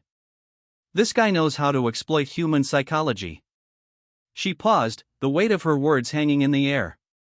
"Does that mean he's more experienced in this than we are?" she whispered, a hint of fear underlying her statement. A young man with vibrant blue hair expresses concern, I don't know, he might still be nearby." His worried expression is mirrored by his comrades, huddled together in a desolate landscape, the weight of uncertainty heavy in the air. A young woman with dark hair sharply questions, "Are you saying we should just run away without him?" Her tone is firm, revealing a determination to stand by their missing comrade, Dino. The tension escalates. The woman continues her internal monologue, a strategic calculation playing out in her eyes. "But if we all move together, we're doing exactly what he wants. If I go alone to save Dino, we'll be left defenseless." The potential consequences of both actions weigh heavily upon her. Despite her companion's pleas for calm, hey. Blaming him now is no help. "Let go of him and cool your head, man." The woman's resolve hardens. Her fierce determination to rescue Dino overshadows all other considerations. She refused to abandon Dino, but the risk to the entire group was too great to save only one. Her resolve wavered, the weight of command heavy on her shoulders. James's impulsive reaction to her calculated decision caused a stir among the group. Helmut, ever the pragmatist, tried to calm the escalating situation. The immediate aftermath of the confrontation showed Helmut slightly injured, prompting the others to consider the validity of James's words. The situation's gravity underscored their shared peril. Despite Helmut's logical argument, the others recognized the inherent risk in leaving Dino behind, choosing loyalty and camaraderie over strategic calculation. A thoughtful consideration of the situation and the shared bond between them settled on her face. The decision had been made, they would not abandon Dino. A young woman with long brown hair stands silently, her expression unreadable, as a group of soldiers stands behind her. One soldier, Helmut, looks towards her, concern etched on his face. The atmosphere is tense. The weight of her unspoken apology hangs heavy in the air. She confesses her fear paralyzed her judgment, leading to a prior critical mistake. Helmut's hand rests on his chest, a subtle gesture of understanding and perhaps forgiveness. The other soldiers maintain a watchful, quiet posture. The immediate danger appears past, but the unspoken consequences of their actions linger. He deemed it nearly impossible. The weight of the task, etched on his face, mirrored the heavy sword at his side. A young man, his face etched with worry, confessed his long-standing friendship with the kidnapped Dino. He couldn't abandon him. He admitted a lack of strong loyalty to his comrades, but he couldn't bring himself to back down. The resolve, though born of personal connection, was clear. A young woman, her eyes downcast, silently agreed. Their shared purpose solidified their alliance. The urgency of the situation became stark: no rest until Dino was rescued and the assassin defeated. The weight of their responsibility pressed down on them. A blinding flash erupts, followed by a sharp, slicing sound as something or someone is cleaved in two. The air itself crackles with residual energy. A group of soldiers, startled, stare in disbelief at the aftermath. Their leader's voice trembles as he gasps, what is that?" The unspoken question hangs heavy in the air: what unimaginable power could have caused such destruction? A hushed gasp escapes the lips of one of the students. The weight of the unseen horror is palpable, a silent testament to the catastrophic event just witnessed. The KKKKKK sound reverberates the shock and fear. "This is a human finger, isn't it?" One of the young men stares, horrified, at the severed digit. The grim discovery sets a chilling tone, foreshadowing the violence to come. The group examines the finger, suspicion clouding their faces. "Look, can you tell if it's Dino's finger?" The question hangs heavy in the air, highlighting the precarious situation and the potential loss of their comrade. They are grappling with the brutal reality of the situation. "Wait, Helmut, look." A new voice cuts through the tension, drawing attention to something else entirely. The shift in focus promises a new development. A tattered map is revealed, its lines hinting at a perilous journey ahead. The focus shifts from the immediate horror to a potential path forward, underscoring their determination to investigate Dino's fate despite the grim evidence. A map, possibly an ancient one, is being examined. One of the individuals present observes, "I think I saw that place on the way here." This seemingly insignificant comment hints at a familiarity with the location shown on the map, suggesting a familiarity with the terrain and potential upcoming events. A finger points to a specific location on the map. Here it is. The big rocky hill. It's quite far. How long will it take? The question highlights the distance to their destination, foreshadowing a potentially dangerous journey and a ticking clock. Tension rises as a heated discussion unfolds. "Helmut, there's no need to do what that rascal says. We can all go, get Dino, and take him down together." The urgency of the situation, and the disagreement regarding the best course of action, is palpable. The reference to Dino establishes him as someone they are trying to retrieve, creating suspense. A decision is made. That leaves us with only one option. Helmut goes alone to rescue Dino, and we wait here until he returns. This decisive, yet potentially risky, plan reveals the gravity of the situation and underscores the trust placed in Helmut. The potential dangers awaiting Helmut are left to the reader's imagination, creating dramatic anticipation. A young person with long dark hair and piercing purple eyes stares intently, a thoughtful frown etching their features. A sense of quiet determination hangs in the air. Also, "I've just thought of a great plan, you see," the internal monologue reveals, hinting at a shift in the narrative's momentum. The young person from the previous panel is now flanked by two others, their expressions a mix of apprehension and anticipation, reflecting the weight of the forthcoming plan. A sudden, desperate cry pierces the silence: "Dino!" The ensuing chaos is suggested by violent, dark strokes that engulf the panel, foretelling a dramatic turn of events. The warrior deflected a blow, their movements a blur of controlled aggression. A practiced hand grips the weapon, this is not their first fight. A smoke bomb explodes, momentarily obscuring the scene. One figure, James, is urged to remain calm and vigilant. Their opponent, though temporarily hidden, is still a threat. The astute observer notes the enemy's conscious state before capture, indicating a strategic retreat rather than a fatal blow. This suggests a larger, more complex plan is underway. James's worried expression reflects the weight of this realization: the threat remains, only more inscrutable now. Dino lies dead on the ground, his crimson hair a stark contrast to the dust swirling around him. Two swords lie discarded nearby, testament to a brutal fight. A young woman with dark hair kneels beside him, her face obscured by shadow, grief heavy in the air. In the distance, figures retreat, their forms shrouded in mist. A man with gray hair, his face etched with worry, demands, "Where did that bastard go?" The question hangs in the air, a desperate attempt to regain control amidst the chaos. The gray-haired man's concern intensifies. He addresses the young woman, his voice laced with urgency, "Helmut, don't tell me you're thinking of leaving Dino behind." Her response is curt and resolute, "Not yet." The decision, though unspoken, hangs heavy between them, a promise of retribution. The group, now joined by a young man with vibrant blue hair, crouches over Dino's lifeless body, their faces reflecting a mixture of shock and grief. One mutters, "Damn it, why is this happening to us?" Their sorrow underscores the weight of their loss and the uncertain path ahead. "Right. Helmut, if you think about it, this is all your fault."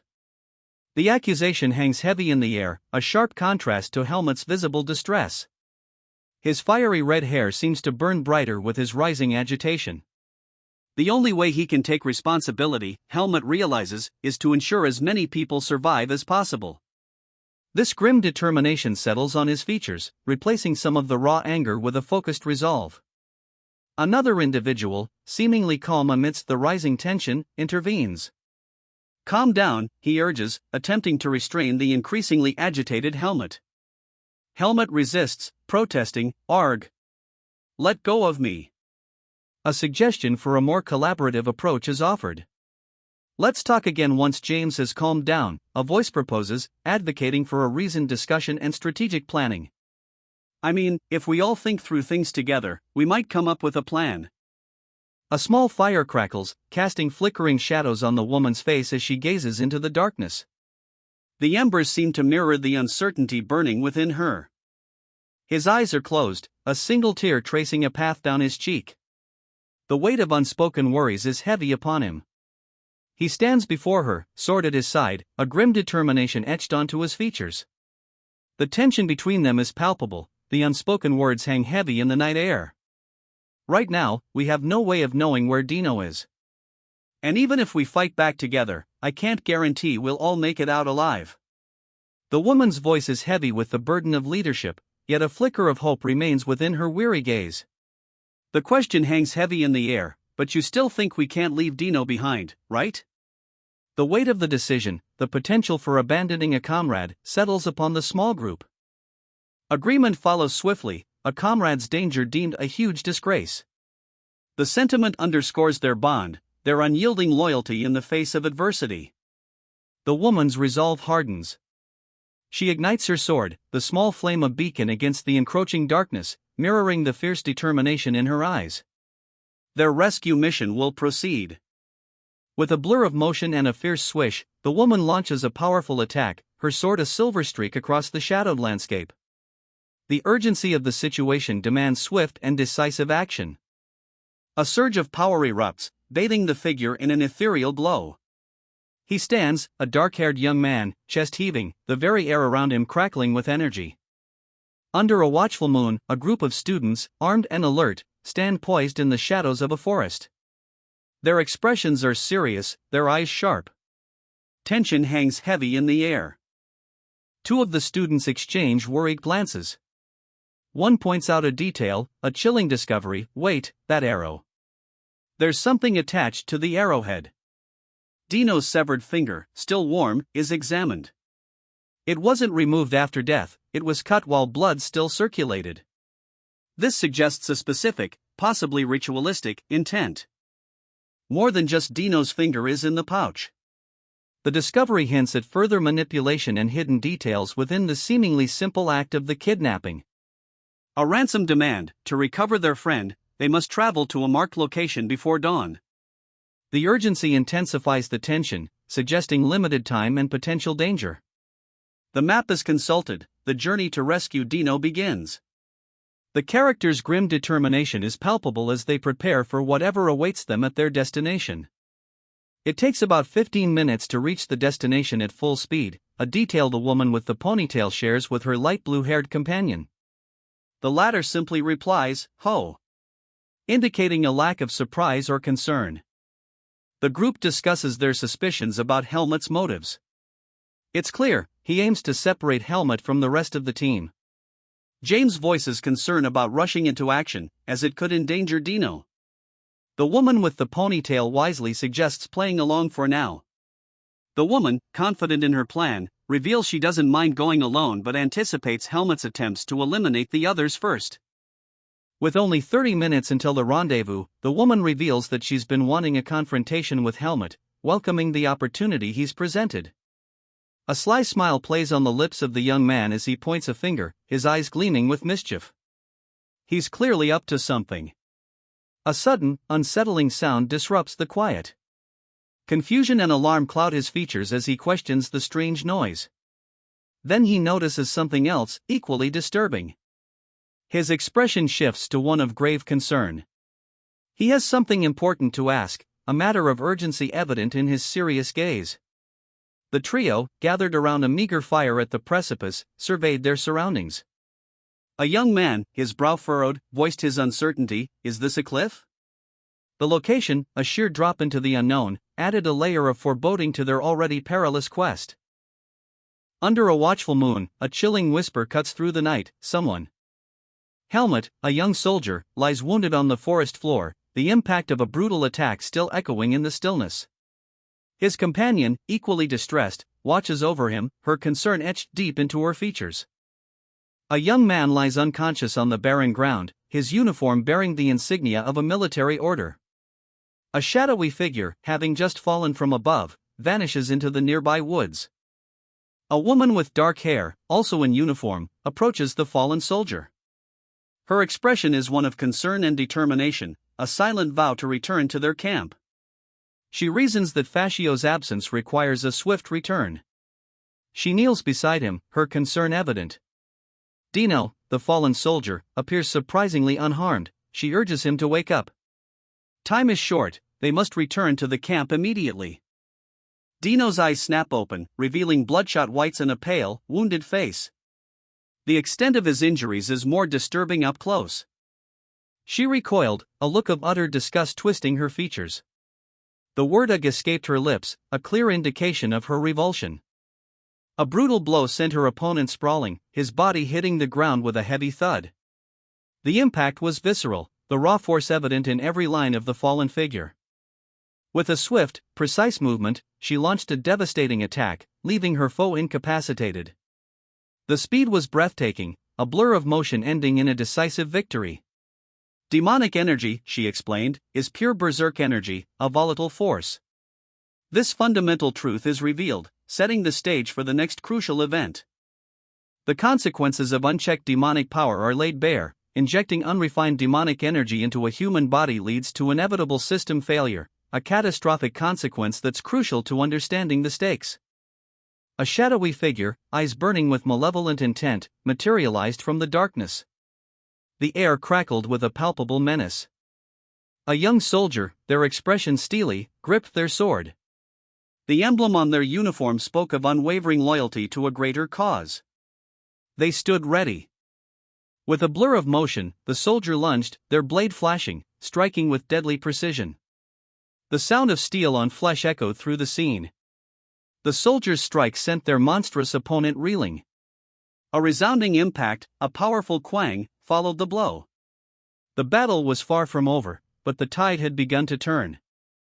A young warrior, clad in school uniform, leaps from above, his sword aimed at a hulking, demonic figure below. The impact is imminent. Observing the scene, a woman with dark hair and crimson accents in her clothing calmly assesses the situation. Even with a significant amount of demonic energy in him, it's just a human transformed into a monster. Killing him is not that difficult, she observes, her tone devoid of emotion. This reveals her understanding of demonic corruption and her considerable power. The demonic figure, now fully transformed, roars in rage, his eyes burning red. His terrifying visage speaks to the complete corruption of his form. The seed of darkness within her stirs, reacting to a surge of pure demonic energy that has finally reached her after a long wait. Before her, a shadowy figure emerges from the mist, its form barely visible yet radiating menace. The tension is palpable. A hand clutches at her chest, a sign of the internal struggle she faces. The weight of the demonic energy is clearly taking its toll. A demonic foot crashes down, the ground trembling under the impact. The raw power of the approaching entity is undeniable. The demon hurtles forward, a blur of motion and shadow. The confrontation is imminent. He launched a furious counterattack, a whirlwind of motion blurring into a chaotic dance of blows. The sheer power of his strikes shattered the air around him. His opponent, a hulking figure, met his assault with a ferocious snarl, revealing teeth far too sharp for a human. The primal rage in his eyes was undeniable. The ground cracked beneath them as a colossal force erupted, a deafening quang, splitting the earth. The resulting fissure swallowed the combatants, momentarily obscuring the outcome of their desperate struggle. His eyes blazed with dark power, a furious energy crackling around him. The very air vibrated with his intensity. He lunged, his blade a blur against the monstrous figure before him. The creature roared, a sound that shook the earth as it met the attack. Purple energy crackled between them as they clashed. A tremendous impact, a violent shattering, the sounds and the shockwaves echoing the raw power of their collision. A cataclysmic tremor rips through the earth, shattering rock and sending dust billowing into the air. The sheer force of the upheaval is palpable. The dust settles, revealing a scene of devastation. A powerfully built man lies inert in a crevice, his body marred by the earth's violent upheaval. A woman, sword at her side, stands over him, her expression grim. She kneels beside the fallen man, her concern evident. A quiet word escapes her lips, pulse. Her hand rests on his chest, a silent check for a life sign that may be fading. A desperate energy radiates from her, a silent plea for survival against the overwhelming odds. With a grim determination etched on her face, she declares, "I can easily burn it all with this." The resolve in her voice speaks volumes about the sacrifices she's willing to make. A hand gently rests on Dino's forehead as he lies unconscious, his face pale and marked with grime. He's clearly exhausted from a grueling ordeal. The woman with dark purple hair, her expression grim, focuses intently on a faint purple glow emanating from her hand. A sense of urgency hangs heavy in the air. Dino, now slightly recovered, is being helped to his feet. The woman urges him to hurry back, emphasizing the dire situation they face. She carries him, his body limp, their return to safety fraught with urgency.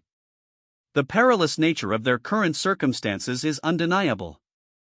A young woman, her expression etched with worry, cradles a wounded man.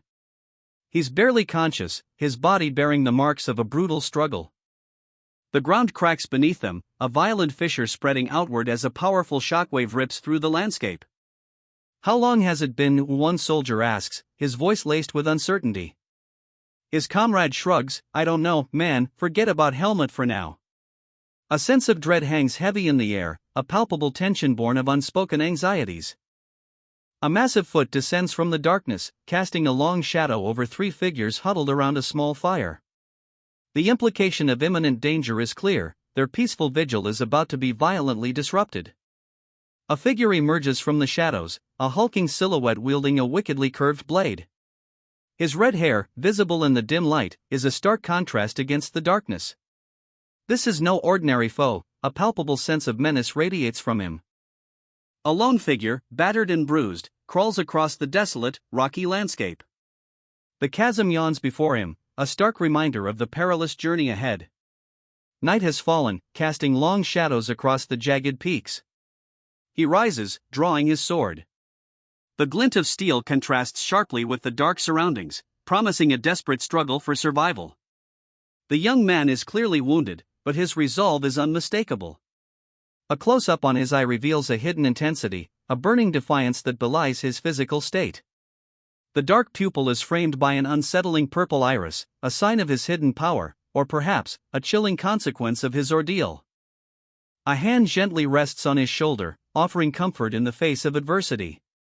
The touch, though tender, speaks of a protective presence, a subtle shift in the balance of power. This is not simply a fight for survival, it's a fight for something more.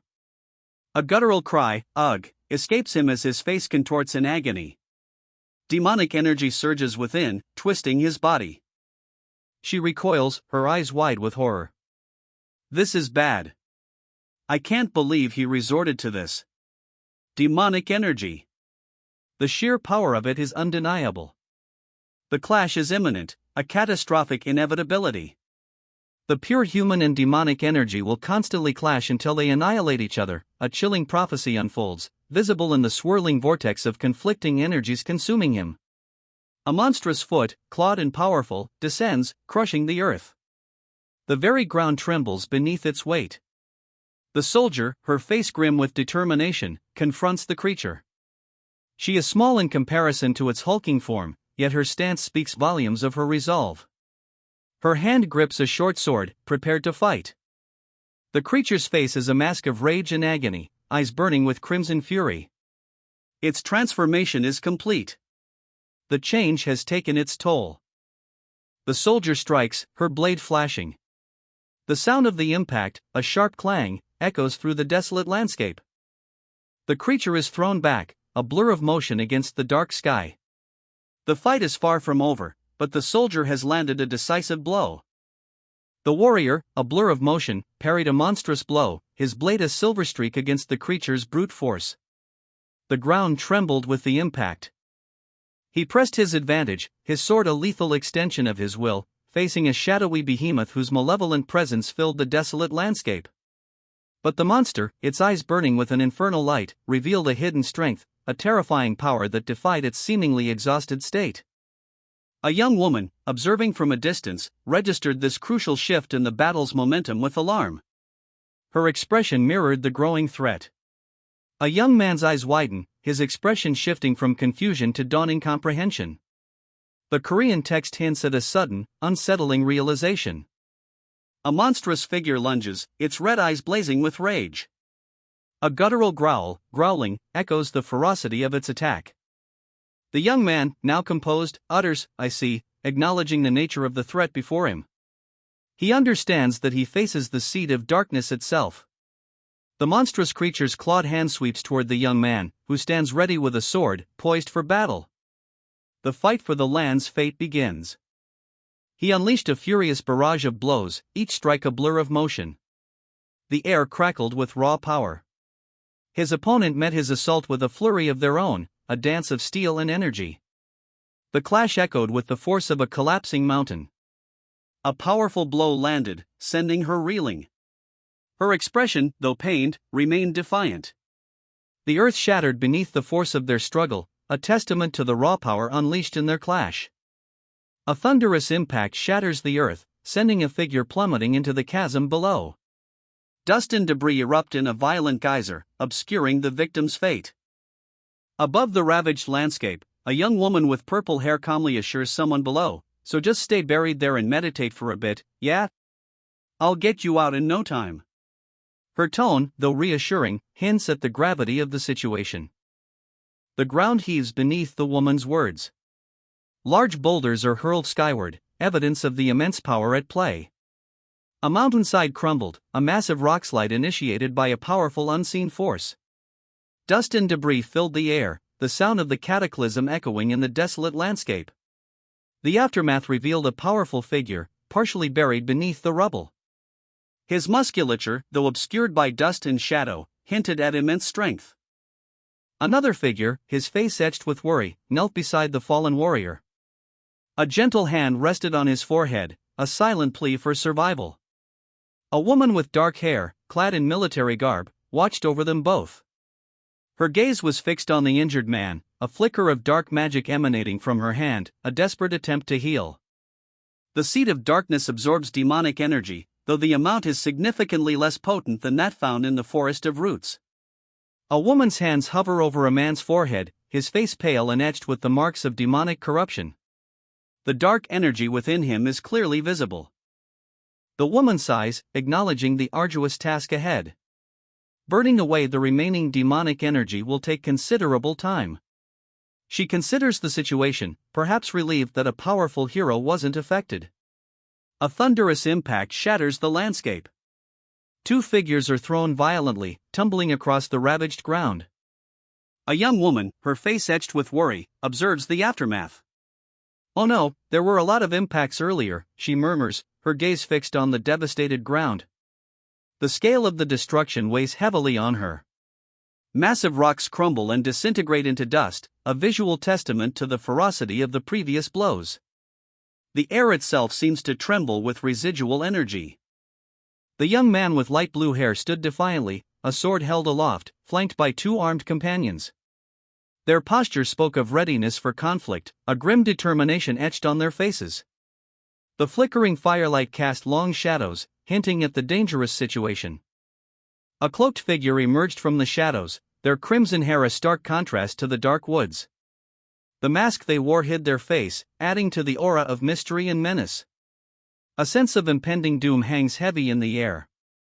A hand gently touched the brow of a man lying unconscious, his face marred by injuries.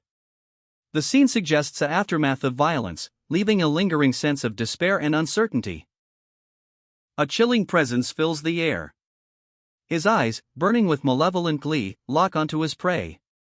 A cruel smile stretches across his lips. Helmet, his face etched with apprehension, stares back, beads of sweat forming on his brow. The weight of the encounter settles heavily upon him. Doubt hangs heavy in the air as the group huddle together, a palpable sense of urgency in their hushed discussion. One of them declares there's no reliable way for humans to detect their presence.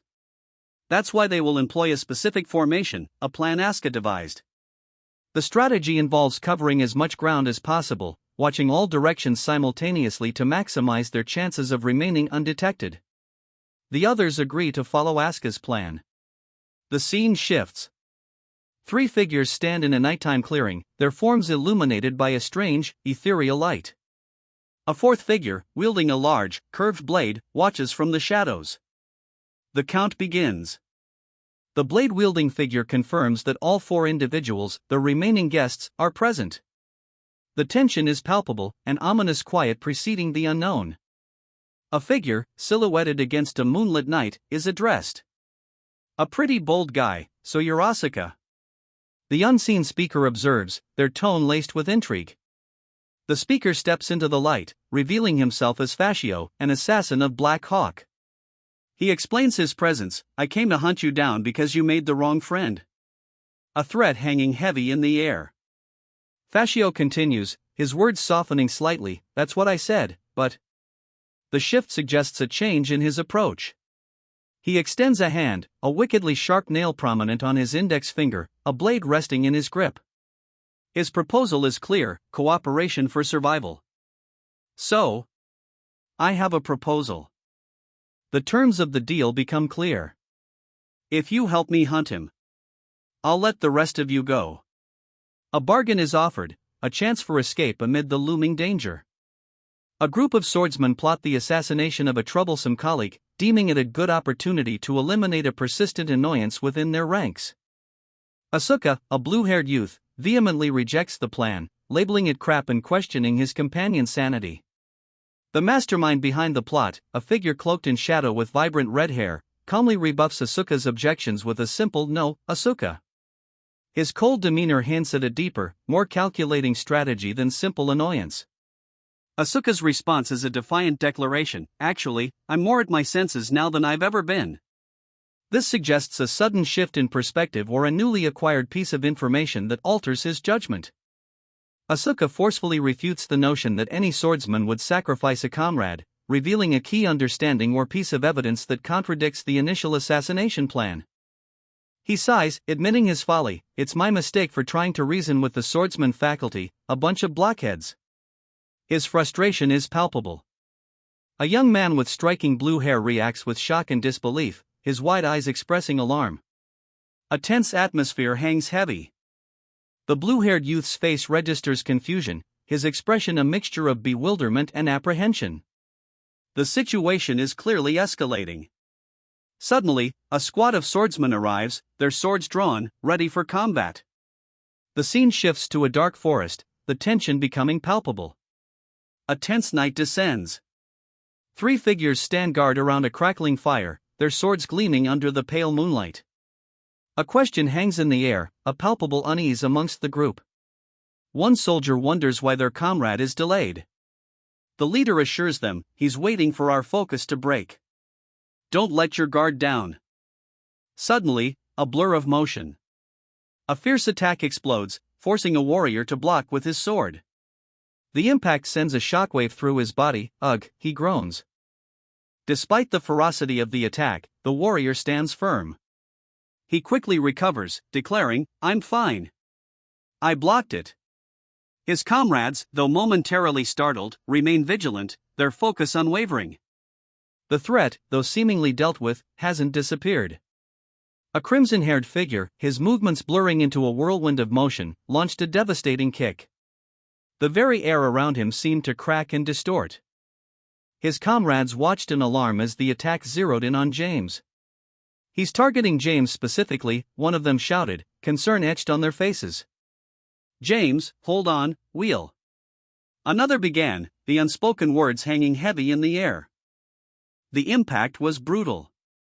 A purple explosion erupted as James was sent flying, a testament to the raw power of the attack. One of James's allies, face contorted with frustration and defeat, muttered, "Damn it. He's totally making fools of us." The weight of their failure settled heavily. The masked figure, a whirlwind of crimson hair and dark intent, prepared for the attack. His wicked blades, honed to a razor's edge, shimmered faintly in the twilight. A cruel smile stretched across his masked face. "I'll speed things up now. I hope you don't break too easily," he hissed, his words a prelude to violence. The masked figure's attack was swift and merciless. One of the three opponents crumpled, a crimson stain blossoming across his chest. A devastating blow ripped through the air, a white blur of motion, targeting the remaining two. A young man with fiery red hair, his face contorted in pain, coughs, "Cook," amidst a brutal scene. Two comrades, one with light blue hair, stand behind him, equally battered. The trio is clearly outnumbered and outmatched. Gasping for breath, huff, huff, the blue-haired soldier and his red-haired companion struggle to their feet, their bodies torn and bleeding. The grim reality of their defeat weighs heavily on them. A shadowy figure emerges from the darkness, their blade dripping, mockingly observing the wounded soldiers. "What a sight," the figure sneers, "you finally look like prey. Your little show was quite entertaining." The tone is one of cold, superior amusement, highlighting the hunter's complete dominance over the situation. The blue-haired soldier, his face streaked with blood and sweat, hangs his head, defeated. He is clearly exhausted, the weight of their failure palpable. A voice, laced with disdain, cuts through the tension. "You seem to be enjoying this situation quite a bit." The implication hangs heavy, this observation is not a compliment. The young man with vibrant blue hair grins, a mischievous glint in his eyes. He flexes, a defiant posture. His enjoyment of the circumstances is undeniable. His expression shifts, the playful grin morphs into a chilling smirk. Bloodstains are now visible on his face, adding to the unsettling transformation. The shift hints at a darker intention behind his apparent delight. A lone figure, small and cloaked, sprints across a desolate landscape. A campfire crackles behind him, casting a warm glow on a group of armed men, one sharply dressed in a tan suit, their swords glinting menacingly. The scene is tense, the chase underway. Two young men watch, their expressions grim. "That's him," one says, "the guy who kidnapped Dino." The urgency in their voices underscores the gravity of the situation. The other warns, "Don't ruin the plan we worked so hard on." One of the young men, concern etched on his face, considers the challenge ahead. And when the opportunity arises, the statement trails off, hinting at a carefully crafted counter-strategy. A sinister figure, his face partially obscured by shadow, reveals a chilling truth, "And one guy who's not here." His ominous chuckle underscores the gravity of the missing person. Two young men react with disbelief. One, with bright blue hair, explodes, "Seriously? Are you going to believe everything the enemy says? Just cover your ears." His frustration highlights the stakes and the precariousness of their situation. The shadowy figure continues his explanation, identifying the remaining members of their group. Then the other two young masters are Andrew and James. The image shows Andrew and James, tense and ready for battle, confirming the figure's words.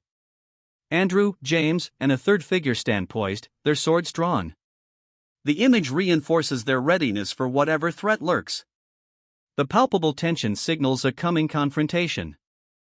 Killing two nobles is exceptionally risky, even for someone as skilled as Black Hawk. This is a calculated risk he's unwilling to take. Unnecessary risk is something he actively avoids.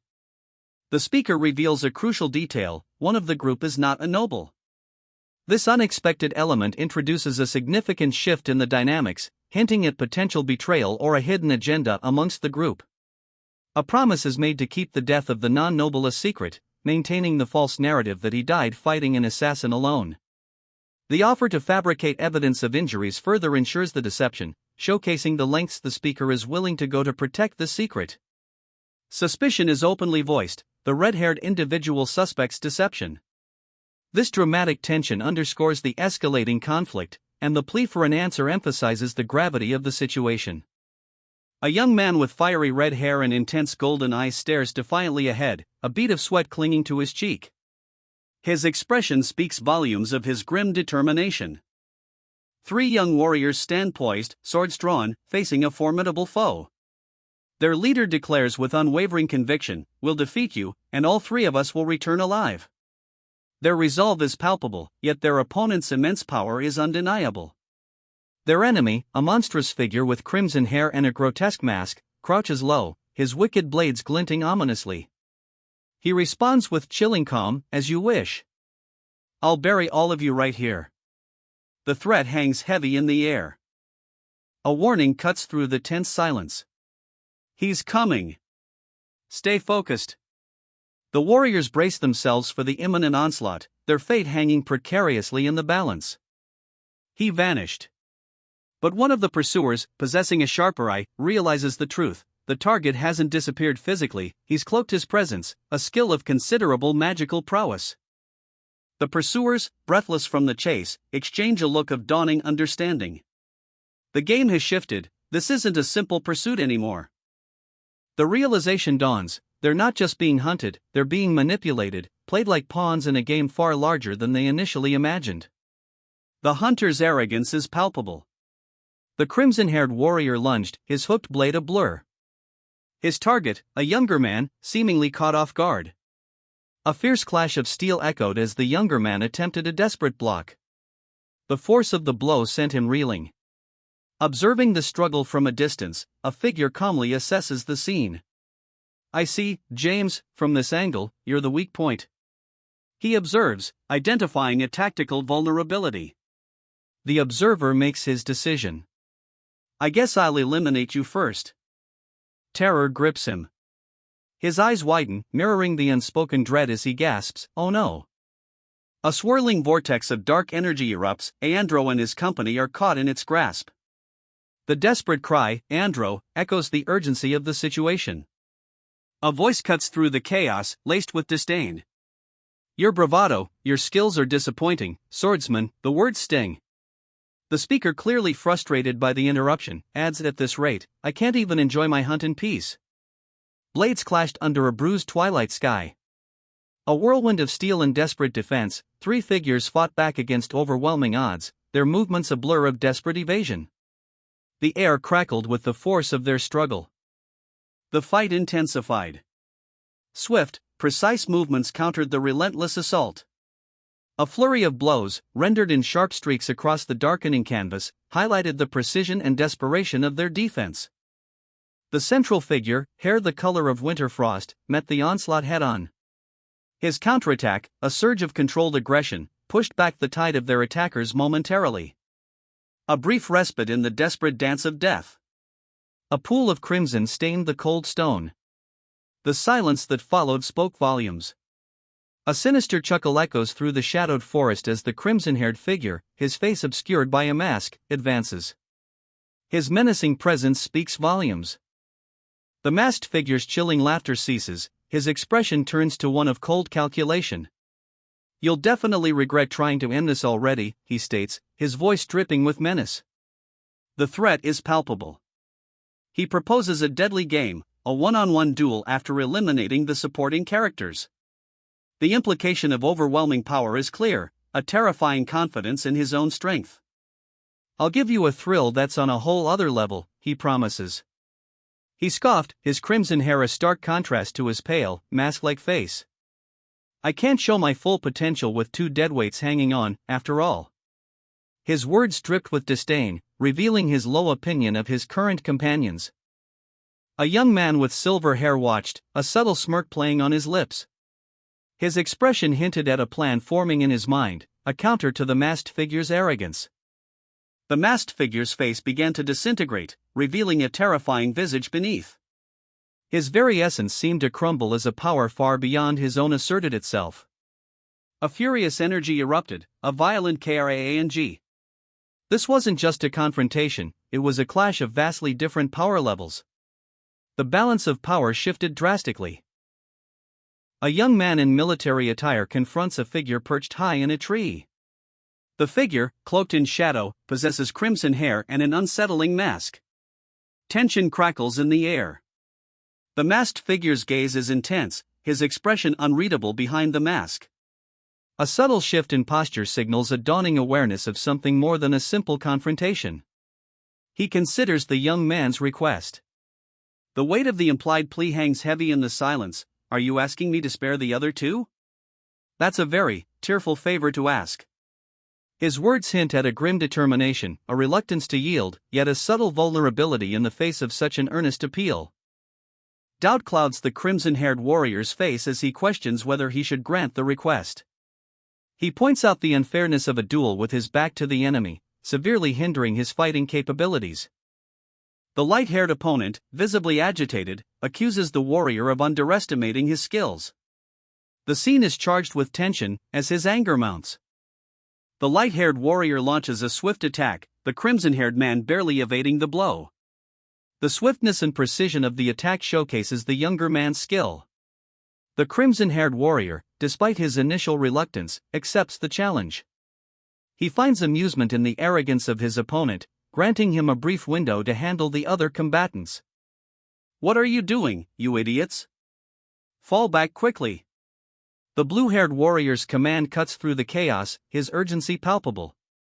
The situation is clearly dire, demanding immediate retreat. James, severely wounded, is urged to retreat. James, if you don't stop the bleeding now, you'll be in real danger. Let's leave it to Asuka for now and get you treated. His comrades prioritize his survival, recognizing the escalating threat. Despite his injuries, the blue-haired warrior, seemingly named James, is resolute. All right.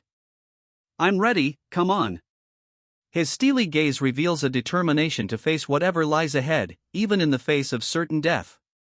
The blue-haired warrior lunged, his blade a blur, cleaving deeply into his crimson-haired opponent's back. A spray of blood marked the brutal efficiency of the strike. The blue-haired warrior, his face streaked with blood, spat, tch. His expression betrayed both contempt and exhaustion. He drove his blade into the earth, creating a shockwave that sent his opponent reeling. The battle, though far from over, had shifted decisively. The blue-haired swordsman, wounds bleeding, stands defiant, his blade humming with energy. Beside him, a woman watches, alert but cautious. His fighting style has shifted, a subtle but significant change. A voice, sharp and analytical, observes, the young man's swordsmanship is unlike anything seen before. This is new information. The stakes have risen considerably. The blue-haired swordsman, his face contorted in a grimace, pushes himself to the limit. The raw power of his attack is palpable. He continues his assault, his voice a low growl, and strike precisely the moment you feel the sword's touch. He is refining his technique, becoming more precise and deadly, as if guided by a newfound understanding. He reflects on his approach, musing about his increased precision, questioning if it is enough. The young woman grips her staff, eyes narrowed in grim determination. A silent promise hangs in the air, a silent vow to overcome whatever challenges lie ahead. A swift, brutal clash. The blue-haired warrior's blade finds its mark, a pained cook, escaping his opponent's lips as blood sprays across the scene. The ferocity of the attack leaves no room for doubt, this is a fight for survival. With a blur of motion, the blue-haired warrior launches a ranged attack, a devastating wave of energy slicing through the air towards two onlookers, who watch in stunned silence as the attack passes them narrowly. His control and precision are evident, even under pressure. The fight continues with relentless intensity. A powerful strike sends the red-haired opponent flying, the blue-haired warriors attack leaving a trail of blue energy. The battle's outcome remains uncertain, a dance of life and death. The red-haired warrior, agile and relentless, retaliates with a wickedly curved blade. A desperate attempt to regain control of the fight, a display of raw, untamed power and determination to survive. The clash of steel, a desperate struggle for survival. A young man with bright blue hair collapses, muttering weakly, his body racked with pain. His labored breathing and desperate whispers signal a critical injury. His adversary, a figure cloaked in shadow and adorned with a distinctive mask, reveals a chilling confidence. He admits the previous battle wasn't a bluff, highlighting the young man's heightened senses as evidence of his prowess, almost admiringly. The masked figure ominously declares that it's time for the main dish to return, foreshadowing a significant, imminent arrival or development. With a swift, lethal movement, the masked figure ends the young man's life, a cruel mercy concluding a hard-fought battle. His final words, "Now I'll let you rest in peace," are a morbidly calm declaration. The panel shows the aftermath of the strike, the killer standing over his fallen victim. The impact is visceral, emphasizing the finality of the attack and the power differential between the two combatants. Terror gripped the two young men as a wave of destructive energy washed over them. Their faces, etched with fear and shock, mirrored the devastation unfolding before them. One of them, his blue hair a stark contrast to the swirling blue energy, clutched at his bleeding arm. The raw power had inflicted a grievous wound. The scene shifted to a figure with piercing eyes and violet hair, his expression twisted into a cruel smirk. He blocked it, the villain hissed, his voice laced with chilling satisfaction, concentrating the blow to protect himself. The villain, his power evident in the icy blue energy that crackled around him, pressed his advantage. The youth's desperate attempt to shield himself had left him vulnerable. A malevolent face, pale and sharp, fills the panel. His eyes gleam with malevolent intent, a sinister smile playing on his lips. The surrounding energy crackles with dark power. He holds a magic scroll, explaining, "This is the vacuum magic scroll I bought last time when I went out to buy camping supplies." A simple, yet surprisingly effective, trap is being set. His plan unfolds, then, "I'll lure him to attack this arm, which I'll wrap with this scroll." This demonstrates his cunning and resourcefulness in the face of a formidable foe. The plan springs into action. A burst of energy erupts as he creates a distraction, creating an opening for me to attack. The onomatopoeia underscores the impact of the sudden energy release. A figure, his face a mask of grim determination, lies half submerged in shadow. The violent struggle is evident in the harsh lines etched across his features and the chaotic energy radiating from him. A soldier, sword gleaming, stands poised in a dark forest. His challenge echoes, "Let's get rid of those two in the back and play one-on-one, yeah? I'll give you a thrill that's on a whole other level." The air crackles with anticipation, a duel imminent. Asuka, wounded and weary, gasps for breath. His strained whisper, "Asuka," reveals both exhaustion and a desperate clinging to consciousness. The opponent, his face twisted in cruel amusement, delivers a withering assessment, "If you're only going to pick on weaklings, I can't help it. But if you can't even beat me, you'll lose pathetically to Helmet as well." The threat hangs heavy, revealing a deeper power struggle beyond the immediate conflict. A shadowed face, barely visible, betrays only intense fury. The single word, barely audible, hangs heavy in the air, "Oomph." The figure steps into the light, a towering crimson-haired warrior, wielding wickedly curved blades. His disdain is palpable. "Honestly, it's a lowly provocation. But if you were going for my taste, I'll commend you for hitting the mark." A soldier, bleeding and defeated, stumbles back, his protest a barely audible whimper, "Be but." The warrior stands over his defeated foes, two men, one pale with blue hair, tremble before him. The scene is a testament to the warrior's overwhelming power. A tense silence permeates the air. The blue-haired man massages his injured arm, a grim expression settling on his face. The fight, though seemingly over, leaves a bitter taste. The crimson-haired demon lord smirked, his gaze fixed on the young man with blue hair, a captive at his side. His sinister amusement spoke volumes. With a sudden burst of energy, the young man broke free, launching himself into a furious attack. A glowing arc of energy sliced through the air. The ensuing clash was brutal. The young man's blade met his opponent's, sparks flying. His desperate assault was relentless. He continued his desperate assault, his every move fueled by a burning need to escape. Each strike was precise, showcasing remarkable skill. The masked figure, his crimson hair a vibrant flame against the gray sky, lets out a chilling chuckle. His eyes, though hidden, convey a cruel confidence. This is no ordinary foe, the very air crackles with his unsettling power. A moment of doubt crosses the masked figure's mind, a flicker of uncertainty in his otherwise unwavering demeanor.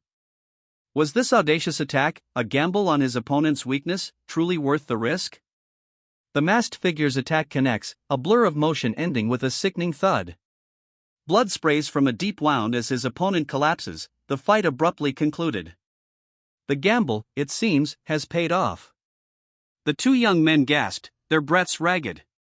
One muttered, recognizing a familiar technique, it's similar to the swordsmanship that first-year girl showed. The red-haired assailant, his face partially obscured, laughed creepily. His opponent asked, bewildered, what's with that creepy laugh?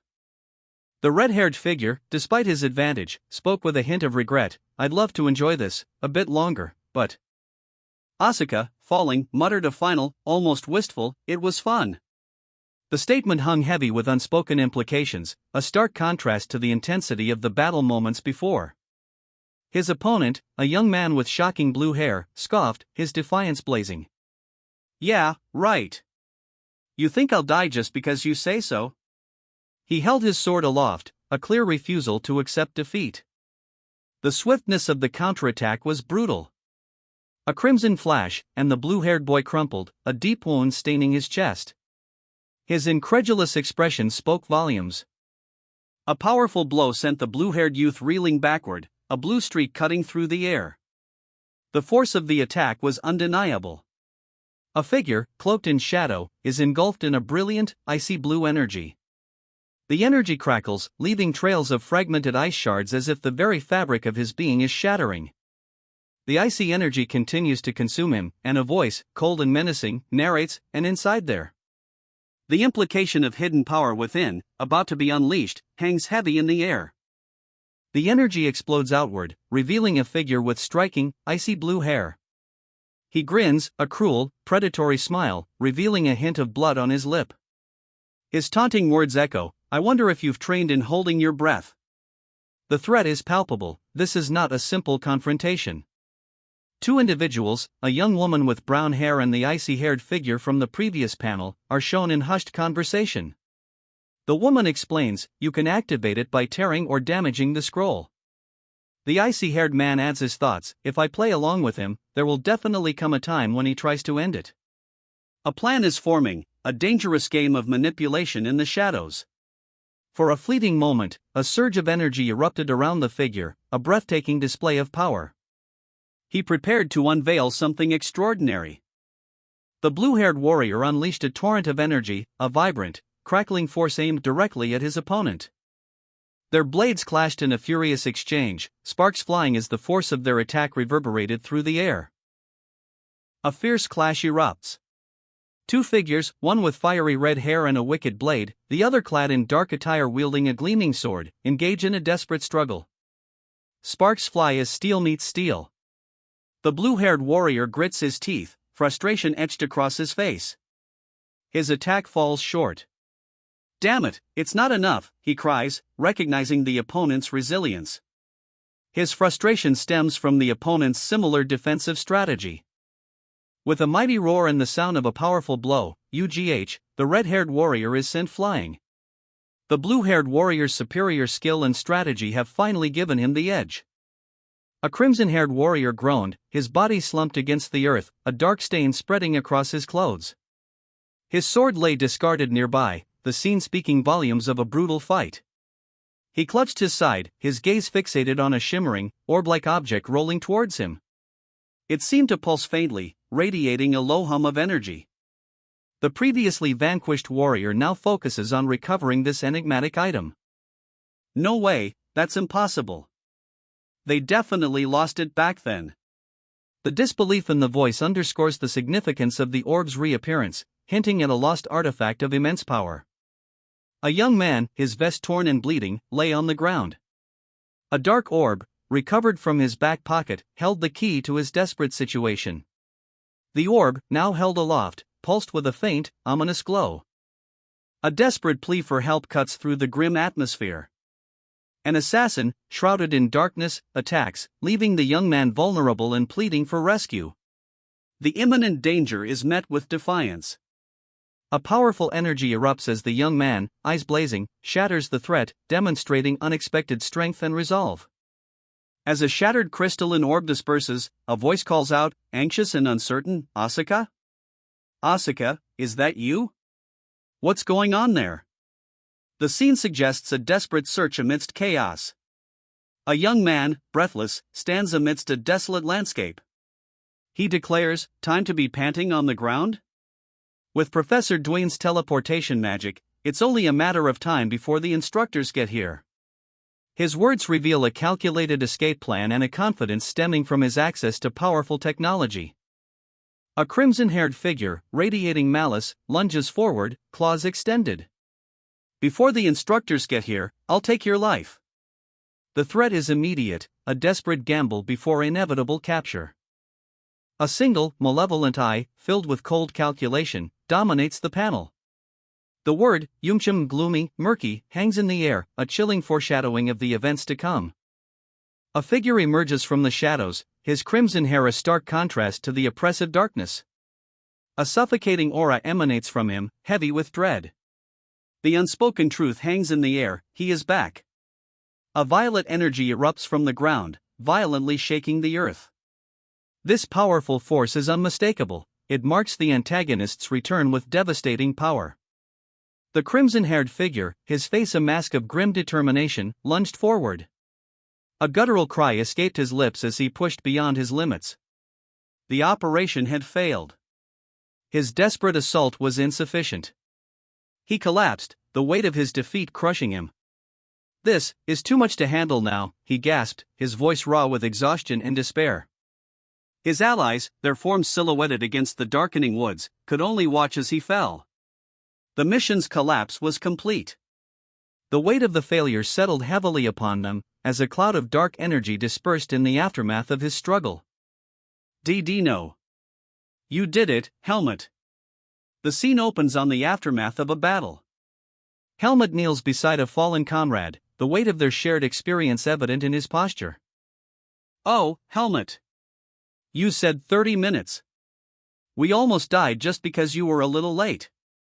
Helmut's reprieve is short-lived as a superior officer unleashes a torrent of frustrated anger, highlighting the perilous nature of their situation and the consequences of even minor delays. Helmut, showing initiative and control despite the pressure, contacted reinforcements. Their arrival is imminent, a crucial detail that provides a sliver of hope amidst the grim circumstances. A figure, shrouded in shadow yet with piercing purple eyes, stands defiantly. Their expression is one of grim determination, hinting at the challenges ahead. Helmut's relentless pursuit is noted, a fact that is not lost on his adversary, who acknowledges the hunt. The pursuer's confidence, however, is misplaced. A sinister smile plays on the lips of the shadowed figure as a tactical advantage is revealed. The forest is a carefully laid trap. Despite the confidence in his trap, the shadowed figure vows to eliminate Helmut, underscoring the gravity of their conflict and the personal stakes involved. A crimson-haired figure hurtles downwards, his descent punctuated by a surprised gasp from below. The masked warrior below braces himself for impact. The falling warrior unleashes a burst of purple energy upon landing, the force of the impact shaking the earth. The masked warrior is pierced through the chest by a blade, a grim expression twisting his features as he clutches at the wound. A new combatant emerges, a figure clad in dark attire, his bow drawn, eyes burning with an intense purple glow. His presence exudes a palpable power. A crimson-haired warrior is flung violently across the ground, the force of the impact creating a shockwave that ripples outward. The air crackles with residual energy. "Congratulations! You're the first from Black Hawk to survive after being hit by that." The warrior, battered but alive, looks up at a shadowy figure, the implication of their survival stark against the deadly force he just endured. The shadowy figure, intrigued, presses further. How did you avoid all those traps and get here? Their voice is a low murmur, questioning the warrior's improbable feat. The warrior's eyes, narrowed in intense concentration, convey a silent command, "Don't tell me." The intensity of his gaze underscores the weight of his unspoken knowledge.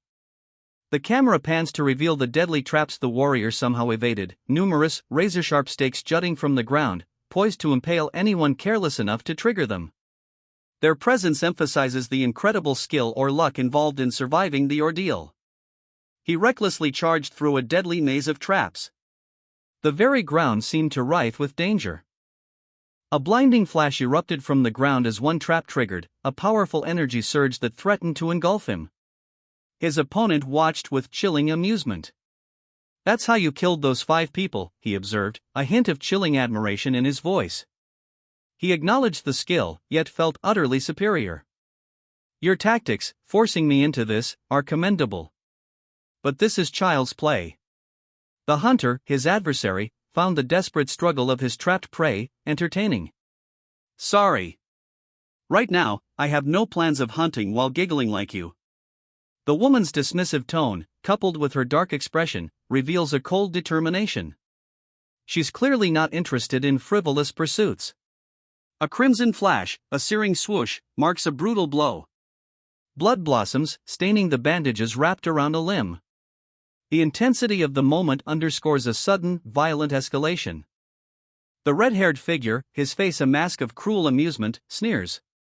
"You, arrogant monkeys." His words drip with contempt, foreshadowing a significant power imbalance and imminent conflict. A crimson-haired figure, his face a mask of chilling serenity, gazes upon a shimmering crystal. "What's that? A communication crystal?" he muses, the question hanging heavy in the air, hinting at a far-reaching network and potential for manipulation. Panic grips a younger man, his desperate cry for his instructor echoing through the darkening forest. The urgency of the call foreshadows imminent danger. With terrifying speed, the crimson-haired figure unleashes a devastating blow, a blur of motion leaving his opponent reeling. The sheer power displayed signals a significant disparity in strength. The communication crystal shatters, its fragments scattering on the forest floor. The crimson-haired figure, now wielding a sword, stands over his defeated pupil, a grim silence settling between them, heavy with unspoken implications. A fist slams into the earth, the impact resonating with a dull thud. The sheer force is palpable. The crimson-haired warrior lies wounded, his sword discarded nearby. He's clearly been defeated. A powerful blast launches him skyward, debris raining down around him. The attack's intensity is evident. He crashes to the ground, the impact a crushing blow. His body is visibly strained, showcasing the raw power of the attack he just endured. But he's gone. Did he run away? Her suspicion hangs heavy in the air, a stark contrast to the injured men behind her. "Yeah, somehow.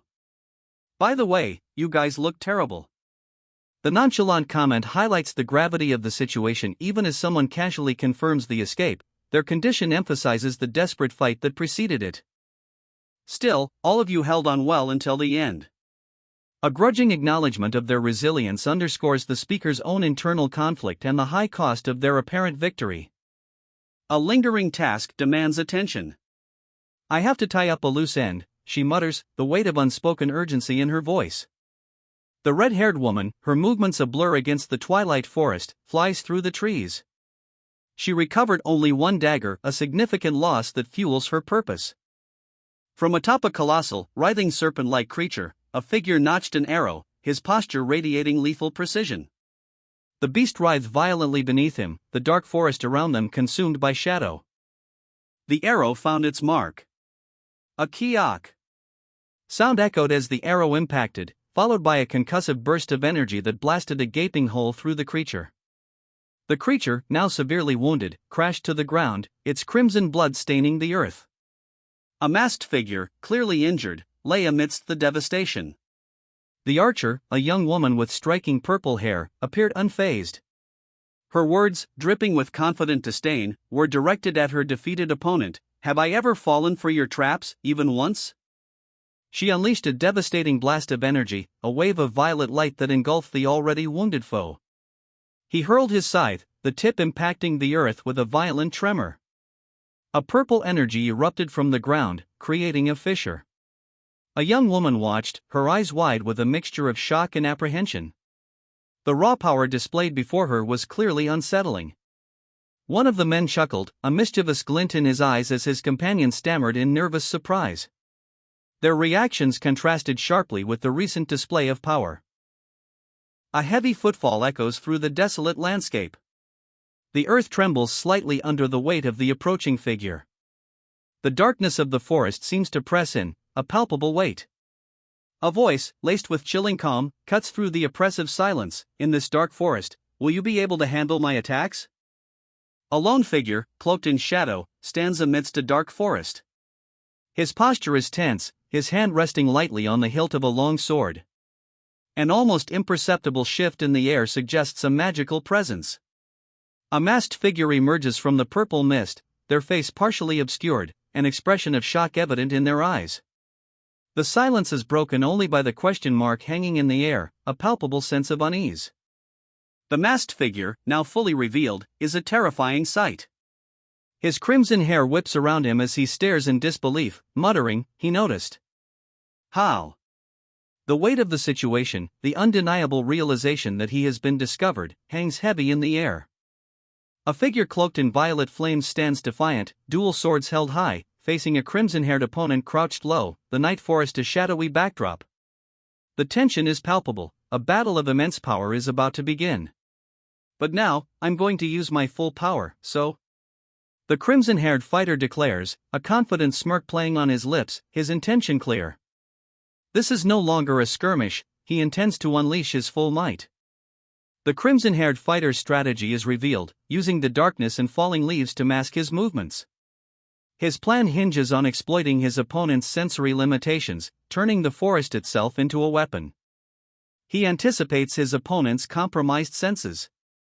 With their eyes and ears impaired, the speed of his attack will render them virtually blind and deaf to his approach. A blur of motion. The crimson-haired fighter vanishes, leaving only a whirlwind of falling leaves and purple energy in his wake, a testament to his speed and the power he now wields.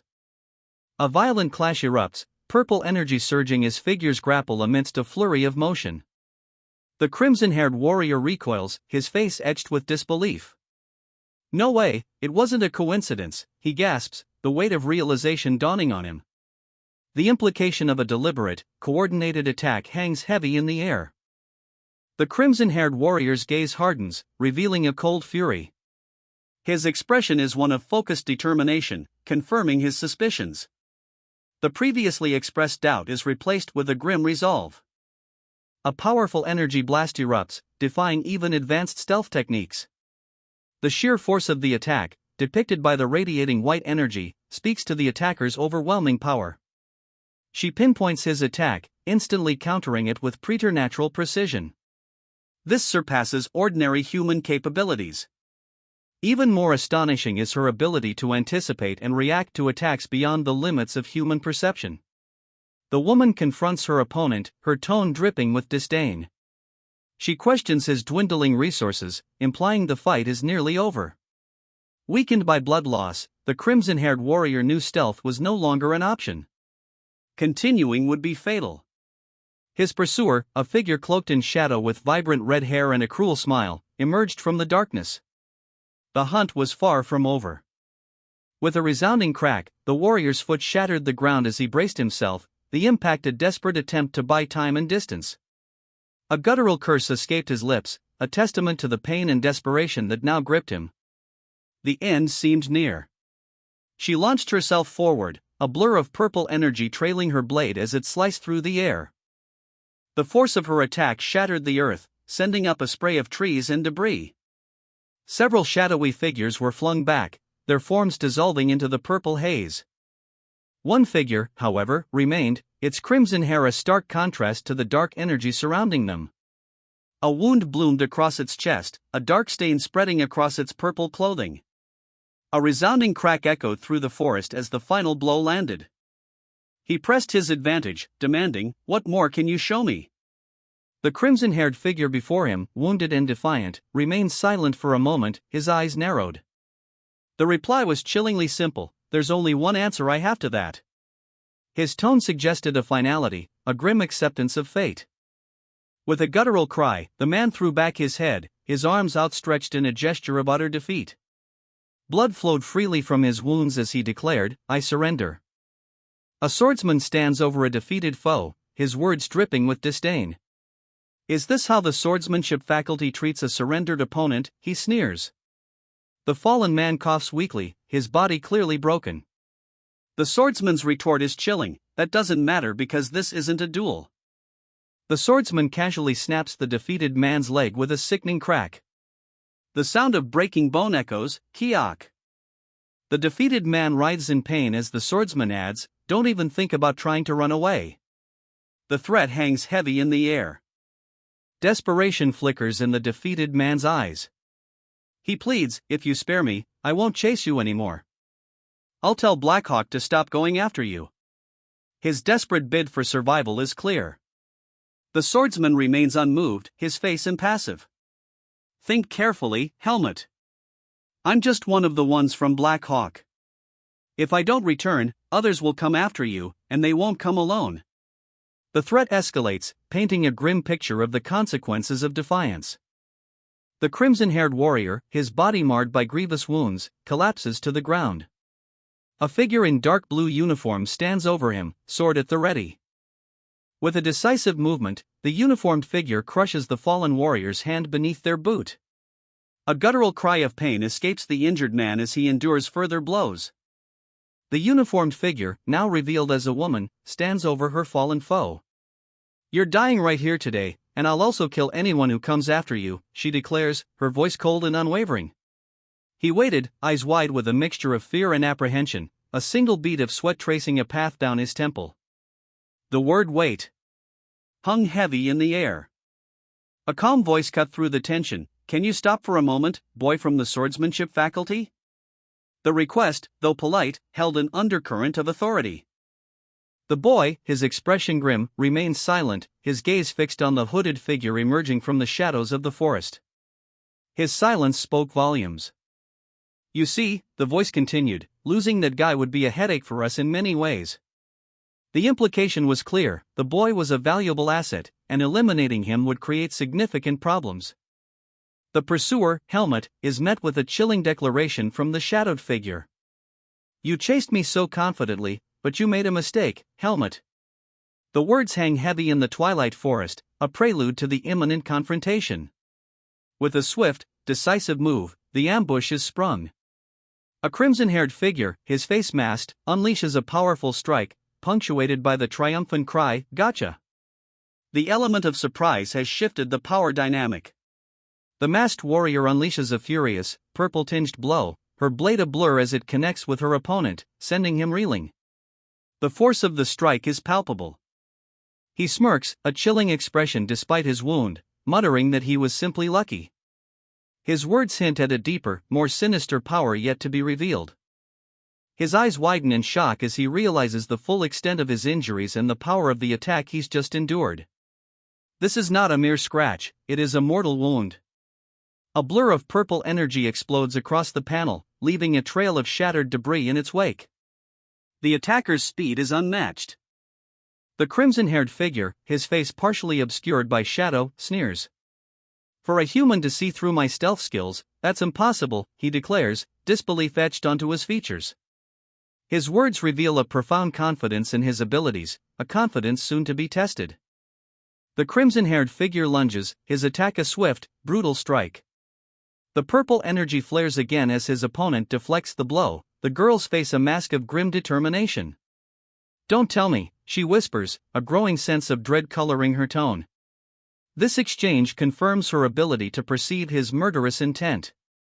A voice, cold and dispassionate, rings out: "You can't completely hide the murderous intent that is released when attacking." The statement provides a critical piece of world building, a rule governing the very nature of combat in this world. He's proven himself a formidable opponent, overcoming a berserk human and numerous deadly traps. His resilience is undeniable. In response to this, a powerful figure declares their intention to engage him directly. This time, the hunter will become the hunted. The adversary assesses their opponent, confirming his strength as at least rank 1. The implications are clear: this is a battle between titans. However, a crucial weakness is noted: his enhanced abilities are temporary. The tide of battle may soon turn. A blinding flash of purple energy erupts as the two combatants clash. One, cloaked in shadows, is sent reeling backward by the force of the impact. The shadowed figure is hurled through the air, a trail of purple sparks marking his trajectory. He plummets towards the ground. He crashes heavily, a bloody trickle staining the earth.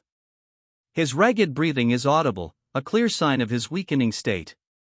Despite his wounds, a cruel smile spreads across his face as he coughs, barely audible. "What more can you show me?" His words hint at a terrifying resilience, a determination to continue the fight no matter the cost. A young man's face is etched with worry and exhaustion, his eyes wide with a deep, unsettling fear. The weight of his circumstances is palpable. With a swift, brutal kick, the young man sends his attacker sprawling. The impact, a sharp UGH, echoes through the scene. This desperate act highlights the gravity of his situation. He justifies his actions with cold pragmatism: "If I kill you now, my immediate pursuer is gone. That benefits me more." His words reveal a calculated ruthlessness born of desperation. A chilling question hangs in the air: when that happens, do you think you can survive while protecting those around you like you did today? The doubt is a heavy burden, forcing the young man to confront the true cost of his survival. A shadowy hand explodes with dark energy, the raw power leaving a trail of crimson destruction. A young man with dark hair and intense violet eyes stands firm, his voice calm despite the destruction he's witnessed. He states that a misunderstanding needs immediate clarification. This sets the stage for an impending confrontation. The crimson-haired antagonist, his face contorted in a sneer, asserts that there's no alternative but to accept reality. His cruel confidence underscores the gravity of the situation. The young man, now drawing her sword, issues a stark ultimatum: with no further discussion needed, the fight will commence. The tension is palpable as blades meet. A hooded figure, his face etched with a knowing smile, utters a single, chilling syllable: "Het." The implication hangs heavy in the air: a predator anticipates its prey. The young warrior, his dark hair whipping in the wind, stands defiant amidst a flurry of shattered wood. His sword, a gleaming silver blade, rests at his side, a testament to his readiness. The scene is charged with tension. The warrior's keen senses have already detected a subtle but lethal aura. He senses danger, immediate and undeniable. Frustration etched deep into his face, the powerful mage cursed, a single, "Pain, damn it," escaping his lips. His purple hair seemed to writhe with his inner turmoil, reflecting the desperate situation he now faced. His opponent, a figure cloaked in shadow, calmly declared, "All right. Your weapon is gone now too," solidifying the mage's defeat and the irreversible loss of his magical power. The forest around them remained dark and ominous, a fitting backdrop to the mage's despair. A warrior stands over a fallen foe, his sword still drawn. The defeated man, Talon, lies bleeding in the night. The scene is grim, the air heavy with the recent battle. A cloaked figure watches from the shadows, a hand outstretched, seemingly manipulating the darkness itself. A palpable sense of dread hangs in the air. Talon, barely alive, gasps, his eyes wide with fear and recognition. He whispers a single name: Talon. The weight of this revelation hangs heavy in the silence. A figure cloaked in shadow is revealed: he is the leader of Black Hawk. The revelation hangs heavy in the night air, illuminated only by a distant moon. A negotiator proposes a deal: the captive's life in exchange for a substantial sum. The offer underscores the high value placed on the Black Hawk leader's capture. The counteroffer is stark: only death will suffice. The harsh rejection reveals the depth of animosity and the irreversible nature of the conflict. The hooded figure considers the offer, his expression inscrutable. The scene hangs in the balance, uncertainty clouding the night. An offer is made, a desperate plea in the face of overwhelming power. Can you not overlook this with what we have to offer? The words hang heavy in the air, a testament to the desperation of those making the proposition. The shadowed figure, sword at his side, remains silent, his gaze unwavering. He is formidable, the assessment is blunt, yet carries a chilling implication. He is pretty strong. The speaker's own shadow looms, a dark presence that underscores the gravity of the situation. A tactical calculation. Pacho, if I kill Pasquio, there'll be recoil from the seat of darkness. The speaker considers the consequences, weighing the potential risks. He acknowledges the opponent's strength, he doesn't look like he wants to fight. It'd be a bad decision for me to put myself in a tough fight to win, highlighting the calculated risk versus reward. Despite the grim circumstances, a glimmer of opportunity emerges. What do you say? I think these conditions are pretty favorable to you. The speaker reveals a subtle shift in strategy, suggesting a plan that might exploit the current situation. Her gaze hardened, a steely determination etched on her face. I need them, she stated, her voice low and firm. Both money and information. This was no simple request, she needed resources, and she wouldn't leave without both. A cloaked figure emerged from the shadows. You're pretty greedy, the figure chuckled, the voice surprisingly calm despite the boldness of the statement. All right, I'll give you both as you wish. The concession felt more like a challenge than a genuine agreement. With a resounding tum, a heavy sack landed on the ground, its contents still concealed. The anticipation hangs heavy in the air, what would it reveal? The sack's contents spilled forth, a glistening pile of gold coins. A glint of steel flashed as a blade sliced through the air, implying a hasty, almost careless, display of wealth. The transaction felt rushed, perhaps intentionally so. She remained unconvinced. No. If you're only going to give one piece of information, this deal is off. The stakes were high, and she wouldn't settle for anything less than a complete exchange. Her ambition knew no bounds. Revenge, a dark stain blooming across her crimson hair, is sought from both the woman and her unseen companion. I knew you'd do something like this, the dark-haired figure observes, a hint of knowing exasperation in his tone, anticipating her actions. He reads her unspoken questions, his words sharp. I can tell when a person has a lot of questions just by looking at their face, and you have that face right now. The deal is struck. Between the speaker and Pasquio, a total of 5 pieces of information are given, no more can be compromised. Where did you hide the stolen horses? The officer demanded, his sword poised. The captive, a figure shrouded in shadows, remained silent for a moment, the weight of the question heavy in the air. The captive finally spoke, his voice raspy, Go east from here, you'll find them tied up in front of a large cave. His words revealed the location of the stolen mounts, a small victory for the pursuers.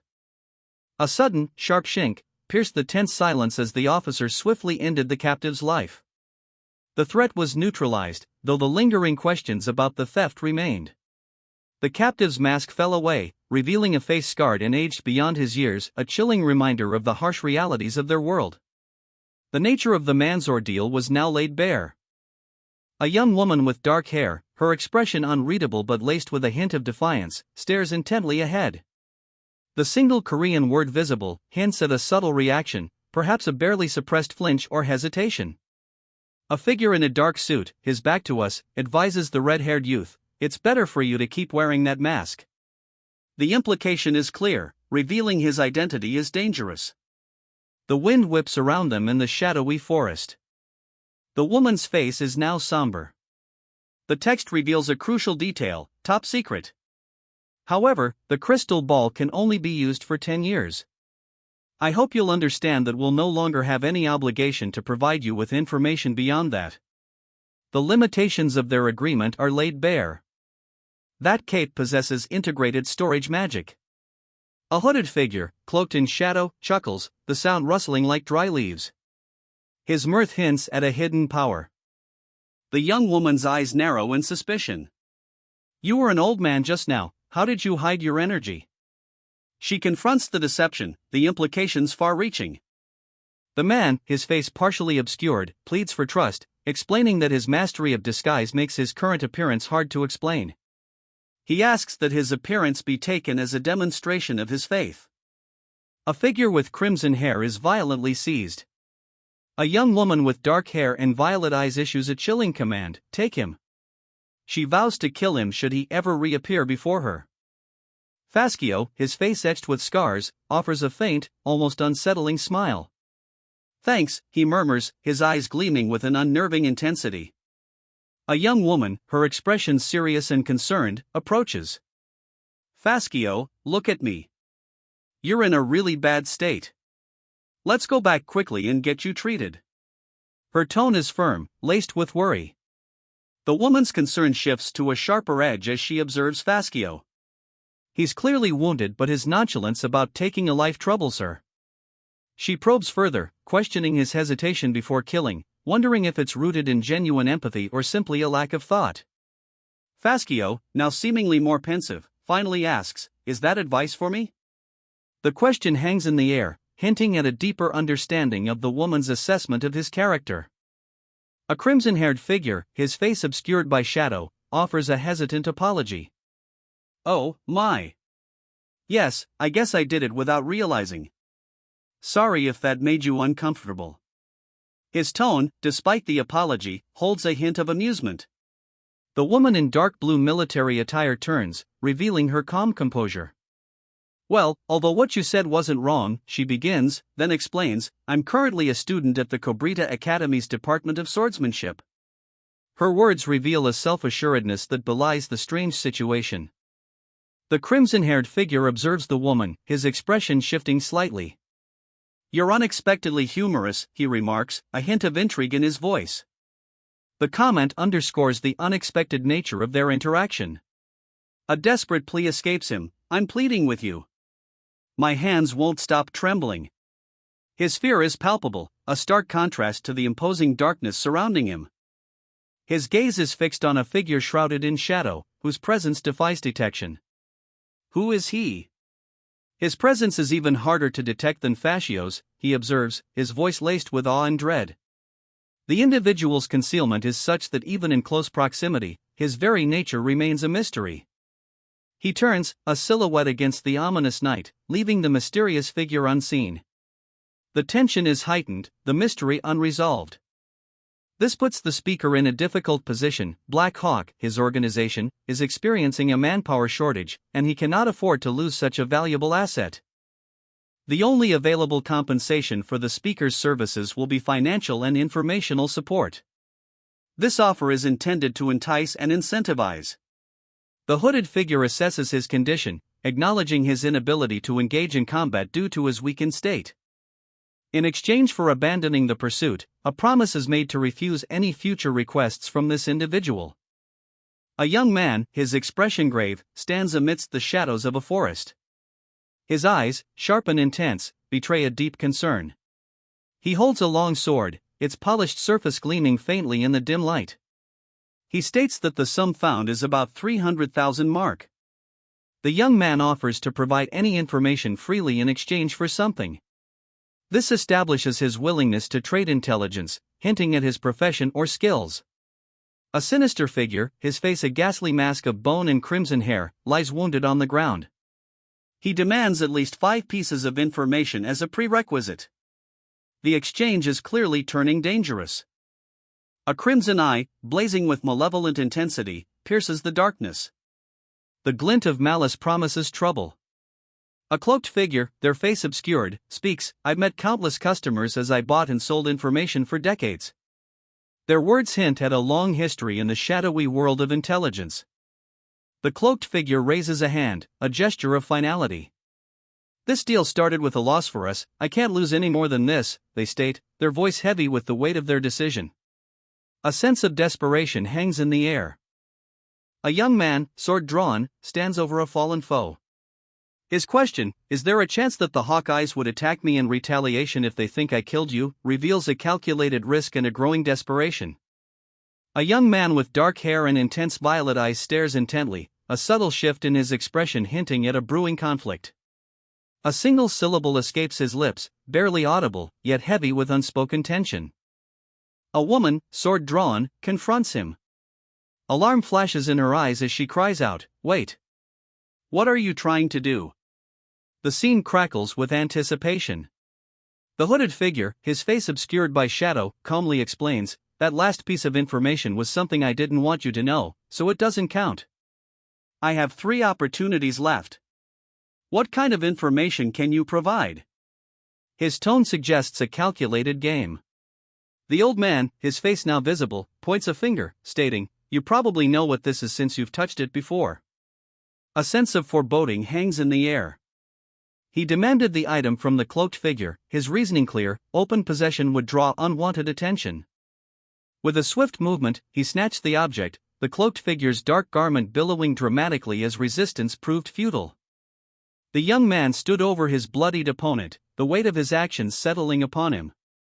A crimson-haired warrior plummets from the sky, a whirlwind of motion against the dark, shadowy forest. He crashes to the earth, a pained kook, escaping his lips as a man in a crisp white shirt watches, a cold satisfaction in his eyes. The warrior is clearly injured, blood staining his clothes. A figure in dark blue uniform, their face partially obscured, stands at the edge of the woods, silently observing the bloody scene from a distance. Their expression is unreadable. The figure's gaze hardens, a reflection of the harsh reality they face. "There are times you'll need to swing your sword without any hesitation." The words are a testament to the brutal choices that lie ahead. Hoo! You won't kill because you're a student, huh? The crimson-haired man sneered, his words dripping with a chilling confidence. He clearly underestimated his opponent. "I'll be waiting for you to contact me then." With a final, dismissive gesture, the crimson-haired man vanished, leaving behind only the lingering echo of his laughter. The threat hung heavy in the air. A heavy thud echoed through the ruined landscape. The crimson-haired man lay sprawled on the ground, his earlier arrogance replaced by a look of stunned surprise. His unexpected defeat had just begun to unfold. This is a top-secret communication crystal ball. It allows contact with Black Hawk's leader. Information can be exchanged at will. 3 pieces of intelligence are offered for free, regardless of their origin. Under a bruised twilight sky, a rider and his passenger gallop across the uneven ground. Their haste is palpable. The rhythmic dak-dak-dak of hooves against the earth is almost a drumbeat, underlining their urgency. The passenger, a striking figure with crimson hair, turns her gaze to the rider. Her words are sharp, cutting through the night's hush. "You had to give up money, your cape, and 3 pieces of information to save someone like me." The implication hangs heavy, a debt paid at significant personal cost, the true value of the rescue now laid bare. He vowed, "That's not it. I will repay you for the rest of my life," his voice laced with a chilling determination. But his resolve quickly shifted, a cold calculation replacing his earlier pledge. "But that's all over now. Next time, I'll kill him and get back everything you gave him today." Fascio, his crimson hair a stark contrast to his pale face, sneered. "Fascio, do you think you almost succeeded at your mission today?" His words dripped with a condescending amusement. A burst of laughter, "Ha-ha," echoed through the air as Fascio's superior reveled in his subordinate's failure. "I guess in taking off your mask really humiliated you, huh?" The mocking tone was palpable. The subordinate, clearly irritated, retorted, "I never thought you'd say something so irrational." The conversation shifted to strategy, a colder, more pragmatic tone replacing the earlier mockery. "However, have you thought about the numerous resources and manpower that'll be required to do that?" The superior pointed out the impracticality of pursuing the target with excessive force. He declared, "He's not a threat worth sacrificing that much just to get rid of." The final words highlighted the wasted cost and the foolishness of continuing the current line of pursuit. "You saw how he spared your life today and accepted my conditions today." A masked figure, his face a chilling white against vibrant crimson hair, lets out a low, chilling chuckle. His eyes, though obscured, convey a cruel amusement. Someone observes this masked figure. The implication is clear: only someone capable of showing mercy to their enemy can be trusted not to betray their allies. This is a crucial test of character. The speaker reflects on the masked figure's unpredictable nature, likening him to a wild beast. This reveals a sense of unease and cautious respect. Panic etched itself onto the man's face as he exclaimed, his eyes wide with disbelief. His companion, a woman, stared on, her expression grim. 3 figures, battered and bruised, huddled together in a shadowed forest clearing. Their exhaustion was palpable. One, with bright blue fur, flexed his wounded arm. The others groaned softly. The woman from the earlier scene reported, her tone suggesting a frustrated acceptance of failure. The implication hangs heavy, their mission had gone drastically wrong. A dismissive comment follows, underlining the gravity of the situation and the emotional distance between the characters. The lack of success is brushed aside, revealing a cold pragmatism. How's Dino? The question hangs heavy in the air, a silent testament to the gravity of the situation. Dino's finger has been reattached, his external injuries tended to. However, traces of demonic energy remain within his body. A dangerous, lingering effect of his ordeal. The veins of any human that absorb demonic energy usually succumb to death. But only a small amount entered Dino. He was incredibly fortunate. Sending Dino to the temple for purification will ensure his full recovery. A glimmer of hope emerges amidst the lingering danger. A superior officer accepts responsibility for a failed ambush, lamenting their complacency and the resulting casualties. We should have guarded the area more carefully, she admits, her voice heavy with remorse. The officer reveals a surge of anger ignited after saving Dino and witnessing the suffering of her people. This unexpected rage fuels her present actions. The officer, still simmering with righteous fury, spots someone. He's here, she says, urgently signaling her comrades. Tension mounts as the officer confronts an unseen individual, their arrival foreshadowing a dramatic confrontation. Instructor Alan, summoned urgently by Dwayne, arrives at a dimly lit location. He adjusts his cloak, a hint of apprehension in his posture. Alan inquires about the reason for his urgent summons. He knows he's needed, but the specifics remain unclear. Alan finds himself before 2 imposing figures. The brief exchange concludes with a simple, yet significant, "All right."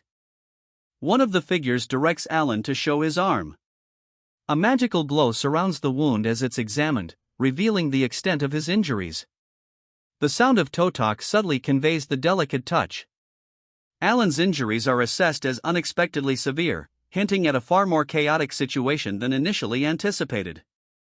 A young woman, her expression unreadable, gazes intently forward. Scars mar her face, hinting at past battles. The woman's internal monologue cuts through the silence. She recalls a previous assertion that saving a life in danger is virtuous. The weight of this ideal is clearly weighing on her. 3 young men, battered and bruised, huddle together in a dark forest. Their injuries speak of a recent, intense struggle. The woman's doubt deepens. She saved these men, yet they nearly perished due to her actions, highlighting the unexpected consequences of her seemingly virtuous intervention. She questions her ability to consistently protect those around her. He clutched his chest, a shadow of self-doubt darkening his features. "Because I'm still not strong enough," he admitted, the weight of his inadequacy palpable. A silver-haired man, his eyes glowing faintly, countered, "Do you think that helping others is some kind of charity work?" His tone implied a deeper, more nuanced understanding of the act of assistance. The silver-haired man continued, explaining, "Yes, humans are creatures that survive by helping each other since there are limits to how much an individual can do." He paused before adding, "Although, it's true that there aren't a lot of people who could be of help to you." The limitations of individual strength were now clear. The scene shifted to show several injured young men, their wounds a testament to a recent struggle. "While you did most of the work," the narrative observes, "maybe they'll be of help to you one day in the far future." The faint hope of future allies was offered. A troubled expression settled on the main character's face as he questioned, "They almost died because of me. Wouldn't they hate me?" His guilt and uncertainty grew. The healing complete, one young man declares his intention to speak with Professor Dwayne, leaving his companion behind. He seems unconcerned about the lingering questions surrounding the recent healing. The other young man, Helmut, is left alone, his expression heavy with unspoken thoughts. Helmut's companion tries to console him, emphasizing their survival and the lessons learned from a shared ordeal. He speaks of a newfound understanding brought about by their experiences. Despite their survival, Helmut's friend acknowledges their vulnerability in the outside world, a stark reminder of the challenges that lie ahead. There's no guarantee that a situation like this wouldn't happen again as we live our lives as swordsmen. A grim acceptance hangs in the air, the weight of their shared experience is palpable. I want to thank you, Helmut. A heartfelt expression of gratitude, tinged with unspoken understanding of the sacrifices made. Helmut. So, did you take care of that assassin? The question is sharp, demanding a quick accounting. TCH, that's good enough. You realize that you only had an easier time dealing with him because he had a good number on his arm, right? A critical observation, highlighting the strategic advantage exploited. I don't really care about that, though. A dismissive response, revealing a more profound indifference to the tactical details. A wounded young man offers his hand to a woman in uniform. The weight of their shared ordeal hangs heavy in the air.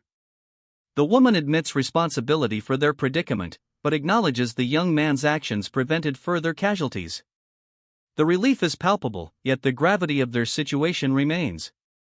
Their clasped hands solidify their unspoken pact, a commitment forged in shared trauma and the hope for a better future, however uncertain. A young man, his face partially obscured by bandages, stands resolute.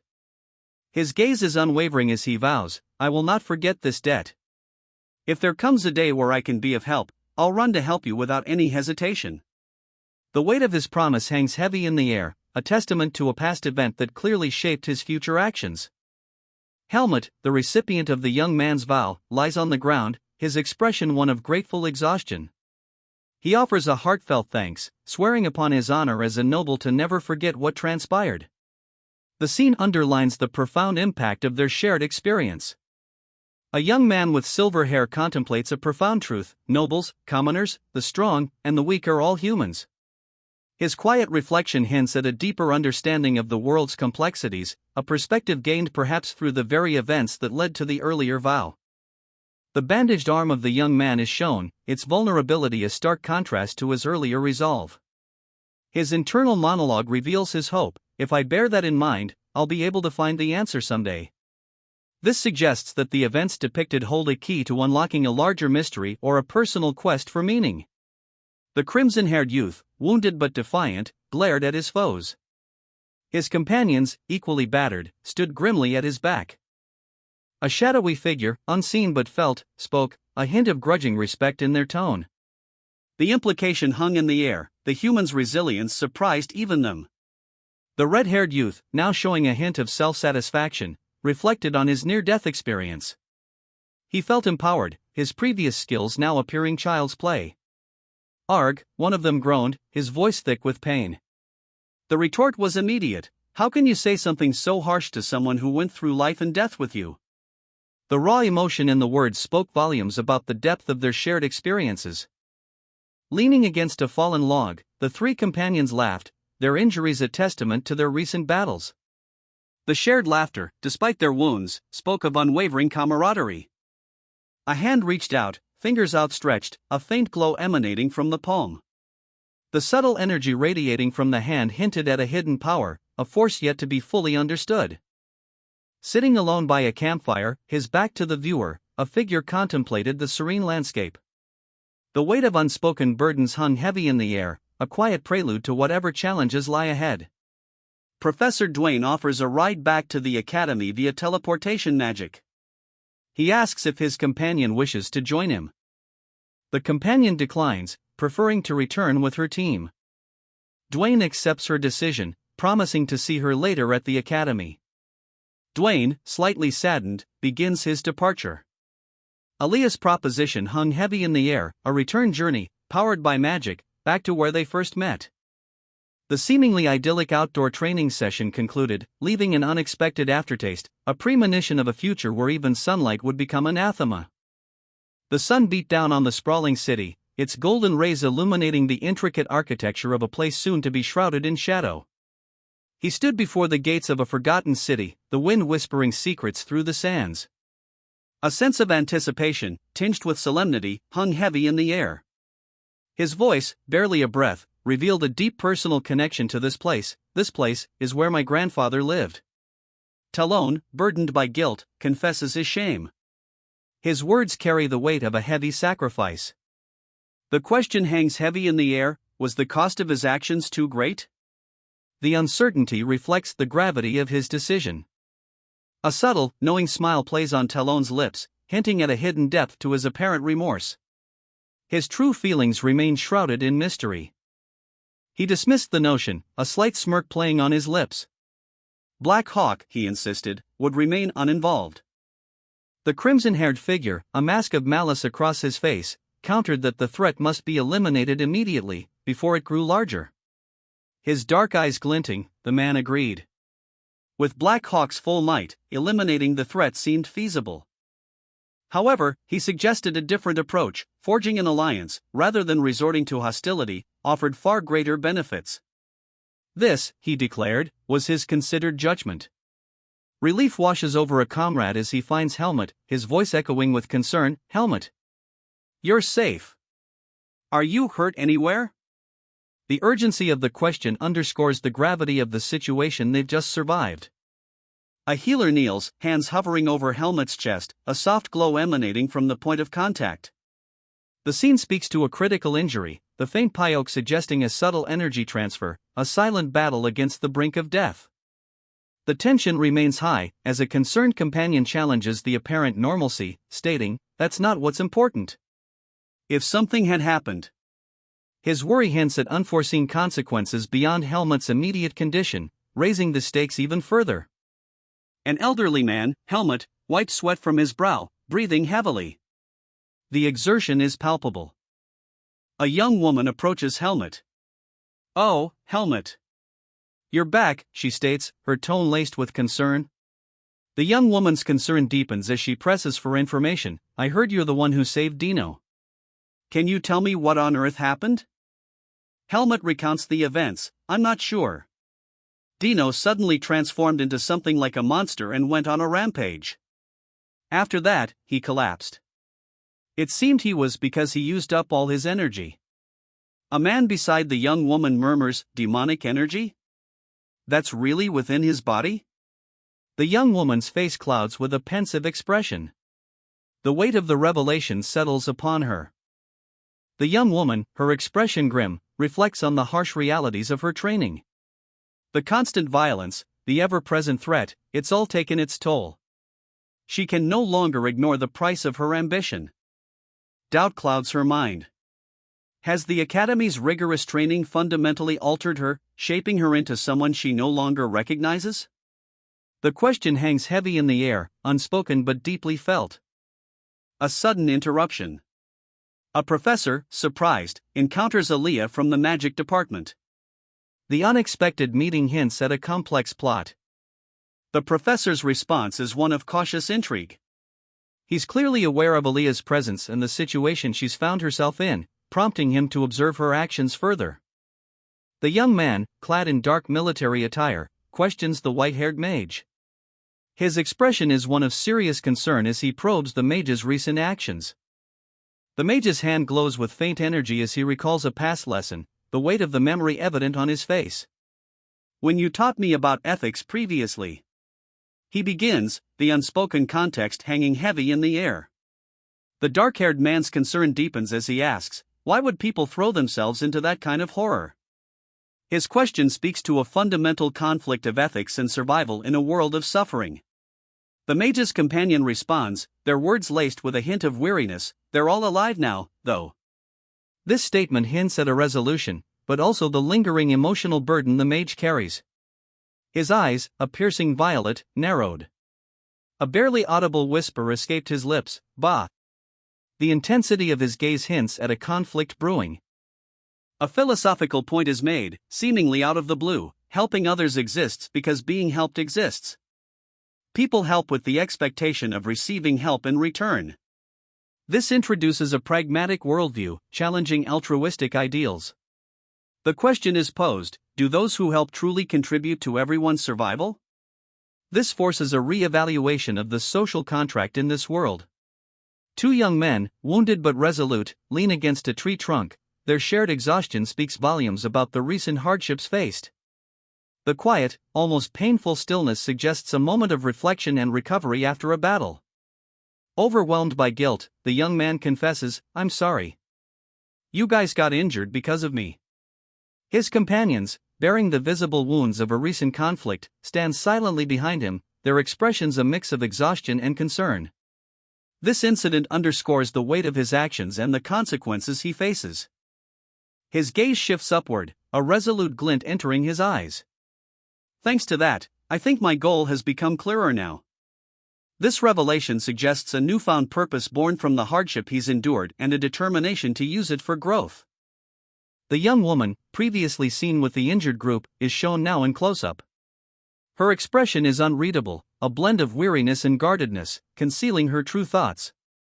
The panel hints at a complexity that lies beneath the surface. One of the injured men speaks, his words cautious but firm, "Not exactly, but I don't think he'll appear in front of us again." This implies a significant turning point, potentially a defeated antagonist, the end of a direct threat, or a shift in the power dynamics at play. Two hands reach towards each other across a vast, sun-drenched landscape, a silent promise passing between them. The faint Korean onomatopoeia suggests a gentle brushing of skin. A young man with fiery red hair, his face bearing the marks of recent struggle, reflects on a near-death experience. "Honestly, I really thought I might have died just now," he admits, his voice laced with a newfound appreciation for survival. He continues, revealing his companion's survival hinged on their selfless actions, highlighting the stubborn nature of his dinosaur companion. The narrative shifts, the man acknowledges the life-saving impact of his earlier actions, a pivotal moment of self-reflection. "But, you guys survived because of what you did," he states, the weight of his words underscoring the unexpected consequences of their choices. A sharp question cuts through the reflective mood. "Do you think that helping others is some kind of charity work?" The implication is clear: altruism has unforeseen, far-reaching consequences that ripple through the narrative's world, questioning the simplicity of good deeds. A scarred man, flanked by two figures in dark red accented uniforms, stands within a grand stone hall. His expression hints at a weariness born of conflict, but a flicker of determination remains. Two hands clasped together, a silent pact forming amidst a soft, ethereal glow. The scene radiates a sense of trust and shared resolve. Against a backdrop of twilight, four figures stand together, their hands clasped in a circle. This is not a strength born of domination, but of unity, a bond forged in shared purpose and mutual support. The scene reflects the true power of trust and cooperation. A sneering accusation hangs in the air. "All you did was get beat up," one fighter jeers at another, his words dripping with disdain. "Did you ever do anything else?" The question stings, highlighting the previous failure of the beaten warrior. The wounded warrior, now standing amidst a tranquil forest, breathes deeply, a newfound appreciation evident in his voice. "It really feels good to be alive." His words express a profound relief and the simple joy of survival. Laughter echoes through the trees as the two warriors share a moment of camaraderie. Their shared ordeal has forged a bond, and their relief is palpable. The tension of their previous confrontation fades into lightheartedness. Helmet. A name spoken softly, yet carrying the weight of unspoken events. The young woman's gaze, fixed on a distant point, reveals a mind wrestling with the aftermath. As a witness to the incident, she's granted safe passage. The justification is clear, her testimony is crucial. A subtle shift in her expression hints at the burden of what she's seen. He stands before her, a figure of quiet contemplation. Helmet, the name echoes, linking this pale young man to the weight of the previous scene. His eyes, intense purple, betray an underlying tension. A beat of silence, punctuated by the rustle of leaves. The young man's posture speaks volumes, a silent agreement, perhaps, or a shared understanding of the gravity of the situation. Their shared past, now shadowed by this recent event, hangs heavy in the air. A young person, clad in a dark military-style jacket, stands with a pensive expression.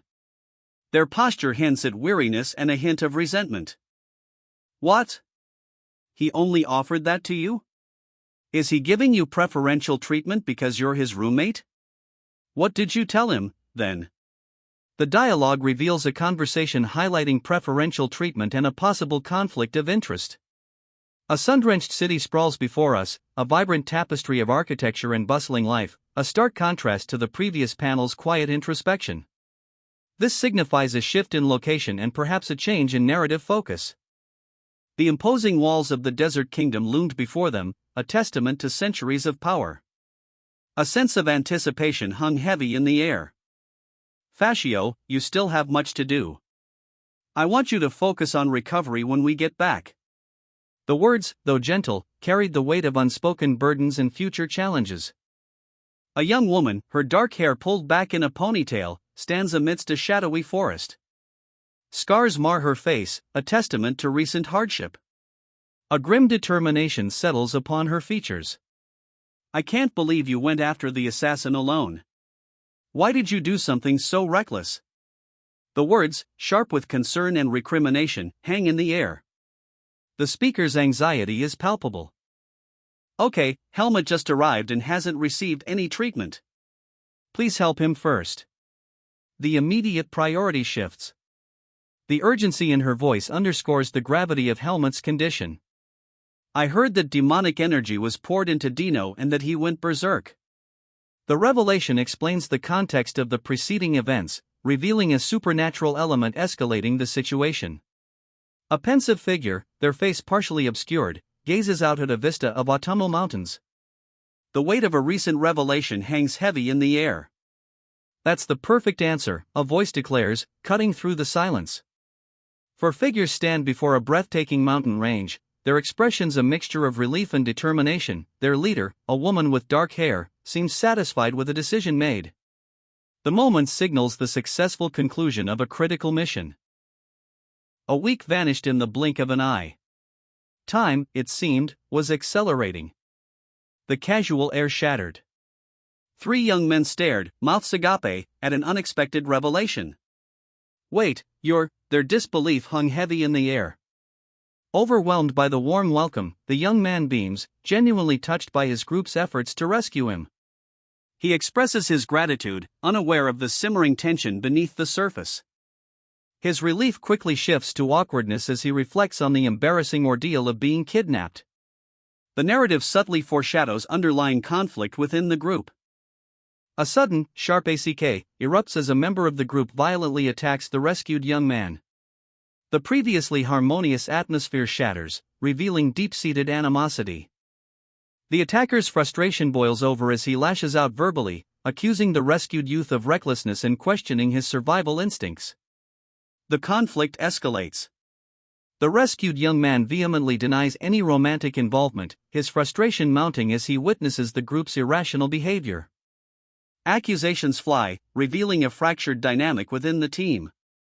Indignant, he demanded, "What did you just say?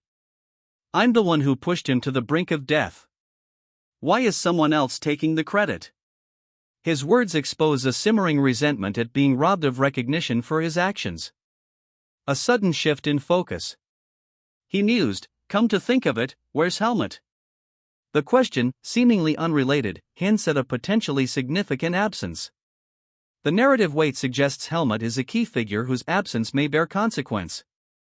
A purplish energy crackles around his hands, signaling a magical ability.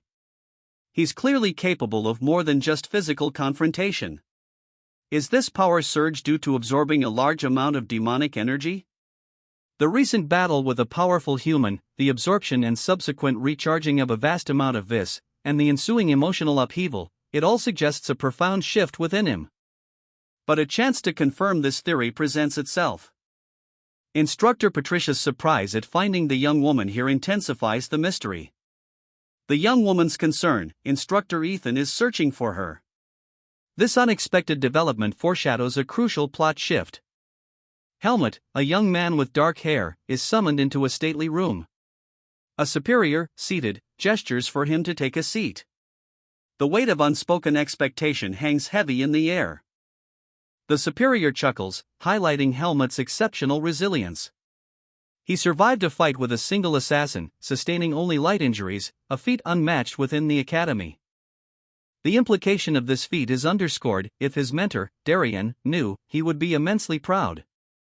A subtle hint of both admiration and concern colors the superior's tone. The conversation shifts to the main purpose of the meeting. The superior abruptly cuts to the chase, preparing to reveal the reason for Helmut's summons. Yes, I was thinking of doing some traveling and doing some mercenary work along the way.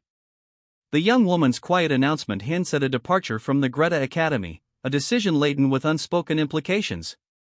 I'm just asking to be sure, but you're not thinking of leaving the Greta Academy, are you? The older man's concern is palpable, his question revealing a deeper worry about her plans. Is that so? I'm glad to hear that. Relief washes over the older man's face as he receives confirmation of her temporary departure. If you run into any difficulties while training, please let me know. I'm actually asking this because I'm not sure if there's anyone within the academy who could teach you swordsmanship. The older man's concern shifts from her leaving to her training, revealing a lack of suitable instructors within the academy. Oh, really? That's really good news. The young woman's enthusiastic response underscores the significance of this revelation about her training. A cryptic message unfolds, your master. That's where. The implication hangs heavy in the air, hinting at a significant location connected to the speaker's master, a detail yet to be revealed. News of a fighting competition during school break arrives, creating a pivotal point for the narrative's trajectory. This event is poised to become a focal point for the coming action. The discussion turns to this competition. The reaction is one of intrigue, but also underlying hesitation. This suggests a carefully considered plan is in the works, possibly involving this tournament. The old man's words hung heavy in the air. He revealed the truth about the protagonist's identity, a secret even the world didn't know, his apprenticeship to the divine swordsman. Though to the people of Basor, the divine swordsman's symbol, Darien, is a source of immense pride. Even if not everyone would recognize it, those trained under Darien, specifically the Palmanites, would instantly identify his swordsmanship. The image of a Palmanite in shining armor, bathed in golden light, flashed across the scene. A close-up on the protagonist's intense eyes. The name Palmanites echoed in his mind, a silent acknowledgement of the connection. The protagonist's apprehension was palpable. He didn't want another encounter like the recent pursuit by Black Hawk. The old man's understanding nod confirmed his anxieties. His recent ordeal was not insignificant. Concerns linger about Black Hawk's reliability. While trusting the assurances that further attacks are unlikely, a shadow of doubt remains regarding the group's commitment to their promises. Encouragement is offered, urging confidence in one's abilities and cautioning against harboring resentment towards the instructors who oversee the upcoming tests. The practical exam, it was announced, would be unlike any they'd faced before. A grim anticipation settled over the young cadet's face, a stark contrast to the usual bravado. His classmates stood rigidly at attention, a silent testament to the gravity of the situation. The air crackled with unspoken apprehension. A chilling question hung in the air, echoing the growing unease, monster.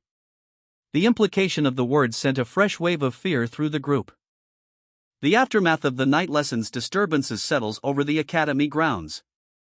A long, shadowed arcade stretches into the distance, a quiet stillness hanging in the air. A door bursts open, revealing a young man's joyful face. "You're back," he exclaims, his relief palpable. The young man's expression shifts, his eyes now serious.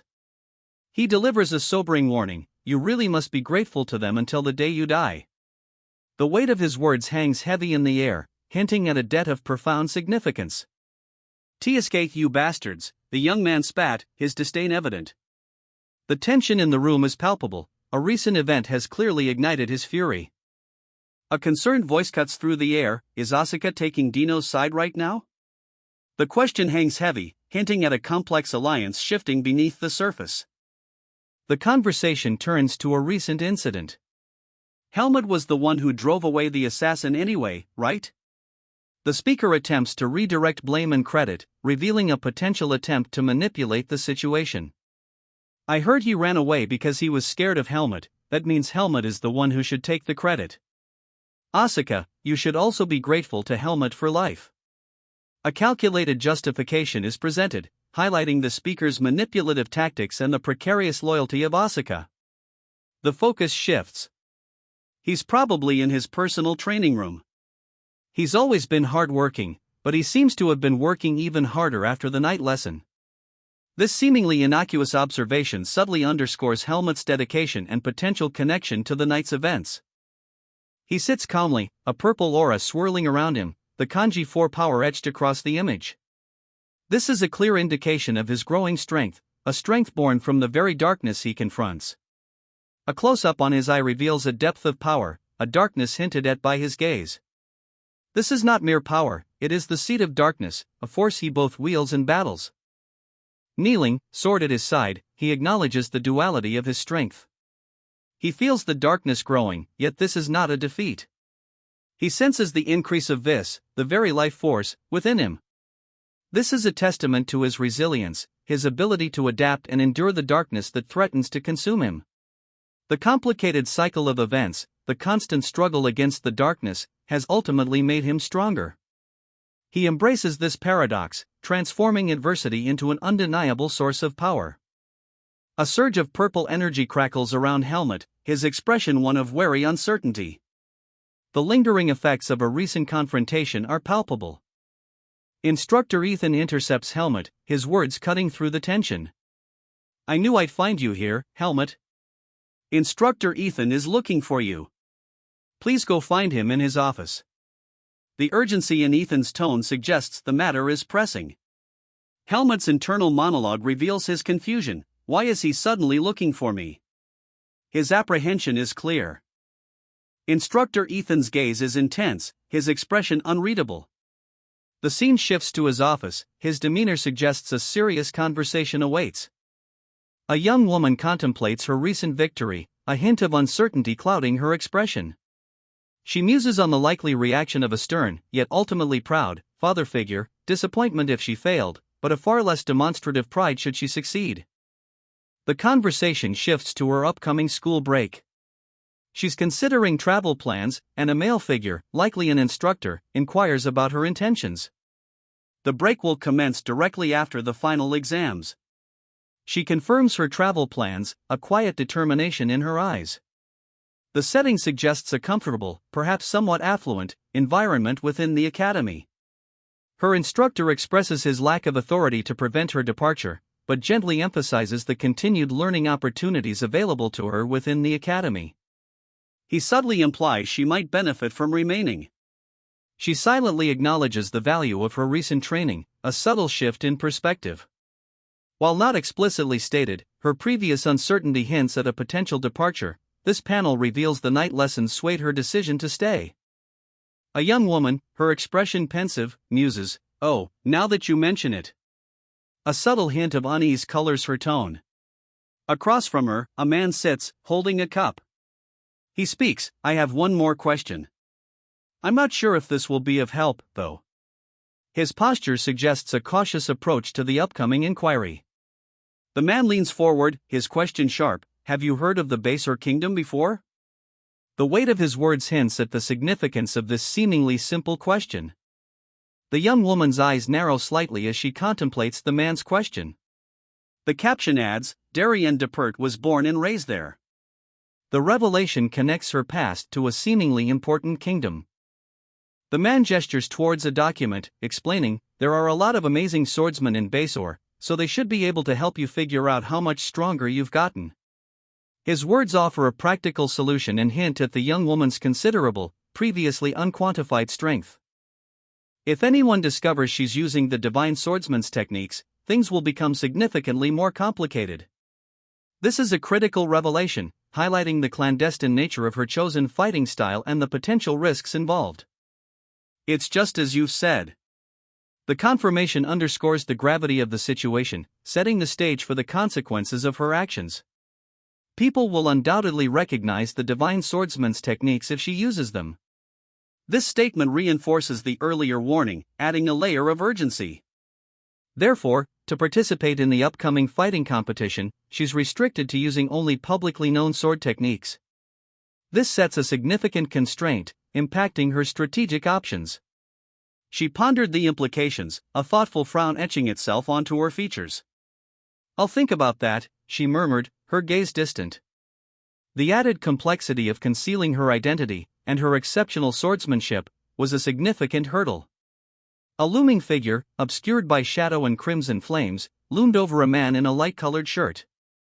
The masked face of a powerful enemy was visible in the background, his presence radiating menace and power. This ominous image hints at the high stakes and powerful adversaries our protagonist faces. He casually announced, "No, there's an announcement about the practical test in the final exams, so I'll be going to the classroom."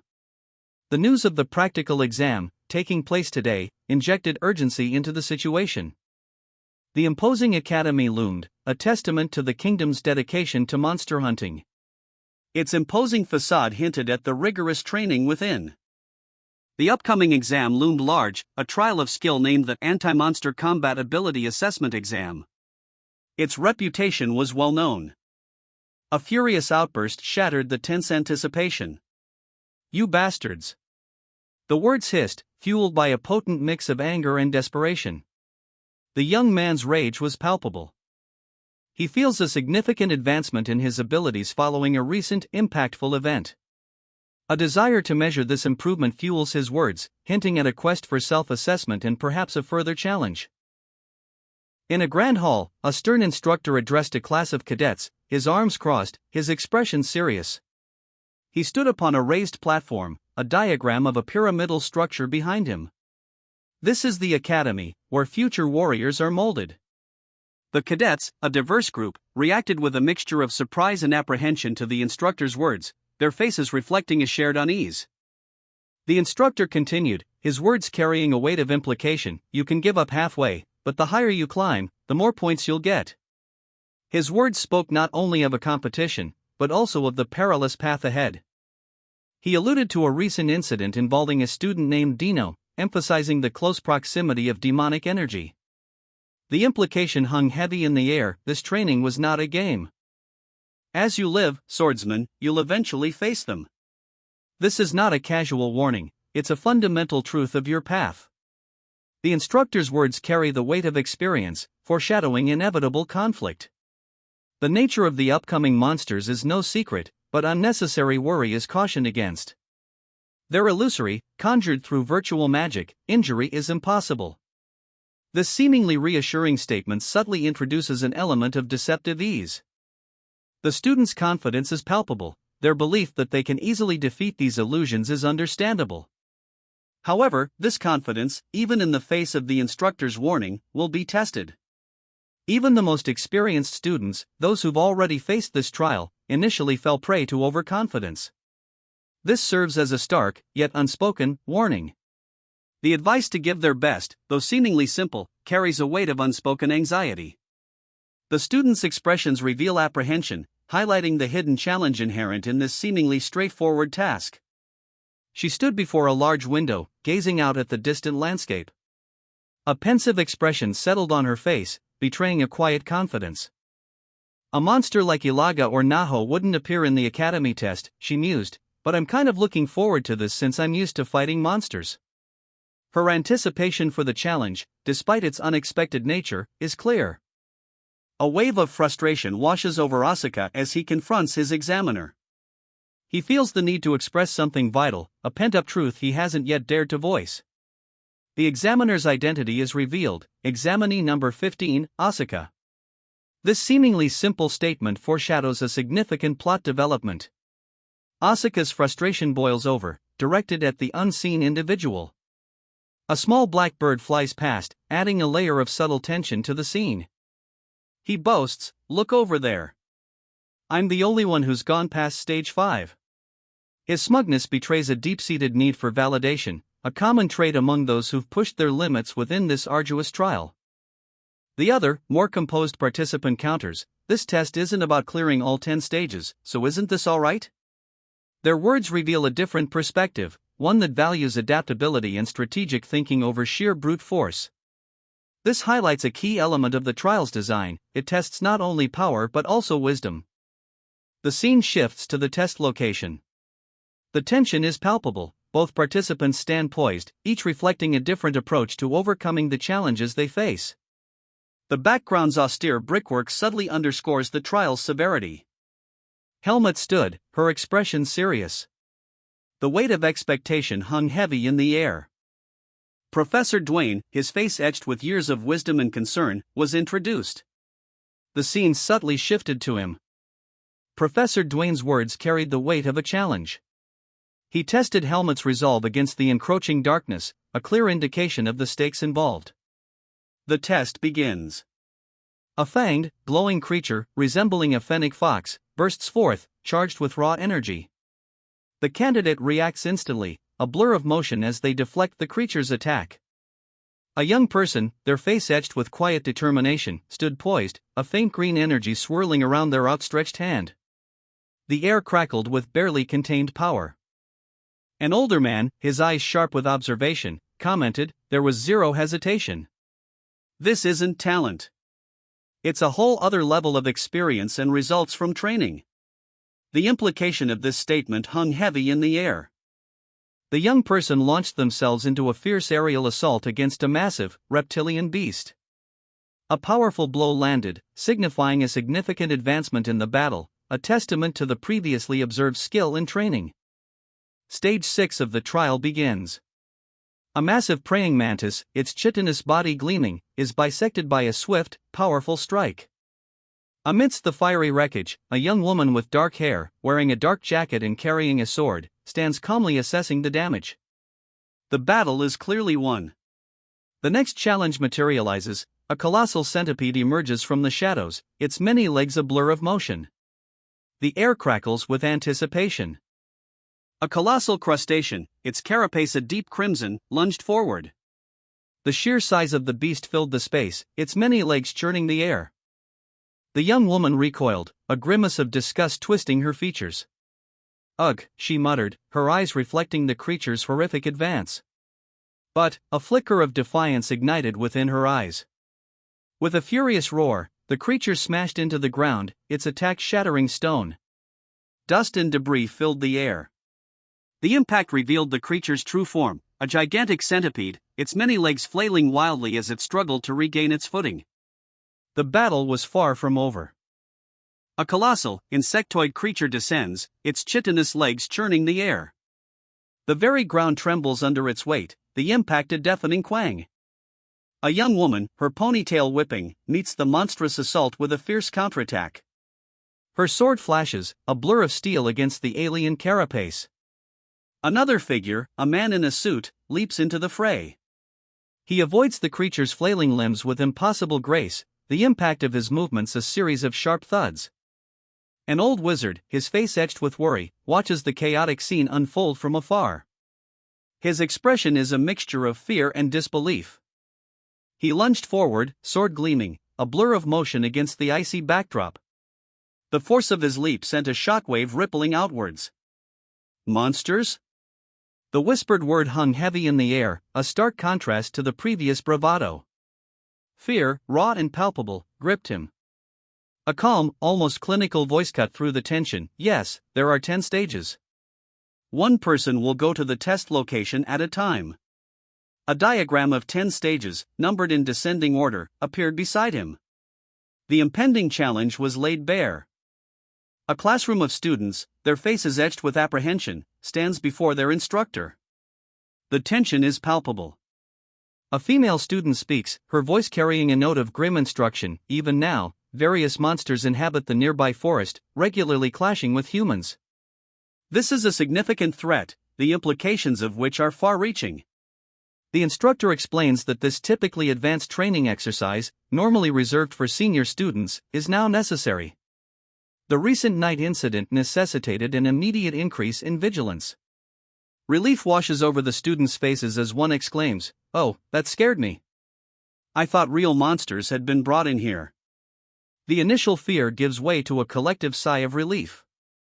A scarred man with piercing golden eyes smiles thinly, a hint of malice in his expression. His smirk speaks volumes, he is clearly anticipating something unpleasant. A young man with dark hair stands defiantly, two powerful spirit beasts, a dragon and a snow leopard, looming protectively behind him. This is a display of immense power, signaling his readiness for a significant challenge ahead.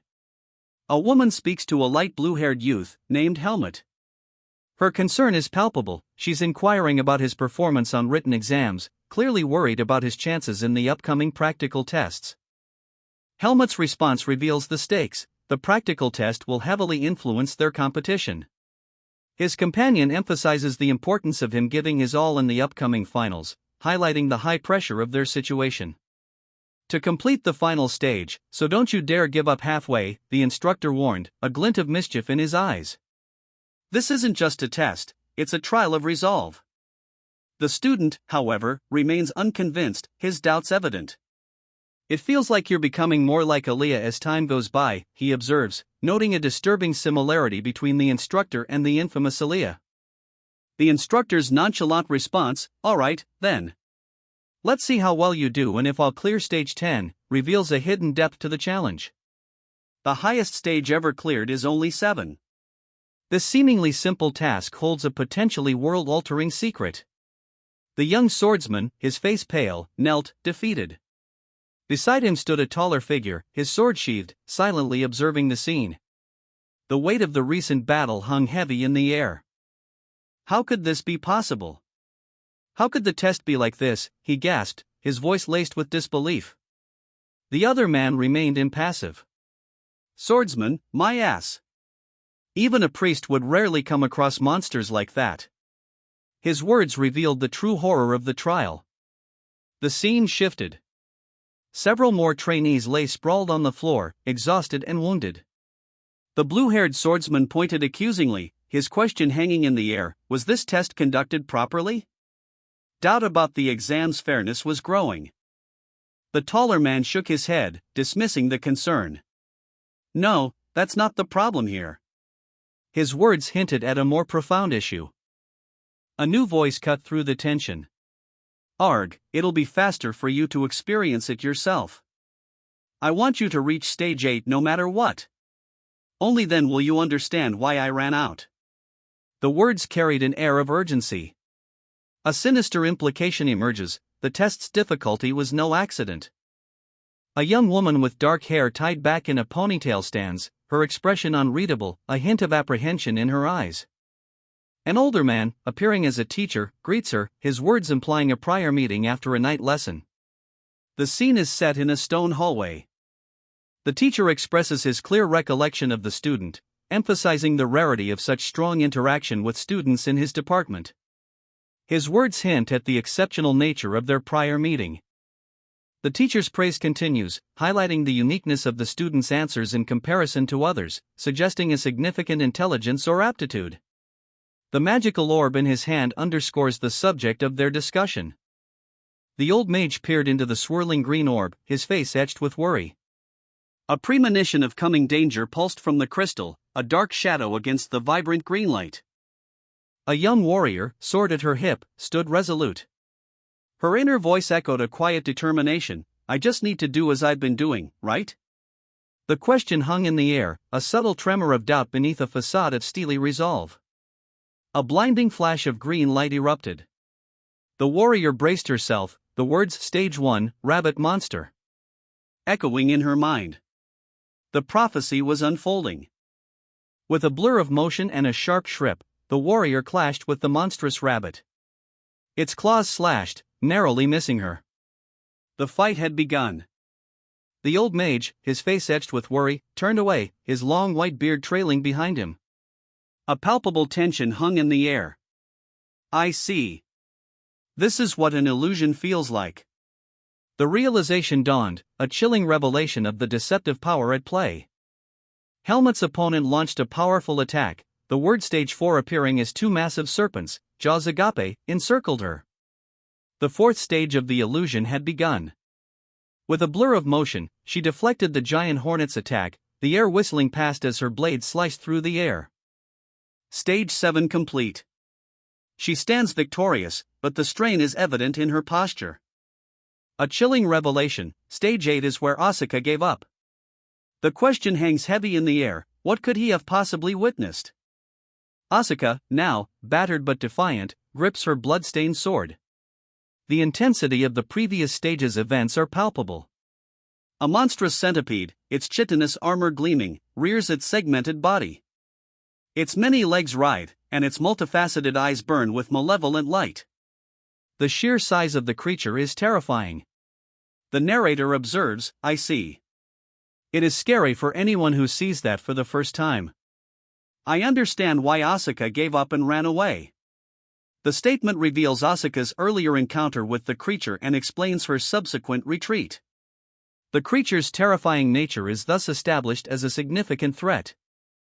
The centipede crashes to the ground, a deep wound appearing on its side. The sudden impact is emphasized by the visible force in the illustration. Asuka, her back to the viewer, runs, wielding a bladed weapon. This panel, directly following the injury to the centipede, underscores the successful strike that prompted her hasty retreat. It is clear that the attack was her act of desperation, leading to the centipede's downfall. A whirlwind of motion and a blur of crimson. The clash of steel echoes, a violent quang, as the woman's blade connects, sending her opponent reeling. He's severely wounded, his defenses shattered. She follows through with a devastating strike, the momentum of her attack carrying her forward as her sword slices through the air. Blood spatters across the pristine white of her blade. A young man watches from a distance, his expression unreadable, a storm brewing within his eyes. He's clearly assessing the situation, calculating his next move. The battle's outcome deeply impacts him. A young man's apprehension is palpable as he nervously asks, "Are we going to fight monsters, then?" The question hangs heavy in the air, hinting at the dangerous path ahead. A young woman with dark hair and serious eyes stands before them, her expression mirroring the gravity of the situation. Her silence speaks volumes, confirming the unspoken threat. The young man sheathed his sword, the glow of a recently completed trial still clinging to him. A digital prompt declared, "Stage 10 cleared." A look of quiet disbelief settled on the young woman's face. The weight of her accomplishment, apparently, was yet to fully register. An elderly mage, his face etched with wisdom and surprise, addressed her. "You are the first second-year student to ever clear this magic test," he stated, his tone a mixture of awe and pride. This achievement, it seems, was unprecedented. Students who complete Stage 10 of the trials receive an artifact as a reward. The nature of these rewards is apparently customizable. A young woman, likely a student, discusses the possibility of commissioning a specific artifact with the artifact maker. She desires an artifact capable of altering her appearance. The artifact maker confirms the possibility of creating an appearance-altering artifact, hinting at the complexities involved. The young woman requests this specific function to avoid unwanted attention and complications following a recent dangerous incident. The artifact maker shows understanding. A flashback shows the young woman in a perilous situation, suggesting the severity of the incident that prompted her request. Debris rains down around her. The young warrior stood defiantly before the aged mage, her swords gleaming faintly in the dim light. Tension crackled in the air, a palpable silence broken only by the mage's barely perceptible breath. A blinding flash of purple energy erupted, shattering the stone floor around them. The warrior was thrown back violently, the impact echoing the mage's unseen spell. A young man, his eyes blazing with an unnatural violet light, gasped, "Ho!" The sheer power he'd just unleashed left him shaken, his control visibly wavering. He seethed, eyes blazing. "You made a stupid test like that and dared to make such an absurd request." His anger was palpable, a clear reaction to an unreasonable trial he'd just endured. The young man stood amidst the rubble, his composure unwavering despite the destruction surrounding him. Two figures, a mage and a warrior, watched him with a mixture of awe and apprehension. His recent feat, passing the impossible trial, hung heavy in the air. He declared, his tone matter-of-fact, "Anyway, this means I cleared all 10 stages, right? I'll think of what artifact I want and come back to you tomorrow." His confidence bordered on arrogance, yet his words revealed a clear plan. A young woman, her expression unreadable, muttered, "If he wasn't the top student, I would have." The implication of her unfinished sentence hung in the air, hinting at the dire consequences the young man narrowly avoided. Terror etched itself onto the young man's face, his wide eyes reflecting his inner turmoil. His scream, though unspoken, hung heavy in the air. The objective of this trial was to conquer fear, a simple enough task for most. But for him, it proved insurmountable. Hundreds of monstrous cockroaches, a veritable plague, swarmed before them. These were no ordinary insects, they could merge into larger, more terrifying forms. Helmut smiled serenely, a picture of quiet contentment. He seemed utterly unperturbed by the events about to unfold. The news of Helmut's achievement clearing stage 10 of the trials, a feat unprecedented for a second-year student, had spread rapidly. His success was greeted with open admiration. Asuka's congratulations to Asuka on reaching stage 8 felt laced with a hint of playful mockery, given Helmut's far superior accomplishment. Asuka's reaction confirmed this interpretation. "I'm telling you this in advance, but I don't think this is thanks to you in any way. I'm a genius after all," the blue-haired youth declared, his confident smirk betraying a hint of underlying arrogance. His words, though boastful, reveal a self-awareness of his exceptional abilities. He clearly believes his success is due to his innate talent, not external assistance. "Helmut, where are you going back home during the school break?" one of the dark-haired girls asks, her concern palpable. The question reveals the close relationship between them, and foreshadows Helmut's possible reluctance to return home due to implied underlying issues. "No. I'll probably be traveling around a bit," Helmut replies, her voice laced with a subtle sense of suffocation. The choice of traveling around instead of a specific destination hints at an escape, hinting at the weight of unspoken problems.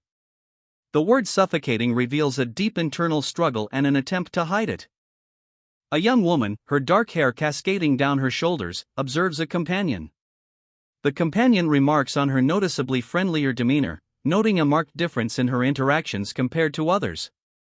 The woman replies that while she doesn't find this preferential treatment offensive, she appreciates the ease and comfort their conversations provide. Taking her leave, she mentions returning after the school break. A subtle melancholy hangs in the air, hinting at a complex, perhaps unspoken, connection between the two. A man, clad in a dark, button coat, stands before a grand edifice. His expression is unreadable, yet a sense of quiet resolve hangs in the air. The scene hints at a momentous decision made, or perhaps a significant weight he carries. A young woman, radiating youthful exuberance, throws her arms up in a gesture of triumphant affirmation. "That's a promise, then," she exclaims, her joy palpable. Her agreement seals a deal, the implications of which ripple through the scene. A young woman's whispered concern cuts through the celebratory air. If Aaliyah finds out about this, he might get angry again. The weight of a potential conflict hangs heavy, a carefully laid plan faces a significant risk. It's a communication bracelet imbued with magic. Its functionality is akin to a crystal ball, a reward from clearing stage 10 yesterday. "Why are you giving me your reward? I thought you hate being disturbed by others. Do you have a problem with that? I'll try to use it only when absolutely necessary. Aaliyah, are you going back home during the school break?" The sprawling Asluka Academy, a monument of gray stone and meticulously manicured lawns, stretches before us. The very air hums with unspoken potential. A sudden shift, the Academy's first school break has begun. The quiet anticipation of the previous scene is shattered. A man, pen in hand, sits amidst scrolls and books, his expression a mixture of surprise and a touch of apprehension. "I never thought I'd see you again so soon," he notes, his gaze hinting at a deep, unresolved history with the individual he awaits. A young woman, Asuka, stands calmly, her arms crossed, before a glowing orb pulsating with arcane energy. The break has brought unexpected reunions and the promise of powerful, perhaps dangerous, events to come. A foot, clad in sturdy boots, lands heavily on the cobblestones. Dust and debris erupt, a silent testament to the force of the impact. The test is over. The stark message hangs in the air, a simple declaration of completion. A wave of nausea washes over him. He knows this is merely a test, but the nature of the stage 10 monster reflects something sinister in the examiner's intentions. Helmut receives praise for his performance. The words, though complimentary, linger with an undercurrent of unspoken tension. A young woman, her expression unreadable, stands before a crumbling stone wall, dust motes dancing in the dim light. The weight of unspoken concerns hangs heavy in the air. She learns of a development she hadn't previously known. Her reaction is one of mild surprise. The information, apparently unexpected, is delivered by a cloaked figure. The woman considers the information received. It's simpler than she anticipated, prompting a thoughtful assessment.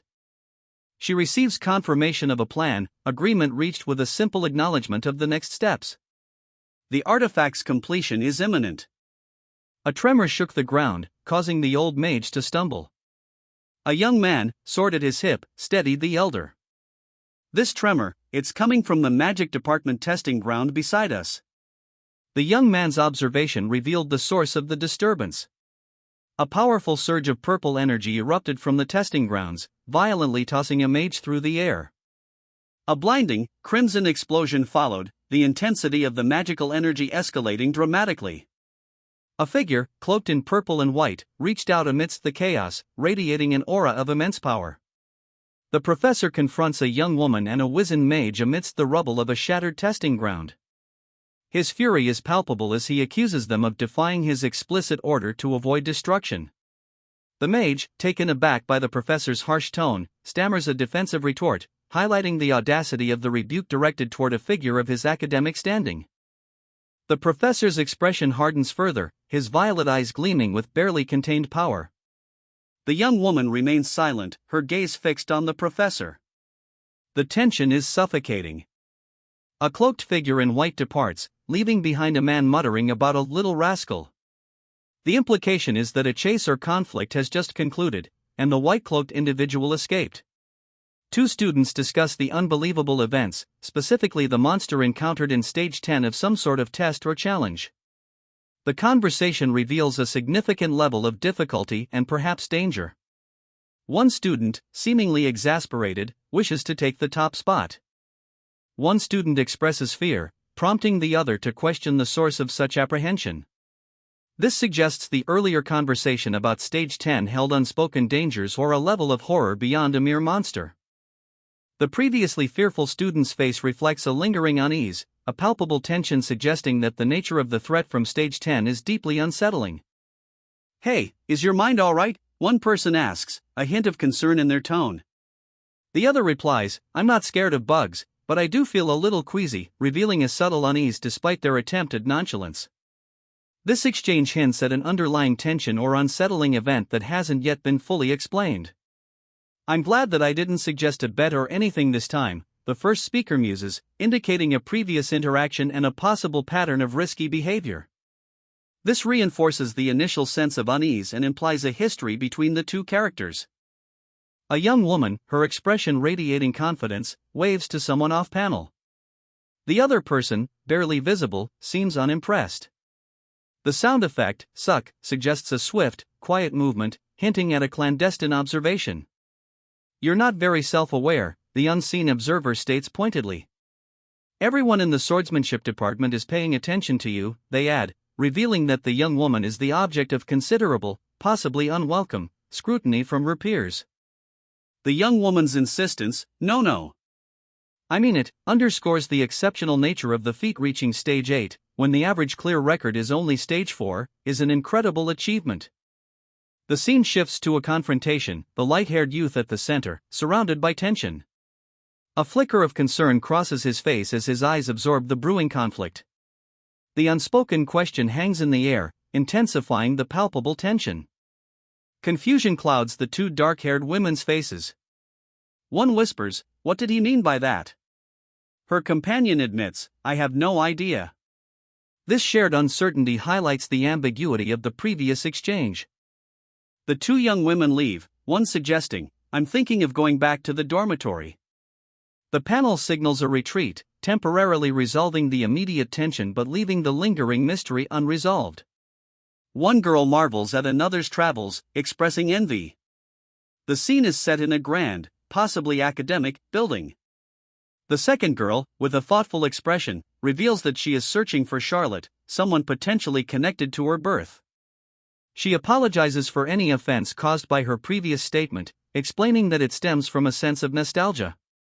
One young woman apologizes for taking up the other's time, understanding she needs rest.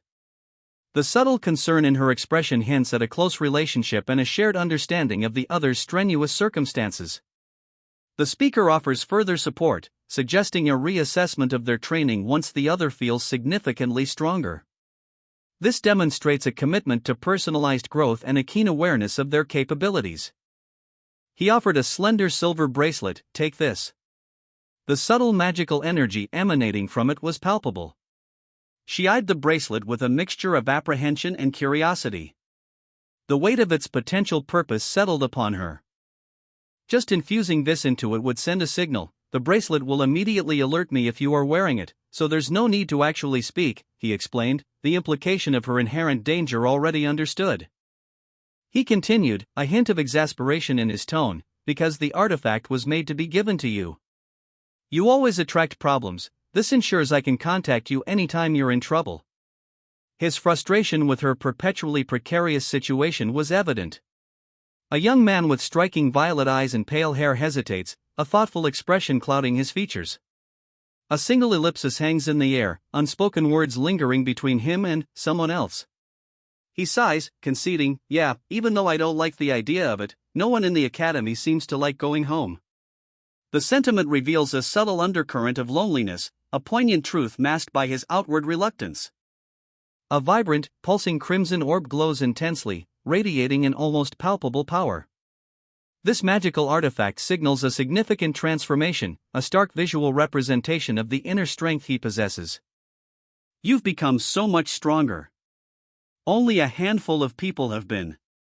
The unspoken implication hangs heavy, his journey has been exceptional, placing him among an elite few. A young man with cat ears, his back to the viewer, descends a staircase.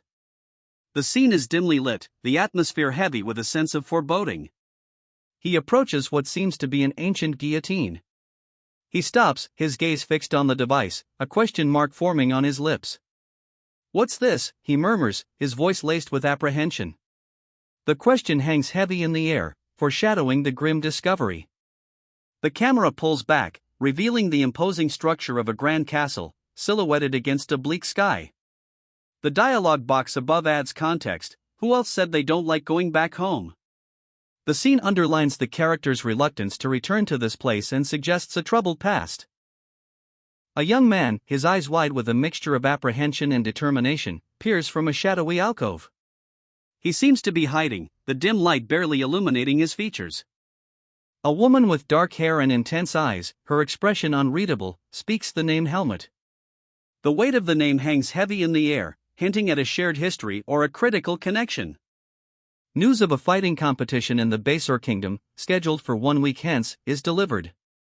This competition holds significant importance for the royal family and nobility. The question of Helmut's participation in the Basor competition is posed.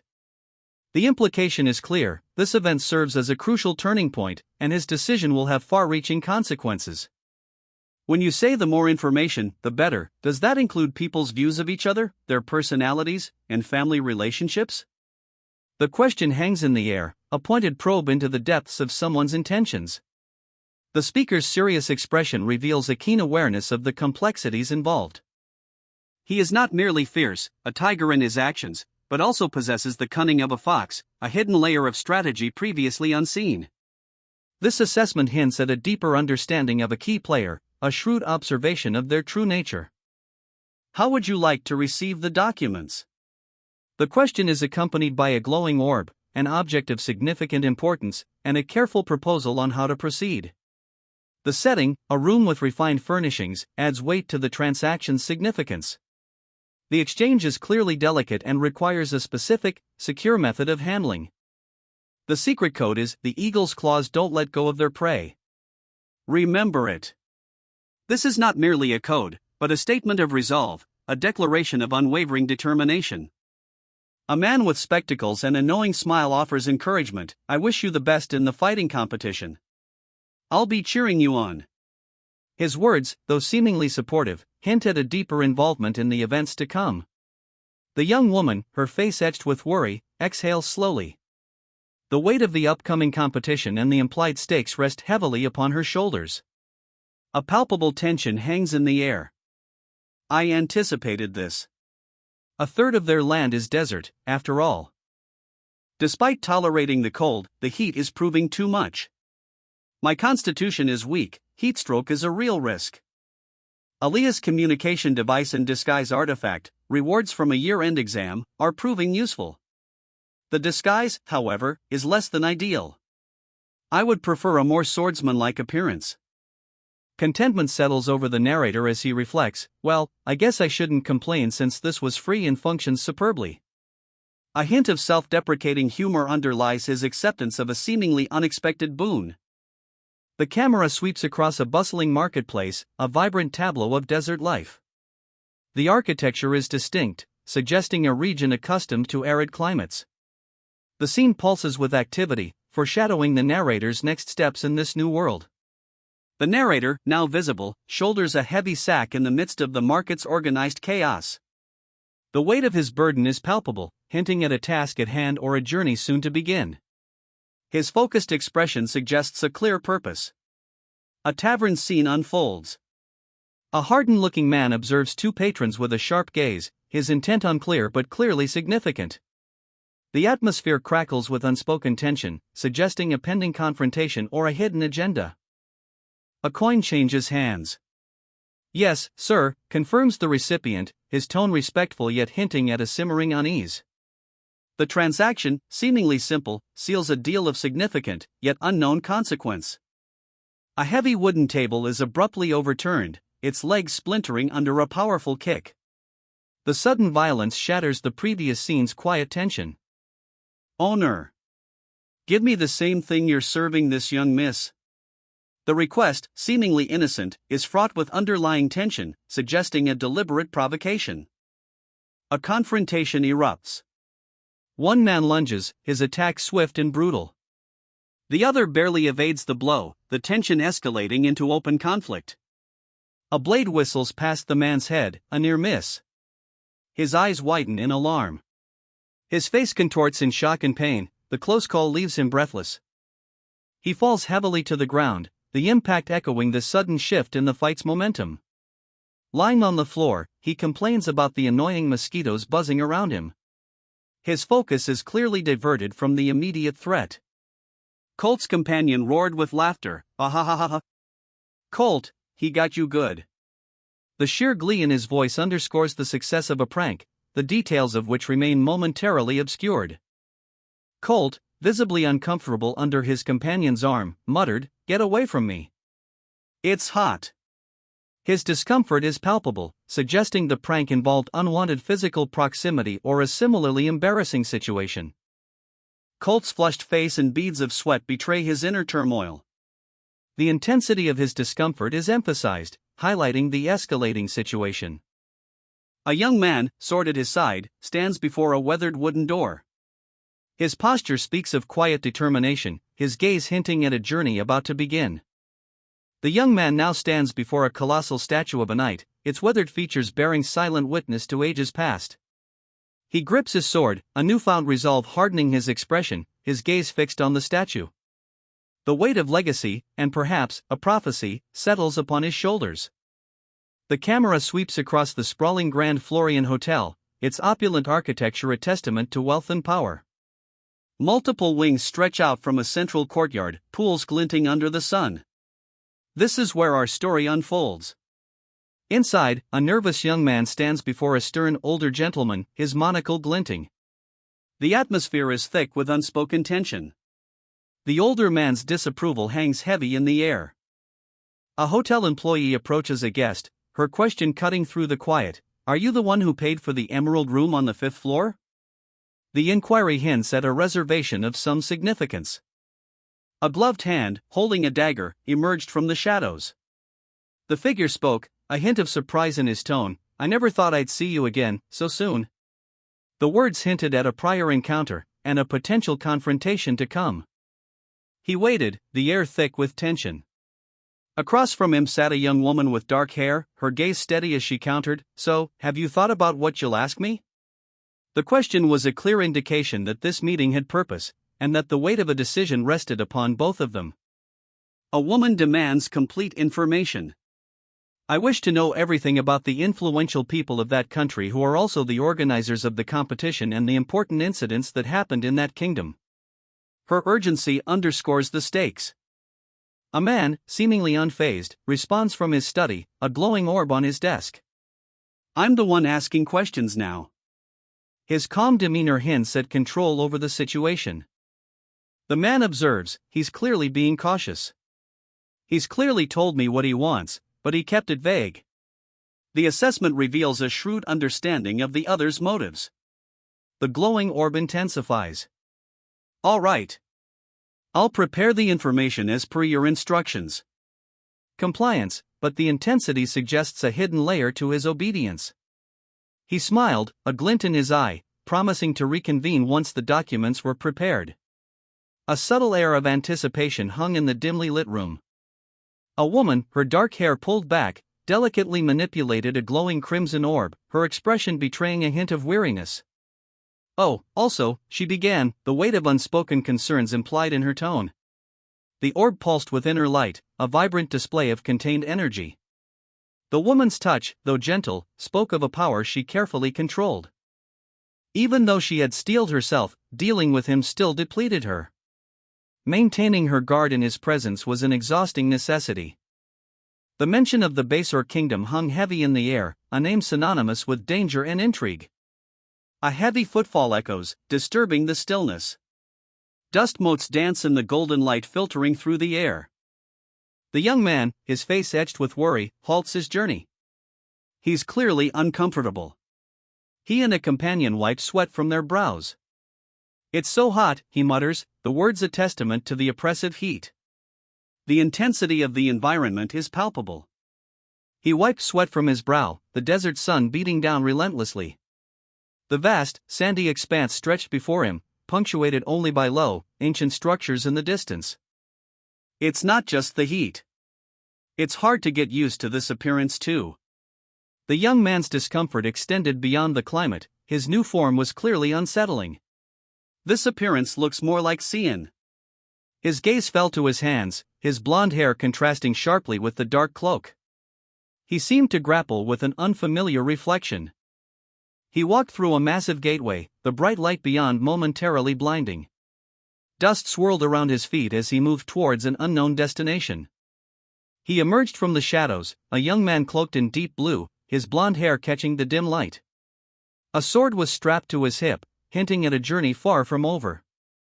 Entering a tavern, he requested a cold drink, specifying no alcohol. The weariness etched on his face spoke volumes. Leaning against a rough-hewn table, he confessed his exhaustion despite numerous destinations remaining on his itinerary. The weight of his journey pressed heavily upon him. A new figure appeared, a man with tan skin and blonde hair, his confident gaze fixed on the weary traveler. The air crackled with unspoken tension. A young woman, clearly out of place in this rough tavern, is accosted by a burly patron. His words, laced with suspicion, reveal his assessment of her as a wealthy noblewoman traveling alone. The situation escalates.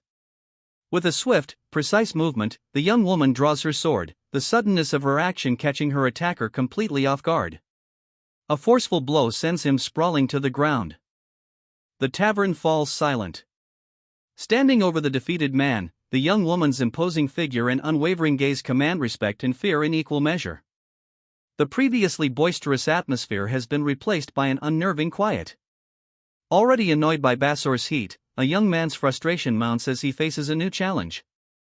He finds himself increasingly bothered by the unexpected differences he encounters. In a Basor tavern, a group of men observes a scene unfolding, their expressions a mix of curiosity and amusement. The atmosphere is thick with the murmur of conversation and the clinking of tankards. One of the tavern patrons remarks on the surprising skill of someone seemingly delicate in appearance, highlighting a contrast between outward perception and hidden ability. The young man's internal monologue reveals a stark contrast between the personalities he's encountered in Basor and those of the Baden mercenaries, leading him to express his weariness. The difference underscores the cultural chasm between these two groups. A competitor wonders aloud if he'll survive the upcoming fighting competition. His apprehension reveals the high stakes and potential dangers of the event. A mage offers to cast a cold energy spell on the competitor's cape to help him cope with the heat, a practical solution offered before the competition even begins. His return appointment is set for 3 hours later. The competitor's determined expression hints at his resolve to prepare for the upcoming trials. He is focused and ready. The young man stands before a large statue of a knight, possibly a symbol of the competition or a representation of the ideals of combat prowess it represents. The setting adds context to the competition's significance within the wider world. I think I know where you get that fierce personality of yours, Darien. If you constantly live in a hot place like this, it's inevitable that you're constantly sensitive. Watch over me. I will obtain results that will not sully your name. The weight of responsibility settles heavily on Darien's young shoulders as he accepts this charge. That's the customer. The scene shifts, revealing a young man, the customer in question, observing Darien from behind a partially open door. His expression is one of quiet contemplation, his gaze sharp. A young man stands before a sharply dressed older gentleman, his question hanging heavy in the air. The older man, clearly a servant of some standing, replies, "Yes, why do you ask?" His tone suggests the answer is far from pleasant. The older gentleman's expression hardens. "The person whom I serve does not have any room to stay in," he states, the implication of this callous statement clear. His master is powerful, influential enough to disregard basic human needs. The young man's eyes widen, his blonde hair framing a face now etched with disbelief. The weight of the information registers, a subtle shift in his posture revealing the growing unease within him. A barely audible whisper escapes his lips, "What did you say?" A mumbled apology hung in the air, a fleeting moment of remorse before the next chapter unfolded. His eyes, blazing with an unnatural crimson, held a chilling intensity, hinting at the power simmering beneath the surface. The scar across his eye, a mark of a past battle, served as a grim reminder of the challenges he faced. Hope, fragile yet persistent, colored his words as he expressed a desire for a peaceful future. This aspiration, however, stood in stark contrast to the fiery intensity of his gaze moments before, hinting at potential conflict to come. Before him stretched a sprawling metropolis, a city of grandeur and immense scale. The sun bathed its buildings in golden light, yet the underlying structures hinted at both prosperity and potential vulnerability. This was his new home, a stage for the coming drama. The forest of roots is perpetually cold. A simple observation, yet it sets the stage for the coming challenges. A young man, his violet eyes fixed on something unseen, stands within a dimly lit room. The subtle sounds of thump, thump, echo the steady beat of a nervous heart. His pensive expression hints at the weight of his impending journey into the frigid forest. A young boy, politely but firmly, requests a room change. His request hints at an underlying tension, a discomfort he's unable to articulate. Confusion and apprehension flood the boy's face as he processes something unexpected. The sudden shift in his demeanor foreshadows an escalating situation. A sharply dressed man, his expression unreadable, enters the scene.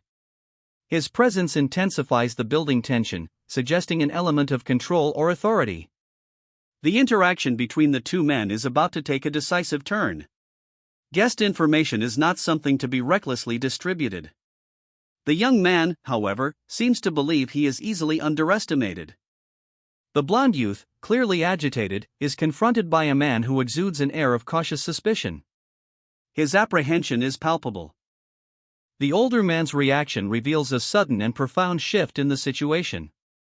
His expression underscores the gravity of what he is witnessing. Guided by the older man, the young blonde leaves, his sword sheathed but his demeanor still tense. The tension is heightened by a third, unseen figure observing their departure. A young man with blonde hair and striking blue eyes stands poised on a staircase, a subtle smile playing on his lips. He exudes an air of quiet confidence, hinting at a hidden depth beneath his composed exterior. "Sorry. My knight acted like a typical Basaurian," a voice apologizes, the words heavy with the weight of unspoken consequences. The apology suggests a cultural clash, hinting at the Bossorian's characteristic behavior. Hey! At least hear me out. The young man pleads, desperation lacing his voice. Regretfully, this was our last option after searching all around, the accompanying text explains, underscoring the gravity of the situation and the limited choices remaining. A young man, his blonde hair neatly trimmed, proposes a deal. He will cover all expenses during their stay, in exchange for sharing a room. The subtle power dynamic, a younger man making such a confident proposal, hints at a hidden strength. An older man, his face etched with suspicion, reacts with a sharp, Robert. The use of the name immediately establishes a relationship and adds to the tension. A potential conflict between the two is brewing. The setting shifts to a grand staircase, adding a sense of formality and possibly social hierarchy. The blond man dismisses the older man's concerns. He confidently asserts his judgment of character, stating he has a good eye for people. This is a key statement, suggesting a deeper understanding of people and their capabilities than initially apparent, perhaps a critical skill for the unfolding events. The young man, a deceptively charming figure, smiles thinly. Now, shall we continue our conversation? His tone suggests a continuation of a conversation already fraught with tension. A voice, laced with apprehension, cuts through the air. Is all this really necessary? The question reveals an underlying unease regarding the situation's unfolding. A further response reassures, don't worry, I'll do my best not to intrude on your privacy. The young man's demeanor shifts subtly. His words carry a thinly veiled condescension. Honestly, I've never seen someone with so little energy before. This observation hints at a deeper power dynamic or a hidden agenda. The young man's expression is now more pensive. His question, so? Are you starting to feel a bit more open to the idea? Signals a shift in the power dynamic as he assesses the other's increasing vulnerability. The expectation of wealth is a given, however, the question remains, beyond monetary offerings, what unique and invaluable asset can you provide? A shift in demeanor. The younger of the two brothers, armed and visibly tense, stands before his sibling, a stark contrast to the other's refined posture. The weight of the previous question hangs heavy in the air. Doubt clouds the younger brother's expression as he questions the sincerity of his sibling's proposition. The stakes are high, trust is tenuous. He sighed, a weary resignation in his posture. Do as you like, he muttered, the words carrying little weight. His apathy hinted at a deeper weariness, a battle already lost before it began. The servant, eyes sharp and focused, responded instantly, yes, sir. His obedience was absolute, a stark contrast to the young man's indifference. The setting, a grand hall, underscored the power dynamic.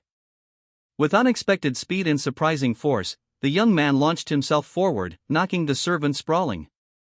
The movement was a sudden eruption of defiance against the carefully constructed order of the hall. The older man's face registered a mixture of shock and concern. The boy's sudden outburst broke the controlled atmosphere, leaving the elder looking uncertain and the younger, wide-eyed and perhaps regretful. A young man, his face etched with worry, received a pointed warning, next time, you'd better be careful with what you tell others. The weight of his indiscretion hangs heavy in the air. The tension breaks as a figure, seemingly relaxed, introduces himself, as you may have guessed, my name is Mikhail. And yours? The question hangs, a subtle shift from warning to potential confrontation. Hyde, using a false name, nearly reveals himself, admitting his discomfort with the deception. He's then questioned about his age. Learning that his conversational partner is 14, Hyde is surprised by the age gap. The narrative shifts to a direct question, is Hyde a student at the Baden Academy, given his identity as a noble swordsman and foreigner in Basor? The questioner suggests that most nobles Hyde's age would be academy students. Hyde vehemently denies being a student, adding that his interest lies solely with the person questioning him. Intrigued by a striking resemblance, one young man muses, I wonder why, though.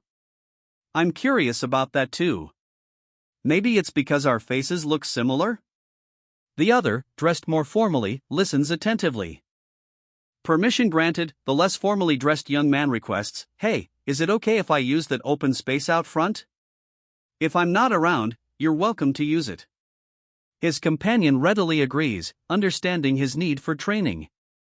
A thoughtful request follows, but, would it be alright if I occasionally watched you train? As you can see, I'm frail. Watching the dynamic movements of swordsmen gives me energy. Hyde, thanked for his kindness, offers a subtle smile. His expression, however, betrays a lingering doubt about the sincerity of the gesture. The narrator's thoughts directly follow. This man's true feelings remain hidden, making it impossible to judge the present moment's authenticity.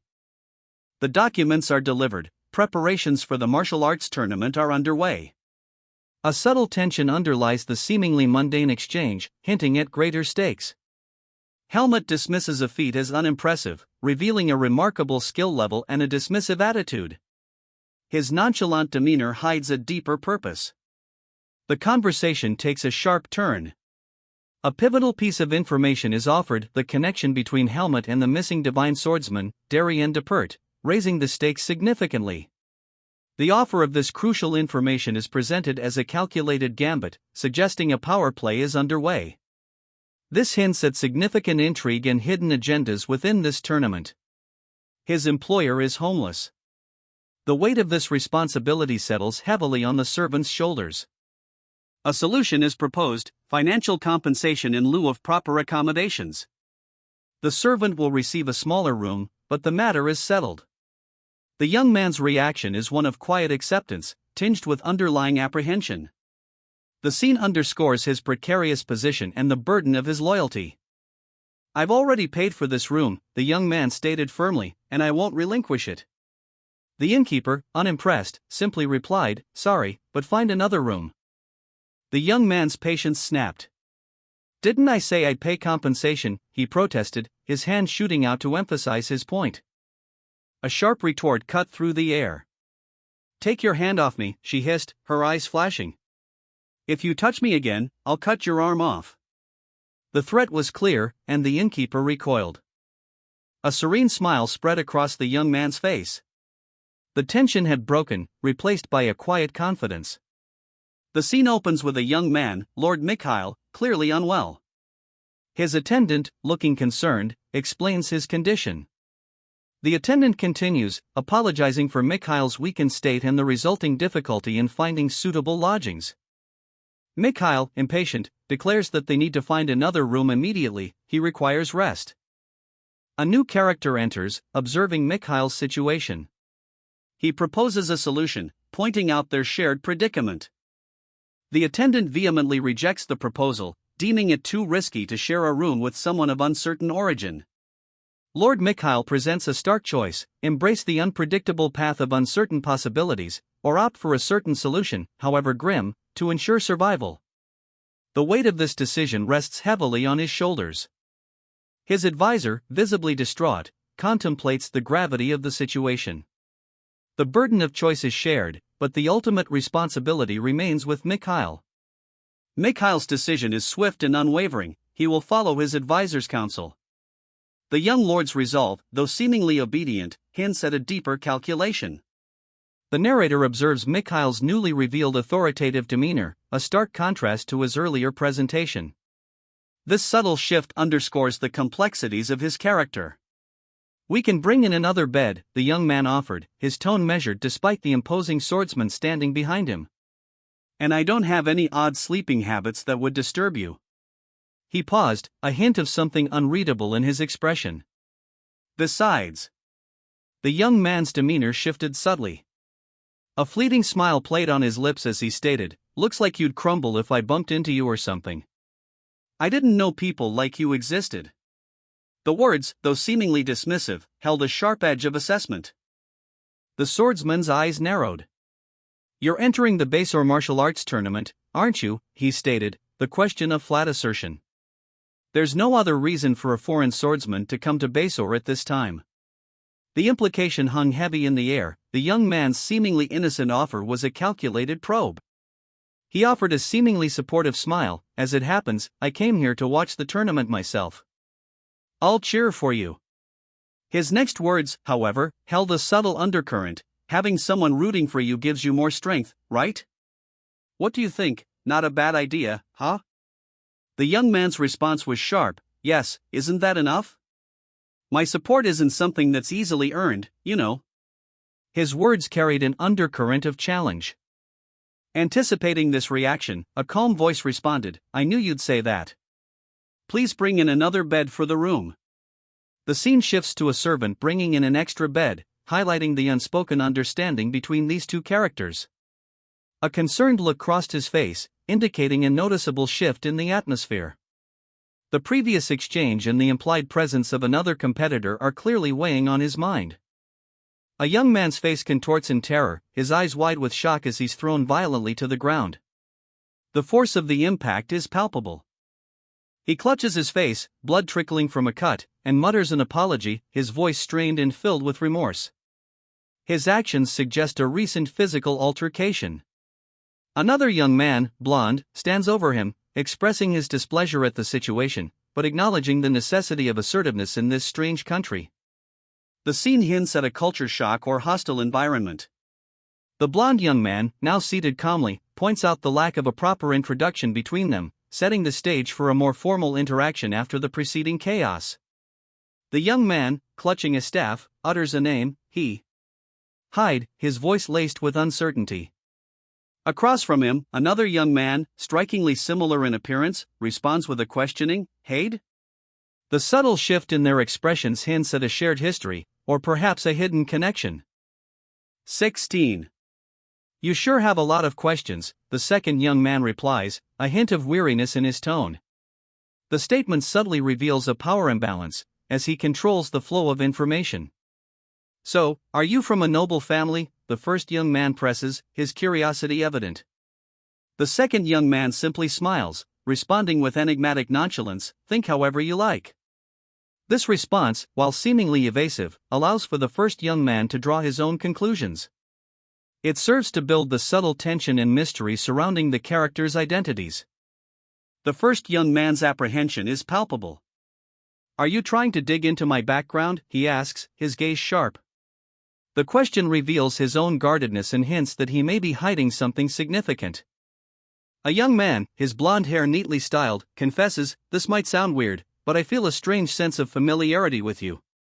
His expression is one of genuine curiosity, hinting at a deeper connection yet to be revealed. He continues, his voice thoughtful, but you have something I don't, like a strong, sturdy body. This statement subtly underscores a significant physical difference between the two, foreshadowing a potential power imbalance or contrasting abilities. The young man's expression shifts to one of contemplation, a subtle escaping his lips. This brief moment of internal reflection suggests he's weighing the implications of his previous words, adding a layer of intrigue.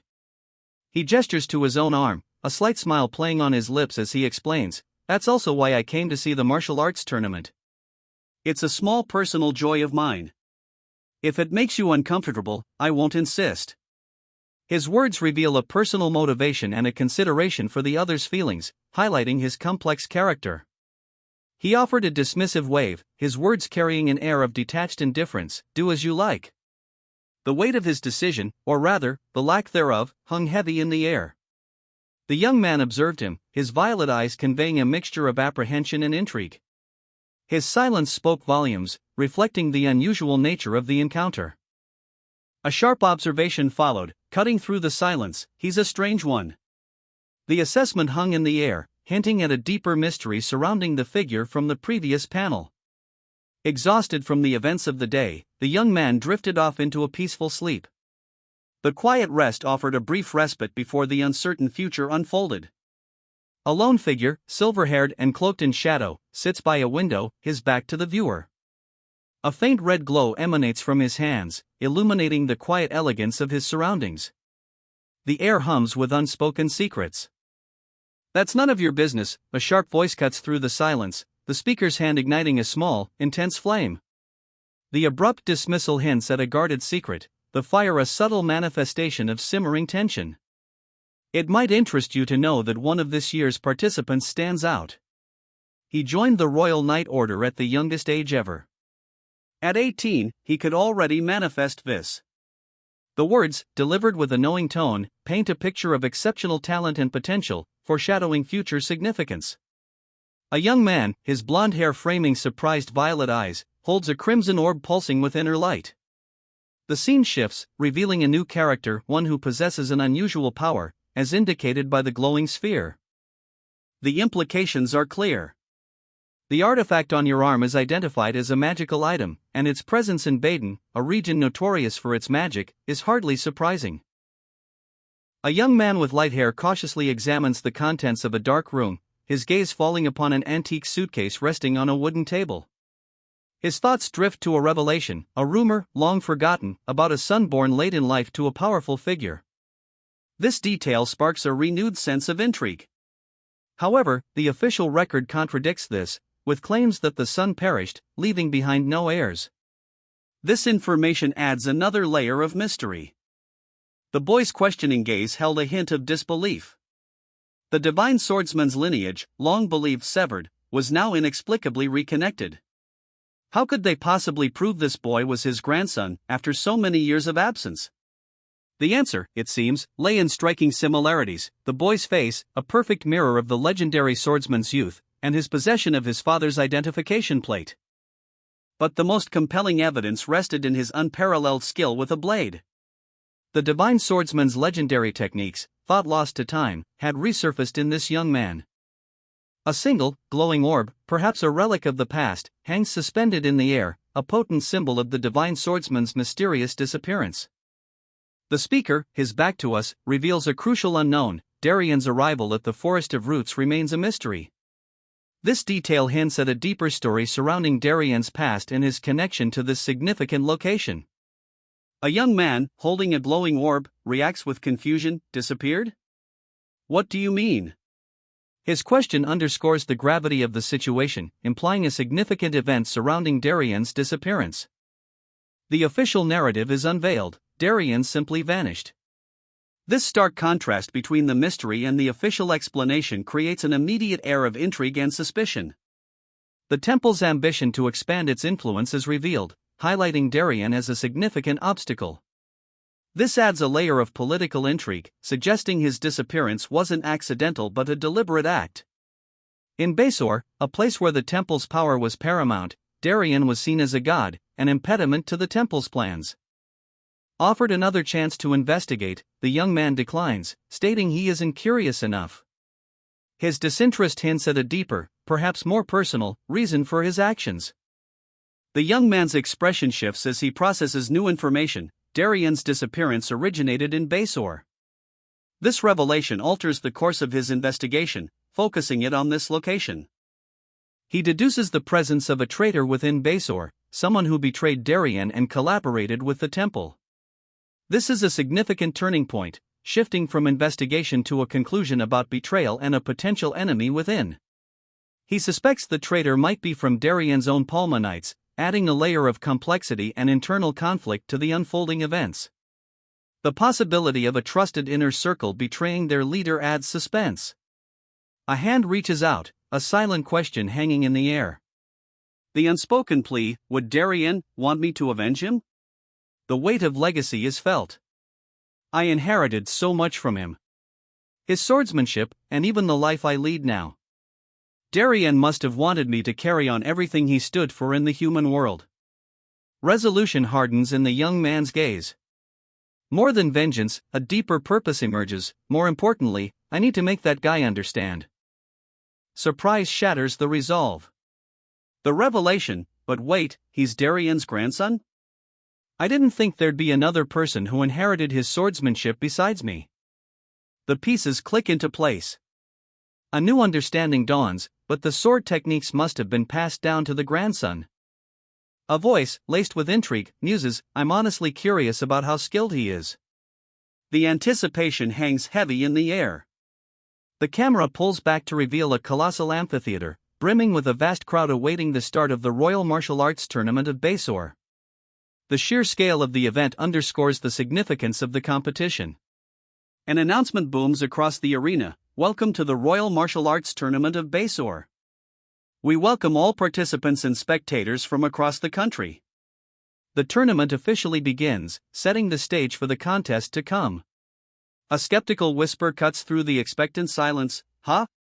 Is a kid like that seriously allowed to enter a martial arts tournament? Doubt hangs in the air, questioning the young competitor's place among the seasoned fighters. A young boy, his blonde hair framing a worried face, stares ahead, his expression heavy with apprehension.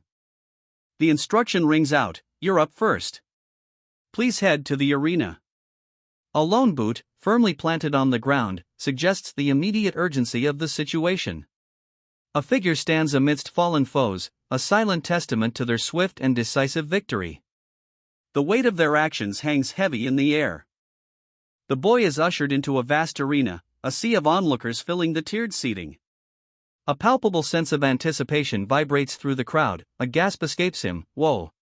The preliminary matches of the tournament are about to begin. A formidable warrior, with vibrant red hair and a confident smirk, stands ready. His opponent? The undefeated Jackal, a notorious swordsman who rules the back alleys of Basor. A spectator, seemingly a tournament official, observes, noting that while Jackal boasts an undefeated record, he's also known for preying on the weak. The rules are stark: matches continue until surrender or incapacitation. All forms of injury are permitted, provided they are not fatal. This tournament isn't some frivolous event for pampered nobles, it's a brutal contest where seasoned warriors, who've danced with death countless times, spill blood in savage combat. A warrior, clad in armor, wields twin scimitars. The heat is oppressive, he complains, "It's hot." His discomfort is palpable. He explains his predicament: "I pay 3,000 marks to have a cold spell embedded in my cape. I need to finish this quickly and get my cape back." His focus shifts to the practical urgency of the situation. An opponent appears, unimpressed. "Oh, really now," he scoffs. The implication of imminent conflict hangs heavy in the air. A swift blow. The sound of impact echoes. As the red-haired warrior is struck, the fight begins. He stared into the mirror, his reflection a ghost of his former self, eyes filled with a haunting weariness. The weight of the coming battle pressed heavily upon him. A sudden, violent gust of wind erupted, a dark blur slashing through the air. He barely parried the blow. The young warrior stood firm, his armor gleaming faintly under the pale sun. He had deflected the attack, but the fight was far from over. A thunderous quang echoed as the opponent's blade crashed against his, sending tremors through the ground. A grimace twisted his face as he braced for another strike. Helmut, a young man of striking blonde hair and violet eyes, stands victorious. His armor gleams, a testament to his skill in the arena. The crowd's roar is almost deafening as he advances to the next round, leaving his opponents in the dust with an overwhelming display of prowess. A sudden shift in setting. We are now in a dimly lit room. A figure sits, consumed by thought. The caption whispers a question: Darian's bloodline. A mystery unfolds. The mystery deepens. More details emerge about Darian, the divine swordsman, presumed dead. He left behind a descendant. The revelation that Helmut is, in fact, Darian's grandson, alters our understanding of the young champion's lineage and suggests a destiny far grander than previously imagined. An aged man with striking white hair and intense golden eyes regards a young woman with suspicion. The grim set of his jaw and the shadowy forest behind them hint at a clandestine meeting, a secret about to be revealed. A man in glasses, his expression both shrewd and curious, examines a glowing orb. He reveals that vital information concerning a critical matter has been deliberately suppressed, even within the inner circles of Basor. The man's eyes blaze with an unsettling crimson intensity as he subtly probes, testing the waters with a question about the other's interest in the situation. His curiosity piqued, he clarifies his motivation, the need to understand the nature of his opponent before engaging them. The air crackles with a dangerous anticipation. Darian, a prominent figure, has vanished from the human world without a trace. His disappearance is shrouded in mystery, as if deliberately concealed. The official story claims Darian perished while battling a monstrous scorpion, a powerful magical beast that terrorized the Basor deserts. He'll check the records for further information. The flickering flames in the background hint at the urgency of his search. A glowing orb pulses with arcane energy, a visual representation of the power he seeks to understand. The implication is clear: if the temple opposed Darian, he would have known. This reveals a potential blind spot or deliberate deception within the temple's ranks. Darien, clad in gleaming golden armor, stands amidst his troops. The visual establishes his power and military strength. A sword, gleaming under a shaft of light, rests on a table. The scene suggests a hasty departure, a life interrupted. A voice, cold and disdainful, cuts through the silence. Cowardice cannot endure. The words carry a weight of expectation and looming conflict. The speaker's thoughts drift to a possibility. Darien's son, unable to bear the rigorous training, fled. This adds a layer of complexity to the impending conflict. A young man with blonde hair and piercing blue eyes sits calmly, a slight smirk playing on his lips. Beside him stands a more mature man, his spectacles perched on his nose, exuding an air of quiet authority. They await within a grand hall, bathed in a soft, ethereal light. A large group of young warriors, clad in simple yet practical attire, fills a long hallway. They stand in various poses, some conversing quietly, others lost in thought, their faces a mixture of anticipation and apprehension. The atmosphere crackles with nervous energy. The blond young man, now wearing a dark cloak, guides two companions toward a separate area. He points out that this is the waiting area for participants, clarifying that the spectators will be directed elsewhere. The anticipation is palpable. A young woman, peering from behind a curtain, calls out, "Mr. Hyde, are you here?" Her voice carries a hint of urgency, suggesting a situation requiring his immediate attention. Hyde, amidst a scene of fallen combatants, replies simply, "Yes, I'll go right away." The implication is that he's been engaged in a fight, one possibly leaving casualties in its wake. The woman explains, "They showed signs of heatstroke. If possible, please adjust the sequence if their fight gets too close." This reveals a controlled environment where combatants' well-being is monitored, and suggests a system designed to prevent serious injury or death. Hyde is instructed, "Please remove your outerwear and put on this armor." The command is sharp and efficient, underscoring the urgency of the situation and the need for immediate preparation for some event. The youngest contestant in the tournament, Hyde, a boy barely a man, enters the arena. His bearing is quiet, almost solemn, but a glint in his eye hints at an inner fire. He carries himself with an unexpected authority for one so young. A voice, unseen yet sharp, cuts through the anticipation. Hyde, the captain of the infamous Mola gang from the slums, is revealed to be far more than just a street tough. His presence speaks to a more complex past. His opponent, a formidable warrior, approaches. Hyde's initial assessment proves prescient. This first match is a disappointment. He expected far sterner competition. The opponent lets out a chilling chuckle, making it clear that this tournament prioritizes spectacle over safety. The words hang heavy in the air, a stark reminder of the brutal nature of the competition. "Do you get it now?" The red-haired warrior's smirk held a chilling confidence, his words dripping with unspoken menace. His challenge hung heavy in the air, a clear indication that the confrontation was far from over. His expression shifted, a subtle change betraying a growing impatience. The red-haired warrior's predatory gaze intensified, promising swift and brutal retribution. With a blur of motion, the red-haired warrior attacked. His blade sliced through the air, a whistling sound preceding the impact as he aimed a decisive blow at his opponent. Tension crackled in the air as the warrior stood poised, his blade glinting. His opponent, eyes blazing with defiance, braced for the inevitable. With a swift, brutal movement, the warrior's sword arced downwards, its trajectory a blur of lethal intent. A sickening thud followed by a ragged cough marked the end of the fight. The warrior stands over his fallen foe. A boyish grin spread across the face of a young man watching from afar, revealing a cold calculation in his eyes. A rumor circulates, the temple intervened and eliminated him. The implication hangs heavy in the air, a significant figure has been removed, setting the stage for further conflict. This news fuels a new resolve. His revenge, it seems, now belongs to another. The weight of vengeance shifts, igniting a fresh pursuit of justice. Jackal is unable to continue. The declaration is stark, signaling the end of one threat and the potential rise of another.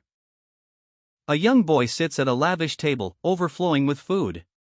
His expression is one of blissful contentment as he gestures widely, embracing the feast before him.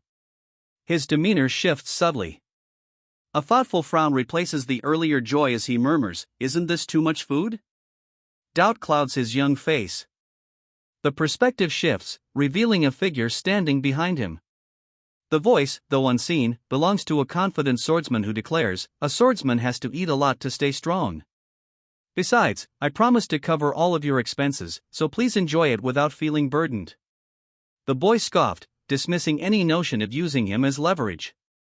"If you're thinking of using this as leverage, then ask me for something later, forget it." His amusement was evident as he countered, "Huh? Ha, what do you take me for? Spending this much on you doesn't even make a dent on my wallet."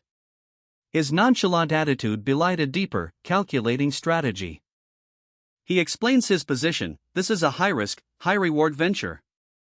However, he tempers expectations, admitting he cannot guarantee significant gains from their collaboration. The inherent uncertainty of their alliance is now established. For now, the boy assures his companion, there are immediate benefits. The act of eating is presented as a moment of temporary respite before their more serious pursuits. The scene subtly shifts, foreshadowing a future where the boy's seemingly casual demeanor will need to prove its worth.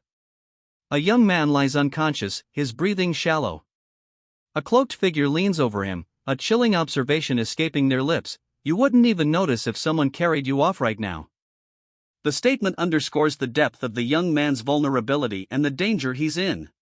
The cloaked figure examines a document, their assessment revealing a new layer to the situation. "Though I'm the one who asked you to dig around as best you could, the Black Hawk gives really thorough work. With this much, I'll have to read it all throughout the tournament period." The implication is clear: the information gathered is substantial, requiring significant time to analyze and potentially influencing the upcoming tournament. Ethan's eyes, wide with shock and a single tear tracing a path down his cheek, betray his inner turmoil. The weight of a recent revelation is palpable. The panel showcases a powerful figure, the captain of the Palma Knights, a man whose unwavering dedication has been tested since the disappearance of Darien. He's successfully led numerous monster subjugation missions. He's now considered the most suitable candidate to lead the Palma Knights, a testament to his exceptional skills and unwavering resolve. Doubt lingers. The image shows a portrait, suggesting someone from Darien's past. The narrator questions if this individual is the only person besides Ethan who truly knew Darien, hinting at a mystery. Darien's silence about the Knights deepens the intrigue. A quiet determination fills the speaker's unspoken thoughts: if the opportunity arises, a conversation with him is desired. The young man, meticulously examining photographs, questions Darien's decision to send him to Ethan instead of luckless Kikaru. The weight of this choice, and its potential implications, is palpable. The reason for this strategic choice is revealed: Darien's meticulous nature led him to believe sending the young man to Ethan was the only way to ensure he wouldn't attend the academy, a critical detail for reasons related to the future. Tragedy, a constant threat, looms large. A young woman's pensive expression reflects a stark awareness of its ever-present danger. An older man, his words a testament to lived experience, warns that caution, while vital, does not guarantee safety. Unforeseen events always have the potential to strike. Even for a high priest, trapping Darien wouldn't have been easy. The sheer power he wielded is evident in the monumental effort required to contain him. The documents, torn and scattered, reveal a betrayal. Someone close to Darien gained significantly from his downfall.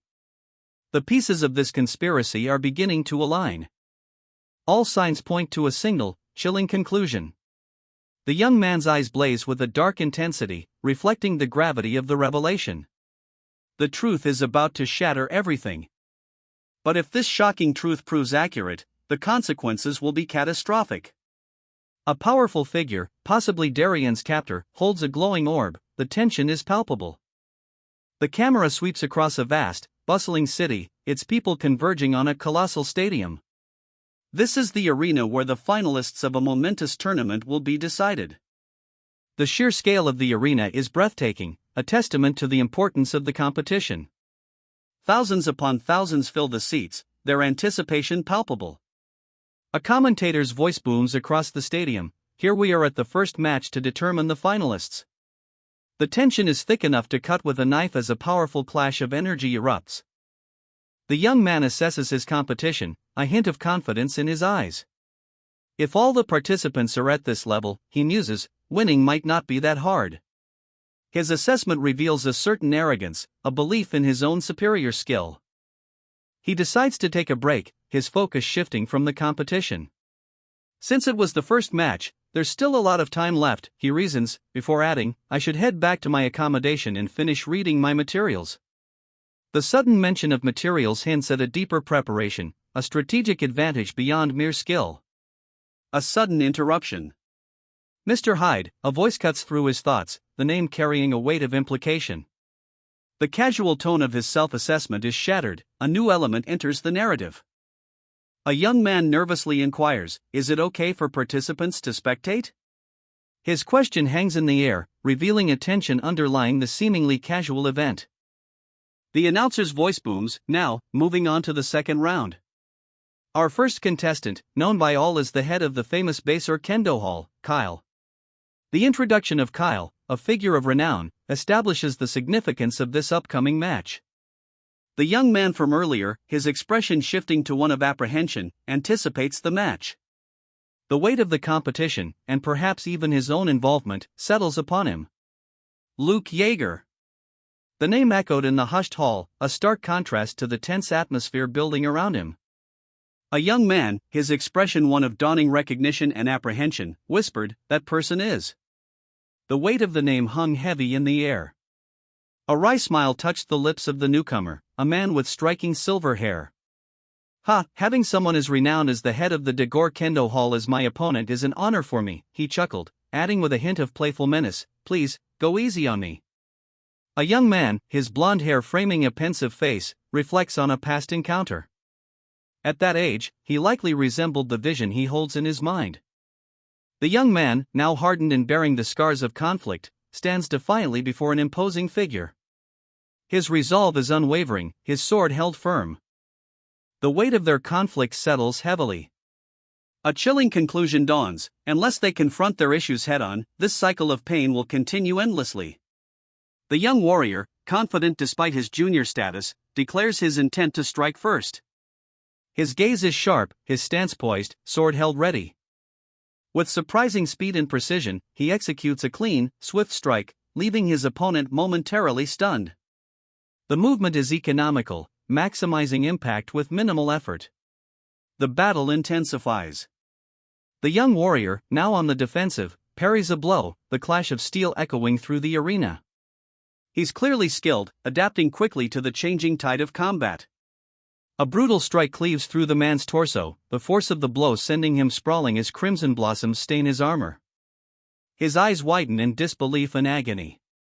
The attacker, a young man with steely eyes, finishes the deadly maneuver, his movements precise and efficient, leaving the fallen foe lifeless. Blood spatters across the panel. Hyde received praise for a job well done. The words "good job, Hyde. You were amazing today. It really felt worthwhile to cheer for you," conveyed not only approval, but also genuine admiration. A conversation shifted towards a more pragmatic assessment. The speaker, clarifying their intentions, stated, also, I'm not trying to put you in my debt. This is an investment. Debt comes with the expectation of a return, but investment assumes a loss from the beginning. This sets the stage for a calculated relationship based on mutual benefit, but with inherent risk. The inherent risk of investment was further explained. A question arose. Assumes a loss? Then why even do it? The answer clarified the potential for greater reward, despite the acknowledged possibility of failure. With debt, you can only expect to get back what you gave, but with investments, there is a possibility of an even greater return.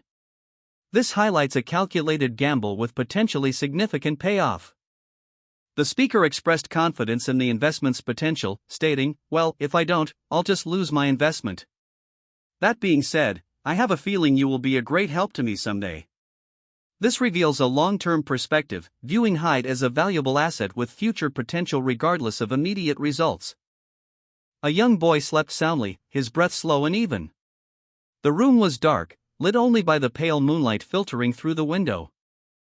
His older brother sat nearby, the soft glow of a lamp illuminating the pages of a book he studied intently. A quiet rustle filled the otherwise silent room. The brother continued to read, his brow furrowed in concentration. A sense of quiet vigilance hung in the air. The Palma Knight's captain, Darien, is revealed through official documents. His second-in-command, Lucius Kiker, is prominently featured alongside him. A young man, reviewing the files, contemplates Darien's relationship with Kiker. The weight of the past hangs heavy in the air. The past is brought into sharp relief. Kiker was Darien's closest confidant, serving as his vice-commander. A young woman receives a solemn warning amid a desolate landscape, urged to maintain her composure no matter what befalls her. Darien knew he'd been betrayed and abandoned in the forest of roots. The evidence, laid out before him in the form of blurry files, confirmed his worst fears. However, the betrayal would have been far more devastating had it been inflicted by someone closer, someone Darien trusted implicitly. The revelation explodes: Lutkus Kakaro is the traitor. Darien vows vengeance, refusing to leave Basor until Kakaro pays for his treachery. The rising star, Hyde, secures another victory in the arena, his sword still gleaming from the recent clash. The defeated opponent lies prostrate on the dusty ground. Hyde receives congratulations after his match. The official informs him that the final round will commence in 2 days. A man, seemingly a high-ranking official, approaches Hyde, offering him a seat. He politely inquires if he's disturbing Hyde's time, explaining his desire to watch the remainder of the tournament together. There's an unspoken rule in Basor: participants aren't allowed to observe matches beforehand. This isn't mere formality. The people of Basor consider preemptively gauging an opponent's skill to be dishonorable, and thus avoid doing so.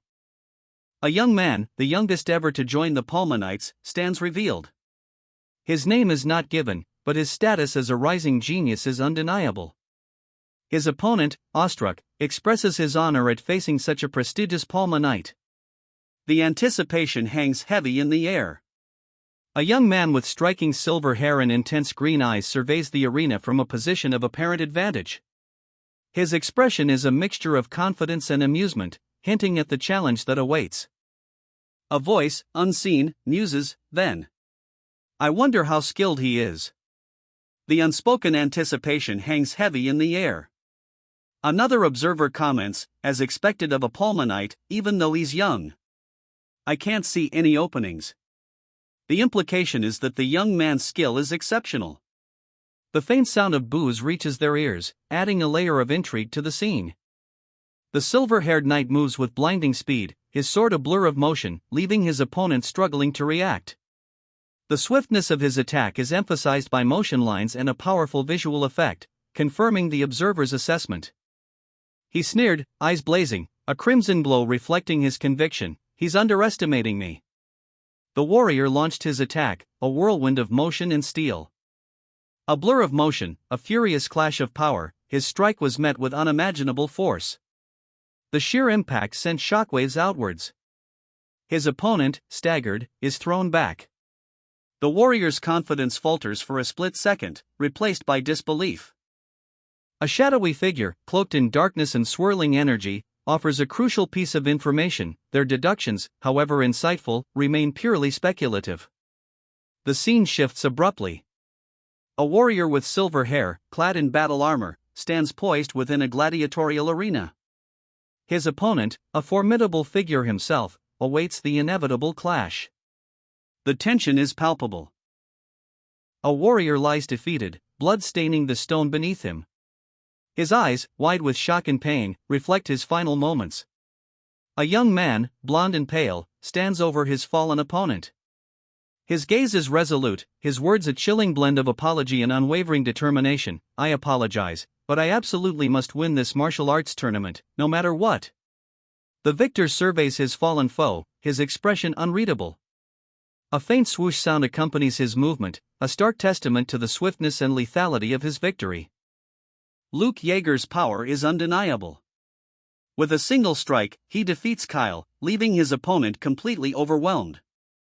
Observers in the audience react to Yeager's decisive victory, whispering their assessment of his strength. One declares him a championship contender. Another spectator, amused by the ensuing tension, recognizes the display as a classic declaration of rivalry. The same spectator is genuinely impressed, admitting that Jaeger's skill exceeded his expectations. The thought hangs heavy in the air: if Luke Jaeger's swordsmanship was honed by Darien, a chilling possibility dawns. A question, offered with concern, is met with a single, stark word: no. The unspoken weight of that refusal, a profound coldness emanating from Luke, leaves a lingering chill. A sudden, jarring shift. The immense scale of a coliseum explodes into view, a wave of anticipation washing over the scene. The sheer magnitude hints at an event of momentous significance. A quickening pace. The character's footsteps accelerate, an unspoken tension building as he asks himself, "Why are my footsteps quickening like this?" A sense of unease and mounting dread pervades. Luke stands before a spectral gathering of faces, his past, perhaps his future, laid bare. Their silent judgment hangs heavy, a portent of the challenges that lie ahead. A nervous young man, his face etched with worry, shrinks back as a powerfully built figure looms behind him. The scene is set within a dimly lit room, the fireplace's glow barely illuminating the tension. The muscular man dismisses the tournament's importance, his words dripping with nonchalance: "This tournament isn't that big a deal." His dismissive attitude highlights a potential lack of seriousness towards the upcoming competition, or perhaps a hidden agenda. He continues, lowering his voice, "Still, it's just us here, isn't it? No one else is listening, right?" His shift to a quieter tone suggests a confidential disclosure, hinting at a secret plan or a sensitive matter being discussed. A knight's voice cuts through the air: "You look familiar." The young man with striking silver hair, eyes wide, seems taken aback. His expression is a mixture of surprise and apprehension, a clear indication that the encounter is unexpected. The young man's apprehension melts into a knowing smile as he recognizes the other. The interaction shifts to a comfortable familiarity, hinting at a prior relationship. A burst of laughter underscores the reunion. The young man, now identified as Darien Depert, confidently declares his identity. This confirmation establishes his significance within the story's context. The blond youth recoiled as a powerful hand seized his jaw. "Wait, what the hell? How did you know that?" he sputtered, incredulous. The grip tightened, mirroring his rising panic. The gray-haired man released his grip, a dismissive wave of his hand accompanying his words. It's nothing." This guy just seemed like he had something he really wanted to talk to me about, so I'm gonna step outside with him for a bit." His explanation lacked conviction. The gray-haired man glared, a hint of anger in his eyes. "Never in my life have I had to push a guy into a wall like that, punk." The intensity of the moment underscored the unexpected encounter. He pressed further, his voice sharp. "Why don't you use the name Depert?" The question hinted at a deeper, potentially dangerous game at play. "I was simply curious after hearing a rumor that the divine swordsman had a descendant. I haven't told anyone, so don't worry." "Why are you hiding the fact that you're the divine swordsman's grandson? My father severed ties with him and left the house." "But you did inherit the divine swordsman's techniques, didn't you?" "Still, I'm not trying to deny being his heir or anything." He clenched his fist, a fierce determination etched onto his face. "I want to be acknowledged not for my lineage but for my skill," he declared, his voice filled with quiet intensity. This desire to prove himself independent of his noble birth will undoubtedly shape his actions. A sigh escaped him, his shoulders slumping. "Damn it, why am I telling all this to someone I just met?" The immediate regret highlights his vulnerability and the weight of his secret. He then adds a crucial instruction: "Don't you dare tell anyone. Only the knight captain and vice captain of Basor know about this." This establishes the gravity of the information he's revealed and the tight circle of trust surrounding it. The young man's eyes widened, his expression shifting to one of grave concern. "Wait," he said, his voice laced with apprehension. "If Captain Ludus Kakaro was the one who helped imprison Darien?" The revelation of Captain Kakaro's involvement introduces a significant new player and a crucial plot point regarding the imprisonment of Darien. The two men stood facing each other, a palpable tension hanging in the air. The stark contrast between their physiques, one lean and youthful, the other powerfully built, further emphasizes the weight of the unspoken words between them. The setting, a somber hallway, underscores the seriousness of their encounter. A powerful, aged man, his face etched with years of wisdom and perhaps weariness, is shown. His eyes, though, hold a spark of something else, anticipation, perhaps? Or even a hint of mischief? The old man smiles, a knowing glint in his eyes. This is no ordinary smile, it speaks of secrets held, of power wielded, and of a long game played. The name Ludus Kiker's Zero echoes, a name whispered with reverence and a hint of fear. The old man, now revealed in full golden armor, stands tall, his posture radiating authority. This is not just a name, it's a legend in the making. A question cuts through the air: who's the boy next to you?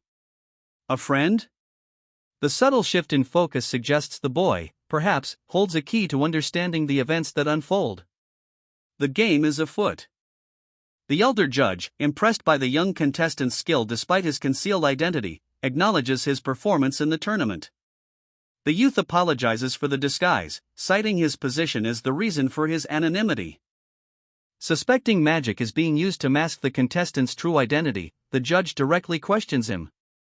The judge reveals that the young contestant is not alone in concealing his identity, others in the tournament finals are doing the same. Assuring the young contestant of support, the judge promises to be present for the final match. Another contestant, seemingly concerned, suggests the youth rest. The judge departs, stating his intention to witness the final match. He seems to care about you. A subtle observation, laden with unspoken implications regarding the complex relationship between these characters. Is he trying to atone to Darian's son now? The question hangs heavy in the air, hinting at past grievances and a potential path towards reconciliation. Well, it's not like I care how a guy looks. Anyway, good luck in your remaining matches, and don't spread who I am around. A dismissive yet pointed statement, revealing a character who values competence over appearance and possesses a secret he intends to keep. Even if I keep quiet, you'll have to hold it in at least until next year, a veiled threat hinting at future consequences if the secret is revealed prematurely. Because I'm going to win this year. A declaration of confidence, underscoring the character's ambition and the stakes involved in keeping their secret. This was a declaration of war. The implications are clear, a significant conflict is imminent. Luke Yeager, a young man with piercing purple eyes, registers the gravity of the situation. His expression reflects a steely resolve. Ludus Kiker, the instigator, is about to enact his plan. However, Yeager vows to protect Luke from being ensnared. A fierce battle erupts. A man lies wounded, suggesting the conflict has already begun with brutal intensity. A collective gasp rippled through the onlookers as Luke Yeager vanished from sight. What just happened, they murmured, their confusion palpable. The sudden disappearance was a stark reminder of the unpredictable power at play in this tournament. Hyde, looking unwell, is approached by a concerned companion. The question hangs heavy in the air: is he troubled by Luke's sudden absence, and if so, why? Their concern hints at a deeper connection between the two than initially apparent. Hyde excuses himself, explaining that he must attend to a pressing matter, leaving his companion behind. His departure suggests a clandestine urgency, further fueling the mystery surrounding Luke's disappearance. A young boy with blonde hair, dressed in fine attire, sits nonchalantly on an ornate chair, his hands gesturing widely. Beside him, a formally dressed older man stands stiffly, his expression unreadable. The boy seems unconcerned, expressing a casual indifference. The boy reflects on his social life since leaving the forest and attending the academy. He admits to building connections, but lacks a true sense of kinship with anyone he's encountered.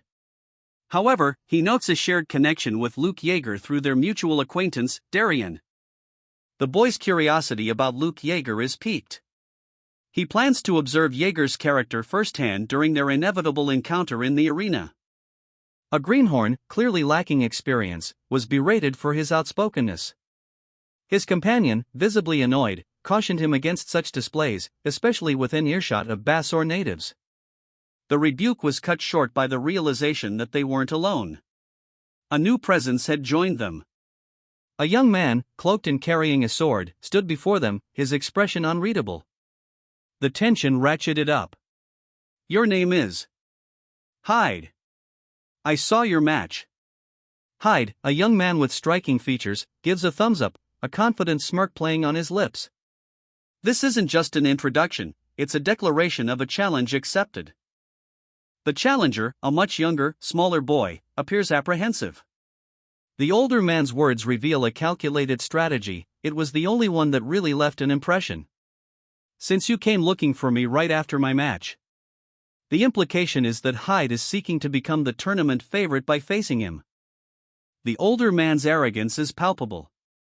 He dismisses the young challenger with a dismissive wave and a cruel statement, "Sorry, but the only people who get to be my fans are the ladies. You're Darien Depert's grandson, aren't you?" This reveals a key piece of information, family lineage and perhaps a history of rivalry. The scene shifts dramatically. A hand clamps over the boy's mouth, silencing him abruptly. The suddenness of the action and the stark visual of the hand emphasize the power imbalance and the imminent danger. A horrified expression appears on the face of an older man nearby, his eyes wide with fear and shock as he witnesses the attack. This reinforces the gravity of the situation and suggests that the attacker's actions are unexpected and possibly unlawful. Concern etched on his face, one man asks Luke, "What's wrong, Luke?" The scene suggests a close relationship, perhaps between friends or family. Luke recoils violently, a sudden, unexpected outburst. The sharp, dramatic lines emphasize his distress, suggesting a hidden trauma or a powerful, overwhelming force acting upon him. A man, seemingly calm, approaches Luke, placing a reassuring hand on his shoulder in a gesture meant to comfort, though the situation remains tense. The setting is a grand hall, perhaps within a castle or similar place of power. The calm facade crumbles, suspicion replaces concern as the man demands to know Luke's origins. The question, "Where did you come from, and who the hell are you?" reveals a shift from concern to apprehension and distrust. Luke, startled, asserts his authority, reminding the man who is in control of the conversation. He then warns him against revealing the existence of the divine swordsman, stating it would be a huge problem. This reveals the presence of a powerful and potentially dangerous figure, the divine swordsman, and a power dynamic where open discussion about him is forbidden. No, seriously. How the hell do you know that? The man's disbelief was palpable, his face a mask of incredulity as he addressed the younger figure. The response was calm, almost smug, "I happen to be pretty good at gathering information." The younger man's words hung in the air, heavy with unspoken implications. "The Deprut name now would be ridiculous," he stated, a subtle shift in the dynamic between the two. The conversation shifted. "What? How do you know that much?" The older man's astonishment was escalating. The younger one explained, "When my father taught me swordsmanship, he never told me it was the divine swordsman's style." The older man's expression hardened. "I had planned to make it official once I won this tournament," he revealed, his voice laced with a hint of regret. He continued, acknowledging his youth's surprising perception, "Even though the swordsmanship came from my grandfather, it was my strength that allowed me to master it and join the knights." Luke Yeager, a young man with striking violet eyes, stood lost in thought. A pensive expression etched his features, hinting at a weight of unspoken concerns. The scene shifts. A taller, muscular man addressed Luke, a questioning look on his face. The setting appears to be outdoors, perhaps near a beach. A single exclamation point hangs in the air, unspoken yet heavy with anticipation. A thought bubble explodes across the page. Why did he accept Darien's grandson, Luke Yeager, into the Knights? The question hangs in the air, unanswered, yet fueling the narrative's core mystery. Luke and another young man, this one with short gray hair and a noticeably muscular build, stand together. Their conversation, implied rather than shown, appears tense. A sense of unease hangs heavy in the air. The two young men now stand before a figure clad in ornate golden armor, their backs to the viewer. The imposing figure's sheer presence commands attention, leaving the audience wondering about their identity and the power they wield. A young man, breathless, questions the arrival of his captain. The weight of the question hangs heavy in the air. What brings the captain here, to this seemingly secluded location? His gaze sharpens, his concern deepening as he identifies the man in question. The identity holds a significance that chills him to the bone. An older man, his words a calm explanation, reveals the identity to be Hyde, a finalist in the ongoing tournament. The casual mention belies the inherent danger. I just stopped by to offer Luke some encouragement before the finals. Now that I've done that, I'll be on my way. Luke's expression remains pensive as the other individual watches him intently. A subtle tension hangs in the air. If anything, I should be thanking him. He was the first person in Basor to recognize me, and he urged me to gain recognition through skill in the tournament. Luke's gaze shifts, a question forming in his mind, or is it something else? A knowing smile plays on the other man's lips as he lets out a short, sharp laugh, ha. His intentions remain unclear. He waved goodbye, a casual "I'll look forward to it" hanging in the air, his tone betraying nothing of the weight of the impending event. The younger man watched him go, his expression unreadable, a storm brewing beneath the surface calm. The unspoken tension crackled in the air, heavy with the weight of their shared knowledge. His gaze sharpened, concern twisting into something darker as he focused on something or someone beyond the frame, a sense of foreboding settling over him. He inherited Darian's swordsmanship, just as she did. A chilling revelation, hinting at a shared lineage and a potentially dangerous rivalry. Luke Yeager's expression shifts to one of suspicion and guardedness. The subtle change in his demeanor reveals an underlying tension. He clearly recognizes the significance of the previous statement. The speaker addresses Luke directly, highlighting the unexpected encounter. The words "good timing" carry a double meaning, suggesting both opportunity and threat. A young man, his blonde hair neatly styled, sits calmly amidst the opulent decor of a study. He inquires, his expression unreadable, about a conversation with Luke Yeager. The casual nature of the question hints at something more, a calculated probe into the other's actions. His eyes, a striking violet, sharpen, confirming his suspicions. The slight tremor in his hand and the subtle shift in his posture reveal a dawning unease beneath his placid exterior. The unspoken tension hangs heavy in the air. A tense interrogation unfolds. "What did you talk about with him?" demands a shadowy figure, his voice laced with suspicion. The young man, calmly holding a book, replies, "I'm not obligated to tell you that," his demeanor suggesting defiance. The interrogator's final statement, "I figured you'd say that," confirms a lack of progress in this clandestine exchange. The line of questioning shifts. "If the Palma Knights offered to recruit you, would you accept their offer?" The question hints at the young man's potential value and the power dynamics at play. The young man's curiosity is piqued. "Why would they want to recruit me?" he asks, genuinely confused. The explanation follows. The Basor martial tournament's high profile attracts many knights. His participation would make him a highly desirable recruit. A subtle shift in the young man's demeanor.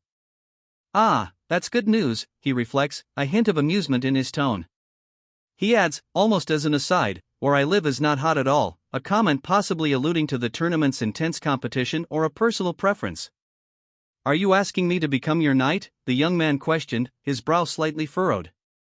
The other, more imposing figure, responded, "No, I'm asking you to be on my side, someone who is completely on my side, not bound by titles like knights."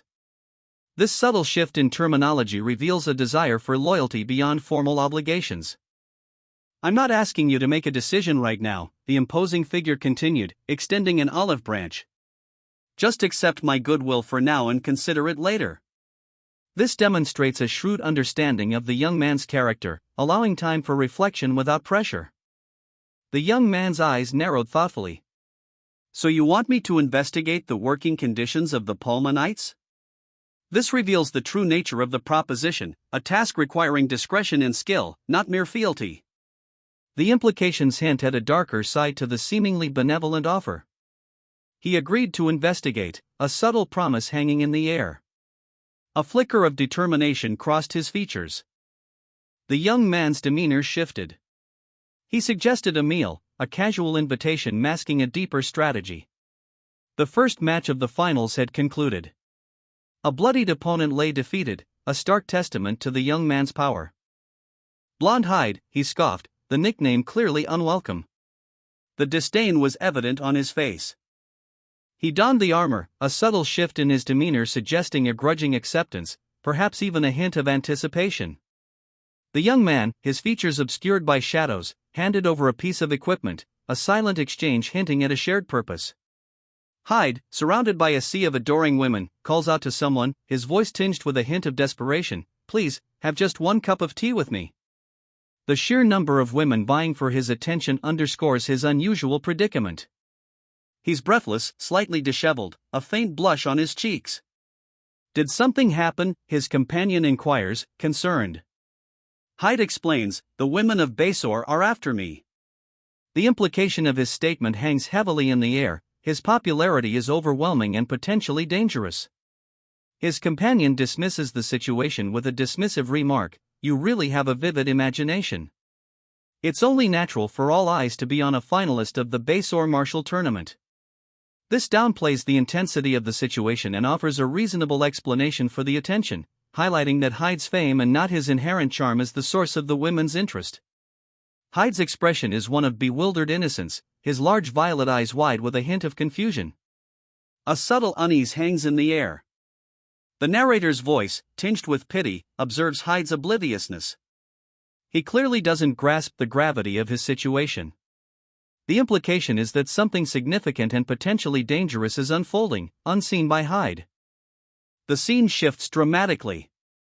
Hyde now sits calmly, sipping tea and holding a book, radiating an air of serene contentment.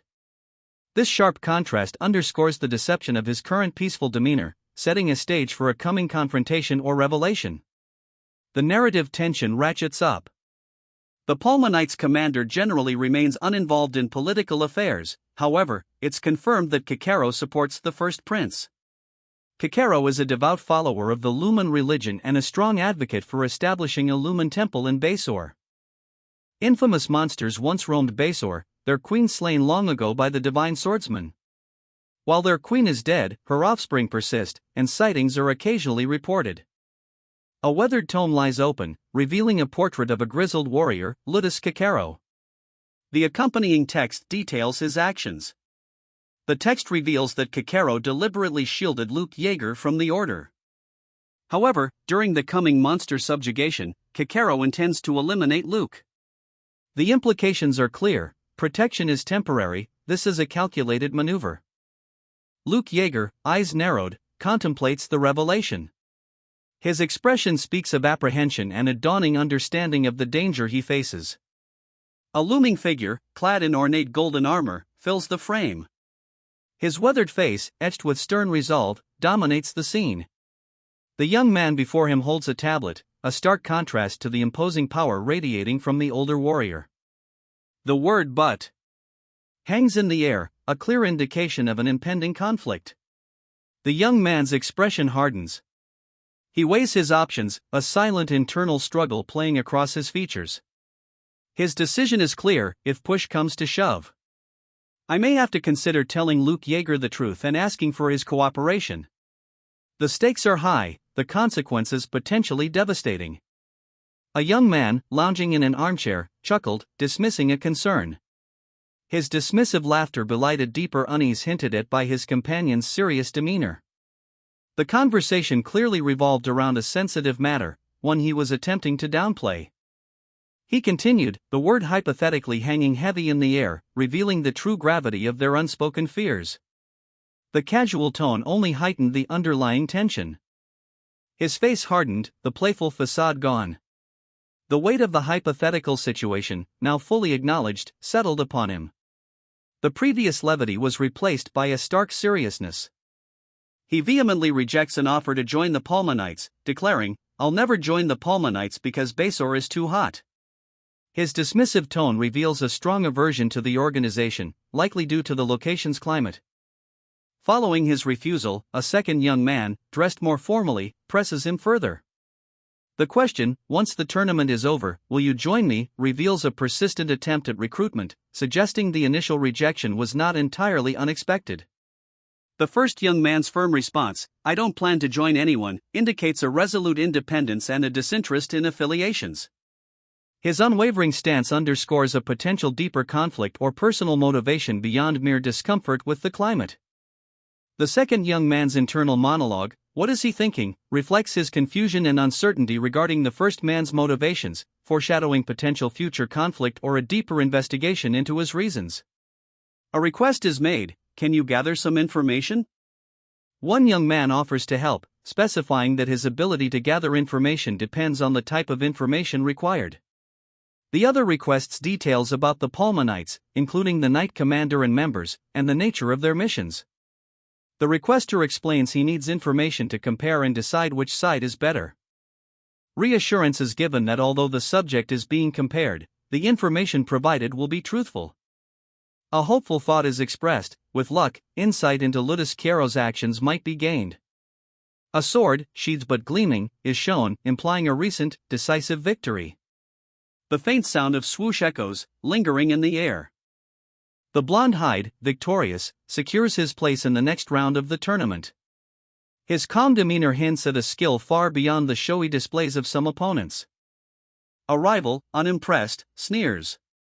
His words, "What a boring guy you are. You didn't even wave at the audience once," reveal a stark contrast in fighting styles and personalities. The relaxed Hyde, seemingly unconcerned by his opponent's taunts, embodies a quiet confidence that belies his strength. He possesses an unnerving ability to remain fresh for battle, no matter how long the fight rages. Her current agitation stems from him, the source of her intense frustration. She harbors a strong impulse to strike him. Wait a second. That's him over there. A sudden shock visibly registers on her face. Hyde sipped his tea, a look of mild concern crossing his face. Someone has interfered with his tournament performance. The implication is that this was a deliberate act, not mere coincidence. The scene shifts. Hyde is now surrounded by onlookers who are openly questioning his participation in a swordfighting tournament, given his appearance. Their skepticism highlights the contrast between his youthful looks and the expectations of a combatant. Hyde's response suggests a past conversation, hinting at a previous attempt to assess his skills, perhaps revealing a hidden depth to his abilities. This panel functions as a transition, setting up the next scene. He's quick, efficient. A valuable asset, clearly. The young man offers a document, a subtle shift in power dynamics, a gesture designed to solidify their burgeoning trust. The rewards of knighthood are detailed: a baronial title, preferential treatment, and a private residence. Yet, the young man's reaction hints at a deeper agenda, a disinterest masked by polite dismissiveness. Intelligence from Black Hawk reveals a critical secret: the first prince is the son of a foreign queen. This piece of information drastically alters the political landscape. The revelation continues, adding another layer of complexity. Ludus Kiero, a powerful figure, supports this first prince. Alliances are shifting, the struggle for power intensifying. Desert scorpions are a persistent threat. The Palma Knights' annual desert expedition includes scorpion population control. Humans will go to great lengths to bury their past mistakes, sometimes using others as pawns to maintain control. A knight, his armor gleaming amidst a crimson backdrop, stands over a fallen foe. The scene is a carefully crafted deception, a heroic tale spun from a web of lies. The knight's actions, while appearing valiant, mask a far more sinister truth. The stakes are high. He's here to prevent the grandson of Darien from suffering the same fate, no matter the cost. The speaker, determined to thwart Lutut Kiker's nefarious scheme, is prepared for a fierce confrontation. A recent face-to-face encounter has revealed the formidable strength of Lutut Kiker, an opponent so powerful that victory seems impossible, even with everything at stake. A young man with blonde hair and violet eyes anxiously awaits news. He wonders aloud if Michael has completed the requested investigation. This reveals a critical dependency on Michael's findings and hints at the urgency of the situation. The blonde young man's apprehension is palpable as he stands beside an older, grizzled man. The tension between them is thick, highlighting the weight of their shared concern. The older man's presence suggests experience and authority in this matter, creating a sense of foreboding. The older man speaks, confirming that the results will be available immediately after the tournament concludes.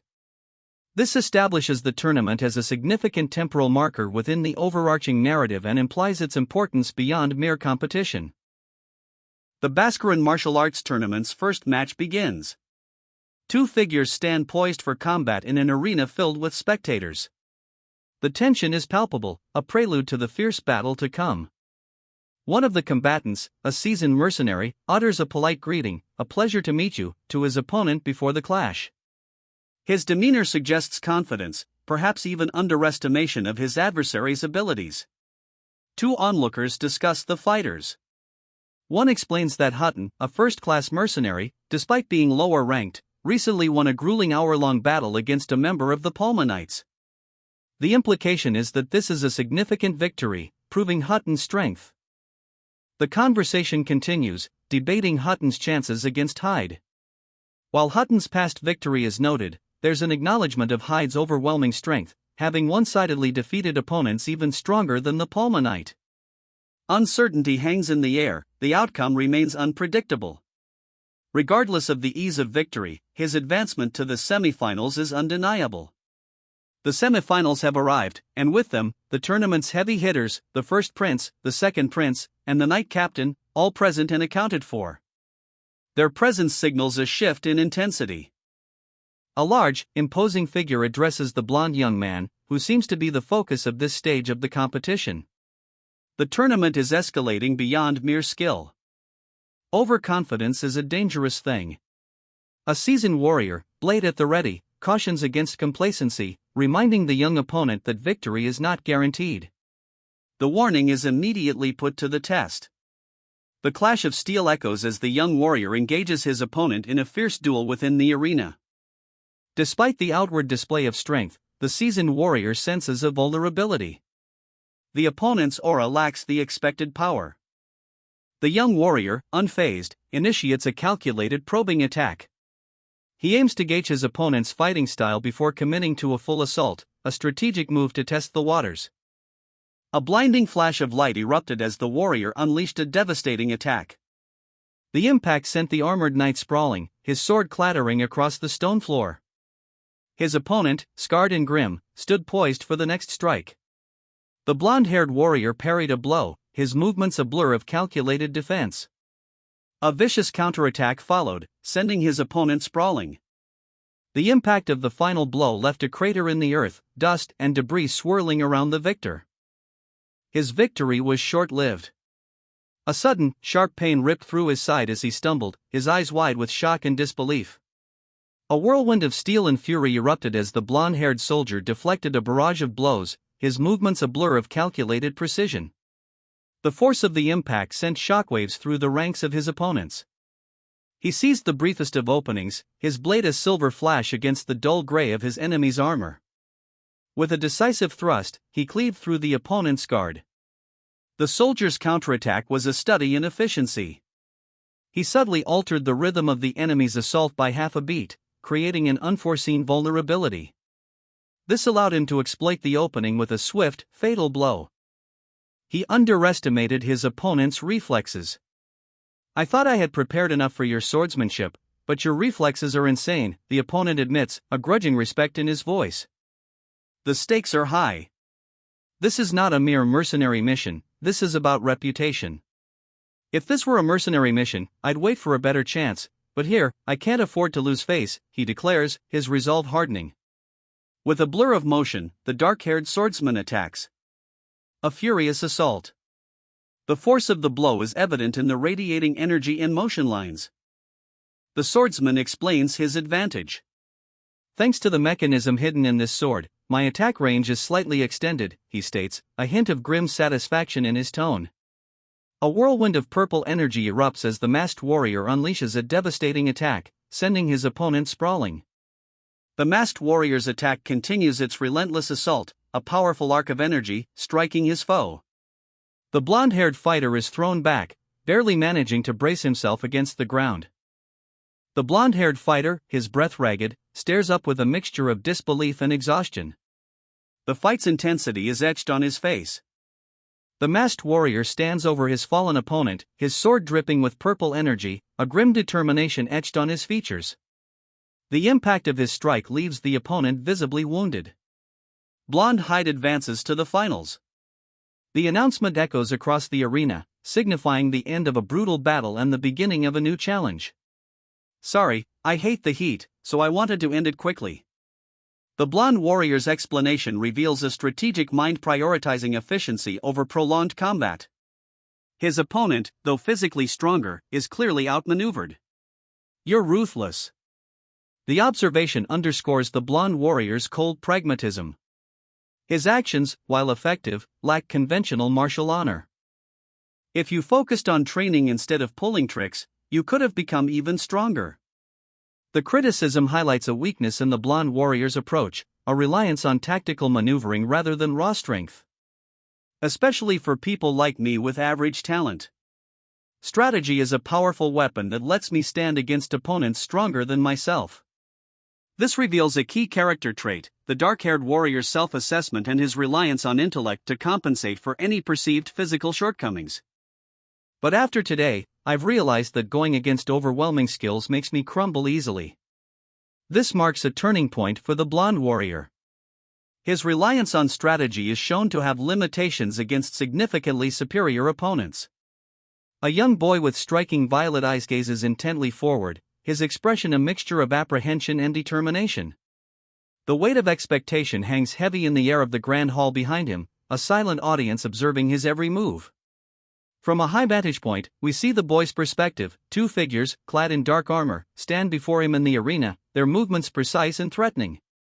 Seated nearby, high-ranking officials observe the unfolding scene, their faces betraying a mixture of curiosity and anticipation. The question hangs in the air, heavy with unspoken implications. Hide, just who are you? The boy, his back to us, sits alone, the vast hall echoing with the weight of this query. His identity, it seems, is a mystery yet to be unraveled, a secret pivotal to the events about to unfold. That unreal strength. I've always seen him looking around for something at night. His goal is far beyond something as petty as winning the Basor martial arts tournament. Hey! You can't come in here. Who is this old man? Stop him. Don't let him through. What a rude, disrespectful thug. Ah, I got ahead of myself. My apologies. I'm a blacksmith from Basor. All the swords supplied to the Palma Knights come from my forge. Rumors swirl around Hyde, a boy close to you. The speaker's interest is piqued. The focus shifts to the sword Hyde wields, its origin is the key detail. A simple request for further information. The tension builds. The narrative begins. Hyde, with a serious expression, is ready to reveal the secrets of his sword. A seasoned warrior, his face etched with a faint scar, stands poised, a glint of determination in his eyes. He grips his weapon, ready for whatever lies ahead. The scene shifts to a grand hall, where a tense council unfolds. A young man sits amongst powerful figures, the weight of the situation heavy on his shoulders. The atmosphere crackles with unspoken tension. He offers a hesitant apology, his words carrying the weight of unspoken regret and a calculated decision. The true nature of his actions remains veiled, but his contrition is undeniable. A young man with blonde hair and violet eyes, clad in simple yet sturdy armor, stares intently ahead. His expression is one of quiet determination, belying the storm about to break. A swift attack. The blonde youth is suddenly engaged in a desperate struggle, a larger, powerfully built opponent pressing the attack with a flashing blade. The sound of clashing steel fills the air. The larger warrior, his face marked with a scar, parries the boy's desperate defense. The force of the blows is immense, a fierce struggle for survival. The warrior's gaze is locked on his opponent, a steely glint in his eyes that speaks volumes of his resolve. The fight intensifies. With a blinding flash and a resounding quang, the blonde youth unleashes a powerful counterattack, the force of his blow sending sparks flying. The young warrior, barely more than a boy, braced himself. A blur of motion, he narrowly avoided a brutal blow, the force of it leaving a ripple in the air around him. A powerful opponent launched a devastating attack, the very air crackling with the force of it. The boy met this onslaught head-on, his resolve unwavering. Their blades clashed, sparks erupting in a blinding shower, the sound echoing the intensity of their confrontation. This was no ordinary duel, the fate of something far greater hung in the balance. He wiped sweat from his brow, his breath ragged.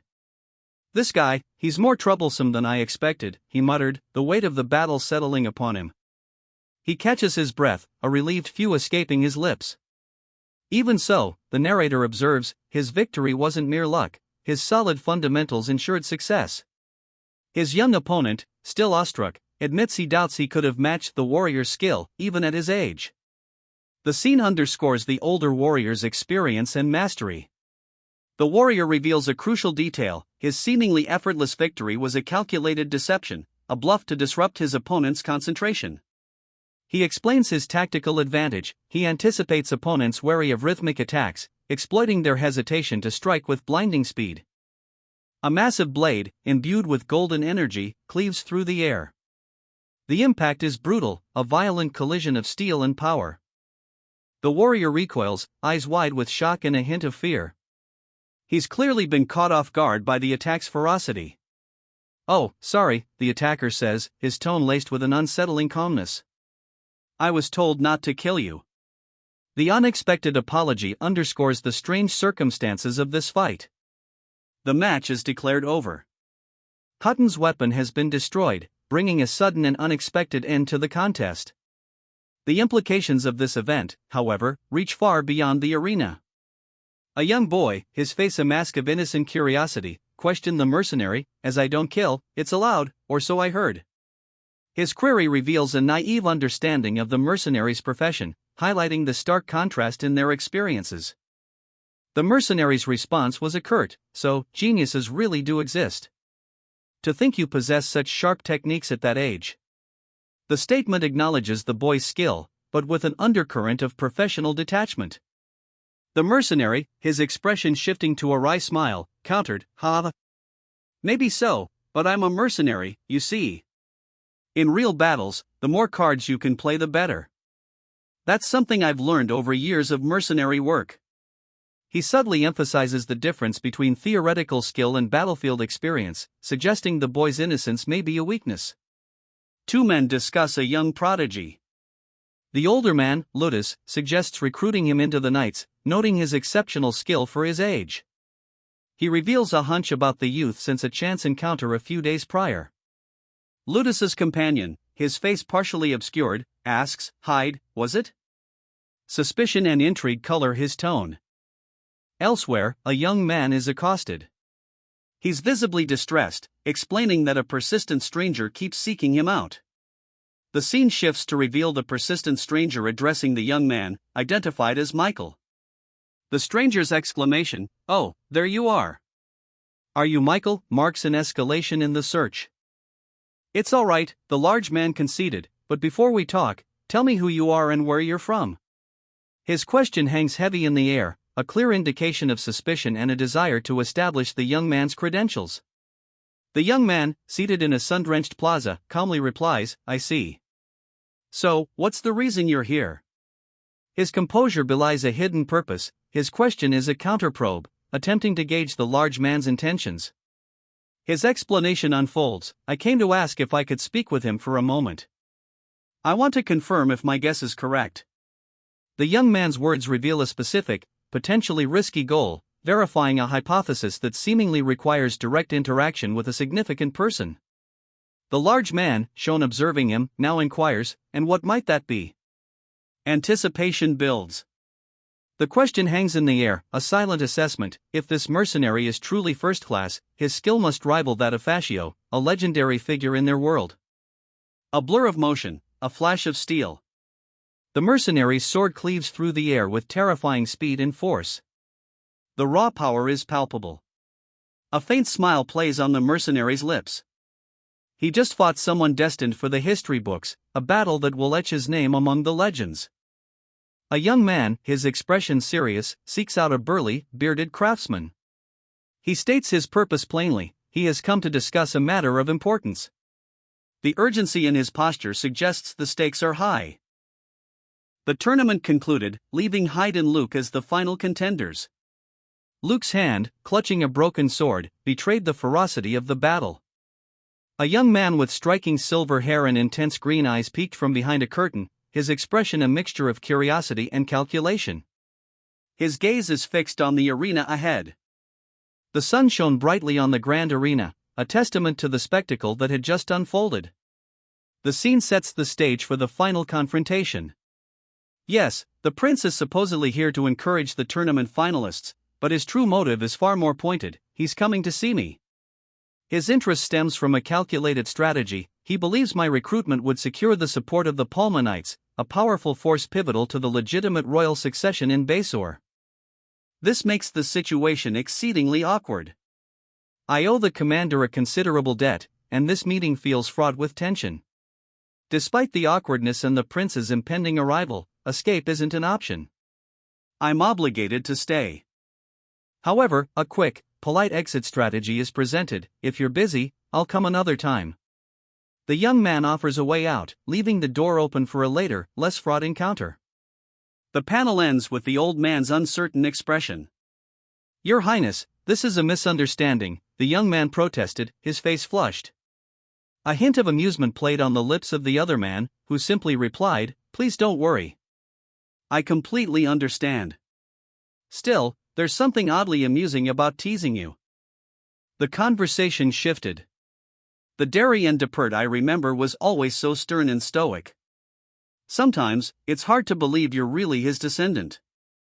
The scene changed, showing a third individual. "What kind of person was the divine swordsman?" one of them asked, curiosity evident in their tone. The question hung in the air, weighty with unspoken history. A young man with striking violet eyes and blonde hair is shown in close-up, his expression one of quiet apprehension. He clearly awaits an answer. The scene shifts to a conversation between three individuals. One, a man in ornate clothing, asks about the extent of the blonde young man's eavesdropping. Concern is palpable, the secrets overheard are clearly sensitive. The man in ornate clothing shares his assessment: the blonde youth, Hyde, knows too much, a fact acknowledged by his companion. The second man dismisses Hyde's interest as mere fascination. The man in ornate clothing directly proposes a collaboration to Hyde, a bold move given the circumstances. The offer hangs heavy in the air, signaling a turning point. The anticipation is palpable. One competitor extends a hand, a gesture of sportsmanship before the final match. He expresses his hope for a thrilling contest, while also suggesting that a young swordsman named Hyde would benefit from learning more about his opponent, the divine swordsman. The other competitor, seemingly taken aback, questions the statement. A slight confusion and disbelief cloud his expression. Is he truly the one they're calling for? Hyde's apprehensive expression reflects the weight of the upcoming confrontation. The divine swordsman's identity remains shrouded in mystery, adding a layer of intrigue to the competition. With a final, reassuring statement, a parting ensues. The conversation concludes, leaving us to ponder the implications of the upcoming final match between these two powerful swordsmen. A weary sigh escapes the muscular man as he clutches his neck, his expression one of profound exhaustion. Beside him, a younger, blonde boy watches with a mixture of concern and apprehension. The blonde boy speaks, his words revealing a complex perspective. He acknowledges the man's approachable nature despite his high status, but hints at the inherent difficulties of his position. The man's gaze hardens, the weight of responsibility for his own life, and the understanding that he bears it alone, settles upon his features. A dramatic shift. The blonde boy, previously hesitant, now stands resolute, flames erupting around him, a stark visual representation of the burden and the burgeoning strength within him. The older man, his expression unreadable, levels a pointed gaze at the younger one. "You know something, don't you?" he presses, the weight of unspoken danger heavy in the air. "What exactly is this life-threatening matter?" The older man's resolve hardens. "And I'll do what I can," he states, a grim determination settling on his face. His words hint at the perilous path he's prepared to tread. Luke Yeager returns, greeted with a simple, "Welcome back." The question that follows, however, is laced with subtle menace. "Hyde, did you enjoy your conversation with the second prince?" He sighs, already unsurprised by the machinations of those in power. Being close to royalty, he explains, means constantly being swept up in events, regardless of personal desires. Turning to Hyde, he shares news of an intriguing event, eager to hear Hyde's take on it. Hyde's response is unexpected: he claims to have heard nothing of it. The narrator observes that Hyde's reaction suggests a man of some mystery. According to Kevin, the sword bears a striking resemblance to one of Leighton's masterpieces. The name of this legendary blade is revealed, the Sword of Darien de Pert. A chilling warning, choose your next words carefully. Luke Yeager swiftly secured victory in the second round of the tournament, his skill evident in the elegant clash of his swords. A young man, his expression a mixture of surprise and apprehension, stands alone, his thoughts a mystery. His apprehension is justified as he is unexpectedly confronted by Helmut, the forsaken child, who emerges from behind a curtain, his face a mask of annoyance. The young man's surprise deepens. He asks, "The second prince is coming here?" The weight of this revelation hangs heavy in the air. Why would the second prince want to meet you? The question hangs heavy in the air, a clear indication of the underlying tensions within the court. Ah, I see. Currently, the commander of the Palma Knights supports the first prince. So, if the second prince tries to bring you in, it would upset the commander's position. The explanation reveals a delicate power balance, with allegiances carefully considered. You even know all this? Are you a spy? The accusation is sharp, but the response is even sharper. Hyde, can you tell him that I'm busy or something? A request for a diversion, a subtle avoidance of a potentially dangerous encounter. Hyde's gaze drifted, a thoughtful furrow creasing his brow. Curiosity flickered in his violet eyes. Another man, sharp features and piercing golden eyes, addressed him. Hyde, you're curious about that, he inquired, a hint of amusement in his tone. His comment was followed by a pointed observation, by the way, your match was quite impressive. An older man with silver hair and a knowing expression spoke next, his words painting a picture of Luke's lineage. As for what kind of man Darien was, well, I only met him a few times when I was very young. However, I clearly remember how it truly embodied the spirit of Basor. The conversation shifted, the focus narrowing to Luke. So your interest in Luke, the divine swordsman's grandson, was that also out of curiosity? The question hung in the air, heavy with implication. Hyde, having sensed their important discussion, chose not to interrupt. Now, he casually inquires if there's anything else they wish to discuss. A swordsman's heart is reflected in how he wields his blade. This man's blade, seeking only strength, remains pure and untainted. The assessment continues, with Hyde declared superior to Luke at least, according to Luke's own words. Hyde politely declines the praise, highlighting his distant demeanor towards royalty. Luke will be summoned after the finals for a more detailed conversation. Why? Is that a problem? The young man with silver hair questioned, his brow furrowed. He's clearly concerned about the implications of his public appearances with the commander. It's related to your safety, the other man responded, his expression serious and guarded. His words carry a weight of unspoken concern. Just know that for now. I'll send someone to call for you discreetly. The silver-haired youth's apprehension is palpable. A sense of clandestine urgency underpins the conversation. You two looked pretty close, considering how worried you were. The observation hints at a deeper connection between the two young men, a bond that the speaker seems to have noticed. Duty prevents him from following his heart. A heavy weight of responsibility rests on his shoulders. He's urged to accept the second prince's invitation, but his immediate reaction reveals his internal conflict. A warning echoes, allowing the situation to dictate his actions will lead to his downfall once the situation changes. For now, he will focus on what he can control.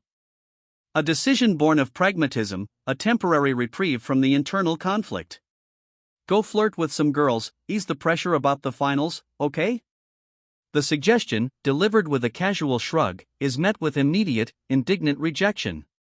What kind of person do you think I am? The young man's frustration is palpable. The impending academic pressure clearly weighs heavily on him, despite his friend's well-intentioned, if misguided, advice. The young man's concern deepens.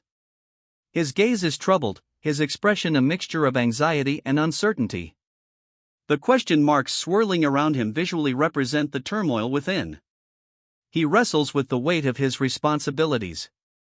He prepares himself, adjusting his cloak and revealing a sword strapped to his waist. A change has occurred. The stress of the upcoming finals has given way to a resolute action. This isn't a simple study break. The suggestion of casual distraction is firmly rejected. He faces his challenges head-on. Have you ever heard of the name Leighton?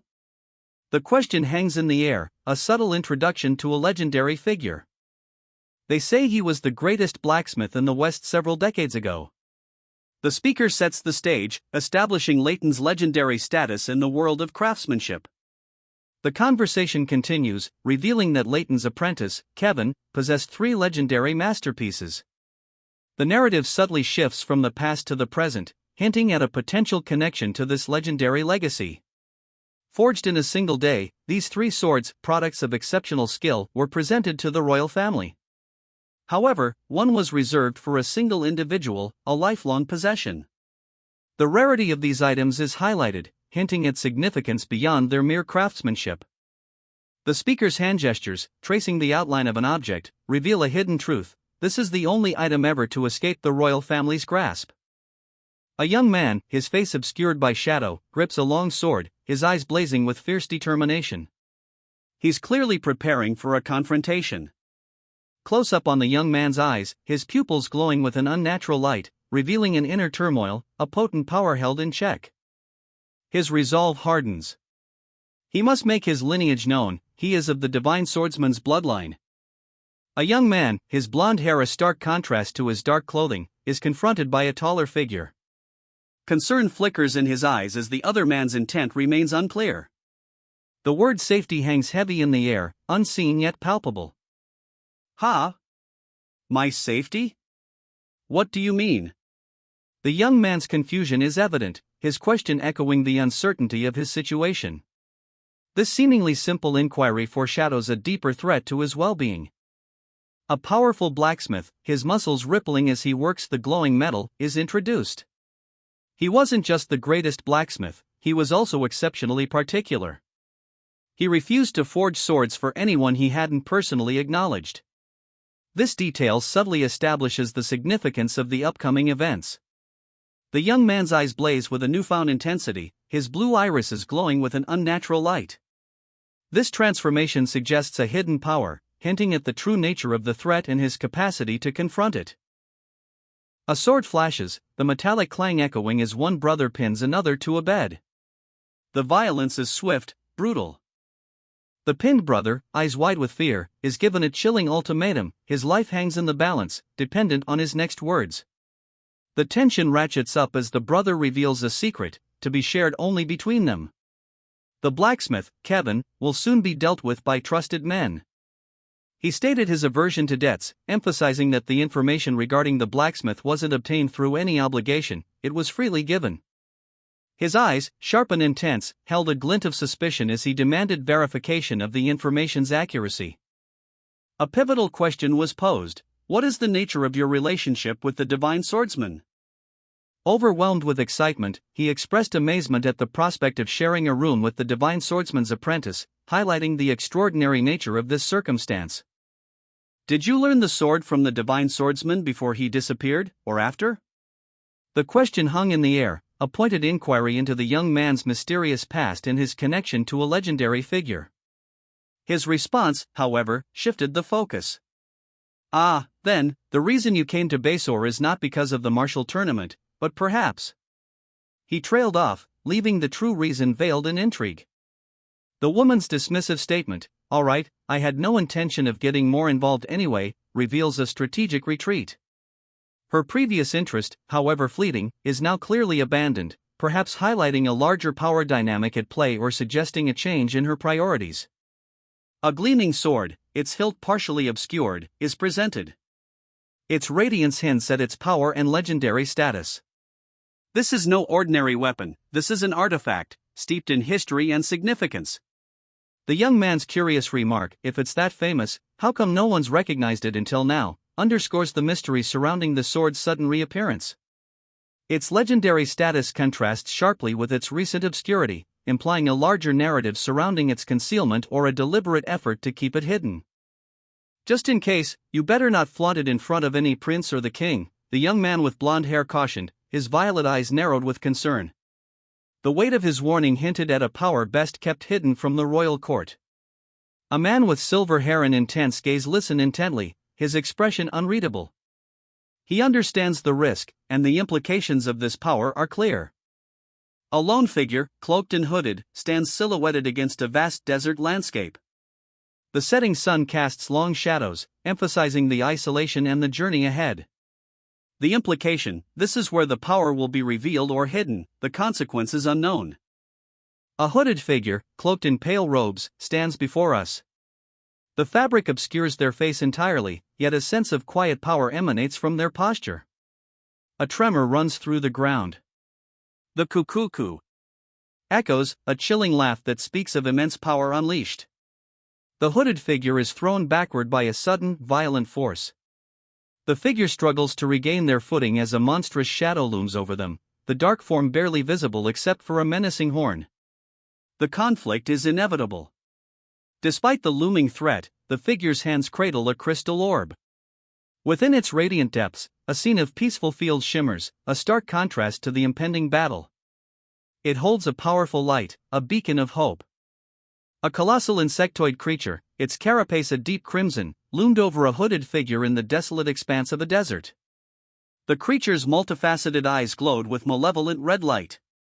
A palpable tension filled the air, the silence broken only by the subtle shift of sand underfoot. The hooded figure, his face partially obscured, revealed a subtle, almost imperceptible smile. His demeanor suggested confidence, a quiet certainty in the face of overwhelming odds. This is no ordinary traveler, he anticipates the outcome. The scene shifted dramatically. Within a grand coliseum, a murmur of astonished voices rose from the crowd as two unexpected figures faced off. The text, "Who could have imagined this match?" underscored the sheer improbability of the confrontation, setting the stage for a clash of titans. The arena hummed with anticipation. A young man, clad in worn but functional armor, strolled towards the center, his gaze unwavering. He carried himself with quiet confidence, a stark contrast to the looming figure behind him. "Isn't it a bit burdensome, though?" The question hung in the air, a subtle barb aimed at the young warrior's apparent nonchalance. It was a show for the masses, after all. A smirk played on the young man's lips. "You're one to talk. Don't come begging to me for the prize money after you lose." His words held a cutting edge, a reflection of his own hardened resolve. A figure emerged from the shadows, his eyes glowing ominously. The tension in the arena escalated sharply, the seemingly casual exchange had masked a deeper, more sinister undercurrent. A young boy, his blonde hair framing a pensive gaze, stares into the distance. His expression hints at a profound memory resurfacing. The thought brings back memories, floats in the air, underscoring the intensity of his internal struggle. Now seated, the boy's confusion deepens as he murmurs, "Birds." A tall figure in formal attire stands behind him, a silent observer to his internal turmoil. A sudden, powerful impact, a heavy quang, shatters the tranquility. The scene shifts dramatically, emphasizing the force of the event. The young warrior stood poised, his emerald eyes narrowed in concentration as he gripped his sword. A golden aura pulsed from the blade, hinting at the raw power he commanded. Suddenly, a dark object plummeted from the heavens. The warrior instinctively shielded his eyes, sensing the imminent danger. Two onlookers, faces etched with alarm, stared upward. "What the? Did someone throw something?" one exclaimed, his voice laced with disbelief as the object continued its descent. The other, more observant, corrected, "It fell from the sky, though?" A young man, his blonde hair falling over concerned eyes, peered up from his crouched position. His expression spoke of bewilderment and dawning apprehension. A gruff voice cut through the air, sharp and urgent. "A monster." The speaker's face, partially visible, was contorted in a mixture of fear and fury. His eyes, wide with a violet glint, betrayed a hidden turmoil. The weight of a carefully guarded secret pressed upon him. The man's captive struggled against his restraint, gasping, "Can you let me go and have a talk with me first? It's hard to breathe like this." His captor, unmoved, observed, "Judging by your reaction, I must have struck a nerve." A subtle smile played on his lips. "This is a sign of goodwill," he stated, his voice calm yet unwavering. "I'm letting your secret stay a secret." The implication hung heavy in the air, a debt had been incurred, unspoken but undeniable. "It won't leak out. I promise." The young man's worried expression belies his words, a tremor of fear in his vow of secrecy. The stakes are clearly high. The young man's initial apprehension is replaced by a flash of bravado. "Wow, I was seriously terrified until now." His sudden shift in demeanor reveals a hidden confidence, born perhaps from the pressure he's endured as a martial tournament finalist. His back to the viewer, the young man reveals a crucial piece of information: "I'm Darian's apprentice."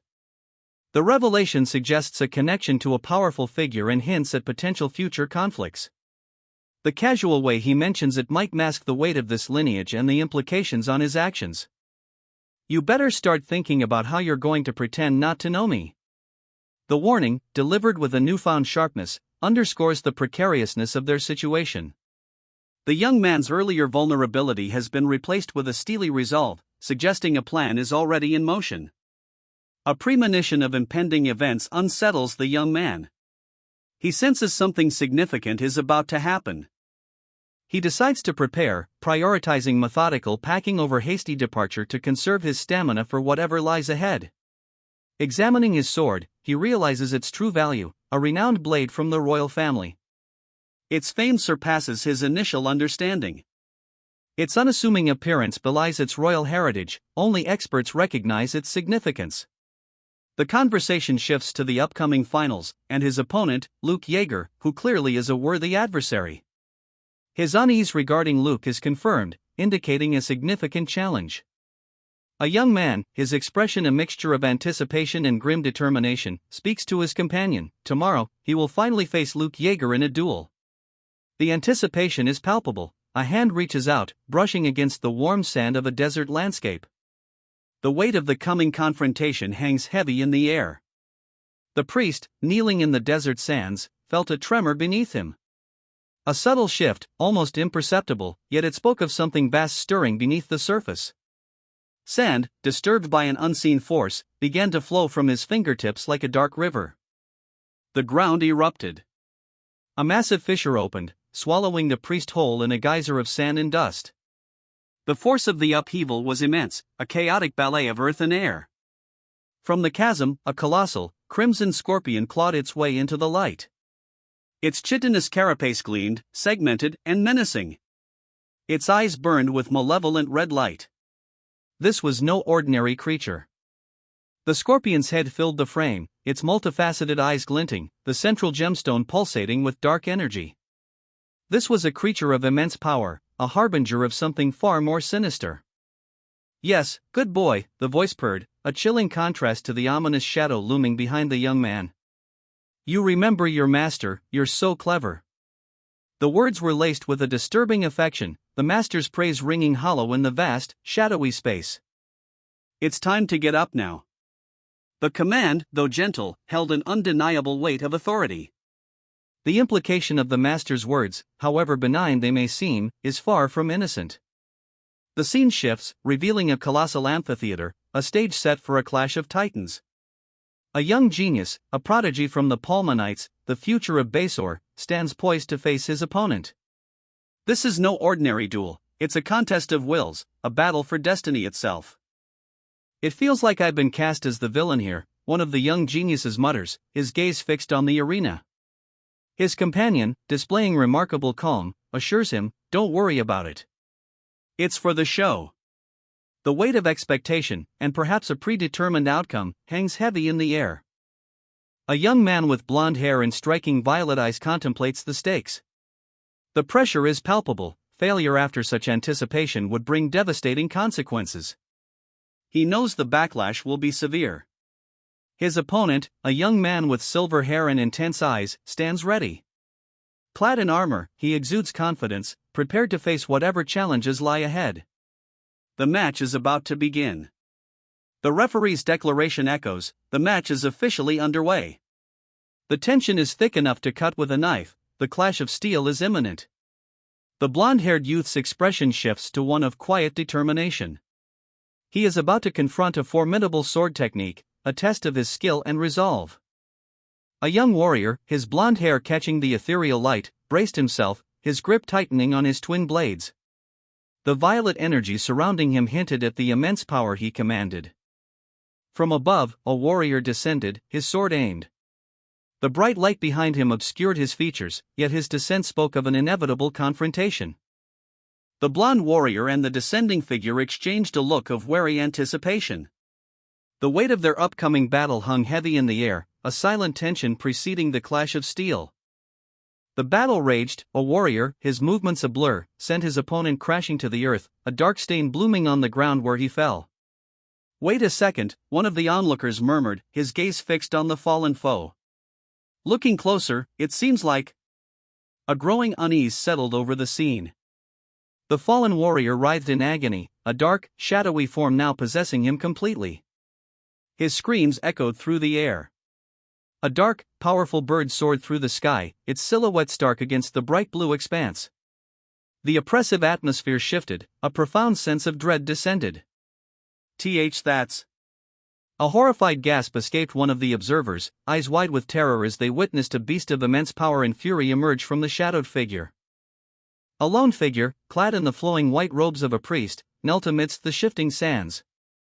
The desert wind whipped around him, threatening to swallow him whole, as he desperately searched for something within the grains.